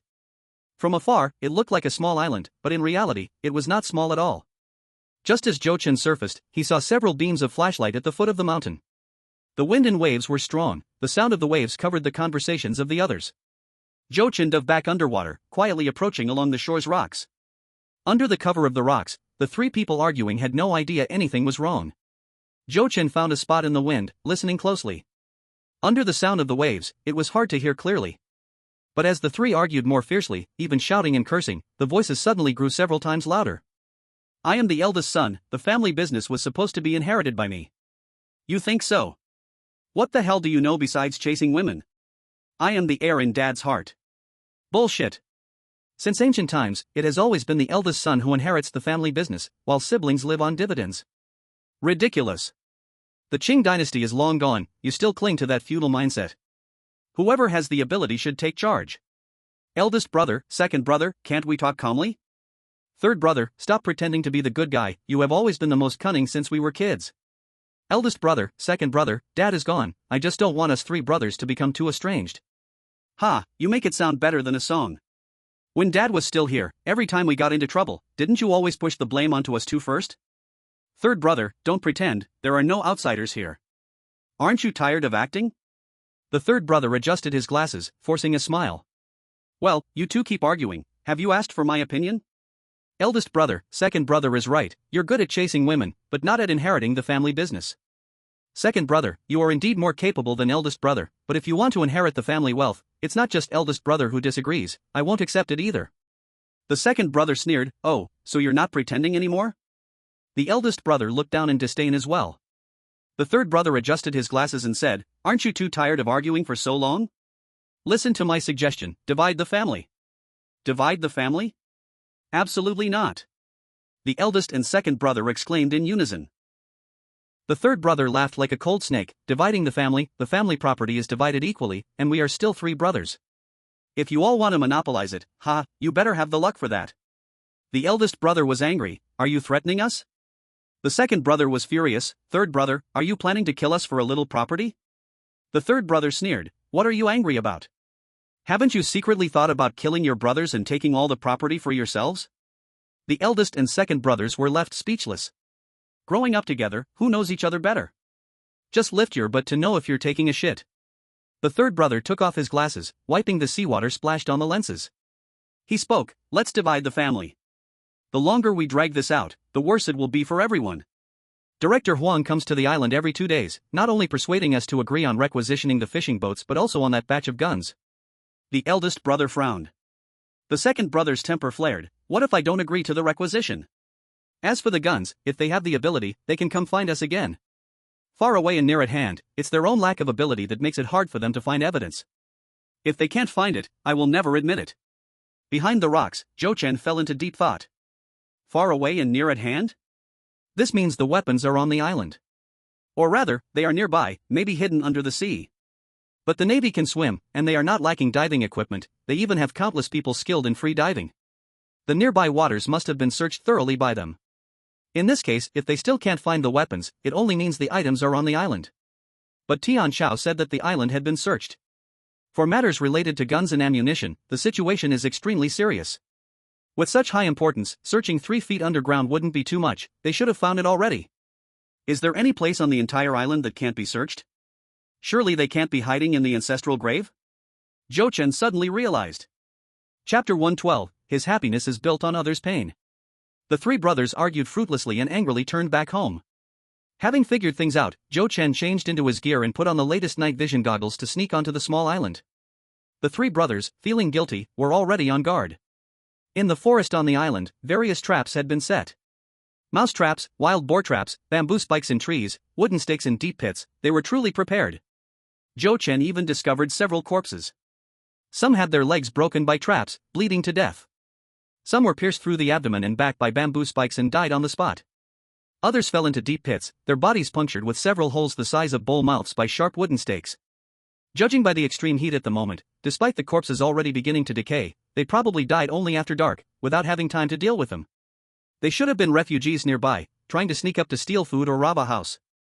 In the pitch darkness, they fell into traps and lost their lives. This small island is about 10,000 square meters. On the island, besides a large villa, there are several smaller villas nearby. A private swimming pool, big gardens in the front and back, surrounded by woods. Zhou Chen also found an unexpected delight. In the front garden, there was a helipad marked with an H, covered by a sunshade cloth. Zhou Chen quietly approached. He lifted a corner, and sure enough, it was a helicopter, and a large helicopter at that. His previous helicopter was just a little brother compared to this one. Zhou Chen was thrilled. He felt that since his rebirth, he had been walking in good fortune. To avoid startling the snake in the grass, Zhou Chen restrained his impulse to immediately put the helicopter into his space. It wouldn't be too late to return the way he came after getting the weapons.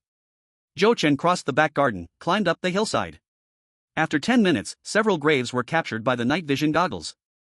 Zhou Chen observed closely. The graves were made of stone, surrounded by cement. The edges of the cement were covered with dried weeds. Only one grave, although made of stone, did not use cement, and there were no weeds around it. This indicated that it was a new grave. In extreme cold or heat, weeds wouldn't grow. The tombstone had words, the birth date and death date of the grave's owner. The names of the wife, son, and grandson. The eldest son, Hua XX, the second son, Hua XX, the youngest son, Hua XX. This just happens to correspond to the three brothers of the Hua family now. This place is 2,000 meters away from the villa, and the sound of the roaring sea can provide excellent cover. Zhou Chen took out a spade from the space and rolled up his sleeves to get to work. Far away in the sky, yet close before his eyes. Recalling what the Hua family had said, he became even more convinced that the hot weapons were hidden in the old man's grave. The Chinese value being at peace in the earth. Digging up a family grave cuts off one's ancestral lineage. This is not just a feudal superstition, it also violates the Public Security Administration law, and goes against social customs. The previous searches might have only left this grave untouched. Perhaps the organization already has the answers. It's just that, due to the obstruction by the Hua brothers or other considerations, they didn't dig the grave to check. The greatest possibility is that they hope to requisition the Hua family's fishing boats. And to recruit workers to restore the factory to normal operation. In this way, it could solve part of the people's livelihood problems. Putting people first, working with sincere effort. But the organization must have made a note of it, just waiting for the right moment. Once the moment comes. Don't mention a grave, even the graves of 18 generations would be dug up for inspection. The soil is both dry and hard, making it extremely labor-intensive to dig. Zhou Chen took out several buckets of mineral water and poured them one by one on top. At first, when the water was splashed on, it was quickly absorbed by the dry soil, slowly turning softer. Zhou Chen picked up the spade again and dug earnestly. After half an hour, he dug up a cremation box. Zhou Chen squatted down to examine it carefully. Not a single bullet could be seen. But, with the moisture, the place where the cremation box was placed sank. This is a sign that the earth has been disturbed. The three brothers were quite clever. They actually buried the hot weapons deep under the cremation box. Keep digging. Zhou Chen dug down 10 meters and finally found something. It was a waterproof cloth. Lifting the waterproof cloth revealed several hot weapons he had longed for. Expanding the range and continuing to dig, increasingly more hot weapons sprang into view. All wrapped in waterproof cloth and placed rather messily, as if time was pressing. Over 1,000 Type 96 automatic rifles. 10 handguns.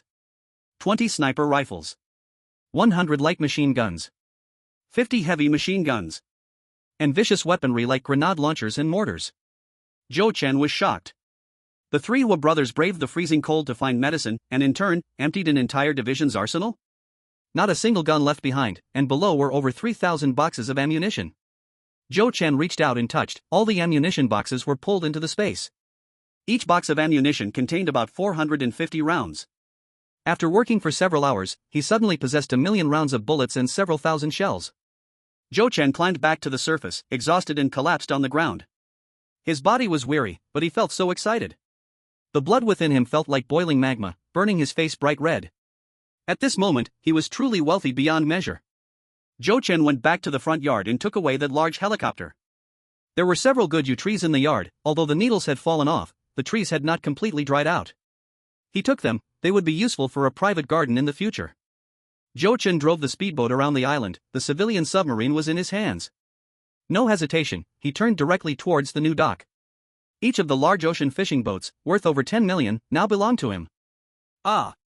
I can't take it anymore. He was even richer than before. Zhou Chen climbed the mountain again and set up a tent. Using mineral water to wash away the salty sea taste, barbecue paired with ice-cold beer. Feeling the sea breeze and listening to the sound of the waves, tonight's moon was bound to be beautiful. Red clouds burned, and the sea glistened like gold. Zhou Chen admired the dazzling sunrise once again. At the new dock below the mountain, more and more refugees gathered. The pale-faced three brothers hurried over. They found that the 5 fishing boats were indeed missing, just as the employees had said, and almost fainted from shock. Where is the boat? Where is my family's boat? My fishing boat. What happened last night? Who is secretly plotting against our Hua family? With the early morning sunshine, I opened the window and found the helicopter parked in the yard was gone. Then I discovered that my father's grave had been dug up, and a large number of weapons hidden beneath the grave were all missing. The three brothers suspected each other, questioned each other, and even drew knives, ready to fight. The employee responsible for watching over the boat at the dock arrived on the island, his face pale with fear. The eldest and second brothers squatted on the ground, holding their heads and crying. Even the most calculating third brother was so angry he was spitting blood. It's all over. My whole family is finished. Not a single one of the onlooking refugees showed sympathy for the three brothers. A dead camel is still bigger than a horse. Even if the whole family lost their boat, they wouldn't starve in the short term. But they might starve by tomorrow, and they couldn't even afford to feel sorry for themselves. Jochin sat on the cliff edge, sipping milk and eating boiled eggs, watching the excitement. He built his happiness on the suffering of others. Such a feeling was truly refreshing. Tian Chao rode his bicycle to find him. Boss, the three seafood bosses want to invite you for breakfast. A few medicinal herb seed merchants have also arrived at the trading market. Zhou Chen glanced at his watch. It was only 6:30 in the morning. In the extreme heat, besides the homeless refugees, many residents were used to being active during the night. Without water and salt, walking in the sun during the day had a death rate 3 times that of night. Chapter 113, If the soldiers don't kill you, I will. There were several seed merchants who came this time. One by one, they were thin and pale. Zhou Chen checked the quality of the seeds, felt no problem, and traded on the spot. The quantity of seeds was not large, but combined with the last batch, the types of medicinal herbs increased to over 900. Not bad. But in broad daylight, it was inconvenient to take supplies from space. He could only return to the police station to collect the supplies from the van. After that, he conducted a second transaction with the three seafood bosses. Tian Chao ran around, pulling seeds and supplies here and there. Zhou Chen was skeptical that his rickety bicycle would fall apart on the way. After completing the transaction, the two squatted outside the police station, smoking. Tian Chao couldn't help but express his long-standing worry. Boss, just now the seeds and seafood used up all our supplies. In a few days when the fishing boats return. He wasn't worried that the boss was a fraud. He purely didn't want the fishermen to be disappointed. After all, those fishermen were his fellow townsmen. Zhou Chen casually flicked the ash off his cigarette. You asked the wrong question again. He opened his backpack, took out a pound of grain and a piece of bread, and threw it to him. Tian Chao caught it, his face full of worry. Boss, you wouldn't want to replace me, would you? I'll bow to you and apologize. Saying this, he was about to kneel. Zhou Chen jumped back. What's wrong with you? Tian Chao knelt halfway, looking anxious. I didn't mean to say something wrong. I'm here to apologize. Zhou Chen shouted angrily. Hurry up and get up. I have something for you to do. Tian Chao quickly got up. Boss, just give the orders. Zhou Chen said, aren't you some middleman for a gang? Don't slack off, go help me find supplies, the benefits are negotiable. Tian Chao was so happy. No problem, our explosive sky gang has plenty of supplies, just not food and medicine. Zhou Chen waved his hand. Remember, I won't accept scrap goods. Steel, gasoline, electric wires, generators, various repair tools, it has to be useful. I have plenty of food, you just find as much as you can. Tian Chao thought for a moment. It seemed the gang really had these supplies, but he didn't know if they had been traded away or not. Trading with others probably wouldn't yield food either. Thinking this, he immediately pedaled away on his bicycle. Boss, I'm going back to the gang to find the boss. Zhou Chen stomped out his cigarette, drove away. After spending the night outdoors, just like last time, he drove the fierce war vehicle to take supplies from the hands of the marauders. Round trip, the empty roof of the vehicle was once again filled to the brim. The refugees at Zhujiajian had become used to it, but the red-eye disease had become severe to the extreme. The way they looked at Zhou Chen. From initial envy and jealousy, it turned into deep hatred. Just when Zhou Chen was carrying a bag of potatoes to Old Zhu, the refugees started to stir. Cheating merchant. Capitalist. Why should we go hungry while he has so much food? Brothers, let's take the supplies from the trucks. With so many of us, I don't believe the soldiers will really shoot. Damn it, rob him. Two soldiers immediately pulled out their guns. What are you doing? If anyone dares to make a move, I will really shoot. Fueled by the rioters, the beggar-like refugees formed a wall, inching closer to the gate. Everyone greedily stared at the food on the truck. Old Zhu, anxious, grabbed the radio to call for help. Once the chaos erupted, it wouldn't just be him and his two comrades that would lose their lives, Zhou Chen would also be in danger. One soldier fired a shot into the sky. I warn you, if you take one more step forward, we will shoot. The harsh gunshot made the greedy crowd halt in their tracks. But in the next second, they continued to move forward. Old Zhu raised his rifle, standing beside his two comrades. 3 guns were aimed at the rioting refugees. Zhou Chen could see at a glance that they had very few bullets. Their hearts did not want to kill these poor refugees. But a riot was about to happen, losing a few lives was inevitable. When the 3 ran out of bullets, they would end up being chopped to death by the rioters. Click. The sound of weapons being readied made old Zhu and the others turn in shock. Zhou Chen appeared holding a submachine gun, stepping in front of them. The dark muzzle was pointed at the crowd. They are soldiers, and they do not want to shoot you, but I am not. Take another step and try it. The soldiers won't kill you, but I will. The rioters hiding behind the refugees continued to incite the crowd. Don't listen to him, he doesn't have any bullets in his gun. Damn it, if you have guts, shoot us. Come and kill us. We're all dead anyway, I'd rather be shot than starve to death. They are all in it together, and they don't care about us. If we kill those 4, the food will be ours. Old Zhu broke into a cold sweat. Brother, quickly drive away. Reinforcements will arrive soon, we can hold our ground. The refugee riot was getting serious. They were soldiers, and even though they felt pity, killing a few to set an example was also to maintain order. Zhou Chen, a businessman, holding a gun was already breaking the law. If he shot and killed someone here, it would be a huge problem. Zhou Chen looked at old Zhu. If I kill someone outside, you can't control it, right? The 3 of them were silent. Zhou Chen put away the gun and jumped into the car. He backed the car up, crashing through the gate. The fierce battle vehicle rushed back towards the refugees, scaring them to scatter to the sides. Then, they began to chase the car, throwing stones and kitchen knives, following all the way to the main road outside. Don't let him run away. Leave the food behind. Kill the cheating merchant, kill the capitalist. The food on the truck is all ours. Just when they were less than 10 meters from the vehicle, the doomsday battle vehicle that had been retreating suddenly came to a stop. Zhou Chen pushed the door open and got out, raising the dark muzzle of his gun. The running refugees didn't react in time before they fell to the ground, shot. Bang, bang, bang. The dense gunfire erupted, bullets flew from the barrel like they were free. Bullet casings clattered onto the ground, making crisp sounds. A sea of refugees fell one after another, and when the ones behind reacted, they began to flee in all directions. The smarter ones howled as they ran towards the gate. Just a moment ago, they wanted to kill the soldiers, now they were hoping to receive protection from the soldiers. Zhou Chen chased after them. After emptying the magazine, he replaced it with a new one. Climbing over hills, jumping over ditches, and crouching in the ditches, all were shot dead. Even the rioters and refugees running toward the soldiers did not escape. In the face of absolute firepower, weak humans fell apart easily. Soon the gunfire attracted a crowd of onlookers who stood behind old Zhu and the others, looking dumbfounded at the bodies on the ground. Some people were not dead, but had been shot in the arms or legs.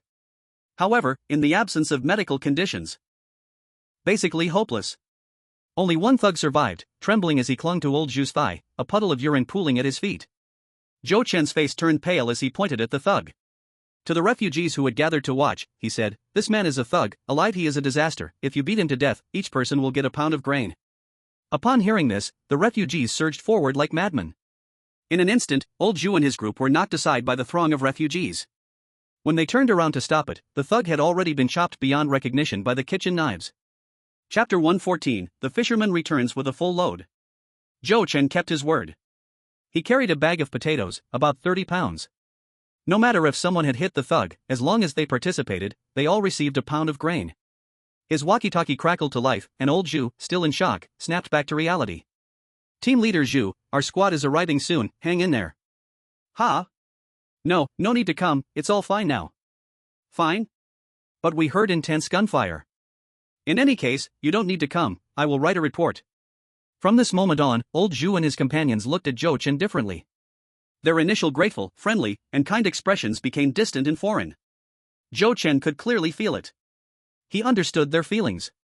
Defend the motherland, defend the people. These 8 words had become like a brand on the soldier's soul. The thug deserved to die, but more refugees were just trying to survive. He had shot and killed everyone, which made it hard for them to accept. Old Zhu returned the bag of potatoes to Zhou Chen. You take the food back. Zhou Chen sighed, just keep it this time. Old Zhu tossed the bag onto the vehicle, turned, and slammed the registration room door shut with a bang. The vehicle entered the police station, and Tian Chao chased after them. In the bike basket, there were still 3 half-sized potatoes. He had been at the scene, rushing in with the kitchen knife. There were too many people attacking the thug, and he couldn't squeeze in, so he only got a pound of potatoes. Seeing his boss's bad mood, he stammered to comfort him, "Boss, don't hold it against old Zhu and the others, soldiers are just thick-headed." Zhou Chen maintained a stern face. Who said I was holding anything against them? Tian Chao immediately flattered, yes, boss, you are noble and honorable, how could you be angry with old Zhu and the others? If anyone is to blame, it's those thugs, and the dead refugees got what they deserved. Boss, you don't know how many refugees are trying to be self-sufficient, scavenging for shells to eat under the scorching sun. Just the group at the sluice keeps lying around doing nothing, waiting for the organization to feed them. This kind of lazy bunch will eventually become thugs, committing all kinds of evils. Boss, you are removing the harm for the people in advance. Jochen still felt very unhappy. So many bullets. This stuff will be irreplaceable for the next few years or even 10 years. One bullet less is one bullet less, it hurts my heart. Next time, I can't be so impulsive.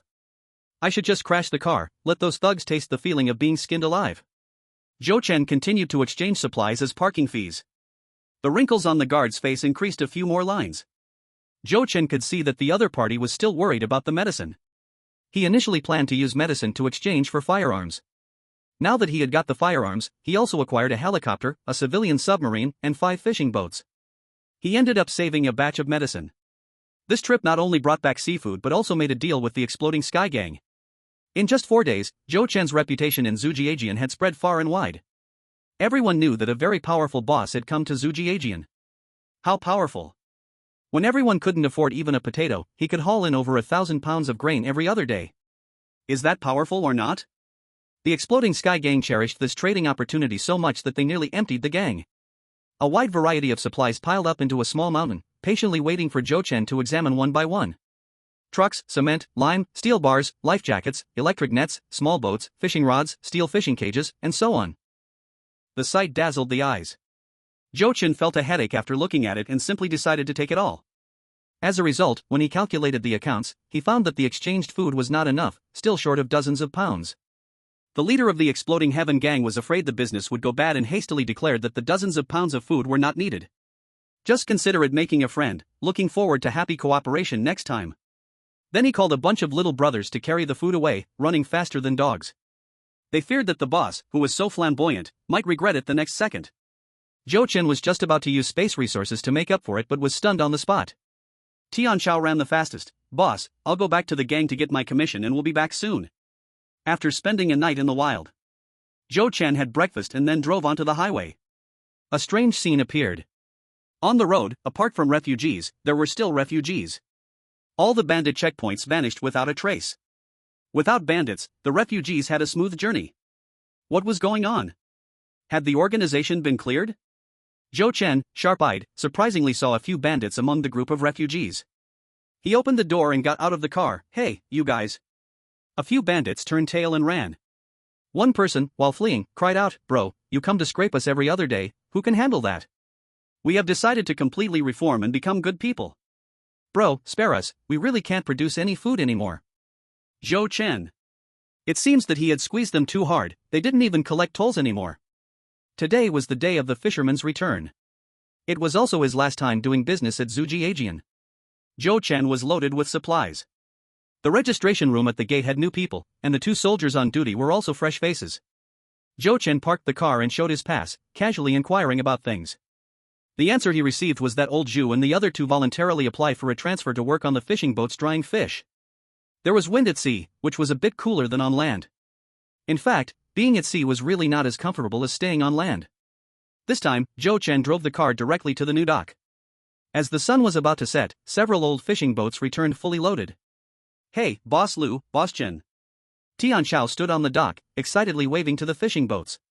The fishing boats docked steadily, and the fishermen were startled to see the fierce and savage war vehicle. Looking again, the roof was filled with grain, each person carrying such a heavy burden. These days at sea, no matter how fierce the wind and waves were, they were unafraid. Their only fear was that after bringing back a boat full of seafood, they wouldn't be able to sell it.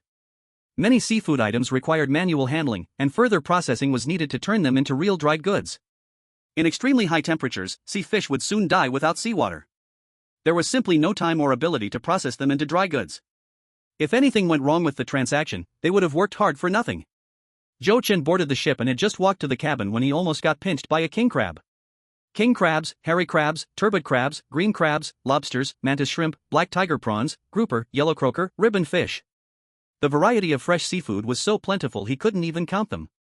There were many kinds of fish he didn't even recognize.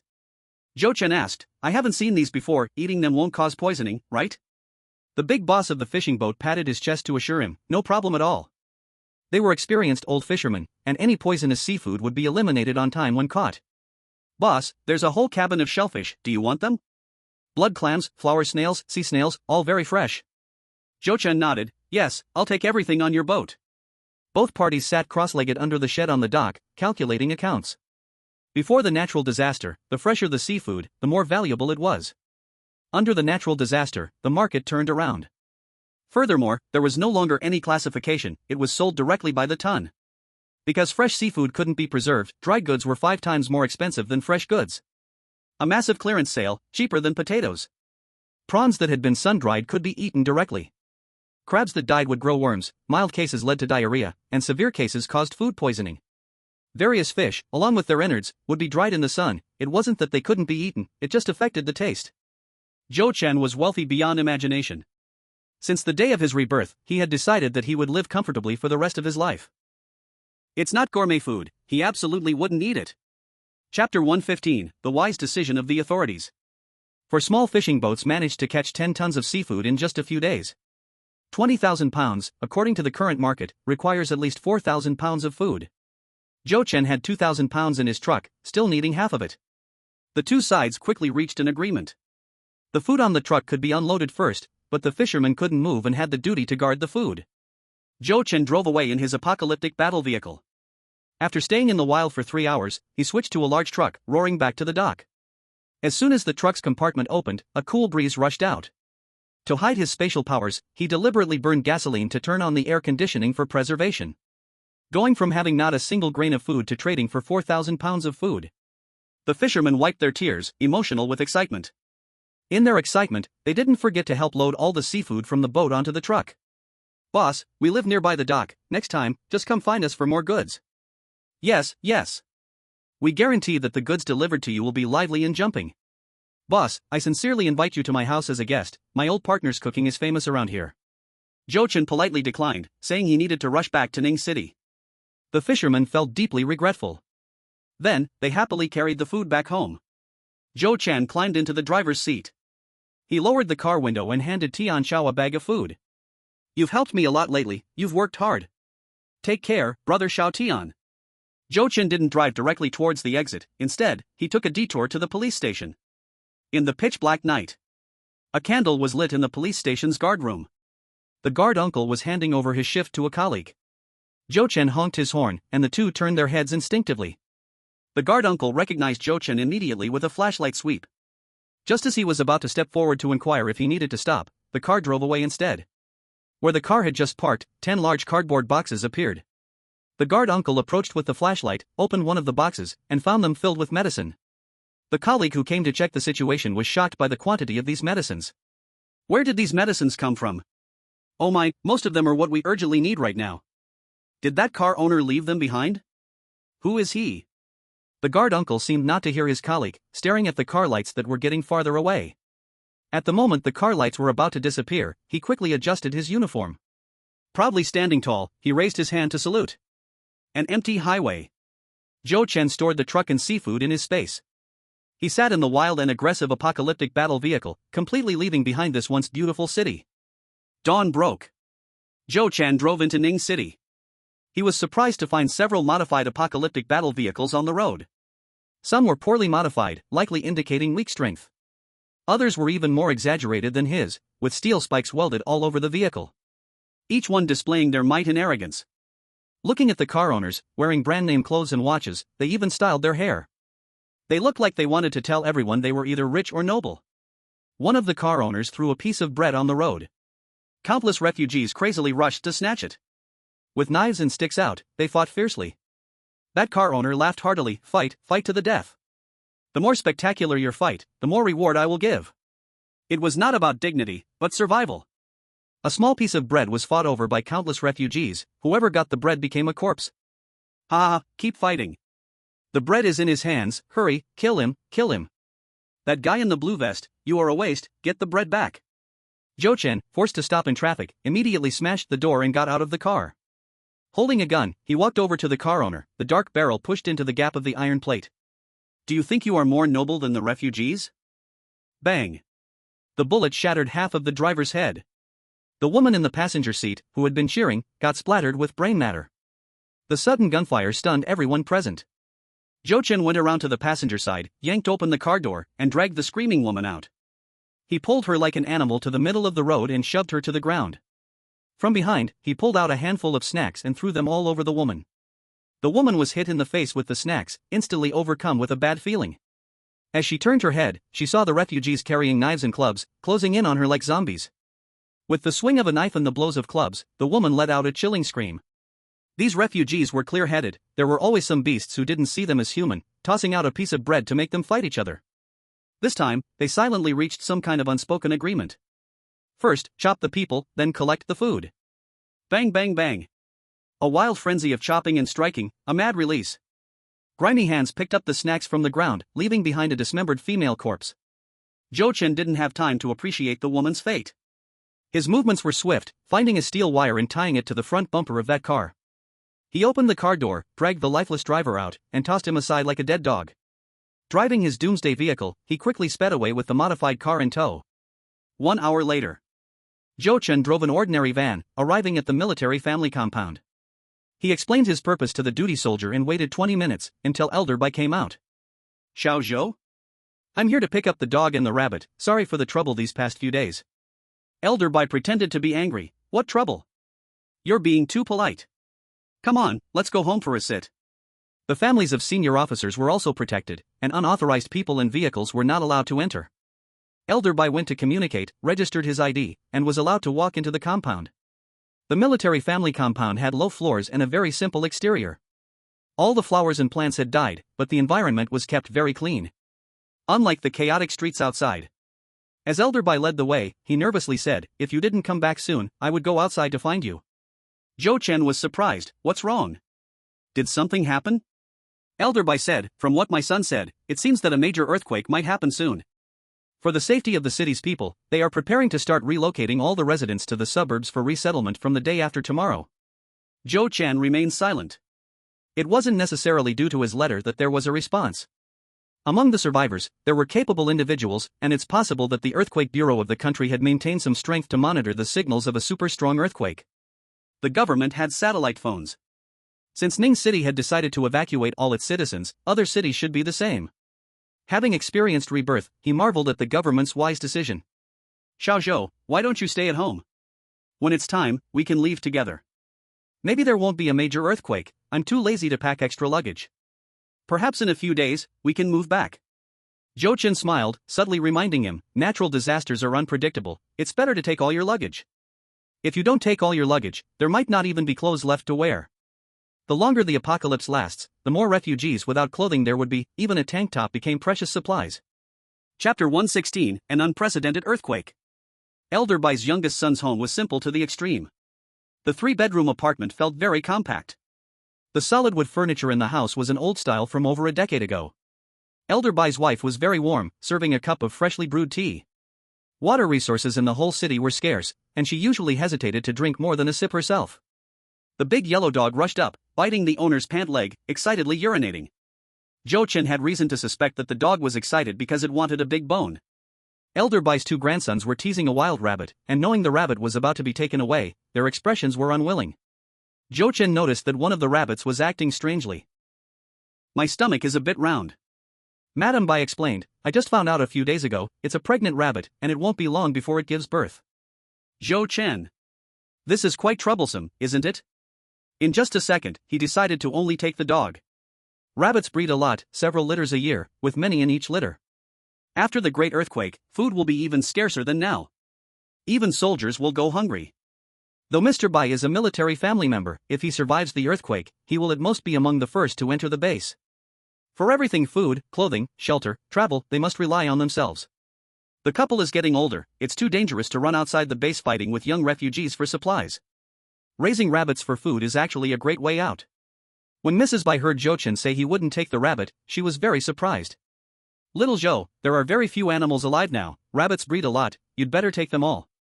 Natural disasters don't know when they will end, your family has many mouths to feed, relying on the food allowance from Deputy Commander Bai is just a drop in the bucket, better leave them for you. Mrs. Bai was very grateful. In fact, although they had turned to their youngest son, there really wasn't enough food to eat. If they could raise this pair of rabbits, and the rabbits could give birth to more, it would effectively solve part of the food problem. After some small talk, Jochin took the dog and said goodbye. Mr. Bai repeatedly urged, at least have a meal before you go. Jochin rejected, I have an appointment to trade, being late is not good. Even if he just ate 2 potatoes, it could mean one less person would starve in the Bai family in the future. While pretending to dig in his pocket, he took out 2 bottles of quick-acting life-saving pills. Mr. Bai's face was full of shock, refusing to accept no matter what. Medicine prices keep rising, 1 quick-acting heart-saving pill can now be exchanged for 100 pounds of food. What does 100 pounds of food mean? His son, such a high-ranking official, can only get 2 pounds of potatoes a day. The two kept pushing back and forth, and Jochin finally convinced Mr. Bai. Mr. Bai sent Jochin to the gate. Just then, an altered doomsday vehicle passed by, rude and uncivilized. Mr. Bai cursed angrily. In recent days, these modified cars have suddenly appeared outside. I don't know which idiot brought it, turning cars into killing machines. Those idiots are so barbaric, driving around recklessly, killing many people. I told my son, people like this should be executed on the spot. Jochin. Mr. Bai leaned against the car window, earnestly, Little Joe, are you really not coming with us? Jochin nodded, I'm used to freedom. Mr. Bai sighed and repeatedly urged, you must take care, after the disaster passes, we'll reunite in Magic City, and then let's drink happily together. Jochin drove away in the van, the houses on both sides of the road quickly receding. After the great earthquake, the city was destroyed. How many people will never see each other again in their lifetime? Woof! The big yellow dog wagged its tail wildly, drooling a meter long. Jochin tossed a big bone to it, driving towards the outskirts of the city. Upon reaching the outskirts, he immediately switched to a helicopter.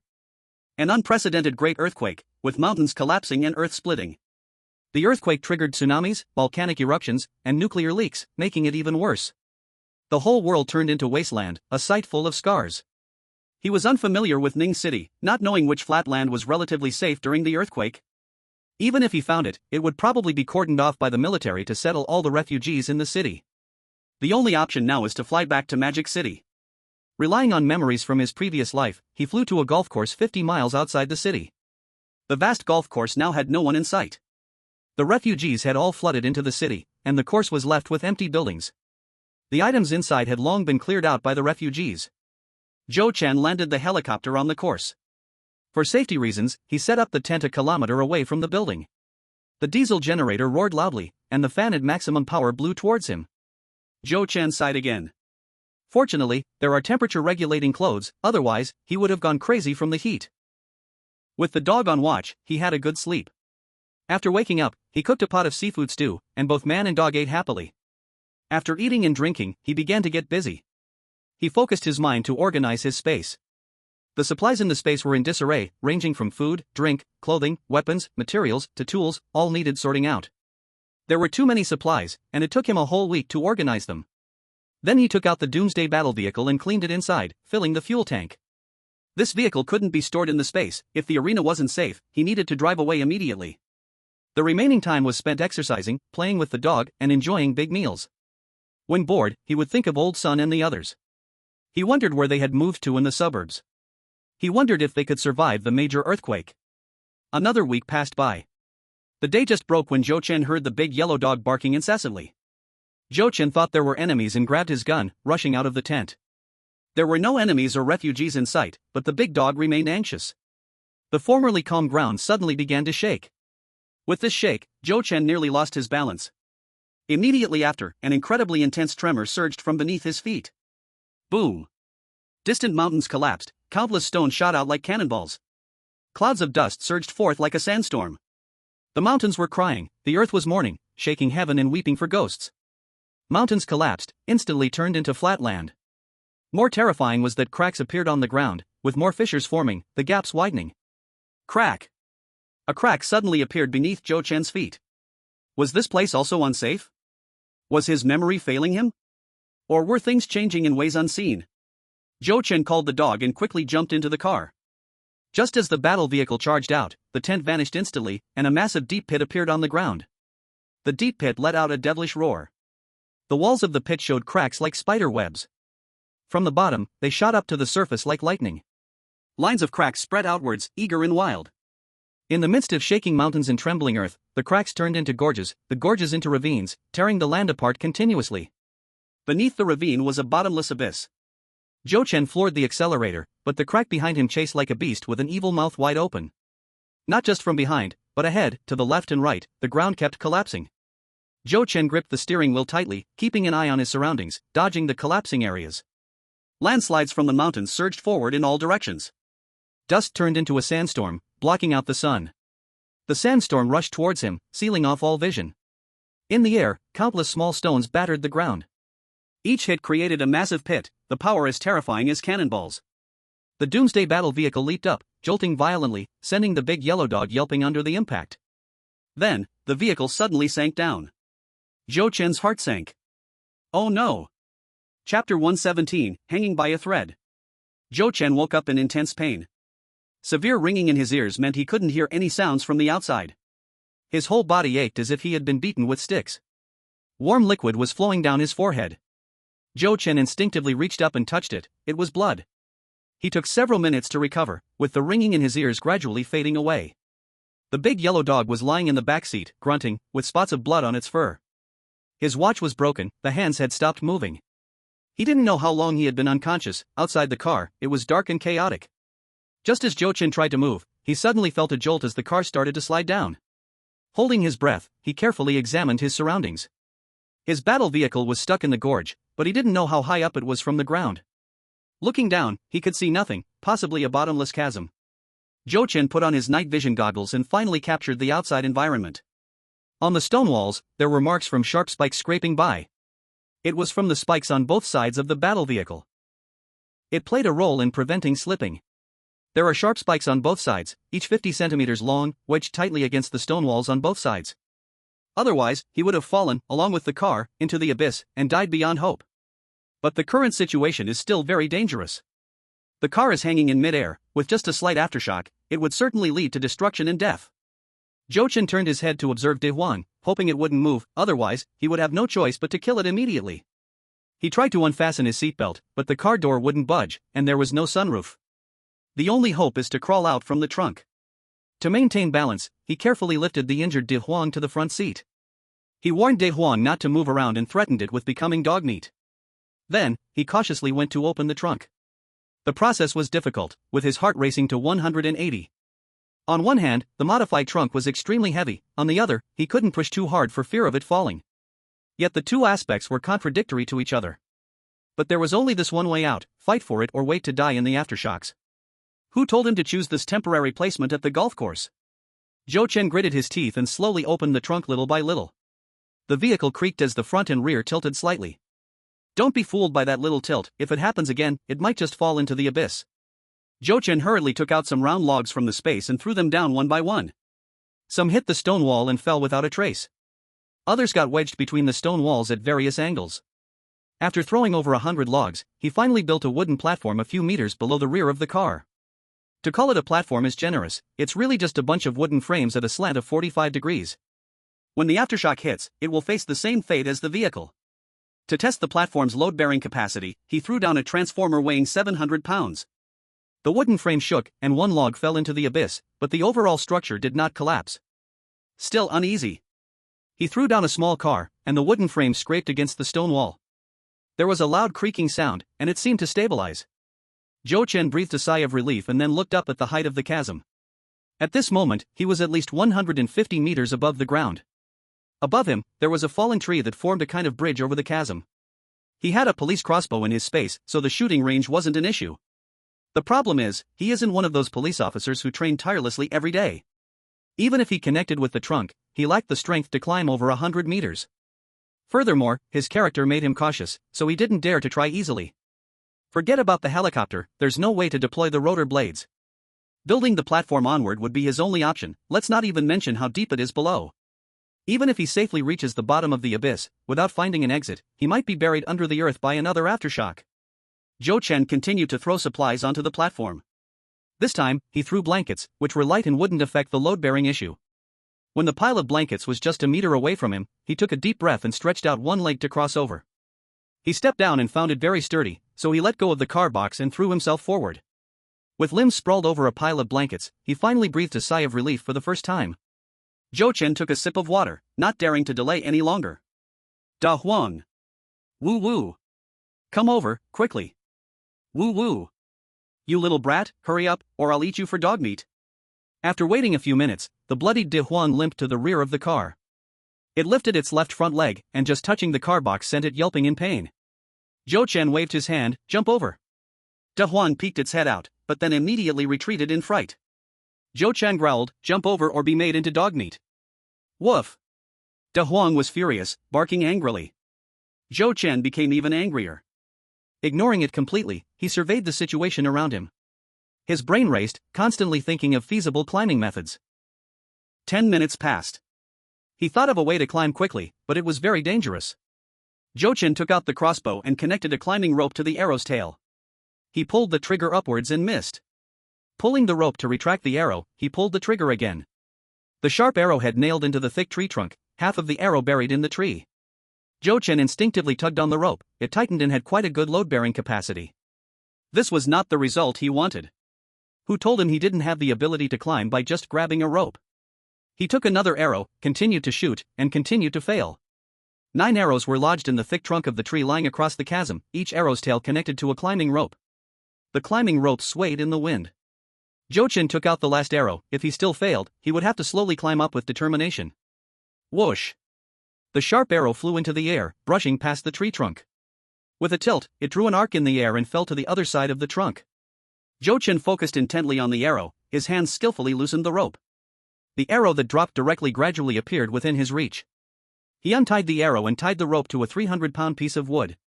After a while, he just needed to kick the wood off the platform. The 300-pound wood would quickly drop, allowing him to climb the tree using its force. This is the principle of the lever.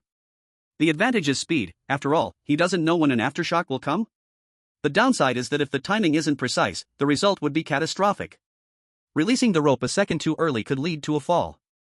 Releasing the rope a second too late means being yanked down into the abyss by 300 pounds of wood. In any case, timing must be precise. Neither a second too early nor a second too late.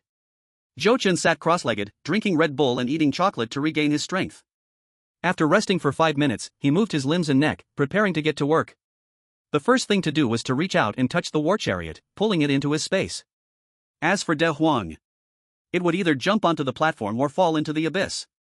After feeding it for so long, if it only ate bones and did not obey, what was the point of keeping it?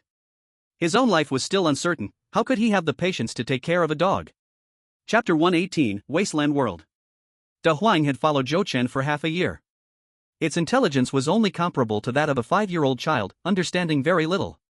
But it had seen too many times how items appeared from thin air or disappeared into thin air in master's hands. The moment Zhou Chen reached towards the war chariot, the always slow De Huang was startled. Before long, it leaped and landed on the soft cotton bed. Zhou Chen quickly stored the war chariot, not daring to waste any more time, and directly put the injured De Huang into his backpack. Peeking into the unfathomable abyss, his heart was racing. He told himself that there was only one chance, if he failed. If he failed, then he would have to sit down and have a meal. Zhou Chen grasped the other end of the rope tightly. After taking a few deep breaths, he kicked the 300-pound wood hanging on the platform down. The moment the 300-pound wood began to fall, a powerful pulling force instantly yanked him upwards. The speed was incredibly fast, with the wind howling in his ears. Zhou Chen tilted his head back, his eyes fixed firmly on the tall tree above. In just a few seconds, the trunk of the tree was right before him. The instant his body touched the tree trunk, Zhou Chen immediately released the rope. Using all 4 limbs, he clung to the trunk. His whole body tilted towards the abyss on the other side. That damned inertia almost cost him his life. Zhou Chen held his breath, not daring to exhale. Holding his breath, he cautiously adjusted his body little by little. After stabilizing himself, he let out a heavy breath. That was close. Thinking of the aftershock that could come at any moment, he didn't dare waste a second, pushed himself up, and took steps backward. The moment his feet touched the ground, he ran towards the open area. He ran over 100 meters in one breath before finally sitting down heavily on the ground. Unpack the backpack, let the big yellow dog climb out by itself. He lies on the ground, not wanting to move at all. Zhou Chen's heart is pounding like thunder, his ears filled with the sound of his own heartbeat, his whole body feels cold. Only then did he realize that he was covered in cold sweat.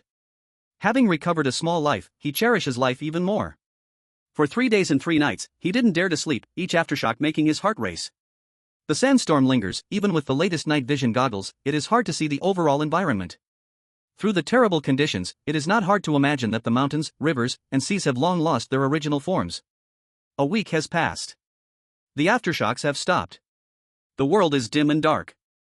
In the gray sky, besides the dust, there is also ash. Thick ashes fall like snow. The earthquake triggered tsunamis, volcanic eruptions, and even nuclear leaks. Jochin has been living in a tent. Every time he steps out, he has to wear a gas mask. He has been keeping a regular sleep schedule, getting up every hour to check his surroundings. Surviving the earthquake doesn't mean that there are no other dangers. No one knows which will come first, the accident or tomorrow. He also uses an excavator to drag a large tree lying across the ditch back to the ground. After much effort, he recovers the 9 sharp arrows and the 9 climbing ropes from the trunk. Big Yellow's leg injury is almost healed. Perhaps it was the scene on the platform that scared it. It has deeply felt its owner's ruthlessness. Now it has become much more obedient, not daring to eat too many bones, always following its owner, step by step. Afraid that its owner would abandon it. Animals are often much more sensitive to changes in the environment than humans. Dogs are nearsighted, their vision is not great. But their sense of smell is exceptionally sensitive, 1,200 times that of humans. With the various smells in the air, it senses that the world has become a different place. A month later. The sky is still gray, and the air is filled with fine ash. When going out, you must wear several layers of masks. Visibility has improved somewhat, allowing you to see conditions within 100 meters. At this time, refugees have begun to appear nearby. Each of these refugees has pain and numbness written all over their faces. They carry luggage, some with family, some alone, trekking towards unfamiliar cities to survive. However, they don't know that all the cities have turned into ruins in this earthquake. Jochin quickly packs up his tent and changes into old clothes. But he is still 10 blocks away from the beggar-like appearance of the refugees. He grabs a handful of dust and rubs it into his hair, smearing his handsome face, and rolls back and forth on the ground. After a minute of struggling, he barely looks like a refugee. Jochin walks towards one of the refugees. This refugee looks numb, not even noticing him. He walks towards another refugee. That refugee sees the dog at his feet and can't help but swallow hard. Jochin takes out a piece of bread. "Brother, how is the situation in the city?" The refugee's eyes light up, snatching the bread and stuffing it into his mouth, clearly having been hungry for many days. Jochin pours him a cup of water from his flask. "Eat slowly." Cough, cough. The refugee chokes on the bread, swallowing a cup of water before recovering. "Thank you, do you have more to eat?" Jochin. The starving refugee instinctively stares at the big yellow dog, which is plump and strong. Jochin pats his chest. "Brother, look at me here." The refugee looks up and finally sees the gun on him. He stumbles back, his eyes no longer daring to look at the dog. Jochin asks, "What is the situation in the city?" The refugee looks pained. "It's destroyed, everything is destroyed, the entire city has turned into a wasteland. Everywhere is full of dead people, those I know and those I don't know have all died." Jochin frowns. "Didn't the organization notify you to evacuate before this?" "It's impossible, right?" Even Ning City decided to evacuate its residents. The refugee gives a bitter smile. "Yes, they notified us, not just in every community, but through loudspeakers. Door to persuade."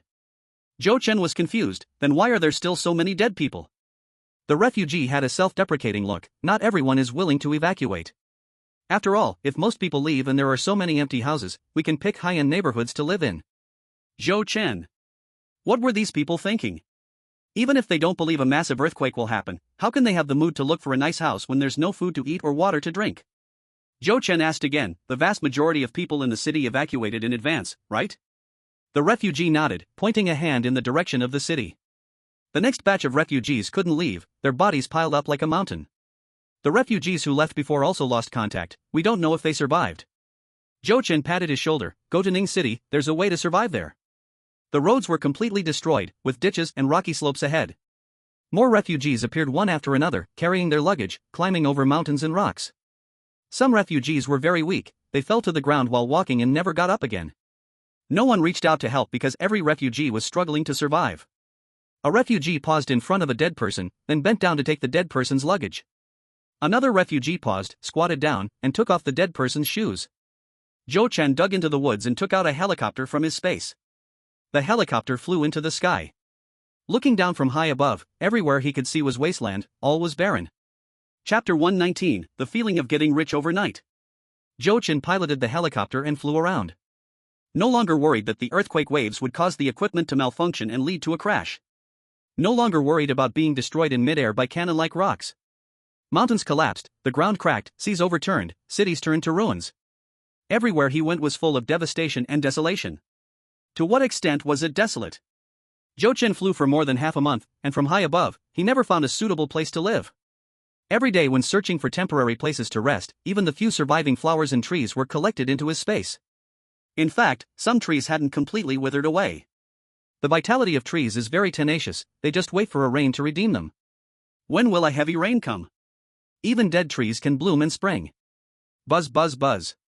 The helicopter was flying in the air. On the ground, the struggling refugees, some waved frantically, others ran toward the direction of the helicopter. They need help so desperately.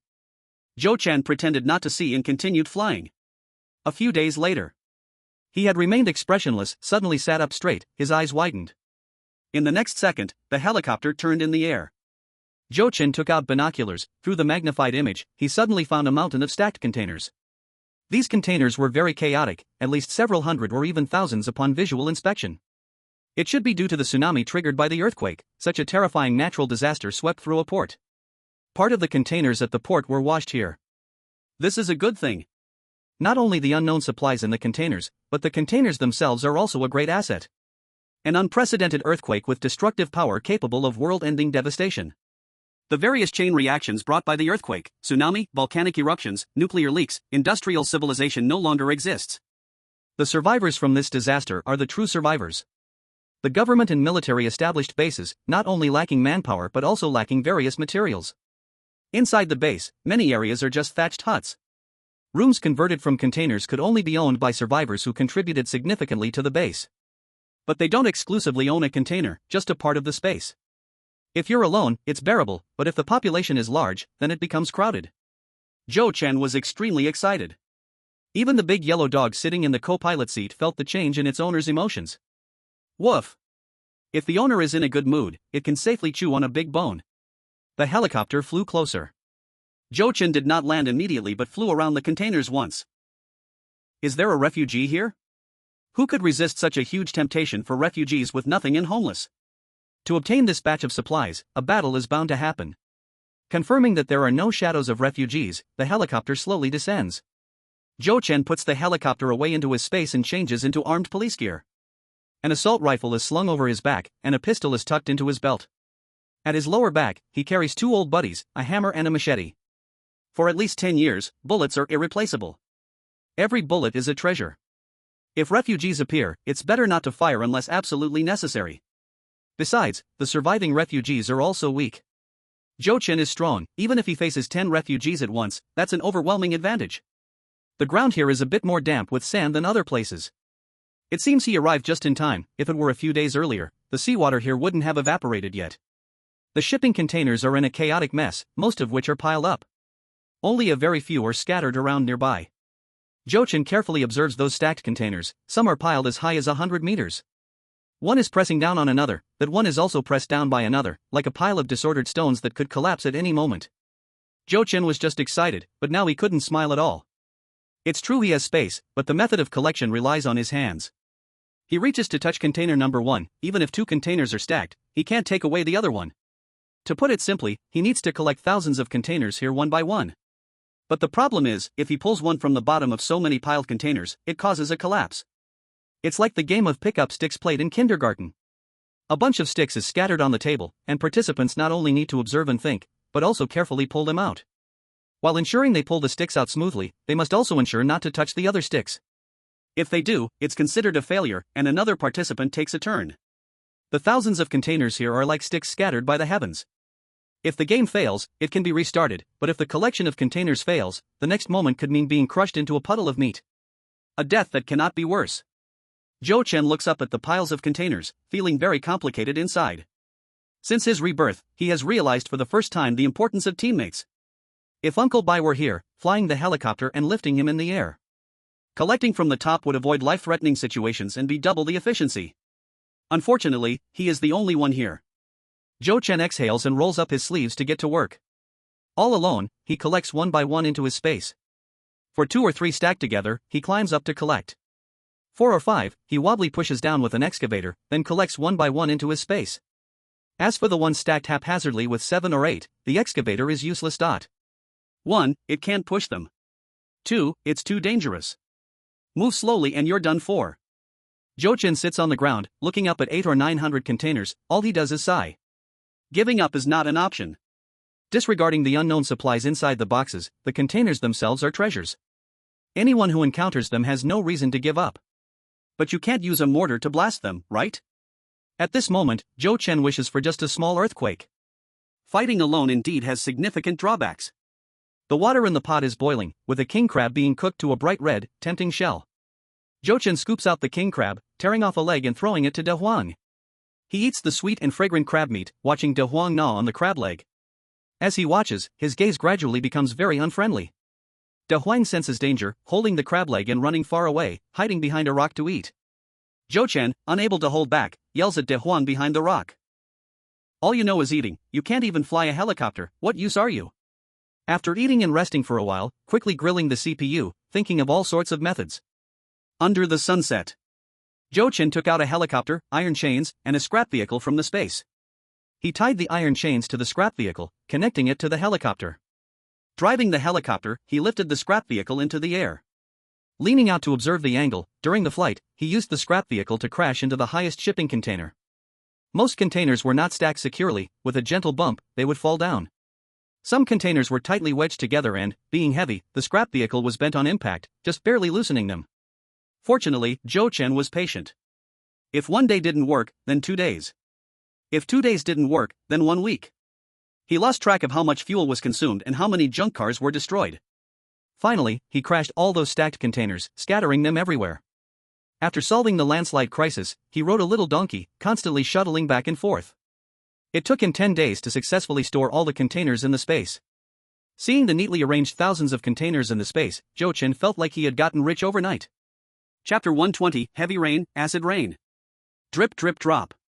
Waking up, Jochin groggily opened his eyes. The faint sound of raindrops gradually became loud. Then, showering on the tent. Jochin rolled over and jumped up, not even bothering to put on his shoes, straight to the cave. Big Yellow excitedly followed behind, rolling around madly in the long-awaited heavy rain. Raindrops falling from the sky burst into sparkling droplets on the ground.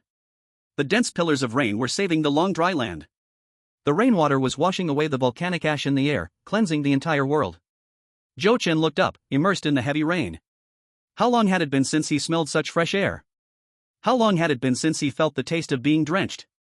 The arrival of this heavy rain signified the end of extreme heat.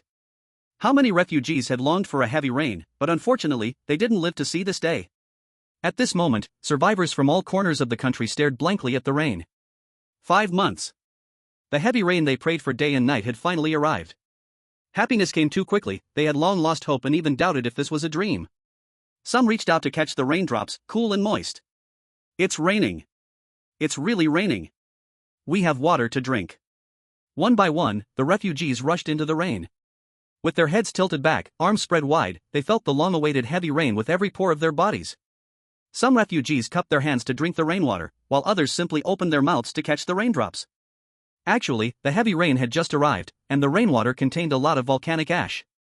The rainwater was not clean, it was dark and murky. But no one cared about that. They were too thirsty, everyone's lips were severely cracked, and their faces and bodies were badly sunburned. Some refugees laughed madly in the rain for a while, then hurriedly took pots, bowls, and containers to catch the rainwater.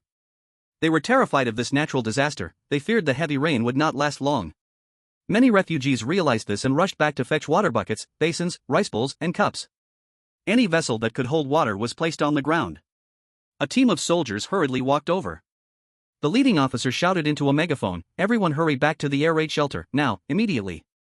The soldiers began to drive the rainy refugees away. But the refugees, longing for the rain, simply ignored the warnings.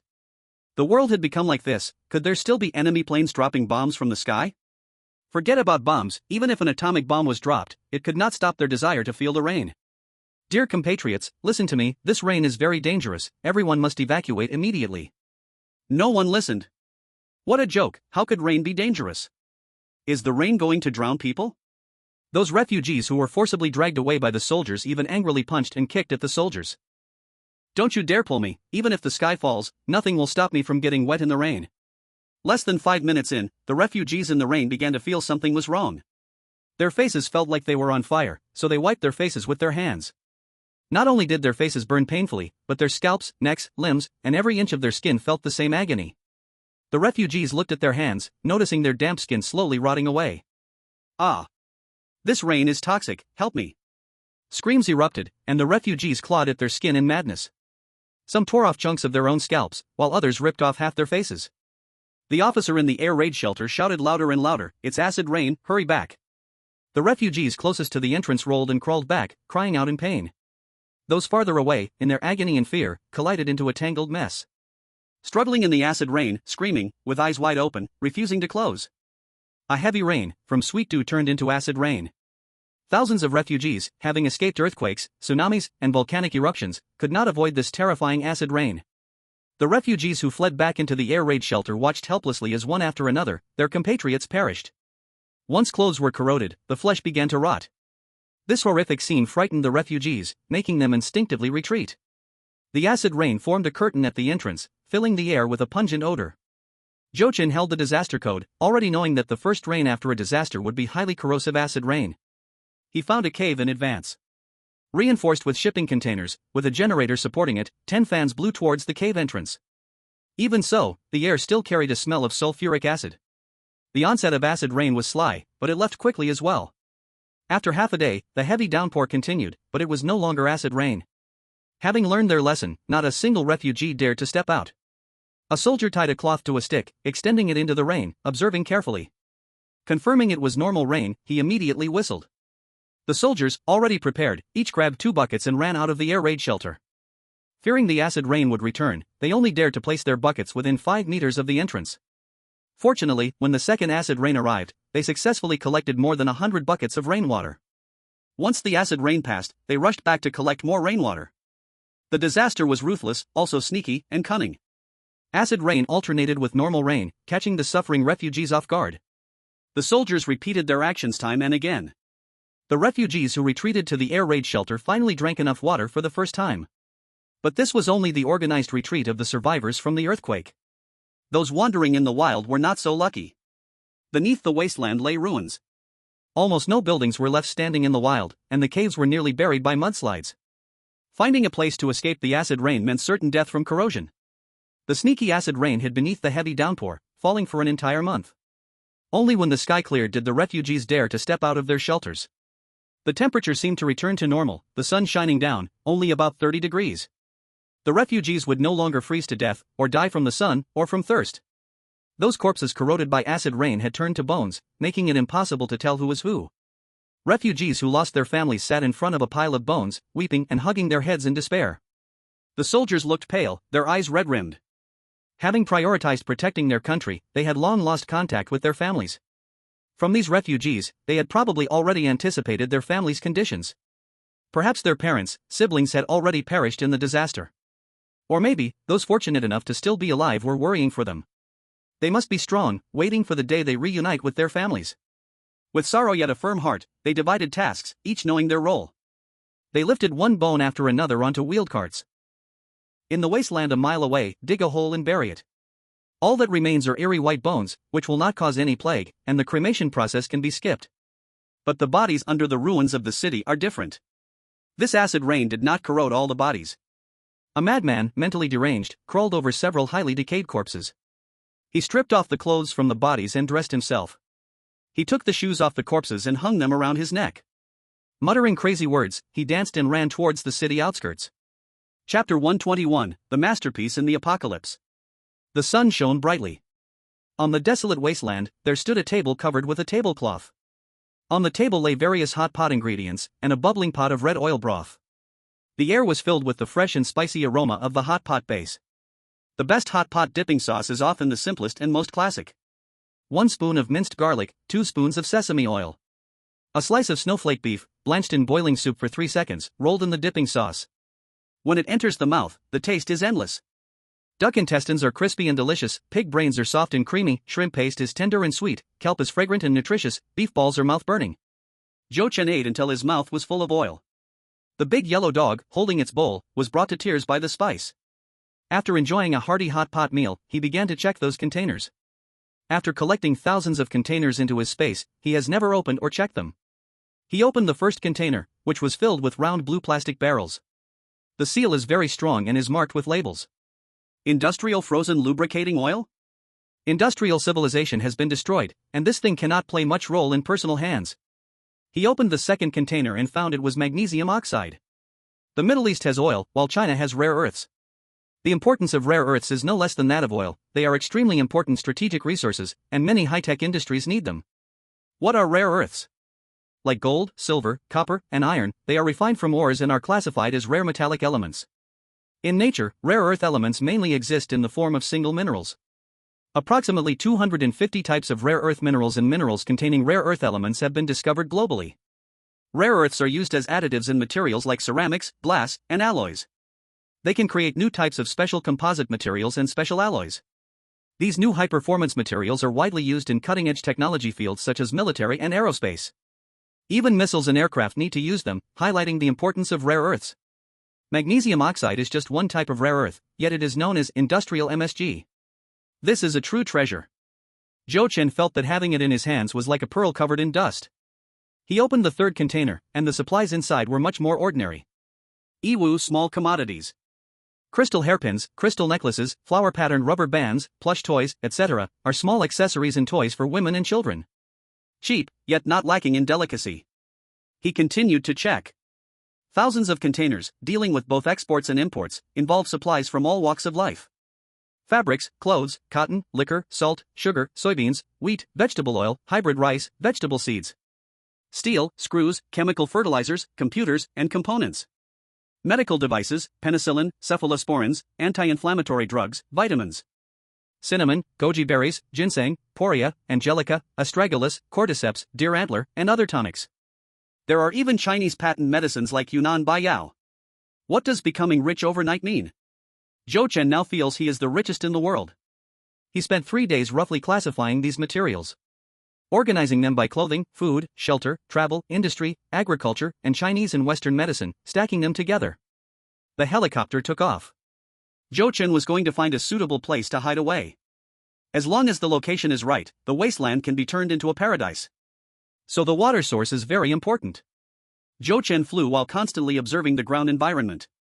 The acid rain not only caused the death of plants, but the sulfuric acid components in the acid rain will continuously harm the land. To let the earth regain vitality, it will take a long time. Fortunately, he had collected hundreds of tons of fertilizer. As long as there is enough patience, the soil quality will surely improve, creating a beautiful oasis.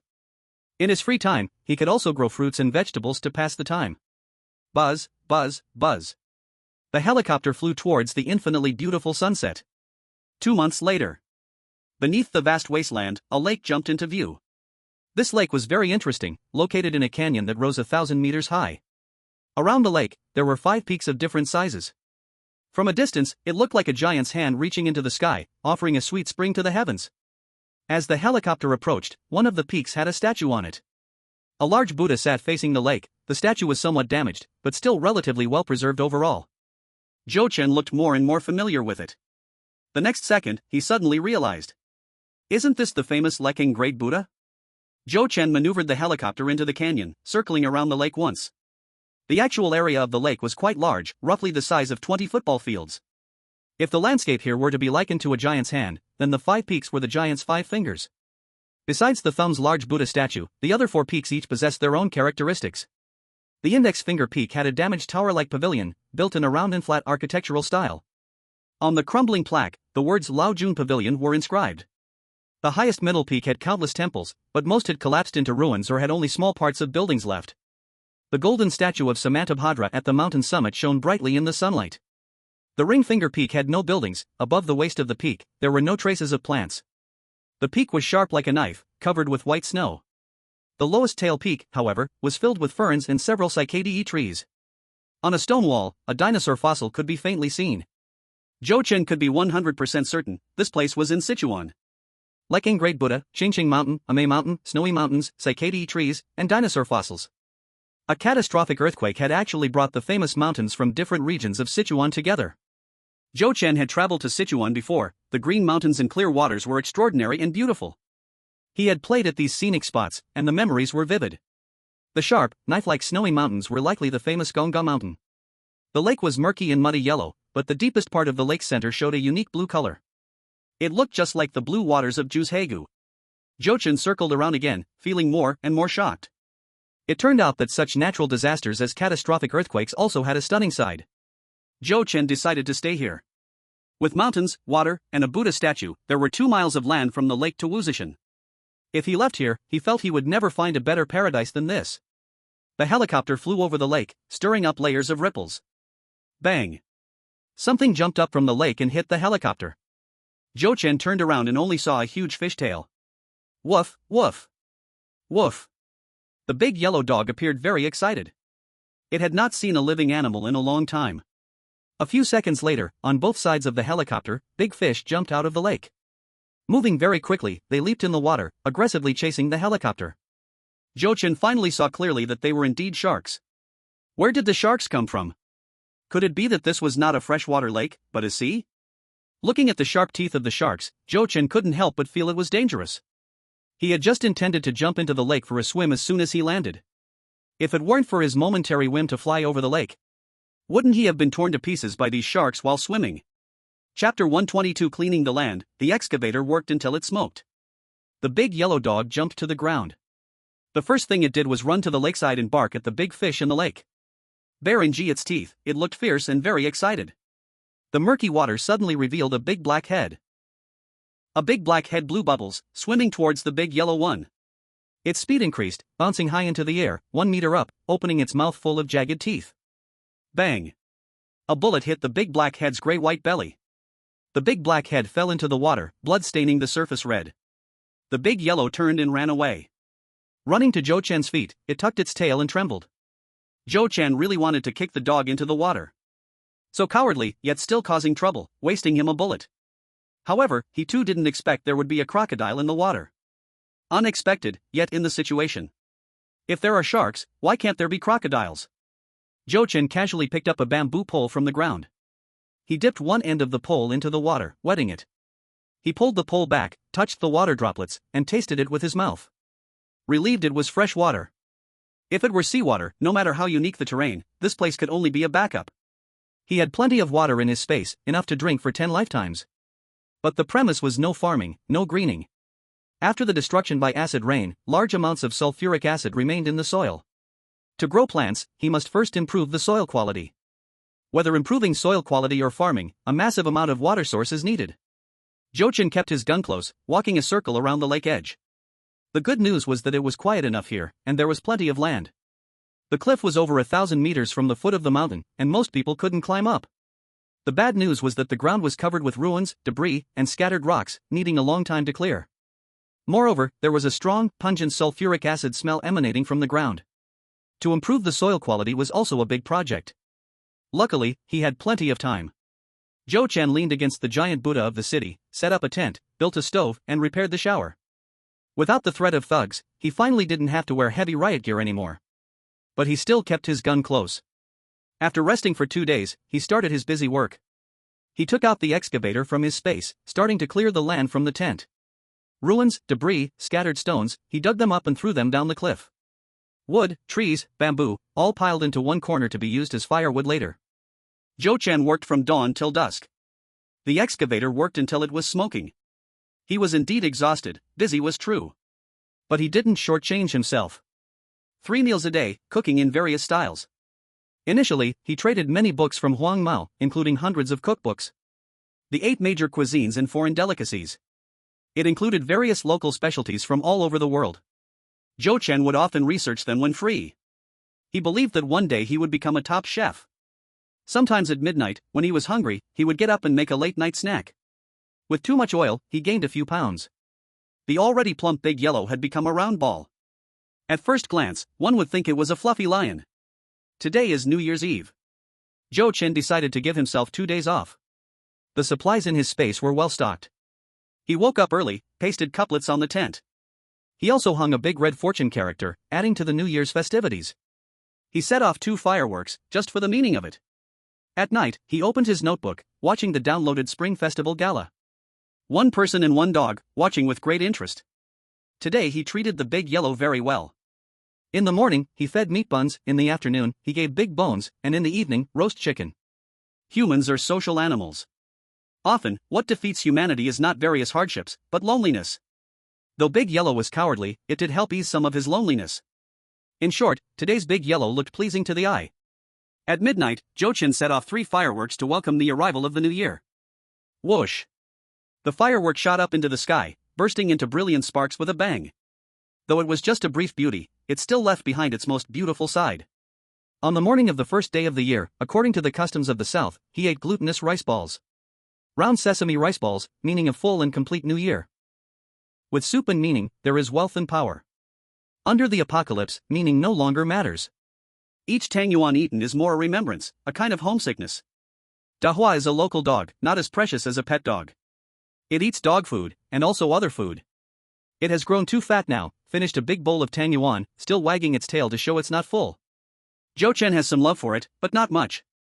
And, love comes fast but goes fast too. Yesterday, it was pampered, today even a second bowl of tangyuan is hard to give. Stand straight, stand well. Jochen kicked Dahua, cleaned up the stove, and walked around the lake. Dahua has no family status, pitifully following behind. One person and one dog, walking around the lake. But it dares not get too close. There are crocodiles by the lake, and when the sun is strong, they sunbathe on the shore. Jochen has roughly counted, at least a dozen. The big ones weigh a few hundred kilograms, the smallest only a foot long. Jochen once considered getting rid of the crocodiles. But then thought, crocodile eggs are rich in protein. They are low in fat, very low in cholesterol, and have the benefit of nourishing the lungs. And because, under the apocalypse, there aren't many animals left alive. He still needs them to restore the ecological balance of nature. Plus, many times he often found Dahua unsightly. Occasionally, he would play with the crocodiles from a distance using a bamboo stick to pass the time. The first day of the new year just passed. On the second day, Jochen immediately started a New Year's work. The excavator was worked until it smoked, heaps of ruins were thrown down the mountain. Capitalists cried seeing it. The bees felt inferior. After the ruins were cleared, he started to remove the stones. The big stones pushed to the lakeside, surrounded the water's edge to prevent crocodiles from coming up and causing chaos. The small stones were piled aside, how to use them will be decided later. After completing this big project, the next step was sifting the soil. First, use the excavator to dig once. Then, use the tiller to plow once. Each task is a huge project that consumes time. It took a whole year to complete these tasks. Last year's ruins have now turned into a piece of land. Time has reached 2035. New Year's Eve. Like last year, putting up couplets and hanging up the fortune character. Setting off fireworks, having the New Year's Eve dinner, and watching the Spring Festival Gala. On the morning of the first day of the new year, eating tangyuan, having a big meal at noon and evening. On the morning of the second day, a busy day starts again. His space is a treasure trove. Almost nothing is lacking. Jochen found a stainless steel sieve, poured organic fertilizer into it. Dragging the sieve with a motorcycle, he ran around, leaving grains of fertilizer on the yellow soil. Then he took out the water truck from his space, filled the tank with lake water, and watered the whole piece of land. It is now May. Dahua occasionally digs through the pile of stones, stealing crocodile eggs when they are not paying attention. Once, it stole an entire nest of eggs, infuriating the crocodile, which wandered on the shore for 3 days and nights.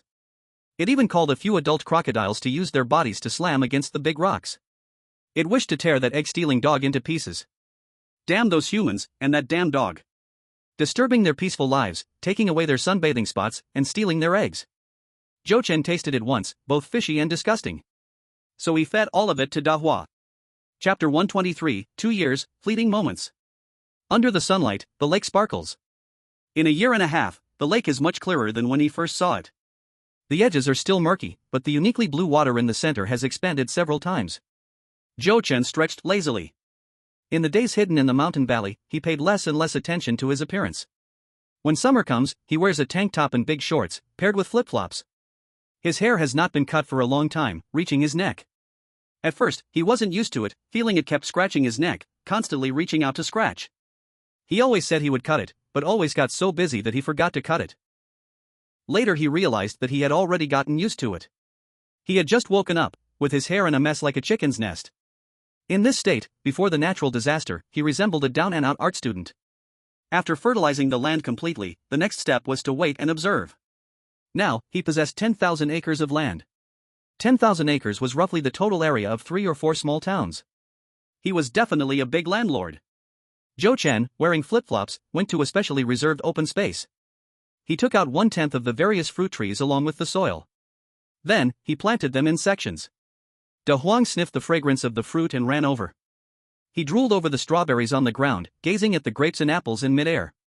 After observing for half a month, the fruit trees brought with their soil had shown good growth. But the wasteland fertilized with organic fertilizer had no sign of life. Not even one vegetable seed sown in the soil had sprouted. He had seen plenty of barrenness and desolation in his past life. Zhou Chen was not discouraged. He plowed the land again with the tiller and fertilized it on his motorcycle. He sprinkled a handful of seeds on every acre of land, patiently waiting for results. During this time, through an incubator, he had successfully hatched dozens of chicks and ducklings. Zhou Chen marked out an area beside the orchard. He built a simple fence to keep these little creatures inside. Every day, he fed them millet and corn flour on time. The land ravaged by acid rain could not produce worms in a short time. He could only go to the orchard to catch earthworms to feed these little guys. Zhou Chen had been here for 2 years. 2 years seemed to pass in the blink of an eye. Except for the first and second day of the Lunar New Year, he had gotten used to being busy. The chicks and ducklings grew bigger day by day. From being just a little bit big, they had now grown to the size of a fist. But the land he had painstakingly cleared still bore no grass. Every day, he observed the soil, and life became more and more monotonous. Even though he had De Huang the dog and the chirping chicks and ducklings. They were not humans, and he couldn't communicate with them like people could. Gradually, Zhou Chen realized he was showing signs of introversion. Speaking of introversion, he couldn't help but think of the little brat. These 2 years, he had been so busy that he fell asleep as soon as he lay down. A life full of busyness, repetition, and monotony had made his mind become simpler and simpler. Every day eating, working, and sleeping, he hadn't thought about the people and events from the past for a long time. Today, suddenly recalling, his heart filled with emotion. He wondered how Old Sun and the others were doing now. If they had safely dodged the earthquake and remembered his words, they would rush to Ning City at the first opportunity. With the supplies they had at that time, whether at the official base or the military base, they could get in smoothly. As long as they didn't dawdle, even if they had to walk through the wasteland, they could reach Ning City in half a month. He worried that for various reasons, they might run into the merciless acid rain on the way. Then there was Uncle Bai, Huang Mao, the guard uncle, and Xiao Long, 10 lively young men. In the wasteland world, the soil didn't yield crops without improvement. In coastal cities, seawater was polluted by nuclear waste, and seafood that could replace food would mutate. They became fierce and aggressive, and their meat was toxic and inedible. There were many capable people in the base, but it's hard to cook without rice. Even if they were still alive, they were surely worrying about their livelihoods every day. The first autumn rain of the year fell. One autumn rain, one cold. It rained intermittently for 3 days. Zhou Chen was amazed to find that the land he had worked so hard to turn over had actually grown plants. Very small, just a tiny green sprout popping out from the soil. Though seemingly insignificant, it was enough to make him overjoyed. The hardships of these 2 years had finally not been in vain. Zhou Chen held a wash basin in his left hand and a rolling pin in his right. Bang bang bang. A flurry of knocking. De Huang, hundreds of meters away from the camp, quickly ran back. Big Yellow, today is a day worth celebrating. Say it, are you eating the big bone, or eating roast chicken, or eating canned beef? How about eating hot pot with me? Let's each have a box of beer, and drink until we're drunk and don't go home. Big Yellow looked confused. Okay, the owner is getting more and more delusional. Not only did Big Yellow feel this way, but even Zhou Chen himself realized it. Because one day, he hugged Big Yellow and talked for a whole day and night. Big Yellow couldn't stand the torture and tried to run away several times, but he was dragged back forcefully. Even when Big Yellow dozed off, he shook it awake repeatedly. He threatened it, insisting it must listen to him. The next day, he ran to the livestock shed to chat with all the chickens and ducks. He even gave them names. Little Red, Little Gray, Little Feather, Little Bright, Little Fly. Seeing this, Big Yellow turned and hid far away. It thought its owner had gone crazy. Zhou Chen also felt he was stifling something wrong. Even picking an apple, he had to greet the apple tree first. Hey, old buddy, I want to pick an apple to eat. Zhou Chen slapped his thigh. He made a decision. Once he sowed the first batch of seeds, he would go out for a fun trip. Just consider it a journey, change the environment, change the mood. Although, in the desolate and ruined wasteland, there is really not much meaningful about traveling. But he couldn't really drive himself crazy, could he? So he decided to take action. He happily enjoyed a hot pot meal, drinking alone until he was completely drunk. The next day, he started sowing. Although he had never farmed before, the farming gene was inherently in the bones of the Huaxiao people. Plus, after reviewing agricultural planting books, he had a rough idea. The crops suitable for planting in autumn are not as varied as those in spring and summer. Especially with the soil that has just improved a little, the survival rate wouldn't be too high.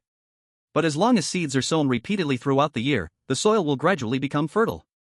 Wheat, soybeans, garlic, radishes, spinach, leeks, celery, coriander, broad beans, and cabbage. Every single seed is precious. For the first trial, Zhou Qin dared not scatter too many seeds. He was afraid of wasting them if things went wrong. Potatoes and sweet potatoes are definitely the main food in the apocalypse. They have strong vitality and do not demand much from the soil.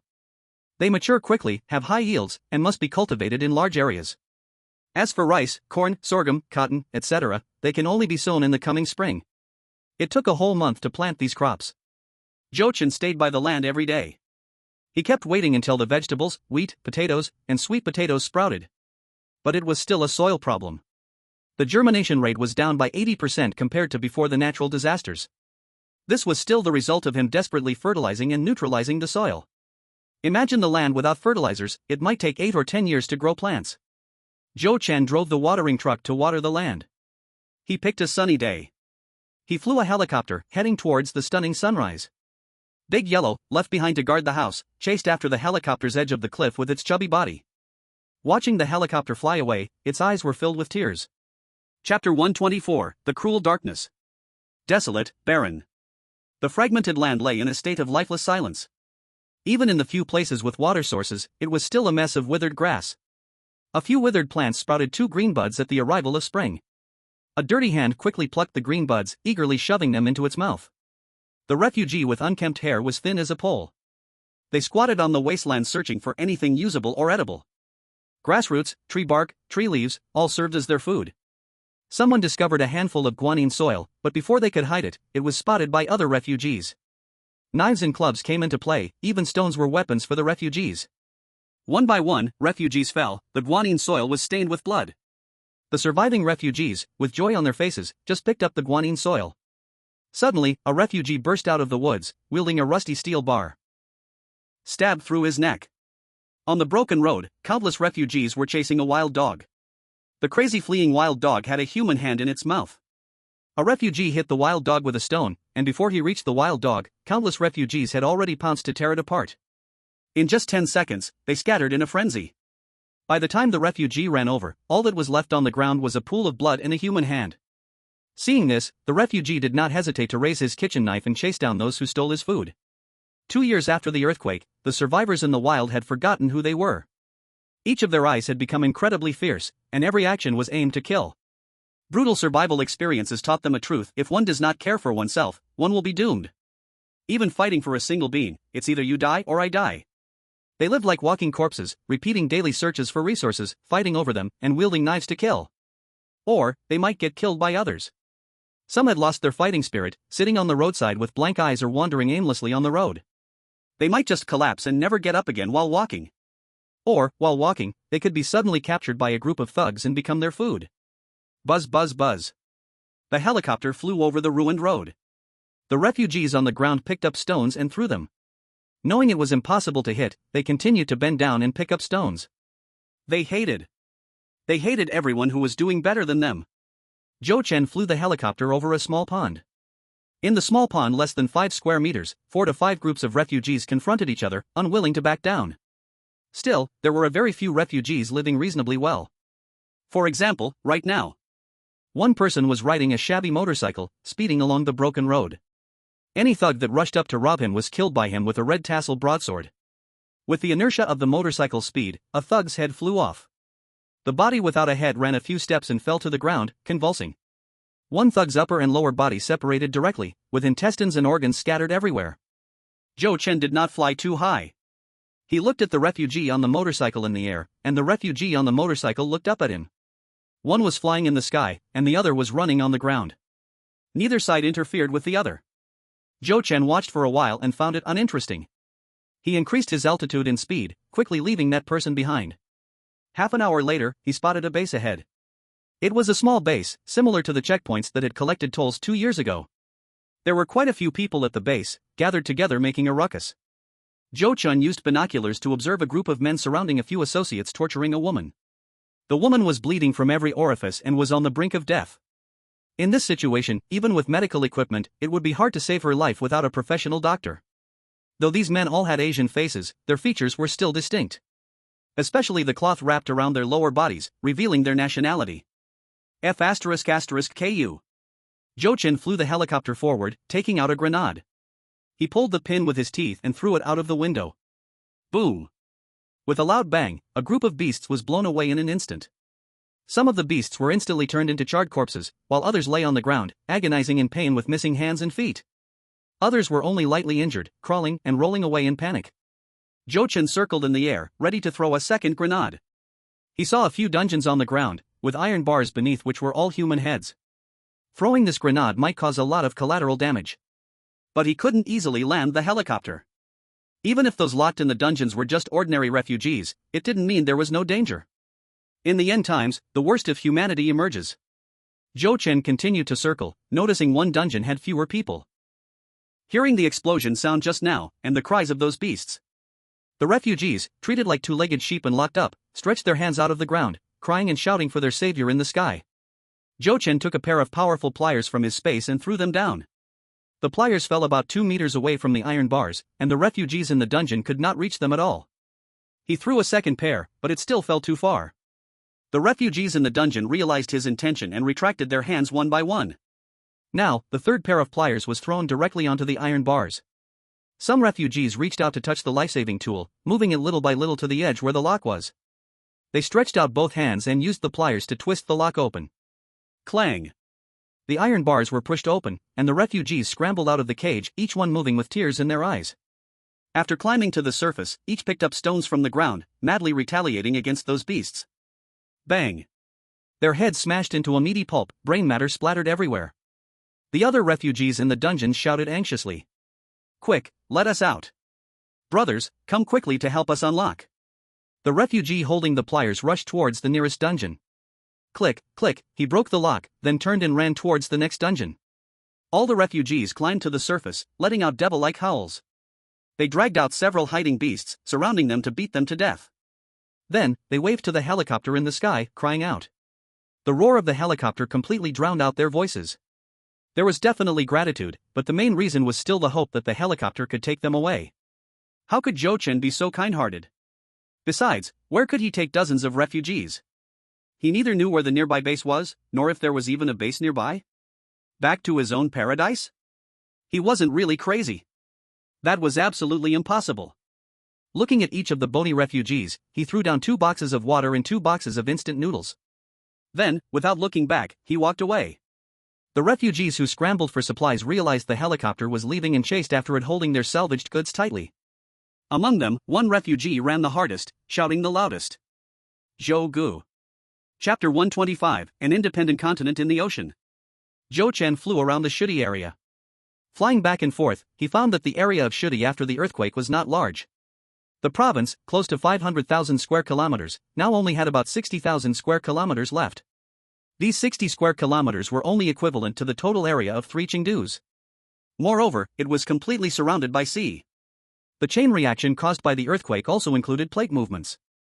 Some land sank, while others were pushed elsewhere. On the sea, various ocean garbage were floating.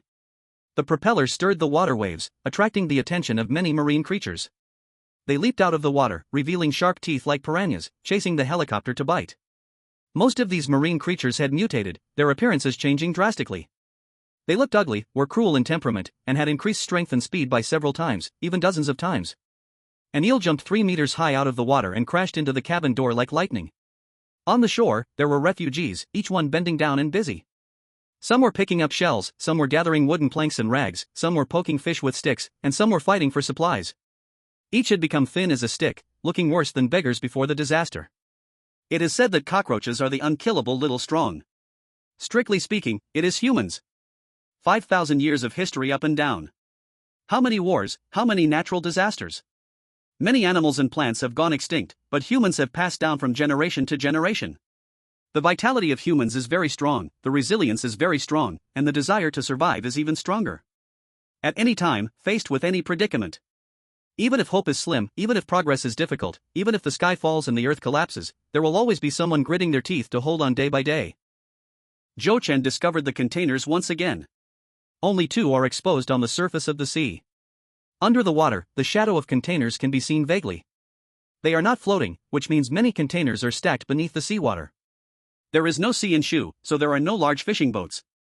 Transportation boats by the river are rare and likely have been completely destroyed by natural disasters. With the movement of tectonic plates, a large ocean has appeared. The vast ocean surrounds this piece of land, creating its independent situation.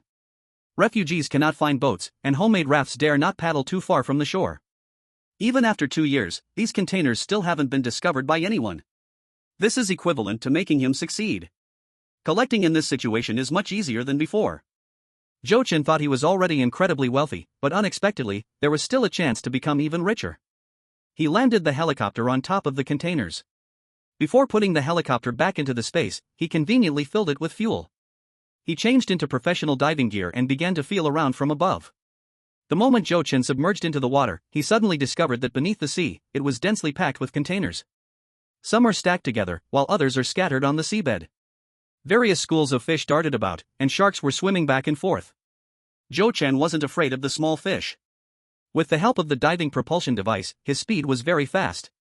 Even if a mutated small fish bit him, he had various antibiotics to use.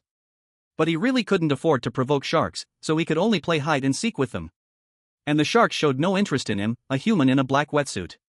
They were busy chasing various fish to bite, even attacking their own kind for food. In short, the marine creatures were very busy, with no time to bother with him, the oddity.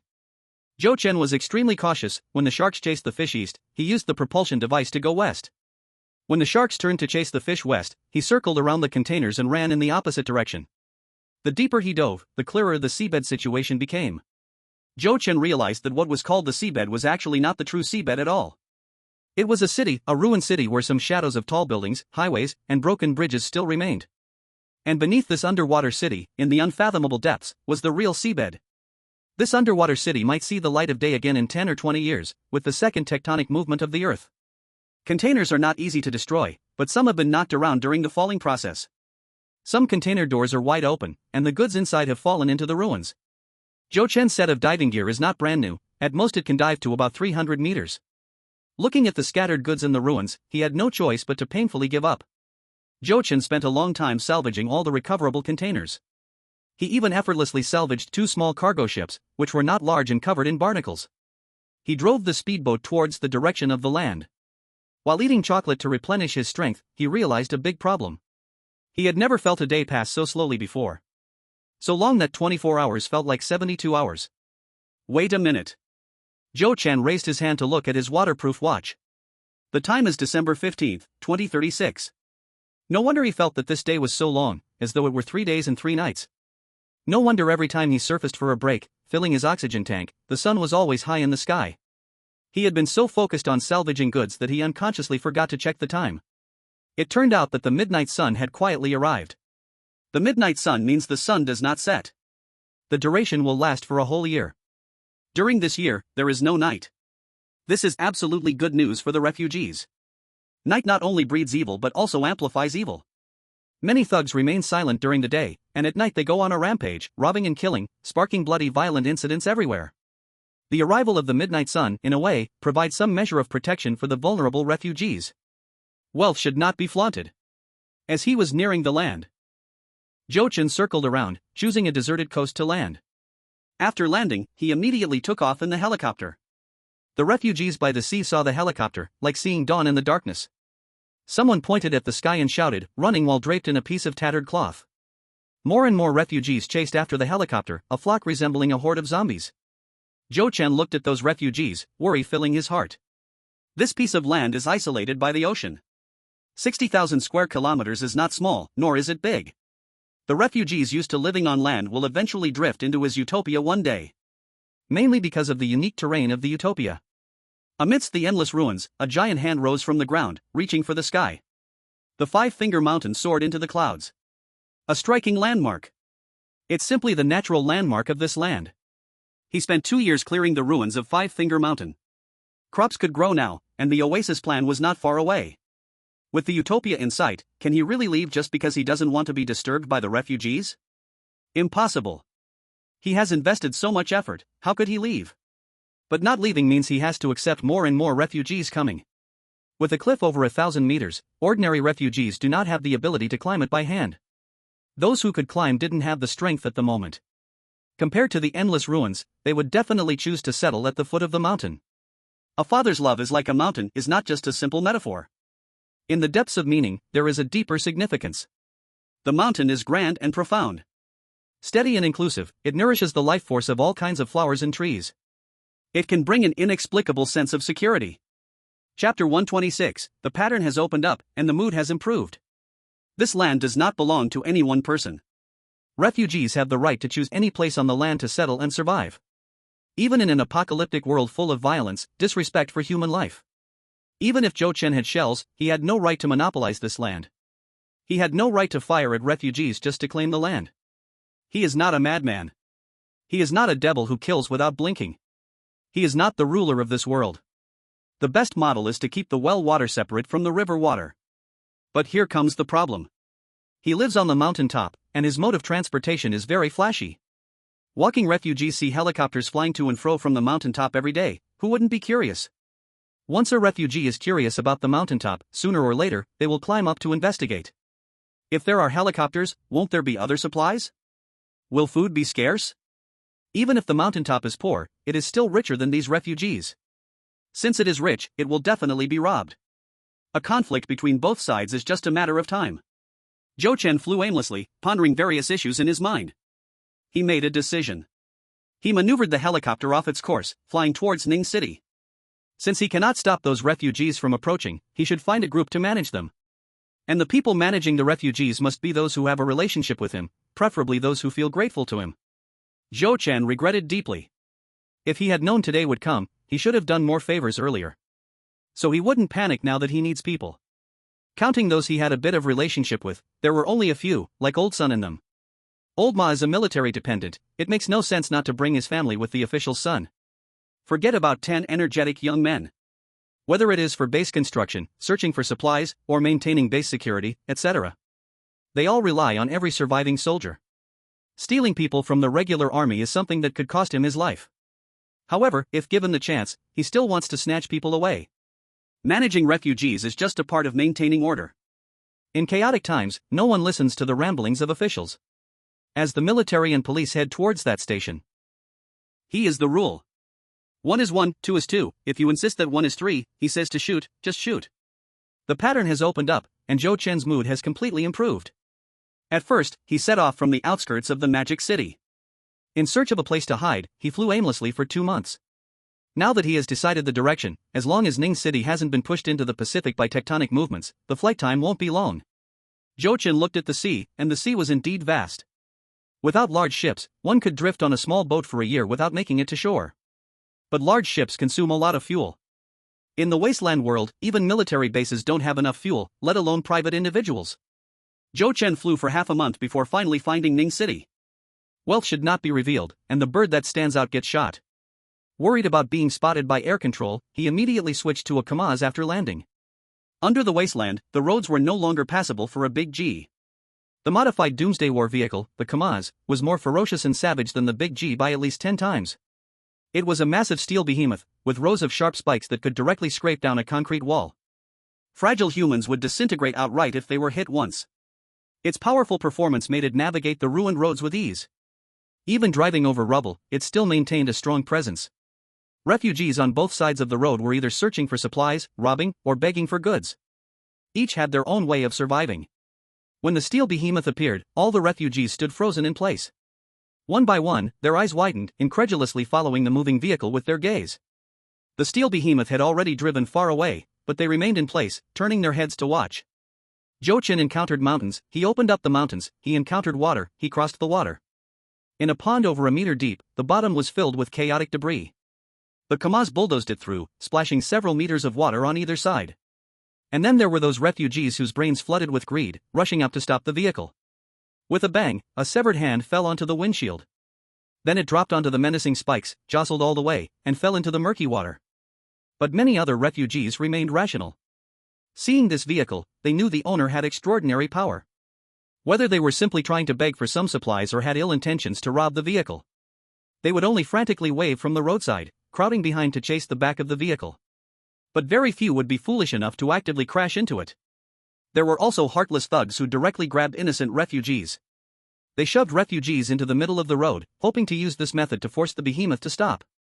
Zhou Chen didn't even haunt to warn them, not slowing down at all. When the thugs saw that the owner of the vehicle was a hard-hearted guy, they turned and ran. As the thugs fled, the refugees forced to kneel in the middle of the road scrambled to get up and hide. But the speed was too fast, and the thin refugees, like bamboo shoots, couldn't run fast at all. Every time this happened, Zhou Chen would slightly reduce his speed. As the refugees just escaped from the road, the behemoth he was driving would rush past just in time. Boom boom boom. Suddenly, from the woods on both sides of the road, a series of roaring sounds erupted. Old motorcycles burst out from the woods, elegantly turning onto the broken road. Some wanted to show off their riding skills, occasionally lifting the front wheel, only the back tire on the ground. The motorcycle gang revved the throttle, excitedly shouting out loud. The buddies sitting behind, brandishing weapons, had a very arrogant attitude. Brothers, we must take this vehicle. If we get it, we will live 100 times better than now. There must be a lot of supplies on that vehicle, we can't let it slip away. Get him. No vehicle can escape from our motorcycle gang. Zhou Chen glanced at the rearview mirror. Initially, he didn't want to bother with this trash. But, being rich beyond measure, he simply couldn't tolerate anyone being more rampant than him. Ahead was a small hill. Zhou Chen charged up it. 10 meters later, they braked suddenly. The crazy motorcycle gang leaped over the hill, with both man and bike flying. In the next second, excitement and swagger turned into sheer terror on their faces. Bang! Bang! Bang! Bang bang bang! Motorcycle after motorcycle crashed into the spikes at the back of the vehicle, instantly destroying bikes and lives. The remaining motorcycle gang members saw severed limbs flailing in the air. Blood, guts, and intestines fell, splattering their faces. Ah! Such a terrifying scene frightened them so much that they abandoned their motorcycles and fled in all directions. Refugees on both sides of the hill witnessed the horrific scene. One by one, they collapsed in shock, some fainting outright. Zhou Chen rolled down the car window and threw out a package of instant noodles. Polite, he asked, "Brother, how far is the Ningqing base?" The man, previously not fainting, swooned at the sight of the car owner speaking to him. Zhou Chen. He could only ask another refugee, "Sir, is the Ningqing base far?" The uncle, who had seen great storms, quickly picked up the instant noodles from the ground. He pointed ahead and said, trembling, "No, not far, about 200 kilometers." After pointing out the direction, he turned to run. Zhou Chen asked again, "Is that an official base or a military base? Are the two bases far apart?" The uncle, ready to flee, could only turn back honestly. "It's the official base, the military base is about 500 kilometers to the east." Zhou Chen politely thanked him, "Are you going to the base? Need a ride?" The uncle looked terrified, quickly diving into the woods. It seemed Zhou Chen wasn't inviting him for a ride but was inviting him to a death carriage. Chapter 127, Meeting an Old Friend at Ningqing Base. The official base was established in the center of a ruined city.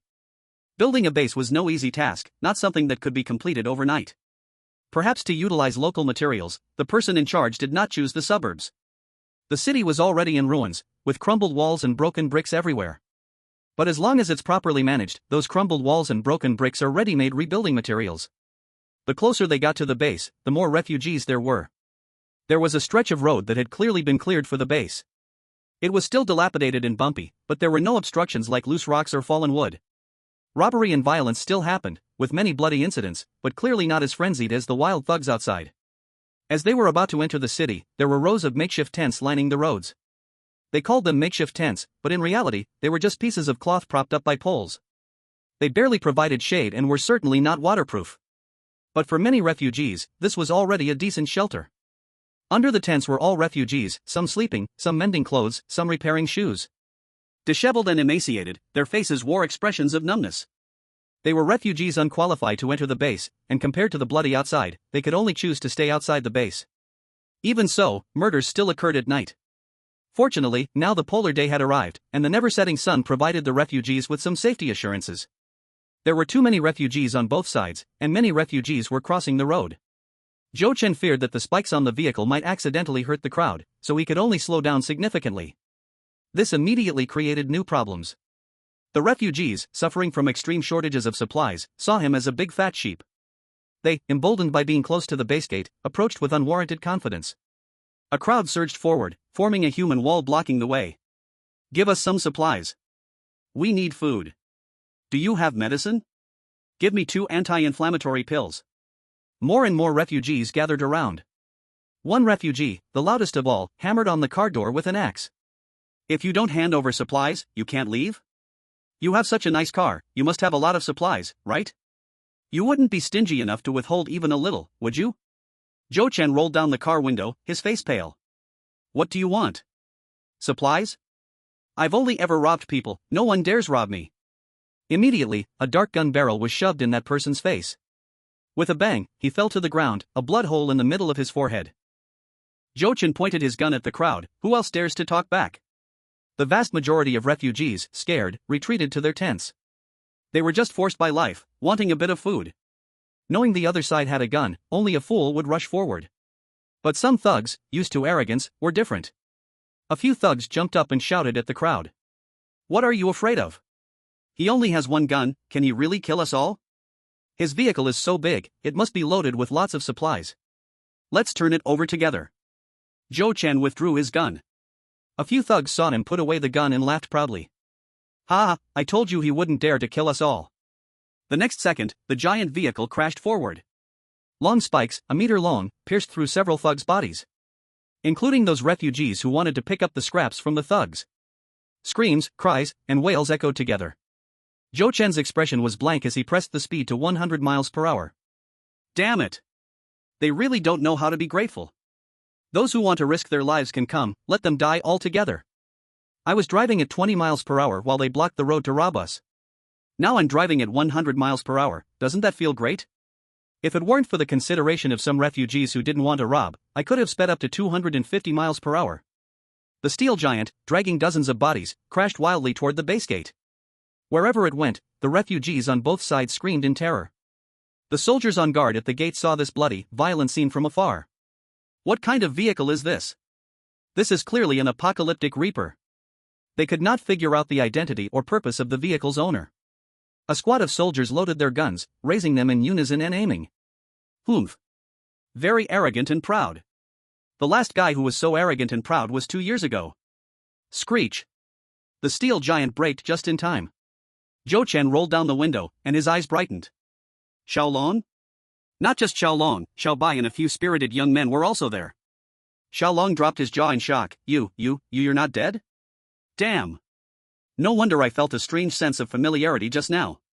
Turns out this arrogant and proud guy before me is the same Joe-chan from 2 years ago. Xiaobai and the others gathered around. First, they stared at Joe-chan, then they circled the wild and overbearing giant vehicle. Joe-chan punched Xiaolong's chest, not holding back. Damn. We've at least fought together, and now you're wishing I was dead? Xiaolong covered his chest and said seriously, Comrade, please be serious, we are on a mission. Joe-chan looked at Xiaolong and the others. They were thinner than before, their jaws sharp enough to poke someone, yet their eyes were full of determination. Joe-chan asked, Aren't you in Mo City? Why did you come to Ning City? Xiaobai, after admiring the vehicle with a tut-tut-tut, walked over. We were originally soldiers borrowed from Ning City to Mo City, now we are just back to our original unit. Then the official base needed soldiers to maintain order, so they pulled us back from the military base. Joe-chan sighed, it's true wherever help is needed, that's where they go. He pretended to bend down and get busy, stuffing the deflated backpack until it bulged. He pushed the door and got out, shaking hands one by one. Wait for me for a moment. Joe-chan went to the window, I'm here to find a friend, can I check for people here? The staff at the window was a woman. She was pale and emaciated, her eyes yellow, malnourished like other refugees. The female staff member was shocked by the steel giant just now. Now she was stunned by the owner's bulging backpack. She had worked in this position for a year and had never seen such a wealthy individual. And he was a super handsome guy. If it's for finding someone, you can only go to the consulting hall in the base center. I'm only responsible for registration. Joe-chan asked, how much supplies do I need to enter the base? The female staff member replied fluently. To get a residence permit, pay 5 pounds of food. But once you enter the base, depending on different accommodation levels, you need to pay different amounts of supplies. If you just want to go in to inquire about relatives and friends, you still have to pay 5 pounds of grain. As long as you come out within half a day, all 5 pounds of grain will be returned. When Joe-chan heard this, he understood immediately. There must have been many refugees before. Using the pretense of finding relatives, they sneaked into the base and then hid in a corner, refusing to come out. Zhou Chen asked again, is there a trading market inside the base? The woman nodded, yes, there is. But, comrade, your car probably can't get in. Zhou Chen took out 5 pounds of potatoes and quietly slipped her a pound of red dates. Sister, can you give me a break? In the apocalypse, red dates are definitely a good thing. The woman restrained her hands that were about to reach out, looking at Xiaolong. This. Zhou Chen said straightforwardly, don't look at him, look at me. The woman said shyly, if squad leader Long agrees. Zhou Chen insisted, he must agree. Xiaolong. Good job, Zhou Chen. During those days at Qiandao Lake, did you leave behind a proud after effect? You dare to make decisions for him just like that? Chapter 128, Wealth and Ruthlessness. Rows of obstacles were removed. The heavy iron gate opened with a loud, dull sound. The giant vehicle hung with a dozen bodies, it couldn't get through the big gate in this state. Xiaobai and the others moved the bodies down one by one, placing them by the roadside waiting for family to claim them. Inside the gate was the parking lot. Xiaobai pointed the way, there are many residents in the base, large vehicles are prohibited, park here. Vehicles like the giant are even more prohibited from passing. The car stopped. Zhou Chen pulled out the car key and got out of the car. Xiaobai and the others came over, their eyes shining brightly. This car is too domineering. Let me drive it. Xiaobai, who had the thickest skin, said, just give it to us. Zhou Chen was about to say dream on. Suddenly, he had a thought. He put his hand on Xiaobai's shoulder, smiling kindly. Like this car? Of course, who wouldn't like driving this car on the road? Follow me, this car will be your exclusive ride. Xiaobai shrugged Zhou Chen's hand off, rolling his eyes, you're crazy. Zhou Chen laughed, I'm serious, follow me and I'll give you a plane to fly. Xiaobai pouted. Zhou Chen looked at Xiaolong, impressive, you became a squad leader after 2 years, who is the squad leader now? Turning his head, he immediately teased Xiaobai, Xiaolong became a squad leader, when will you become a squad leader? Xiaobai continued to roll his eyes, who are you looking down on? We are all squad leaders. Zhou Chen. Thinking about it carefully, it wasn't hard to understand. Under the natural disaster, many refugees died, and many soldiers sacrificed as well. Not to mention squad leaders becoming squad leaders, there are plenty who have jumped 2 or 3 levels. Xiaolong simply said a few words. After the acid rain, he was promoted to squad leader. All 9 energetic young men of Xiaobai were promoted to squad leaders. The military base recruited new soldiers, originally to have them lead the new recruits. But the next day, they were suddenly sent to the official base, guarding the base gate. Zhou Chen patted his bulging backpack. Meeting again is fate, brothers take it and share it. Xiaobai eagerly took it. Rich man, we won't be polite with you. Upon opening it, they were shocked and speechless. Xiaobai looked around, sneaky like a thief. The next second, his face was filled with disbelief, wow. Where did you get so many good things? All the other energetic young men gathered around curiously. Each one was shocked to drop their jaws. Rice, oats, dumplings, dried vegetables, and 2 pounds of cured meat. Flipping further, they found a pack of cigarettes and 2 bottles of Wolianye. Since the pattern opened up, Zhou Chen has been extremely generous. As long as he could take the young men away, what's this little bit of supplies? Xiaobai excitedly grabbed Zhou Chen's shoulders, shaking him hard. Rich man. You're such a rich man. 2 years without seeing you, you're still so ruthlessly wealthy. Zhou Chen gave a thumbs up, pointing at himself proudly. Follow me, I guarantee you'll eat and drink well every day. Xiaobai naturally didn't believe it, quickly running back to share the supplies. Mine, don't snatch it. Yours will be kept, why are you snatching from my hands? Give me another steamed bun. In your dreams, 2 for 1 person is fair. Xiaolong hurriedly borrowed a sack from the registration room, everyone stopped the noise. Hurry up and pack it, don't let anyone see. And why are you all gathered here, aren't you watching the front door? This sack of supplies is simply too precious. Xiaolong called Xiao Liang and Xiao Guang, asking them to carry the supplies back to the dormitory first. Zhou Chen gave Xiaolong a cigarette. Xiaolong hadn't smoked in 2 years, one puff made him cough until tears streamed down his face. Slowly, he began to find the feeling of smoking again. The two stood beside the huge vehicle, puffing out clouds of smoke and reflecting on life's changes. Zhou Chen asked, do you remember old son from Sakura community? The one with a lame leg. Xiaolong nodded, I remember. Did you come to find them? I've never seen them in 2 years. Zhou Chen felt an uneasy premonition in his heart. Xiaolong, discerning his expression, quickly soothed him, don't worry just yet. Maybe they entered the military base, you can check the consultation hall for their names. Zhou Chen went to the consultation hall. It was a building that had been renovated. The line at the counter was long, with base residents coming to inquire about family and friends' names. After waiting for an hour, it was Zhou Chen's turn.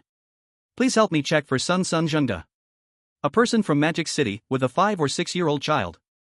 They probably arrived here about 2 years ago, around the time of the acid rain. The staff picked up a registration book from Magic City's records. They started looking from the surname's pinyin, scanning it quickly.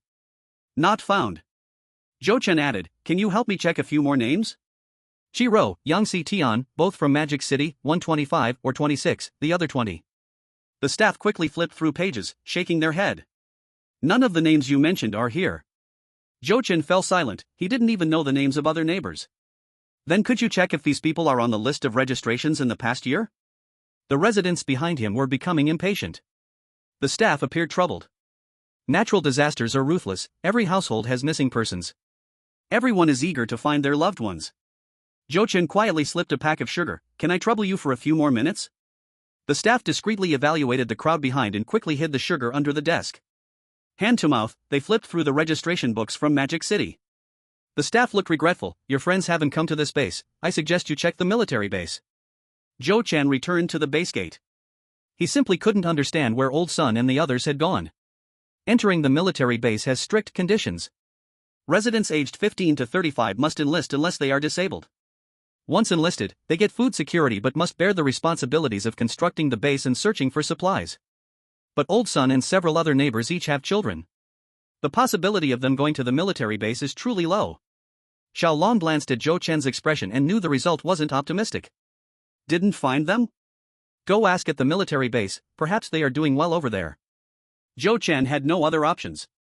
Alright, I'll go over there to inquire about the situation, and if I have time, I'll come back to talk serious matters with you. In the face of disaster, including the residents within the base, each looked haggard, starved, and unkempt. Zhou Chen was tall, with sharp features, standing out like a crane among chickens. Wherever he stood, it became a scenic spot. A woman came out of the exchange hall, carrying a bag of potatoes.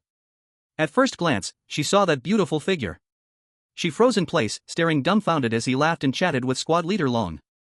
Until the heavy iron door opened and the enormous vehicle drove away. She suddenly widened her eyes. A curious companion asked, "See you, do you know that handsome guy? He looks like he's doing well with that outfit." The woman's expression was strange. I would recognize him even if he turned to ash. In the next second, she dropped the precious potatoes and sprinted away. My beast skin. My family's ancestral beast skin. Chapter 129, What's Wrong with This World? Can't there be a little bit more sincerity? 2 legs, how can they catch up with 4 wheels? Still the famous desert giant beast, Tough Kamaz. Shin Siyu ran for a while, but really couldn't run anymore, and could only watch helplessly as the other party drove away. She couldn't care too much, gasping for breath as she ran back to the base gate. She grabbed Little Long and wouldn't let go. Dragon squad leader. Little Long was startled and quickly pulled her hands away. He stepped back several steps, his face red. Comrade, let's talk properly, please mind your behavior. Shin Siyu gasped for quite a while, pointing at the distant blurry car shadow. He. Little Long was surprised. You know Crazy Jokoff, you know Comrade Zhou Chen? Shin Siyu then realized that the person who took her family heirloom was the infamous Crazy Zhou. She nodded, her expression especially anxious. Where did he come from? Where is he going? Do you know where he lives? Will he come back? Shin Siyu asked 4 questions in a row, in her urgency again trying to grab his clothes. Little Long reacted quickly and hurriedly dodged. Comrade, please calm down. Zhou Chen is currently going to the military base to look for people, saying he will drop by when he's done. Military base? Shin Siyu was so anxious she stamped her feet. The wild is full of violence, she didn't dare to go far when looking for supplies with her companions. The military base is more than 500 kilometers away, and there are the notorious motorcycle gangs. Don't mention she doesn't have a car, even if she had one, it would probably fall into the hands of motorcycle gangs. Shin Siyu quickly asked, Squad Leader Long, are you sure he will come back here? Little Long hesitated, not sure. In the end, they only had a past connection with Crazy Zhou. Not even friends. Besides, Crazy Zhou is a very capable person. The more capable someone is, the busier they are and the harder to find. Who knows which day Crazy Zhou means by when he's done? Shin Siyu felt empty inside. Calculating the points she has in hand, how much supplies could she exchange for? Then, she made a decision. Starting today, she would stay at the gate and not leave. Zhou Chen drove wildly. Any ill-intentioned thugs were smashed to pieces by the giant. The motorcycle gang in Ningxing's wild area was all in cahoots. They had long heard of companions dying too tragically. Now seeing the giant, no one dared to go forward to die. The military base was established by the seaside. The order here was clearly much better, because the refugees outside the base were several times more than the official base. The makeshift tents built on both sides extended for 3 miles. The refugees were all very smart, surely running to the safest places. The giant roared past. All the refugees were shocked. Amid the shock, they could only sigh in admiration. Zhou Chen had just gotten out of the car when he suddenly heard someone call his name. Zhou Chen? Is that really you? Zhou Chen turned around to see a soldier as thin as a bamboo pole. It was Captain He. Captain He walked over quickly, and they shook hands. You rascal, you haven't changed at all? Captain He could be considered an old friend. In fact, too many people had died. Many refugees, even if they only had a brief acquaintance and nodded at each other in the past. Now meeting again, there would be a feeling of an old friend in their hearts. The two exchanged a few words. Hearing that Zhou Chen was looking for someone, Captain He was very enthusiastic and personally took him to register. Just register, no need to pay supplies. Zhou Chen paused for a moment, preparing to take out his bag. No need to pay supplies? No, just go right in. Zhou Chen felt something was wrong. The next second, he couldn't help but laugh and cry. Captain He, it's not fair. The only people who could enter the military base without paying supplies were those who joined the army. With his build, he could even be exempted from the basic exam. Good lord! He wanted to run away with Captain He's 10 spirited soldiers. And Captain He actually wanted to take him. What's wrong with this world? Can't there be a little bit more sincerity? When Captain He saw he had been exposed, he stopped pretending. With your build, it's a pity not to be a soldier. As long as you are willing to enlist, I'll find a way to arrange you in the guard company. The guard company, that is absolutely a place full of prospects. This shows Captain He's sincerity. But Zhou Chen refused. Captain He, I'm just a small businessman, too used to freedom. Captain He tried to persuade him a few more times, but when he couldn't move him, he had to give up. Are you here to look for someone, or to do business? Looking for someone, and also checking what supplies can be traded. As Zhou Chen submitted the grain registration, Captain He personally led him to the consultation hall, then turned and left. Zhou Chen moved slowly step by step in the long queue. Suddenly, he saw a familiar figure. Compared to 2 years ago, his hair was whiter, and he was thinner. There were several bruises on his face, and he was limping, anxiously running towards the hospital. With each step, his left leg became more crippled, and his expression was filled with pain. Mr. Bai. Zhou Chen hurriedly ran over. When Mr. Bai saw Zhou Chen, he was shocked and overjoyed. Xiao Zhou, you're still alive? I knew you had the ability to survive. When did you arrive? Why didn't you come find me? I don't have time to catch up now, I have to hurry and deliver medicine. When Zhou Chen saw Mr. Bai's expression, he knew it was serious. Who are you delivering medicine to? Who is sick at home? Zhou Chen took a pill from Mr. Bai's hand. A single amoxicillin, the capsule had dissolved, and he didn't know how long it had expired. Mr. Bai quickly took the medicine back, holding it tightly in his palm. He wasn't afraid that Zhou Chen would snatch his medicine, it was just that this medicine was too important to him. It's all my fault. I was worried my old partner and I wouldn't survive until next year, so I wanted my 2 grandsons to be independent sooner. When I went out looking for supplies, I got caught in the rain, and my little grandson obviously felt unwell but didn't say anything, leading to pneumonia after a few days. My daughter-in-law would rather go hungry than waste grain for us 2 old folks. If the children don't survive, how can I face my daughter-in-law, how can I face my deceased in-laws? In the current situation, finding medicine was even harder than finding food. Looking at Mr. Bai's injuries, it was likely he got hurt while searching for medicine. Zhou Chen quickly dug into his bag and took out a box of amoxicillin. Don't worry, I just happen to have a box of this medicine on me. I'll ask the doctor what other medicines are needed and try to find them. Mr. Bai looked at the box of amoxicillin pressed into his hands, his excited emotions difficult to calm. Xiao Zhou, you are truly the great savior of our family. Zhou Chen supported him and hurried to the hospital, saving the child is the priority. When they arrived at the hospital, the doctor was astonished that Mr. Bai managed to bring a box of medicine and it was not expired. But still, with a face full of regret, he said the truth, the child's pneumonia has been too severe, just having this medicine probably won't. Mrs. Bai almost fainted on the spot. Mr. Bai couldn't steady himself and leaned against the wall, filled with pain and guilt. Zhou Chen hurriedly asked the doctor, what other medicines are needed? How much time do we have left? The doctor glanced at Zhou Chen. Seeing that he was strong and vigorous, he seemed capable and knowledgeable. Perhaps this person could get life-saving medicine. It would be best to have penicillin, considering the child's current condition. We can only last at most 1 hour. But this kind of thing comes in glass injection vials and is classified as fragile medicine. During the earthquake, all were destroyed. Now even the entire Ningqing base couldn't find a single one. Zhou Chen immediately dug into his bag and took out a whole box of syringes. Fortunately, I just happened to have a box here. The doctor instinctively caught it and instinctively opened it to take a look. Oh my god. A full 40 vials, each one intact. Chapter 130, I have only ever kidnapped people. Those who dare to rob from me have become corpses. After giving the child an injection, the doctor called Zhou Chen outside the ward. We have penicillin, but to achieve better treatment results, we still need a few more medicines. Zhou Chen took out paper and pen. You tell me. I have noted everything down. The doctor mentioned several types of medicine, and worried that the child's body was too weak, fearing that he might not survive. Zhou Chen turned to look at the child on the hospital bed.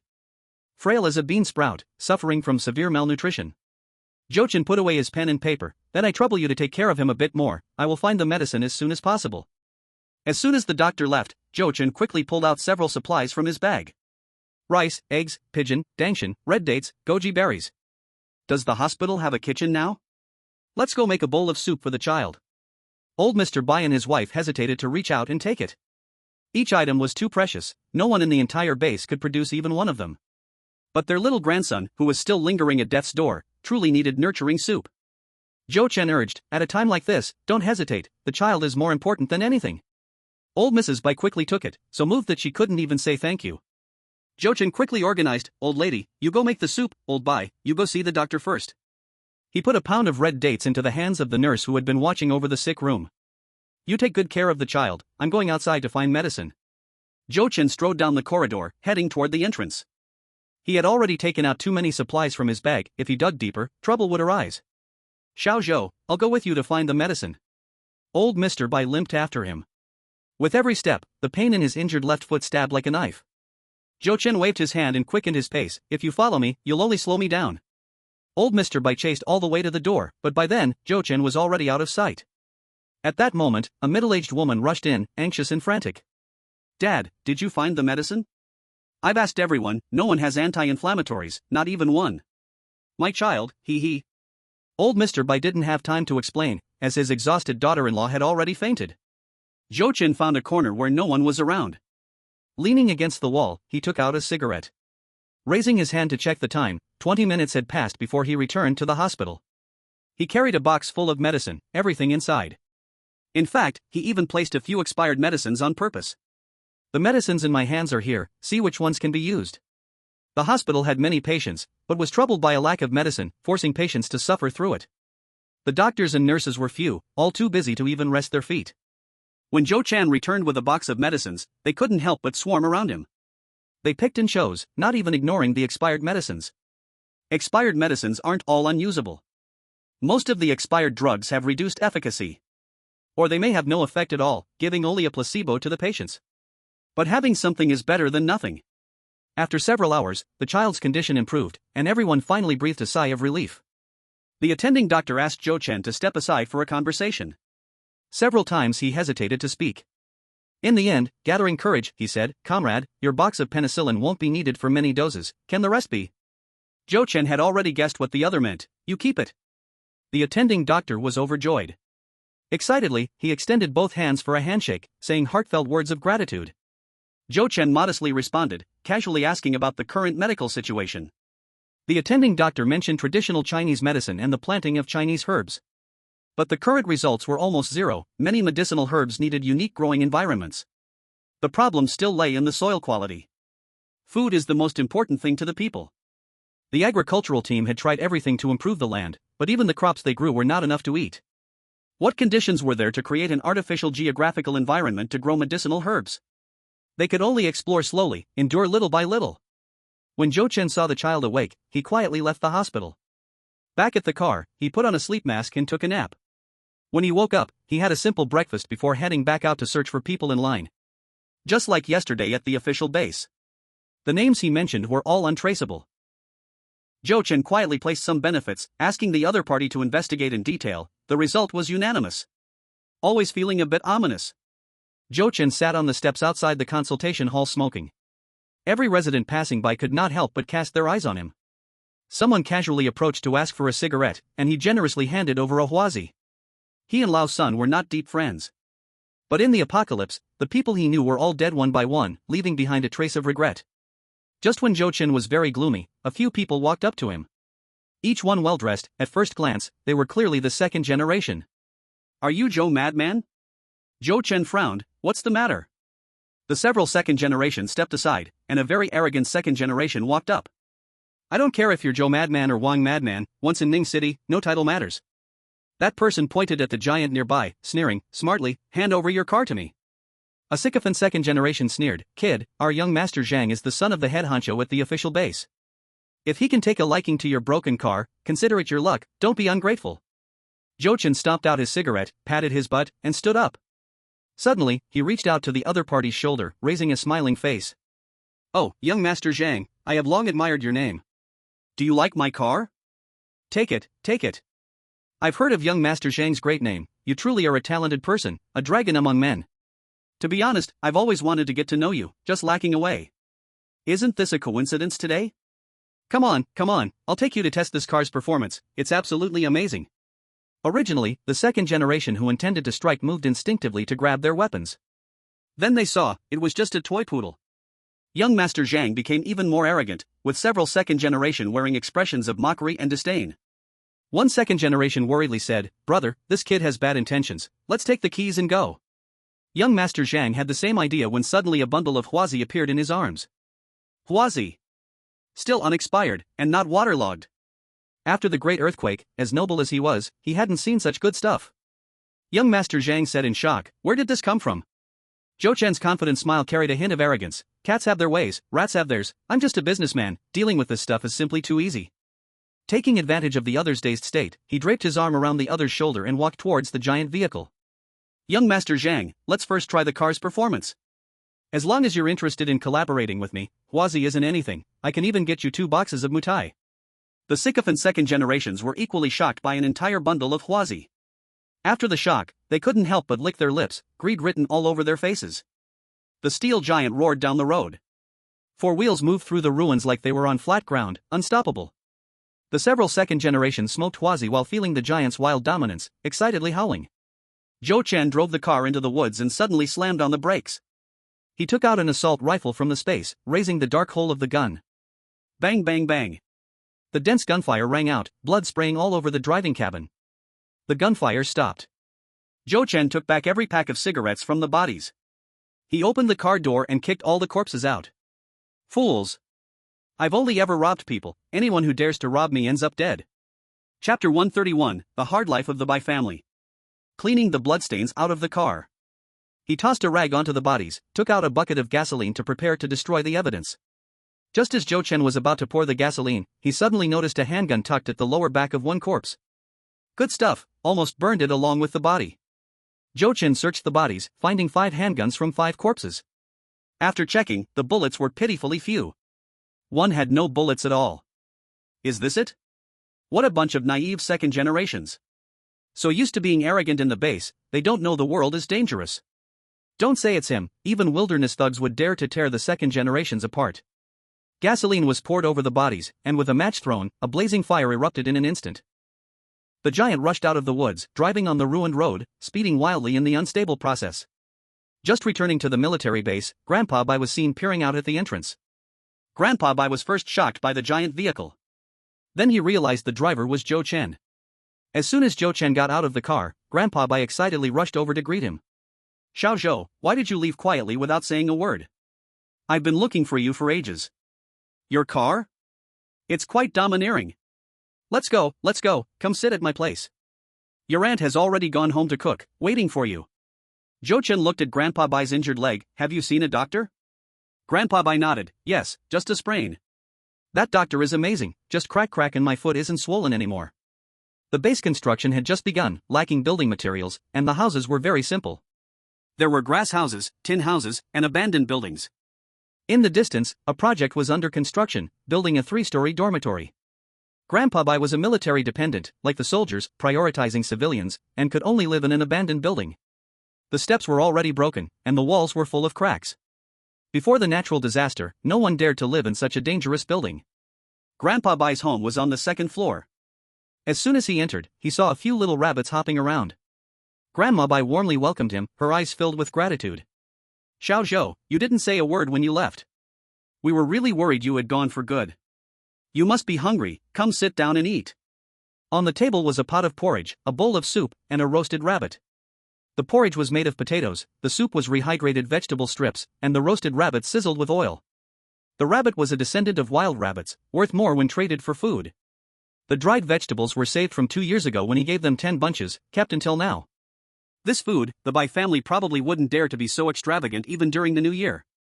Grandma Bai felt a bit embarrassed, tore off 2 rabbit legs and placed them in Zhou Chen's bowl. This child has saved the Bai family time and again, providing life-saving medicine and nourishing supplements. Yet their family couldn't offer better meals to host him. The roasted rabbit was only seasoned with salt, and the taste was really average. Zhou Chen, considering the feelings of the elderly couple, ate with great satisfaction. He drank 2 large bowls of potato porridge and another bowl of vegetable soup. Seeing him eat with such relish, the anxious elderly couple finally felt relieved. Zhou Chen asked while eating, "How is the child?" Grandpa Bai felt a wave of fear. The condition has stabilized, the child's mother is taking care of him in the hospital, and Xiao Wen is there with his brother. Zhou Chen nodded, "If you need anything, just tell me. I have plenty of supplies here, if I don't have it, I'll find someone to trade."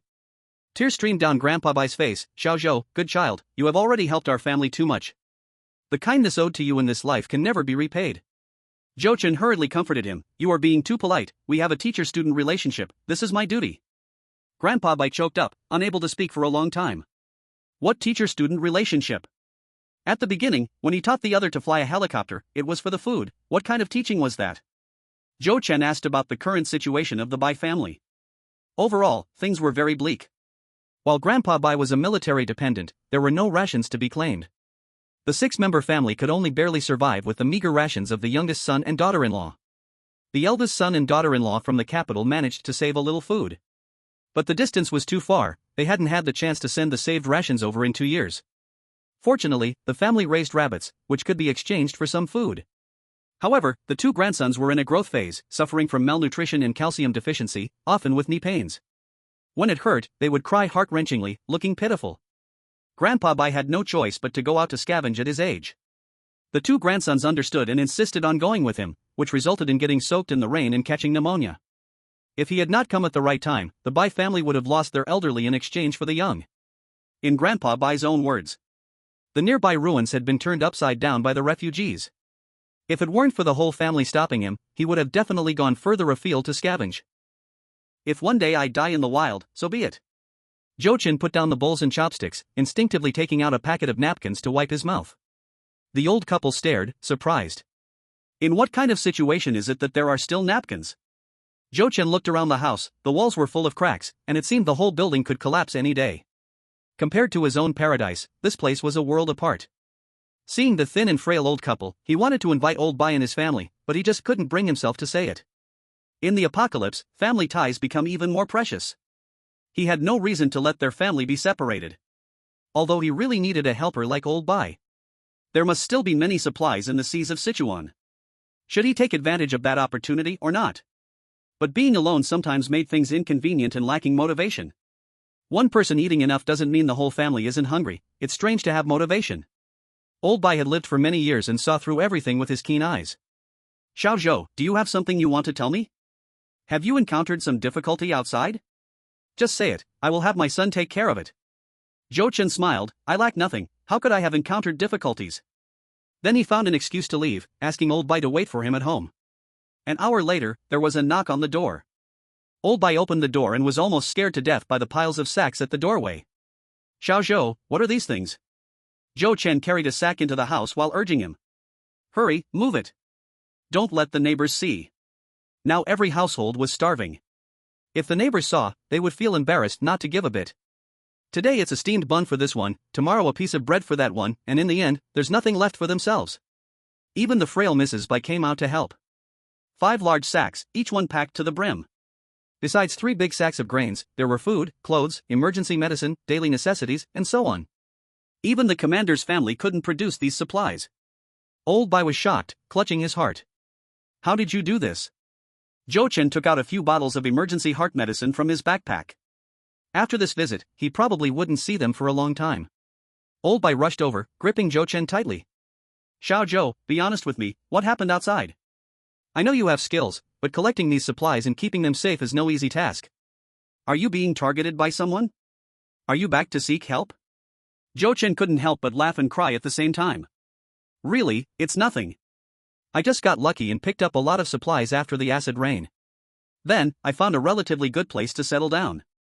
The living space has been tidied up well over the past 2 years, and I was bored, so I just wanted to come back to see everyone. Chapter 132, Brother, Massage? Zhou Chen had been wandering outside the base for the last 2 days. He wanted to see if Old Sun and the others would be stuck in the refugee camp because they couldn't pay for food. Old Bai hadn't slept well these past few days. His youngest son had finally come back once, but as soon as he lay down, he was pulled up by him. Come on, I'll take you to see something. Work, responsibility, refugees, family, a sick son, Vice Commander Bai was exhausted. But he couldn't refuse his old father. When he saw the small room piled high with supplies, from food to clothing to daily necessities, he felt dazed. If it wasn't for being too tired from work, he would think he was having a hallucination. Old Bai quickly explained the origin of the supplies, detailing everything clearly. Vice Commander Bai was stunned. Zhou Chen? This name had been mentioned by his parents many times. 2 years ago, Zhou Chen escorted his parents and children to Ning City, leaving behind wild rabbits and food. He didn't even have a chance to thank him in person. This time, it was Zhou Chen again who saved his son's life in time.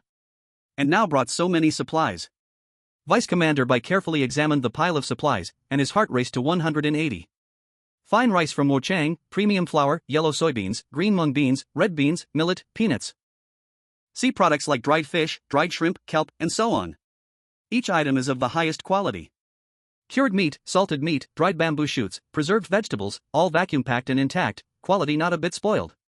Clothes, shoes, and gloves for both adults and children, even quilts are considered. The quality of these supplies is unmatched, even better than what's in the base warehouse. There are medicines and a wealth of top-quality goods. Is there really someone so capable? Old Man Bai, with 2 black circles under his eyes, shared his guess. I've thought a lot these past few days, and I believe Xiaozhou must be short on help. In this treacherous world, finding helpers must be trusted people. He must hope I can assist him, but in our current situation, he can't mention it. Deputy Commander Bai asked, what do you mean? Old Man Bai replied, you should sleep first. I'll go talk to him, if he's not far from the base, I think. Deputy Commander Bai nodded, if it's not far, you can hold on until he finds help, but if it's too far, I definitely won't agree. So many comrades and parents are out of contact. In the end times, being out of touch with family could mean a final goodbye. Now, with his parents right in front of him, he can't help but feel overjoyed. His old father is already frail, how could he agree to be separated from his own flesh and blood? Not being able to help, these precious supplies still cannot fall into the other party's hands. As for the life-saving grace, he can only find a chance to repay it in the future. Zhou Chen appeared in the refugee camp with an assault rifle, standing out among the crowd. Big brother, would you like a massage? Half a kilo of potatoes for one time, 8 tails of potatoes can have double trouble. Under the tattered canopy, there stood a row of women. From teenagers to those in their 30s, they were all there. Each one messy, with sunken cheeks. Some avoid eye contact, afraid of being chosen by customers. Some have longing in their eyes, willingly using their bodies to exchange for a bit of food to survive. Behind the tent, there's a thatched cottage from which some indescribable sounds emerge. The young man responsible for attracting customers kept pestering Zhou Chen. With his outfit, his demeanor, and that gun. He is clearly a big client. Bro, if you're not into women, we can arrange something else for you, he. Hell no. Zhou Chen didn't come here to loosen his belt. He wants to sleep with women. What woman can't he sleep with? Zhou Chen handed the young man a cigarette. The young man excitedly received the cigarette with both hands, looking honored. He sniffed it at the tip of his nose, then carefully tucked it into his pocket. He wouldn't dare to smoke it. 1 cigarette could buy more than 2 kilos of food. I'm looking for a few people. Bro, just say, I know everyone around here. Zhou Chen mentioned the names of several people, roughly describing their looks. The young man thought for a long time and shook his head. Bro, I'm from Magic City, and the refugee camp survives in groups. I truly haven't seen your friends. Zhou Chen felt greatly disappointed and handed over 2 more cigarettes. If you can help me keep an eye out, if you see them one day, tell them to stay here and not leave. And you can watch over them a bit, you won't miss out on the benefits. The young man excitedly took the cigarettes, nodding like a chick pecking at grains. Don't worry, bro, your words are carved into my heart. A big shot who could even hand out cigarettes definitely wouldn't treat him badly. Bro, are you really not going in to have some fun? Our service is guaranteed to be top-notch. Go to hell. Old man Bai limped over to the refugee camp. He spotted Joe Chen at a glance. There's no way around it, he just stands out that much. Old man Bai grabbed Joe Chen and walked away. You didn't tell me the truth, you're having difficulties and not saying anything. Joe Chen was truly at a loss whether to laugh or cry. I lack nothing, what kind of difficulties could I have? The two found an empty spot to sit down and smoke together. Old man Bai got straight to the point. I know you came back looking for helpers, I can help you. Whether it's things that fly in the sky, swim in the sea, or run on land, I can do them all. If you don't tell the truth any longer. I'm getting angry. Joe Chen's eyes were filled with laughter. After a long silence, he finally spoke the truth. My side is indeed 100 times stronger than here, and I do want to come back to find a few helpers. Especially someone like you, a true all-rounder, you are simply a treasure. But after all, my place of residence is not in Ning City. Old Bai found it hard to believe. Your side is 100 times stronger than here? Kid, are you bragging? Outside is a wasteland, is there a place better than the base? Joe Chen found it both funny and helpless. If I were bragging, would I be able to produce those supplies? Old Bai could not refute. He sincerely wanted to help Joe Chen when he needed assistance. Then tell me specifically. Joe Chen smiled and said, I can't say specifically, but it's just very good. Old Bai pressed for more, where is that place? Is it far from Ning City? In the next second, he became very serious. Forget it, no matter how far it is, I must lend a hand. You have brought so many supplies, my family will not worry about food and clothing for a short time. When you find better helpers, I'll come back. Joe Chen naturally had to refuse, don't get excited, having the family together is the most important. Old Bai patted his butt, got up, and waved his big hand, don't say anything, I'm going back to pack my things right now. Joe Chen was startled and hurriedly chased after him. After persuading for a long time, Old Bai was determined to go with him. From the refugee camp, he was persuaded all the way to the Bai family's downstairs. Joe Chen really couldn't convince him, so he had to think of a compromise. How about this, you first go with me for a trip. If you find it suitable, then you can bring your wife and 2 kids over. The environment there is definitely better than the base, which is helpful for the children's growth. And it's not too far from Ning City. You can bring your family over every 3 months for a reunion? If it's suitable, you can find a few more people, preferably your old comrades, otherwise I don't trust. Old Bai disagreed. Find people? 1 more person means 1 more portion of food consumption, do you have enough supplies? Joe Chen patted his chest. He was just short of writing I'm a rich man on his forehead. Let's put it this way, even raising 10,000 people is not a problem. Old Bai stumbled, falling flat on the ground. Chapter 133 Black Hawk? Is this really such good news? Arriving at Bai's house. Old Bai kicked his son out of bed. Welcome little Joe, I will go find Uncle Lee. Old Bai had already walked to the door but turned back to the small room to find a black bag. From the piled-up supplies, he took 2 bags of 5-kilogram flour, a few packs of dried seaweed, and 10 kilograms of potatoes. Old Bai walked back to the door and asked, as long as they are my old comrades, it's fine? Joe Chen said, it's best to have naval, land, and air support. These words were just overheard by Vice Commander Bai.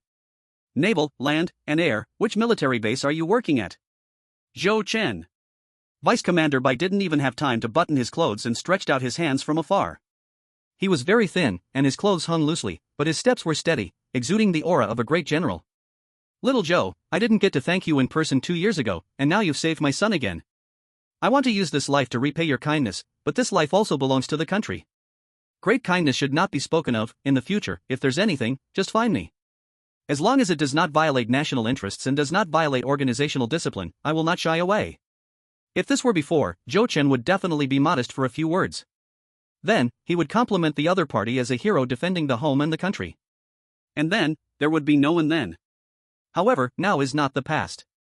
Joe Chen had thick skin. Commander Bai. Vice. Oh, Vice Commander Bai, if possible, I really want to ask you for a favor. You just say, as long as I can help, I will definitely do it. Joe Chen straightforwardly asked, does the military base sell warships or submarines? The 2 of them's hands were still clenched tightly in the air.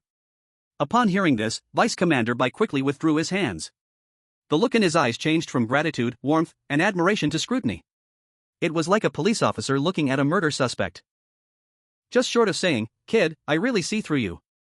The deputy commander Bai's gaze became sharper and sharper. Just now, when he heard Zhou Chen mention land, sea, and air, he thought the other party had joined some military base. Now, hearing the word sail, he realized the other party wanted to create a private base. Still the kind that has dreams grand enough to rot in jail. Zhou Chen felt uncomfortable under that piercing gaze and quickly explained. Please don't misunderstand. What I mean is, does the base have decommissioned warships, or submarines, helicopters, tanks that are currently unaffordable? I can trade with supplies, and I guarantee the guns won't point at my fellow countrymen. Deputy Commander Bai thought the other party was daydreaming. Xiao Zhou, let's not even discuss that these things involve national military secrets. Even if trading was possible, do you know how much supply is needed? Zhou Chen asked, for example? Deputy Commander Bai smiled. We previously confiscated an American Black Hawk. The weapons have been dismantled and it's used as a regular transport aircraft. It doesn't involve our national military secrets. If sold to you, we would ask for 500 pounds of food. What do you say? Such a good deal? Zhou Chen's eyes lit up. Then, you can restore the weapons, and I will pay 1,000 pounds of food. Deputy Commander Bai. Zhou Chen looked serious. That's a Black Hawk. 2 Gatling machine guns, 2 cannons, 4 missiles, 19 rockets. These are the standard hot weapon configurations of the Black Hawk. Deputy Commander Bai was stunned. Are you serious? Zhou Chen's eyes shone even brighter. His skin was thicker now. Bro, you said the Black Hawk doesn't involve our country's military secrets, which means it's not impossible to sell. Is there anyone richer than me? What kind of big winds and waves had Deputy Commander Bai not seen? Right now, he was also thrown off by Zhou Chen calling him bro. He was shocked by the vast resources Zhou Chen possessed, and also shocked by his ambition. He waved his hand. Don't take it too seriously, I was just using it as a comparison. The Black Hawk might be sold privately for food, but the weapons equipped on it definitely cannot. Zhou Chen raised 2 fingers, 1,500 pounds of food, plus 3 chicks and 3 ducklings. Deputy Commander Bai almost gasped, chicks and ducklings? Alive? Zhou Chen smiled, of course they are alive. Deputy Commander Bai expressed doubts, alive? There are not even any livestock in all bases, you. Zhou Chen laughed, seeing is believing. Just wait for Grandmaster Bai to take a trip with me and the truth will come out. Deputy Commander Bai couldn't help but scratch his scalp. You're not kidding me, are you? As soon as Zhou Chen caught on, he felt the chance was here and quickly patted his chest to guarantee. What you said, I wouldn't dare joke around with a major general. What if you shot me? That's not. Deputy Commander Bai still couldn't figure it out. Where did you get so much food, along with live chicks and ducklings? There are 1,500 pounds of food in the base, even 20,000 pounds is possible. The key is the entire base, from soldiers to residents, there are more than 10,000 people. 20,000 pounds of food is merely a drop in the bucket, insignificant. The number of livestock is still 0.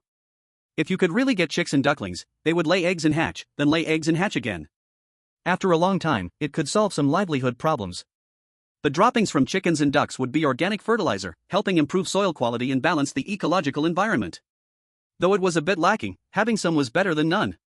Thinking of the current tense livelihood issues, he softened. The Black Hawk is fine, but the hot weapons definitely won't work. Zhou Chen quickly added, could you help negotiate? At that time, the Black Hawk could be piloted by Grandmaster Bai. He is a veteran and also your father. Surely he wouldn't open fire on his own people, right? Deputy Commander Bai was speechless. His father's political thoughts must be solid, otherwise, how could he have been flying bombers back then? Deputy Commander Bai paced in place. He walked back and forth for 10 minutes. Are you sure this isn't a joke? You really want to buy it? Zhou Chen took a sip of tea and spat out a tea leaf. I want to buy a warship too. The key is you won't sell. He could get it for $0. The problem is he doesn't know how to operate it. Hiring someone to drive it also requires clarity. Deputy Commander Bai paced back and forth for another 10 minutes. I'll try my best to see. But I can't guarantee 100% success. Grandpa Bai came in with 2 old men. The environment is too bad. Both old men are very thin, but they stand very straight. Xiao Zhou, I've brought the people. Zhou Chen and Deputy Commander Bai tacitly stopped this topic. Grandpa Bai introduced, this is Old Li, once hailed as the youngest captain, and this is Old Zhang, nothing on the road can stop him. The 3 of us together are the sea, land, and air. Xiao Zhou shook hands with both men, getting straight to the point. Gentlemen, Grandpa Bai has never been to my place, you will only know how good it is when you see it for yourselves. 20 days round trip, if there are no problems, shall we set off now? The 2 old men had no objections. On one hand, Grandpa Bai brought supplies, on the other hand, it's from unconditional trust between each other. Staying at the base also means running out to scavenge to supplement family expenses, so it is better to go for a trip. Perhaps there really is light at the end of the tunnel. Zhou Chen drove the giant vehicle, speeding down the road.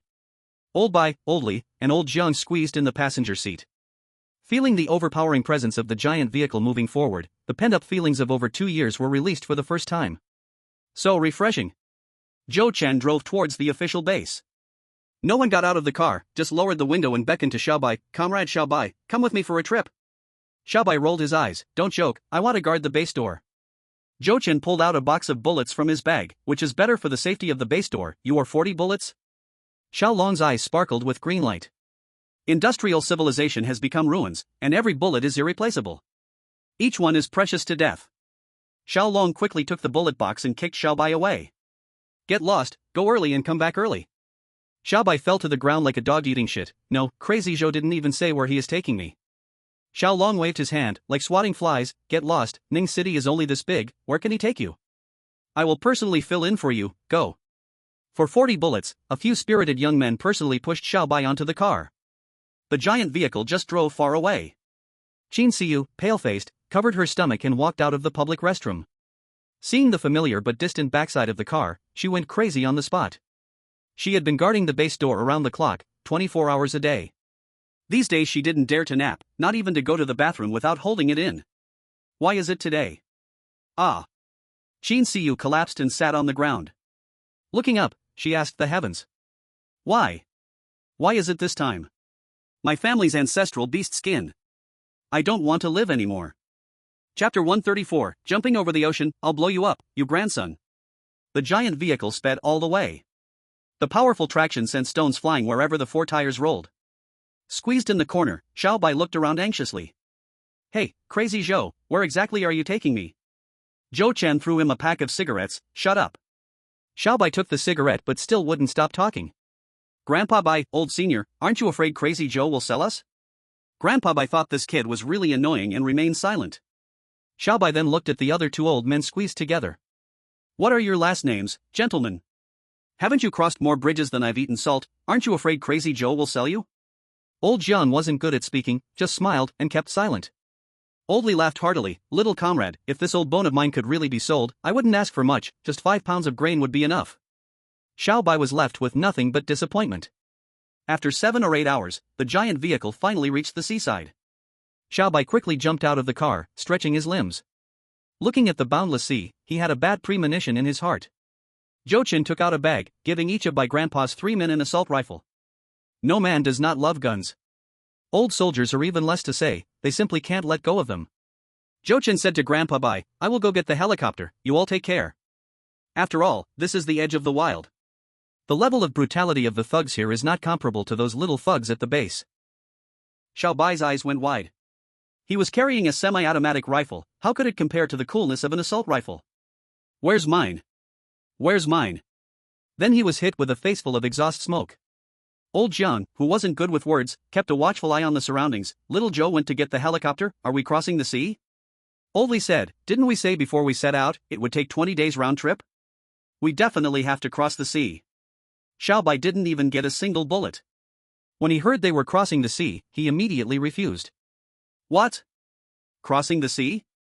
How can that be? I want to go back to the base."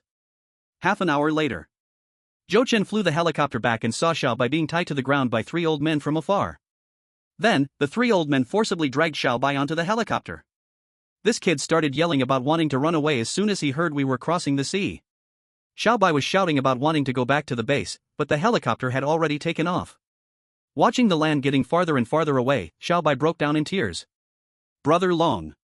My old squad leader, we've all been tricked." The 5 of them ate, drank, and relieved themselves on the plane. Naturally, Zhou Chen was responsible for the food supply. To take a big dump, they could only hold it until they found a reef or a small piece of land. Taking advantage of fueling and a temporary rest, they hurriedly took care of it. If they really couldn't hold it, they just had to take care of it on the plane. To create a strong contrast, Zhou Chen only brought out bread, instant noodles, and mineral water during the flight. When they reached his paradise, he didn't believe they would want to leave. Although it was just bread and instant noodles. For the 4 old men who had suffered for 2 or 3 years, it was already very good food. There's a huge piece of land ahead. How many days has it been? Finally, we see real land. So desolate, there are so many refugees by the sea. Little Joe, your settlement is on this piece of land, right? Zhou Chen roughly introduced the four to this piece of land surrounded by sea. He even took out a telescope, letting them take turns to look around. Old Bai held the telescope, clicking his tongue in wonder. Surrounded by sea on all sides, the terrain here is simply incredible. Xiao Bai turned to look at the endless sea, his heart racing. It's over, what if I can't go back? 40 rounds of bullets, so generous. I knew Joe is crazy and not good-hearted. Zhou Chen looked at Xiao Bai's despondent expression and teased, Comrade Xiao Bai, you're here, cheer up. Xiao Bai turned his head away, cheer up my ass. After 10 days of getting along, everyone was already quite familiar. Old Li curiously asked, Little Joe, this kid's personality is so twisted, why do you want to kidnap him? Xiao Bai perked up his ears, yeah, I'd really like to know why you didn't kidnap Brother Long or Xiao Liang but chose to kidnap me? Zhou Chen laughed heartily, because you're a medic. A doctor, a profession that had been pampered in the apocalypse. Xiao Bai wanted to cry without tears, damn. Are you serious? Am I not going back? Zhou Chen and Old Bai laughed heartily together. Buzz buzz buzz. The helicopter flew in the sky. Vroom vroom vroom. A motorcycle raced wildly on the ground. Zhou Chen glanced over and felt it looked familiar. Especially the red-tasseled machete on the rider's back. The directions of both sides were the same, one in the air and one on the ground racing. As they raced, the motorcycle suddenly made a flashy stop. The person tore open his cotton coat, revealing a sniper rifle, aiming at the sky. Bang! A bullet hit the cabin door, leaving a bullet hole. The five inside the helicopter were startled. Including Xiao Bai, all loaded their guns, crowding by the window, aiming downwards. The guy on the ground fired a shot, then immediately drove the motorcycle into the woods. Damn it, my helicopter! Zhou Chen was so mad that he veered the helicopter off course and chased after him. Then, he took out a grenade, pulled the pin with his teeth, and threw it down. Boom! The grenade exploded, leaving the ground scorched. Under the deafening explosion, the refugees on the motorcycle looked shocked. They glanced back at the explosion area, then looked up at the helicopter in the air, twisting the throttle to go even faster. Dare to damage my helicopter, I'll blow you up, you bastard. Zhou Chen threw another grenade down. Almost blew someone away. But the driver was skilled, like performing motorcycle stunts. S-shaped movements were quite impressive, dodging the bomb once again, speeding along. Want to run? I'll make sure you can't escape. Zhou Chen took out the third grenade. This time, Lao Bai and the others all rushed to stop him. Little ancestor, calm down, this is a grenade, using one means less. Oh, don't throw anymore, it hurts to watch. Yeah, don't treat such precious weapons lightly just to be angry with a refugee. Joe Maniac, let me go down and deal with him. I'll take him down, how about you give me the grenade? Zhou Chen was still going to throw, but the grenade was snatched away by the four of them together. After this tussle, the motorcycle on the ruins had already hidden away. Zhou Chen looked left and right but couldn't find anyone. No matter if the other side could see or not, he raised a middle finger out of the window. Damn! Let this brat be pleased for a few days. When I surround the base, I'll make sure he can't escape. Flying further into the paradise, there were more and more refugees on the ground. Zhou Chen couldn't help but frown. Compared to when he left, these refugees were all running towards the center of the land. It seems that the refugees can no longer survive by the sea. Buzz, buzz, buzz. The helicopter flew overhead. The dazed refugees all looked up. Then, they began to move in the direction of the helicopter.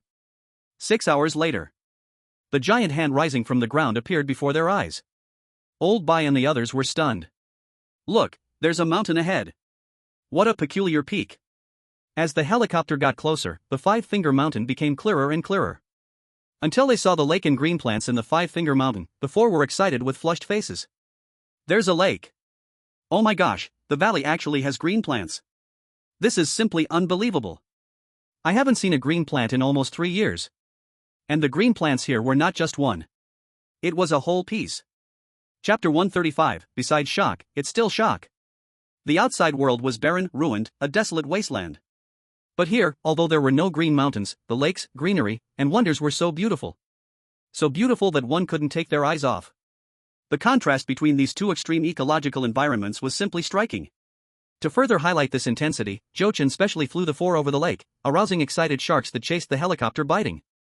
Crocodiles sunbathing on the shore quickly dove back into the water upon hearing the roar, only their large black heads visible. He flew around the 10,000 acres of land once more. Previously, for trial planting, only 1% of the 10,000 acres was planted. A month has passed, the green shoots of wheat, soybeans, and vegetables had already grown a few inches, or half a foot long. A lush green sight that was pleasing to the eye. The chickens and ducks in the wooden fence had grown to 2 pounds. Old Bai and the others were like Lu Lao entering the Grand View Garden, marveling at everything they saw. Livestock, alive? Quick, look, there's a lion. The big yellow dog left to guard the house excitedly chased the helicopter. There was plenty of dog food, and this guy had become fatter than before, having eaten and slept every day. Its long fur hadn't been managed for 2 years. At first glance, it looked very much like a lion. What shocked Old Bai and the others even more was that patch of orchard. On each fruit tree, fruits were teeming. Apples, grapes, bananas, oranges, and there was even a strawberry patch. While still in the helicopter, they could already smell the rich fragrance of fruits in the air. The land can grow crops, has already blown my mind. How can there still be fruits? A paradise on earth, a fairyland. The little white who had been sulking the whole way had long been dumbfounded. He excitedly grabbed Zhou Chen, shouting loudly into his earphones. Brother, I was wrong, I won't leave anymore, is that okay? The helicopter landed steadily, and the propeller quietly stopped spinning. Little White pushed open the cabin door and jumped down, only to fall flat on his face. There was no choice, they had maintained their sitting positions for too long, and their limbs were stiff. The 3 older men had much more experience. Moved a bit to loosen up, then slowly descended while holding onto the cabin door. But the excitement on their faces and the eager footsteps could not hide the joy and thrill inside. So delicious. Too delicious. Hearing the commotion, everyone discovered that Xiao Bai was crawling. He crawled all the way to the fruit garden, picked the fruits, and stuffed them into his mouth. While eating, he cried tears of happiness. He didn't forget to curse Zhou Chen. Crazy Zhou, you really are a rich man. I'm telling you, even if you beat me to death, I won't leave. Dragon brother, Xiao Liang, Xiao Hui, you really should come here together. But it's okay, since you're not here, I'll help you eat more fruits. Zhou Chen really wanted to give him a gun. If you curse me again, I'll throw you into the lake to feed the crocodiles. Da Huang ran over, excited and peeing everywhere. Zhou Chen rubbed Da Huang's head and warmly greeted everyone. 3 gentlemen, don't be shy, pick some fruits to taste. Let's take a short break, then we'll pick some fresh vegetables for hot pot. Old Li and Old Zhang were excited yet still quite restrained. Old Bai swung his arms, pulling one with each hand. With a gust at their feet, they ran towards the fruit garden. Listen to Xiao Zhou, don't be polite with him. He's so wealthy and heartless, we just need to eat. Before the natural disaster, their families were not poor. When they were in the army, they had a variety of fresh fruits to eat every day. After retirement, there were so many fruits at home that they could not eat them all. Until the natural disaster struck, in these 3 years, let alone fruits, even moldy buns were hard to come by for every meal. Looking at this piece of fruit garden, the smell was overwhelming. In their immense excitement, they momentarily didn't know where to start. Xiao Bai's mouth was full of fruit stains. With his left hand holding several big red fruits, his right hand reached out to pick the milky white ones. He didn't forget to excitedly call out, 3 gentlemen, come and try these fruits, they're big, juicy, sweet, and the taste is simply unbeatable. 3 old hands reached out towards the fruit in the garden. From touching to picking, then observing, and finally feeding to their mouths. Their hands trembled uncontrollably. My goodness. This is just too delicious. The 3 old men closed their eyes, savoring the top-notch precious fruits in small bites. They were lost in ecstasy, filled with happiness. There was a kind of illusion, as if they had returned to their wonderful lives before the disaster. Xiao Bai didn't treat himself as an outsider at all. After filling up on fruits, he immediately went to pick apples and grapes. He picked too much and pulled up his padded coat to hold them. Running in front of the 3 old men, he stuffed fruits into their arms insistently. Try these other fruits, I'm moved to tears. A paradise on earth can't be better than this. Xiao Bai was like a robber, picking endlessly, causing the 3 old men to wince at the sight. Comrade Xiao Bai, these fruits are too precious, don't just keep picking. Xiao Bai also felt that he might have gone too far. Crazy Joe was just being polite, but he wouldn't allow others to ravage his fruits like this. Here, even just 1 grape. In any place, it would be top-notch resources. Just as Xiao Bai felt embarrassed, Da Huang ran over. Its fat body stood up, biting an apple from the tree, then sat on the ground and began to munch slowly. Crunch, crunch, crunch. While chewing, it wagged its tail at the familiar old Bai. Xiao Bai. The 3 old men. Under the great Buddha, there were 2 giant tents. One was a bedroom, and one was a storeroom. Zhou Chen, taking advantage of the 4 being in the fruit garden, hurriedly ran into the storeroom. From the space, he took out excavators, tillers, cutters, fertilizers, tools, seeds, and placed them one by one. After thinking for a moment, he also added 2 shipping containers. And that large helicopter he had gotten from Zujiajian. If he had nothing, how could he say he had turned this place into a paradise with his bare hands? Who would believe that? Zhou Chen walked out of the tent. He saw the 4 people, under Da Wang's guidance, had already relaxed their bodies and minds. Each person was enjoying the fruits, happily gathered near the wooden shed to watch the chickens and ducks. Zhou Chen shouted from 10 meters away, 4 gentlemen. In the warehouse, there are clothes, shoes, and socks, and a generator to heat water for bathing. The 4 were shocked. We can take hot showers? They hadn't taken a hot shower in a long time. After the great earthquake and acid rain, the environment has been getting worse and worse. Even basic survival has become a problem. Who has time to chop wood and heat water for bathing? The weather after the natural disasters has been extremely abnormal. February has scorching heat, June brings snow, and winter sees hail. Sometimes, it is unbearably hot in the morning, and freezing cold by the afternoon. Even the refugees at the base seldom bathe. The more particular ones might wash themselves with a damp towel every 10 days or 2 weeks. For those who are less particular or lack the means, it may be a year or 2 before they wash themselves at all. They smell so bad that you can smell them from a distance. Little Bai runs the fastest. He hasn't bathed in a long time. The important thing is that he was abducted and brought here, without even a change of clothes. He hurriedly ran into the warehouse to find some clothes to change into. As soon as he lifted the curtain, he got so excited that he shouted loudly. Ah, my God. No way, this must be an illusion. Are you crazy? How can there be so many things in the warehouse? The 3 elders were attracted by his commotion. When they went inside to take a look, they dropped their jaws in shock. Besides large helicopters and excavators, there are piles of food, cotton clothing, quilts, tents, steel, fuel barrels, and more. You could say that everything for living is fully available. Are they crazy? It's simply unbelievable. It's simply extravagant and inhumane. Simply. Besides shock, it's still shock. Chapter 136, Drink and Eat Heartily. The open-air bathroom has only 1 shower head. But everyone couldn't wait any longer, they squeezed together to wash. After all, they are all men, so there's no issue with being civilized. The water is pumped up from the lake and then heated into hot water. With constant temperature control, it feels unbelievably comfortable when showered on the body. There is also shampoo and body wash that hasn't been used in over 2 years. With these 2 things, they washed away years of grime on their bodies. Feeling comfortable, everyone did not forget to wash each other's backs. After the back rub, they felt completely relaxed, as if they had lost 2 taels of weight.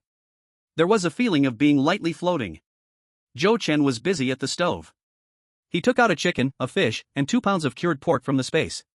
Chicken stew with mushrooms, radishes simmered with cured ribs, and fish fillets prepared for sour cabbage boiled fish.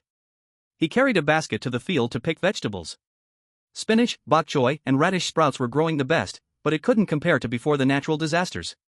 The seed survival rate is only 30%, and the green looks a bit weak. But this is already a top delicacy beyond the imagination of the refugees. Zhou Chen was confident he could keep the 3 elders around. But Little Bai. Unless Little Bai willingly wants to stick with him, no one would dare fight the army for people. Hearing Little Bai making a fuss over there, Zhou Chen was willing to spend resources. Since he did not plan to live alone until he dies, recruiting and hiring naturally must include doctors. Don't underestimate the medic. In handling various external injuries and trauma, the medic's skills are even stronger than those of doctors at major hospitals. The 4 washed up, and from head to toe, changed into clean clothes and shoes. Even the socks were soft, warm, and fuzzy. They felt so comfortable that walking was like floating. Little Bai not only bathed the dirty big yellow dog but also trimmed its fur. The wild big yellow, which looked like a lion, finally revealed its eyes. The delicious food on the table made one drool. They originally thought that having chicken, fish, and cured ribs would be shocking enough. Unexpectedly, Zhou Chen also took out 2 bottles of 5 grains liquor from the warehouse. Little Bai, gnawing on the fragrant cured ribs, felt that Zhou was correct in saying one thing. Sticking with him guarantees you can eat meat and drink heartily. Delicious. So delicious. Not only is there wine and meat, but also very tasty vegetables. Elder Bai, Old Li, and Old Jiang also ate heartily. Everyone ate to their heart's content. They felt as happy as gods. Under the big Buddha, a tent was added. The sun shone on the surface of the lake, reflecting shimmering waves. In the newly built tent, snores rose and fell, loud like thunder.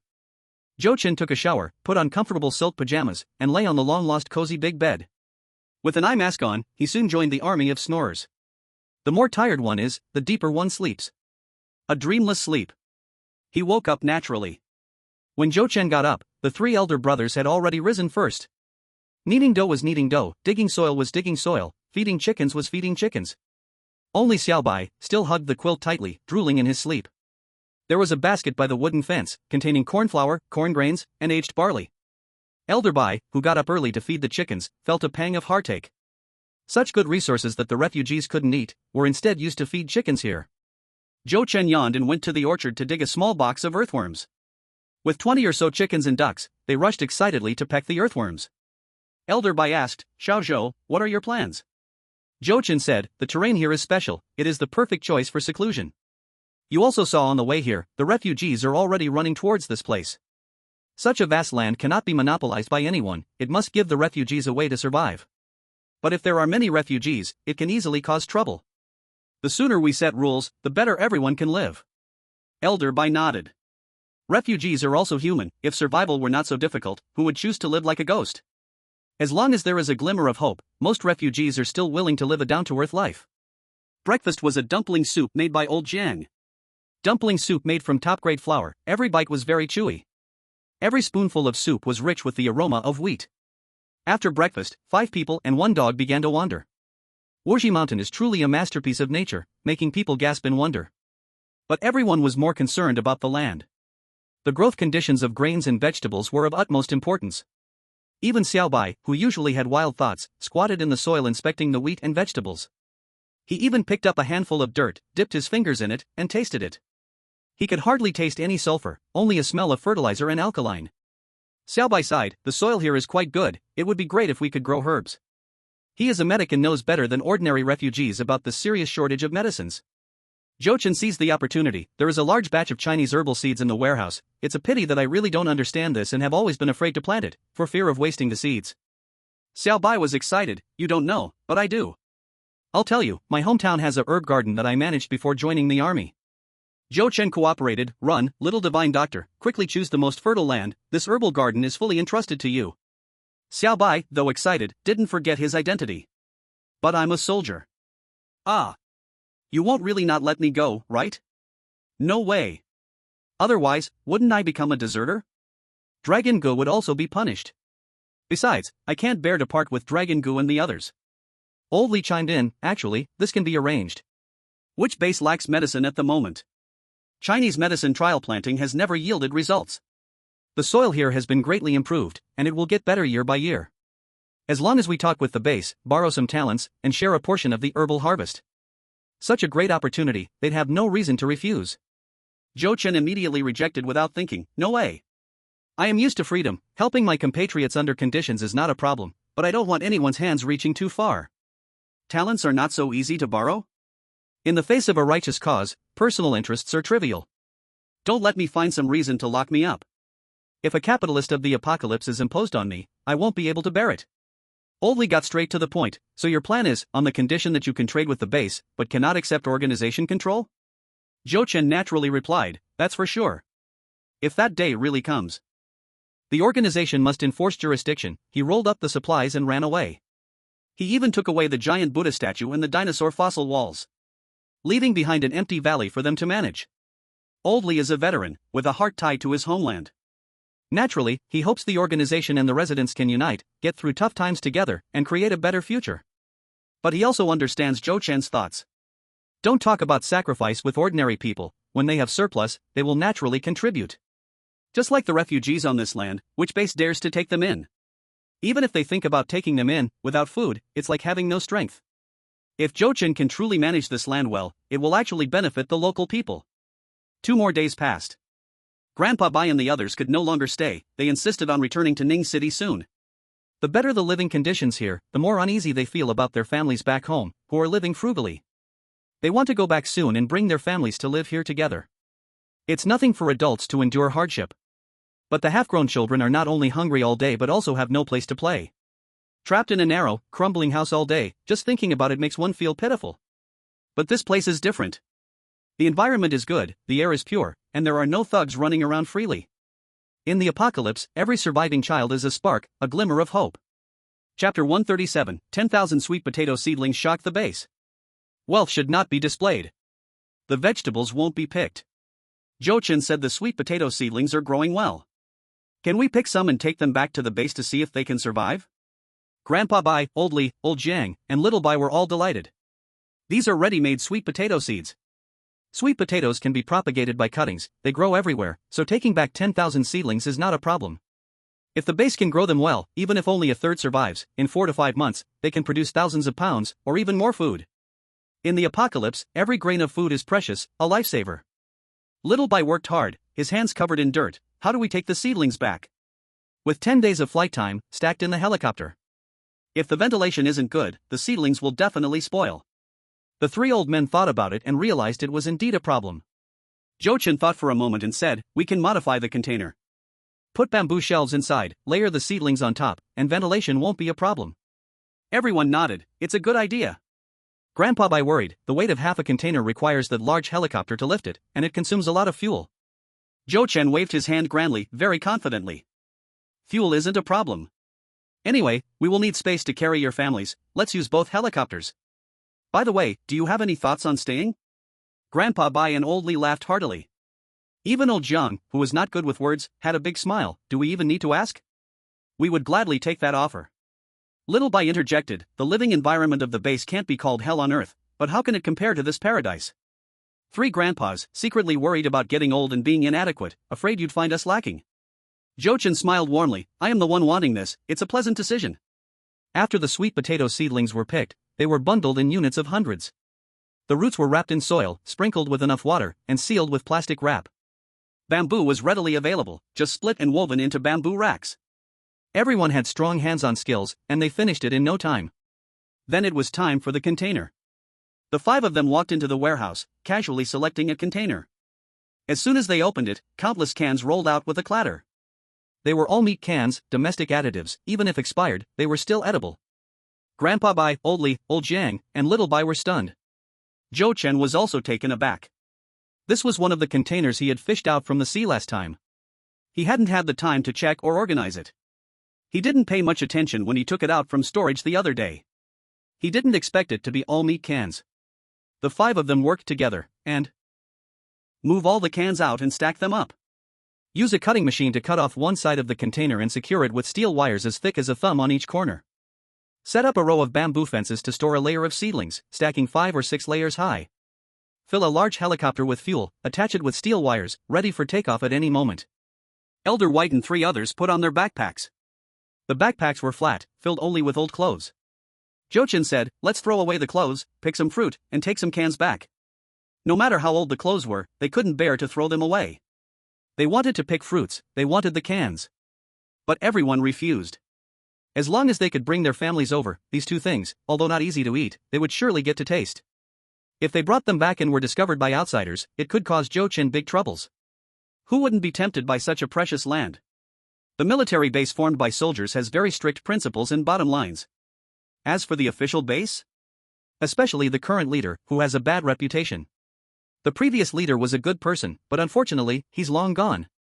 In chaotic times, strict measures are used. For the sake of people's livelihood, sacrificing personal interests is very normal. Jochin advised, it's fine, hold your bag tightly, just don't open it unless it's family. Xiao Bai, lacking determination, said, isn't this wrong? Jochin directly pushed him into the fruit orchard, there's nothing wrong, pick whatever you want. Pick, pick, pick, work hard and pick. Little Master is still waiting for you to use fruits to tempt other spirited young men. Xiao Bai stopped being polite. He had enjoyed himself too much these past few days and kept thinking about his comrades. So he picked a bit of every fruit, carefully putting them into his bag. He also packed 9 cans of beef in the bag. Thinking he probably wouldn't come again, he reached for another one. Then he thought of the old camp leader. He grabbed another one to give the old camp leader a treat. Elder White and the 3 others also symbolically picked a bit of fruit, only taking 1 can. They planned to let their families have a taste together, so their backpacks were still flat. Everything was ready, just waiting for takeoff. Elder White was in charge of flying the large helicopter. Let me show you my former glory.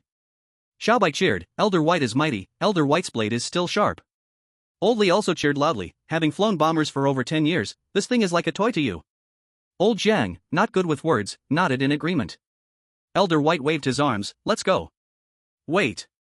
Zhou Chen suddenly thought of a problem and ran into the warehouse to grab a can of spray paint. He unscrewed the cap and covered up the 6 characters Zhou Chang was group on top. Then he casually spray painted a design. Everyone understood in an instant. This large helicopter, its origin was unclear. Zhou Chang was too close to Ning City.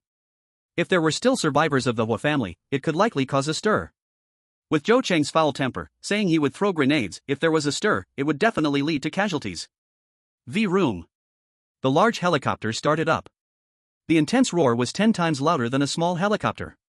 The steel cables were pulled tight, and the suspended container slowly lifted off the ground. Zhou Chen, eager to tempt Xiaobai, spared no effort. Xiaobai, I'll teach you to fly a helicopter. Are you interested in learning?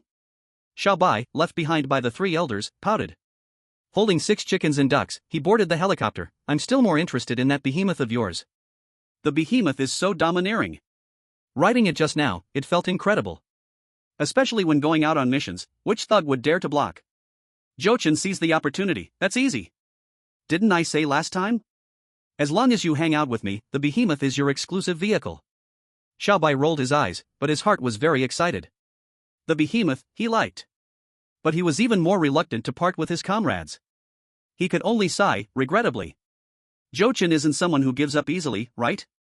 He had to tempt Xiaobai so much that he couldn't sleep at night. The 2 helicopters kept in contact. 10 days later, they arrived together at the Ning City coastline. The military base had air traffic control. They discovered 2 civilian helicopters in the air that didn't belong to the base. Immediately shout a warning. Mr. Bai replied with strong confidence, I am the father of Bai Yunfei, and the cargo box contains precious sweet potato seedlings. Immediately notify the relevant persons in charge and send someone to take over as soon as possible. In the simple control tower, all the staff were shocked. Sweet potato seedlings? This is definitely the most precious resource. Quickly, the relevant person in charge and the agricultural department received the news. As soon as the container landed, countless figures rushed in from all directions. More than half of them were onlookers. 2 helicopters landed steadily, and the rotors stopped spinning, and the crowd immediately rushed forward. Opening the container's door, a sea of green appeared before them. The entire crowd cheered. Green plants. Green filled with vitality, representing life and hope. They had not seen such a beautiful color in a very, very long time. 10,000 seedlings, shocking everyone. After 10 days of air transport, the sweet potato seedlings were wilted, but the roots were full of life.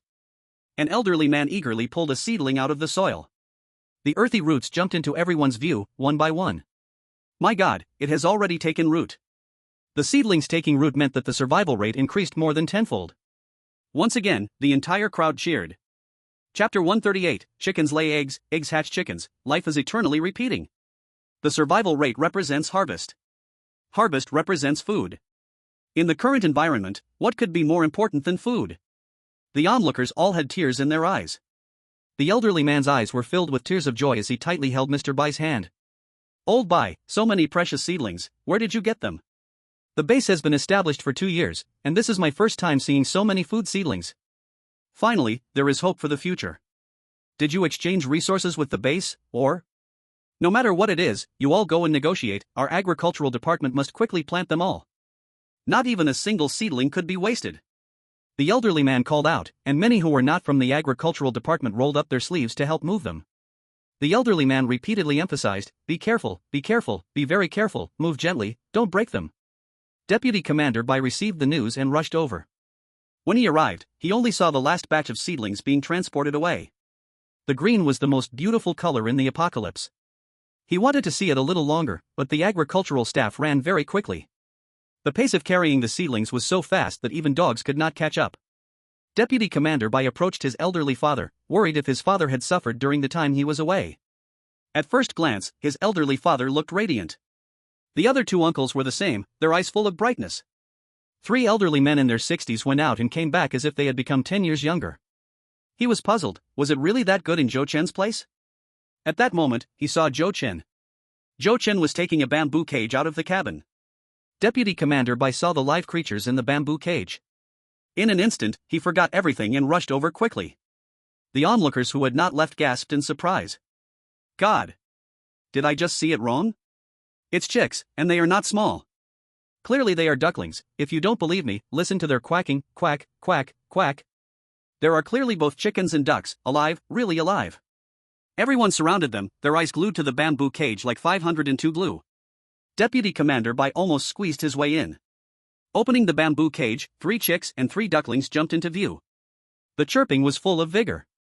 This was the most beautiful sound after a baby's cry. Each one weighed about 2 pounds, with 1 male and 2 females. In another month or 2, they would start laying eggs, eggs would hatch chickens, and chickens would lay eggs. It was a never-ending cycle, endlessly repeating. The onlookers at the scene were all filled with excitement. The suddenly appeared sweet potato seedlings were already enough to thrill them, and now there were chickens and ducks. These hard days finally seemed to offer hope. The news spread quickly, more and more refugees heard this good news. Some were overjoyed, while others spoke with cold indifference. Those who spoke indifferently were soon harshly criticized. What a misfortune!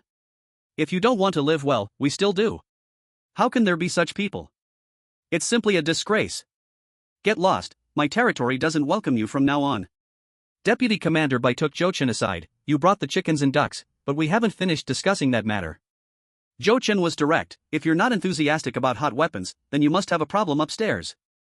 Deputy Commander Bai chuckled. We've already held a meeting. The Black Hawk is fine, but the progress has been stuck on the weapons. Such is the situation in the country, everyone is afraid of problems. Once hot weapons have issues, that is a big deal. Zhou Chen said, there are 6 live chickens and ducks right here, and 1,500 pounds of grain outside. If it can be done, then great, if not, it doesn't matter. As for the 10,000 sweet potato seedlings, that's just a small gesture from me.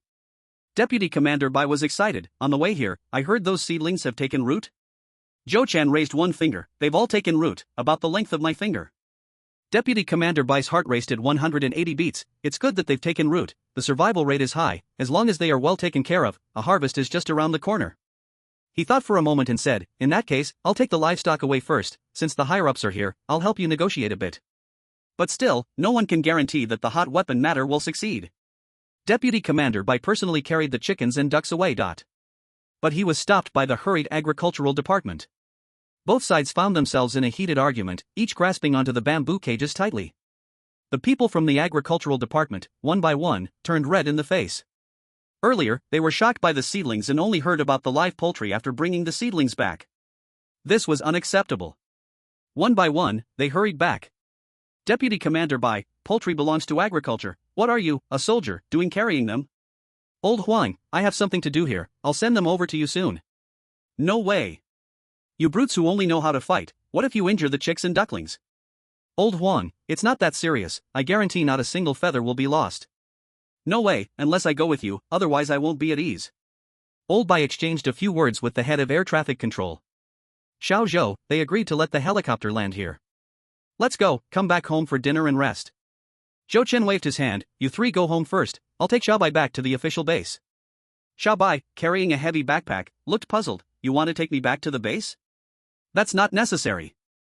I'll ask outside if there are any convoys going, I'll surely find a ride. Would Zhou Fengzi be so kind? It felt suspicious. Cunning like me, I absolutely won't fall for it. The next second, Zhou Chen took out a hefty car key. Deliberately tossing it in his hand, he sparked Xiao Bai's interest. A giant car key? Xiao Bai's eyes sparkled, nearly drooling. Zhou Chen made a regretful expression. I wanted to kindly let you take a ride in the giant vehicle, after all, there won't be another chance. Since you want to catch a ride, then I. Xiao Bai lunged forward, snatching the car key. Catching a ride? I don't want to waste your gasoline. But you're rich, so I'm not going to be polite, let's go. The helicopter flew to the seaside. Zhou Chen sent Xiao Bai away, changing into the domineering and fierce giant vehicle. Xiao Bai drove the giant vehicle, speeding wildly. All the way, he yelled in excitement. Wow, let's cut it up. So cool. So refreshing. I am invincible in the world. Zhou Chen sat in the passenger seat, feeling dizzy and wanting to vomit from the bumpy ride. This guy drove even more recklessly than him. Several times he thought about kicking Xiao Bai out of the car and letting him fall to his death. But he held back. Everything was to lure those spirited young men. No one dared to compete with the army for people, but what if the spirited young men followed him voluntarily? At the entrance of the official base, Xiao Long was recently very worried. The Xiao Bai he kicked away had suddenly vanished without a trace. Just thinking about Xiao Bai possibly encountering misfortune made him unable to eat or sleep. Xiao Bai, oh Xiao Bai. I truly apologize to you. Captain, I'm back. A familiar giant came rushing in. Little Bai stretched out his head, proudly singing a classic old song. My old instructor, how are you doing now? My old instructor, will you still remember me? As soon as the giant stopped, Little Long lunged forward. He raised his hand and slapped Little Bai's head. Miss you? I want to kill you. Where the hell did you run off to? Chapter 139 Who Farted? Little Bai was dragged out of the car and beaten. Little Long's love was deep, but his criticisms were harsh. One person wasn't enough, so he called everyone over. A group of spirited young men rushed forward and pinned Little Bai to the ground. Little Bai was beaten until his face was swollen and bruised, feeling very wronged. Bro Long, weren't you the one who kicked me away for those 40 bullets? Little Long was choked by Little Bai's words and his face turned red. Did I tell you to disappear? To disappear for over 20 days, with no news at all. Are you the one who floated away, or am I the one who can't handle a knife anymore? Beat him. Little Bai screamed and cried like a ghost. Feeling wronged, he expressed this wasn't the brotherhood he wanted. He raised his backpack to shield his face. Don't hit me, there's treasure in the bag, if you hit it again it'll break. Little Long reached out to take the backpack away, angrily saying, alright, keep hitting him. Little Bai. Zhou Chen parked the car at the entrance. With a cigarette in his mouth, he leaned against the wall, enjoying Little Bai's suffering. A disheveled woman with 2 dark eyes ran over excitedly. Boss, I finally found you. Zhou Chen was taken aback, his expression blank for a second. Hearing the term boss, he thought it was the silly girl Chi Ro. But it turned out to be a sticky troublemaker. Zhou Chen was quite unhappy. Who are you? Qin Siyu ran over breathlessly. Pointing to her own face, boss, it's me, Tiger Skin. Zhou Chen angrily replied, do you dare mention those 2 words, Tiger Skin? What did I say last time? If I see you again, I'll shoot you. Qin Siyu was so scared that she fell to the ground with a thud. Holding onto one of Zhou Chen's legs tightly. Boss, I've been working hard to earn points every day for the past 2 years. I've accumulated a large number of points. I want to trade with you using my point card or supplies. That tiger skin was passed down from my family, given to me by my dad right before he died. Boss, please, have some mercy, leave me a memory. Zhou Chen kicked her, but didn't move her. Get away. I won't. Let go. Not letting go. You damn. Qin Siyu hurriedly pulled out a card. Boss, this is my base point card. There are 3,000 points in here, which can be exchanged for 300 pounds of potatoes. Please give me back my tiger skin. As a refugee, Qin Siyu, who spent her days running around outdoors, was already dirty. As tears flowed, her face became even dirtier. Zhou Chen couldn't bear it anymore, forcibly prying her hands away. He disdainfully wiped the dust off his pants. 300 pounds of potatoes? Qin Siyu hurriedly nodded. There really are 3,000 points in the card. If you don't believe me, let's go check the exchange hall together. Zhou Chen looked down at this dirty woman. Very thin, very dark, rough skin, with dry, yellow hair. Remembering the first time he saved her in the mall, she was once a fair-skinned beauty. The apocalypse is ruthless, taking lives and crushing both body and mind. 3,000 points can be exchanged for 300 pounds of food. That's already a wealthy amount among refugees. A refugee, still a weak woman. In 2 years, earning 3,000 points must have been filled with hardship. But, is he the person who needs 300 pounds of potatoes? Zhou Chen's heart was cold as stone, pulling out his gun to warn her. Come back to me when you've earned 1,000,000 points. 1,000,000 points? Little Long nearby gasped in shock. That's a reward that can only be obtained by salvaging a military ship from the sea. Isn't this deliberately making things difficult? Little Long looked at Qin Siyu's dejected figure, feeling more and more pity. Little Long walked up to Zhou Chen. A serious face. Comrade Zhou Chen, why didn't you tell me clearly in advance? This time, I thought Xiao Bai was in trouble. Next time, even if you give me 100 bullets, I won't be fooled again. Zhou Chen raised his chin and pointed at the backpack in Xiaolong's hand. Aren't you going to open the backpack and take a look? This is a gift brought back from afar by Comrade Xiao Bai for you.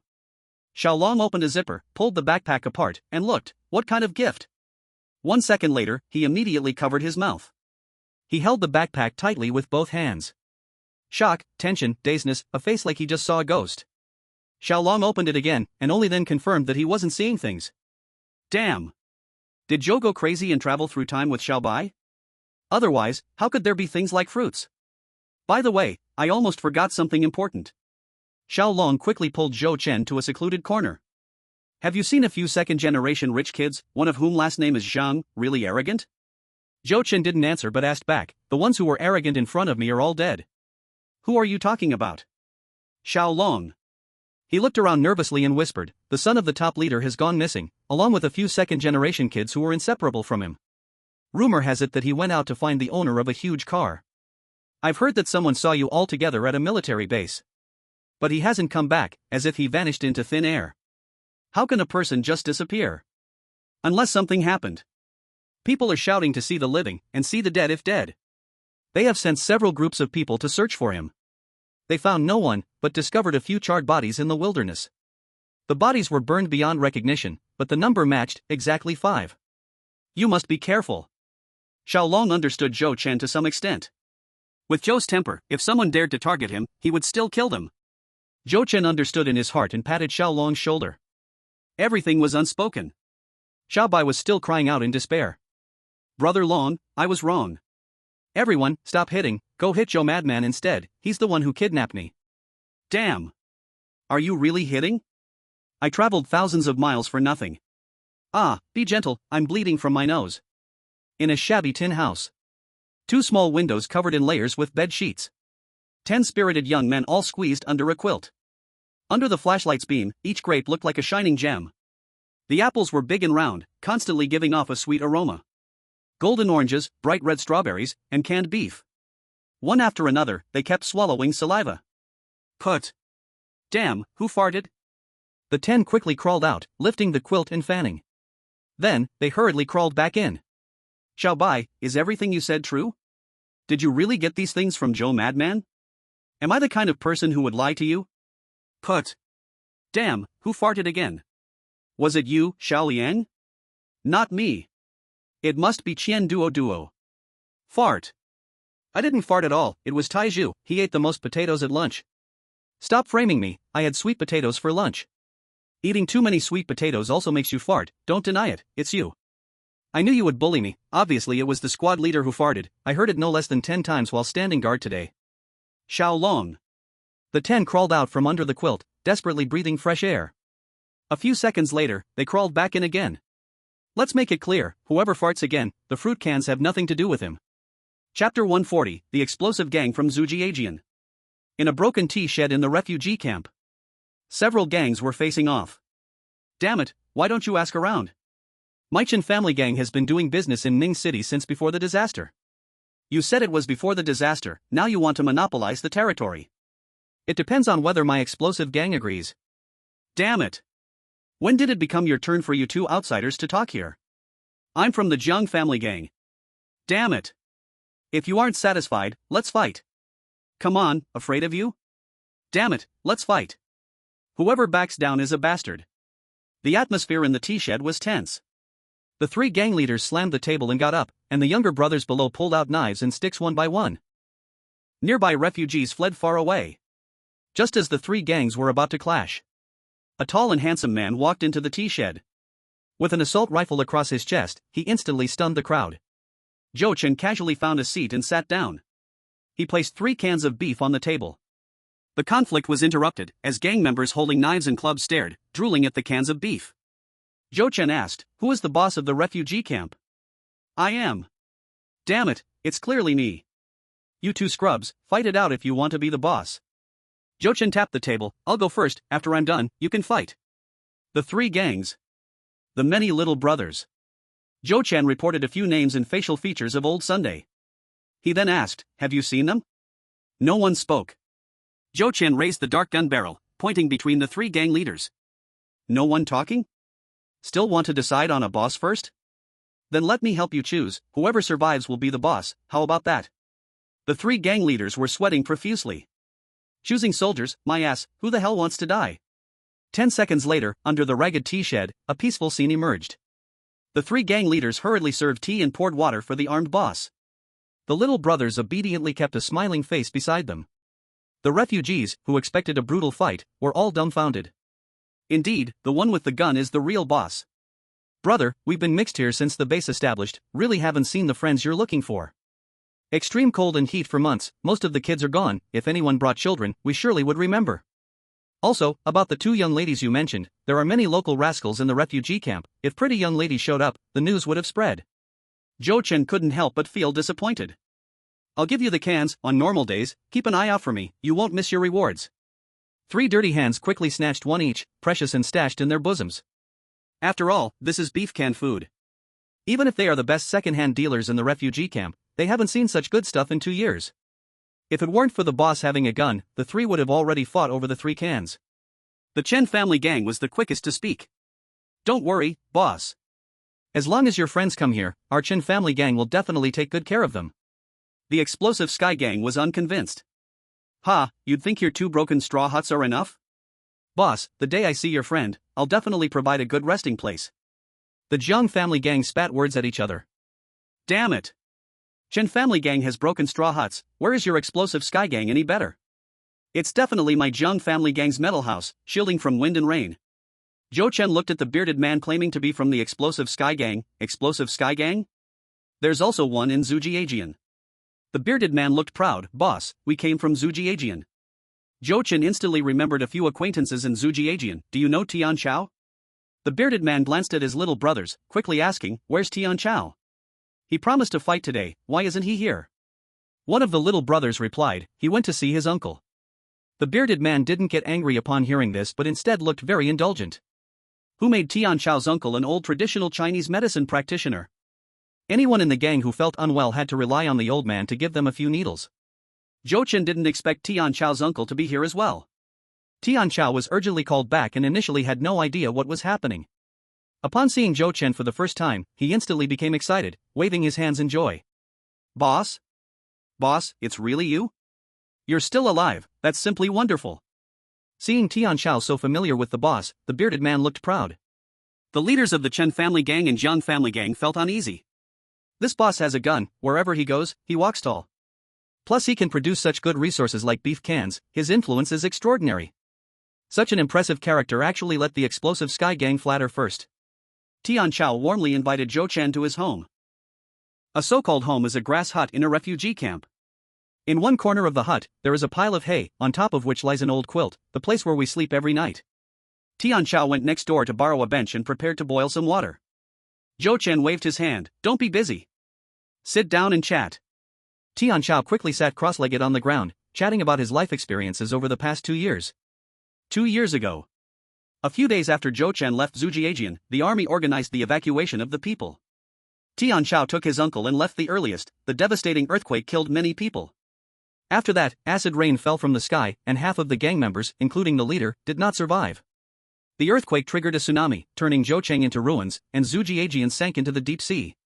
Many refugees lost contact with the main forces. To survive, they could only walk on the wasteland to Ningcheng. At that time, the situation in Ningcheng was also very bad, overcrowded. Countless refugees squeezed at the base entrance, shouting to enter the base. His uncle easily entered the base as an old traditional Chinese medicine practitioner and worked in the hospital. Tian Chao couldn't afford food and could only stay in the refugee camp. People need to survive, so later he went out scavenging with several gang members. As more and more fellow villagers joined, after a year, they resumed old businesses and returned to their original work as second-hand traders. The plate is so big, all kinds of gangs are mixed together. To fight for territory and grab business, they often fought. Everyone in the refugee camp knew that Tian Chao had an uncle who understood medicine. In the apocalypse, everyone suffers. Even the base lacks doctors and medicine. Everyone gets headaches and fevers, who wouldn't want a doctor to save their life? Every time his uncle came to the refugee camp, he would take pulses for this person, give needles to that person. He never charged a grain of food and was dearly loved by the refugees. So, even if there were fights between gangs, few people would attack him. As time went on, he also didn't want to lay hands on those who let him be. Days passed, and now it has come to this. Zhou Chen asked about old Zhu and the guard grandfather. Tian Chao said that old Zhu and the others were still alive. Some fellow villagers saw them sitting in a military truck from Zhoucheng, coming to the Ningcheng military base to exchange supplies. When mentioning the guard grandfather, his expression grew heavy. All the police in Zhujiajian voluntarily were the last to evacuate. Before they even got off the dock, the earthquake and tsunami struck, they all sacrificed. Chapter 141, Digging the Wall. Zhou Chen felt a lot of emotions. Whenever he thought of the guard grandfather, he would think of the old man's white hair, cracked lips, and how he worried every day about medicine for his colleagues. A group of police officers still holding their ground under the natural disaster, in the end, none survived. As Tian Chao detailed his experiences, he occasionally ruffled his hair to cover his face. Zhou Chen took a closer look and found that this guy had injuries on his face. On his left cheek, there was a handprint. What happened to your face? Didn't they say they wouldn't lay hands on you? Tian Chao ruffled his hair to cover his face again, smiling bitterly. The people in the refugee camp give my uncle face, but that doesn't mean everyone inside the base treats refugees like humans. Zhou Chen understood immediately. Anytime, in any environment, as long as there are people, there will be hierarchies. Zhou Chen asked, has your uncle ever cultivated Chinese medicinal herbs? Tian Chao nodded, yes, my uncle has a herb garden in the backyard of his shop. Traditional medicine is being heavily suppressed, and fewer people come to see him, so he keeps busy with herbal medicine. Zhou Chen was very interested. In the apocalypse, doctors are treated like ancestors worshipped in the profession. They are indeed very lacking in doctors there. Especially doctors who understand how to grow herbal medicine. Xiao Bai can grow herbal medicine, but the risk factors are too high. Growing medicinal herbs is not as simple as growing fruits and vegetables. Even if it were as simple as growing fruits and vegetables, if no one knows them, they can't distinguish their medicinal properties. What's the difference from growing a bunch of grass? Zhou Chen took out 5 cans from his backpack. I am preparing for base construction, the supplies are complete, and the environment is 100 times better than here. But there is a big shortage of doctors, especially old Chinese medicine doctors who can grow herbs.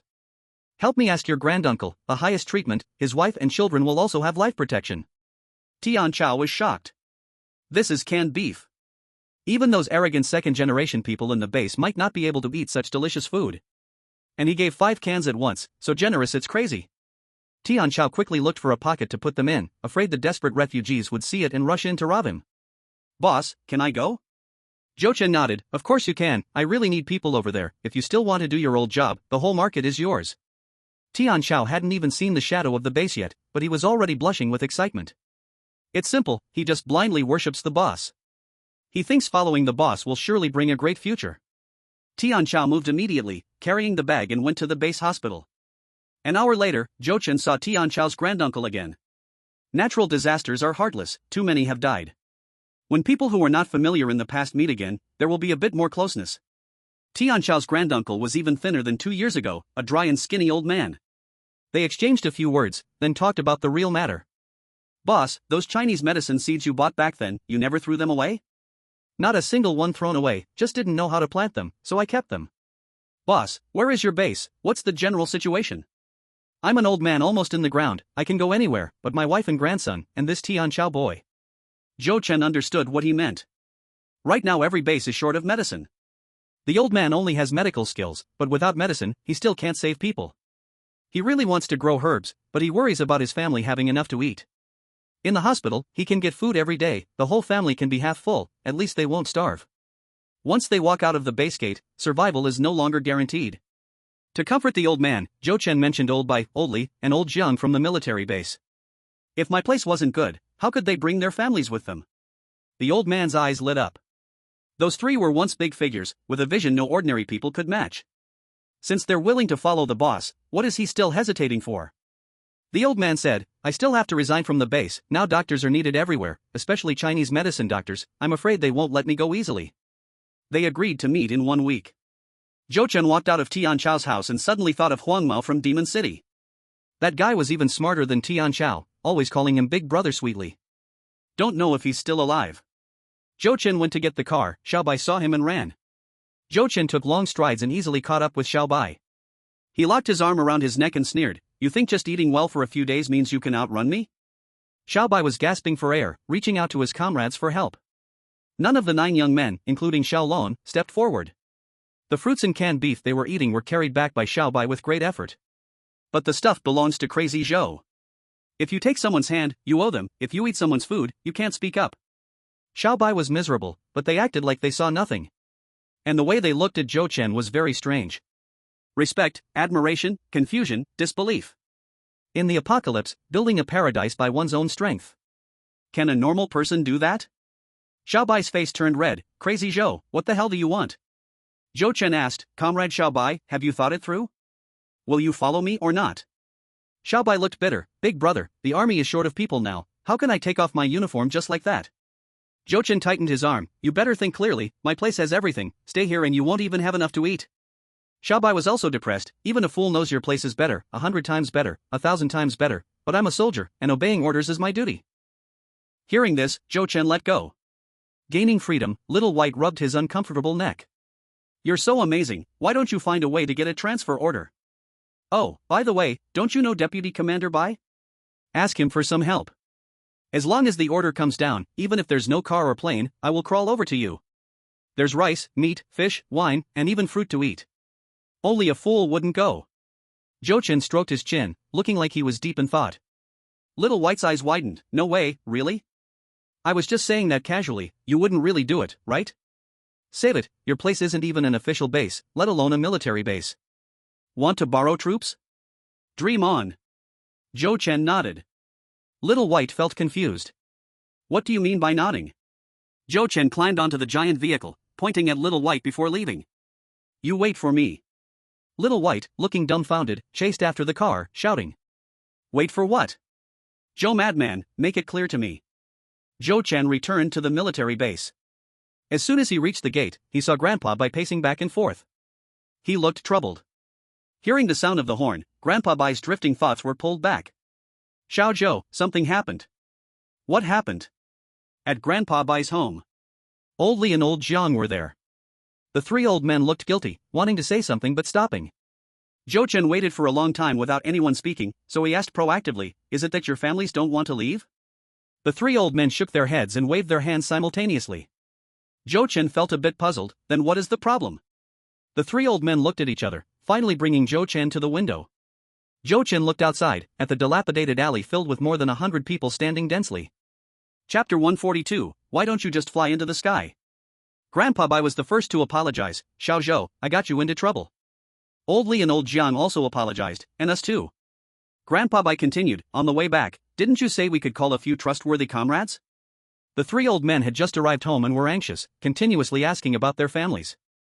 Knowing there's a paradise in this apocalypse, their families didn't believe them at all. Until the three old men quietly took out fruits and canned goods from their bags. The outside world might find expired beef cans, but where can they find fruits? Unless they time travel back to the past.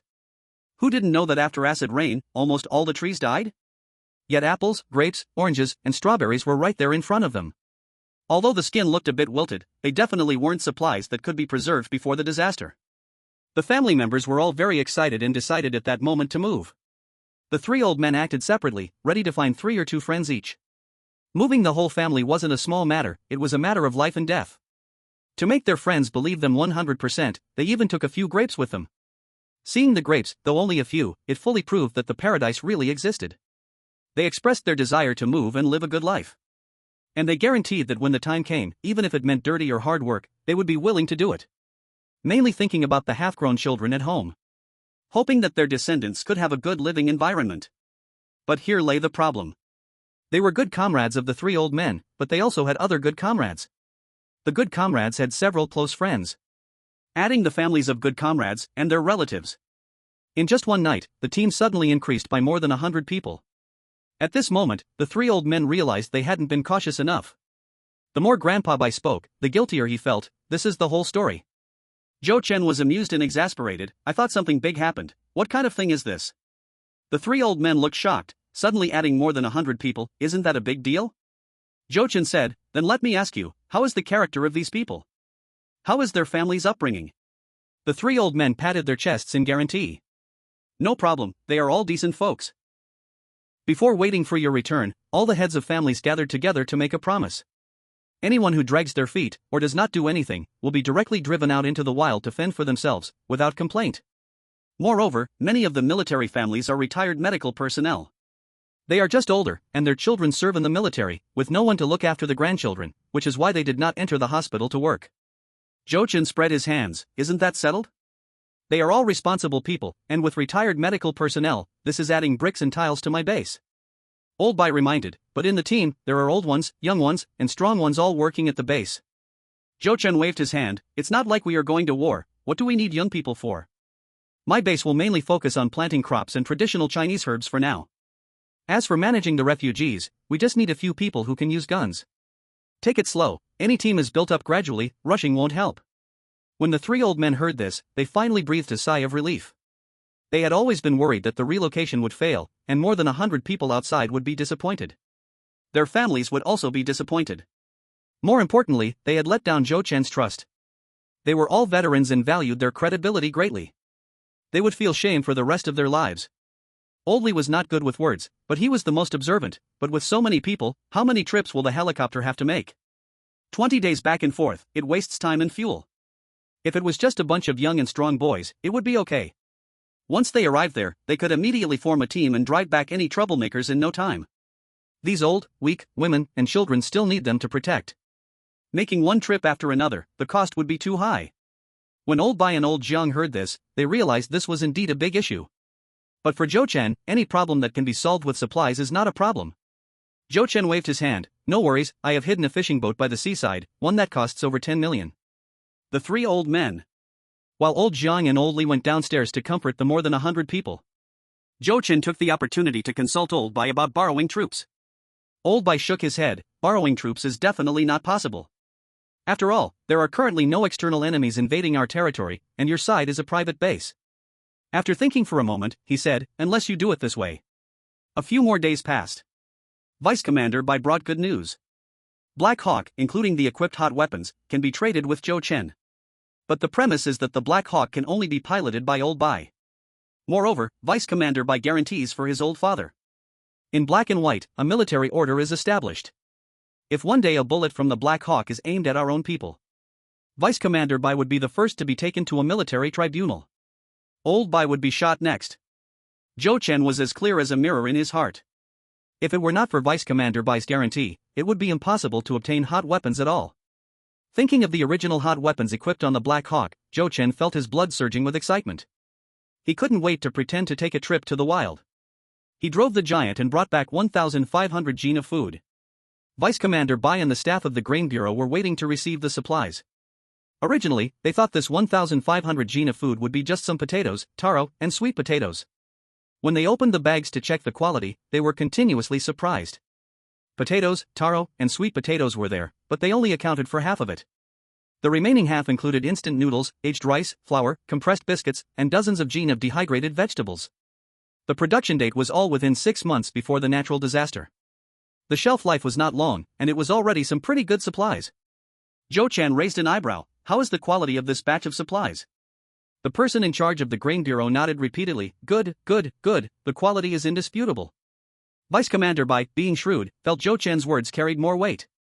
Once the others left, he straightforwardly asked, is there something you want to discuss with me? Talk about the base? Zhou Chen smiled. Vice Commander Bai is indeed wise. Vice Commander Bai reminded, it's Vice. Zhou Chen immediately corrected, oh, Vice Commander Bai is indeed wise. As for the actual situation on my side, Uncle Bai has already spoken to you in private, right? Vice Commander Bai nodded, filled with deep emotions. If it weren't for the words coming from his own old father's mouth, and the rare fruits displayed before him, who could have imagined that amidst the ruins, there was such a paradise? He didn't know the inside story, so he naturally believed it was all due to Zhou Chen's hard work improving the soil, the fruit of his labor. Zhou Chen whispered, Vice Commander Bai, I have grown food over there, and there are fish that haven't been affected by nuclear pollution. This time, I have invited an old Chinese medicine doctor who is good at planting Chinese herbs. I believe we will soon reap the first batch of herbs. What your base lacks, I have all of it. I am willing to offer some of my food and herbs for long-term trade with the base. But the problem is, the air transport simply doesn't have that much fuel. Let's use the sea route, but there are too many refugee thugs around my place, it's hard to safely transport goods to the coast. Vice Commander Bai couldn't bear to listen any longer. You've laid so much groundwork, what exactly do you want to say? Zhou Chen was very straightforward. Lend me 10 soldiers to ensure the safe land transport of goods. If you could lend a platoon, or even a company, that would be even better. Vice Commander Bai dropped his jaw in shock. Why don't you just fly to the sky? Chapter 143, Friends Born from Nothing. Attention! Right turn, get on the vehicle. 10 spirited young men held steel guns, their heavy backpacks strapped on. Each of them stood straight, walking towards the giant vehicle. Captain, he had mixed feelings in his heart. His 10 soldiers were about to embark on a long journey, he didn't know when they would meet again. But, damn it! Why did these 10 kids look so happy? At least they wouldn't come back for 2 years, yet they were all smiling? Xiao Bai stealthily left the team and slipped a cloth bag to the old captain. What is this? Just take it, remember to bring it home to your sister-in-law, don't open it in front of others. Canned beef, fruit, if exposed in front of others, it would surely be gobbled up. Captain, he received the cloth bag and sent Xiao Bai onto the vehicle. looking at his 10 soldiers, gazing at the young, thin faces. Captain He's eyes turned red. I don't know why the higher-ups sent you 10 to carry out this mission. Once you leave the main unit, you must take care of yourselves. No matter how tough the conditions are, you must hold on for these 2 years. I will be here waiting for your return. As he spoke, his voice choked up. It was as if these 10 soldiers were being sent to Siberia to grow potatoes. 10 spirited young men exchanged glances. Did you not tell the captain? Didn't you say you would talk? I thought the company commander told him? Xiaobai knows best. I thought Xiaobai already said it. Captain He, feeling alone and sorrowful, was taken aback. What are you talking about? Are you hiding something from me? Xiaobai was pushed to the forefront.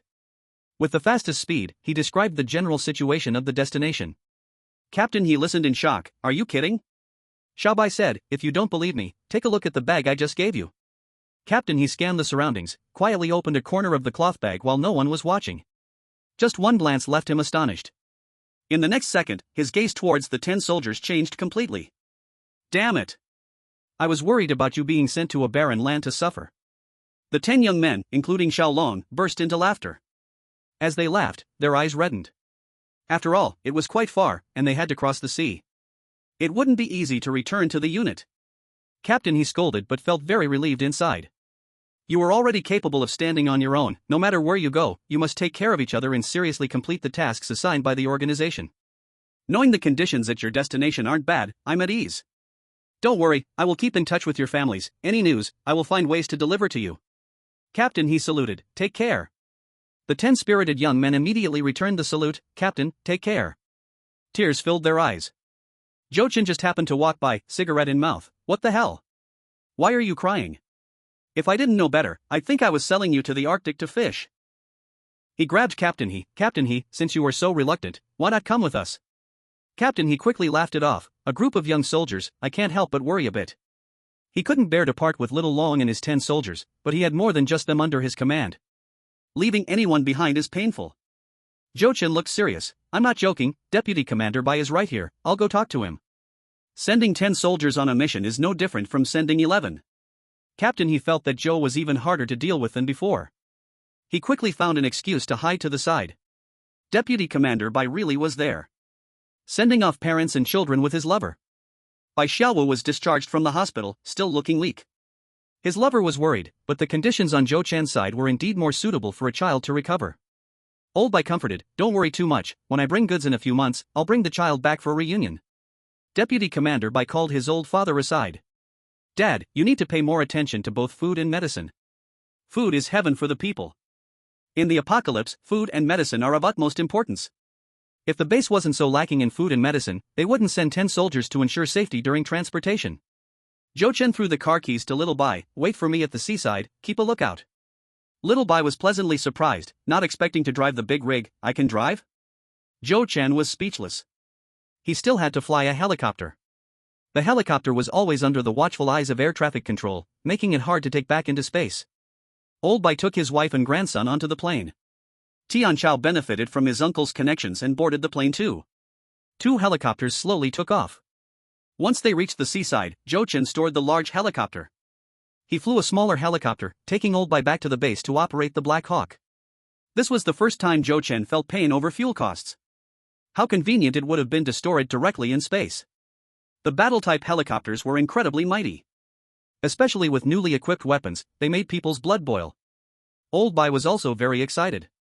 After all, someone who has flown bombers doesn't see fighter jets as anything other than children's toys. The Black Hawk took off. Just in terms of speed, it outpaced civilian helicopters by a long way. The Black Hawk landed by the seaside. Next to the big rig stood 10 spirited young men. Each one holding a rifle, ensuring the safety of more than 100 people. It was rare for so many survivors to appear at once in the wild. Uninformed thugs were always observing. At first, they were intimidated by the assault rifles in the hands of the 2 old guys. Then, with 10 more armed soldiers, they even more dared not approach. Zhou Chen flew straight out to sea and retrieved a fishing boat from his space. He also took out enough fuel, food, and fresh water. At the seaside, all the men gathered around the Black Hawk to look. There's no man who doesn't love guns, discussing with enthusiasm the heavy weapons mounted on the Black Hawk. Men are carefree, but women think more carefully. They watched the sea anxiously, waiting for the fishing boat's appearance. After all, this was a move that concerned their lives. The boat is coming. Everyone turned around. On the sea, there really was a large fishing boat. Jochin couldn't drive the fishing boat, he took out the speedboat and headed towards the shore. Old Lee was very happy. Little Joe, you are amazing. How do you have all kinds of transportation? He had once been the youngest captain. The coordinates of the paradise were all known to him, so he wouldn't even miss the location with his eyes closed. The speedboat took more than 100 people back and forth onto the large ship. To avoid attracting attention, the large helicopter was secured on the deck to be taken back by the fishing boat. Little Long's 10 men split into 2 teams, one led by Little Hui boarding the ship. Jochin sent Old Lee onto the large ship, reminding Old Lee and the 5 of Little Hui repeatedly. I'll say it again, no matter what people you encounter at sea, don't stop the boat to rescue. If the situation seems wrong, immediately shoot. Old Bai and I will be looking for supplies at sea. Once we get there, blow the horn and wait. Don't rush ashore. The wasteland was filled with savage thugs. This group of over 100 people is not enough for the mobs to chew on. Old Lee is still carrying the assault rifle that Jochin gave him, and the magazine is fully loaded. He nods cautiously, don't worry. I will definitely get everyone across safely. Jochin drives the submachine gun back to the shore. He quickly puts away the submachine gun and the giant beast. Only then does he leisurely go back to meet Grandpa Bai and the others. Grandpa Bai worries, young Joe, what if the giant beast gets lost in the wild? The wild is the mob's territory, and they are not familiar with the terrain here. No matter how well it's hidden, the mobs will find it.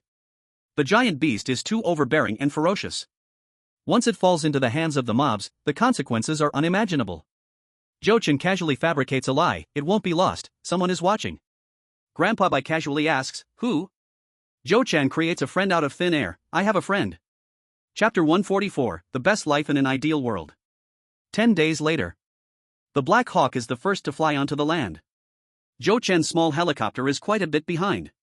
By the time he can see the land route, the Black Hawk has long disappeared. Jochin's face grows darker.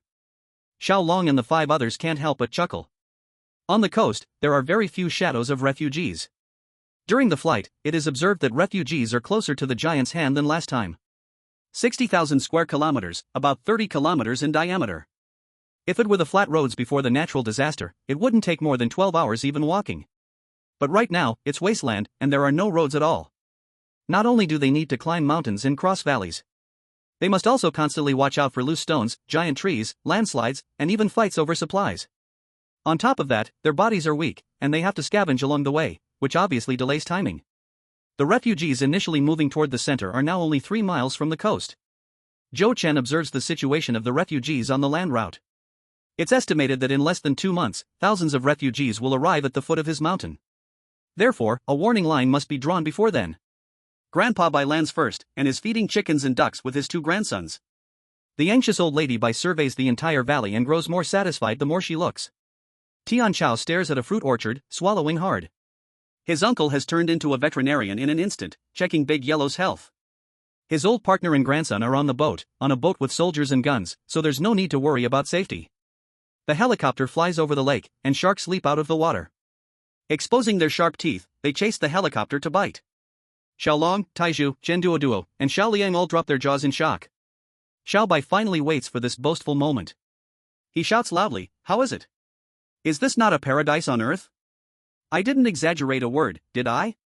What did you say? I said, isn't it beautiful here? Ha? Can't hear. I said, do you dare to say I'm bragging?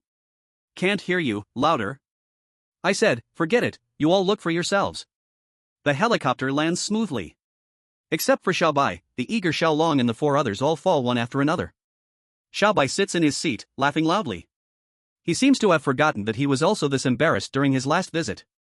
As soon as Jochin gets off the ground, Uncle Tian Chao can't wait to ask about the Chinese medicinal herb seeds. Jochin twists his stiff waist, no rush, let's eat first. Tian Chao is very perceptive, leave the cooking to me. Jochin points to a warehouse, the grain depot is over there. Tian Chao runs inside, almost fainting from shock at the piles of canned meat. Old lady Bai quickly follows, young man, can you cook? We can't waste food. Climbing in through the window, she is equally shocked and dumbfounded. So much food, even more abundant than the base. Delicious, delicious. Xiao Bai stuffs a strawberry in his mouth, closing his eyes happily. Xiao Long and the 4 others, including the 2 children from the Bai family, are drooling. It's not just because this is the freshest fruit. It's because the entire valley is filled with enticing fruit aromas. Zhou Chen directly kicked Xiaobai. I knew you'd just eat, not even thinking about picking some for the children right away. Xiaobai took a solid kick and quickly put down the backpack to run and grab a basket for the fruit. Old Jiang excitedly ran back. The cabbage seedlings and radish seedlings are growing well. If we don't plant them soon, the seedlings will be wasted. A cabbage seedling means one big cabbage. A radish seedling means one big radish, and even the leaves can be eaten. Even if they don't grow as well as before the disaster, not reaching several pounds for each, it is still a precious harvest.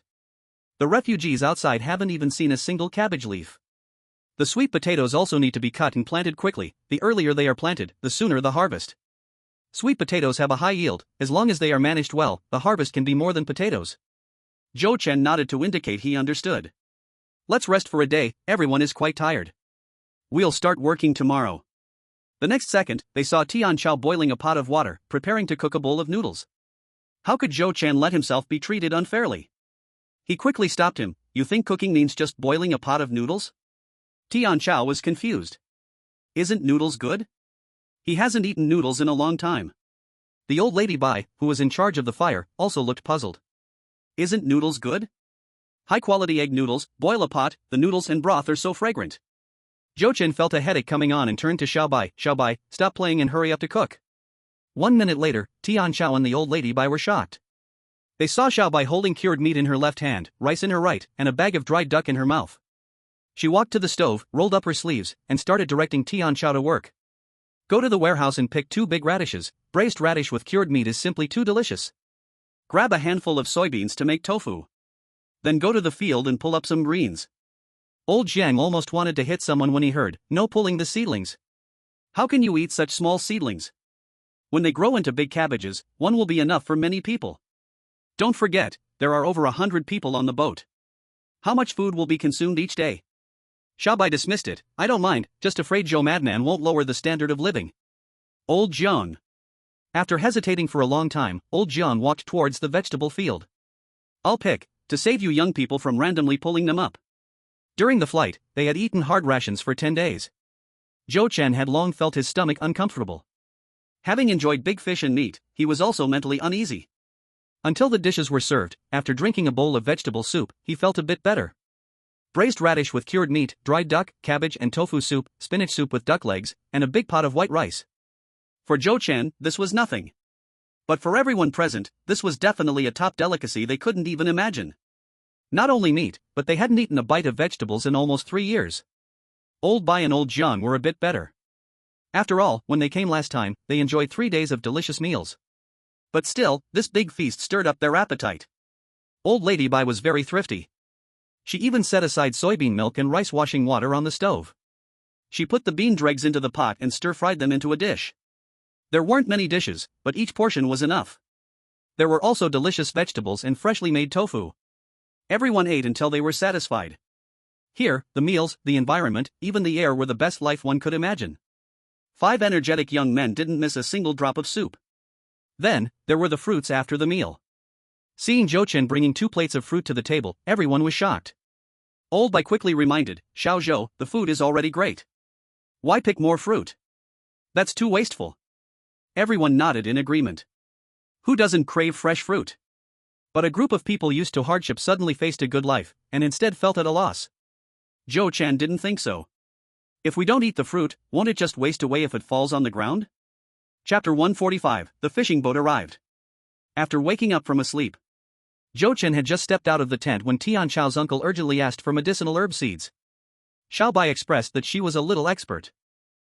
Running with the seeds toward the land, Xiao Long and the 4 others followed to help. Zhou Chen was just about to wash his face and brush his teeth when Grandfather Bai came to find him for something. They walked all the way to a place about 100 meters away from the camp, looking very serious. Grandfather Bai spoke first, Xiao Zhou, when the people from the boat arrive, how do you plan to arrange things? Zhou Chen thought for a moment, feeling that Grandfather Bai had something in mind. What do you think? Grandfather Bai was very straightforward. Everyone who is an adult should live down the mountain. Whether it's for clearing land or managing refugees, it's necessary to be stationed down below. Now the area down the mountain is all ruins, not safe enough. The children should temporarily stay in the valley until the area down below is tidied up, and then their parents can take them down. The land up here is good, it must be well utilized. At that time, just select 10 people who know how to farm and manage crops to stay. Medicines are also a priority. Old Zhu and Xiaobai can grow medicinal herbs, they must stay. Zhou Chen nodded. Grandfather Bai had indeed thought it through before coming to find him. Grandfather Bai continued to talk about his ideas. Perhaps some people may be discontent, that's something I will talk about. They are all strangers, after all, we're not just bringing them here to enjoy luxury. Moreover, the conditions here are 100 times better than the base, so they can't really complain. As for creating trouble, that doesn't exist. More than 100 people here are either veterans or military families, with high consciousness, they will understand without needing to say much. Only a small number of ordinary people, that shouldn't be a problem. But we still need to have some rules, without rules, nothing can be done right. It's easy to go from frugality to extravagance, but hard to go from extravagance to frugality, mainly to prevent certain things from happening in advance. Zhou Chen felt it made a lot of sense.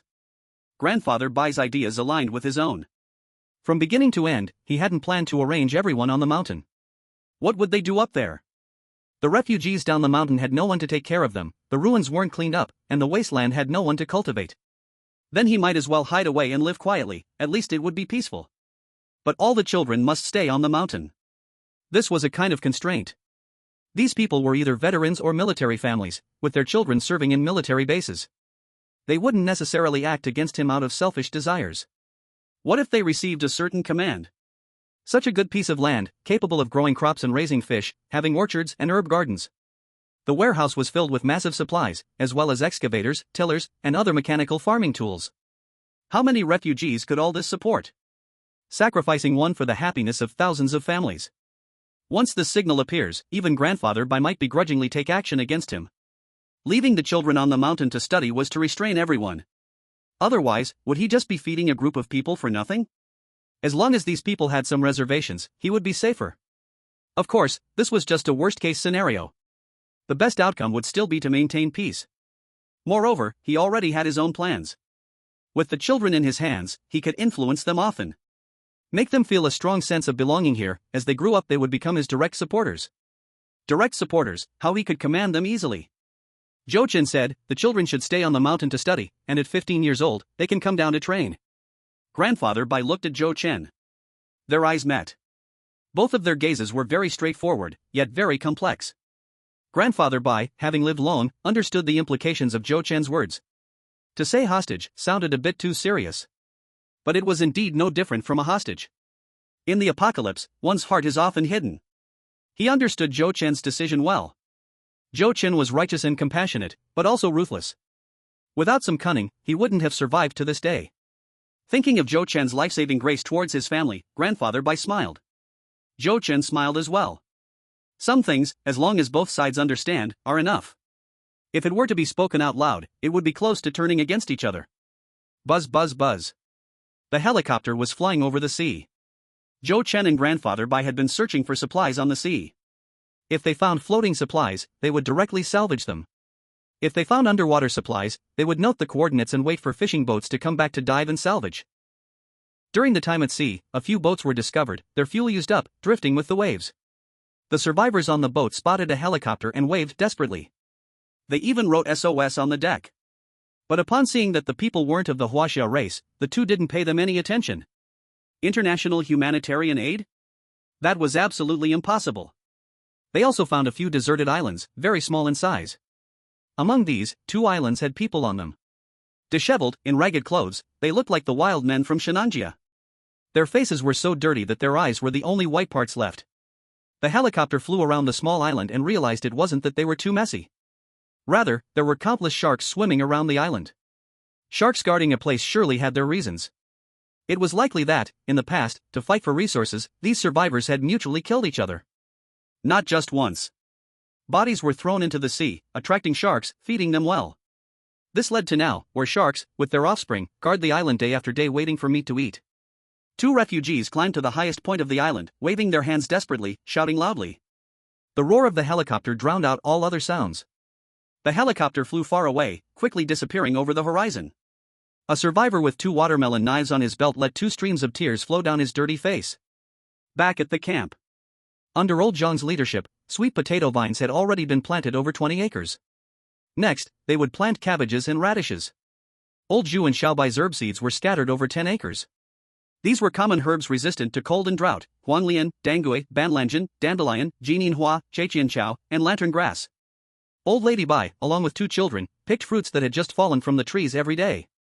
They cut away the rotten parts, then dried them into fruit snacks, making fruit jam. This was one of the materials prepared for delivery to the base. Survivors severely lacking vitamins for a long time could face hair loss, tooth loss, and other bad consequences. Fruit snacks and jams made from fruits could somewhat replenish vitamins.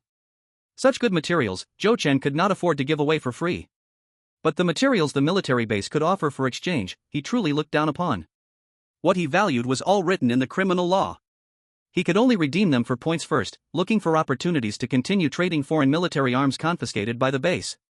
This was not an easy task. After all, taking advantage of the base's lack of food, he had just acquired a Black Hawk equipped with hot weapons. And it was under the condition that Deputy Commander Bai had made a military order to guarantee it. To get hot weapons from the base again, it would depend on luck and whether he had enough face to do so. But Zhou Chen was very confident. After being reborn, his luck had always been good. As for how thick his skin was, there was no doubt about that. As long as he could get more hot weapons, he wouldn't care about being shameless. Woo! A horn let out a mighty roar. A large fishing boat appeared on the sea surface, like a steel steed, cutting through the waves. Chapter 146, It's a Pig After All. 2 civilian helicopters flew back and forth between the sea and the camp. One trip after another, directly picking up all the people from the boats. During this time, Zhou Chen also sought guidance from Old Li about the basics of fishing boat navigation. On the last trip, all the remaining people boarded the large helicopter piloted by Old Bai. Old Bai took a sip of water and asked, "Little Zhou, aren't you leaving?" Zhou Chen waved his hand, "I'm waiting for someone." Waiting for someone? Old Bai instinctively glanced at the sea. "Who are you waiting for?" Zhou Chen replied, "A friend." Old Bai nodded, "All right, then I'll head back and get everyone arranged." Zhou Chen understood what Old Bai meant. The so-called arrangement was to first set rules for those people. Only after the airplane was completely out of sight did Zhou Chen put the fishing boat back into his space. The dock needed to be built quickly. The development on land could not be separated from the sea, fishing boats could not always be stored in the space. Back at the camp, over 100 people stood together, their faces filled with shock. Old Bai had already arranged everything. Although adults could not live in the mountains. But here the land can grow crops, and there is no problem with food and clothing. A whole orchard, even if an apple is divided into 10 parts, the children in their family can at least supplement their vitamins. Zhou Chen was cunning. After landing, the first thing was not to greet the group of parents. He called all the children to come in front of him. There were a total of 20, 18 were over 10 years old, and only 2 were about 5. Natural disasters are ruthless, there is a serious gap between 6 to 10 years old. Who among you is the oldest? One by one, the skinny children, like bean sprouts, timidly did not dare to speak. Zhou Chen looked around and found that the 2 grandsons of Uncle Bai were the oldest. Bai Xiuwen, Bai Xiuwu. From today on, you will be the team leader and vice team leader for the little friends. Bai Xiaowen and Bai Xiaowu exchanged glances and stepped out of the line. Zhou Chen looked at them and said, "From today on, you must take good care of your younger siblings. Do you know what things should be done and what should not be done?" Bai Xiaowen, the older brother, timidly said, "Yes, we can't pick fruits to eat."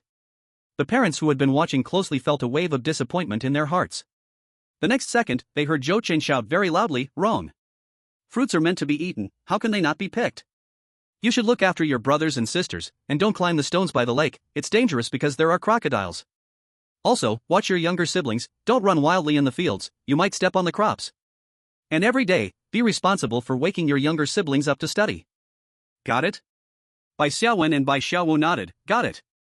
Zhou Chen smiled warmly, "That's good, take your younger siblings to pick fruits." A bunch of kids who had long been drooling over the fruits on the trees did not dare to move timidly. The parents beside them looked shocked. They never expected Zhou Chen to be so generous and treat their children so well. Bai Xiaowen looked at his grandfather. Seeing his grandfather nod, he immediately took the 2 youngest ones toward the orchard. Bai Xiaowu led the other children of similar ages toward the orchard. Soon, the orchard was filled with the joyful laughter of children. Zhou Chen continued to be cunning, deliberately raising his voice and calling with sincere warmth. "Kids, don't eat too much, be careful of stomach aches. We still have to eat later." The fruits were touching. 20 little kids eating deliciously responded cheerfully. "Brother, we know." "Uncle, the strawberries are so sweet." "Brother, you are so nice." "Uncle, moi." Zhou Chen didn't care if he was called brother or uncle, what mattered most was winning the children's hearts. Then, Zhou Chen immediately directed Tian Chao, everyone has traveled a long way, you quickly arrange to cook. Tian Chao rolled up his sleeves, okay, today just happens to be New Year's Eve, let's make dumplings and cook rice balls. Zhou Chen paused, today is New Year's Eve? Tian Chao nodded, yes, did you forget? Zhou Chen really forgot. He thought for a moment and said, good day. Then let's all have a pig-killing feast today.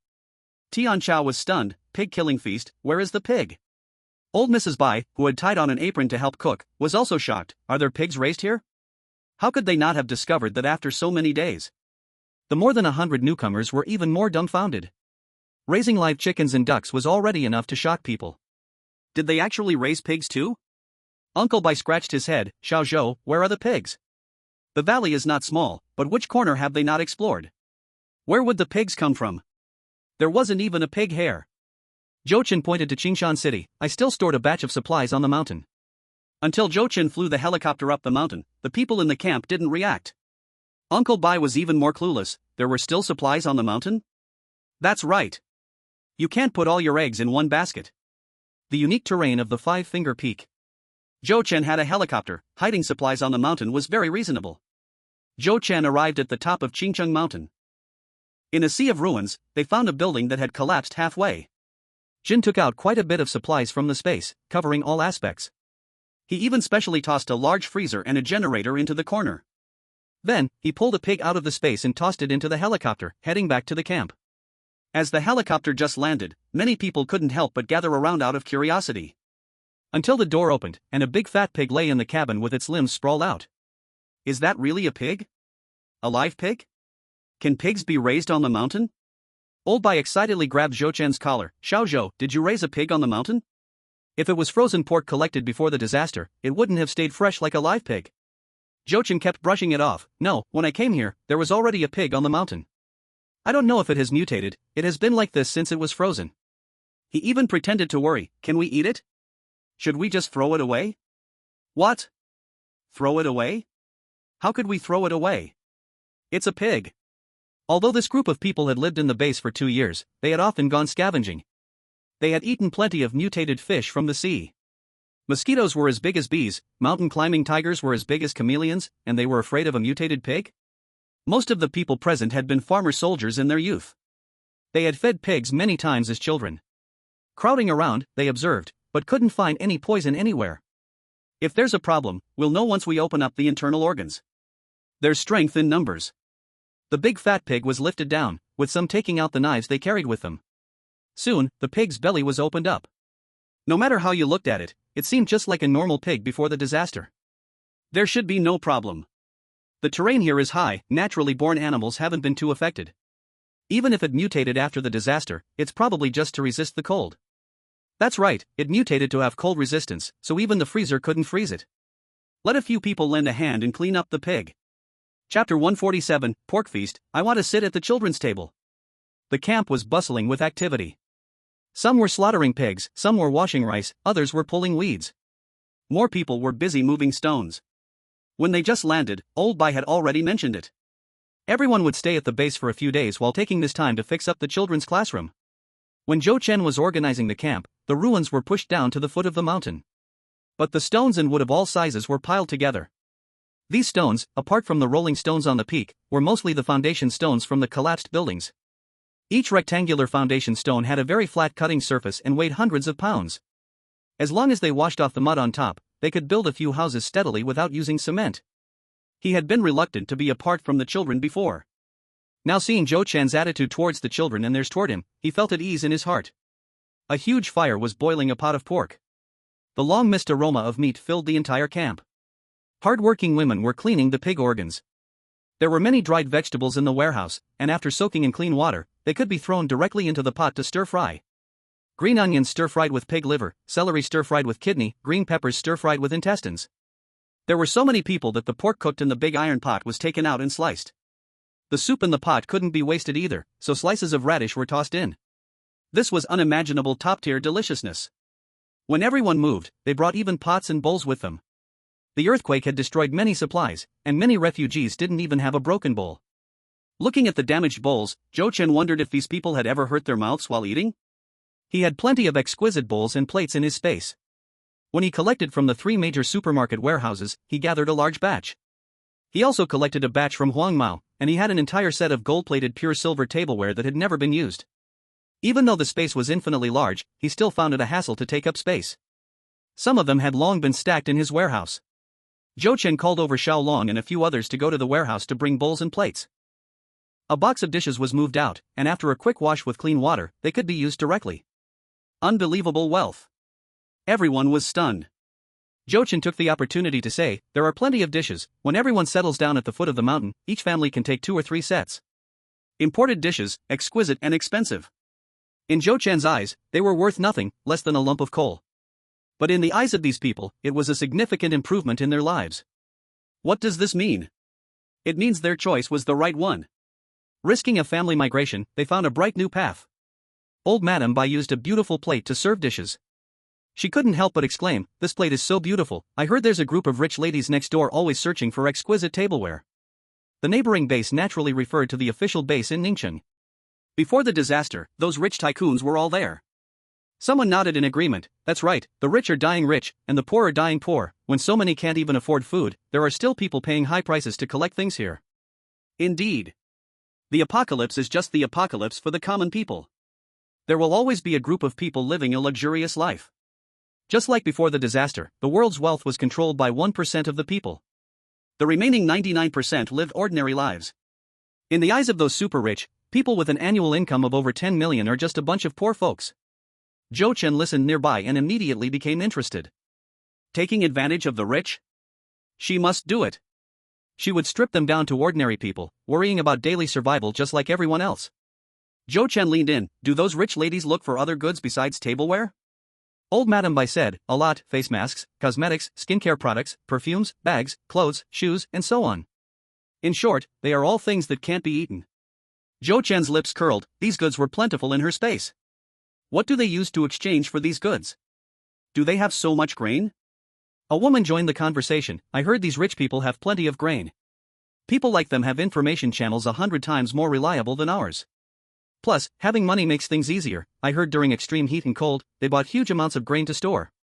Some are originally grain and oil merchants. When the disaster struck, they suddenly became big tycoons."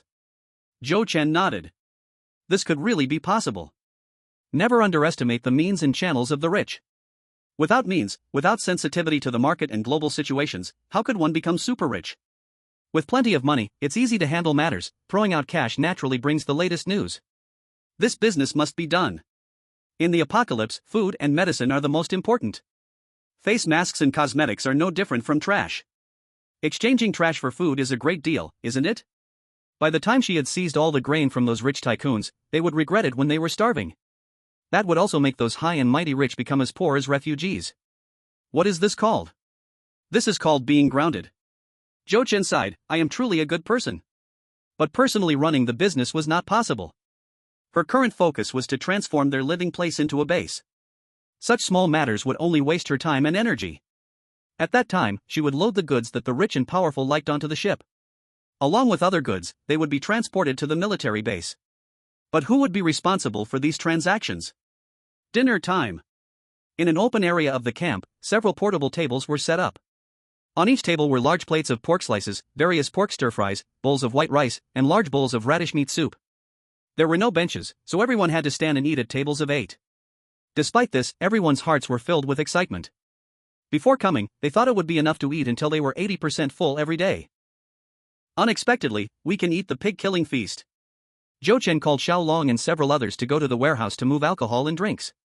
He also took out a few fireworks and firecrackers, symbolically celebrating. Whoosh! Under the daylight, the fireworks were not as beautiful as at night. But listening to the sound and seeing the blurry fireworks brought an inexplicable joy.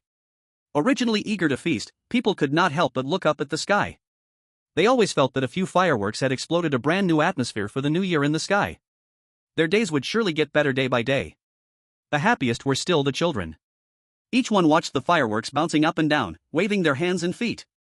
Zhou Chen looked at this group of little ones. Direct descendants. They were all his future capable helpers. Cunning as Zhou Chen was, how could he let such a good opportunity for closeness slip away? Old Man Bai called out, "Xiao Zhou, come to our table, let's drink together." Zhou Chen waved his hand. I want to sit at the kids' table. Everyone. Little Bai had a piece of meat in his mouth. He stared blankly at Zhou Chen approaching the children. With just a few words, he made a group of children show their innocent smiles. Does Zhou Fengzi really like children this much? Feels like a trick. Chapter 148, Brainwashing starts from the children. Many hands make light work. The whole camp was filled with the sounds of ping ping pong pong. Although the old soldiers were aged, each had strong hands-on skills. In just 2 days, they built several stone houses. The classrooms stood alone. The other stone houses were built on the opposite side of the lake.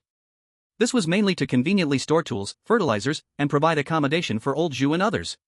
Old Zhu and Little Bai were in charge of planting herbs, and wouldn't be going down the mountain for a short while. Old Man Bai handpicked 10 good farmers to take care of all the crops. With farming machinery, it wouldn't use up much strength. The women were also busy. All were picking fruits in the orchard. If ripe fruits were not picked, they would rot on the ground, definitely a waste. All the picked fruits were made into dried fruits and fruit jams. They even made snacks using flour, sweet potatoes, and yams. Without so many bottles and jars, they just packed them into large plastic barrels for preservation. In short, Zhou Chen firmly prohibited fresh fruits from being transported out. When someone asked, the unified answer was, the journey is far, afraid it will go bad on the way. This was indeed a very reasonable excuse. But only he knew it was to prevent anyone from having their eyes on his base. These supplies being sent to the military base would eventually be distributed to the official base. He had killed several second-generation elites, and someone had seen him that day with several second-generation elites. Perhaps someone saw him take a few second-generation elites away in a car, leaving the base.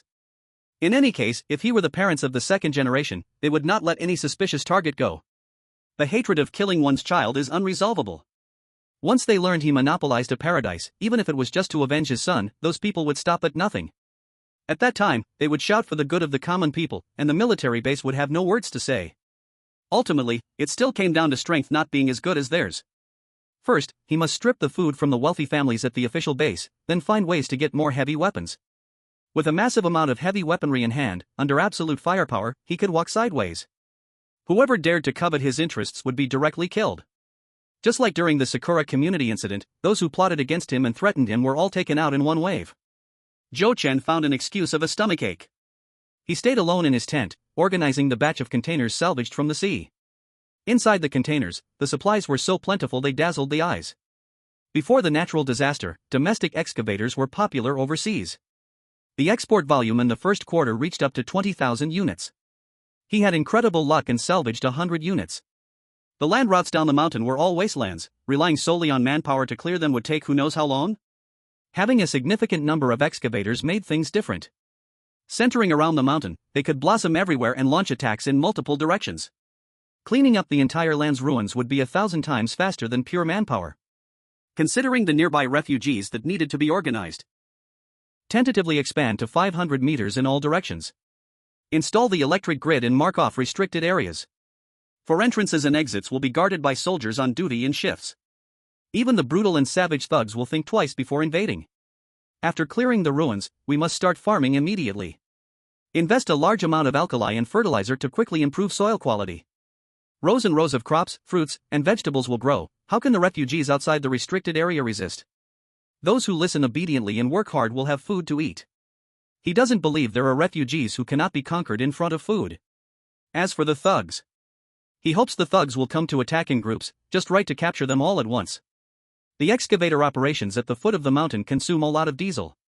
The current amount of stored diesel is indeed enough. But to clear the entire land will require a shocking amount of diesel. So, we still need to go out and collect more. When he went out with Grandpa Bai before, he discovered there were oil tanks in the sea. He remembered the coordinates, just waiting to go collect them next time. Meanwhile, he hasn't forgotten about the group of kids. Brainwashing must start from a young age. In the morning, each child gets a candy. Children, this is your home, you must protect it. At noon, each child gets a piece of fruit. Children, we must take good care of every flower and plant in our home. In the evening, each child gets a drumstick. Children, study hard and practice martial arts. When friends come, there's good wine. When wolves come, there's a shotgun. Before bed, he personally tells stories. Children, yesterday we talked about the 10 famous generals of the 3 kingdoms, Dianwei, the hero who died fighting for Cao Cao. Today we'll discuss another of the 10 generals, the tiger general Su Chu, who was also a guard for Cao Cao. From time to time, he takes a group of children to the cliff's edge to overlook the entire land. Children! Look! This is the land I fought to secure for you. If I do not die, you all will be princes. Given Zhou Chen's affection for the children, the parents in the camp think Zhou Chen naturally loves kids. They also feel that Zhou Chen, at the right age for marriage, has encountered calamity. He has missed out on the big events of life like marriage and having children. In the apocalypse, the surviving young women are few.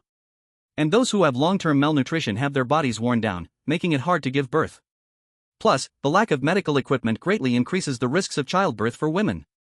And, once a child is born, they are very likely to die. In short, after the disaster, they have not seen a single baby born.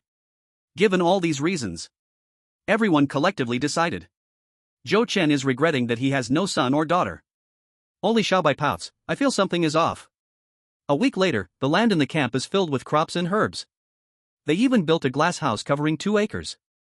Installed heat conduction and cooling equipment, especially for old Zhu and Xiaobai to study delicate Chinese herbs. Grandpa Bai found Zhou Chen and mentioned going down the mountain. Accommodation doesn't matter, pitching a tent is fine. Mainly, we need to get the excavator down, clearing the ruins by manpower is too slow. The equipment is too heavy, I calculated, we need both of us to use a helicopter to lift it. Zhou Chen had already thought of his words. No need, I have hidden a lot of supplies down the mountain.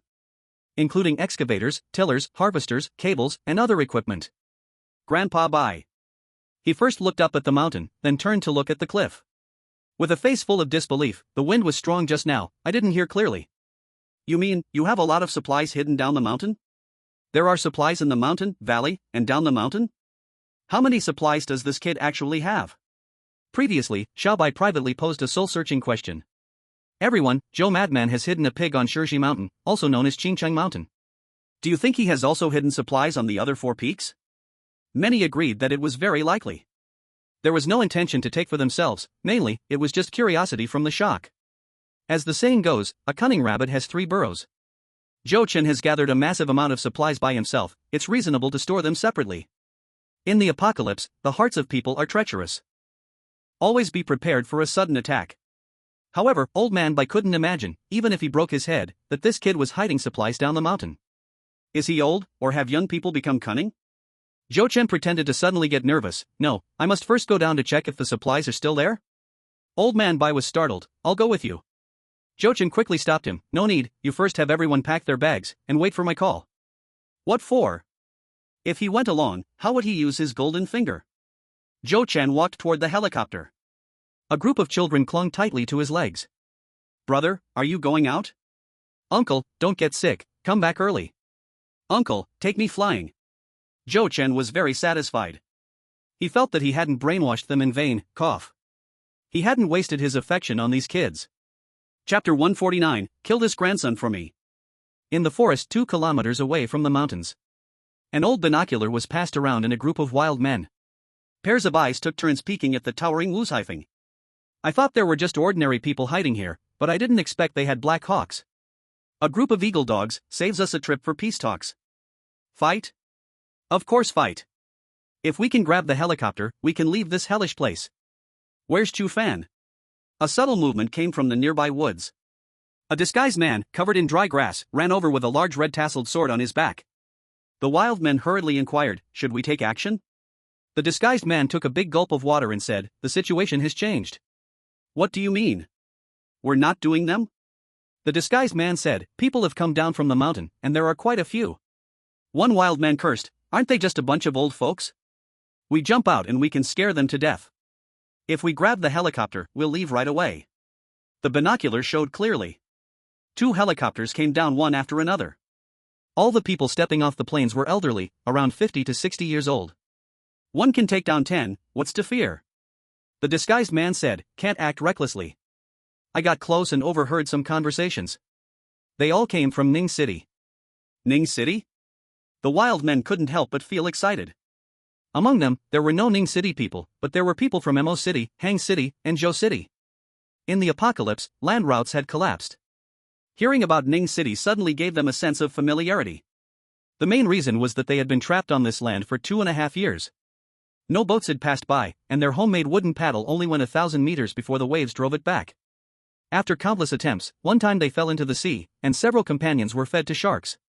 This land was a ruin, isolated from the world. These survivors felt like children abandoned by the world, just wanting to go home. Could it be that Ning City has also sunk? Otherwise, why would these people come here? No matter, let's rush over and control them first. The disguised man immediately stopped. Don't act impulsively, let me finish. They are indeed from Ning City, and it seems they have come down to pioneer the land. A group of wild men were stunned. Pioneer the land? Pioneer the land? Has Ning City really sunk into the sea? Otherwise, why would they come to this barren land to open up land? If Ning City has sunk, even Imo City, Hang City, and Zhou City, so close, probably also. The disguised man thought carefully and said, "You all wait here. I'll go scout directly." They have firearms, a direct conflict must be avoided unless absolutely necessary. A wild man angrily retorted, "So what if they have firearms? Are we afraid of them? We can just fight." An old wild man jumped up and slapped him on the head. "What do you mean fight? Your purpose is to go home. If you lose your life, how can you go home?" A group of wild men huddled together and whispered for a while. The disguised man turned over a stone and left alone. At the foot of the mountain, to the east, in front of a huge cave stood about 100 people. Sunlight poured into the cave entrance, revealing rows of excavators. The cave was so large, and the supplies inside were dazzling. "Little Zhou, you are simply astonishing. Xiao Zhou, you are so hard-working collecting these supplies all by yourself. Everyone, move. Xiao Zhou has provided such good conditions, we must work even harder to create a better future. Lao He, come and add fuel to the excavator, I will be in charge of driving it out. You two can't handle it alone, I know how to drive it too, I'll help." As everyone walked past Zhou Chen, each person reached out to pat Zhou Chen's shoulder. Sincerely saying, "Xiao Zhou, you've worked hard." Zhou Chen felt embarrassed. He really had worked hard. To find a cave, he had run all the way around the foot of the mountain. Fortunately, there really was a cave. Otherwise, with so many supplies, he wouldn't have known where to hide them without raising suspicion. In the woods, a refugee covered in dry grass appeared and disappeared. Every 100 meters he ran, he would stop and use binoculars to observe the situation at the foot of the mountain. The other side had firearms. Last time, they almost threw a grenade and killed him. Such a group of people was not to be trifled with. Who doesn't know how many sentries are watching over the entire ruins? The pretender ran another 500 meters. In the woods 100 meters from the foot of the mountain, he hid and observed. This time, when he picked up his binoculars to look, his jaw dropped in shock. He saw a huge cave entrance, with several excavators coming out. The excavators directly pushed the ruins on the ground outwards. Vertical pushing, horizontal pushing, within half an hour they had cleared a parking lot. Then, one excavator after another lined up orderly and parked in the open space. Next came forklifts and bulldozers. The first few excavators continued to work non-stop, turning the ruins into flat ground. Forklifts lifted container after container, neatly arranging them in the open space. "Move forward, a little to the left, good, stop." Several old men kept directing. In 2 hours, the ruins were filled with various machinery. In the woods, 5 spirited young men crawled forward. They kept a short distance apart, continuously gesturing to communicate. "Stop moving. You to the left, he to the right. You in front, he in back." 5 seconds before they encircle. 5, 4, 3, 2. Damn. Taizhu swore, got up from the ground, and chased after. Xiao Long and others followed closely. They saw their target, realizing something was wrong, turned and ran without hesitation. The pretender ran ahead, and the 5 spirited young men followed closely behind. Xiao Long kept chasing and using the walkie-talkie to notify Zhou Chen. "There is a pretender spying on us, but he ran away, we are chasing." Zhou Chen's voice came through the walkie-talkie, fierce and proud. "Stop chasing, bullets are faster than legs, shoot directly." Xiao Long hesitated, but Zhou Chen scorned, "How many times have I told you, the safety of the camp is more important than bullets, shoot." Bang. A gunshot stirred up 1,000 waves. An hour later, the 5 spirited young men returned, escorting a refugee. Taizhu spat on the ground. The spit was obviously bloody. "Damn it, if it weren't for my tough bones, my jaw would have dislocated." Xiao Long handed the seized weapon to Zhou Chen. "There's still 1 bullet left in the sniper, he didn't fire." Zhou Chen had been holding a cigarette. Seeing the sniper and the blade being handed over, he immediately got angry. "Damn! Get this bastard for me." Xiao Long was startled. He said he is also a soldier, once served in the capital. Zhou Chen snatched the rifle from Xiao Long and chambered around. Last time I didn't blow you up, today I'll turn you into a sieve. Chapter 150, A Group of Wild People. Big brother, don't be impulsive. I'm very calm. Then why did you grab my gun? Xiao Long's face turned green. This was the rifle issued to him by the army. When the person is there, the gun is there. Xiao Long snatched back his gun and quickly hid to the side. So many people, Zhou Chen could not take out a gun from his space. He looked left and right, finally picked up a shovel from the ground, charging forward fiercely. A group of wild men burst out from the ruins. Their hair was so dirty it was tangled, their faces were covered in grime, and their clothes were torn into rags. Each wild man had pots, bowls, and pans hanging from his body. As they ran, the pots and pans made a clanging sound. They had heard the gunshots and come running.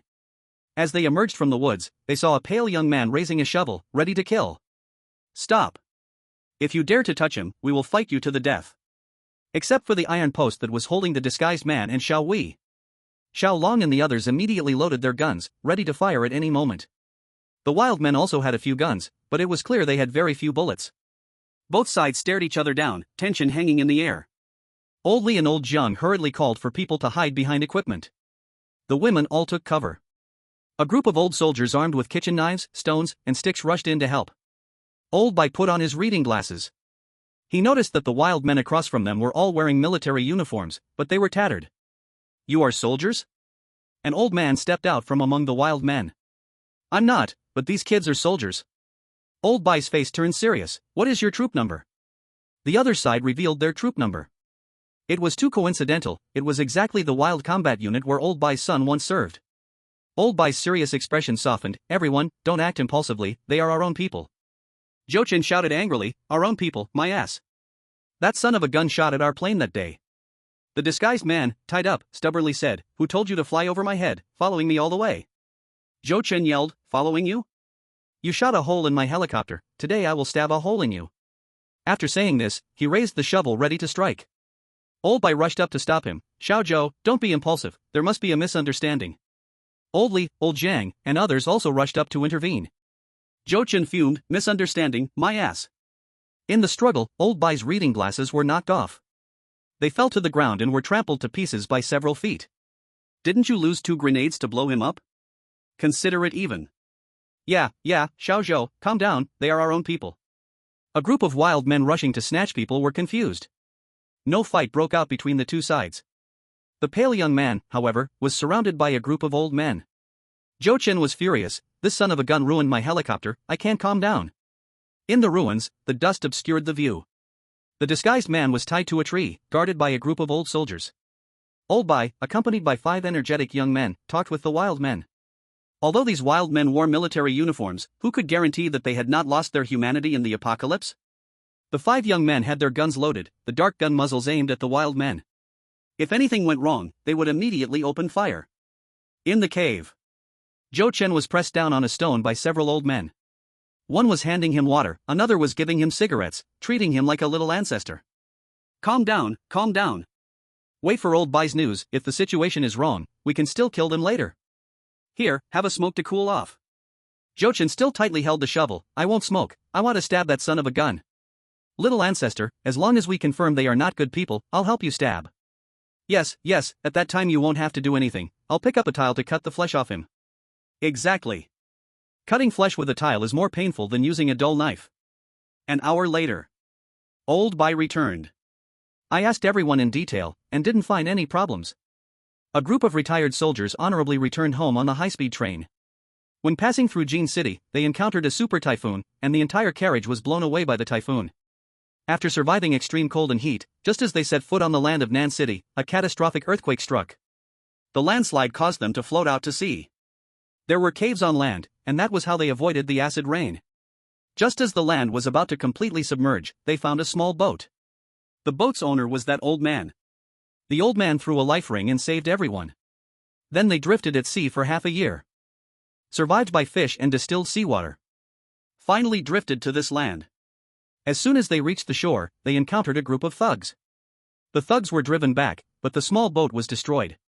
For 2 years, they tried everything, but could never escape the sea. Old Bai talked in great detail. They found a helicopter before and planned to borrow it. Later, they saw a black hawk and misunderstood, which is why they hesitated. Their goal is to go home. They heard from me that there is a boat back to Ning City, requesting to board. When everyone heard this, they sighed deeply. Under the apocalypse, this group of people felt they had suffered enough in these 2 years. But these wanderers, trapped on a lonely island, who tried everything to return home, suffered even more. Recalling their appearance, each one looked like a wild man from the Shenanjia. Except for that old man, the rest were all kids in their 20s, really pitiful. Jochen angrily said, "Are you telling me I can't stab that grandson?" Everyone else. "Little ancestor, why do you still want to stab someone?" Old Bai hurriedly soothed, "You definitely can't stab. Little Zhou, you're magnanimous enough to spare him." Seeing Zhou Chen about to explode, he quickly changed his words, "However, we must compensate for the damage to the helicopter. These wild men are poor as can be, let them work. 1. To compensate for the helicopter's loss, 2. To work as a ticket for the boat. How about that?" Zhou Chen was really angry. "You mean, I still have to feed them? Wow. What a guy, Old Bai, you truly are my grandpa. You want them to work for food, do you think I don't know?" Old Bai spread his hands. "What else can we do? After all, they truly aren't thugs, we can't just kill them all, can we?" Zhou Chen was so furious he was steaming. "Alright, let them work. Do the most tiring and dirtiest work. Especially that grandson, make him clean the toilets. If he doesn't want to, he can get lost, my ship, my rules. If they dare to forcibly take it, I'll let them taste the flavor of mortars." Zhou Chen meant what he said. He tossed down the shovel and flew the helicopter up the mountain. Back in the valley, he alone burrowed into the warehouse. Then he came out holding several weapon cases, striding towards the eastern cliff. He shouted to the 10 old soldiers left behind to farm. "Don't plant now, who can use mortars, come here and fire one." The 10 old soldiers were shocked and excited when they heard about the mortar. They dropped their hoes and ran toward the eastern cliff. The mortar Zhou Chen collected could be operated by one person, and faster with 2 people.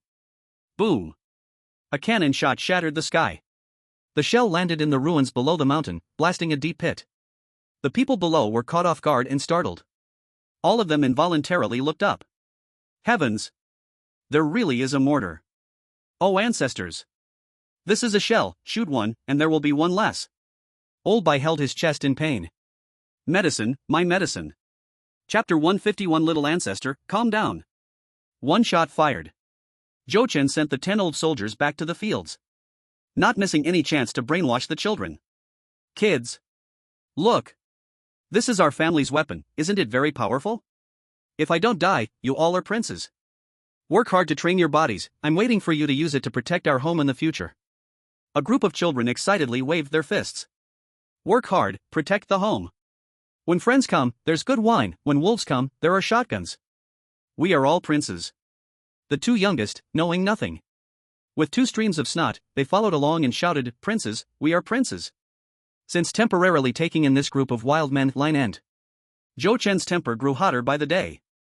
As long as it was a wild man, he found everyone unpleasant. Even though these wild men obediently handed over their weapons, quietly worked every day, he still found them unpleasant.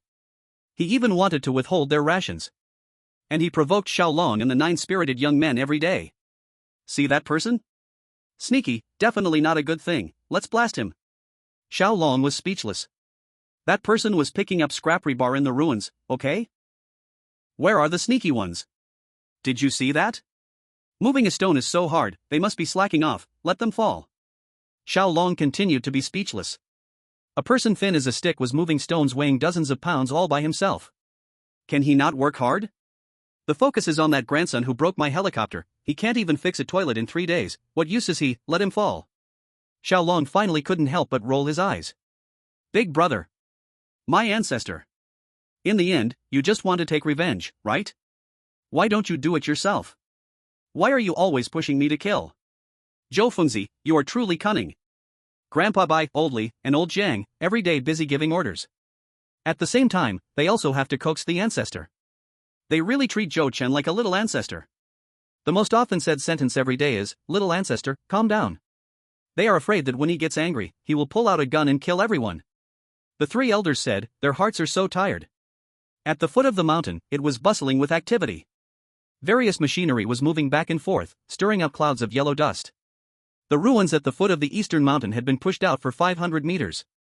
The main force was advancing south, excavators, bulldozers, and forklifts made piercing noise while working. In a month and a half, the area of 500 meters of ruins was flattened. Zhou Chen waved his hand. Install the power grid.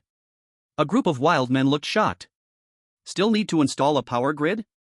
The power grid was pulled in a circle, leaving a passage in the northeast, southeast, southwest, and northwest. Among the veterans, there are numerous capable people, including electrical repair engineers. They disliked the generator's small power and that it wasted diesel. Rolling up their sleeves, they spent several days installing three-phase transformers.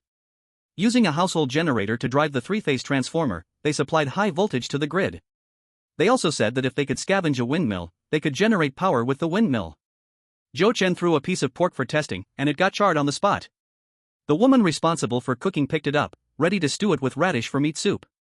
When they were on the mountain, the meals were always good. Because there was a group of wild men, the financial situation didn't show, resulting in a big drop in meal quality. In the morning, there were steamed buns and pickles, at noon, lump soup, and in the evening, boiled noodles. For everyone, this is much happier than when at the Ningqing base. For the wild men, it is an exquisite delicacy that they haven't enjoyed in 2 years. Especially with a pot of vegetable meat soup and a pot of jam at every meal. In the vegetable meat soup, there weren't many pieces of meat, but each person got one slice. And the vegetables in the soup sometimes included radishes, sometimes various dried vegetables. 3 big spoons of jam were poured into boiling water and slowly stirred. Each person could get a bowl, their mouths filled with the sweet taste of fruit. Every day, with a small amount of vitamin supplementation, after eating for more than a month, each of their bodies showed obvious changes. Originally skinny, they each gained several pounds of meat. Their stomachs became comfortable, their eyes no longer appeared yellow, and the hair loss problem improved. Even though that Zhou Fingzi was nitpicking every day. But they endured. Not just for the food, but more importantly, to return home by boat. The only elder among the wild men would talk to Old Bai and the others during rest times every day. At 50, one knows the will of heaven. He was close to 60 and still hadn't understood what the will of heaven is. Old Bai, the power grid is installed, when will we set sail? The old man explained, I have no daughters, so I can die anywhere, but those children are different, they yearn to go home. Especially in the apocalypse, familial bonds became even more precious. Each one was anxious to reunite with their loved ones. At the same time, deep down, they constantly worried that their loved ones may no longer be alive. Old Bai counted the days with his fingers and said, you first calm those children down, let me ask Xiao Zhou. He took out the walkie-talkie and called the other side. Zhou Chen had just finished brainwashing a group of kids. When are we setting sail? Grandpa Bai reminded through the walkie-talkie, before, didn't you say every 3 months send a batch of supplies to the military base? Zhou Chen furiously replied, is it those wild men who are eager to leave by boat? Old man Bai. Zhou Chen angrily, what's the rush? You can't leave until the land is plowed. Old man Bai. For the land within a radius of 500 meters, if relying purely on human power, it would definitely take a lot of time and effort. But with a plowing machine, several machines working at the same time can turn the hardland fluffy in just 2 days. Zhou Chen angrily, is the land plowed? Are the stones and pebbles cleared? A group of wild men cleared the big and small stones from the field. Zhou Chen angrily, have the alkali and fertilizer been spread? The group of wild men was busy spreading alkali to neutralize the soil, after that they applied fertilizer. Getting all this done took no more than half a month. Zhou Chen still wanted to find fault. But this group of wild men, wanting to go home, were constantly enduring grievances. He had no issues left to pick. Zhou Chen raised his hand to check the time. April 15th, the supplies should indeed be transported away. Zhou Chen quickly arranged the work. 2 people come with Old Man Bai to the mountain to fetch supplies. 5 barrels of jam, 50 pounds of dried fruit, 200 pounds of dried vegetables, 200 pounds of dried fish, 1,000 pounds each of radishes, spinach, and greens, 2,000 pounds of flour, potatoes, and sweet potatoes, what else? Old Man Bai remembered his youngest son's instructions, medicines.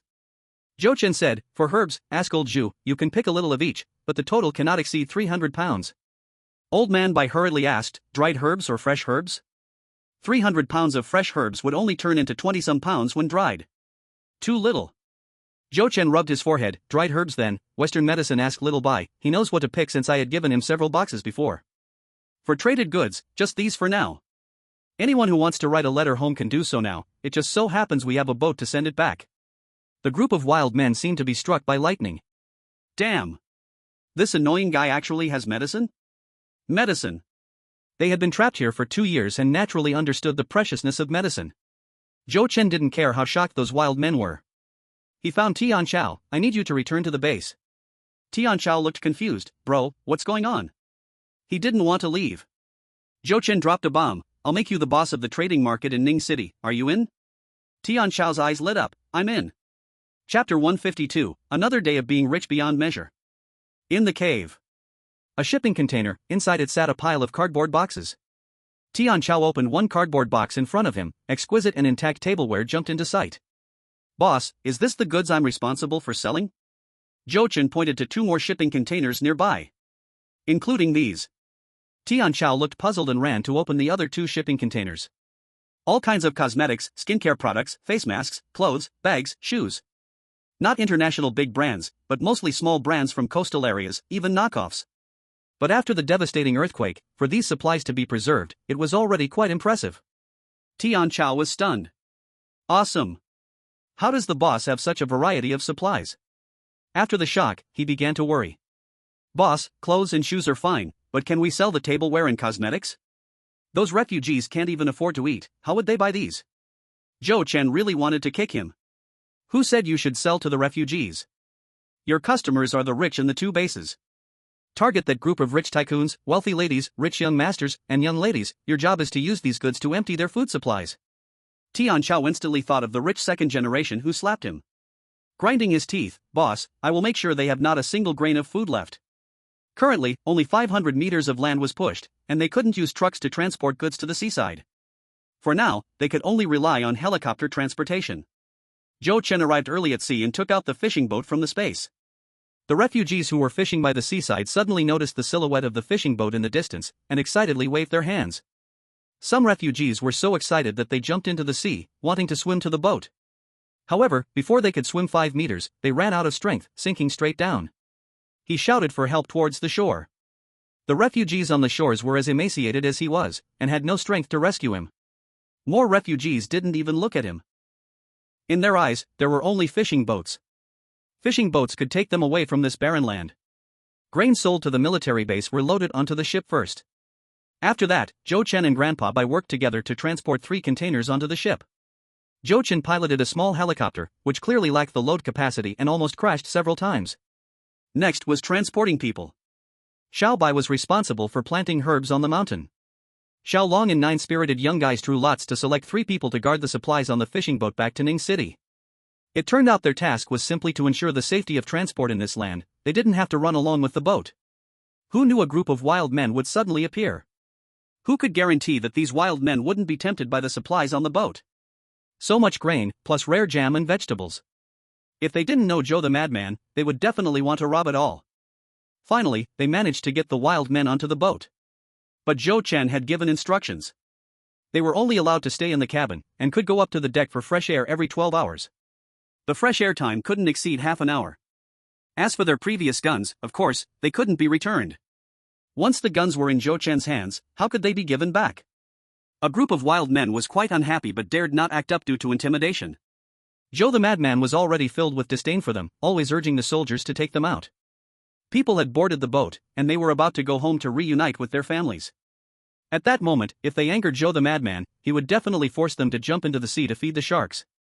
Tian Chao rubbed his hands excitedly. Boss, if you want to dominate the entire trading market of Ning City, I can't do it alone. Can we bring in the Blast Gang? Zhou Chen replied, I suggest you also involve the Chun family gang and the Zhang family gang. Tian Chao didn't understand. Why? He had selfish motives, wanting to pull the brothers of the Blast Gang up. At the same time, he wanted to make the Blast Gang flourish. Zhou Chen frowned. I've tasked you with overseeing the whole Ning City market. You can't work with the old mindset of a second-hand dealer. If you only bring in the Blast Gang, the other 2 gangs will surely get jealous and cause trouble both openly and secretly. Involving them will create mutual benefits, and they won't cause you trouble but will work hard. Remember, the only unbreakable bond in this world is the relationship of interests. Tian Chao suddenly realized. Boss, I understand, I'll guarantee to complete the task. The fishing boat set sail. The refugees stuck by the seaside shouted until their throats were sore for nothing. Watching the helicopter fly towards the land center, they immediately chased after it. At the foot of the mountain, a group of about 100 people was divided into 4 groups. Each group was responsible for planting on the eastern, southern, western, and northern land. Xiao Long and others set up countless warning signs outside the electric fence. High voltage electric fence, refugees stop here. Base forbidden zone, trespassers die. Then, they stationed 1 person armed with a gun at every entrance and exit. As soon as Zhou Chen returned to the camp, Old Li approached him. I saw you almost crash several times just now, it scared everyone. We discussed earlier and felt it necessary to quickly open the road from the east to the seaside. With complete equipment, working overtime won't take much time. Once the road is opened, it will not only facilitate transport but also save helicopter fuel. Zhou Chen nodded, then do what you discussed. Everyone began to get busy. Zhou Chen then went out alone to the sea to collect supplies. According to the coordinates recorded last time, he started by salvaging important supplies. This sea area was once land that sank, the deepest part of the water was only 500 or 600 meters. Many supplies were lying beneath the underwater ruins of land. Zhou Chen floated on the sea for half a month. He salvaged 2 large oil storage tanks, their surfaces covered in bottom-dwelling creatures. The openings were large and tightly sealed. Zhou Chen used a shovel and with great effort finally opened it. A pungent smell hit him right away. Inside, it was all oil. Oil can drive various mechanical devices.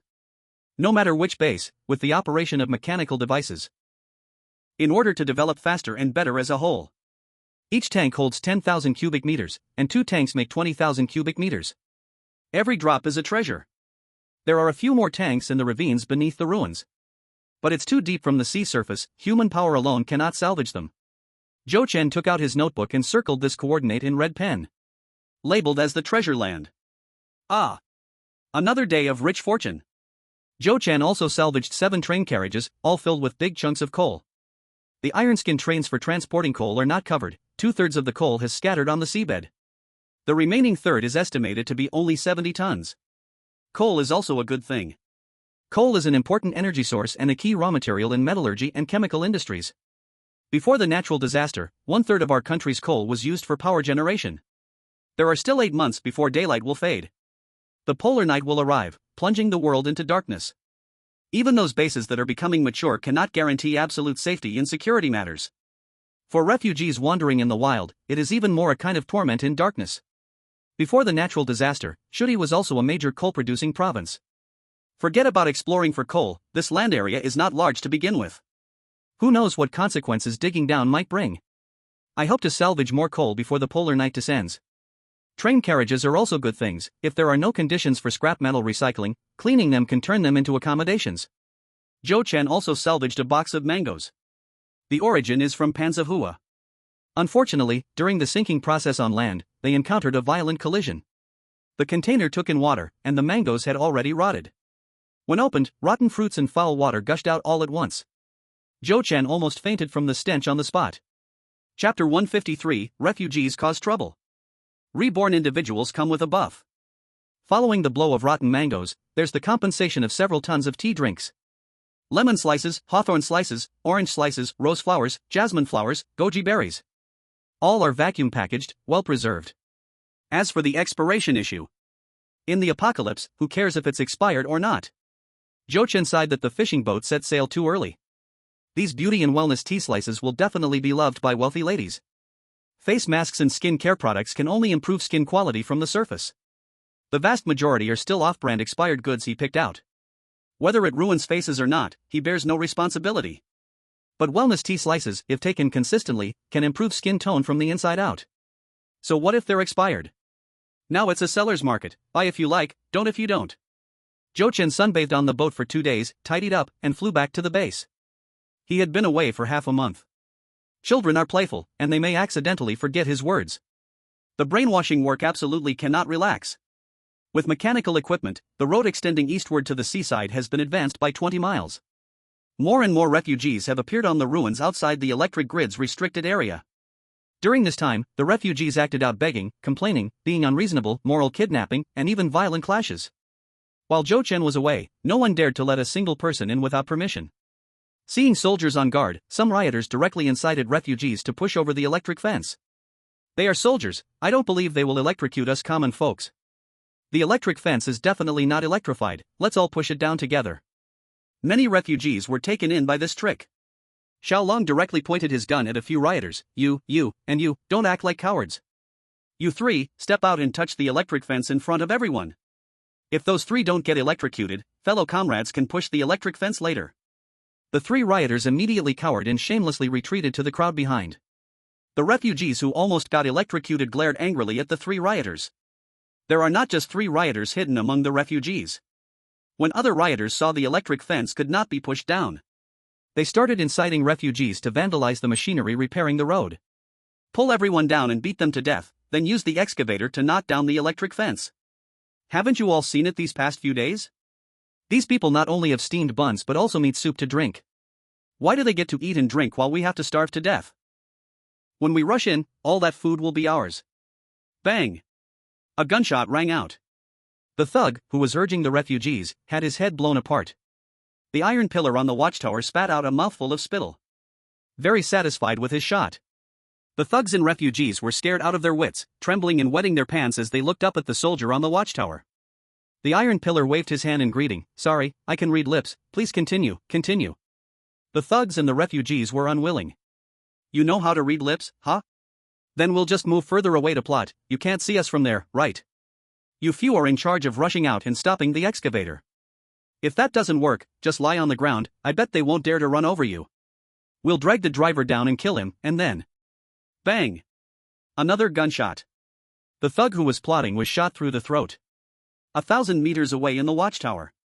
Shall we hug the sniper rifle, more excited than if you were hugging a pretty girl? Next time, I'll definitely hit the bullseye. The iron pillar put down the binoculars and kicked Xiao Wei aside. Quickly putting the sniper rifle back in the case, he scolded, "Get lost." That "get lost" carried a hint of personal jealousy. Getting to touch it is already a favor, and you want to next time. Joe the madman said it, the sniper bullets are not many, if they can be avoided, avoid them. Referring to Joe the madman as someone very arrogant and easily angered. His words clearly showed that the special sniper bullets were limited. The thugs and refugees could never have imagined. They withdrew 800 meters to plot, yet the enemy could still accurately identify the leader and shoot him dead. Some refugees gave up and ran back to sit near the restricted zone. Others, incited by the thugs, rushed out to block the excavator. A few refugees were actually foolish enough to get under the wheels. Before the disaster, this kind of trick sometimes worked. But now it was the end of the world, and lives were as cheap as grass. Old Bai and Old Li were not present, Old Jian was in charge. Old Jian was not good with words. When young, he had driven for a big official. Anyone who suddenly jumped out to stop a vehicle or get under the wheels could be deemed an enemy attack. Kill them. If refugees dared to cause trouble this way, they could clearly be seen as thugs. Old Jiang gave the order, run them over. Crash. The excavator, weighing over 10 tons, directly rolled over the thugs. The thug under the wheels was crushed into a meat patty on the spot. Some thugs had their bodies squeezed by the excavator, and their innards shot out in all directions, splattering the nearby thugs' faces. Ugh. The scene was too bloody and terrifying, the thugs fled in panic, crawling and rolling away. Each one screamed in terror and fled in all directions. In a frantic scramble, accidents occurred frequently. Some fell into ditches and broke their legs. Some tumbled down slopes, crushed by rolling stones. Others crashed into branches, impaling their bodies. The flood of refugees witnessed this whole scene. Each one was scared out of their wits, repeatedly telling themselves to never cause trouble. These people were not as easy to mess with as they looked. They were ruthless. Zhou Chen soared directly into the valley. The children had just finished class. Seeing him return, they all ran towards him. Zhou Chen grabbed a handful of candy and gave it to a boy named Zhao Xian. The squad leader and the deputy squad leader are both away, you are now the acting squad leader. You must always keep an eye on the younger siblings, don't climb the rocks by the lake. Zhao Xian nodded and promised, sharing the candy with each little friend. Not just the two Bai brothers were absent, the two youngest snotty kids were also gone. Returning to Ning City with the fishing boat, for children represented to show their military parents.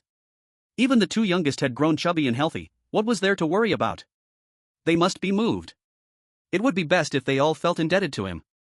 If something were to happen in the future, at least a couple of people might tip him off. Want to take over his base for free? He. When this young master goes crazy, he can even uproot the entire mountain. 20 kids are not all here, but the brainwashing work cannot stop. Children. Wait until the ruins at the foot of the mountain are cleared, I will take you down to play. We can also go to the beach to catch fish. Are you happy? A group of little kids jumped up and down with excitement. Happy. Brother, you are the best, I want to catch a big fish. Uncle, I want to catch crabs. Brother, can we go swimming in the sea? Uncle, I want to row a boat. Zhou Chen waved his hand, no problem, play whatever you want. Children, remember this. If I don't die, you all are princes. If I die, you are nothing. In the herbal medicine garden. Little Bai, dressed in simple clothes, had a face full of mud.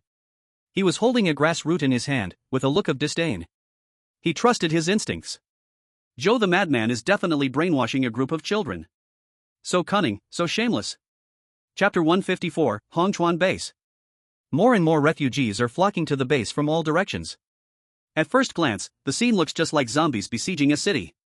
These refugees gather outside the electric fence zone, enviously eyeing the beautiful life inside the zone.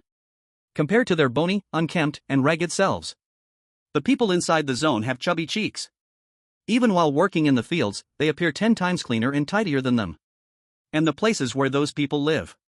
Containers are stacked in a staggered manner, equipped with ladders and walkways, shielding them from the wind. More importantly, every mealtime makes them drool.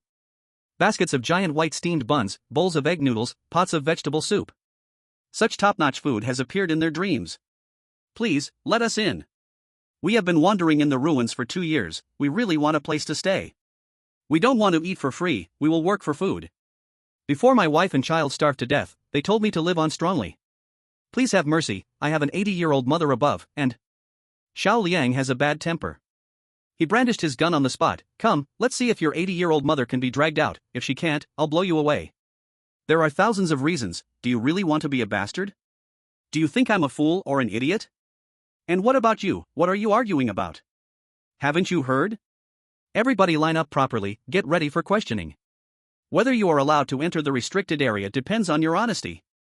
To ensure the safety of the road repair team, 3 spirited youths guarding the east, south, and north exits shouted with loudspeakers. Stop the noise, do not gather here. Anyone who wants to enter the base, now go to the west to line up for questioning. Those who qualify will be allowed into the base in exchange for labor for lodging and food. Thus, refugees from 3 directions all rushed towards the west. The west was already overcrowded. In a hurry to enter the base to eat, no one was willing to queue, each one desperately pushing forward. Some thugs, realizing they might not pass the questioning, deliberately started shoving in the crowd. A few refugees were pushed out and, at the moment they collided with the electric fence, they were electrocuted to death. The thugs took the opportunity to shout, someone died, it was caused by these people. The land belongs to every common citizen, how dare they mark off a restricted area for themselves? They even want to question us like criminals, it's an insult. Compatriots, let's work together. Ah. That thug, with a bleeding head, turned around to see who had attacked him. The next second, a hammer struck his head again. Once, twice, 3 times. A young man, filled with grief and anger, swung the hammer, smashing the thug's head to pieces. You killed my mom, I said I would definitely kill you for revenge. Just as Zhou Chen passed by. With his foul temper, he didn't give the refugees any respect at all. You suffer, he suffers, who in this doomsday isn't suffering? Zhou Chen questioned the young man responsible for maintaining order, Xiaolong. It's been several hours, why hasn't the line been organized? Before Xiaolong could reply. In a fit of rage, he shouted, don't want to wait in line, huh? Then damn it, don't come in at all. Get the table out of here, and we'll interrogate again in 3 days. If the line isn't orderly in 3 days, everyone gets kicked out. Those who refuse to leave will be shot dead. The entire base was under Zhou Chen's command. Once he spoke, the few people responsible for interrogations lifted the table and ran.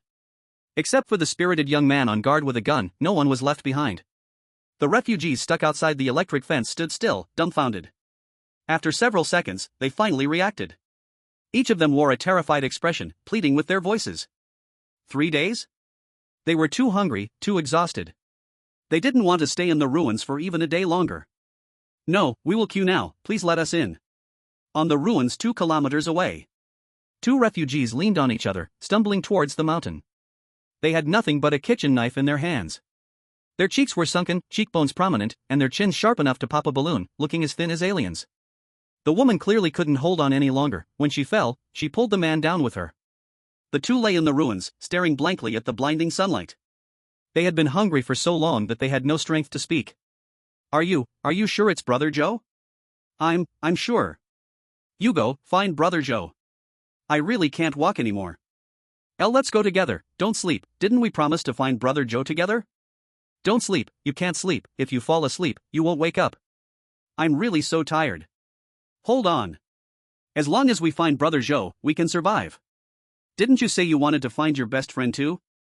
On the wasteland, only the sound of the wind blew. After several minutes, a rustling sound finally emerged. A man and a woman, two refugees, mustered all their strength to get up from the ground. Supporting each other, they stared vacantly at the mountain. They stepped shakily forward. 2 kilometers didn't seem far, but this was a wasteland. Everywhere were ditches, scattered stones, fallen trees, and hills. For the refugees about to starve, each step required immense willpower to support. In the cave, Zhou Chen dozed off in a rocking chair. A loud voice from the intercom broke the silence, belonging to Xiao Bai. Crazy Zhou, come out quickly. 3 out of 10 spirited young men had left with the ship. 3 more were stationed at the 3 entrances, east, south, and north. There were too many refugees. Just to be safe, Xiao Bai was sent down the mountain to maintain order. Zhou Chen yawned. He bit into an apple as he walked out of the cave. Xiao Bai pointed mysteriously at the mountain. Look. Zhou Chen looked up. He saw nothing. Xiao Bai rolled his eyes. Take a few steps back and look again. Zhou Chen took a few steps back and looked up. Only then did he realize that a large section of the mountain wall had been cleared. 300 meters up the mountain wall, dead trees, weeds, and mud were all gone. There were over 10 people hanging on the mountain wall, waving at him. Xiao Bai sneered. They said they cleared a spot on the mountain wall to write the name of the base. They said, with such a large piece of land, we can't even have a name for the base. They even brought the paint. Have you thought of a name yet? Zhou Chen slapped his forehead. He really had forgotten such an important task as naming the base. Zhou Chen rubbed his forehead. Let me think. Xiao Bai suggested slyly. No need to think, just call it Bashu base. Zhou Chen glanced coldly. You know nothing about Bashu culture. Ba is Ba, and Shu is Shu. This is Shu land, and it's merely a small piece of land that has been preserved. In the post-apocalyptic world, the land had broken apart. If the news is just slightly off, it could take years to travel across the seas. Naming it Bashu would mislead the wandering mountain city refugees. Zhou Chen stroked his chin, thinking carefully. After a moment, he made a decision. Hongchuan. This land is officially named Hongchuan Base. Chapter 155, Pursuing the Thug, Not Leaving a Single One Behind. Hongchuan. The 2 large characters written in red paint shone brilliantly under the sunlight. The person who wrote them had impressive skill. Each stroke was meticulous, powerful and thunderous. Just these 2 words contain an unstoppable dominance. The previously noisy refugees became irresistibly quiet. Everyone looked up and stared. At this moment, everyone witnessed the birth of the Hongchuan base. Even someone like Xiao Bai, who had free-spirited thoughts, became calm and composed. He looked at the crazy Zhou in front of him and couldn't help but recall the past. The wild and proud guy now surprisingly owned a private base. This was a private base. Not as simple as a hidden paradise. The establishment of a private base meant that there would be private armed forces in the future. In the post-apocalypse, private powers were many. But to have the ability to build a real private base was extremely rare. Although Zhou still didn't have private armed forces right now. But just with his vast resources in developing agriculture, recruiting soldiers was only a matter of time. In terms of agriculture, even the organization bases couldn't compare. Xiao Bai couldn't help but cover his mouth, shocked. Had he witnessed something incredible? At the exit of the restricted area, tables and benches were set up again. One person was responsible for questioning, another for recording, with a psychologist sitting nearby watching. The refugees outside the restricted area had already formed a long line, obediently. Xiao Long and Xiao Bai, 2 spirited young men, were responsible for maintaining order. On the watchtower, Xiao Hui was gripping a sniper rifle. In the same watchtower, Tai Zhu was going crazy with jealousy. Xiao Long and Xiao Bai loaded their guns. Answer every question honestly, or troublemakers will be shot on the spot. The first refugee in line stepped forward excitedly. Xiao Bai frowned. Weapons, drop them on the ground. The refugee had no choice but to pull out a piece of rebar from his waist and throw it on the ground.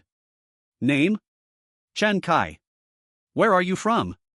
I'm from Wenchang. Specific detailed address in Wenchang? Wenchang XXXXXXX Huarong community. Have you killed anyone? No. In the post-apocalypse, how many people haven't killed anyone? In fact, one could tell just by the eyes if they had killed. Those who killed to protect themselves and those who killed to rob looked different in the eyes. With a psychologist present, lying to get through was nearly impossible. I'll ask you again, have you killed anyone? No, I didn't kill, they robbed me first, I had no choice. You only need to answer yes or no, no explanations needed. Yes, I have killed. Go stand in the empty space to the left. The refugee was very excited and bent down to try to retrieve his weapon. Xiao Bai pointed his gun. No weapons allowed in the restricted area. The refugee struggled internally. Since the disaster arrived, he had become accustomed to carrying weapons for protection. Suddenly losing his weapon made him feel very insecure. But he looked at the land, machinery, and container-modified dormitories at the foot of the mountain. Compared to the ghostly life outside, he preferred to have a place to stay. He lifted his foot and stepped over his weapon. The long line of refugees all looked at him with envy. Next, under the dark muzzles of 2 guns, the questioning proceeded in an orderly manner. The refugees were extremely smart. At first, they were naturally anxious about the unknown. But they slowly realized that as long as they answered every question honestly, their chances of entering the restricted area were very high. Some overly clever thugs were naturally singled out by the psychologist. What right do you have to stop me from going in? What right do you have to say I'm a thug? Is there no justice left? You soldiers bullying an ordinary citizen. Xiaobai directly pressed the gun to the thug's chest. If I say get lost, then get lost. The thug was an old trickster. Come on, if you dare, kill me. I must go in today. Bang! The gunshot rang out. The thug fell to the ground, blood blossoming on his chest. In less than 3 seconds, the thug's body was dragged to the ruins outside. Xiaobai shouted loudly at the lined-up refugees, one more warning, you can only go in if allowed, if not, just leave quietly. If you still want to act tough here, the next step is to be shot on the spot. A day passed. Refugees allowed into the forbidden zone all sat together. The thugs were all kept outside. One by one, the thugs, separated by an electric fence, were filled with hatred for everyone inside the forbidden zone. Those vicious eyes seemed as if they wanted to completely swallow the people inside to relieve their hatred. Zhou Chen walked by with his hands in his pockets. He slapped Xiaobai on the head with one hand. Pointing at the thugs outside the fence, he angrily said, "Are you blind? Didn't you see their terrible eyes? Take them all down." Hearing this, the thugs immediately fled. Xiaobai touched his head, looking troubled. Do we really have to take them all down? Let them fend for themselves. Zhou Chen shouted angrily, if you let them go today, they will come back to rob supply convoys in the future. You fool, have you forgotten your own duty? Beside him, Xiao Long immediately cocked his gun and quickly chased after them. Xiaobai also reacted and quickly followed. They were sent here by the military to ensure the safety of the supply transport. The road to the east had been cleared halfway. By the time the next supply was delivered to the seaside, it would be by truck. Dozens of thugs were still filled with hatred towards them. It would be strange if they didn't jump out to rob. Life is indeed precious. But the thugs had long lost their humanity. Being soft-hearted for a moment is like releasing a tiger back to the mountain. Bang! Bang bang! To the sound of gunfire, one thug after another fell down. Some thugs knew they couldn't escape and knelt down to plead for mercy. Their heads were bleeding and covered in wounds. Don't kill me, I had no choice but to kill. I just want to live, is that wrong? Xiao Long aimed his gun at the thug's head. You wanting to live is not wrong. But to ensure the security of the base's supplies, killing you is also not wrong. Bang! The thug fell into a pool of blood, and Xiao Long immediately continued to chase. By the time he had killed all the dozens of thugs, Xiao Long could no longer hold it in and leaned against a tree to vomit. At the Thousand Island Lake base, he had killed more thugs than today. In the 2 years of maintaining order at the official base, he had killed over 100 thugs combined. But none were as painful as today. The pain reached a level that caused a severe physiological reaction, and he couldn't stop vomiting. The reason for this was still influenced by the Hongchuan base. Crops, vegetables, herbs, fruit trees, land. Seeing life getting better day by day, why do these thugs hate the base? Even if they can't get in, if they were a bit smarter, they could spend a few months peacefully in the wild. Eventually, there would come a day when the once ruined land would shelter them. Why do they look at the people inside the base with such vicious eyes? Xiaobai unusually stayed quietly beside him. After a long time, he finally said, Brother Long, try to see it from a different perspective. These thugs are beyond saving. If we don't kill them today, they will cause trouble sooner or later, and many innocents will die. Our mission here is to ensure the safety of the supplies. Solving trouble in advance is also one of our responsibilities. The land outside can't grow crops, and people are dying of hunger every day. Old squad leader, every grain of food shipped out from here is a lifesaver. Chapter 156, Hongchuan Base, Forbidden Zone stops here. The two returned to the base. Anyone could see Xiao Long's face was pale. Zhou Chen had his left hand in his pocket while chewing an apple in his right, uncomfortable? Xiao Long shook his head, then nodded, a bit. Zhou Chen teased, it's fine, you'll get used to it. Xiao Long. He wanted to curse. You, crazy Zhou. You just talk, and we have to run our legs off. Since the killing isn't happening to you, it's easy for you to stand here talking. Xiaobai didn't know if he was doing it knowingly or unknowingly and actually agreed beside them. Indeed, more refugees will gather next, and we don't know how many thugs will come along. Xiao Long. Zhou Chen took a bite of the apple and continued to dig in. The sea is all around, refugees could land at any time, and sooner or later pirates will appear. Xiaobai hurriedly nodded. Right. I've never seen a real pirate, and I wonder if there are any lady pirates. Xiao Long. Forget it. He didn't even have the mood to curse anymore. Zhou Chen threw away the fruit pit and pushed the two. What are you standing there for? Keep working. The next task was very simple. Thousands of refugees, separated by gender. They entered different tents to undress and lined up for medical checks. The main purpose was to check for infectious diseases. These refugees had once lived by fishing at the seaside, consuming plenty of mutated fish. When they couldn't catch fish and shrimp, they foraged through the ruins for food, in case someone got tuberculosis. That would undoubtedly be a disaster for the entire base.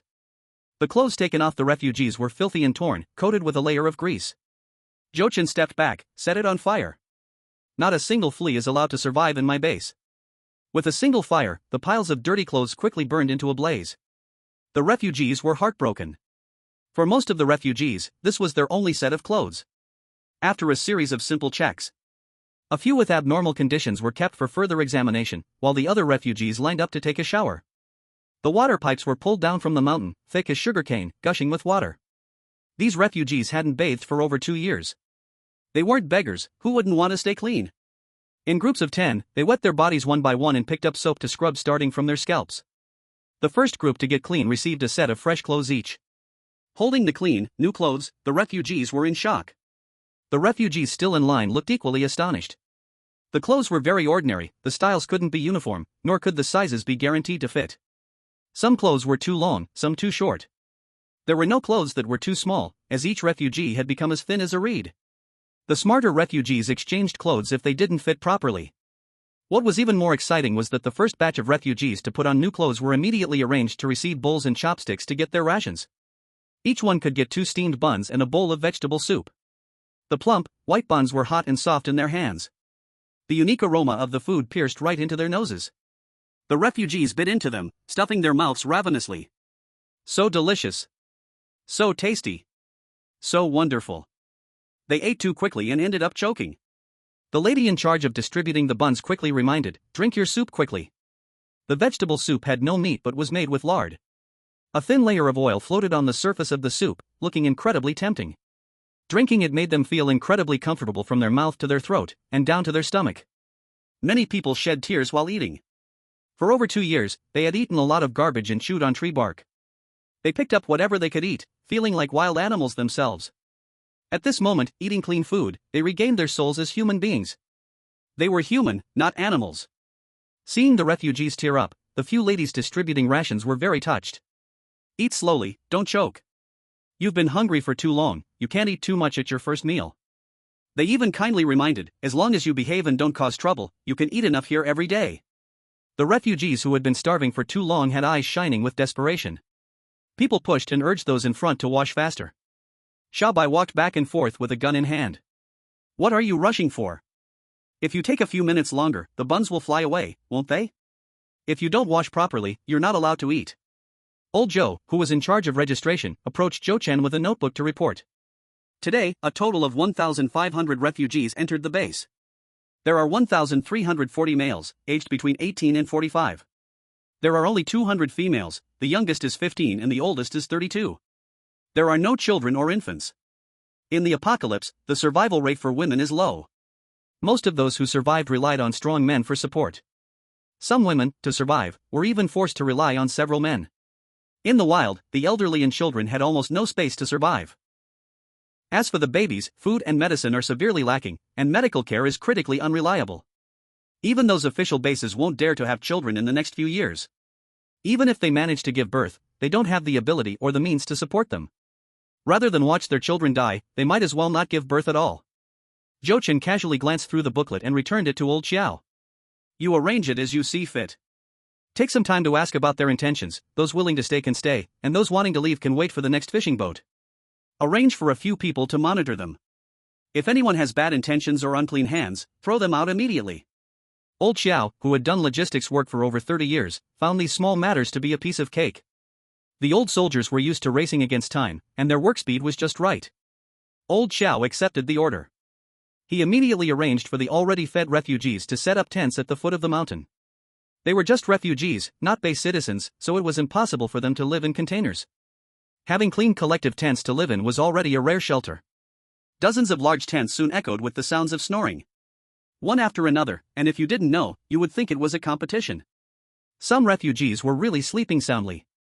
Others, however, were unable to fall asleep for a long time. Especially some highly alert refugees, whenever a shadow moved outside, they would become extremely tense. This was a habit formed from long-term survival in the wild, or one could say it was a legacy. If they weren't cautious enough, they would have already had their throats cut by thugs in their sleep. On the ruins. A man and a woman, both refugees, walked feebly. Looking at the electric fence restricted area right in front of them, there was no expression on their faces. Xiaobai spoke, "Stop at the forbidden zone."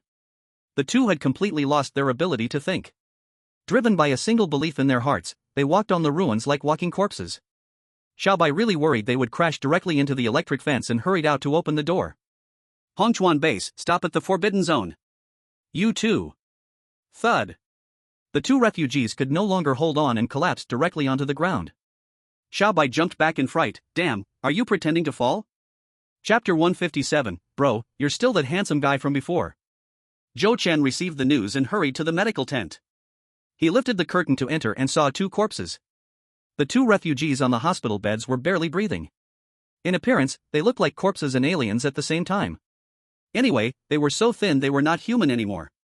Xiaobai pointed at the male and said, "He said your name before he fell unconscious." Zhou Chen, Zhou Bro, Zhou Madman, Sakura Community. He said everything he could, fearful he wouldn't catch Xiaobai's attention enough. Zhou Chen stared carefully at the man on the hospital bed. He looked for a full minute before recognizing it was Huang Mao. The one from the Demon City bombing gang, always calling him bro. He took another minute to recognize the other woman as Xiao Taimei. How could Huang Mao and Xiao Taimei end up on this land? What about Old Sun and the little brat?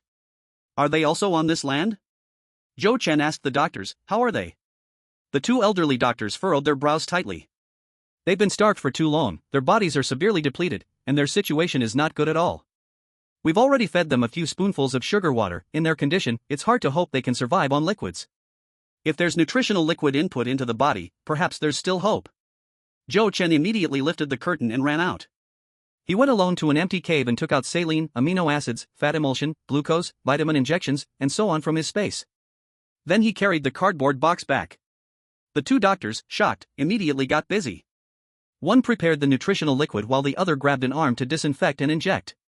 Huang Mao and Xiao Taimei were so thin they were skin and bones, with shriveled veins, making it hard to find a vein for injection. Zhou Chen stayed by the side the whole time.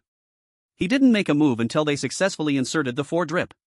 He stayed in the tent for a full half-hour before emotionlessly exiting. Zhou Chen lit a cigarette. He held it between his fingers but didn't smoke it. Standing in place, lost in thought. Emotionally speaking, Huang Mao and the girl with a crew cut can't even be called friends. But after all, they were among the few familiar faces from the past. Seeing both of them alive today. Strictly speaking, they were barely hanging on to life. Natural disasters are merciless, and far too many people have died. Now being able to see them again, my heart can't help but feel a little moved. Xiaobai crept over. Isn't that guy the 2-bit dealer who used to run around your neighborhood? He didn't know the woman, but he had seen Huang Mao a few times. While patrolling the streets, he often saw Huang Mao pulling a cart into Cherry Blossom Community. Xiaobai couldn't help but sigh. It's not easy to have survived the earthquake and made it to today. Zhou Chen threw away his cigarette and stepped on it to put it out. Xiaobai exclaimed in regret. Zhou Chen said, those refugees still haven't woken up? Get them up to work. Xiaobai's temper flared. Damn, Zhou crazy, am I your servant? Always telling me to do this and that.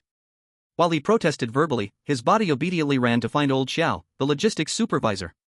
Old Xiao had long ago discussed a series of workload arrangements with Old Jiang. The division of labor between men and women was different. The women went to farm, tilling the soil. The men took on the physical labor.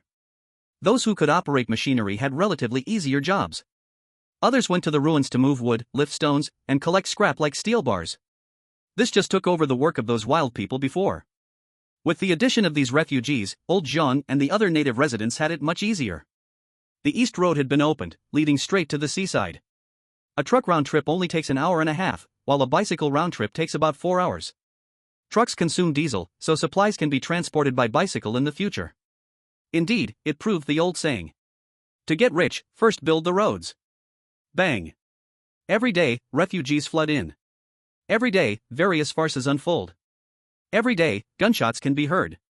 One time it was serious, the transformer malfunctioned, and the high-voltage power grid was essentially useless. Under the instigation of a group of thugs, hundreds of refugees pushed down the power grid, trying to rush into the base to burn, kill, and plunder.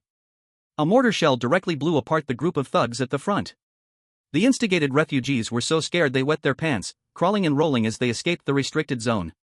This group of refugees, every single one, was assigned to do the hardest and dirtiest work. The ruins were pushed further and further back, the power grid moved again and again, and more land was dug up. Half a month passed, and there were almost no signs of refugees in the wild anymore. Even if there were, they were just some sneaky thugs. They knew they couldn't enter the base and didn't want to continue living in the wild eating scraps. They spent their days lurking in the ruins, observing the base, whispering and plotting various schemes. They even used women to stage desperate ploys and enticing tricks. But they never succeeded. Desperate ploys? Ha! I sympathize, I understand, I'm worse off than you. Enticing tricks? How funny. Which woman in the base isn't clean? Who would be attracted to a woman that's scruffy and dirtier than a beggar? Especially when they targeted the wrong person. At that time, the one on duty with the gun was Taiju. This guy was from a minority ethnic background and deeply loved his homeland's culture. Every day, aside from guarding and sleeping, he looked for someone to wrestle with. In the base, aside from Zhou Chen, anyone with a bit of muscle was afraid of him and would avoid him. What are women? Get lost. The woman trying to use cunning was almost naked. Taiju didn't even spare her a glance. Little Dragon suggested taking the initiative to attack. Zhou Chen directly vetoed it. He didn't take those rats seriously at all. This is a different time now, there's no need to waste bullets. With every meter the power grid is pushed out, the living space of these rats is compressed by a meter. If they don't want to jump into the sea to feed the sharks, they'll eventually kneel down begging for mercy. The doctor hurriedly found Zhou Chen. Your two friends are awake. Zhou Chen quickly rushed over. The doctor had already cleaned their bodies and changed them into clean clothes. The nutrient solution had been hung for a week, and they started to be fed liquid food in measured amounts. The two people, who had walked a circle around the gates of hell, had pale faces, but they were awake. When they saw Zhou Chen, seeing him unchanged, still as handsome as ever, the yellow-haired guy and the little punk girl almost thought they were dreaming. Brother. The yellow-haired guy's eyes turned red. Brother, how come you haven't changed at all? You are still that big handsome guy. Zhou brother. The little punk girl was just as excited, but still full of fear toward Zhou Chen, not daring to speak carelessly. Zhou Chen had just pulled out a chair to sit down. The yellow-haired guy, a big man, was crying with snot and tears. Brother, do you still remember those little notebooks? Zhou Chen, I. The yellow-haired guy cried. It's okay if you don't remember, I'll help you recall. Zhou Chen. The yellow-haired guy cried. The dungeon, the time you threw bombs and the big wrench. I was right there, I recognized your helicopter, shouted and chased, but you couldn't hear. I chased to the seaside, looked for many days, then saw you returning in the helicopter, I chased again. I still hadn't found your landing point, and saw you flying towards the sea, we chased towards the sea again. I chased back and forth with Long Xiaoyun, almost got exhausted on the way. Brother, my dear brother, I was so wronged in my heart. Chapter 158, Grass, Not Grass. Brother, my dear brother. I felt so wronged in my heart. You have no idea how much we suffered chasing after you. It was indeed very tough. During that time, Zhou Chen was in Ningxing, flying back and forth between bases. The yellow-haired guy and the little punk girl were chasing back and forth. The two chased on the ruins, never leaving the land, and never getting close to the mountains. Otherwise, he would have discovered them long ago. If it weren't for following the plane back and forth, with the yellow-haired guy's cleverness, they wouldn't have ended up this week, almost starving to death. In the apocalypse, meeting acquaintances was originally a touching thing. The yellow-haired guy was crying with snot and tears, forcing the scene to turn into a comedy. Zhou Chen couldn't help but laugh. Before he could speak. In the next second, the overly excited yellow-haired guy suddenly fainted. The two doctors were startled and hurried over to check. It's nothing, he's too weak. He fainted from the excitement. He'll be fine when he wakes up. The little punk girl was even weaker, speaking was exhausting. Zhou Chen wanted to ask about Lao Sun and their situation. Seeing her too weak, he didn't want to ask too much for the moment. Instead, the little punk girl, with a worried expression, asked, "Zhou brother, is Situan, Kiru, Uncle Sun, and the others here?" Zhou Chen. Seeing he didn't speak, the little punk girl understood in her heart. Zhou Chen rarely had a friendly expression. Rest well, first take care of your body. Red River Base was thriving every day. The ruins were pushed again and again, the electric wire was moved again and again. Now the warning signs for the restricted areas were hung 2 kilometers away. There were many people in the base, so there were many disputes. Fighting and brawling incidents occurred frequently. They were all survivors in the wild, and not one of them had a good temper. Today, someone was fighting again. Taizhu lifted them with both hands. Like grabbing little chickens, he separated 2 refugees who were fighting fiercely. Taizhu roared, "Fighting and causing trouble, don't you want to stay in the base anymore? He attacked me for no reason." "What do you mean I attacked you for no reason? Who told you to curse me? You're slandering me, when did I curse you? You can curse but can't admit it. I walked past you, and you pointed at me and cursed grass." The beaten man covered his bleeding nose, so angry he was about to faint. "Was I cursing you? I was saying grass was growing on the ground, grass, not grass." Hearing this, the onlookers who tried to mediate looked down. They suddenly discovered that the land really was growing grass. This was the land that was first cultivated at the foot of the mountain. Under the neutralization of alkalinity, and with the fertilization effect, the soil quality was successfully improved. On the yellow dirt, small green sprouts were sporadically popping up. This meant that they could truly begin planting crops. More and more people squatted on the ground, pointing at the scattered grass seedlings, discussing and commenting. Especially the refugees who came later. They were trapped on land for 2 years, seeing nothing but ruins every day.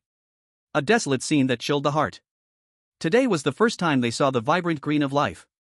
One by one, they felt an excitement that came from the depths of their hearts. "We can plant crops now. Is it time to plant barley? Of course, we should plant sweet potatoes, they have a high yield." Among these refugees, there were hardly any farmers. Some once looked down on farmers, relying on their city household registration. But at this moment, everyone was full of enthusiasm for farming. In charge of agriculture was Old Zhao, a good comrade of Old Jiang. Old Zhao was so excited that his face turned red. "I'll go get the seeds, let's sow them today. Barley, potatoes, radishes, winter melons, pumpkins, and chili peppers, and more." All the refugees were filled with high spirits. Those with tools used them, while those without dug with their hands. In just one day, they finished planting this land. Then, they lined up to fetch water to water the seeds they had just sown. Zhou Chen found Old Xiao. "Let's temporarily stop clearing land." Old Xiao was puzzled. "Why?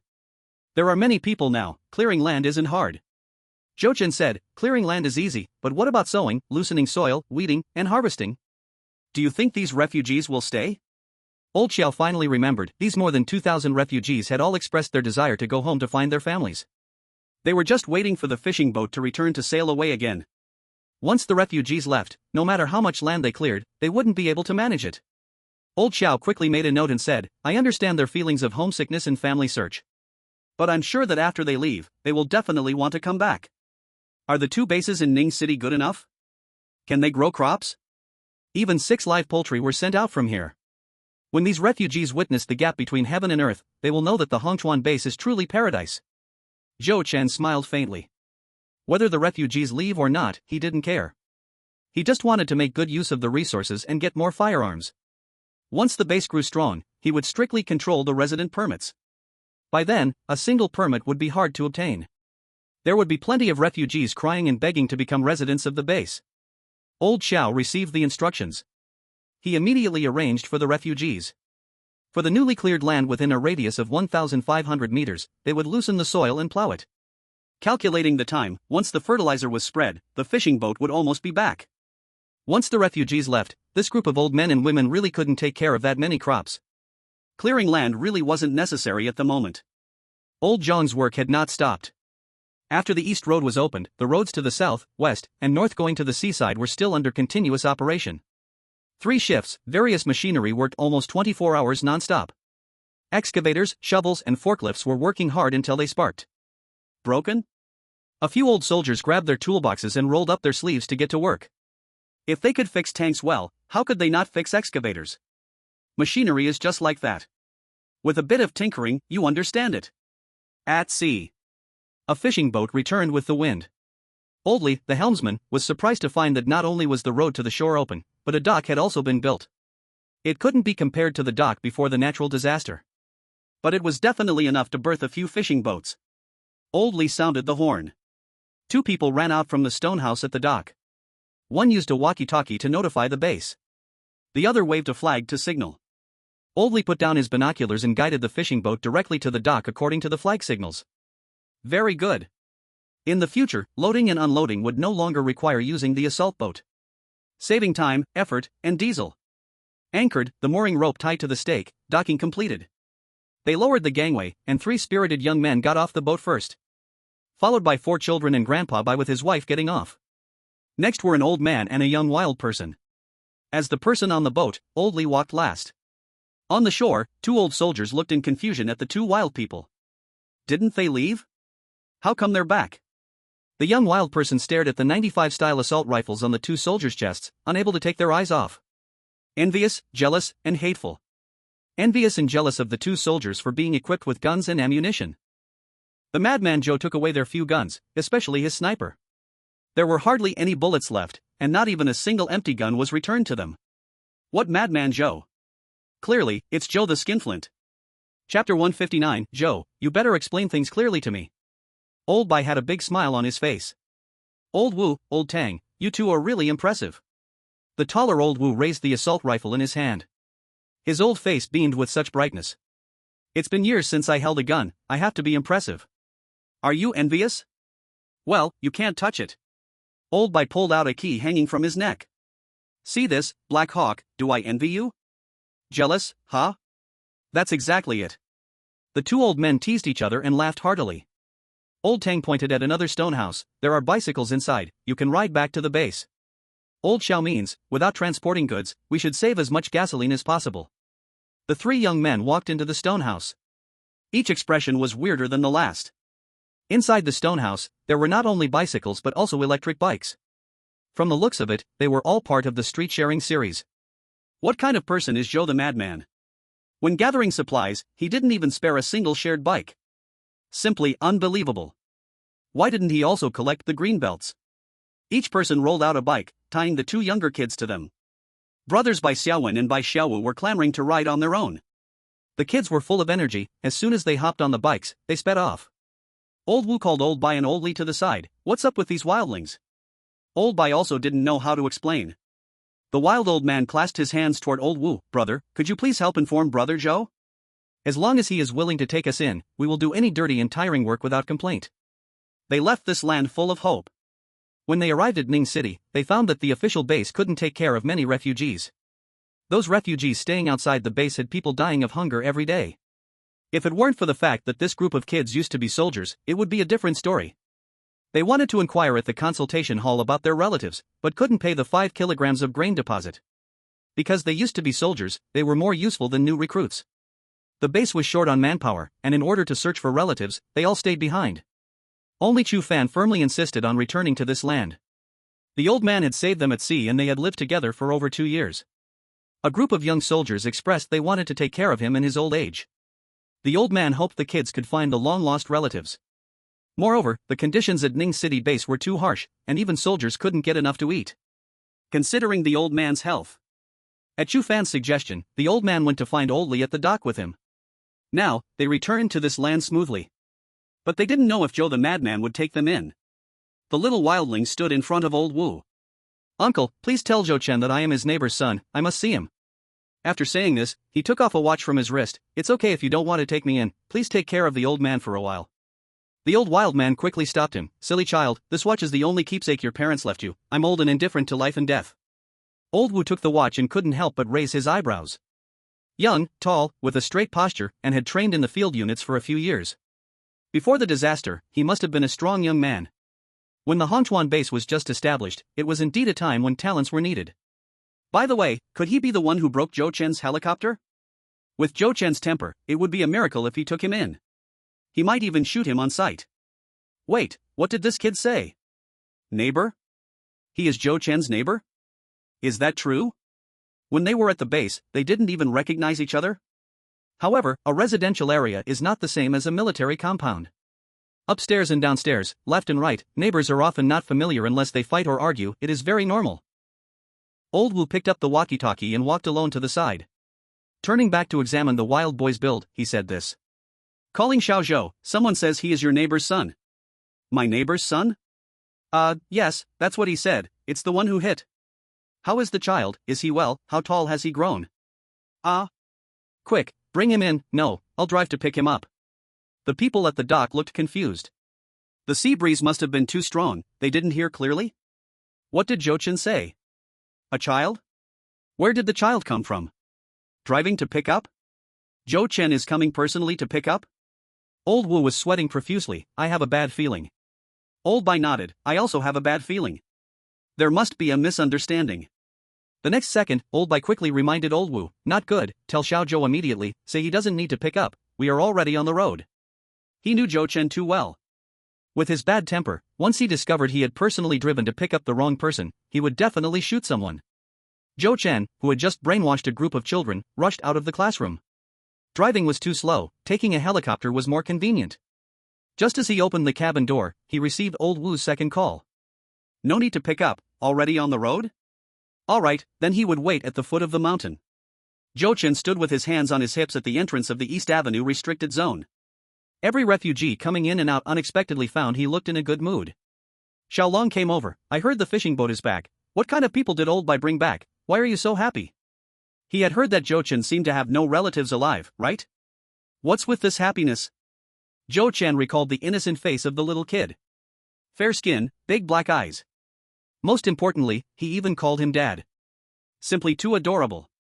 Zhou Chen said seriously, my son.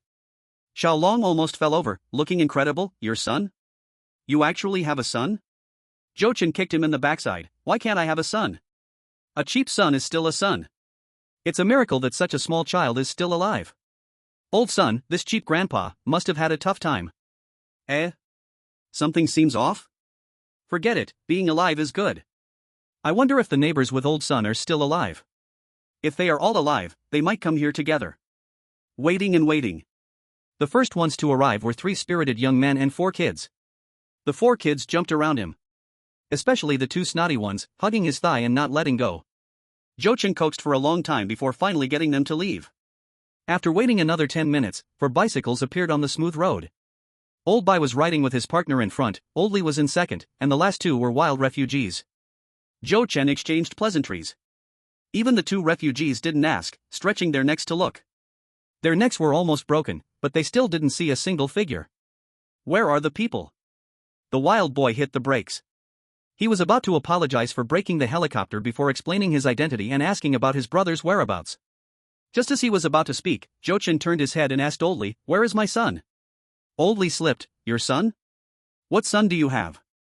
Zhou Chen said urgently, didn't Old Wu say my neighbor's son came to find me? Old Li glanced at the young wild man, confused, yeah, what does that have to do with your son? Zhou Chen said naturally, that little guy is my son, right? Everyone. The next second, a bicycle was thrown at Zhou Chen. Xiaolong, sharp-eyed, quickly pulled Zhou Chen aside. The bicycle that hit the ground was instantly deformed. Zhou Chen turned to look at the assailant, he hadn't even had time to order a shot. The other party charged angrily, throwing punches. What son? You Zhou, explain yourself clearly to me. How did my brother become your son? Chapter 160, you're too anxious, raising hands to throw a big punch. Zhou Chen took a punch to the face. And was knocked to the ground. He felt that there seemed to be a misunderstanding in the words coming from their mouths. But when he recognized the other person, anger instantly replaced reason. Damn, it's you again, you son of a bitch.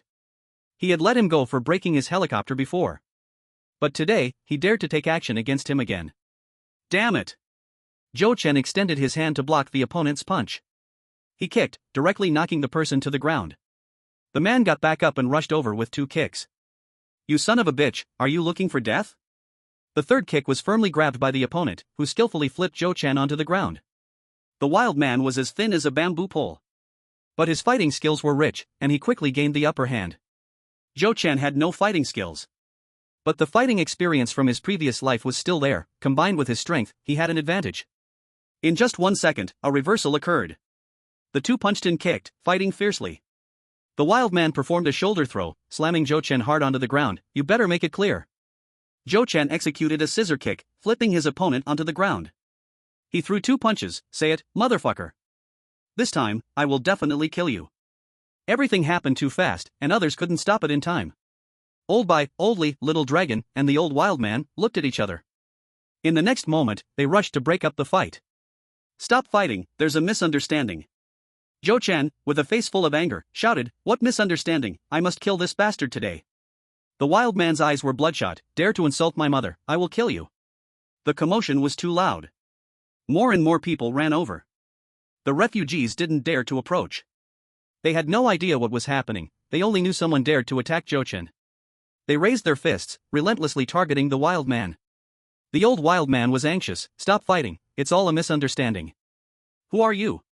What wild man dares to interfere in the base's affairs? Get lost." Old Bai and Old Li had just helped Zhou Chen up when they hurriedly tried to stop Old Zhang and the others from attacking. "Stop it. There really is a misunderstanding." "Misunderstanding my ass. The damn thug actually hit little Zhou." Half an hour later. The wild man, beaten to the brink of death, was hung up. The old wild man wiped his tears, anxiously pacing under the wooden post. Zhou Chen sat on a chair draped with tiger skin. He held a peeled egg, rolling it over his bruised face. Old Bai and Old Li each took turns explaining the incident. Zhou Chen paused his rolling egg. "You mean, he is the eldest son of my neighbor? The one who serves in the army in Kyoto?" Old Li nodded, "Yes." Old Bai explained, "He said this when he came to the dock to find Old Li. After I heard it, I questioned him carefully. He knows the Sakura community inside and out. He knows how many buildings are in the community and what facilities are around it. Last time, he didn't know you were neighbors. He went back to Ning City to inquire about his family and ran into Captain He. Captain He told him that old son took his younger brother and was with you. So, just 2 days off the sickbed, Huang Mao and the little girl beside him were listening. The little girl turned her head and looked at the man who was hung up. You are Kai Kai's real brother? You are called Chu Fan?" The suspended Chu Fan, at this moment, had a bruised face. One eye was so swollen he couldn't open it. But he struggled to open his eyes and weakly asked, "You know my brother? Where is he now?" The little girl looked up, staring intently at him.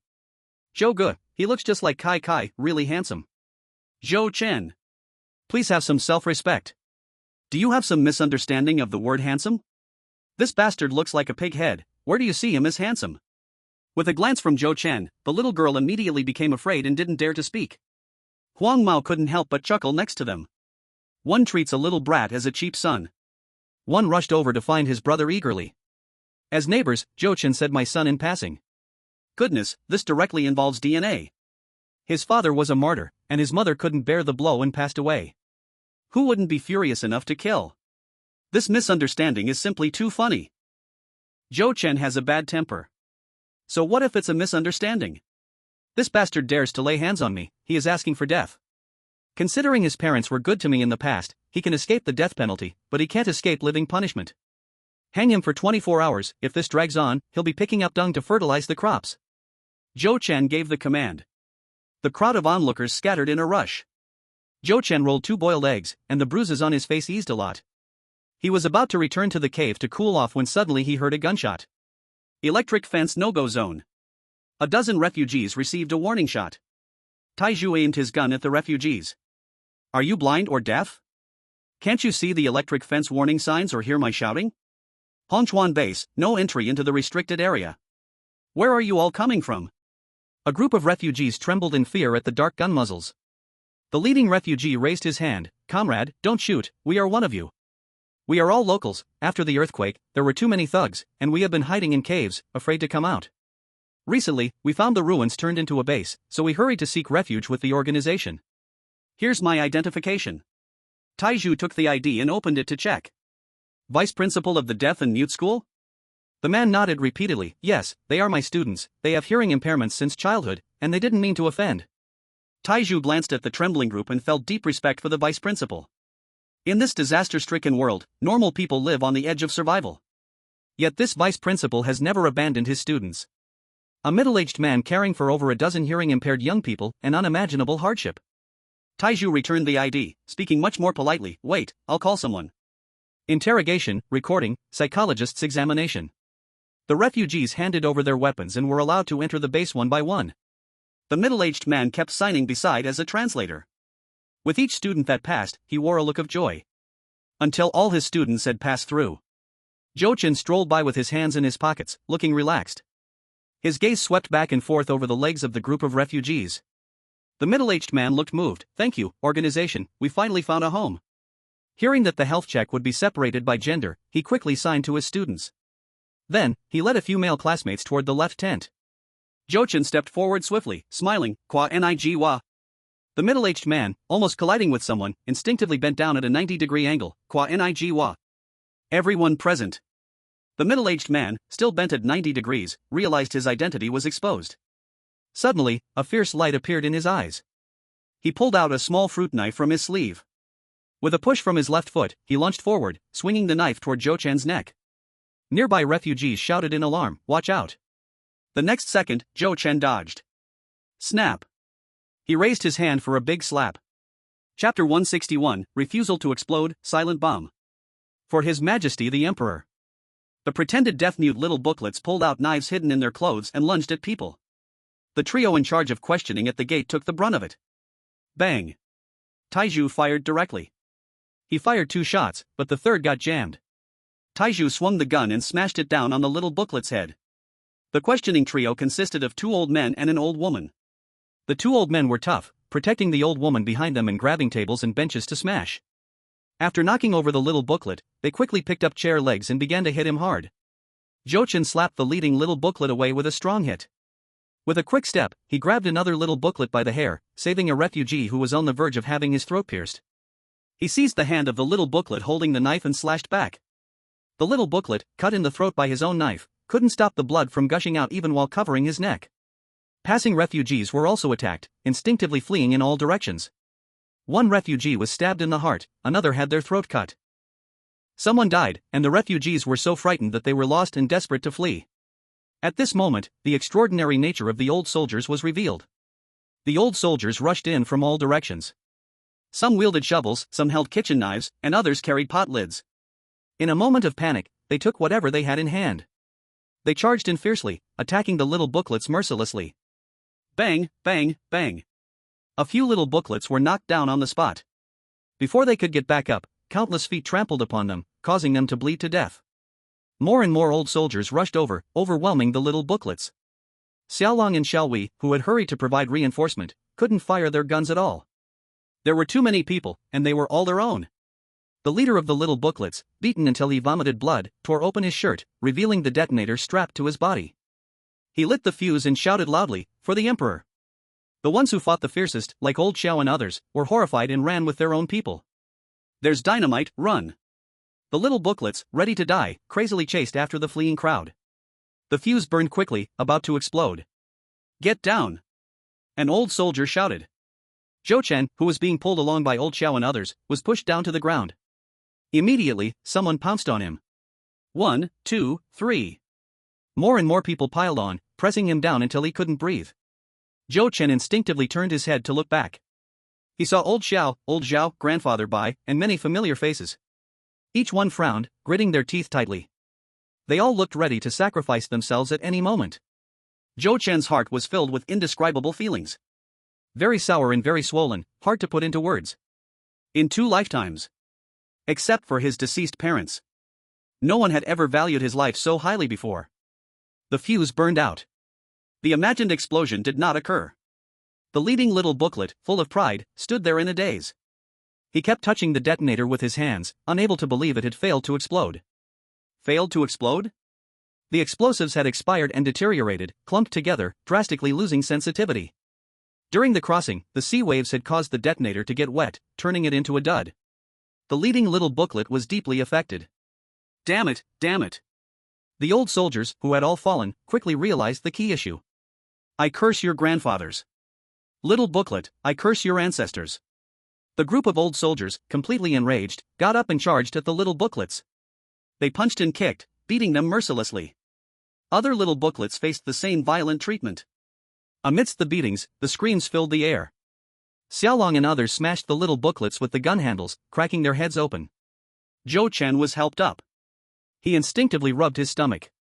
There were too many people on him, and his insides were almost pushed out. Grandfather Bai looked anxious. Xiaozhou, are you okay? Zhou Chen shook his head. I'm fine. In the next second, he became serious. Next time, don't jump on me, think more about your family. Grandfather Bai noticed Zhou Chen's mood seemed off. It was like he was struggling to bear something. Grandfather Bai smiled. Hey. Don't take it to heart, it's just the instinctive reaction of a bunch of old guys. Zhou Chen dusted himself off and reminded again, in short, don't jump anymore. Grandfather Bai laughed. It's a soldier's instinctive reaction that can't be changed. Zhou Chen. A few little booklets were beaten to death, the rest were barely breathing. The leading little booklet was dragged in front of Zhou Chen, like a dead dog. Its legs, dragged on the ground, had already been deformed. The psychologist was a big woman, feeling immensely guilty at this moment. It's all my fault, I didn't see that there were little booklets up to no good. The two old soldiers responsible for questioning and recording had sustained minor injuries. Now, they were all scrambling to take the blame. It's my fault, I let this little booklet slip by easily. No, it's my mistake, I should have asked a few more questions. Taizhu was the loudest in apologizing. It's all my fault, I presumed they were mute, which directly led to Uncle Ding and the others loosening up. In the next second, he said, that little booklet's Mandarin was just too good. You can't hear any foreign accent at all. Zhou Chen said, stop blaming yourselves. Go check the little book and see where it landed. No one notified us at all from the 4 docks, so it's not a dock. The coastline is long, maybe there are other little books, let more people go. Xiao Long immediately called out names, bringing Xiao Wei, Taizhuer, and Xian Duoduo to hop on bicycles and rush off. Taizhuer was filled with self-blame and pedaled the bicycle quickly. There were still a few dead refugees lying on the ground. One refugee had a young girl kneeling in front of him. Dad, wake up. The crowd around them looked on with sympathy. They had struggled in the ruins for 3 years, just starting to eat enough food. The fishing boat was coming back, everyone was about to return home, but they died here. The grieving young girl was helped away by 2 older women. Old Xiao took out a booklet and wrote down the list of the dead. He called over several refugees to carry the bodies out for cremation. Damn little books, I'll kill you all. A moment later, Huang Mao, who had received the news, ran forward holding a stone. Behind him was a group of residents holding various weapons. Zhou Chen said, you came just in time. These little books will be handed over to you to guard, don't let them die yet. Huang Mao gritted his teeth, don't worry, bro, if they dare come and kill people in my base, I'll make them wish they were dead. With that, he waved to the residents behind him. They dragged the nearly dead little books, treating them like dead dogs, to an empty space nearby. Huang Mao threw the stone down and unbuckled his belt. After peeing on them, the revived little book started cursing angrily. Huang Mao fastened his pants, took out his belt, and started whipping the little book. Why aren't you playing deaf anymore? Didn't you like pretending to be mute? Brothers, let's give them some punishment, make them real deaf mutes before they die. The little gangster rolled up her sleeves. You guys cut off their tongues first, and then also their mouths shut. Sewing is my specialty, in the underworld they call me the little seamstress of the apocalypse. Scissors, branches, needles, and thread all came out. The little book's tongue was cut off, and their ears were pierced, screaming in agony. Finally, their mouths were sewn shut, unable to make a sound. Chapter 162, You Call This a Tank? Xiao Long and the others searched the southeast coastline. In the ruins, they found 2 rubber boats. They unfolded the folded rubber boats, and food packaging bags and food scraps shook out. The 4 of them took the boats and ran another round along the entire coastline before returning to the base. In the cave, the heads of various departments were sitting together. From the food packaging, it seems that these little books' living conditions aren't too bad, they probably have accomplices at sea. Are there any small islands nearby? Maybe the little book's main base is on one of the islands. That's right. These little books might have been observing helicopters or fishing boats, tracking all the way to the base.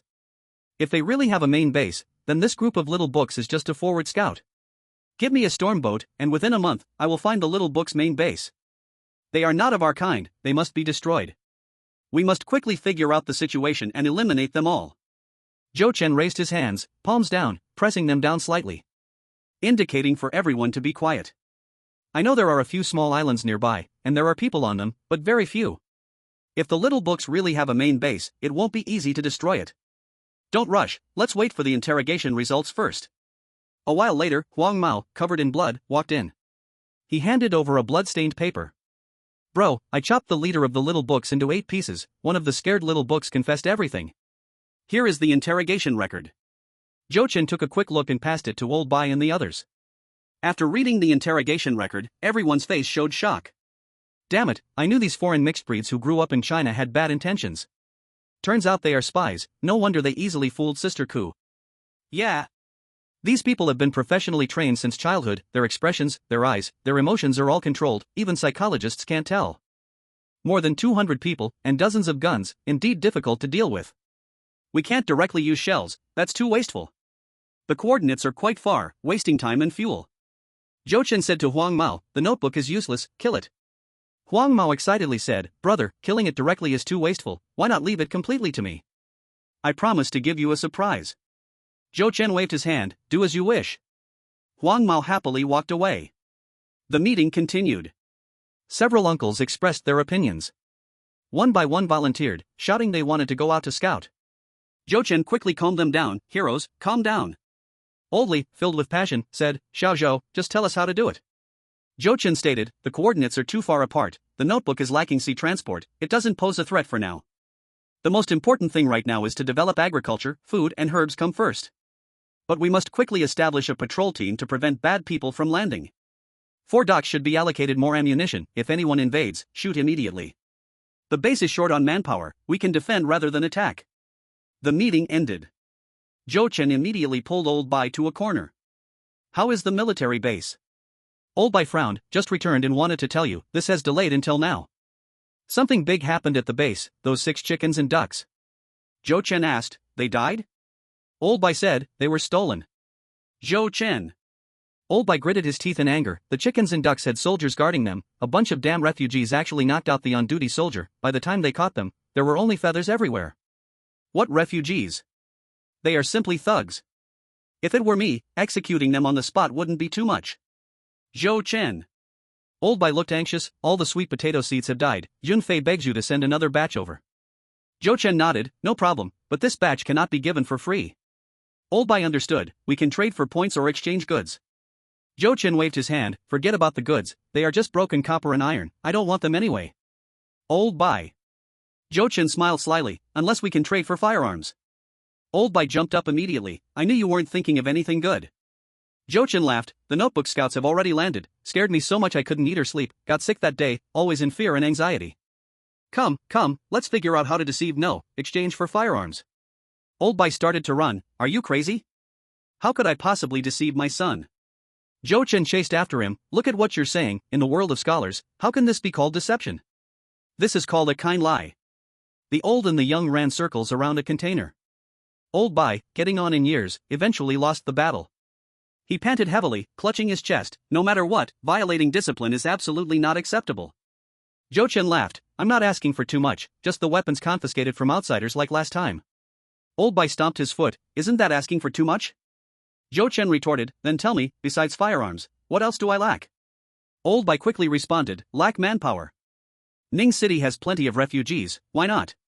Zhou Chen looked pained, old man, you conspired with outsiders against me, making me feed a bunch of useless eaters with food. Old Bai looked serious, first, my son is not an outsider. Second, when refugees come, they exchange labor for food, that's not feeding a bunch of useless eaters for free. Third, Ning City can't afford that many refugees, you can afford it and just happen to be short on manpower. Zhou Chen's expression grew more serious, what I lack is talent, not refugees. I absolutely refuse. Old Bai sighed, my son knows you won't agree, he's just tasked to feel the waters. Zhou Chen immediately changed his tone, actually, as long as there are firearms, my attitude isn't that stubborn. Old Bai. Zhou Chen placed a hand on Old Bai's shoulder, master, give me a clear answer, does my second brother have any leaks? Old Bai rolled his eyes. This kid calling second brother, his skin is thick enough. Zhou Chen continued to push with a thick face, what exactly did my second brother say? Hurry up and tell me. Old Bai, helpless, pulled out a small piece of paper from his pocket. Zhou Chen's eyes sparkled brightly. He opened the note and was stunned. What does this mean? Old Bai frowned, can't you recognize it? Zhou Chen looked again, still confused. He turned the note upside down, looked at it at an angle, and tried various perspectives. What is drawn on it? A birthday cake? A lollipop? A wave drum? A spinning top? Tisk. Old Bai could not watch any longer and pointed at the note, this is a tank. Zhou Chen almost spat blood, you call this a tank? Is the person who drew it an abstract artist? Old Bai said, the museum has 2 retired tanks that have been out of service for 10 years. But isn't this a special time? A little repair could make them usable again.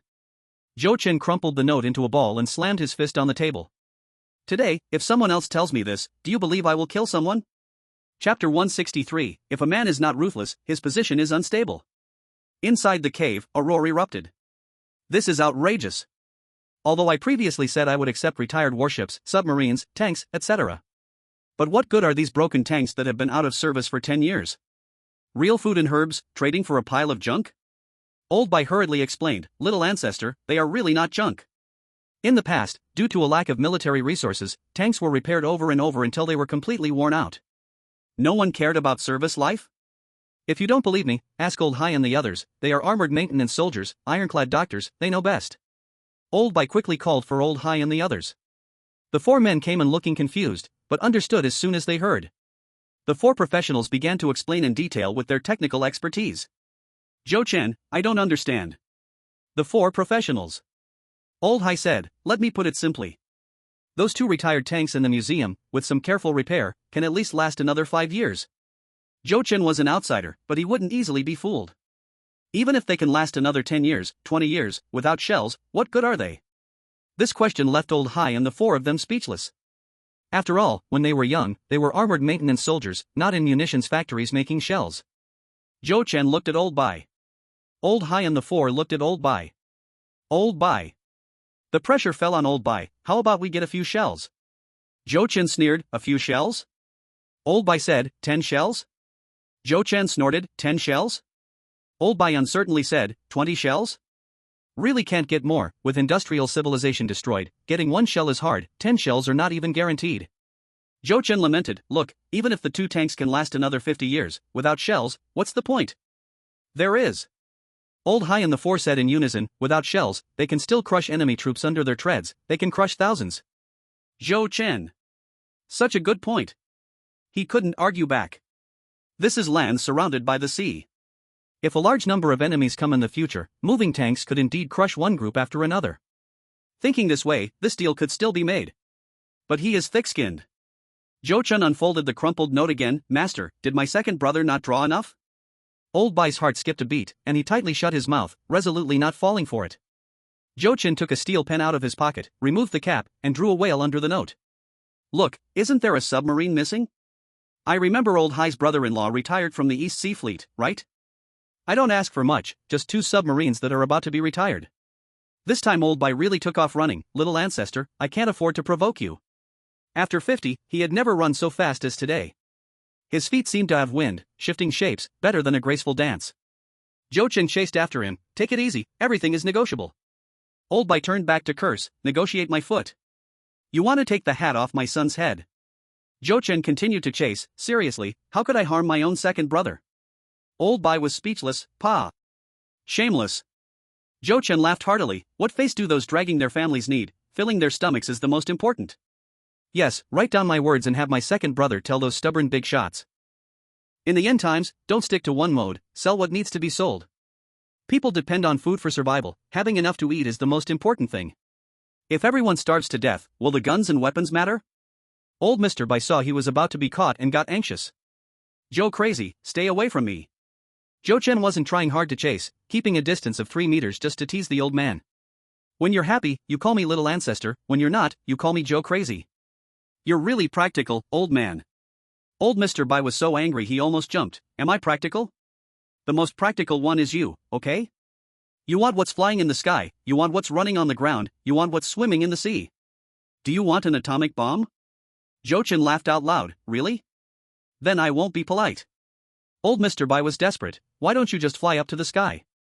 In the end, old Mr. Bai conceded defeat. Time doesn't spare anyone. Time really doesn't spare anyone. Do you believe it?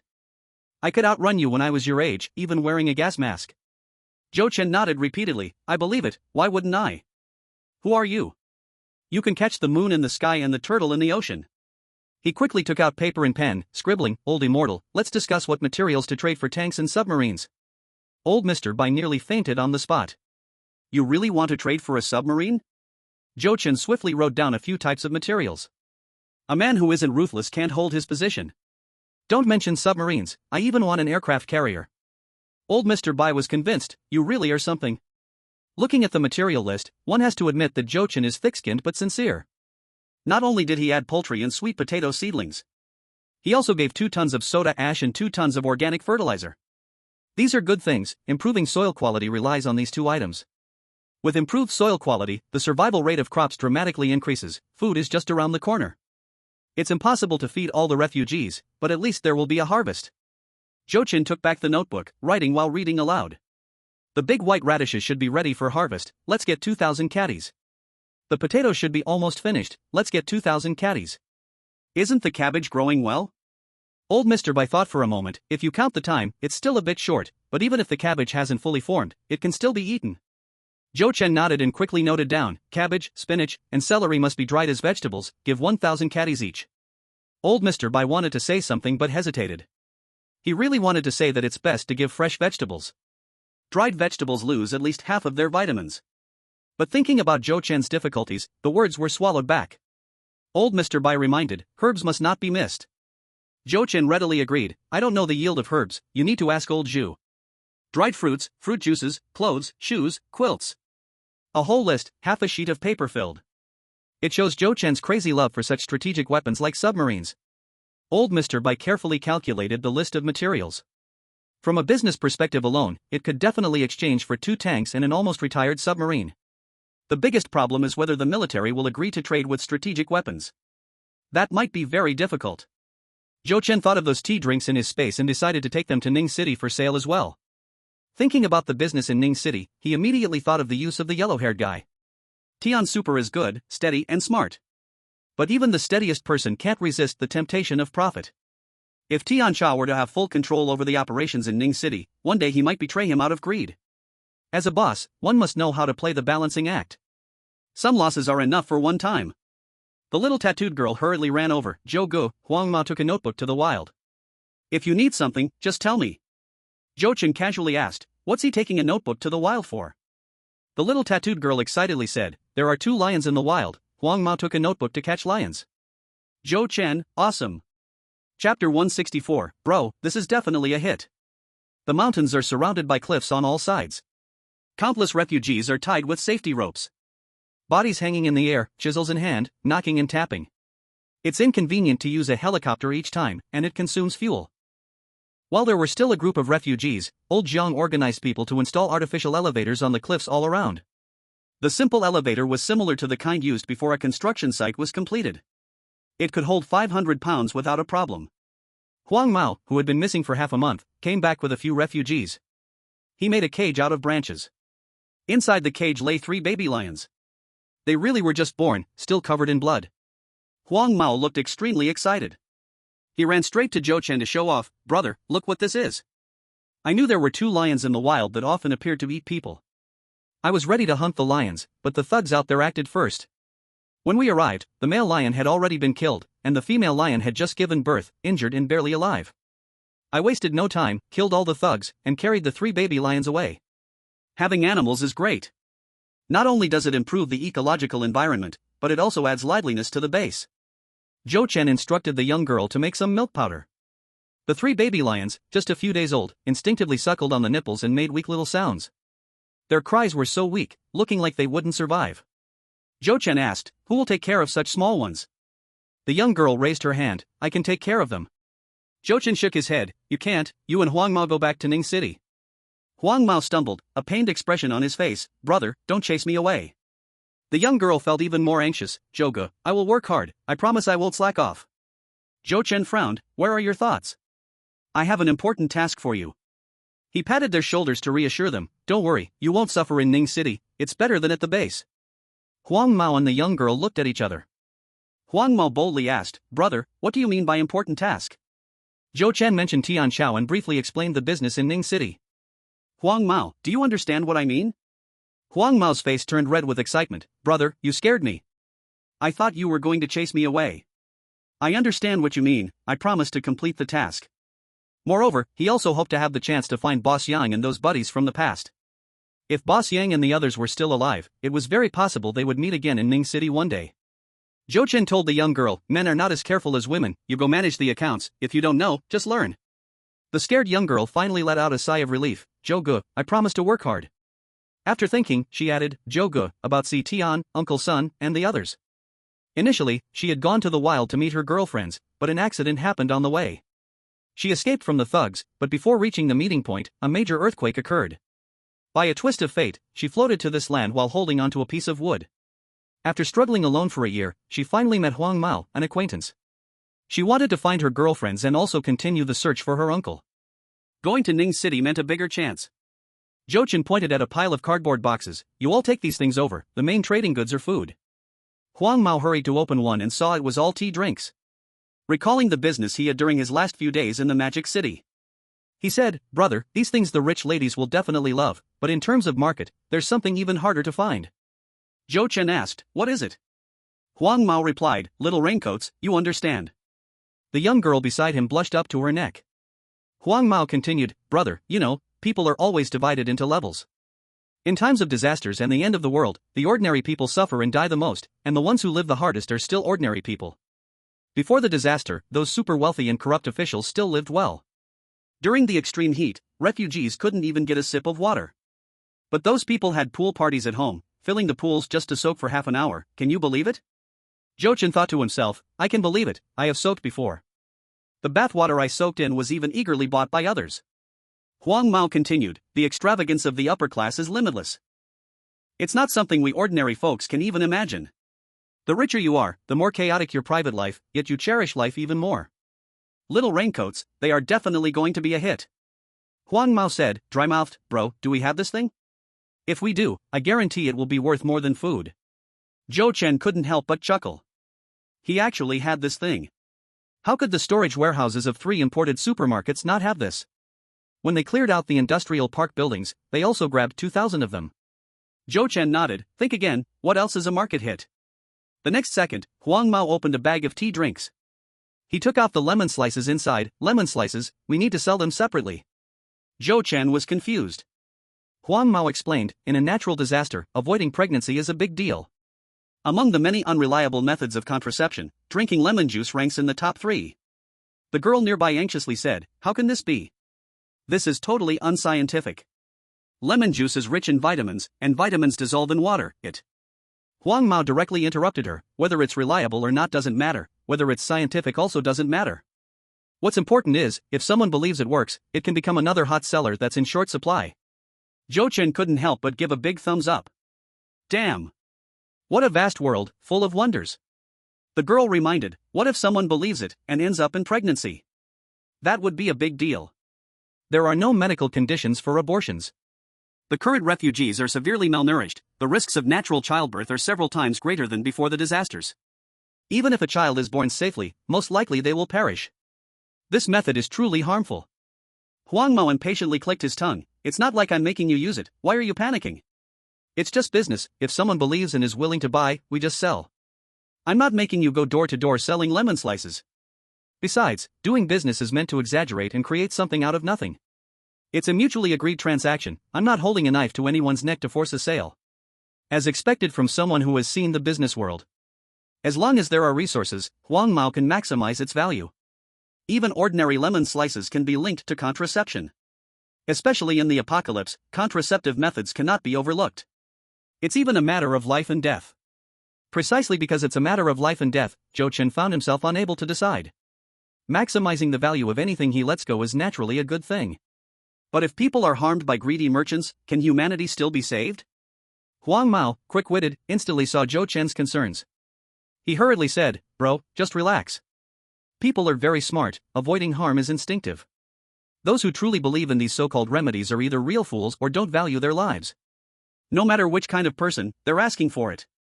Chapter 165, being flirtatious and being vulgar are two different things. In the open space outside the cave, countless female refugees were sitting together. They were picking out lemon slices from their tea drinks, one slice at a time. Zhou Chen sat on a chair draped with tiger skin, thoroughly enjoying the sunshine. Huang Mao spoke ceaselessly. His business insights came pouring out in a steady stream. TSK, don't underestimate those rich wives and wealthy young ladies. Men are lustful, before the disaster, they like to indulge in pleasure, keeping mistresses after mistresses.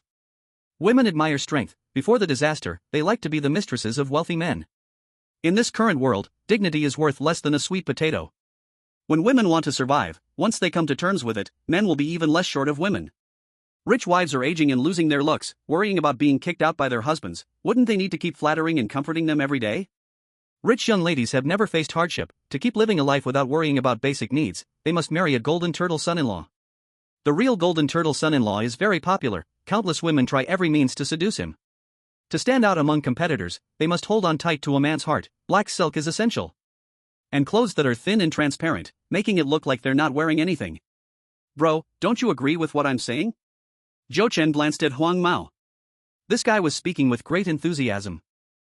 Every kind of supply proposed, he had in his space. The temptation of Victoria's Secret. At first he collected an entire floor of shops in a mall at Wanda Plaza. He even doubted whether this yellow-haired guy had eaten too much rubbish from the ruins. His eyes mutated. He could see through his space. The yellow-haired guy spat, with black silk, how can one miss a pair of high heels? It is well known that high heels can beautify a woman's leg lines. If one already has a pair of long legs, TSK. The little delinquent couldn't listen anymore. Shut up, you pervert. The yellow-haired guy countered seriously, wrong, I call this romantic. Romance and being lewd are two different things. Zhou Chen couldn't help but laugh. Is there more? The yellow-haired guy thought for a moment, shook his head. I can only think of these for now. When we get to Ning City, I will do a market survey. But I can guarantee, the supplies mentioned above will definitely make wealthy ladies flock to them. Bro, if you have collected these supplies, just leave them to me. Hee, you only need to lie down and count money every day. Zhou Chen snapped his fingers, no problem with the supplies. You remember one thing, top-tier supplies obtained through trade, don't exchange for points with the base, let Oldly bring them back. And, go to the black market more often, get as many hot weapons as you can. The yellow-haired guy raised his head, puffed out his chest, and gave a salute in a clumsy way. I'll obey. More than 2,000 refugees. Once all sent away, a fishing boat simply couldn't fit them all. Zhou Chen walked to the corner of the cave, opened a locked container. Inside was that big G Doomsday War vehicle. Changing into a full set of explosion-proof gear, he was armed to the teeth from head to toe. Slamming the accelerator, he flew out of the cave. The busy refugees were all dumbfounded. Holy crap! Can it be played like this? Zhou Chen drove all the way to the East Wharf, took a speedboat out of the stonehouse. Old Wu and Old Ding helped, pushing the speedboat to the water's surface. Little Joe, you going out alone? It's too unsafe, I'll accompany you, just let Old Wu guard the wharf. Zhou Chen waved his hand, no need, I have an appointment with a friend. By the way, in an hour, you contact Old Li and let him bring a few more people to receive the fishing boats. Old Wu and Old Ding looked shocked. Fishing boats? Zhou Chen got fishing boats again? Too awesome, right? Zhou Chen started the speedboat, pushing the horsepower to the maximum, quickly disappearing into the horizon. In the deserted sea, he took out 4 other fishing boats from his space. Took out spray paint to cover the original logo and text. Casually sprayed the words Hongchuan Base in big letters. The speedboat floated on the sea like a leaf, bobbing with the waves. Zhou Chen rested his hands behind his head, propping out one leg. Enjoying this rare moment of peace. Humans are truly the most complex animals. When alone, one feels lonely. When many people, one feels noisy. When the intercom buzzed, he almost fell asleep. Opening his eyes, he found himself drifting far away. Zhou Chen drove the speedboat closer to the fishing boats, informing the coordinates through the intercom. In less than an hour, a speedboat came from the wharf. Old Li and several companions were already shocked, their jaws dropped. They guessed Zhou Chen called them to receive the boats, but who would have thought it was 4 big fishing boats? Each one cost over 10 million. Too extravagant, right? Simply monstrous. The speedboat kept approaching. When they saw the words Hongchuan Base, they all fell silent. Who wrote this? It looked like a dog chewed it. Really ugly, hard to describe. Boarding the ship, checking the equipment. Perfectly intact. Old Li and the others were extremely excited. Especially the old soldiers who came with them. They were from the same troop as Old Li, had envied him for having a boat before. Didn't expect it was finally their turn to shine. As the 4 fishing boats lined up towards the base, docking at the wharf. Old Wu and Old Ding, along with 2 old soldiers coming to take their place, were stunned, jaws dropped on the spot. Are they crazy? Where did the fishing boats come from? Not just one. Hongchuan Base is definitely going to prosper.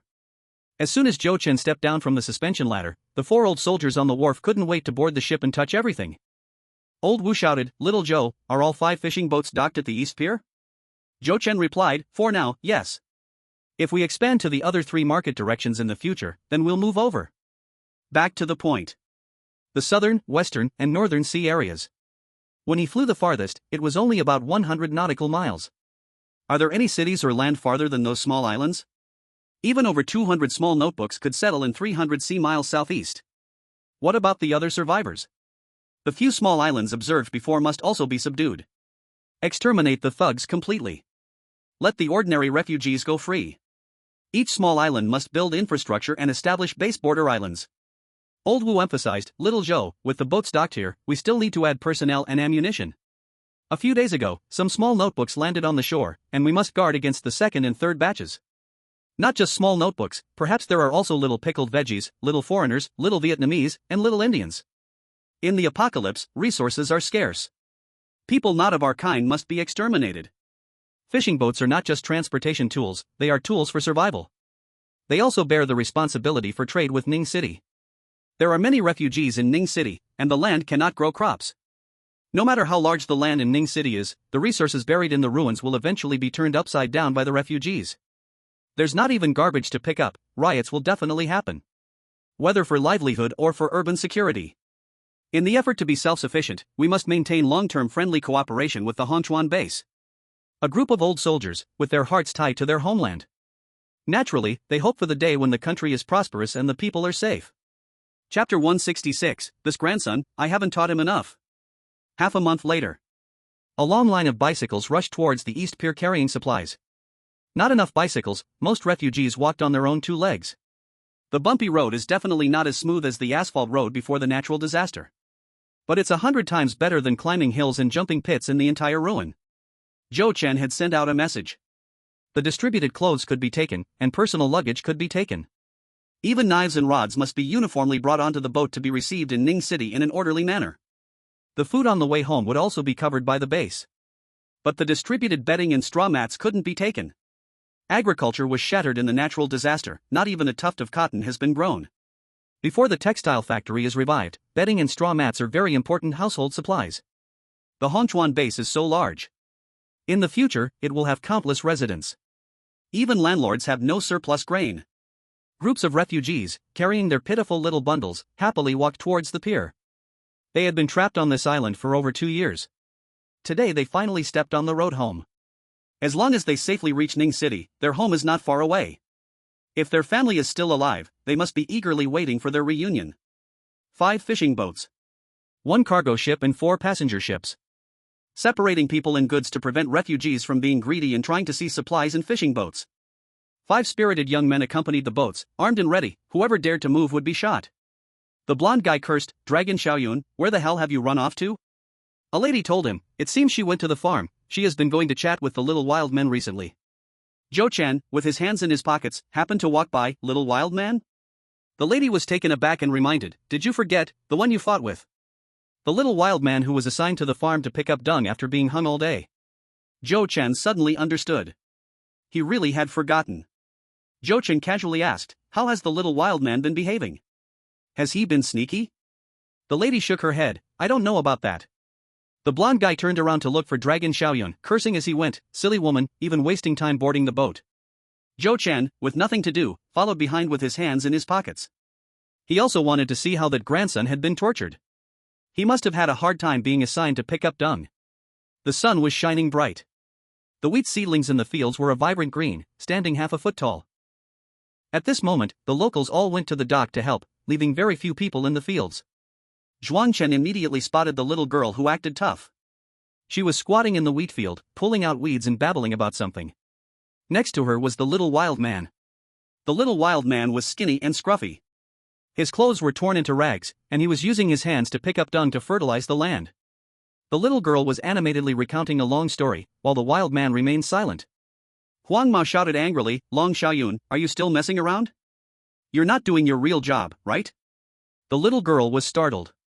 She wanted to retort Huang Mao but saw Zhuang Chen there too. She froze in fear and stood at attention. When someone arrived, the little wild man didn't even lift his head. He continued to grab dung from the bucket to fertilize the land. However, the old wild man, who was squatting nearby, quickly stood up properly upon seeing Zhuang Chen. From his expression to his posture, he was extremely tense. His eyes showed worry, fearing that Zhuang Chen would cause trouble for the little wild man. The little girl's memory of Zhuang Chen remained from when they were in Yinghua community. she always felt that if he was unhappy, he would shoot someone. Fearful, the little girl said, "Brother Zhou, I will leave now." As she turned to run, she didn't forget to remind the little wild man, "Brother Chu, don't forget what I said." Huang Mao was furious and mimicked Zhuang Chen's tone. "Love-struck, show some self-respect." "Brother? Who are you calling brother?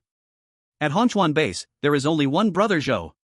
"Brother, I'm leaving too, take care." Zhuang Chen watched Huang Mao quickly follow the little girl's retreating figure. Then he looked at the little wild man squatting in the wheat field, focused on fertilizing. Could this be a love triangle? That little girl's taste wasn't great. She actually liked a wild man. What a heavy preference. Zhuang Chen remained silent. The old wild man stood there, not knowing what to do. After mocking the little girl's unusual taste, Zhuang Chen finally came to his senses. He looked at the skinny, dirty old wild man. "Why are you here fertilizing? I didn't say I would mistreat you, did I?" The old wild man felt extremely nervous. No, I came to fertilize the land on my own." At his age, he really couldn't handle the dirty and tiring fertilizing work. Having spent 2 or 3 years in the wild, his old bones were in terrible shape. But he also didn't want to risk getting beaten up, walking with a limp like the little wild man. So, he refused the leader's assignment for an easier job. In fact, the little wild man had fainted while fertilizing before. If he hadn't been there to notice in time and sought help from others, the little wild man's life would have been in danger. As the wind blew, the smell of dung filled the field. Zhuang Chen lit a cigarette to drive away the stench. He began to instruct the old wild man, "Go take a shower and get some clean clothes." The old wild man was taken aback, shaking his hands repeatedly. No, fertilizing will dirty my clothes." Zhuang Chen frowned. "Before the disaster, didn't you have a boat?" The old wild man honestly nodded. "A small fishing boat. I usually take it to the seaside to gather the seaweed I raise." Zhuang Chen was surprised. "You can cultivate seaweed?" "Seaweed is a good thing. It contains rich minerals like iodine, helping to resist radiation. If fresh seaweed could be cultivated, the base would have one more precious resource." "This is not just a wild man, he is a treasure." The old wild man explained. "Before the disaster, I had 30 years of experience in seaweed cultivation. But my children and old partner passed away early, and I felt hopeless, so I returned most of the cultivation area to the village, leaving just 1 acre, enough to earn a living." Zhuang Chen pointed towards the sea. "Can seaweed be cultivated here?"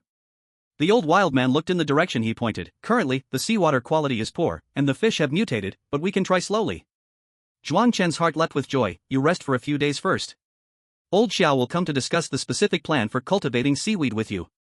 He didn't forget to draw an enticing picture. "As long as we can cultivate seaweed, we'll allocate a shipping container for you to live separately. Talented individuals in cultivation technology must increase the benefits." The old wild man was certainly tempted. On one hand, cultivating kelp was his old profession, much more comfortable than squatting in the dirt picking up poop for fertilizer. On the other hand, who wouldn't want a clean and comfortable living environment? These days, they had been sleeping in the nearby workers' shed, surrounded only by weeds, without even a bed or quilt.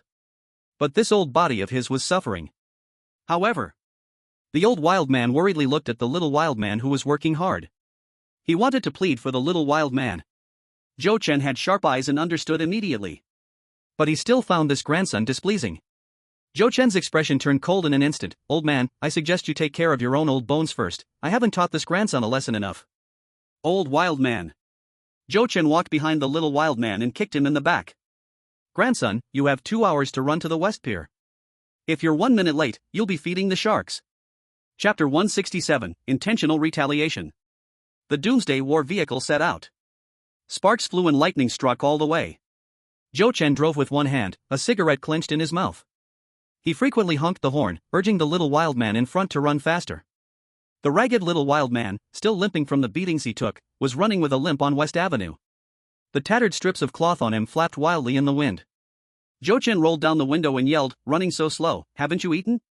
The little wild man gritted his teeth and endured, running while injured. Zhou Chen observed the whole way. This grandson could really endure. To put it nicely, he was calm and steady, someone who could achieve great things. To put it bluntly, a biting dog doesn't bark. This grandson was just a silent dog. But no matter how fierce a dog is, a few beatings will make it obedient. The road was long, and his leg injury hadn't healed. Behind him was a madman who would honk at him constantly. The little wild man could only grit his teeth. Before the natural disaster, he had run 10 kilometers with a load countless times. Running 30 kilometers cross-country without a load should have been easy for him. But over the past 3 years, his physical condition had declined tenfold. His stamina was no comparison to before the disaster. Hearing the honking from behind, he wished he could kill Zhou, the madman. But he couldn't do that. Even though he had learned from Long Xiaoyun that his brother was not here.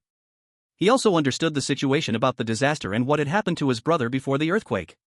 Zhou, the madman, had a boat and a helicopter. He could only rely on this person's resources to possibly find his only relative. His brother was too young, and his caretaker was disabled. In a chaotic world filled with violence, the chances of survival were too slim. However, even if there was only a glimmer of hope, he would not give up. Beep. The unsatisfied honking sounded again. The little wild man gritted his teeth, his gaze determined. He endured. In every moment of torture, the sea breeze from the west pier hit his face. The little wild man collapsed directly on the ground, his heart pounding like thunder, gasping for air. Rest time was only 10 minutes. Zhou Chen whipped the steering wheel and cursed, "Grandson, you have 2 hours to run back to the restricted area. 1 minute late and you'll be picking up poop for the rest of your life." After saying that, he drove away. Damn it! How dare you mess with my helicopter? How dare you challenge me? You little rascal? I'll take care of you. The little wild man was smothered by exhaust fumes. He ground his teeth and got up from the ground, his fists clenched tightly making cracking sounds. He knew everything was retribution. But he endured. The little wild man ran back. His body was already overloaded, each step felt torturous. His legs felt as heavy as if filled with lead, and his heart felt like it was about to burst. But he had to endure. Picking up poop for a lifetime was not scary. But not having the chance to go out and search for his brother, he could not accept. He hadn't even seen his parents for the last time, and he couldn't lose his only relative. The Hongchuan base needed someone like him. Only by showing his strength here could he obtain the transportation he desired. The little wild man was consumed with thoughts of his only relative. His body was already numb, tired to the point where his brain couldn't think, running mechanically all the way. Finally, his feet stepped into the restricted area of the base. The whole person fell to the ground, motionless. The old wild man, who had bathed and changed into clean clothes, was continuously stretching his neck to look around. He was deeply afraid that Zhou the madman would take the little wild man to the dock to feed the sharks. When he saw the little wild man return, he hurried over with a water bottle. He fed a few mouthfuls of water. After a while, the little wild man opened his eyes. The old wild man turned his head to survey the surroundings and pulled out a steamed bun from his pocket. "Quick, eat some, it's delicious." The little wild man pushed away the old wild man's hand, refusing with his actions. The old wild man simply broke off a small piece and stuffed it into the little wild man's mouth. "Why are you so stubborn? If there's food, just eat. Don't you want to find your younger brother?" Only then did the little wild man take the steamed bun from the old wild man's hand, wolfing it down. Before the old and young could say much more, they saw Zhou the madman walking over. Zhou Chen had his hands in his pockets, with a cigarette hanging from his mouth. His arrogant expression and indifferent steps made him look just like a big villain. Zhou Chen pinched the cigarette with his hand and kicked the little wild man with his foot. "Kid, don't say I didn't give you a chance. There are a bunch of thugs lurking outside, always watching the base with ill intentions. I'll only give you a knife. If you can kill 10 of them within half a month, you get the chance to go out with a gun. If you die out there, it's your own life." The old wild man was so nervous that cold sweat broke out on his forehead. The thugs outside numbered at least 100. Every day the little wild man returned to the base, he faced retaliation and could barely eat enough. He had become as thin as a bamboo pole, with his legs still injured, wasn't going out to find thugs just asking for death? When the little wild man heard there was a chance to go out with a gun, he gritted his teeth and crawled up from the ground. The old wild man followed him all the way to the gate. Old Bai appeared silently. "Isn't he the son of your neighbor? He comes from a military background, and he is young, a talent. What a waste if he dies." Zhou Chen said, "If I don't teach him a harsh lesson a few times, will he listen to me? If I give him a gun now, he will blast me in the next second, do you believe it?" Old Bai nodded. "That's true, if it were me, I would too." Zhou Chen. Old Bai slapped his head, looking enlightened. "By the way, there's something very important I need to discuss with you. Your aunt said that if I don't speak up, she won't let me go back home to sleep." Zhou Chen. Old Bai excitedly took out a stack of photos from his pocket. The photos were very old, almost damaged, clearly taken before the disaster. It was not easy to keep them intact until today. Old Bai pointed to the girl in the first photo. The girl in the photo had charming eyes and a beautiful smile, youthful and lovely. This is old Xiao's eldest son's sister-in-law. The photo was taken when she was 20. She is 24 now and works at the hospital in the base. Zhou Chen. Old Bai picked up the second photo. This is Old Wang's granddaughter, who is 19 this year and works at the exchange hall. Zhou Chen. Old Bai quickly grabbed the third photo. This is Old Li's niece, who works in the government department and is 25 this year. At this moment, nearby old veteran ladies were pricking up their ears to eavesdrop. Some pretended to be taking a stroll, desperately edging closer to Zhou Chen. Everyone wanted to know what he thought about being introduced to someone. Zhou Chen was a genuine post-apocalyptic diamond bachelor. Whoever married him would live a happy life. Everyone was eager for Zhou Chen to marry their granddaughter, niece, or relative. Some families didn't have any girls of marriageable age. Or they had died in the disaster, so they introduced children from comrades' families. In any case, the enthusiasm was high. Old Bai spoke with excitement, becoming more lively with each introduction. And this one, that one, which one are you interested in? Zhou Chen looked completely confused. In the next second, his eyes lit up. He looked very interested and snatched all the photos from Old Bai's hand. Old Bai's face lit up with joy. Before he could be happy for a second, he saw Zhou Chen walking toward Xiaolong and the others. Don't say I don't take care of you guys, come quickly and choose wives, each one prettier than the last. Chapter 168, Romance Affects My Journey Through the World. Old Bai made a flying leap.